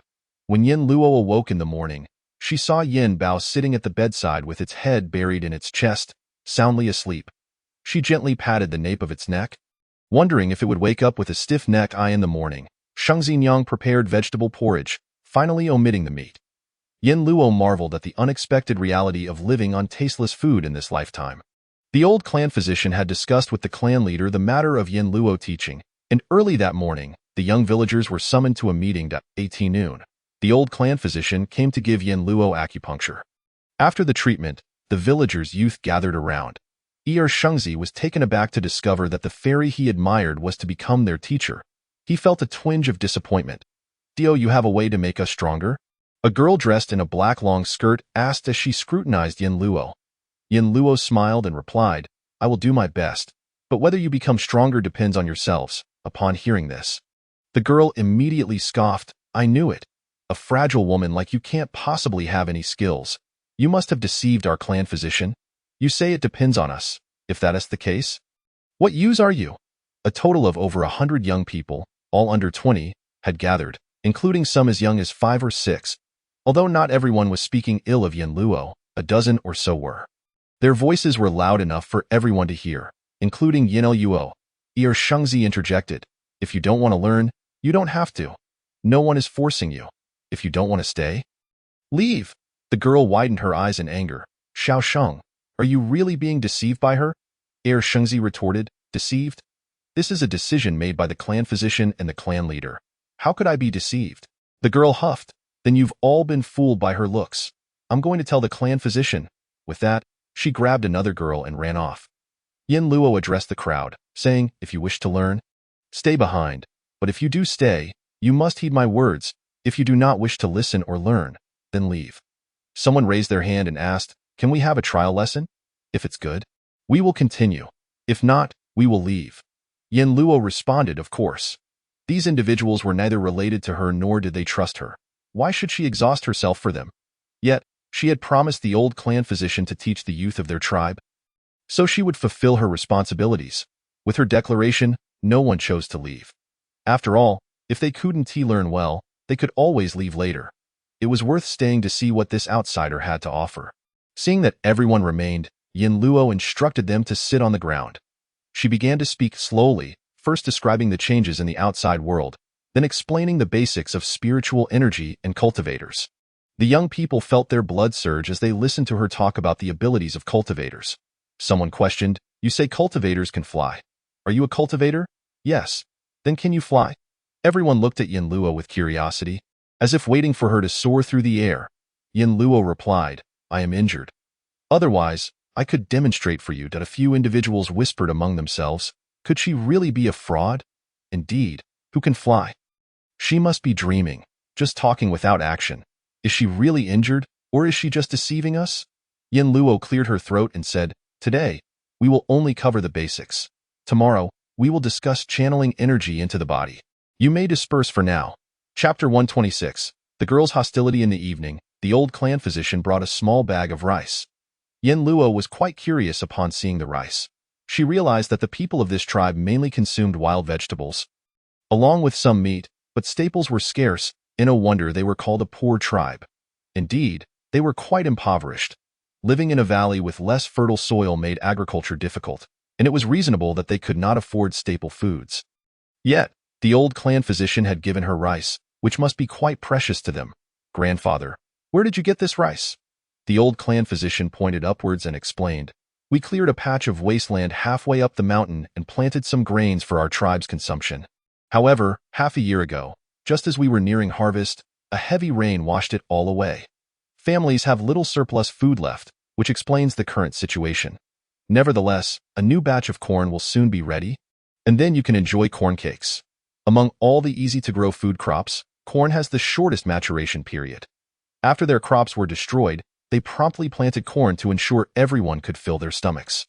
Yin Luo felt immensely grateful to the old clan physician. She pushed the bag of rice back toward him, saying, Grandfather, although I am helping you teach, you have also treated my ailments. You need not give me these things. Please keep them for yourself.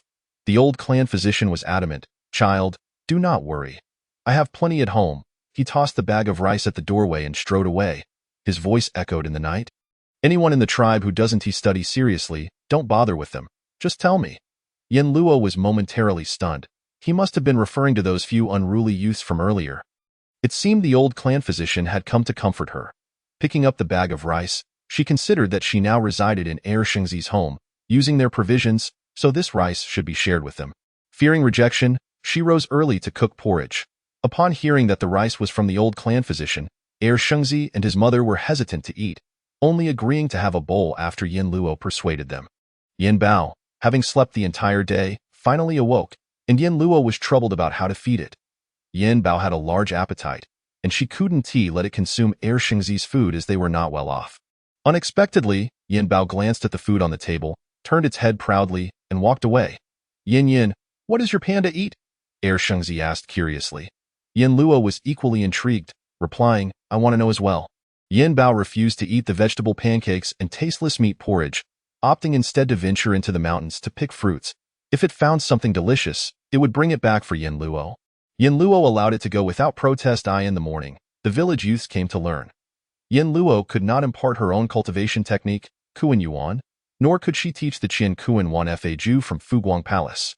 Instead, she taught the foundational techniques of the immortal cultivation world from millennia ago. Two young boys, their faces lighting up with joy, exclaimed, I can really feel a gentle power within me. It seems to respond to my call.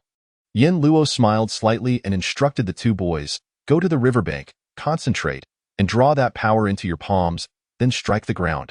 Understood. The other boys curiously followed them. The two boys complied with Yin Luo's instructions and struck the ground forcefully. Instantly, a small pit appeared where they had struck. Wow, it really works. This is amazing. They cheered, eager to try again. Nearby, two girls watched with wide eyes. Cui cautiously said, Leonie, it seems that Luo Yin is onto something. Look how excited the boys are, Leonie. The girl who had previously disliked Yin Luo scoffed, Humph, they must be flattering her just because she is pretty. Cui, confused, replied, but the clan physician said Luo Yin truly has skills. We shouldn't be biased. Be quiet. Leonie shot her a glare, silencing her. The boys by the river were having a great time, but one boy suddenly clutched his stomach and groaned. Ah, my stomach hurts. It really hurts. From a distance, Leonie saw an opportunity and hurried over. Two boys supported him, and he was sweating coldly. Leonie exclaimed, I told you Luo Yin had issues. Look, Meow Meow is in pain. Meow Meow, who was usually very healthy, rarely fell ill, so it must mean that Luo Yin was wrong. Hurry and find the clan doctor, Grandpa! A young boy sprinted away. The remaining crowd turned their gazes towards Yin Luo, who approached to assess Meow Meow's condition. Luanayer stood protectively in front of Meow Meow, exclaiming, "What more do you want? You've already caused Meow Meow brother great distress." Shengzi retorted, "Luanayer, you cannot indiscriminately blame Yin Yin. Perhaps Meow Meow merely ate something bad." Luanayer, filled with rage, pointed an accusing finger at him. "Xiaosheng brother, how long have you known her to call her Yin Yin? Do you even know what kind of person she is?" Without hesitation, Shengzi replied, "Of course, Yin Yin is a good person.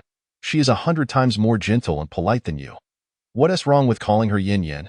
Luanayer felt as though she might explode from anger, cursing Yin Luo. "You must be a demon, enchanting Xiaosheng brother. Reveal your true form so he can see what you truly are." Yin Luo frowned. However, Shengzi became even more incensed. "Luanayer, if you continue this unreasonable ruckus, I will report you to the clan leader and have him discipline you." "You dare?" Luanayer, in a fit of rage, suddenly dashed towards Yin Luo, intending to shove her into the river behind. Shengzi and the other boys were horrified. The water was deep, and none of them were particularly good swimmers. What if someone fell in? As Luanayer charged forward, Yin Luo remained vigilant and simply sidestepped, easily avoiding her. A loud splash echoed as Luanayer fell into the river, missing her target completely. Water erupted, startling 4 or 5 boys who jumped in as well.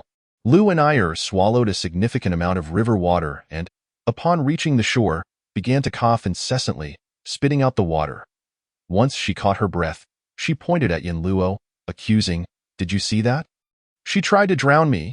Yin Luo replied coldly, "I stood right here, completely still, while you recklessly charged at me. I was wondering why you were running, only to discover you wanted to dive."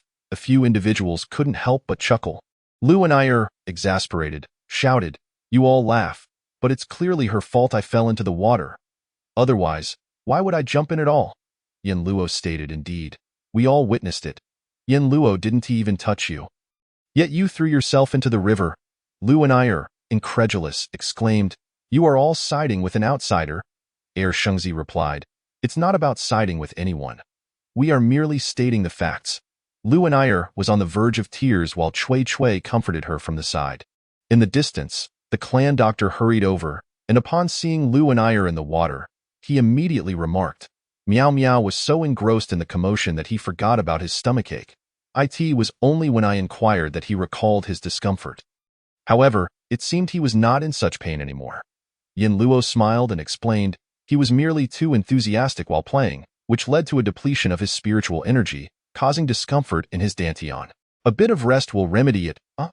Meow Meow looked at Yin Luo in surprise. "Oh, that's how it is."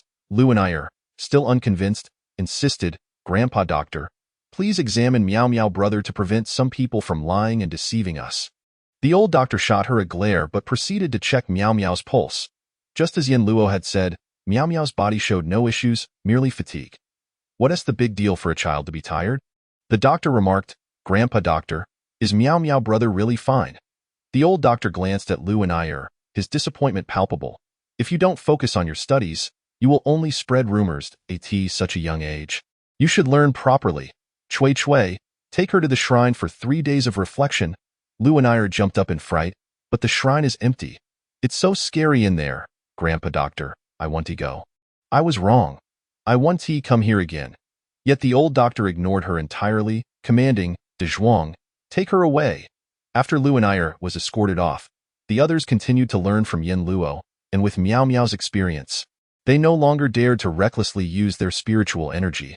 After finishing her meal, Yin Luo noticed a dark shadow slowly approaching the courtyard. "Did you eat your fill on the mountain today?" Yin Luo patted its head affectionately. The little creature was covered in mud and bits of leaves, looking quite disheveled.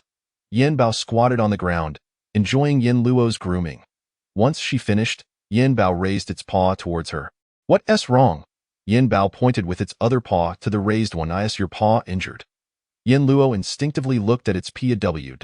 To her surprise, a ginseng appeared in its palm. Delighted, Yin Luo exclaimed, "Little one, you are truly remarkable." She vigorously rubbed its head, tousling its previously neat fur. Pleased with the praise, Yin Bao stood up and wiggled its behind.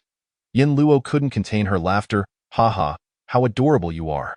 Unable to resist, she wrapped her arms around Yin Bao's big head, puckered her lips, and planted a kiss on its forehead. Still buzzing with excitement, Yin Bao froze as if struck by lightning. Its round eyes wide and unblinking, its front paws dangling limply. Observing this, Yin Luo teased, then turned to enter the house. Yin Bao, momentarily dazed, quickly bounced after her, hopping joyfully. "Hee hee, as long as I treat her well. She will love me the most." Yin Bao settled down happily under the bed to sleep. This ginseng was wild and nutrient-rich, imbued with spiritual energy, having transformed into a spiritual plant. Yin Luo plucked a root from it and gently chewed. With this ginseng and the old doctor's acupuncture, within 10 days, her dantian began to circulate again, allowing her to absorb the world's spiritual energy. Yin Luo's cultivation also regained its footing at the 3rd level of spirit gathering. The young boys of the tribe, after several days of following her, no longer needed to report daily but could practice at home instead. Yin Luo found her days leisurely again, awaiting the old doctor for acupuncture and then meditating. "You are recovering quite well," the old doctor marveled.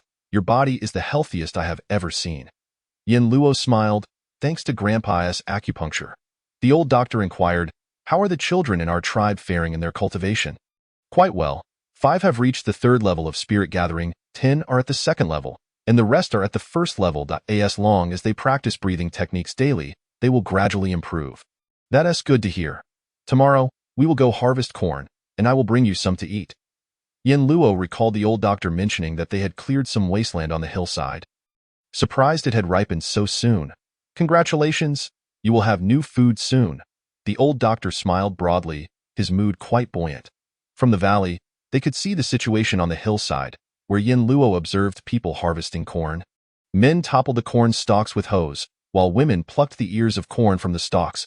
By dusk, they carried the harvested corn back in loads. Seeing the brothers and sisters of the tribe married and enjoying such happiness filled Yin Luo with longing. Noticing the old doctor lost in thought, she asked, "How is the harvest?" Shengzi's mother sighed. A small portion of the corn in the northern field was eaten by wild beasts, wasting precious seeds. However, the corn in the front is growing quite well. Wild beasts? Yin Luo realized that if they could hunt, then wild beasts could also feast on their crops. Yin, wait here. I will go grind the cornmeal for you, and tomorrow morning you can enjoy corn porridge. Ere Shengzi placed the sack of corn he had been carrying on the ground, preparing to head to the mill. Yin Luo suggested, "Let us eat first. You've worked hard all day, no need to grind corn now." "All right, let us eat. After we eat, I will grind the corn." He was in high spirits, and after drinking the porridge Yin Luo prepared, his mood improved even more. Shengzi's mother silently sighed but urged, "We have to go to the fields early tomorrow." "Why grind corn now? Hurry and go to bed." Shengzi retorted nonchalantly, "Mother, while everyone is resting, I can grind the corn without waiting in line. If we wait until everyone has finished harvesting, we may have to wait several days. Besides, since I began cultivating, my physical condition has improved greatly.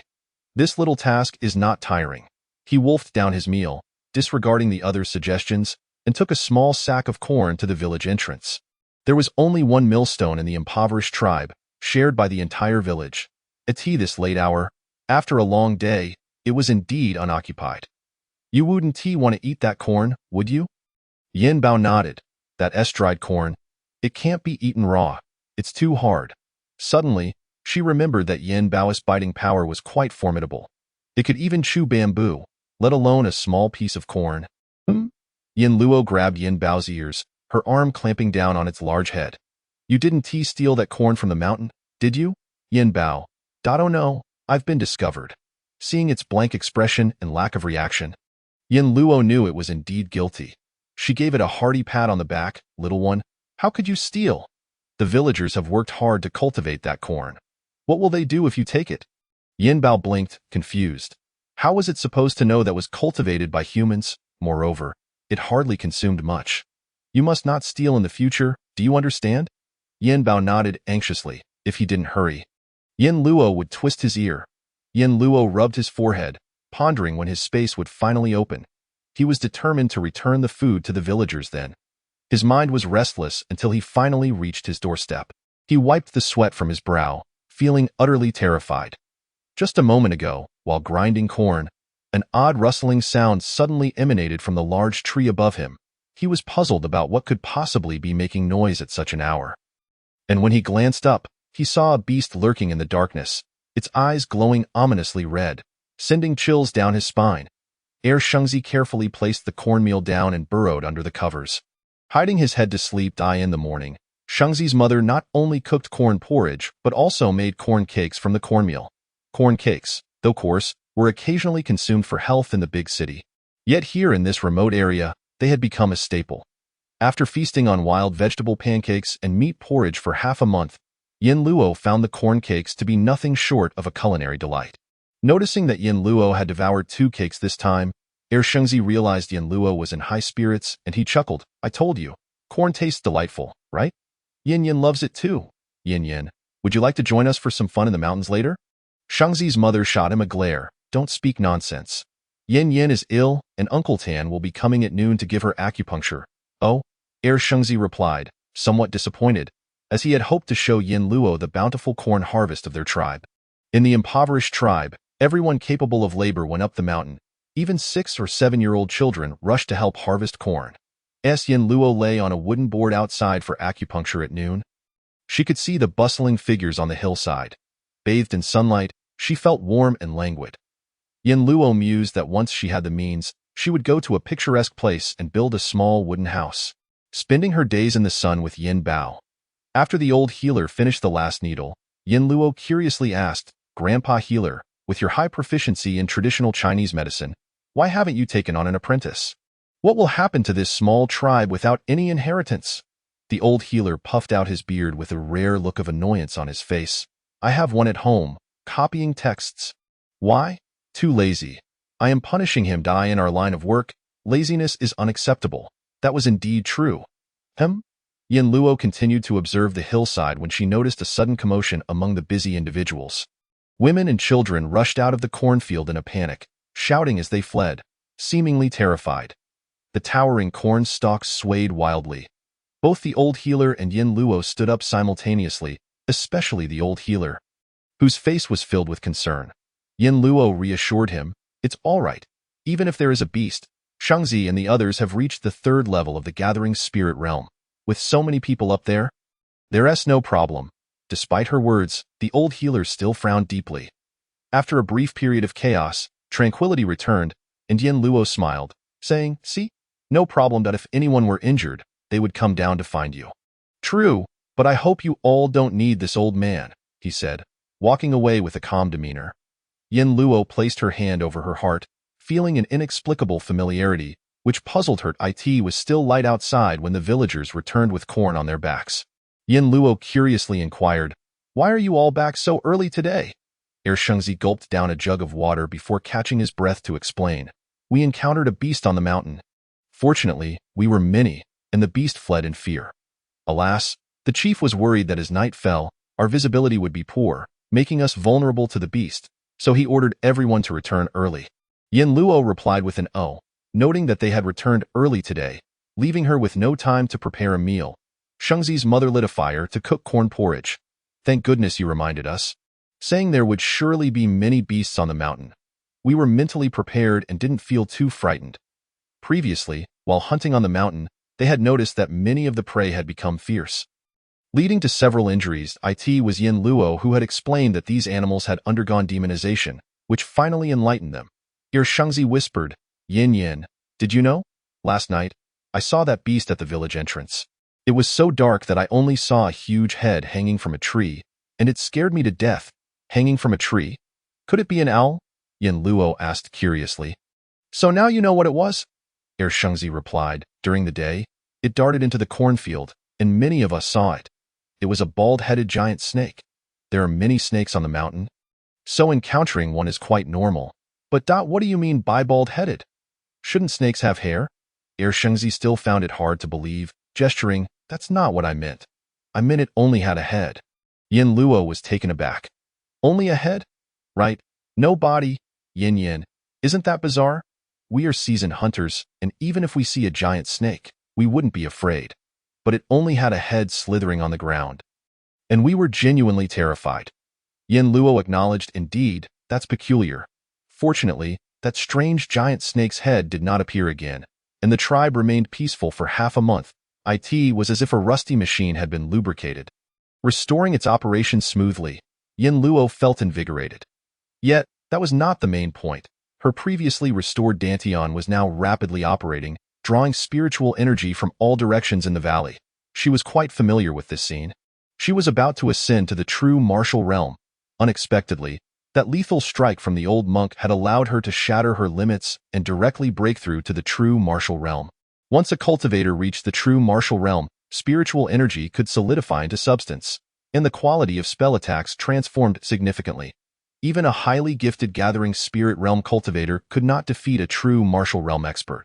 Yin Luo immediately sat cross-legged in the middle of the courtyard, and the gathering spiritual energy formed a vortex in the air, whipping up winds that swirled above her head. The changes in the small courtyard attracted the attention of the tribe's youth.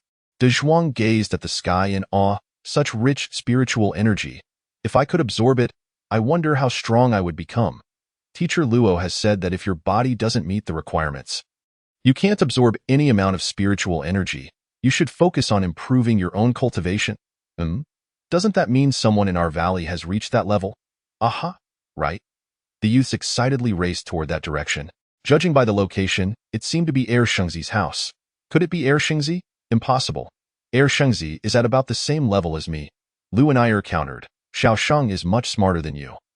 It must be Xiaosheng. At this moment, Shengzi stood at the gate, eagerly peering into the courtyard. Yin Luo, in the midst of her ascension, was enveloped in spiritual energy, surrounded by a mist-like aura. She was already ethereal and untainted, appearing even more like a celestial being soaring through the clouds, untouched by a speck of dust. Shengzi nervously rubbed his hands together, suddenly realizing he was unworthy of Yin Luo. Such a magnificent fairy was beyond his reach. In the distance, De Zhuang and the others rushed over. From afar, De Zhuang spotted Shengzi and sighed in relief, smiling. I told you it couldn't possibly be Shengzi. Lu and I's expression tightened. If it's not Xiaosheng, then who else could it be? Who else lives in his house? Could it be? Upon seeing the crowd, Shengzi smiled widely, saying, you're all curious too. Right? Look, it's Yin Yin. I told you, Yin Yin is definitely the strongest. Lu and I clenched her fists tightly, biting her lip in frustration. One by one, others squeezed past her, gathering at the gate to watch.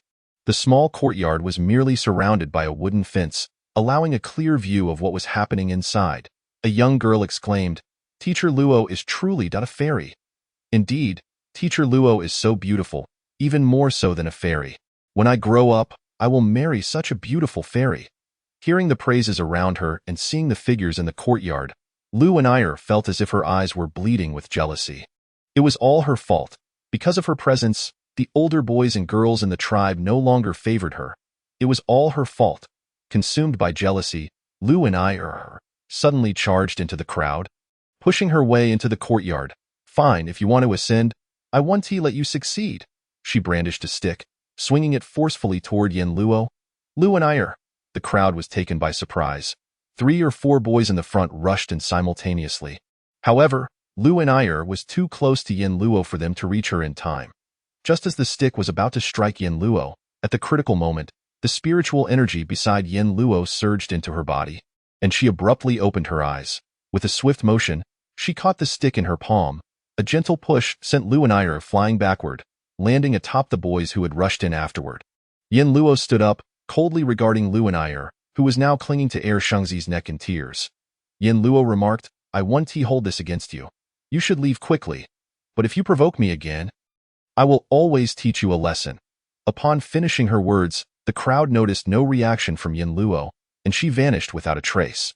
The youths outside the courtyard were left in utter shock, exclaiming in disbelief, Teacher Luo is truly remarkable. How did she disappear? I didn't even see it happen. Did she fly away? An academically inclined student speculated. Teacher Luo mentioned that when you move swiftly enough, others cannot discern your actions. So, it stands to reason that she must have simply run away at great speed. His explanation elicited laughter from several onlookers. Do you think Teacher Luo, having regained her powers, will leave us? At this remark, Shengzi stiffened. After all, Teacher Luo was not originally from their realm. Her departure was only to be expected. Alas, it's a pity. I haven't learned more from Teacher Luo yet. He lamented, rigidly brushing off the lingering Nier from his person. Nier, unable to maintain her balance, tumbled to the ground, crying out in distress, Xiao Shunga. The others exchanged glances, and Dazhuang pointedly remarked, Nier, Teacher Luo teaches us. How could you strike her? Even if you have feelings for Shengzi, such behavior is unacceptable. Nier, wiping her tears furiously, retorted, Dazhuang. You all have changed. You used to dote on me, Dazhuang, exasperated, shrugged, but reason must prevail. The transgression committed by Nier today warranted a month of penance in the ancestral hall. He stated solemnly, Nier, we won't inform the clan leader about your assault on Yin Luo today, but you must never repeat such actions. Chapter 130. Kunwu Jade ruler Yin Luo paid little mind to how the Qiong tribe would handle Nier. Her primary concern lay with her space. Upon entering the true martial realm, her long-secluded treasure trove finally reopened its doors to her. She eagerly ascended the mountain, seeking a secluded spot to enter her space. As soon as she stepped inside, a gentle aura enveloped her, instantly refreshing her spirit. To her astonishment, the area had expanded dramatically. The brook that once meandered through her space now revealed its source. This source originated from a towering mountain, significantly higher and steeper than any in her previous space, as if it had sprung from the ground. The crystal-clear waters cascaded down from the peak, flowing with tremendous force. Standing below, Yin Luo was enveloped in mist. It felt as if an invisible force was tugging her from the summit. Intrigued, she focused her thoughts and soared to the mountaintop. The flat area was limited, barely sufficient to accommodate a modest 3-room, 2-hall courtyard. Yin Luo had always been curious about the brook that flowed unceasingly despite the lack of rain in her space. Now, upon reaching its source, she still could not discern the reason for its continuity. Instead, she was even more bewildered. In the flat area, a bottomless pit gaped, and the brook flowed forth from within. As she leaned closer to peer into the water-filled cavern, she sensed a force pushing against her, preventing her from approaching. Yin Luo had no choice but to retreat to the center of the mountaintop. Here, at the highest elevation of her space, she could survey the entire expanse. With her hands clasped behind her back, she gazed around at the abundant resources and flourishing crops, a wave of reassurance washing over her. A smile graced her lips. Suddenly, with a thunderous rumble, the mountain beneath her began to tremble violently. Alarmed, Yin Luo hastily distanced herself from the peak, soaring downwards, her heart racing with trepidation. Surely it wouldn't be closing again. As this thought crossed her mind, she intended to hurry to the storage area to secure her supplies. However, her speed was insufficient. A piercing howl erupted from the mountaintop, followed by an invisible shockwave that radiated outward. Yin Luo was abruptly flung away from her descent. The entire space was affected by this force. Aunt Chun, clinging desperately to a pillar in the wooden hut, found herself airborne. The supplies scattered throughout the space were tossed about, and a substantial portion of the crops fell over, while the farming robots were hurled into the air. In an instant, it felt as though the space had endured a calamity. After Yin Luo landed, she opened her eyes to gaze up at the mountaintop. The upheaval had been swift and fleeting. And within moments, calm returned to the space. The sun shone brightly, and the weather was serene, as if the earlier tempest had been but a mere illusion. Atop the mountain, a white cloud lingered. Yin Luo, momentarily stunned, observed as the cloud gradually dispersed, revealing a white box standing prominently at the peak. What could that be? Tentatively, she summoned it with her thoughts, and to her astonishment, the box floated towards her. Positioning itself before her, her heart raced with excitement. This object must be a treasure intrinsic to her space. She quickly rose to her feet and placed her hands upon the box. It felt icy to the touch. Crafted from exquisite jade, entirely devoid of blemishes. Never before had she encountered such a splendid container. Remarkably, this treasure was merely a vessel. It seemed that regardless of the era, people always cherished fine packaging. Murmuring to herself, Yin Luo opened the jade box. As it swung open, a flash of white light swept past, followed by an overwhelming chill that enveloped her. Unable to suppress a shiver, she nearly cast the box aside. Inside lay an exquisite jade ruler. It was extraordinarily beautiful, and Yin Luo was instantly enamored. Its translucent white hue appeared crystalline, resembling jade yet not quite jade. She could not ascertain its material as she reached in to touch it. The ruler felt frigid, forcing her to grit her teeth and endure a shiver to grasp it. The ruler measured 60 centimeters in length, 2 fingers wide, and was remarkably slender. The handle, 5 centimeters long, was wrapped in golden threads of an unknown material, with a golden tassel dangling from its tip, shimmering brilliantly. The entire jade ruler radiated light. As Yin Luo held the ruler, she noticed 2 small characters inscribed on one side of the handle, Kunwu. She whispered, "Is this your name?" Kunwu sounds beautiful, reminiscent of a profound technique. Could you and I be destined to be a pair? It was too cold. Perhaps it would be best to set it aside. A trickle of blood from her fingertip followed the jade ruler, and in the blink of an eye, it was absorbed entirely. Yin Luo focused intently, and the ruler regained its pristine, translucent appearance. However, an image of the ruler appeared in her mind. A spiritual artifact. This was no ordinary tool, but a spiritual artifact. Yin Luo held her breath in excitement. The jade ruler exuded a remarkable aura, indicating it was not merely a spiritual artifact. It was a growth-type spiritual artifact. Such artifacts could be tailored to their owner's habits and grow in strength alongside them. In her previous life, she had never encountered anyone utilizing one. This truly was a treasure. Yin Luo was beside herself with joy. Yet, the chill in her palm urged her to remain composed, and she dutifully returned it to the jade box. Now that she was merely in the true martial realm, she could not wield this artifact recklessly. Alas, what a pity! Yin Luo sighed but quickly regained her spirits. No matter, I will strive to improve. It was no wonder such a remarkable item was housed in a splendid jade box. A weapon of such lethality could hardly be contained by anything less. Yin Luo cradled the jade box and placed it in her wooden hut. Upon entering, Aunt Chun rushed to her, crying, "Miss, are you all right? You frightened me to death. You haven't been here for a month." I was nearly terrified. Yin Luo gently patted her back. "Keep your distance from this box. It could harm you. By the way, where is Nu Yi?" Aunt Chun replied, puzzled. "Yin Bao took her outside. Did you not see her?" Yin Luo furrowed her brow. She had long been curious as to how Yin Bao could venture out independently. Ordinarily, she alone controlled the entrance and exit of this space. "Did you see how Yin Bao managed to leave?" Aunt Chun replied without hesitation. The space was in disarray. Darkness engulfed everything. I was startled, and then I saw Yin Bao grasping Nu Yi as they flew towards a fissure. Chapter 131. The Bald Beast, a Fissure? Yin Luo pondered. It was likely that in her critically injured state, the space lost control, resulting in a brief moment of chaos, allowing Yin Bao to slip through the rift. As for Nu Yi, the old monk would not have willingly released her. It seemed Yin Bao had emerged from the space to rescue her, then exchanged Nu Yi for herself. With this realization, the events following her injury became clear. Yin Bao had saved her, only to encounter Baiyu afterward. Now, what troubled her was how Yin Bao had eluded the old monk's watchful gaze and why only Baiyu had appeared. Baiyu had clearly left with Yin Feng and the others. She wondered how Yin Feng was faring.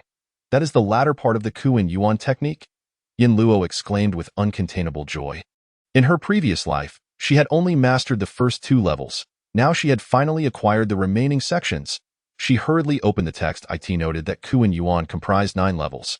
The first 2 levels primarily focused on body tempering, while the subsequent 3 levels were centered on spirit cultivation. Upon reaching the 6th level, one could ascend to immortality. Upon mastering all 9 levels, one could attain divinity. Yin Luo chuckled softly. Even ancient techniques can promise grand outcomes. After all, she had only reached the 2nd level and was now preparing to learn the 3rd. "Miss, it appears as though we have been beset by thieves." Aunt Chun had originally intended to prepare a meal for Yin Luo, but upon stepping outside, she was met with a scene of utter disarray. Yin Luo recalled the fierce winds that had arisen due to the birth of Kuan Wu and hastily abandoned her meditative practice to rush outside. She first made her way to the takeout area, where an array of takeout boxes lay scattered. If they were to be overturned, they would be rendered inedible. Thankfully, all was well. The takeout area, located within the newly constructed warehouse, had not been affected by the tempest. "Aunt Chun, you need not cook. First, let us tidy up the supplies outside, for I must eat. I have endured a month of tasteless meat and wild vegetables. My stomach has been subjected to unimaginable torment." At this moment, Yin Luo craved rich and flavorful food and could hardly bear the sight of meat. Thus, she prepared a bag of sticky turkey noodles, devoured a box of spicy vegetarian fried rice, and sipped a bottle of sweet and sour apple vinegar. Once she had finished her meal, she remembered Yin Bao, who must surely be famished and longing for food as well. The only ones at home were Shangzi's mother and Yin Bao. Upon seeing Yin Luo in her pristine new black dress, Yin Bao's eyes lit up with excitement, and a smile unexpectedly crept across its face. It hurried over to Yin Luo, rubbing against her. Yin Luo has changed her clothes. She still carries the fragrant scent of food. This means she has learned to open the space. It wished to join her. Yin Luo gently patted its head to soothe it, knowing she could not risk revealing such a large panda in front of Shangzi's mother. Aunt, is Shangzi not at home? Shangzi's mother was taken aback by Yin Luo's stunning appearance. She was dressed in new attire, her hair styled in a high ponytail, exuding an ethereal beauty. With a touch of embarrassment, she responded, He has gone out, though. Yin Luo replied with a smile, My injuries have healed, and I am leaving, so I came to bid you farewell. Shangzi's mother was momentarily speechless. Are you leaving so soon? What about Shangzi? Yin Luo entered the house and placed a box on the table. Here are some gifts for you, as compensation for this past month. Aunt, I must take my leave. Without waiting for Shangzi's mother to see her off, she exited the courtyard. Shangzi's mother opened the box and caught a glimpse of its contents, plenty of food and several articles of clothing. Alarmed, she hurriedly embraced the box and chased after Yin Luo, but the weight of the box soon exhausted her, and she had to set it down, wiping her eyes in the process. Yin Luo then proceeded to the home of the old clan doctor. On the way, members of the impoverished tribe, upon catching sight of Yin Luo, could not help but pause their work to admire her. Now restored in her cultivation, Yin Luo resembled a celestial being. Ethereal and otherworldly, despite her black attire, it did nothing to diminish her enchanting aura. Is that Teacher Luo? Indeed. Have you noticed? Teacher Luo seems even more beautiful. Yes, she appears more vibrant. Some greeted Yin Luo. Teacher Luo, where are you headed? To the clan doctor's place. She refrained from mentioning her imminent departure, fearing they would swarm around her. Upon arriving at the clan doctor's home, she saw a girl of about 15 or 16 diligently copying texts, while the old doctor kept a watchful eye on her. Grandpa Doctor, is this your disciple? The old doctor jumped at the sudden voice, but upon recognizing Yin Luo, he furrowed his brow. Are you leaving? Yes, she affirmed. The old doctor sighed. Though he had anticipated this day, he had not expected it to arrive so swiftly. The little girl, upon seeing Yin Luo, immediately stood up. Wow, we have a guest. I'll go fetch some water. The old doctor huffed, You little rascal, trying to shirk your duties. The girl stuck out her tongue and complained. Copying text is exhausting. I deserve a break. Yin Luo inquired. What is your name? Meower. My name is Meower. What do you like? Perhaps I can grant your wish, Meower. Undeterred by the old doctor's glare, chirped, I love to eat. Yin Luo did not disappoint her and promptly produced a package. Meower joyfully embraced it. Wow, it's lollipops. A single package contained dozens of lollipops, and Meower was overjoyed, as if she were about to soar into the heavens. The old doctor remarked, Why do you indulge her so? Yin Luo chuckled lightly. You helped me heal. This is only right. I have gifts for both her and you. She placed another box on the table. The old doctor opened his mouth, ready to refuse, but Meower clutched the box tightly, declaring, Sister Luo, you go ahead. I will accept your gifts and repay you in the future. Yin Luo smiled gently. The little girl was truly Navi in this vast world. How could one expect to meet again at will? However, she did not wish to dampen her spirits. All right, I will await your return. Suddenly, a commotion erupted outside. Hearing the ruckus, Yin Luo swiftly teleported to the entrance of the old doctor's home. The house was close to the village entrance and near the chaotic youths. From a distance, she spotted a group of men gathered by the river, while women hurriedly retreated into the village, shouting, The demon beast is coming. Quick, someone help. Yin Luo raised an eyebrow.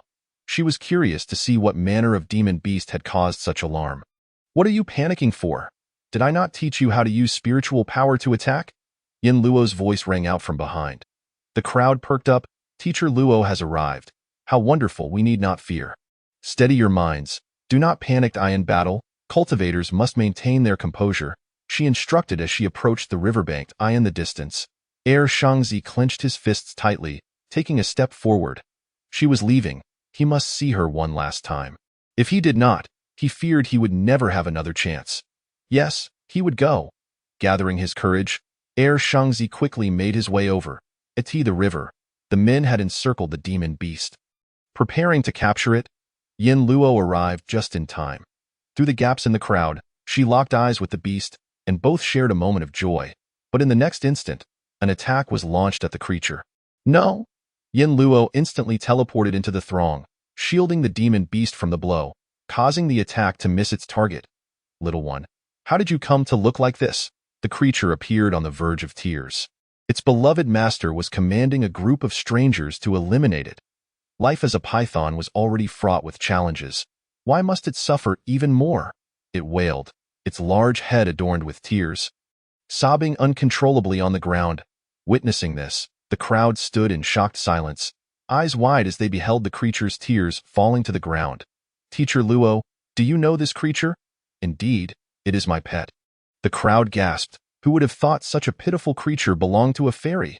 Moreover, they had ganged up on the teacher's pet multiple times in recent days. Realizing this, their expressions twisted with dismay. Lu and I, discovering a new angle, quickly accused, "See, I told you Teacher Luo had ulterior motives. She pretends to be virtuous while secretly allowing her pet to wreak havoc. The corn on the mountain was surely destroyed by it." Lu and I, what nonsense are you spouting? The teacher is not that kind of person, she. How do you explain this large snake? Has it not caused us trouble? Lu and I glared fiercely at Yin Luo. The old doctor and the clan leader approached. Yin Luo explained, "It came looking for me. I did not anticipate that it would misunderstand the situation. Why apologies?" Lu and I retorted, "A mere apology is not sufficient. We were genuinely frightened. The corn on the mountain has suffered because of it." The old doctor was furious. This girl was utterly lacking in perception. Did she not realize that at this moment, Yin Luo did not owe them an apology? Collectively, the villagers could not possibly rival Yin Luo. If she were to become enraged, the consequences would be dire. He signaled to De Zhuang to take her away. "Teacher Luo, the child is simply ignorant. Do not let her get under your skin. We truly did not recognize your pet and would not have harmed it had we known." Yin Luo replied nonchalantly. "After all, I had no idea that the demon beast you mentioned was it." Lu and I, dragged away by De Zhuang, remained unconvinced and shouted, "Grandpa Doctor, you are biased. Her python is surely capable of eating people. Why do you side with her?" This time, the clan leader's expression darkened. He said, "De Zhuang, confine her in the ancestral hall for a month. She shall be released only when she understands her error." Yes, the crowd, witnessing the clan leader's anger, dared not interject. Lu and I, infuriated, turned a shade of green. "Why? She is an outsider. For the sake of an outsider, you treat your own people unjustly, even if I am locked in the ancestral hall. My ancestors will support me." The villagers, frightened, quickly lowered their heads, wiping their sweat. Indeed, the clan leader was incensed by her words. He ordered De Zhuang, "Execute the clan laws. After the punishment, send her to the ancestral hall." Clan laws? The villagers turned pale. Could Lu and I, a mere girl, withstand such punishment? That was a genuine whipping. Clan leader. De Zhuang hesitated. The clan leader shot him a glare. "Do you wish to feel the whip as well?" Da Zhuang's lips quivered slightly, and he fell silent. And a one at the scene came to Lianira's defense, leaving her feeling utterly despondent. It seemed as if she had suddenly fallen from grace, without parents. She was once cherished by the tribe, with everyone eager to share food and toys with her. Now, however, they had all turned against her for the sake of that wretched Luoyan. She glared furiously at Yin Luo, a venomous look in her eyes, as if to accuse her of casting a spell over them all, especially when she spotted the timid figure of Xiao Sheng lurking at the back of the crowd. She had harbored feelings for Xiao Sheng, something that many in the tribe were aware of, including him. Yet they had cruelly shattered her budding affection. They knew how she felt about him. "Luoyan, you are nothing but a seductress. I shall never admit my fault to you. You may have deceived them, but you cannot deceive me. Strike, do it now." The old chief, filled with rage, picked up a stick from the ground and swung it.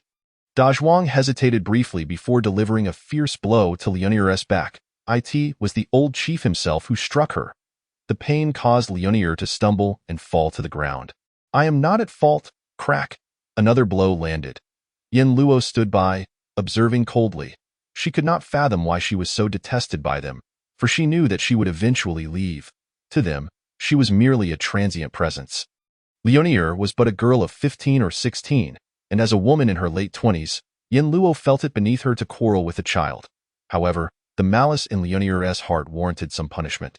Yin Luo spoke, "During my time in the village, I have been grateful for everyone's cared. I apologize for the troubles my beast has caused. Today, I bid you all farewell." Teacher Luo, are you leaving? Yin Luo smiled faintly. I had not planned to say goodbye, but since we've met, I shall take my leave. Teacher Luo, could you stay with us for a few more days? We can't bear to see you go. Yin Luo replied, all gatherings must eventually come to an end. She placed a bag on the ground, filled with grains and vegetable seeds, saying, consider this a token of remembrance from me. For the impoverished tribe, there could be no gift more valuable than seeds. With seeds comes hope. The old tribal healer wished to refuse the offering but found it too precious to decline, so he could only express his excitement. Thank you, Yin Luo smiled softly. I will. With that, she turned and walked towards the riverbank. As she stopped, a flying sword appeared beneath her feet. The significance of a flying sword was something Yin Luo had explained to them before. Teacher Luo is going to fly away. Seeing this, several young girls rushed forward. Teacher Luo, we truly cannot bear to part. May we not have a hug? Yin Luo paused for a moment. Before she could respond, the girls surged forward, encircling her in a warm embrace. Yet, she merely smiled and said, of course. Yin Luo gifted each of them a beautiful hairpin. Wow, thank you, Teacher Luo. The girls beamed with joy, showcasing their new treasures. Shengzi gathered his courage and stepped forward. Why, Yin Luo, will you remember me? Yin Luo understood his clumsy feelings and replied straightforwardly, Shengzi, you must train diligently. I will remember you. You, along with Dazhuang and the others, are my students, and I shall remember you all equally. At her words, Shengzi's expression dimmed. While he knew he was unworthy of Yin Luo, hearing her say it still brought a pang of disappointment and sorrow. All right, I truly must leave now. Yin Bao and Shaoyi flanked Yin Luo as her flying sword transformed into azure smoke. Ascending into the sky, by the swiftly flowing river, the ancient locust tree shed its leaves one by one, while the onlookers stood silently, gazing up at the vanishing figure, bowing in unison in the tranquil mountain village. Yin Luo's presence was no more, yet the seed she left for the impoverished tribe would take root deeply in this land, forever remembered and celebrated by its people.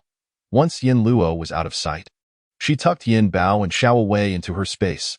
She first headed to the front mountain. Previously, lacking the means, she could only bury Baiyu's remains.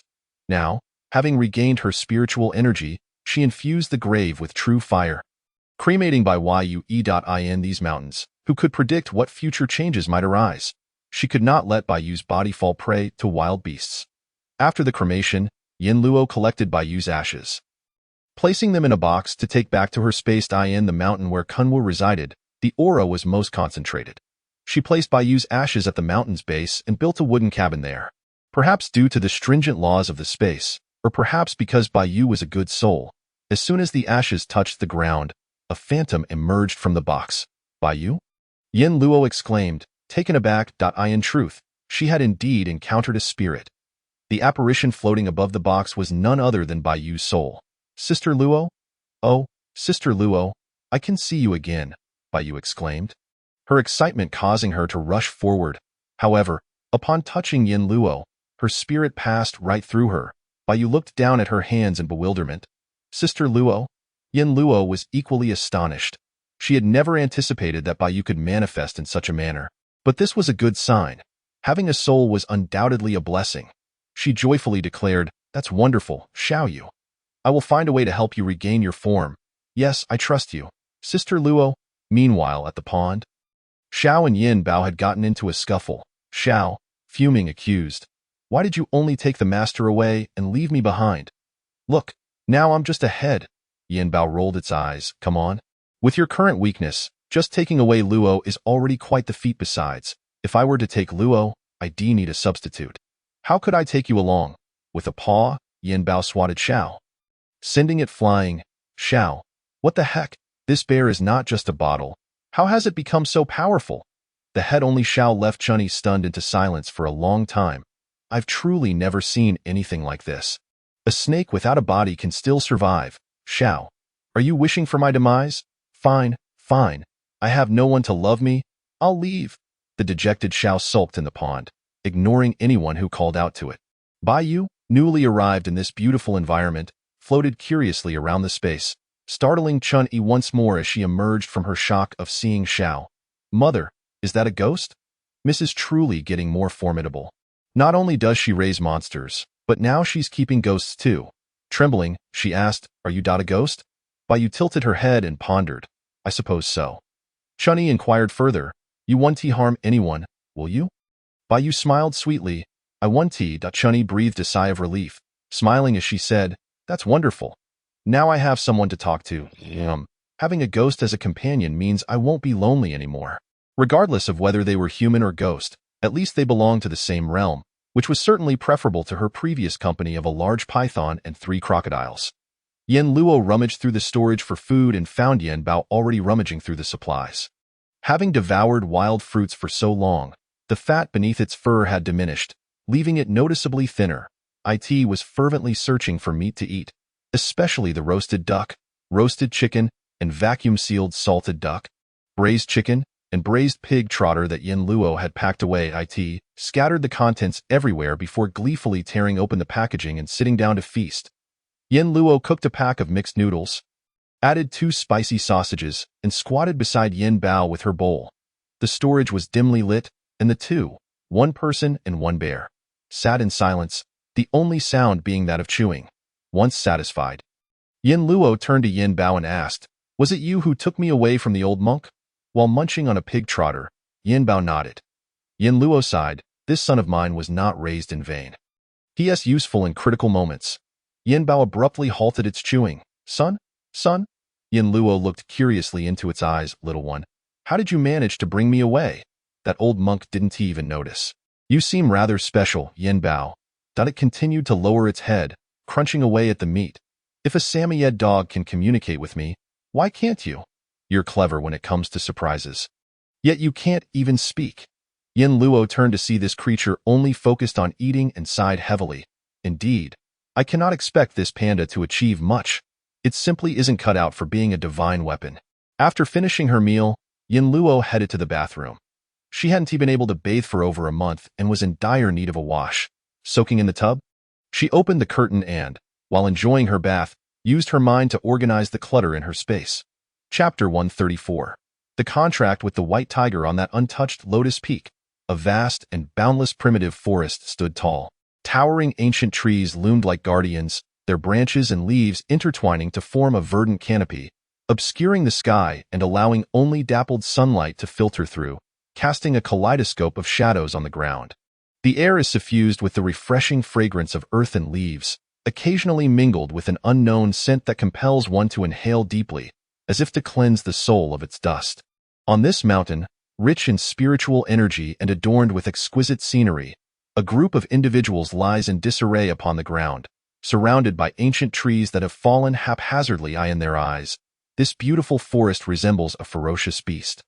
The initial sense of tranquility has crumbled into chaos as they stare in terror at what lies ahead. Emerging from a thicket is a massive white head, its forehead adorned with a golden character that gleams ominously, bestowing upon it an air of both majesty and dread. The creature bears wounds, with crimson stains stark against its snowy fur. Master, we are no match for it, Yen Feng mutters, wiping blood from the corner of his mouth. Gazing coldly at the white tiger across from them, we have no retreat. We must slay it. The white tiger feasts on humans. Today, it will either perish or I shall. The disciples of the Fuguang Palace understand this truth all too well. Struggling to grasp their weapons and rising slowly to their feet, the white tiger, with one paw resting in the grass, begins to scratch idly, a low growl rumbling from its throat. Suddenly, a flash of golden light emanates from its forehead, its eyes bulging wide as its enormous form leaps into the air with the swiftness of a gale. Formation. Yen Feng commands, and the 19 disciples of Fuguang Palace unite their swords, channeling their remaining spiritual energy to unleash a fierce sword formation. the brilliance of their blades shining like stars. The white tiger charges with the force of a landslide, its sharp claws striking the sword array, causing it to tremble violently, and the onlookers feel the pain reverberating through their bodies. The tiger, incredibly swift, swipes with its second paw, creating 3 waves of white energy in the air. Its claws tear at the sword array, blood marking its white fur. The white tiger, undeterred by its own injuries, claws fiercely, causing the sword array to shake violently before collapsing with a thunderous crash. A sharp white light surges toward the crowd, and Yin Feng, leading the charge, thrusts forward with his silver spear. Yet, he is at the end of his strength, his spiritual energy depleted, rendering the spear powerless. Should the tiger strike, he would undoubtedly be gravely injured. Beast. At this critical moment, the group hears a woman's voice from the heavens, cold and stern, cutting through the clouds and piercing the howling winds. The sound reaches the ears of the white tiger, pressing down upon it with immense weight, momentarily halting its movements. Soon after, a figure descends from the sky, as if the weight of Mount Tai has fallen upon the white tiger, crashing it to the ground. The impact creates a large crater, and amidst the rising dust, the disciples of Fuguang Palace slowly discern the scene within. A woman clad in white stands atop the back of the white tiger, which lies trembling at the bottom of the pit, too frightened to move. Sister, Luo Jia. It's Luo Jia, how wonderful beneath her long dark hair. Yin Luo's profile shines like jade. The disciples of Fuguang Palace instantly recognize her. Yin Luo crouches down on the back of the white tiger, gently patting its head. The tiger, stripped of its earlier ferocity, has the golden character on its forehead dimmed, reverting to an ordinary black. It obediently lays its head on the ground. Little white tiger, you have 2 choices. Point 1. Become a pet for my brother. She indicates towards Yin Feng, who stands among the crowd. The white tiger is reluctant. This person could not even defeat it, and thus does not deserve to be its master. 2. Yin Luo's voice turns icy. Be our dinner. The white tiger contemplates. It must concede. It extends a paw with great difficulty, pointing at Yin Feng. Ridiculous. It is a tiger, but not a fool. He knows well the importance of dignity and survival. Observing this, Yin Luo smiles faintly. Xiao Feng, come here. Yin Feng, still somewhat dazed, complies. He obediently approaches the white tiger, and Yin Luo weaves a contract of spirit and beast between them using her spiritual power. Once the contract is established, the information about the white tiger appears in Yin Feng's consciousness. To his surprise, this fierce tiger is a female, having reached the peak of the gathering spirit realm, on the verge of entering the true martial realm. Master, the sweet voice of the white tiger materializes in his mind. Yin Feng is astonished, realizing that this seemingly ferocious creature is indeed a female. Truly, one cannot judge a beast by its appearance. After recognizing its master, the white tiger's demeanor transforms from fierce and imposing to gentle and docile in an instant. The other disciples cannot help but marvel. See, as long as you possess sufficient strength, even a tiger must lower its head under your eaves. With the white tiger now tamed, Yin Luo seizes the opportunity to reunite with her companions. Yin Feng inquires, Sister, did you encounter any pursuers from Tianma Temple after we left? I did. The situation with Tianma Temple is rather complicated. In the future, if we cannot protect ourselves, we must avoid them. The others immediately become curious. Luo Jia, aside from that evil formation, is there anything else about Tianma Temple? Yin Luo nods. Do you remember when we were besieged by beasts on Qingliang Mountain? Those beasts are now subservient to Tianma Temple. What? How could those beasts be controlled? They were like mindless zombies, devoid of thought or intelligence. Yin Luo responds, I am unsure of the details, but I was indeed besieged by those beasts, and Tianma Temple possesses masters at the pinnacle of the true martial realm. Ah? Yin Feng suddenly tenses. Sister, you faced such opponents alone. You must have been injured. Yin Luo's gaze dims as she quietly states, I nearly perished.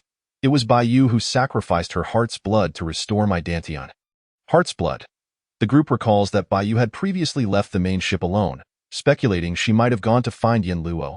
Could it be that Bai Yu has, indeed, Bai Yu has fallen? At this revelation, silence envelopes the group, their earlier joy at having tamed a white tiger now overshadowed by profound sorrow. After a long pause, Yin Feng's voice rings with resolve. We must seek vengeance against Tianma Temple for Bai Yu. If we cannot achieve it in 10 years, then in 20. If 20 is not enough, then 30. Blood debts must be repaid. Yes, Bai was so kind. She had just found her brother and had only a few days of reunion. We must avenge her. Yes, for vengeance. Seeing her comrades filled with fervor, Yin Luo sets aside her worries. I typically write during the afternoons and after the baby sleeps at night. But since June, the little one has been staying up past 10 every night. Sometimes even until 11. It's exhausting. It's a mad scramble to finish my writing tasks. If only I could write 2,000 words in an hour. Charge 4th, Chapter 135. Founding a sect. Yin Luo observes that the group's sorrow has faded. And she adds, Bai Yu's soul is still with me, so if you wish to see her, you can. Really? The group turns to Yin Luo in unison, a departed soul still lingering. It sounds rather mystical. Yin Luo summons Bai Yu's spirit from her space. Though the environment is rich in spiritual energy, nurturing Bai Yu's soul more robustly than that of an ordinary spirit, she still requires protection from the sun when exposed during the day. When Bai Yu reunites with everyone, both sides are overwhelmed with emotion. They yearn to embrace her but can only pass through her form. She is like a wisp of smoke, visible yet intangible. Despite this, they feel grateful that she can accompany them in spirit, rather than being completely lost to the void. Yin Luo patiently waits for their conversation to conclude.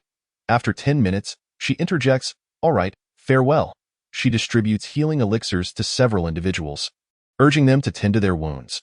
While they recuperate, Yin Luo sets up a pot on the ground, cooking millet porridge and black chicken soup. The porridge is enriched with red dates, longan, and goji berries for nourishment, while the chicken soup is infused with ginseng and yam. The aroma of the chicken soup wafts through the mountaintop, stirring the desires of the demons on Lotus Peak. The white tiger, seated atop the mountain, senses the stirring below and opens its mouth to release a mighty roar. Its triumphant call, echoing the majesty of the Beast King, reverberates downward, silencing the stirrings of the creatures below. With a proud glance at Yin Luo, she tosses a black chicken raised in her space to the tiger. The white tiger's pride instantly dissipates as it eagerly devours the chicken. As Yin Luo continues to prepare food, she observes the condition of the disciples of Fuguang Palace. Yin Feng has reached the 5th level of the Gathering Spirit Realm, while the others have attained the 4th level, indicating that they have not slacked in their training. She nods approvingly. Lotus Peak rises over 1,000 meters high, with steep cliffs surrounding the main peak, which itself is relatively flat, encircled by 5 secondary peaks. The terrain resembles a blooming lotus flower, hence its name. Surrounding Lotus Peak are hilly and mountainous areas, far removed from plains and populated regions, with the steep terrain rendering it perilous and undeveloped. Remarkably, over a month has passed since the disciples of Fuguang Palace escaped the siege of Tianma Temple. Yet the mountaintop remains entirely unconstructed, a pace that seems excessively slow. Puzzled, Yin Luo waits for Yin Feng to awaken from his meditation before inquiring, Also, what of the crocodile family and Li Zi? Yin Feng quickly explains, There are several villages on the first peak we entered, and I temporarily left Li Zi and the others there while the crocodiles guard the waters at the mountain's base. When we first arrived, we encountered some trouble in that village, which delayed our progress. Yin Luo contemplates. In these chaotic times, with lingering hostility between people, it is likely that Xiao Feng and his companions face difficulties. However, now that all is well, there is no reason to leave the pairs and the others behind. It appears that not only has the issue been resolved, but they can also coexist amicably. Yin Luo remarked, Let us bring the pairs and the others over tomorrow. Very well, was the reply. After this encounter with the contract white tiger, Yin Feng benefited greatly and, upon awakening, found himself at the 6th level of the Gathering Spirit Realm. One by one, everyone regained consciousness, and Yin Luo served them porridge. That night, the group made do on the mountain, and the following day, they brought Lu Tai over. Yin Luo was impressed by Lu Tai's architectural skills and thus began discussions with him regarding construction at the mountain summit. Yin Luo stated, We must fell all the trees at the peak and erect a grand hall here, which will serve as the venue for our regular meetings at the Fuguang Palace. Surrounding the hall, we should construct several smaller courtyards for the founding elders of the palace. She continued, The hall needs to be spacious and imposing. Although Fuguang Palace currently has few members, who knows how many may join us in the future? This is my request. Can you accomplish it? The Grand Hall of Fuguang Palace represents its fade. If it appears shabby, it may invite contempt in the future. Lu Tai opened his mouth, hesitatingly replying, "Miss Yin, I can indeed do this, but I lack manpower, materials, and tools. Even a skilled craftsman cannot work without resources." Yin Luo smiled, "As long as it can be done, I shall find a way to procure the necessary items. Let us start by cutting down the trees." Yin Feng interjected, "Sister, those villagers said they are willing to work for us as long as we provide meals." Yin Luo clapped her hands, "Then that is even less of a problem." Once the plan was established, everyone promptly set to work chopping down trees. The sharp magical tools were repurposed as axes, and with swift motions, the trees fell. The felled timber was piled together, destined for future use. As cultivators, they found tree cutting to be a simple task, and within a day, the mountaintop was cleared. With the obstruction removed, the summit revealed itself to be remarkably spacious. With the site secured, Yin Luo summoned the construction vehicles. Sand, cement, bricks, steel bars, and other materials from her spatial storage, creating a vast display. Not only Lu Tai but the members of Fuguang Palace gazed in awe. They opened their mouths, astonished, asking, "Sister Luo, did you stockpile all of this? How foresight of you! My sister is truly remarkable. She always plays a decisive role in critical moments." Lu Tai, a seasoned builder, was particularly delighted upon seeing these supplies. He circled around, inspecting them closely. Finally, he turned to Yin Luo and said, "Miss Yin, I fear these materials may not suffice." Yin Luo had no doubt, for when she had gathered goods, she had only considered her and Yin Feng's needs, never anticipating the establishment of a sect. Clearly, these supplies were inadequate for the number of people involved. She proposed, "Can we substitute with other materials? For instance, instead of cement and bricks, could we use mud?" Lu Tai responded, "Let me take another look." Yin Luo instructed, "Let us use the available materials to construct the grand hall. As for the courtyards, comfort is paramount, and aesthetics are secondary." "All right, I will do my utmost." The construction vehicles required not only operators but also fuel to function. Yin Luo brought out several barrels of oil. Lu Tai directed the team as they began laying the foundation on the mountaintop, leveling it entirely. Meanwhile, Yin Luo and Yin Feng descended the mountain. Building a house necessitated a large quantity of earth, and the supply at the summit was limited.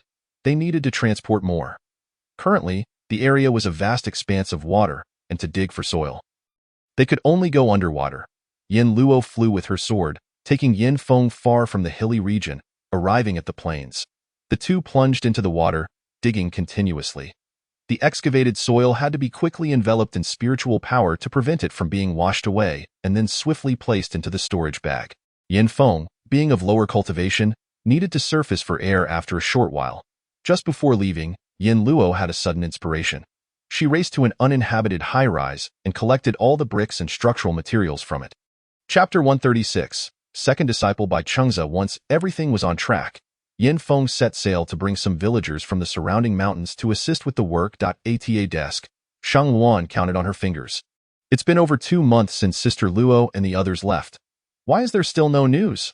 Lin Sijia replied. "Choosing a place to settle is a significant matter, and Sister Luo must be treating it with the utmost seriousness. She may be quite busy." Shang Wan pouted, while Lin Sijia, noticing the concern etched on her face, approached and placed her hands on her shoulders, saying, "My dear sister, instead of fretting over that, why not think about whether we should go out to gather supplies today?" Although Yin Luo and her companions had left behind a considerable amount of resources, Shang Wan was always one to prepare for the future. Every few days, she would take turns with Shu Tianxue to lead a team in search of supplies. Their current search locations had shifted from high-rise buildings to underwater. The resources above had been thoroughly scavenged, but beneath the water lay a treasure trove of materials still buried, which tested everyone's abilities. Shang Wan smiled and said, "We won't go out today. Let's wait until tomorrow. I'll lead the team then." "All right, I'll go inform everyone," replied Lin Sijia. Hearing footsteps, Shang Wan curiously asked, and Lin Sijia joyfully shouted. Shang Wan's plastic basin fell to the ground with a loud thud. She hurriedly turned and rushed out from room 1803, only to find Yin Luo conversing with Shu Tianxue in the hallway. Shang Wan dashed over and hugged Yin Luo's arm, but Yin Luo pried her hands away, saying, "All right, quickly go inform everyone to get ready." Okay. She had flown from Lianfeng to Huayuan community in just 2 days. Returning to Lianfeng would require a boat. A vessel for 50 people would take at least 20 days to reach Lianfeng. Without delay, everyone quickly gathered their belongings and boarded the ship. Yin Luo took a round in room 1801. realizing that the painstakingly renovated home would be left behind after only a couple of months. Before departing, she took everything from her home and packed it into her spatial storage. Once they reached Lianfeng, she would reassemble these items in her new residence. Shang Wan and the others, now equipped with storage bags, also carried away quite a bit of furniture, not just from this building but also from others, and during their supply expeditions, they had acquired many high-end sofas and solid wood furnishings. Now, as they sat on the great ship, they were genuinely moving house, each feeling a twinge of nostalgia. Some gazed longingly at the receding Huayuan community. Shu Tianxue remarked, as she spoke, a small high-rise building that was only partially visible began to sway. The group turned their attention to the commotion. They watched as the building trembled a few times before collapsing with a tremendous crash, slowly sinking into the water, creating a massive ripple and stirring up dust in the air. The crowd stood in shock, mouths agape. Wang Yuning stammered, It fell. Shu Tianxue responded, having been submerged for so long, the foundation became unstable. A collapse was only a matter of time. Fortunately, I had the foresight to move everything away. Hee, now Huayuan is nothing but an empty shell. Let it fall.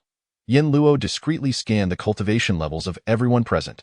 Shang Wan was at the 5th level of the Gathering Spirit Realm, while Shu Tianxue, Bai Chengze, and over a dozen others were at the 4th level.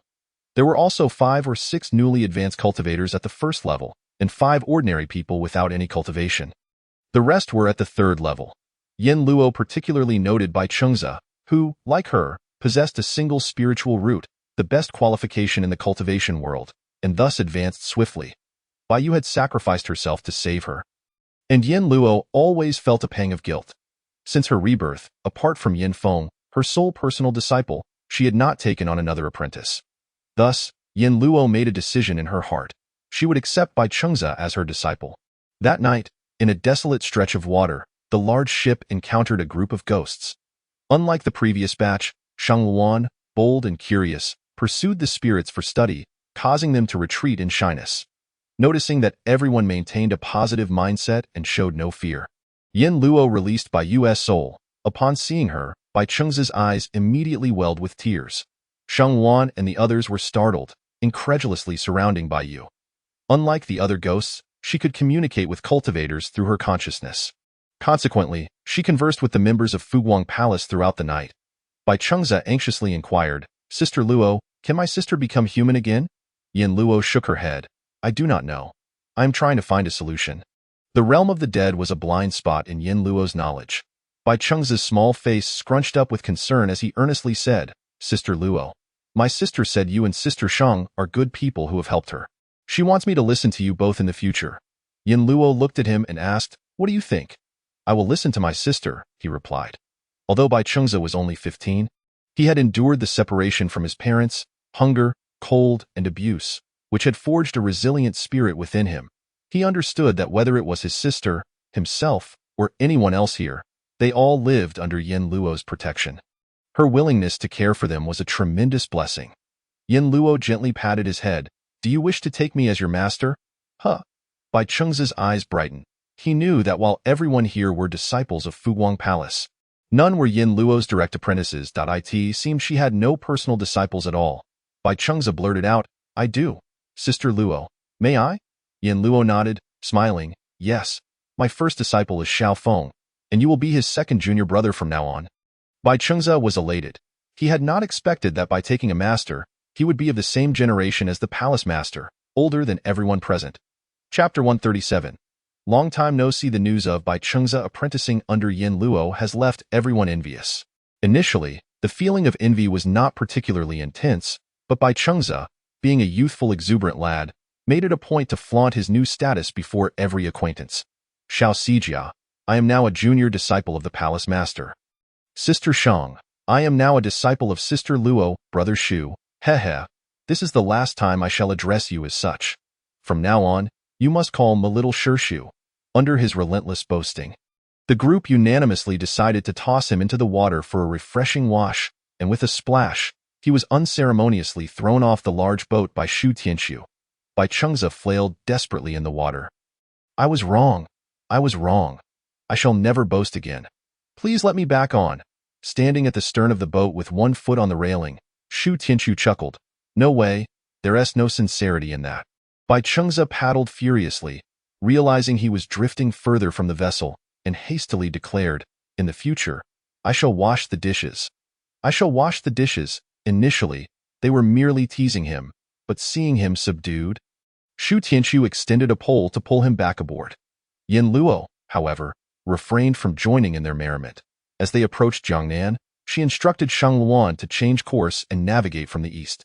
This detour would add 10 days to their journey, but Yin Luo thought it preferable to encountering those from Tianma Temple. The western route was fraught with mountains and hills, presenting greater uncertainties. Thus, opting for the waterway seemed wise.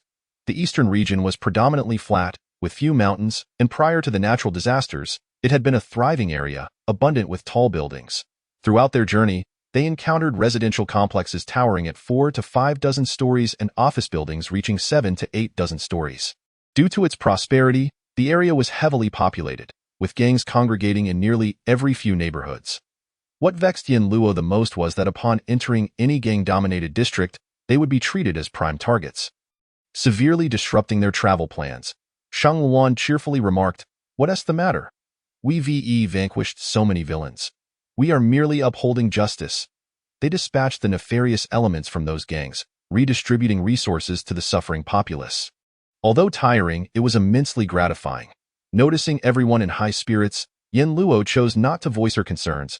As they traversed the eastern region, which was relatively flat, a towering mountain suddenly came into view. Igniting a spark of excitement among the group, however, recalling their previous ventures into the mountains had not boded well, Yin Luo felt a twinge of reluctance. Shu Tianqiu, meticulously examining the map, suddenly exclaimed, "So this is Wuqingshan." Shang Luan looked perplexed. "What is Wuqingshan? That name sounds somewhat familiar." Shu Tianqiu replied, "Have you forgotten? The disciple of the Qing Mountain sect is none other than Li Daozhang. Now I recall. We have arrived in familiar territory." They had previously teamed up in the secret realm, and their interactions had been amicable.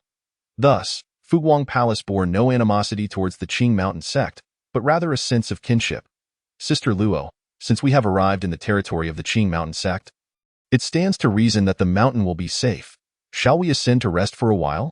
After 20 days aboard the vessel, although the provisions were excellent, the constant swaying beneath their feet was becoming quite unbearable.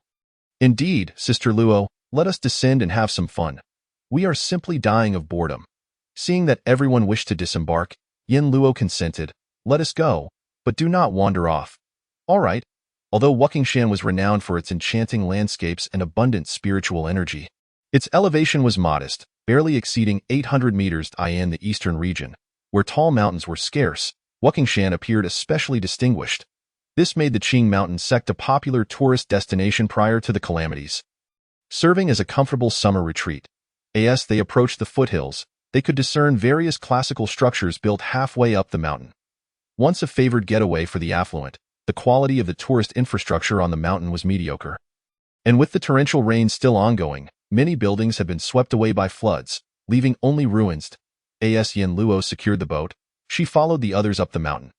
The trail was well maintained, devoid of weeds, and after only a few steps, they were halted by the guards stationed above. "Halt! What is your purpose here? What business do you have in the Qing Mountain sect's territory?" Yin Luo replied, "We are merely passing through and wish to rest on the mountain for a night. I wonder if the Qing Mountain sect could accommodate us if a group of ordinary folk had arrived." The guarding disciples might have made a decision allowing them to ascend. However, given the evident cultivation of Yin Luo and her companions, and their considerable number, it was clear that such a group could pose a threat to the Qing Mountain sect. Prompting the guards to exercise caution, "Please wait here and do not wander. I will inquire with the head disciple." The young disciple dashed off swiftly. Meanwhile, atop the mountain, a group of inner disciples of the Qing Mountain sect, clad in blue robes, were practicing swordplay in front of the hall. The young disciple, running in haste, was called to a halt by Li Ruo. "Why are you in such a tizzy?" The young disciple quickly replied. "A multitude of formidable cultivators has descended from the mountain. I cannot hold them back." Li Ruo raised an eyebrow. "Are there people attacking the mountain?" "Very well. You need not concern yourself with this. I shall seek out the senior brother." Li Ruo hurried away in a fluster, leaving the young disciple scratching his head in confusion. What has got Li Ruo so flustered in a secluded courtyard? A century-old tree cast a generous shadow over the ground, dappling the sunlight that filtered down. A tall figure stood beneath the tree, eyes closed in contemplation.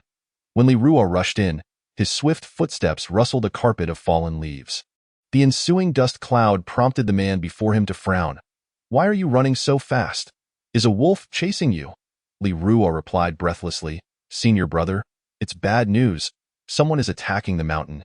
"Are you certain?" The Qing mountain sect was well known in these parts. The local populace sought their protection, so who would dare attack? "I am certain. The guarding disciples down below say they cannot hold them back." "Senior brother, you must hurry down and take a look." Li Wei furrowed his brow. "Fine." Leading the way, Li Ruo took the opportunity to call over a group of disciples. Upon hearing of the impending attack, each one seized their weapons, rushing down the mountain with fervor. Down below, Yin Luo and her companions waited for a while before they heard the sound of footsteps from the mountain. The noise quickly revealed a throng of blue-clad figures, each wielding swords. Shu Tianxu recoiled in fright, retracting his neck and muttering, "Sister Luo, they appear ready to throw us off the mountain." However, the group of blue-clad disciples suddenly halted in their tracks. Li Wei gazed down in disbelief. A woman clad in white stood on the steps, her long hair billowing in the breeze, the shimmering waters behind her reflecting her ethereal beauty, as if she had stepped out of a dream. "Is that Yin Luo?" His astonishment swiftly transformed into joy, akin to one who has tasted bitterness only to encounter sweetness. In that instant, a fragrant sweetness enveloped his heart. A smile, rare for him, graced his otherwise unchanging face. "Long time no see, Yin Luo." Chapter 138. Qing Mountain Sect. What on earth is happening? The disciples of the Qing Mountain Sect, armed with swords, knives, and staffs, exchanged bewildered glances. What was promised to be an attack on the mountain? Where? In unison, they turned their gazes towards Li Ruo. Yin Luo regarded Li Wei with a bemused expression. "My dear friendly Wei, even if we have not seen each other in ages, there is no need to prepare such a grand welcome for me." Li Wei's ears reddened with embarrassment as he cast a languid glance at Li Ruo. "Oh dear. Oh dear," Li Ruo lamented internally. He felt the sword in his grip become unbearably hot. And in a moment of impulse, he tossed it to the ground, chuckling, "Heh, we were just practicing weighted sprints. What a coincidence. Yin Daoist, care to join us for a run?" Everyone. Glares of disbelief. The disciples of the Qing Mountain Sect, who were accustomed to respecting their elders, understood the situation upon witnessing Li Ruo discard his sword and seeing the nearly euphoric expression on their senior brother's face. With a unanimous clamor, they all discarded their weapons, collapsing onto the ground, exclaiming, "Ah, we're exhausted from running and need to rest." The members of Fuguang Palace were left utterly dumbfounded. Is it possible that the disciples of the Qing Mountain Sect are such dramatists? Yin Luo comprehended that this was merely a misunderstanding, and with a gentle smile, she addressed Li Wei, "We are merely passing through. Might we borrow your esteemed grounds for a brief respite? We came specifically to visit. After all, it has been quite a while since our last meeting. According to the map, this is Wuqingshan, and we purposely docked our boat to pay our respects." Having previously ventured into the secret realm with a party of 20, all of whom were familiar with one another, several of the friendly Taoists immediately chimed in upon hearing Shu Tianxu's words. "Indeed, we've been looking forward to this. Let us have a sparring match." A few of them descended the steps, eager to drape their arms around Shu Tianxu's shoulders. Shu Tianxu's face contorted into a grimace. "Surely not. To challenge us to a sparring match upon our first meeting? You truly are zealots of cultivation." He was dragged along by the eager Taoists up the mountain. Li Wei approached the steps to greet Yin Luo, inquiring, "Are you all truly here specifically to see us?" "Indeed." Yin Luo hesitated for a moment. That slippery-tongued Shu Tianxu had a way with words. She continued, "We are indeed just passing through." Li Wei asked, "Are you on your way to Lianfeng? But traveling to Lianfeng would not typically lead you through here." Yin Luo sighed. "The shortcut had some complications, forcing us to take a longer route." Upon hearing this, Li Wei felt a pang of disappointment. So it was merely a fleeting visit after all. Understanding Yin Luo's nature, he knew she would not utter a falsehood. "Li Daozhang, may we ascend and take a rest?" Shang Luan inquired. "Certainly. We welcome you wholeheartedly." As he spoke, he instructed a disciple to arrange a small courtyard for everyone to rest. The group followed Li Wei up the mountain, and at the rear of the procession, Li Ruo angrily kicked the messenger disciple. "Next time, Be clearer in your communication.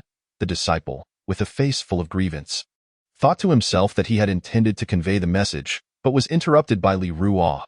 Initially, there had been numerous villas on Wuqing Mountain, but after they were destroyed by landslides, the members of the Qingshan sect took the lead in rebuilding to accommodate the displaced populace. At present, the villas were filled with unfortunate commoners, who, at the very least, enjoyed a more stable existence than those residing in high-rise buildings.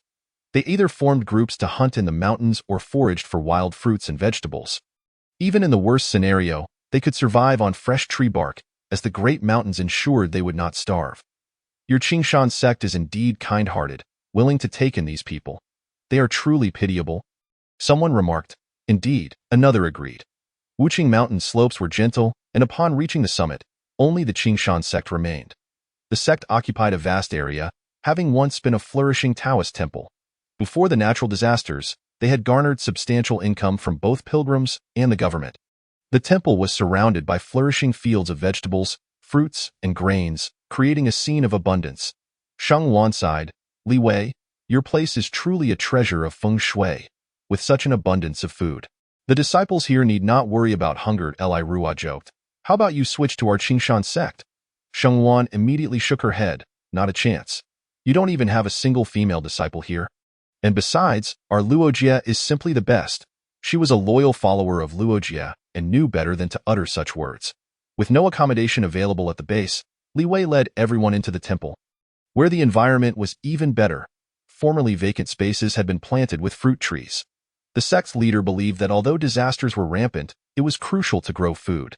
Yet he also wanted to maintain a pleasant environment, hence the decision to plant fruit trees. When in bloom, the trees were resplendent, and when bearing fruit, they filled the air with delightful fragrance, embodying elegance. Yin Luo remarked, your place is truly impressive. I might take a leaf out of your book. Li Wei concurred, edible and aesthetically pleasing. You might want to consider this approach for your Fuguang Palace. Yin Luo and the others meandered past the main hall to a small courtyard at the back. Although it was referred to as a small courtyard, it contained several rooms, sufficient for everyone to squeeze in. Yin Luo expressed her gratitude. Thank you for your trouble. Li Wei smiled. It's nothing. Perhaps one day I might pass by your Lianfeng. And you will have to accommodate me then. Of course, however, the periphery of our Lianfeng is entirely surrounded by mountains. If you wish to pass through, it won't be easy. Unless you're headed to Fuguang Palace. Who would scale several mountains to enter? Glancing at the sky, Li Wei said, the meat you grilled at Qingliang Mountain last time was truly delectable. Could you possibly grill it again? Yin Luo paused. Surprised that Li Wei, who appeared gentle and refined, was actually a foodie. She waved her little hand. Perfect.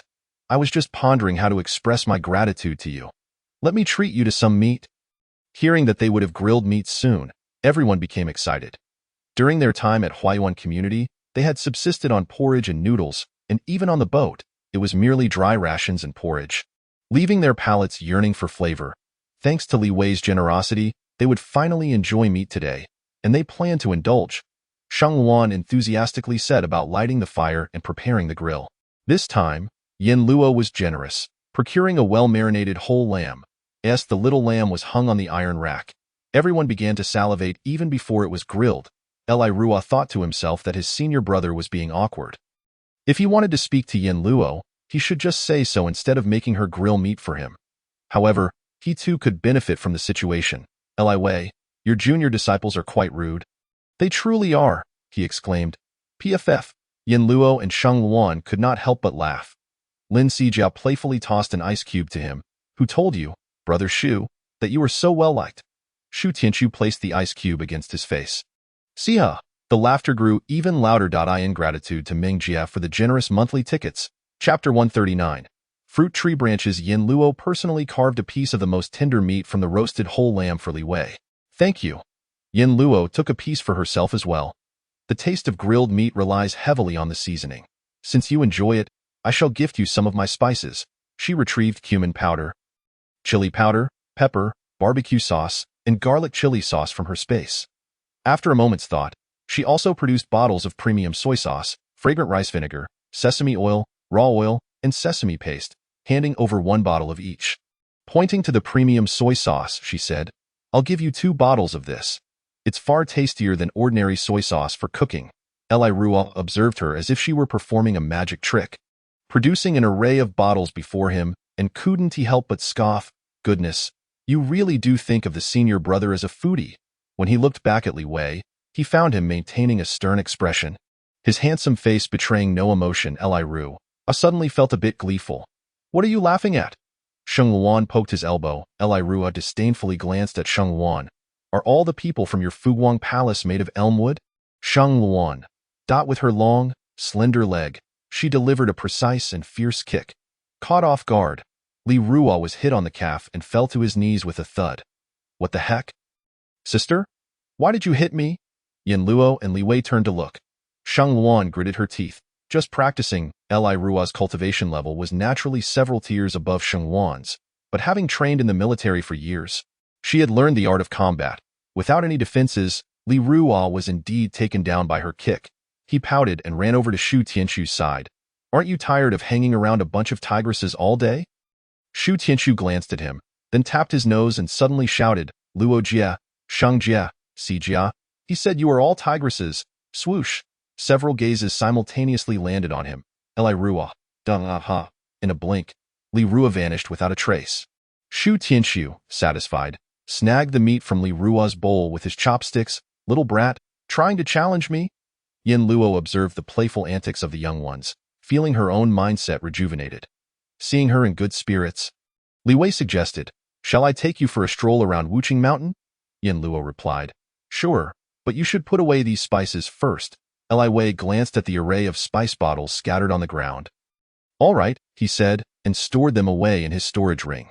Stepping out of the small courtyard, they walked along a path of blue stones lined with peach trees bearing sweet peaches, the fragrance of which enveloped the temple in a delightful sweetness.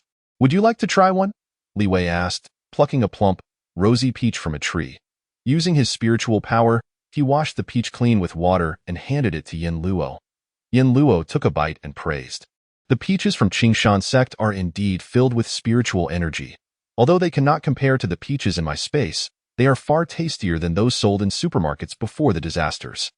Li Wei smiled. "If you like them, I can pick more for you." Thinking of the 50 people at Fuguang Palace, Yin Luo felt it would be appropriate to gather a few more to share. "However, these fruits are quite precious. Do you have enough?" Li Wei smiled and pointed ahead. "Look, there are a dozen or so peach trees. Surely we won't run out." "That's true. Then could you help me pick 50? Upon hearing her number, Li Wei understood her intent. They divided the work. Yin Luo picked 20, while Li Wei harvested 80. "Keep the extra for yourself." Yin Luo thought of declining, but recognizing it was Li Wei's goodwill, she accepted graciously. After exiting the path, they arrived at Li Wei's residence. "I live here. We're quite close, so feel free to come find me if you need anything." Yin Luo surveyed Li Wei's courtyard. Since he lived alone, the space was modest, containing only 3 rooms with blue tiles. Yet there stood a towering ancient tree in the yard. Beyond that, there was little else, reflecting his simple nature. Continuing forward, after a 10-minute walk, they reached the back gate of the Qingshan sect. "There's something outside. Let me take you to see." "What is outside?" "You'll find out once we go out." Curious, Yin Luo followed him through the gate. Over a dozen disciples were stationed at the back gate, greeting Li Wei warmly. Yin Luo was puzzled as to why there were so many people at the back gate, but once they stepped outside, she immediately understood. Before them lay a vast expanse of land filled with fruit trees, towering pomelo trees, short orange trees, and clusters of waxberries laden with red fruit. Yin Luo was utterly astonished. Moreover, they were all bearing fruit simultaneously, though some were ripe while others were still maturing. At that moment, her greatest curiosity was why these trees appeared here all at once. Having experienced rebirth and knowing of the impending disasters, she had preemptively planted vegetables and fruits in her divine space. But what about the Qingshan sect? Li Wei observed Yin Luo standing still, transfixed by the sight of the fruit trees, and a smile crept across his face. He assumed she was astonished by the abundance of fruit, especially since such things had long vanished during the disasters. He explained, "Bear fruit and be plucked. Plucked and bear fruit, endlessly." Yin Luo exclaimed, "Yu Qingshan sect truly possesses remarkable foresight. Planting such a plethora of fruit varieties upon a single mountain." Li Wei recounted, "At the onset of the torrential rain, my master divined that it would persist for an extended period, and the surrounding spiritual energy surged unusually.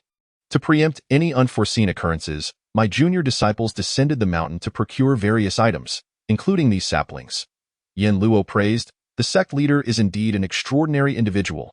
Li Wei nodded in agreement, noting that his master had a natural talent for divination and would occasionally provide readings before natural disasters, all of which proved accurate. Presently, however, he was wholly devoted to cultivation, leaving all matters of the Qing Shan sect to his eldest disciple. If the eldest disciple was preoccupied, then the second disciple would take charge. And so forth. An absurd hierarchy. Li Wei led her into the orchard, saying, "Quickly, tell me which fruits you fancy. Feel free to pick them." The orchard was surrounded by a protective formation, preventing ordinary people and beasts from entering. Yin Luo gazed upward, marveling at the array of fruits. Holy Wei. It appeared she was utterly captivated, unsure of where to begin. Soon, Yin Luo stood before a pomelo tree, asking, "I do not wish for your fruits. Might you gift me a branch instead? This is a pomelo, after all." Her eyes sparkled with delight. Such sweet little pomelos, she thought, recalling how she could devour an entire platter while engrossed in a television drama. Li Wei raised an eyebrow. "Indeed, I can arrange that for you." Chapter 140. The peculiar pool. Yin Luo acquired a branch from the pomelo tree and requested a vibrant branch from a waxberry tree as well. With these treasures, she felt content. Her visit to Wu Qing Mountain was not in vain. Li Wei continued to select ripe fruits, gathering a generous assortment for her. Her joy was infectious, lifting Li Wei's spirits considerably. "Shall we venture over there?" Li Wei pointed toward a distant peak. Although obscured by the night, its higher elevation was apparent. Yin Luo inquired, "What lies there?" "Yu Cliff," Li Wei replied. "It was once a popular tourist attraction at Wu Qing Mountain, a favored spot for visitors to check in." Yin Luo declared, "Then I shall go admire it." Though it appeared close, it would still require a kilometer of walking to reach by foot. The two soared through the air on their swords. Li Wei cast a surprised glance at Yin Luo, astonished to find she had also broken through to the true martial realm. When they first met, her cultivation level was several tiers beneath his. Now she had caught up with remarkable speed. Yin Luo was equally astounded, having fought fiercely against those from Tianmo Temple, sustaining severe injuries before fortuitously breaking through to the true martial realm. Yet, Li Wei had genuinely advanced through his own efforts. Both suppressed their emotions as they landed at Yu Cliff. Yu Cliff was a sharp, towering peak, protruding over 20 meters from the base of Wu Qing Mountain. Steep and imposing that a staircase once led up the side, but it had been washed away by the torrential rain, rendering it impassable. Below the cliff lay a serene pool of crystal-clear water, reflecting the bright moon above like a jade plate.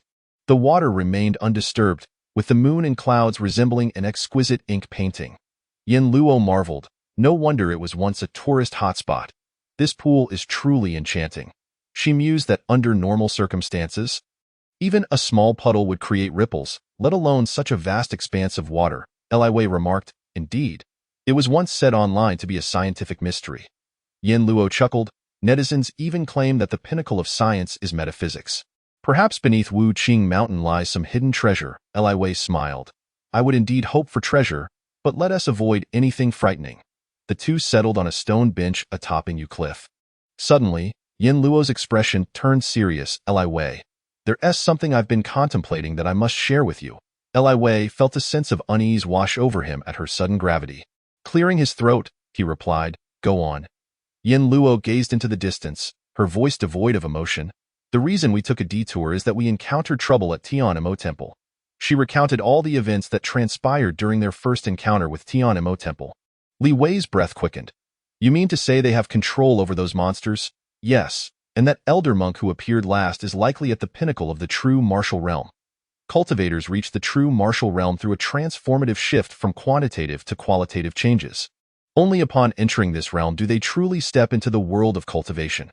Progression beyond the true martial realm is divided into early, mid, late, and peak stages, with entry into the peak stage requiring merely an opportunity to reach the next realm.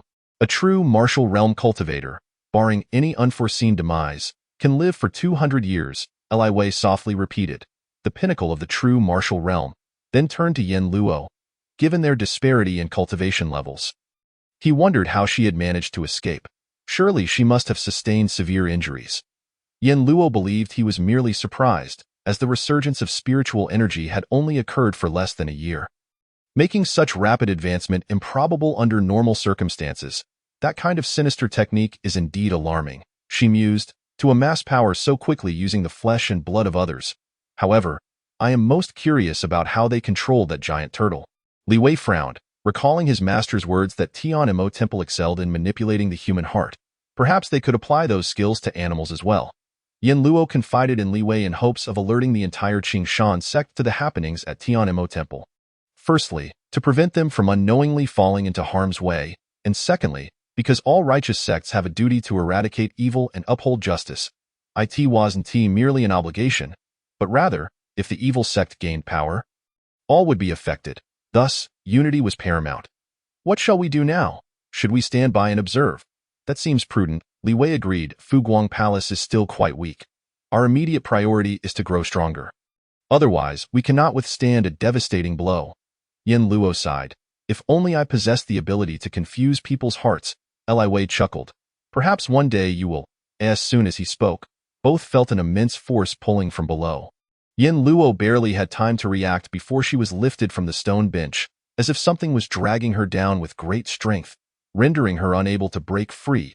Li Wei experienced the same sensation. They were like two blades of grass caught in a tempest in midair. Li Wei strained to close the gap between them by a mere 2 centimeters, and with that effort, he successfully grasped Yin Luo's wrist. Locking eyes with her, he saw the urgency reflected in her gaze. She reciprocated by gripping his wrist tightly. Just as they clasped hands, they found themselves above the pool, and with a resounding splash, they plunged into the water. The impact of their combined weight caused scarcely a ripple, surpassing even the most skilled divers. In the Sanqing Hall, the leader of the Qingshan sect, Song Yunzi, opened his eyes. The spoon before him abruptly ceased its rotation, erupting into a radiant golden glow. A hint of joy appeared on his wrinkled face. They emerged. Finally, they have come forth. Indeed, it is where, beneath the water's surface. Yin Luo and Li Wei tightly clung to each other's wrists to prevent being swept apart. They swiftly sank deeper, the overwhelming force compelling them downwards. As they neared the bottom, Yin Luo noticed delicate water plants growing below, glowing faintly like lanterns illuminating the dark depths. Suddenly, a massive air bubble appeared before them, and the force surrounding them vanished. Yin Luo, astonished, released her grip on Li Wei's wrist, reaching out to touch the translucent bubble. The warmth of their connection faded, leaving Li Wei with a pang of disappointment. Yet, he too was soon captivated by the bubble, which seemed to possess a will of its own, drawing closer as they approached. With a sudden pop, they were enveloped within the bubble. Yin Luo and Li Wei exchanged glances, preparing to exit the bubble simultaneously. However, the bubble reacted more swiftly, shaking violently. Yin Luo felt the scenery around her whirl chaotically, a blur of colors flashing before her eyes until she felt solid ground beneath her feet. Had they landed? She opened her eyes to find the bubble had vanished, and she was now situated within a cave. Chapter 141. Fulfilling a wish. Where are we? This can't possibly be the Dragon Palace. Yin Luo mused as she surveyed her surroundings. Li Wei remarked, "You still have the presence of mind to jest. It appears you are not afraid." Yin Luo sighed. "What is there to fear? This is clearly an ancient cave. Perhaps we might stumble upon some treasures." However, the walls were solid and devoid of any openings. Resembling a sealed chamber, the cave was modest in size, barely 100 square meters, with no doors, simply an enclosed space. Yin Luo circled the walls, searching for any signs of escape. "We can't possibly be trapped here. Can we?" Li Wei observed her frantic searching with a hint of excitement bubbling within him. In this secluded place, it was just the two of them, free from prying eyes. "Why so silent? Are you contemplating a solution?" Li Wei shrugged. "I truly have no idea. There are no formations or mechanisms here." Yin Luo raised an eyebrow. "Surely, we are not meant to remain here as corpses?" "Perhaps," he replied. Yin Luo approached him, facing him directly, and waved her hand in front of his face. "Why so pessimistic?" "This isn't like you," Li Wei stated. "I am merely stating a fact." "All right." Yin Luo paced around the room for a dozen times, ultimately collapsing onto the floor in exhaustion. Li Wei, suppressing a smile, retrieved an ugly tangerine from his storage ring and handed it to Yin Luo. Upon seeing the large, unsightly fruit, she couldn't help but inquire, Did you grow this yourself? Indeed, he replied. I noticed you enjoy sand tangerines, so I thought you might also appreciate ugly tangerines. After all, they are both oranges. Yin Luo readily accepted the tangerine, slowly peeling it. Although both the ugly tangerine and the sand tangerine are citrus fruits, they differ in taste. Sand tangerines are purely sweet, while ugly tangerines possess a hint of tartness. Why am I even telling you this? What do men know about such trivial matters? After peeling, she offered half of the fruit to Li Wei. He took a bite and remarked, I don't find it sour. It's quite sweet. Turning to see Yin Luo's face contorted in a sour expression, he continued, It's not too bad, is it? She devoured the remainder of the tangerine, not forgetting to request, Go outside and fetch me a branch. Yin Luo, wearing a watch, noted that it was already past 10 at night. As they found no means to exit, they could only rest temporarily in that place. Yin Luo had a tent with her, while Li Wei set up a makeshift bed against the opposite wall. Due to the mysterious nature of the room, Yin Luo refrained from entering the space. Instead, she focused her thoughts inward, observing Yin Bao munching on bamboo shoots in the bamboo grove. Aunt Chun was busy organizing supplies, which had been thrown into disarray by the strong winds, making her task rather cumbersome. Bai Yu trailed behind Aunt Chun, engaging her in light conversation, floating gracefully with each step. Seeing Bai Yu's spirit lingering near Aunt Chun, Yin Luo was momentarily taken aback. Had these two become close friends across generations? Aunt Chun, please plant the branches I sent in during the day in the orchard. Her voice resonated in the space above. Instantly, Aunt Chun wiped her hands and replied, All right, I'll go plant them now. The environment within the space was exceptionally favorable. Anything with a hint of vitality could thrive, so even if they lacked planting skills, the fruit trees would survive. Hearing Yin Luo's voice, Yin Bao ambled out of the bamboo grove, squatting on the ground and howling at the sky. With a smile in her voice, Yin Luo said, Little Yin Bao, in a few days, I'll come in to play with you. You must behave, all right? Upon hearing that Yin Luo wouldn't be coming in, little Yin Bao turned away in a huff, crossing its front paws over its chest, its white belly puffing up and down. Inside the tent, Yin Luo found herself smiling unconsciously. She felt that every time she was in front of Yin Bao, her mood turned oddly whimsical, as though she were enveloped in a maternal glow. Eventually, she lay down to sleep, resting from midnight until 7 in the morning. Li Wei, being on his own territory, hadn't brought any food, while Yin Luo had ample supplies. She contributed 2 croissants, 2 vacuum-sealed duck legs, 2 5-spice marinated eggs, 2 corn sausages, and 2 bottles of mineral water, 1 portion for each of them. As they ate, Yin Luo remarked, We must devise a way out today. Being trapped here indefinitely will surely make those outside anxious. Li Wei nodded in agreement. Not only were the people outside anxious, but the two of them also faced the issue of needing to relieve themselves. Although cultivators could expel waste through various means like sweating, prolonged confinement would still lead to discomfort. The thought of a man and a woman made Li Wei feel quite embarrassed. They quickly finished their meal and began searching the room for any means of escape. The smooth, bronze-colored walls reflected their shadows, resembling some metallic material. They wandered in circles for an entire day without finding a way out. Their spirits began to wane, and doubts crept in. Was this room designed to allow entry but not exit?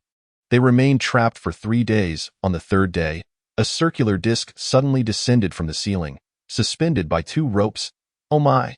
You scared me to death, Yin Luo exclaimed, stepping back hastily. That was close. It almost hit my head. Little girl, did I frighten you? A voice inquired. Who is speaking? Yin Luo and Li Wei exchanged glances, quickly retreating to stand back to back, drawing their weapons while keeping their eyes fixed on the disc. The disc bore a blue stone that emanated a faint glow. Do not be afraid. I am not a villain. This declaration. They took another cautious step back. After all, who would believe that a stone could suddenly speak and claim to be harmless? A sigh escaped the stone. I am the 19th descendant of the Qing Shan sect, perished in ancient wars. To preserve my ancestors' legacy, I have left my teachings within this sect's secret realm. Yin Luo was taken aback. So, the Qing Shan sect has existed since ancient times? No wonder it is so formidable. Its teachings have been passed down for millennia. Little one, you must be a disciple of the Qing Shan sect. For I sense your aura. Though your cultivation method is not pure, your innate talent is remarkable. I have chosen you to impart my techniques and treasures. Li Wei frowned. Wary, how can I trust that what you say is true? Do you doubt me? The blue glow on the stone flickered. How dare you slander my ancestor in their presence? Is this how the youth of today treat their masters? Come forth. With that, Li Wei's figure was abruptly drawn into the blue light emanating from the stone. Yin Luo instinctively retreated to the wall, apprehensive. Little girl, although you are not a disciple of the Qingshan sect, since you are here, it implies a connection between us. I can grant you one wish. Yin Luo tightened her grip on her sword. Any wish? Excessive requests will not be entertained. Clearing her throat, Yin Luo declared, I desire a chance for survival. Chapter 142. Misunderstanding in a daze, Yin Luo found herself atop the Ingyue cliff. She glanced down at the water pool below. It was daytime, and the scenery surrounding the pool was vividly clear. The silver-black surface of the water lay still, reflecting the blue sky and white clouds above. As she stared at the water's surface, an unsettling sensation gripped her heart. Just moments ago, she was merely joking, yet the stone had taken her seriously, imprinting a blue mark upon her forehead. This mark was small and shallow blue, resembling a pointed leaf. Much like the birthmarks some people have between their brows, however, her mark was positioned centrally on her forehead, a glacial blue that enhanced her already cool and aloof demeanor. When the blue glow approached, she had been unable to evade it. Fortunately, the entity meant her no harm. Once the mark was branded, a wave of comfort washed over her. It can save your life. Your wish has been granted. You may go now. With that, Yin Luo was forcefully ejected from the space. Standing atop Ingyue cliff, she touched her forehead, pondering whether the stone's claims held any merit. Could this thing truly be so extraordinary? Taking a deep breath, she soared towards the direction of the Taoist temple on her sword. Upon arrival at the temple's entrance, she was intercepted by a young disciple, who escorted her to meet Song Yunzi. According to Li Wei, Song Yunzi was a devoted practitioner who seldom managed the affairs of the Qingshan sect. Yin Luo was eager to meet this intriguing figure. Song Yunzi sat cross-legged on a mat within his courtyard, which was even more pristine than Li Wei's residence. There were no trees at all. Elder, please go in by yourself, the young disciple said before departing. Yin Luo entered the small courtyard and proceeded into Song Yunzi's guest room. Song Yunzi was seated on a mat that rested atop a sandalwood couch. He appeared to be in his 40s or 50s, with some gray hair, yet his features radiated an aura of integrity, a testament to his years of cultivation. Elder, you summoned me? Yin Luo initiated the conversation. As she assessed Song Yunzi, he too scrutinized her with curiosity, eager to discern the nature of the woman who had caught his treasured disciple's attention. Has Wei not returned yet? He inquired. Yin Luo raised an eyebrow, cautiously asking, Elder, do you know where we went? Song Yunzi placed his hands on his knees, smiling enigmatically. You were on Wuqing Mountain. Of course, I know where you went. Yin Luo was momentarily astonished. You know that place? Indeed. Then why? Song Yunzi smiled faintly. You wish to know why I am aware. Yet Li Wei is not, correct? Yin Luo nodded. Li Wei appeared completely oblivious, which did not seem like an act. That is a secret among the previous sect leaders. When he becomes the sect leader in the future, he will naturally learn of it. But for now, even if he does not take on that role, he is still privy to the knowledge. It turned out that all this commotion stemmed from secrets belonging to the Qingshan sect. A chill ran down Yin Luo's spine. Surely, she wasn't going to be silenced? Song Yunzi, perceiving her anxious expression, gently reassured her. Since the ancestor has made a promise to you, the Qingshan sect shall not harm you. You may grow closer to Wei. Yin Luo breathed a sigh of relief and vowed, Elder, rest assured, I will not utter a word about that place to the outside world.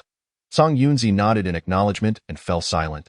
Yin Luo, sensing the underlying implications of his words, exited the room. She found it difficult to fathom Song Yunzi's intentions, particularly regarding his last statement about growing closer to Li Wei. Was it merely because of the Qingshan sect's secret? Surely, the children of Fuguang Palace must have been worried sick over the past few days. She could almost see their expressions, some surprised, some amused, and others simply reveling in the spectacle. Yin Luo felt utterly bewildered. What on earth is happening today? Why is everyone acting so strangely? What are you all staring at? Nothing, nothing. Yin Luo, this is suspicious.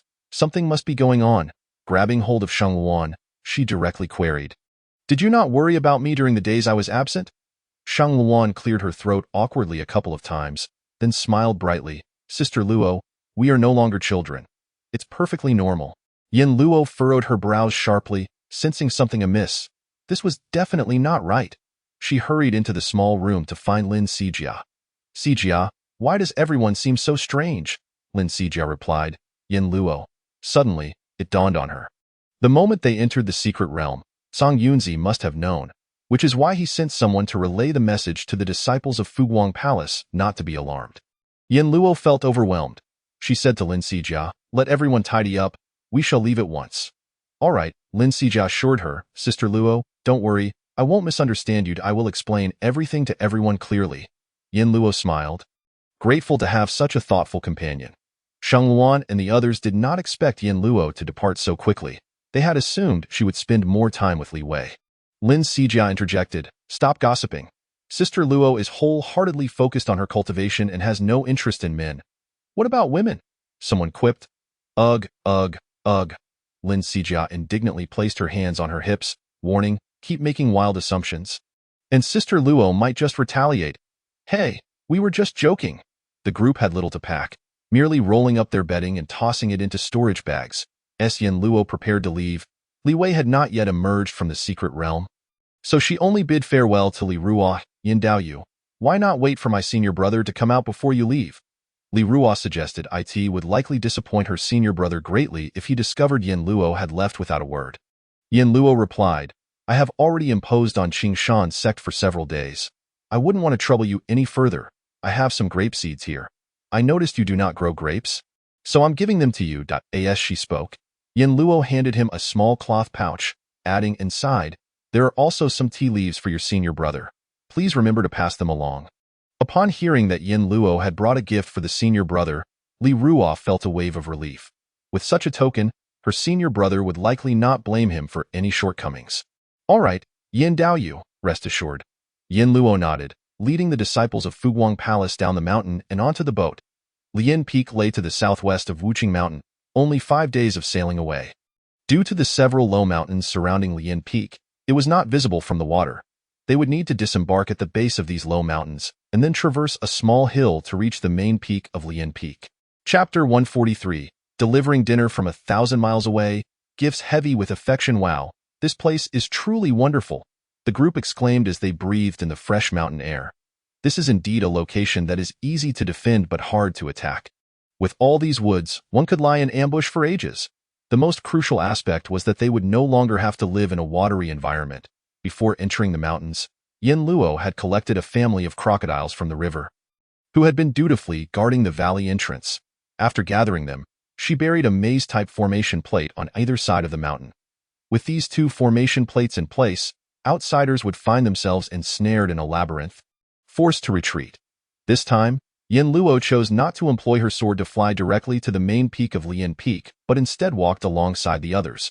The small hill they were currently traversing stood over 600 meters high and was not particularly steep. It was one of the 5 side peaks of Lian Peak.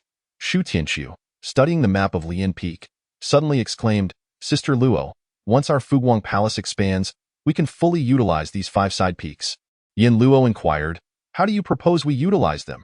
Shu Tianqiu pointed at the map, explaining, the main peak would serve as the residence for the palace master and the disciples, while the other 5 side peaks could be managed by the 5 elders. This way, we can alleviate the pressure on the main peak while also fortifying its defenses. Given the steep terrain of the main peak, the habitable area was significantly less than that of Qingshan sect. Their previous plans had filled all the flatland on the main peak with small courtyards, and now, upon hearing Shu Tianqiu's analysis, it seemed that living there would indeed be rather cramped. Yin Luo's eyes brightened as she agreed, you make an excellent point. However, we are currently short on manpower to manage such a vast area. Let's wait until we have more people. All right, we will follow Sister Luo's lead.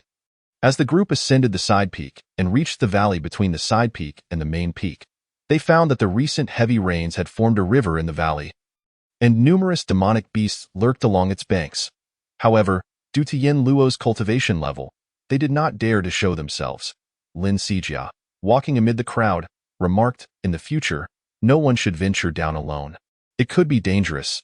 Bai Chengzi finally felt emboldened, declaring, what good is being cautious? You still can't defeat the demonic beasts. Lin Sijia shot him an unimpressed glance. This boy was 2 years her senior but seemed rather juvenile. Before the natural disasters, he would have been in the 3rd year of junior high. What a childish fool, she thought. Bai Chengze retorted, "You're the childish one, little sister." Lin Sijia decided to ignore him and ran over to Shang Luan's side. Shang Luan shot a glare at Bai Chengze, warning, "Don't bully my sister." After crossing the river, which was over 10 meters deep in the middle and required swimming to get across, Yin Luo had already taken to the air on her sword and awaited them on the other side. The pressure from the skilled individuals dissipated as over 50 people swam across in batches. The first group included several individuals, among them the youngest, Bai Chengze, and Lin Sijia. Although Lin Sijia was still growing and despite rigorous training, she was the weakest in the group. Yet, she held herself to high standards. Even though Yin Luo offered to carry her across, she declined. Bai Chengze, looking innocent, said, "What are you staring at?" "You're the slowpoke," gritting her teeth. Lin Sijia turned and continued swimming. However, an intense itching sensation suddenly spread through her toes, followed by a piercing pain that caused her to lose control. Bai Chengze, you're insane," she exclaimed, breaking out in a cold sweat and flailing her arms wildly, nearly choking on water. Fortunately, Shang Luan, quick to react, grabbed her wrist. "What happened?" Shang Luan asked with concern. Lin Sijia fumed, "Bai Chengze, he pricked my foot." Bai Chengze looked utterly wronged. "What nonsense are you spouting? Just because you can't compete doesn't mean you can blame me." Shang Luan assessed the two. Despite Bai Chengze's mischief, he wouldn't harm the fragile Lin Sijia in the water. "Sijia, are you still in pain?" "It hurts," Lin Sijia replied, her voice suddenly halting as fear struck her. Bai Chengze wouldn't be so malicious. "Shang Jia, there wouldn't be anything in the water, would there?" As soon as the words left her mouth, several individuals who had entered the water suddenly felt pain beneath their feet, and they hurriedly circulated their spiritual energy to protect themselves. Shang Luan swiftly dove into the water, only to discover a swarm of red demonic beasts lurking below. These creatures were long and curved, with dark red bodies adorned with brownish spots, each the size of a human head. Their elongated front claws almost longer than their bodies, glistening and incredibly hard, as their claws extended. "Oh no," Shang Luan gasped, nearly swallowing water in shock. "Those are giant crayfish," she exclaimed, unable to suppress her salivation beneath the surface. On the opposite bank of the river, the remaining 30 or so individuals, having noticed the unusual commotion, also jumped into the water, as 50 people simultaneously submerged. The sight of the dense mass of crayfish elicited reactions akin to Shang Luan's point, "One cannot be deemed a gentleman if one does not partake in shrimp." In an instant, the sight of the crayfish ignited the fervor of the disciples of Fuguang Palace. Yin Luo observed silently from the riverbank as the surface roiled with waves, red forms leaping from the water in a dizzying display. Her lips twitched. Honestly, she hadn't anticipated such a vast congregation of crayfish. Patiently, she waited, and after about half an hour, Shang Luan and the others surfaced, excitedly exclaiming, "Sister Luo, we caught so many crayfish tonight, everyone shall feast." "Sister Luo, we didn't catch them all. We left some in the river to breed, ensuring we'll have an endless supply of crayfish," Yin Luo chuckled. "All right then." With the thrill of the crayfish invigorating them, the group hastened their ascent. Yet, along the way, Bai Chengze and Lin Sijia inevitably squabbled. Bai Chengze complained, "You still blame me? How dark must your heart be to think it was me who pricked you?" Lin Sijia scoffed, "Who else would it be but someone like you?" Bai Chengze raised an eyebrow, angrily retorting, "What kind of person am I? Clarify." Lin Sijia shot back, "Childish, unreasonable, brawny but dim-witted." Bai Chengze, he huffed, a young boy sulking in his emotions. As Yin Luo reached a point halfway up the mountain, something caught her eye, prompting her to pause and look over. "What's wrong, Sister Luo?" Shang Luan asked, her tone alert that it's nothing. Chapter 144. Reunion. A month had passed since Yin Luo's departure, and the foundation for the structures on the main peak of Lian Peak had been completed. The main hall consisted solely of a base, while 4 small courtyards had been constructed around it as per Yin Luo's instructions. Yin Feng, although busy with cultivation, still took time to check on the progress and quality of the construction.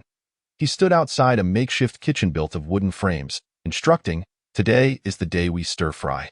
Let us stew some cabbage." He retrieved 5 plump and succulent cabbages from his storage bracelet. Upon seeing the cabbages, the crowd's appetites were immediately whetted. as fresh vegetables were a rare commodity in times of calamity. While other supplies could be stored, only fresh produce could be preserved within a cultivator's storage bag, which ordinary people lacked. Besides the 19 members of the Fuguang Palace, there were also 4 from Lizi's group, along with over 40 villagers who had come from the nearby village to work. Each cabbage, measuring over 40 centimeters in length and 20 centimeters in diameter, could yield a bowl for everyone. In the kitchen, Inin joyfully rushed out, handing the cabbages one by one, exclaiming, "Brother Yin said we should eat vegetables every 5 days, and he truly meant it." Yin Feng replied, "Of course." Lu Meirong, in the kitchen, caught the flourishing cabbages, praising, "Master Yin is indeed the head of the household. He certainly speaks with authority." Inin gazed at Yin Feng's tall figure, unable to suppress a hint of youthful shyness in the shadows. Lizi wore a look of derision. Yin Luo's voice echoed from below the mountain, followed by her appearance 100 meters away. Upon spotting Yin Luo, Yin Feng immediately rushed towards her in delight. In the kitchen, Inin, with a hint of hostility, asked Lu Meirong, "Aunt Lu, who is that? Is Brother Yin close to her?" Lu Meirong chuckled. "Of course, they are siblings." Upon hearing this, Inin's hostility vanished in an instant, and she cheerfully said, "I'll go take a look." Meanwhile, Yin Luo's voice called out, instructing not to cook just yet. As there was no immediate need to prepare food. Lu Meirong and Lizi also approached. "Sister, why are you several days later than expected?" As she spoke, she glanced behind Yin Luo and indeed saw a throng of figures ascending the mountain. Yin Luo explained, "We spent a few days enjoying ourselves on Wuqing Mountain." At this moment, Inin and her 2 companions joined them. Inin, feeling familiar, stepped forward to grasp Yin Luo's wrist, but Yin Luo instinctively evaded. Observing Yin Luo, Inin noted her beauty and the fine quality of her attire, which was both stylish and elegant. Brother Yin must treat his sister very well, she thought. Yet, she pondered Yin Luo's demeanor. Did she look down on her? Yin Luo inquired, "Xiao Feng, who is this?" Yin Feng, oblivious to Inin's earlier actions, introduced her. "This is Inin, the daughter of the village chief from Zabanku Dado." Yin Luo nodded, "Hello." Inin immediately beamed, "Sister, you are truly beautiful, just like Brother Yin." Yin Feng's face flushed. It was the first time a woman had complimented his looks. Yin Luo, touching her nose, added, "Perhaps it's a genetic gift from our parents." Soon, the large group from below reached them. Sheng Luan was at the forefront, spotting everyone instantly. She exclaimed, "Long time no see. We have finally arrived." Having been apart for 2 to 3 months, Shang Luan's hair had grown to chest length, casually tied back with a clip, while the loose strands framed her face in a charmingly disheveled manner. The disciples of Fuguang Palace were thrilled to see the large group, and before Yin Feng could react, they had already embraced one another, creating a lively scene. "Sister Shang, you all must be exhausted from your journey. Sister Shang, you must be tired. After dinner, we can show you around." Yin Feng's lips twitched. It seemed he had become a mere ornament as they had yet to greet him. Feeling a hint of jealousy, he cleared his throat, drawing everyone's attention. Shang Wan asked, "What's wrong? Is the young palace master unwell?" Inin, witnessing so many cultivators for the first time, felt nervous initially, but her admiration for Yin Feng intensified upon realizing he was their leader. Seeing the lack of respect towards him angered her. In her village, the villagers held her father in high esteem, and thus treated her well too.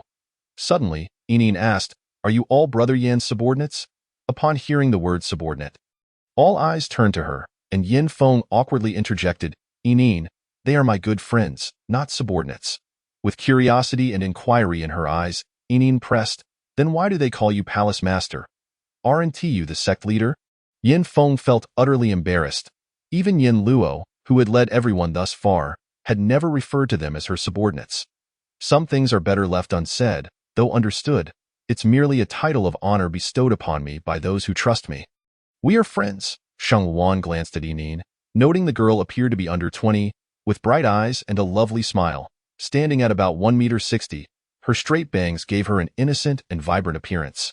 Yet, she clung to Yin Feng, as though she were someone very close to him. Sheng Wan smiled. "Indeed, we are the subordinates of Master Yin, so, esteemed Master Yin, what tasks do we have at hand now?" "Esteemed Master Yin?" Yin Feng awkwardly shuffled his feet, hastily responding, "Sister Shang, please don't jest. It's getting late, and you all must be weary from your travels. Please, go rest, Edo." Sheng Luan, whose intent to flaunt their catch of crayfish had been thwarted, felt her enthusiasm wane. However, Yin Luo, sensing something unusual about Inin's demeanor, dismissed her thoughts and stated, "Rest? What rest? We caught plenty of crayfish on the way. Let us prepare them and make spicy crayfish, spicy crayfish." With no time to ponder Inin's words, everyone rolled up their sleeves, engaging in various tasks. Some washed the crayfish, others chopped chilies, peeled garlic, sliced green onions, and prepared seasonings. With so many hands at work and the crayfish being sizable, multiple pots were set up outside the kitchen. The flames roared, and as the oil heated, ginger, garlic, and chilies were tossed in, releasing an intoxicating aroma that enveloped the mountaintop. Once the crayfish were in the pot, they quickly turned a vibrant red. Not content with boiling them alone, Yin Luo poured in several cases of beer. Once the spicy crayfish were plated, who could still remember their fatigue and displeasure? These crayfish had already undergone a transformation, their flesh infused with spiritual energy, making them even more delectable than ordinary ones. With Yin Luo's array of seasonings, the flavor was absolutely exquisite. As she deftly peeled the shells, revealing the tender white meat, she dipped it in the sauce and took a bite, instantly overwhelmed by the spicy delight. Yin Feng, Yin Luo, Sheng Luan, and a few others sat at one table, while Yinin and her fellow villagers occupied two others. She discreetly cast a glance at their table and then approached with a peeled crayfish, saying, "Brother Yin, let me help you peel your crayfish." Seated at the head of the table, Yin Luo had Yin Feng to her left and Sheng Luan to her right.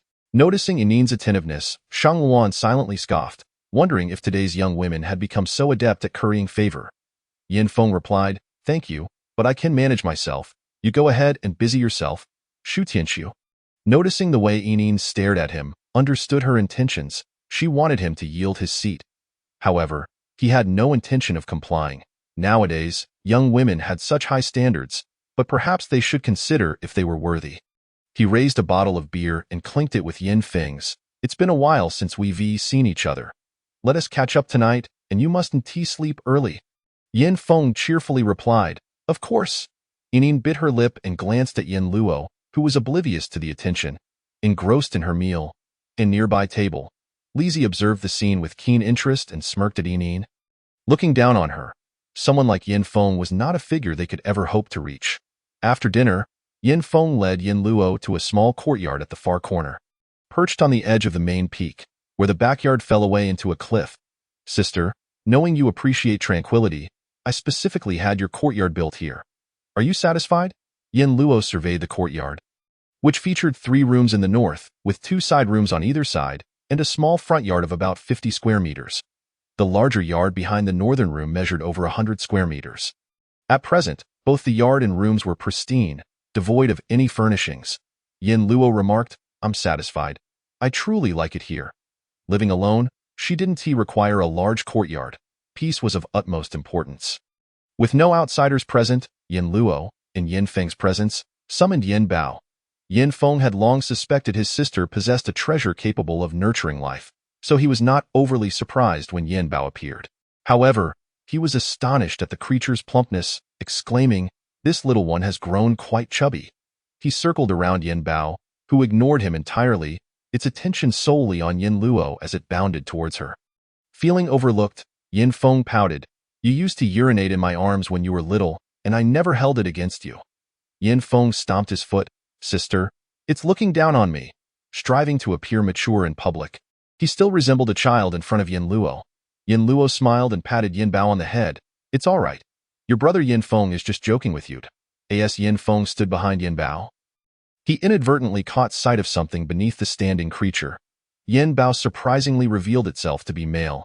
Yin Feng, sensing an opportunity for revenge, smirked and said, "Sister, it turns out Yin Bao is a male. Males can be quite fearsome in spring, and there are no other female pandas around. How about we deal with it?" Yin Bao, standing before Yin Luo and enjoying her gentle strokes on its head, suddenly felt a cold breeze beneath it in an instant. It lunged forward like an arrow released from a bow. Yin Feng, already at the 6th level of the gathering spirit realm, could only feel a fierce wind rushing towards him. Before he could react, Yin Bao had already pounced on him, pinning him to the ground. Yin Luo was taken aback. It was the first time she had witnessed Yin Bao's speed. So swift, However, this was not the moment to admire Yin Bao's speed. As its heavy paw was about to come crashing down on Yin Feng's face, "Yin Bao!" Yin Luo called out urgently. Upon hearing her voice, Yin Bao's eyes regained clarity, and it lowered its paw. Although its gaze towards Yin Feng remained menacing. "Yin Bao, he was just joking. Don't take it to heart," Yin Luo said as she stepped forward to pull Yin Bao away. Yin Feng, still shaken, patted his chest and staggered to his feet. "Wow, this bear has become so formidable, sister. I think I'll take my leave," he exclaimed as he fled in haste, eyeing the distance. Yin observed with envy as Yin Luo enjoyed an entire small courtyard to herself. Surely, this was because she was Yin Gige's sister. Yin Gige himself was crammed together with several other men, showcasing his kindness towards family. If he treated his sister so well, how much better would he be to a wife? Yin's eyes burned with desire. She yearned for a good life, one where she could enjoy fresh vegetables every day. After Yin Feng departed, Yin Luo closed the courtyard door. "Little Yin Bao, I didn't expect you to be so fast. How about we have a race next time?" she suggested. Yin Bao shook its head, rubbing against Yin Luo's leg in a display of grievance. "All right, you had the advantage this time. Stop causing a ruckus," she replied. Yin Feng was no match for Yin Bao, who was a master misjudged by its appearance. "I still need to tidy up the courtyard, so you can go play by yourself." This small courtyard would likely become Yin Luo's future residence, her home, and thus she aimed to decorate it well. The three main rooms would be adorned with cement and covered with light gray floor tiles, while the walls would be decorated with pale gray cloud-patterned wallpaper. The main hall would feature a comfortable blue sofa paired with a matching coffee table, a central dining table equipped with a turntable, and 6 white chairs. On the opposite side, a desk and cabinet would be arranged. In one corner, Yin Luo placed a large vase, ready to nurture some beautiful plants. The west main room would serve as her cultivation chamber, furnished with tables, chairs, and cushions. Future alchemy and talisman drawing lessons would take place there. As soon as the bed was set up, Yin Bao leaped onto it, joyfully rolling around several times before tumbling to the floor with a thud. "Ow!" it cried out, looking at Yin Luo with a sense of grievance. Yin Luo, feeling helpless, thought that not only had Yin Bao not slept on a large bed for a long time, but she herself had not enjoyed such a stable life in ages. After tidying up the northern room, it was already 3 in the morning. Sleepiness washed over her, and she embraced Yin Bao, sinking into a deep slumber. It had been a long time since she had felt the warmth of home, and she slept soundly until noon the next day. Chapter 146. What's so great about a ghost? Unlike Yin Luo, who had been busy all night, the disciples of Fu Guang Palace gathered together, chatting away until the morning. Baiyu's spirit also floated out, engaging in conversation with everyone. Lin Sijia couldn't help but complain to Baiyu. "Sister Baiyu, Bai Chengza keeps bullying me. You must do something about him." Bai Chengza immediately retorted, "Sister, don't listen to her nonsense. I haven't bullied her." Baiyu's spirit playfully flicked Bai Chengza on the head. "You must not bully your sister. You have to protect her." Bai Chengza stuck out his tongue, adopting a nonchalant attitude. Around 11 at night, Inin approached. Seeing Yin Feng chatting animatedly with the others, she, unable to sleep, decided to join them. "Yin Gige, would you like some water?" "I can boil some for you," she offered kindly. Yin Feng replied, "Inin, we're talking about some rough topics. I doubt you would be interested." Inin pouted, glancing at Sheng Wan, Lin Sijia, and Yang Qingru. "They are girls too." Sheng Wan raised an eyebrow, her expression flat. "If the girls want to play, let them. Don't chase them away." Seeing this, Yin Feng wisely fell silent. Inin scanned the surroundings and suddenly noticed a ghostly figure sitting beside a young man. The specter was grayish-white, swaying gently, both beautiful and eerie. "Is that a ghost?" she gasped, her face paling as she jumped off the rock and lunged towards Yin Feng.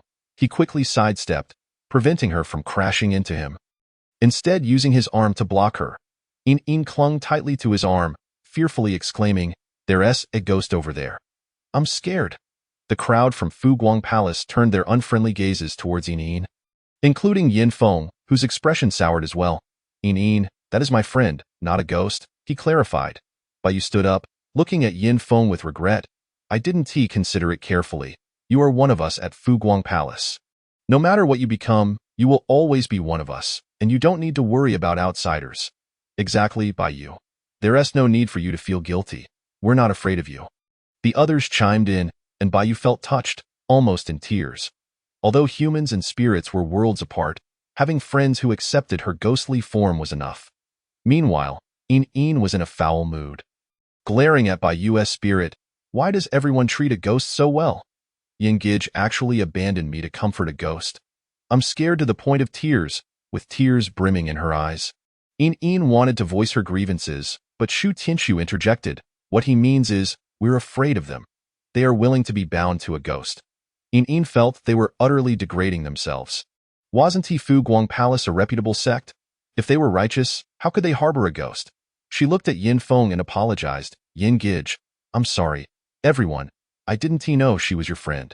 Shu Tianshu continued. She said, as she glanced at Yin Feng, hoping he would escort her away, but it was clear he had no intention of doing so. On the way, jealousy burned brightly in her eyes. A mere ghost was deemed more important than her in the eyes of Fu Guang Palace. What could a ghost do? What purpose could it serve? The people of Fu Guang Palace must be fools. Yin Luo woke up the next day around noon and first entered her space. She had invited Yin Feng, Sheng Wan, Shu Tianshu, Lin Sijia, and Bai Chengze to join her for a meal. She had informed Aunt Chun the night before.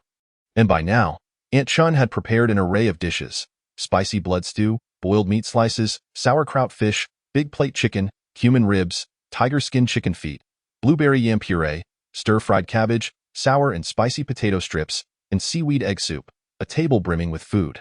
To avoid raising suspicion, Yin Luo first placed all the dishes on the round table. If anyone asked, she would simply say she had made them. She also set out 6 bottles of hawthorn juice. Just as she finished arranging the drinks, a knock echoed from outside the courtyard. With a wave of her hand, the door opened by itself.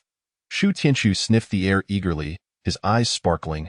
I can smell the aroma from far away. Let me see what it is, Yin Feng remarked. I told you my sister is a great cook, yet you all still doubt it. Yin Luo felt a blush creeping onto her cheeks. Once everyone entered the room, Shu Tianshu dashed towards the dining table. However, Shang Luan noticed the decor and exclaimed, Sister Luo, what you've done here is amazing. It's not at all inferior to before the disaster.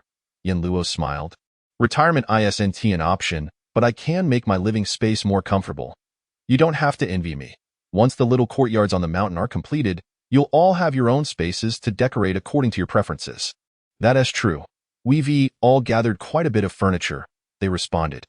Yin Luo took the lead and seated herself at the dining table. Let us eat. Shu Tianshu immediately rushed over. I've been waiting for that. Lin Sijia playfully stuck out her tongue. Shu Gij, can you show a little more maturity? Shu Tianshu replied earnestly, only children need to learn to be mature. I'm already an adult, so I don't need to be. The group erupted into laughter. Chapter 147. What lies on the mountain? Although Fu Guang Palace had ample supplies and everyone was well fed, they mostly had dry rations. Fresh meals like these could only be enjoyed by following Yin Luo. The 6 of them devoured the 9 dishes and 1 soup, leaving the table spotless.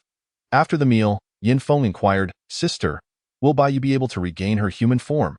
Someone mentioned that people were frightened when they saw her yesterday. I worry it might discourage her. Shang Luan let out a soft huff. It's all your fault. Why did you take that Inin with you? Yin Feng retorted. I didn't take her. She went on her own accord. Then why did she go?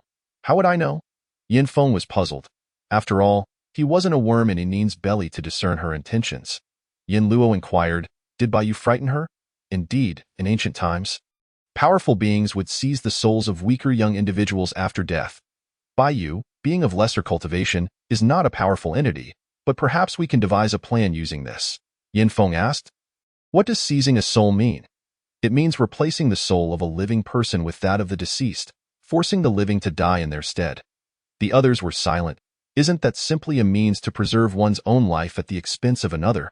What distinguishes it from a cult? Bai Chengze, being young, was startled by this method and instinctively asked, Master, is there no other way? Bai Yu, inherently kind and gentle, would never consent to harm others. Yin Luo quietly pondered. Perhaps we could attempt to enable her to be reborn through some spiritual objects. Spiritual objects? Yin Luo explained, for instance, placing her soul into certain spiritually vibrant plants. After a certain period, the plant could cultivate into a human form. And since the soul is Bai Yu's, the resulting being should also resemble her. Of course, this was merely Yin Luo's personal conjecture. No one had ever attempted such a thing, so success could not be guaranteed. Yin Luo ultimately suggested, let us wait for now. Perhaps a more reliable method will present itself. Yin Feng wholeheartedly agreed. Then we shall wait a bit longer. The group assisted Yin Luo in finishing the dishes before preparing to leave. Suddenly, Yin Luo called out to Yin Feng, "Xiao Feng, how is that Yinin?" Yin Feng replied, "She's fine. I suppose that there's a rather large village with over 1,000 people ahead. Her father is the village chief, and he has helped us plenty in the past." Yin Luo nodded. Although they were cultivators with abilities beyond those of ordinary people, they could not act recklessly towards the common folk, lest they disrupt the balance of the ecological cycle and incur the wrath of the heavens. When Yin Feng and the others first arrived, there had been a conflict with the villagers, who were unreasonable, yet their actions were merely self-defense, thus not violating heavenly principles. Yin Luo had heard of this incident during her last visit to Lianfeng but considered Yinin's character to be rather ordinary. So she cautioned Yin Feng, "Xiao Feng, by all accounts, you are grown. I shouldn't interfere." "Stop!" Yin Feng abruptly interrupted her sister. "If you don't care for me, who will? You won't abandon me just because you've taken on a new disciple." Yin Luo shook her head in exasperation. "What nonsense! I merely wish to advise you to keep your distance from that Yinin. She is not a virtuous person." Upon hearing this, aside from the naive Bai Chengza, the others nodded vigorously. Shu Tianxu remarked, "She must have taken a liking to the palace lord." "Taken a liking to whom?" Yin Feng exclaimed. "That's impossible. I've been single since birth. No one could possibly have an interest in me." Shu Tianxu smirked. "You don't believe it, do you? Fine, observe for yourself." Shang Luan gazed at him thoughtfully, commenting, "Well, I didn't expect this little boy to have such an intriguing allure." Yin Feng replied, "I am no longer a child.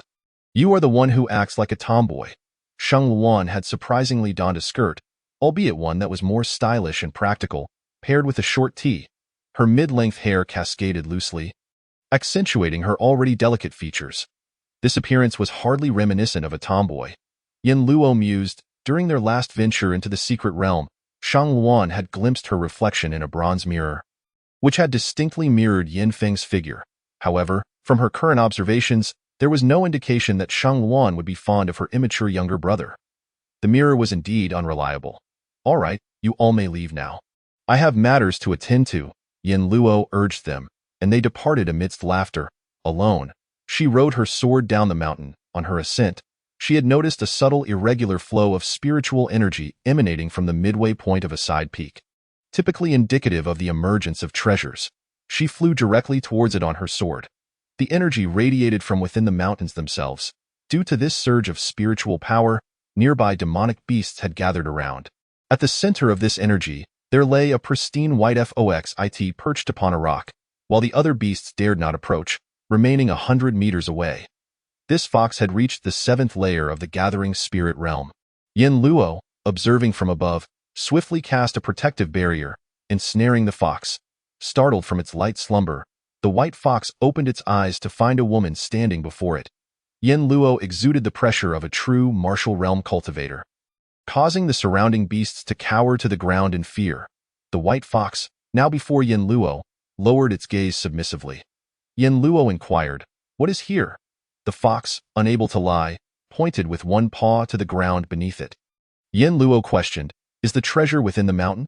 The fox nodded, gazing up at Yin Luo with pitiful eyes. Without hesitation, Yin Luo captured it and transported it into her spatial realm. Once inside, the white fox's voice echoed in Yin Luo's consciousness. "Master, are you here to seek treasure? The treasure lies within the mountain, but if you wish to obtain it, you must dig." Yin Luo asked, "Do you know what it is?" The fox replied softly, "It is a large stone." "A large stone?" Yin Luo raised an eyebrow. What interest does a fox have in a stone? Were it not for the support of the spatial realm, the white fox would not dare betray her. She almost suspected it was lying. The fox hastily clarified, "Those stones contain the fragrant demon beans. I wish to find those fragrant demon beans." Being a skilled alchemist, Yin Luo knew precisely what they were. Consuming fragrant demon beans would expedite the cultivation of demonic beasts, akin to how human cultivators benefit from gathering spirit pills. These beans typically sprouted in areas rich in spiritual energy, so what of this large stone? Yin Luo began to dig downward with her sword. The blade was remarkably sharp, and her speed was swift. From 2 p.m. until 7 p.m., she dug a span of 300 meters until the sword emitted a jarring screech, and sparks erupted in the darkness.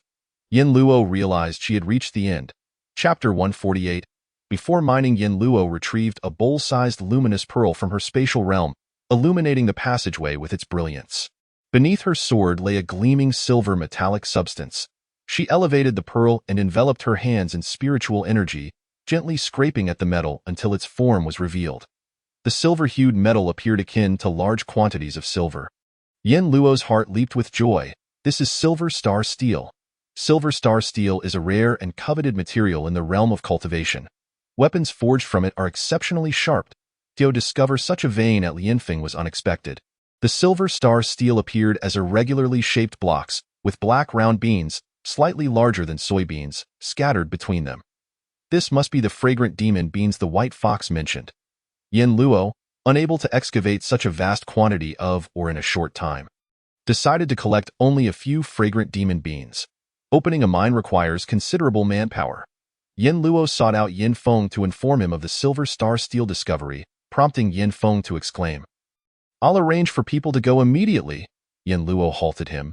"You should speak with the village chief and have him recruit strong young men from the village to work the mine. We will provide 3 meals a day and give them 4 days off each month, offering each one a bag of 50 pounds of flour or 50 pounds of rice, with paper currency nearly rendered worthless. For the common folk, the ability to eat was of utmost importance. Over time, the animals on the mountain had increasingly evolved, making hunting progressively more difficult, leaving villagers to subsist on wild vegetables, leading to widespread malnutrition.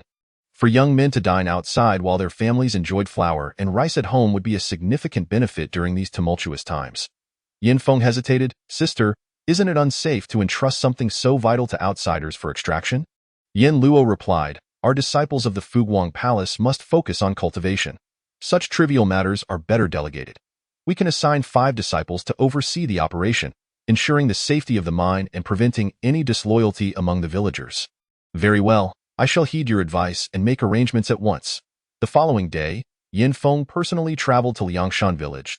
As he descended the mountain, the white tiger carried him swiftly across the terrain, transforming the mountain into his vessel upon reaching the water.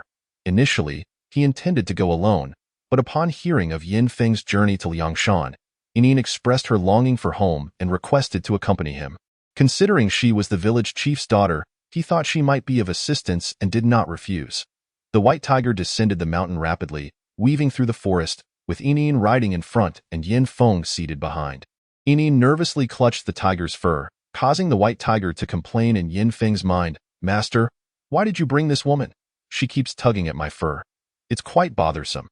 Yinin initially intended to be affectionate, but Yin Feng admonished, "If you're afraid, then perhaps you should not come." With no other choice, Yinin feigned bravery, but the mere thought of Yin Feng sitting behind her, both riding the same tiger, brought her joy. As she treaded upon the formidable and broad back of the crocodile, Yinin could scarcely believe her eyes. In a tone of admiration, she exclaimed, "Brother Yin, you are truly remarkable. Even the tiger and crocodile heed your command." Yin Feng replied, "They do not obey me. They obey my sister. I am merely basking in her glory." Curiously, Yinin inquired, "Is Sister Luo even more formidable than you?" She believed that Yin Feng must have a deep respect and trust for his sister, akin to how children perceive their parents as exceptional. The mountain river flowed swiftly, and upon reaching the foot of Liangshan village, he disembarked and ascended the mountain alongside Yinin. Liangshan village was a collective of several villages nestled in the mountains. Following heavy rains, many homes had been destroyed, and the sparse population often fell prey to wild beasts lurking in the mountains. Thus, they had collectively decided to establish a village on the outskirts of the mountains. Supporting one another, Yinin's father, the youngest and most capable among them, was appointed as the joint village chief. Their homes were constructed from the simplest materials, stone and wood. Yin Feng made his way directly to Yinin's home. Yinin's father, only 40 years old, had a 20-year-old daughter, Yinin, an elder brother aged 22, and a younger brother of 18. Yinin was the sole girl in the family and was cherished dearly. Upon learning of Yin Feng's purpose, Yinin's father joyfully proclaimed, "This is splendid news. I shall convene a meeting to inform everyone." He struck the village bell, and within half an hour, each household sent a representative. He announced Yin Feng's intentions loudly and added, "Those who wish to participate should sign up promptly." A woman in the crowd scoffed, "How stingy. Only 1 bag of rice per month. That's worth barely over 100 coins, which means we're being offered a mere 100 coins a month. How heartless! Another chimed in. Even capitalists aren't this cruel. When we worked outside, we earned at least 4 to 5,000 a month. The first speaker continued. 4 to 5,000 translates to 30 bags of rice. Considering our good relationship with the Lord of Fuguang, let us negotiate for just 20 bags. Lord, what do you say? You must have an entire sect. Surely you can spare this much. Hearing the murmurs of doubt and haggling from the crowd, Yin Feng could not suppress a cold snort. Indeed, greed often leads to overreach. Even in the apocalypse, many failed to recognize reality. Perhaps it was not ignorance, but rather their inherent greed. Yin Feng addressed the crowd, enunciating each word carefully. I do not negotiate, to his words. Those who were greedy immediately bristled with anger. They perceived Yin Feng, a mere youth in his 20s, as easily swayed. Yin Feng turned to the village chief and stated, Chief, my conditions remain unchanged. Those willing may sign up immediately. Those unwilling may leave. He then gazed at the dissenters, asserting, those who expressed reluctance will not be accepted, even if they change their minds. The troublemakers were momentarily taken aback. Their anger now ignited. What do you mean? You offer so little and still expect us to stay silent. You wish to exploit our labor without compensation. Yet, Yin Feng paid them no mind, as they realized they would not even obtain a single bag of rice or flour. They conspired to rally the others against him. Do not be foolish and sign up. It will only be a waste of effort. A young man stepped forward, declaring, I will go. A nearby woman grabbed his arm, exclaiming, Are you mad? You mustn't go. I am willing to go. Having 3 meals a day and a bag of rice is enough for me. Wherever I work, I must work. Can I guarantee food for my family by hunting at home? If I do not eat, my family can eat a bit more. His words resonated with many. Indeed, hunting in the mountains often left them empty-handed for days, surviving only on wild vegetables, which could not satiate their hunger, leaving children emaciated and weak. Inin interjected at the right moment. The meals at Fuguang Palace are excellent. We have savory stir-fried meats and an array of vegetables. Just yesterday, we had spicy stir-fried pork, and the day before, we enjoyed cabbage stew with tofu. I've even gained weight. The crowd, hearing of stir-fried dishes, felt their hesitation dissipate. They had not tasted such food in over half a year. Inin, is that truly the case? Of course. If you doubt me, look, here is the menu. Inin produced a menu from their kitchen for all to see. You truly have rice and steamed buns every day? Not only that, sometimes we even have baked pancakes, buns, and dumplings. Upon hearing this, the crowd's mouths watered. Let us go. I'm signing up. In an instant, a throng of eager participants surged forward. Inin, feeling triumphant, exchanged a knowing glance with Yin Feng, who responded with a thumbs up. Those who had previously expressed dissatisfaction glared at the registrants in anger, but the sheer number of sign-ups rendered their dissent irrelevant. Some even inquired, Lord Yin, if 2 people from my family go, will you provide 2 bags of rice? Yin Feng nodded. Indeed, as long as we can ensure adequate labor, we will distribute supplies according to headcount. Wonderful, a young man exclaimed to his mother. I will go with father to work, ensuring you, my sister-in-law, and our child will not go hungry. The elderly mother, tears of joy streaming down her face, thought of her undernourished grandson. The adult family members could survive on wild vegetables, but the infant relied solely on his mother's milk, which was in short supply. You and your father work well and stay safe. With over 150 people already signed up, Yin Feng deemed it sufficient and declared, those who were previously dissatisfied had been observing. But upon witnessing the swift recruitment by Fuguang Palace, they began to panic. What are you worried about? He needs our help. If you sign up, he'll be more than pleased, sneered the first instigator. A woman who had outlived 3 husbands while raising her 3 sons alone, a formidable figure in her youth who had often caused unrest among the neighbors. Now aged, her nature remained unchanged, resulting in her sons remaining unmarried. Old Huang, if you keep meddling, next month, every family will feast on rice while yours gnaws on tree bark. Old Huang scoffed, I have 3 sons. Such valuable labor will not be rejected. Seeing this, the crowd fell silent. Some approached Yin Feng, sheepishly stating, Young Yin, we come to our senses. Perhaps we should sign up as well? Yin Feng replied firmly, as I stated earlier, even if you change your minds, Fuguang Palace will not accept you with that. He channeled his spiritual energy and leaped effortlessly to the treetops, then glided away upon the leaves. Alarmed and dismayed, they realized Yin Feng was indeed departing without further discussion. Old Huang gnashed her teeth. Didn't he say to gather at 2 o'clock this afternoon? We shall go then. I refuse to believe he will turn us away. Yin Feng found a secluded spot to rest until 2 o'clock, at which point he reappeared at the village entrance. The moment he arrived, he sensed something was amiss. He coldly snorted, aware that those who had signed up might not be easy to handle. And peace in the mountains was unlikely. All right, those on the list, follow me. He led the way, followed by a substantial group as they descended the mountain. Inin walked closely beside Yin Feng, feeling a sense of pride in the throng that followed her. Exuding an air of authority, upon reaching the water's edge, Yin Feng retrieved a large boat from his storage bracelet. I will read the names. Those called should board. Yin Feng proceeded to call out the names of 151 individuals. All right, everyone is here. We shall depart. Wait, I haven't boarded yet. Several young men rushed forward, clamoring to get on the boat. Yin Feng wielded a stick and pushed them back. Yet, from the shore, others attempted to leap aboard from different angles. Frowning, Yin Feng channeled his energy and struck the boat's stern, causing it to surge forward several meters. Like a swan in flight, he effortlessly leaped onto the deck. The crowd on the shore continued to wave. Lord, take us with you. My children are starving at home. Lord, we only ask for a bag of flour or rice. No matter how they pleaded, Yin Feng's boat sailed on without looking back, ultimately disappearing around a bend in the mountain path.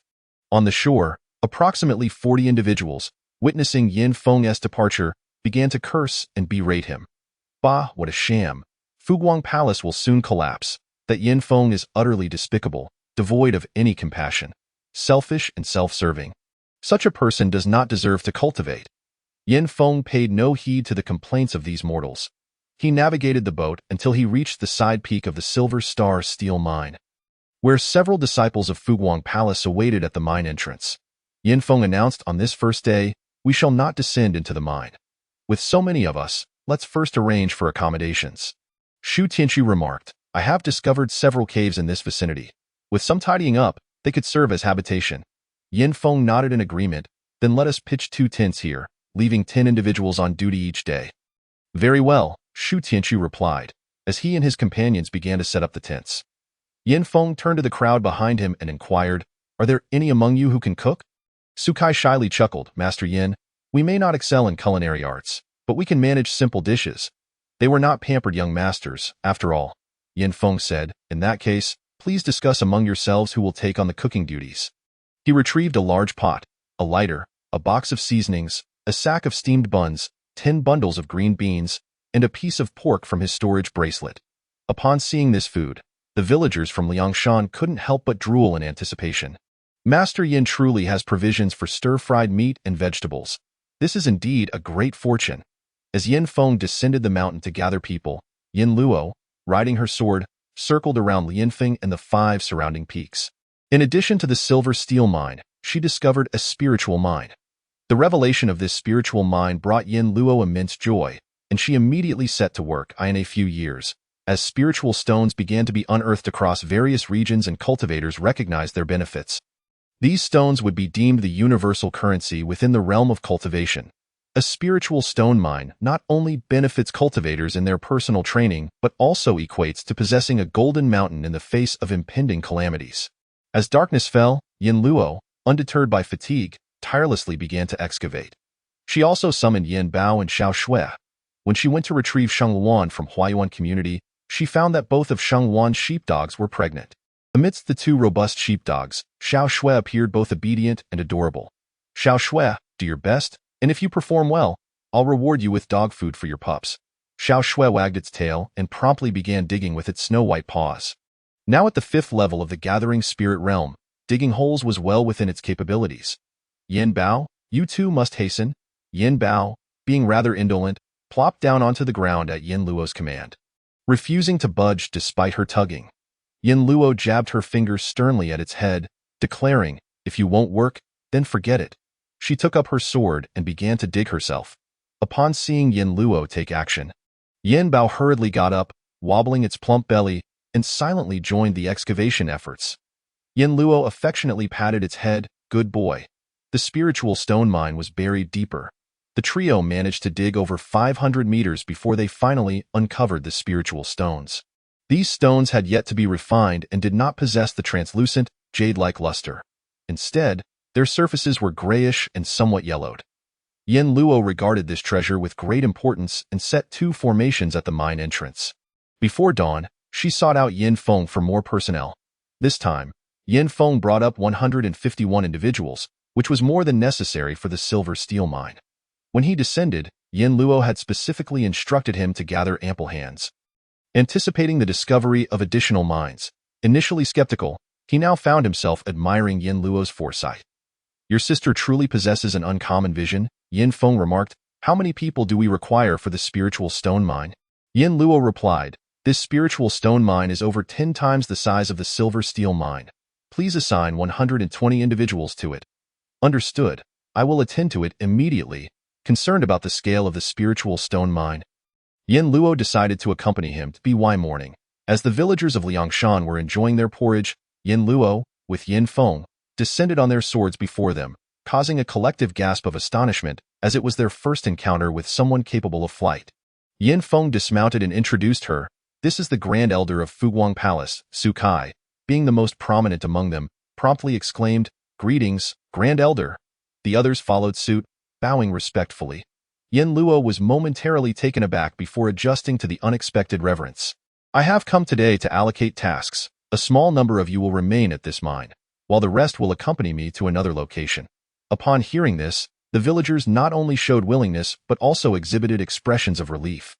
Noticing their demeanor, Yin Luo glanced curiously at Shu Tianxiu, who quietly explained they were initially concerned that with so many of them, if they completed the excavation within half a year, they would be left without provisions afterward.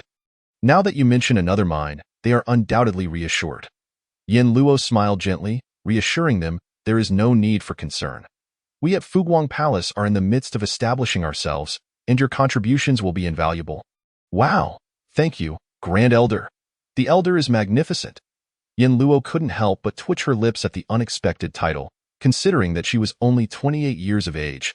Yet the older individuals were addressing her as Elder. However, she chose not to dwell on it.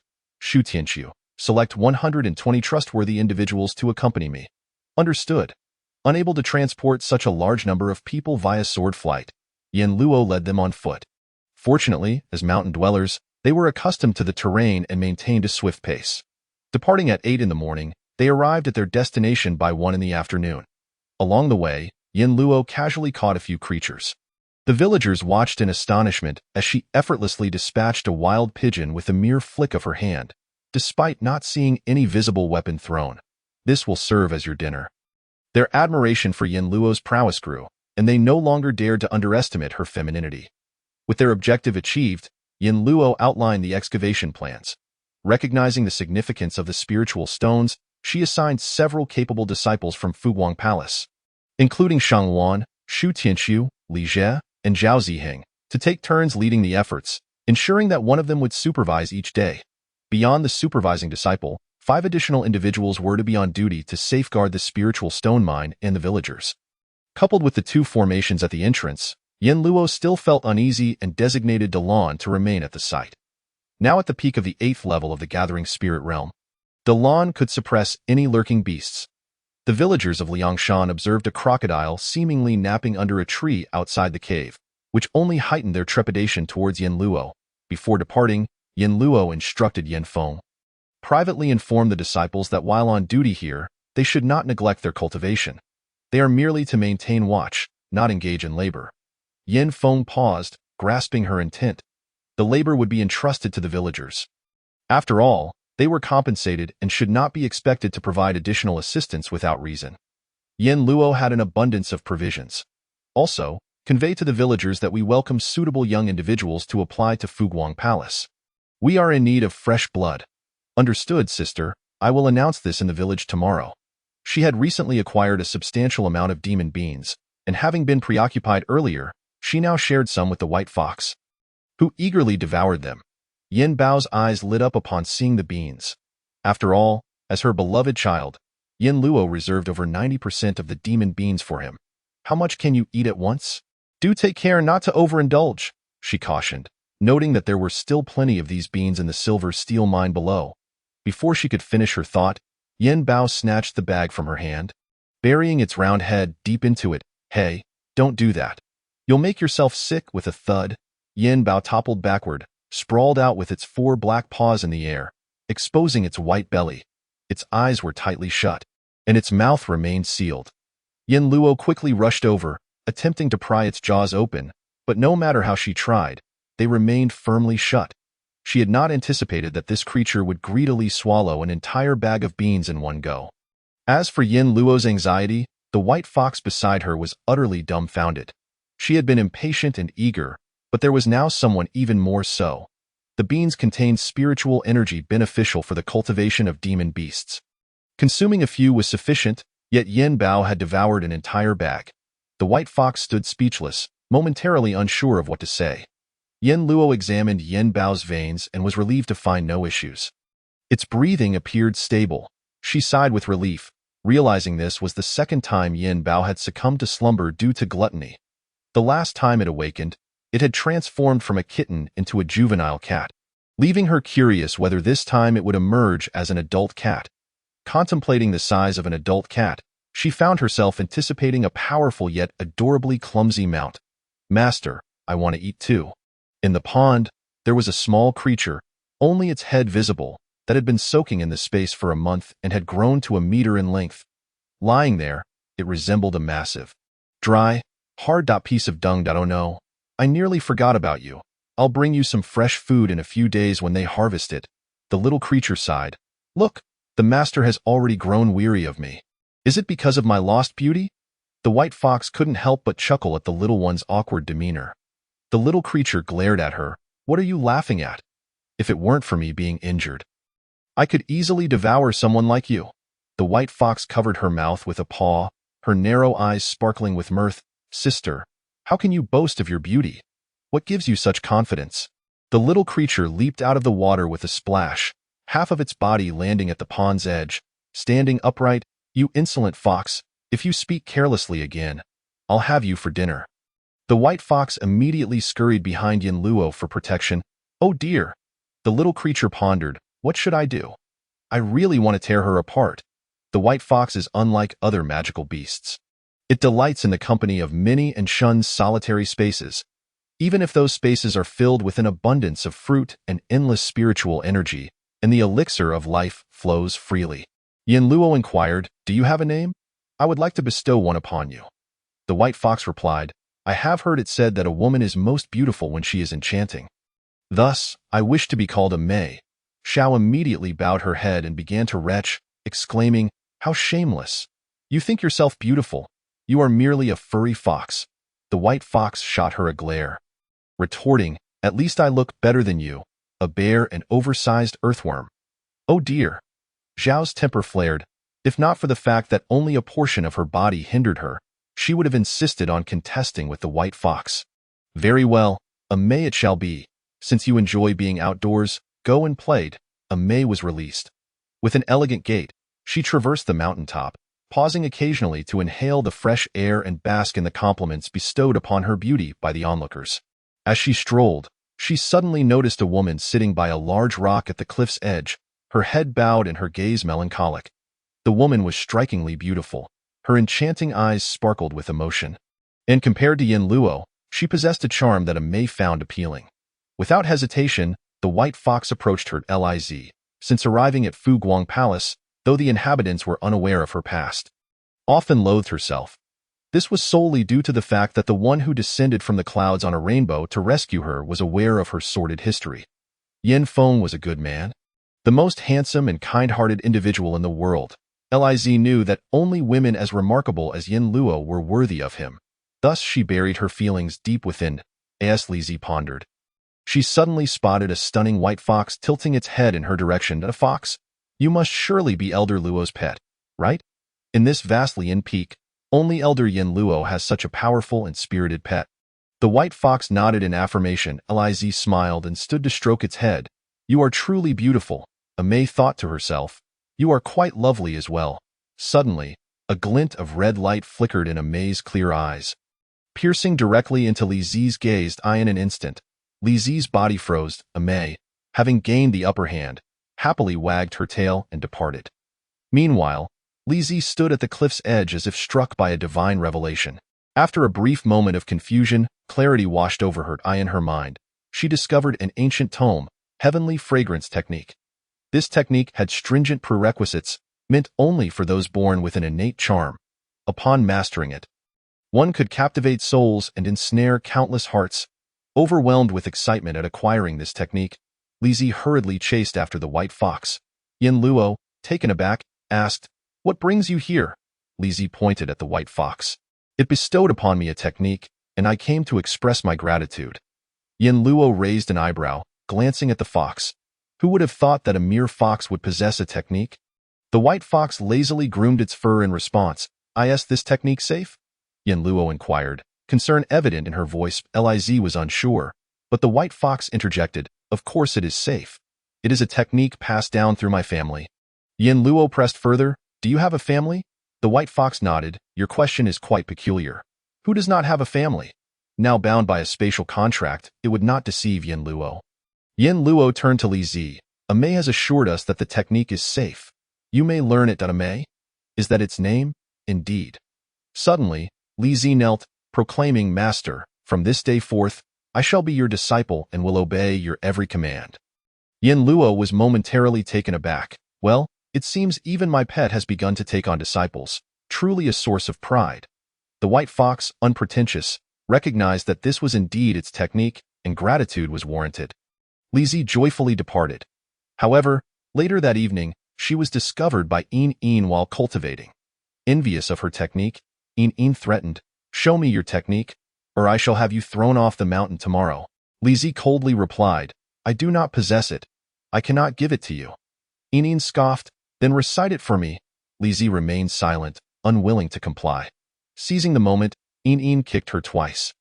Though both were mountain dwellers, Li Zi was delicate and soft, while Yin was robust and strong, leaving Li Zi at a disadvantage. "Hurry up and recite it, or I shall toss you off the mountain right now." Li Zi retorted with a cold laugh, "This is Fu Guang Palace's territory, not your village. Your words hold no weight here." Yin shot back, "Ha! Even if this is Fu Guang Palace, my brother is up the mountain, and my friends are as well. What do you have? A solitary girl daring to challenge me? Even if I do as I please, Yin Gu would not dare to retaliate against me." Chapter 152. Sending her down the mountain, Yin was resolute in obtaining Li Zi's technique. Though Li Zi could not overpower Yin, she was clever enough to seize an opportunity and escape while Yin was distracted. All the women resided in a small courtyard, including Shang Luan and her companions. Cultivators are light sleepers and alert. As soon as Li Zi burst out, Shang Luan opened her eyes. Liz dashed towards the courtyard entrance. Though Yin appeared fierce, she was reluctant to allow Li Zi to escape and call for help. So she quickly pursued and seized Li Zi by her collar, yanking her back forcefully. Liz was nearly choked, stumbling backward. Yin seized the chance to kick her in the stomach. Liz doubled over in pain, collapsing to the ground. "How dare someone like you challenge me? What were you planning to do out here at this hour? Trying to flirt with some man?" Tears welled in Li Zi's eyes from the pain. Yet she refused to yield. Seeing her defiance, Yin stomped on her side. "Recite the technique to me." Li Zi gritted her teeth, resolutely refusing. That was a gift from her master. Unless instructed otherwise, she could not give it away. Especially not to someone like Yin. "You stubborn little wretch." Yin lifted her foot, preparing to stomp on Li Zi's fingers. Suddenly, a flash of light streaked through the air, striking Yin's ankle.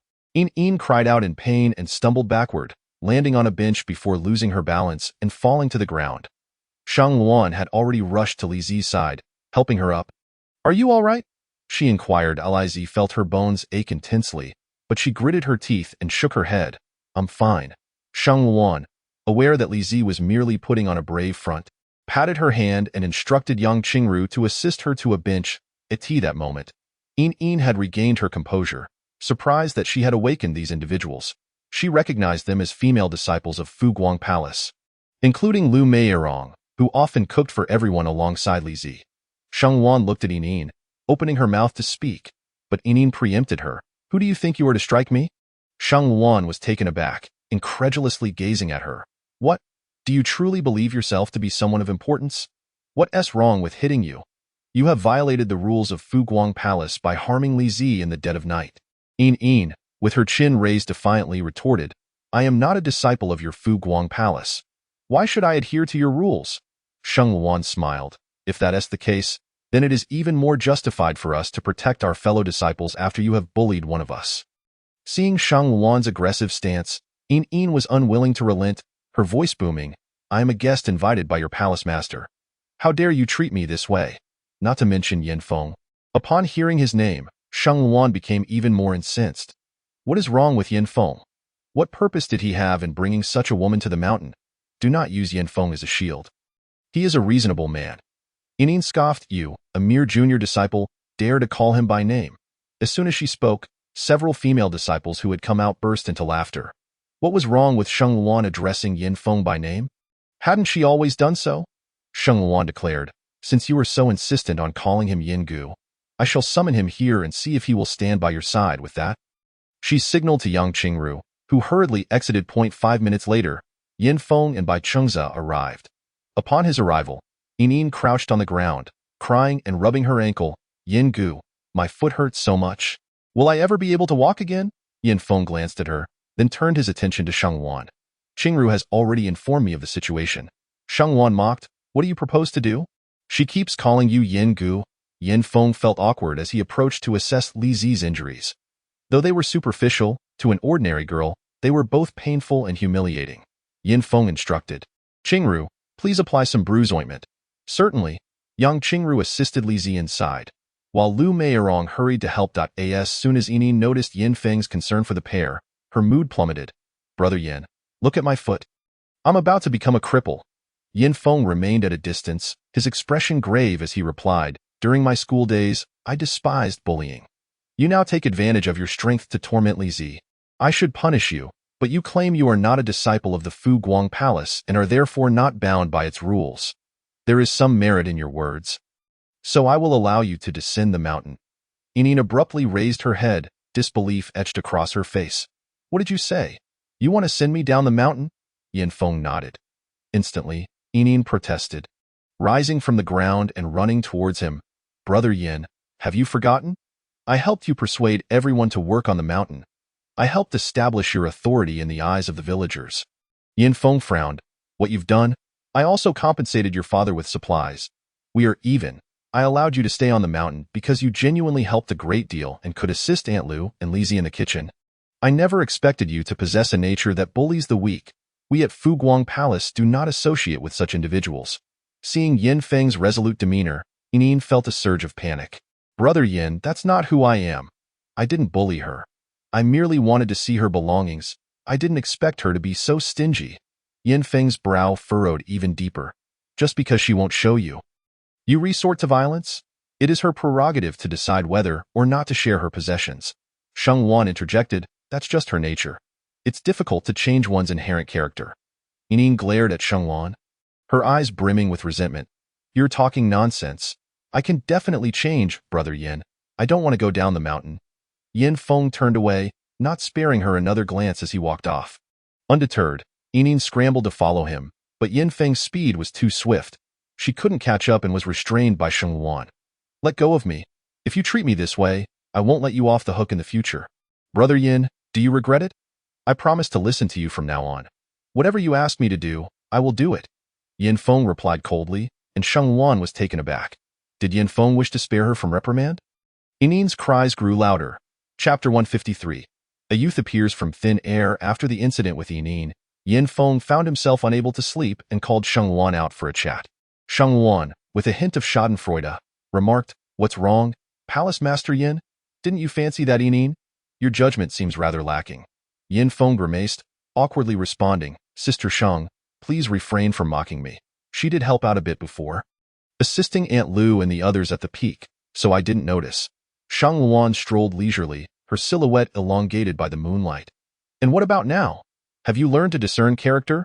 Yin Feng rubbed his temples, uncertainly stating, I believe I have. The two exchanged smiles and wandered aimlessly atop the mountain, enjoying the cool breeze of midnight. Suddenly, a burst of white light erupted from Yin Luo's courtyard. Almost immediately, a dark silhouette was hurled out, tracing a parabolic arc before crashing violently to the ground. This is bad. Someone has ambushed Yin Luo. Yin Feng and Shang Luan raced towards Yin Luo's small courtyard.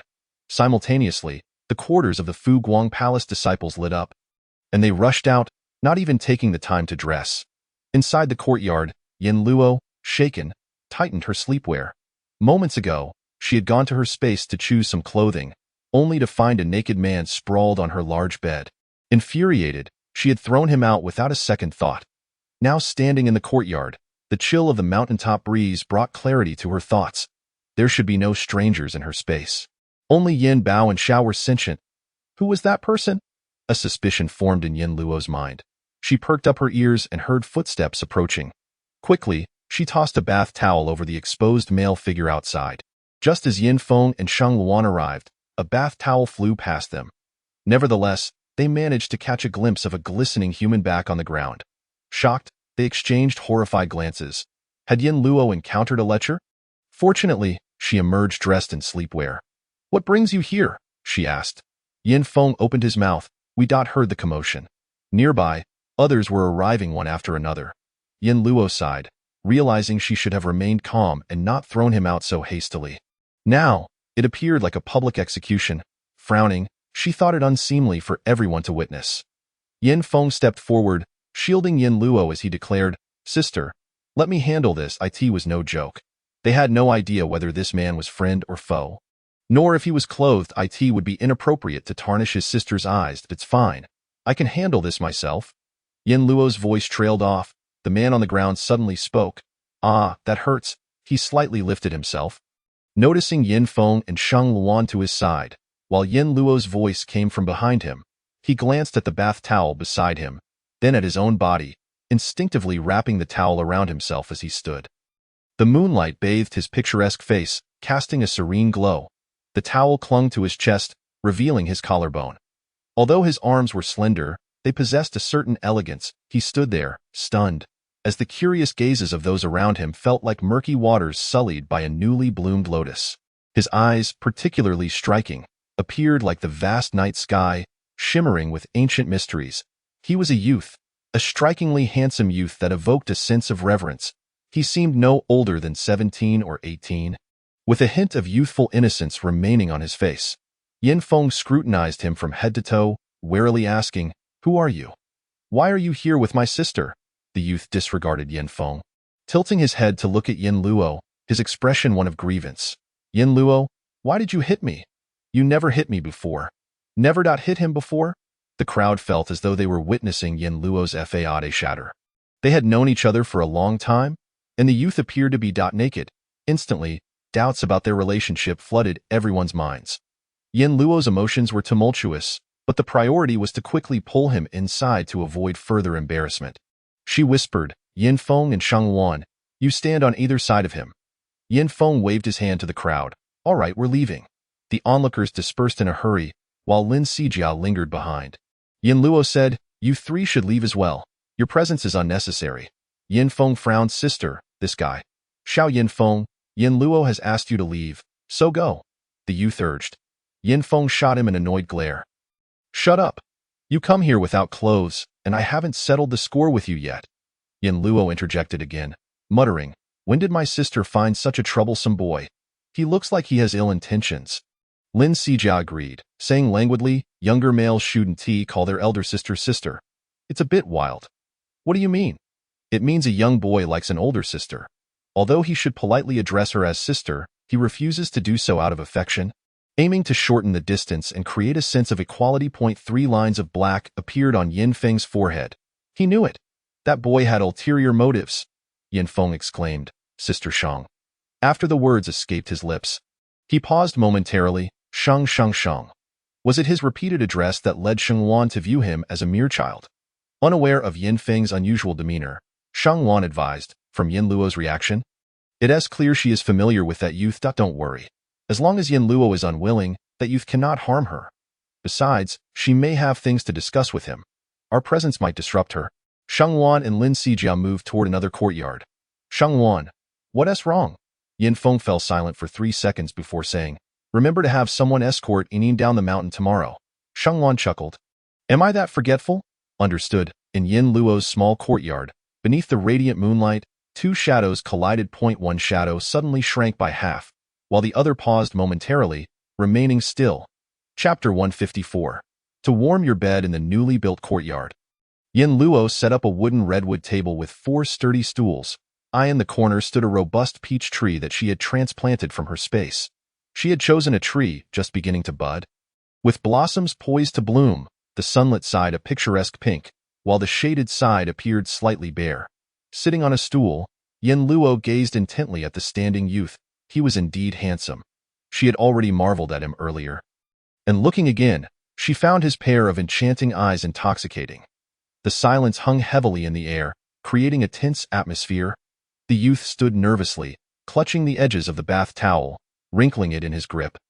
As they remained locked in this stalemate, suddenly, a peach fell from the sky, fluttering down and landing atop Yin Luo's head. The youth promptly stepped forward, delicately plucking the blossom from her dark hair.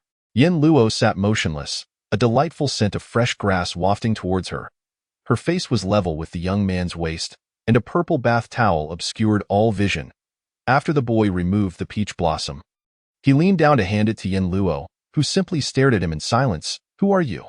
The young man paused for a moment, somewhat nervously replying, "I am Yin Bao. Don't you remember me?" Yin Bao. Indeed, it was he. In Yin Luo's space, there was currently a large panda and a giant python, the latter being female and the former male. If he had unexpectedly transformed, this boy must undoubtedly be the panda. Suddenly, a shadow loomed closer, and Yin Luo gasped as the boy truly placed the blossom in her hair, then cheerfully remarked, "It looks nice." Yin Luo was rendered speechless. Why did this panda, upon transforming, behave like a fool? She had initially taken him in to ensure he could eventually become an extraordinary being, capable of traversing the heavens and earth with valor. Yin Luo sighed softly within her heart and inquired, "Why did you transform now? What is your cultivation level? It must be the true martial realm, right? Don't demon beasts only transform after reaching the radiant light realm?" Yin Bao looked perplexed. "I don't know." Yin Luo pressed her temples. Could it be yet another peculiar rule of the space? But why hadn't the younger ones transformed? Was it because they were still merely at the spirit-gathering realm? Unable to fathom the reasoning, she decided to dismiss the thought. Noticing Yin Luo frowning, Yin Bao cautiously asked, "Are you okay?" Yin Luo shook her head. "No need. You're perfectly fine as you are, though you do need some clothes." She led him into the space. Initially, she had stocked up on numerous men's outfits, and now she hurried to the storage room, selecting several ensembles for Yin Bao to try on. After changing into 7 or 8 outfits, they all appeared oversized on him. He pouted, but seeing Yin Luo's enthusiasm, he silently endured. Ultimately, when he donned a white short-sleeved shirt, light blue jeans, and white sneakers, Yin Luo felt satisfied. Yin Bao possessed a remarkably sunny disposition, his features radiating 7 parts innocence and 3 parts youthfulness. If he were placed among the boy bands of the pre-catastrophe era, he would undoubtedly outshine them all, garnering the adoration of countless older sisters and aunts. At that moment, Yin Luo felt a sense of pride, akin to watching her son blossom into maturity. She gently patted Yin Bao's shoulder. "Not bad, you look good."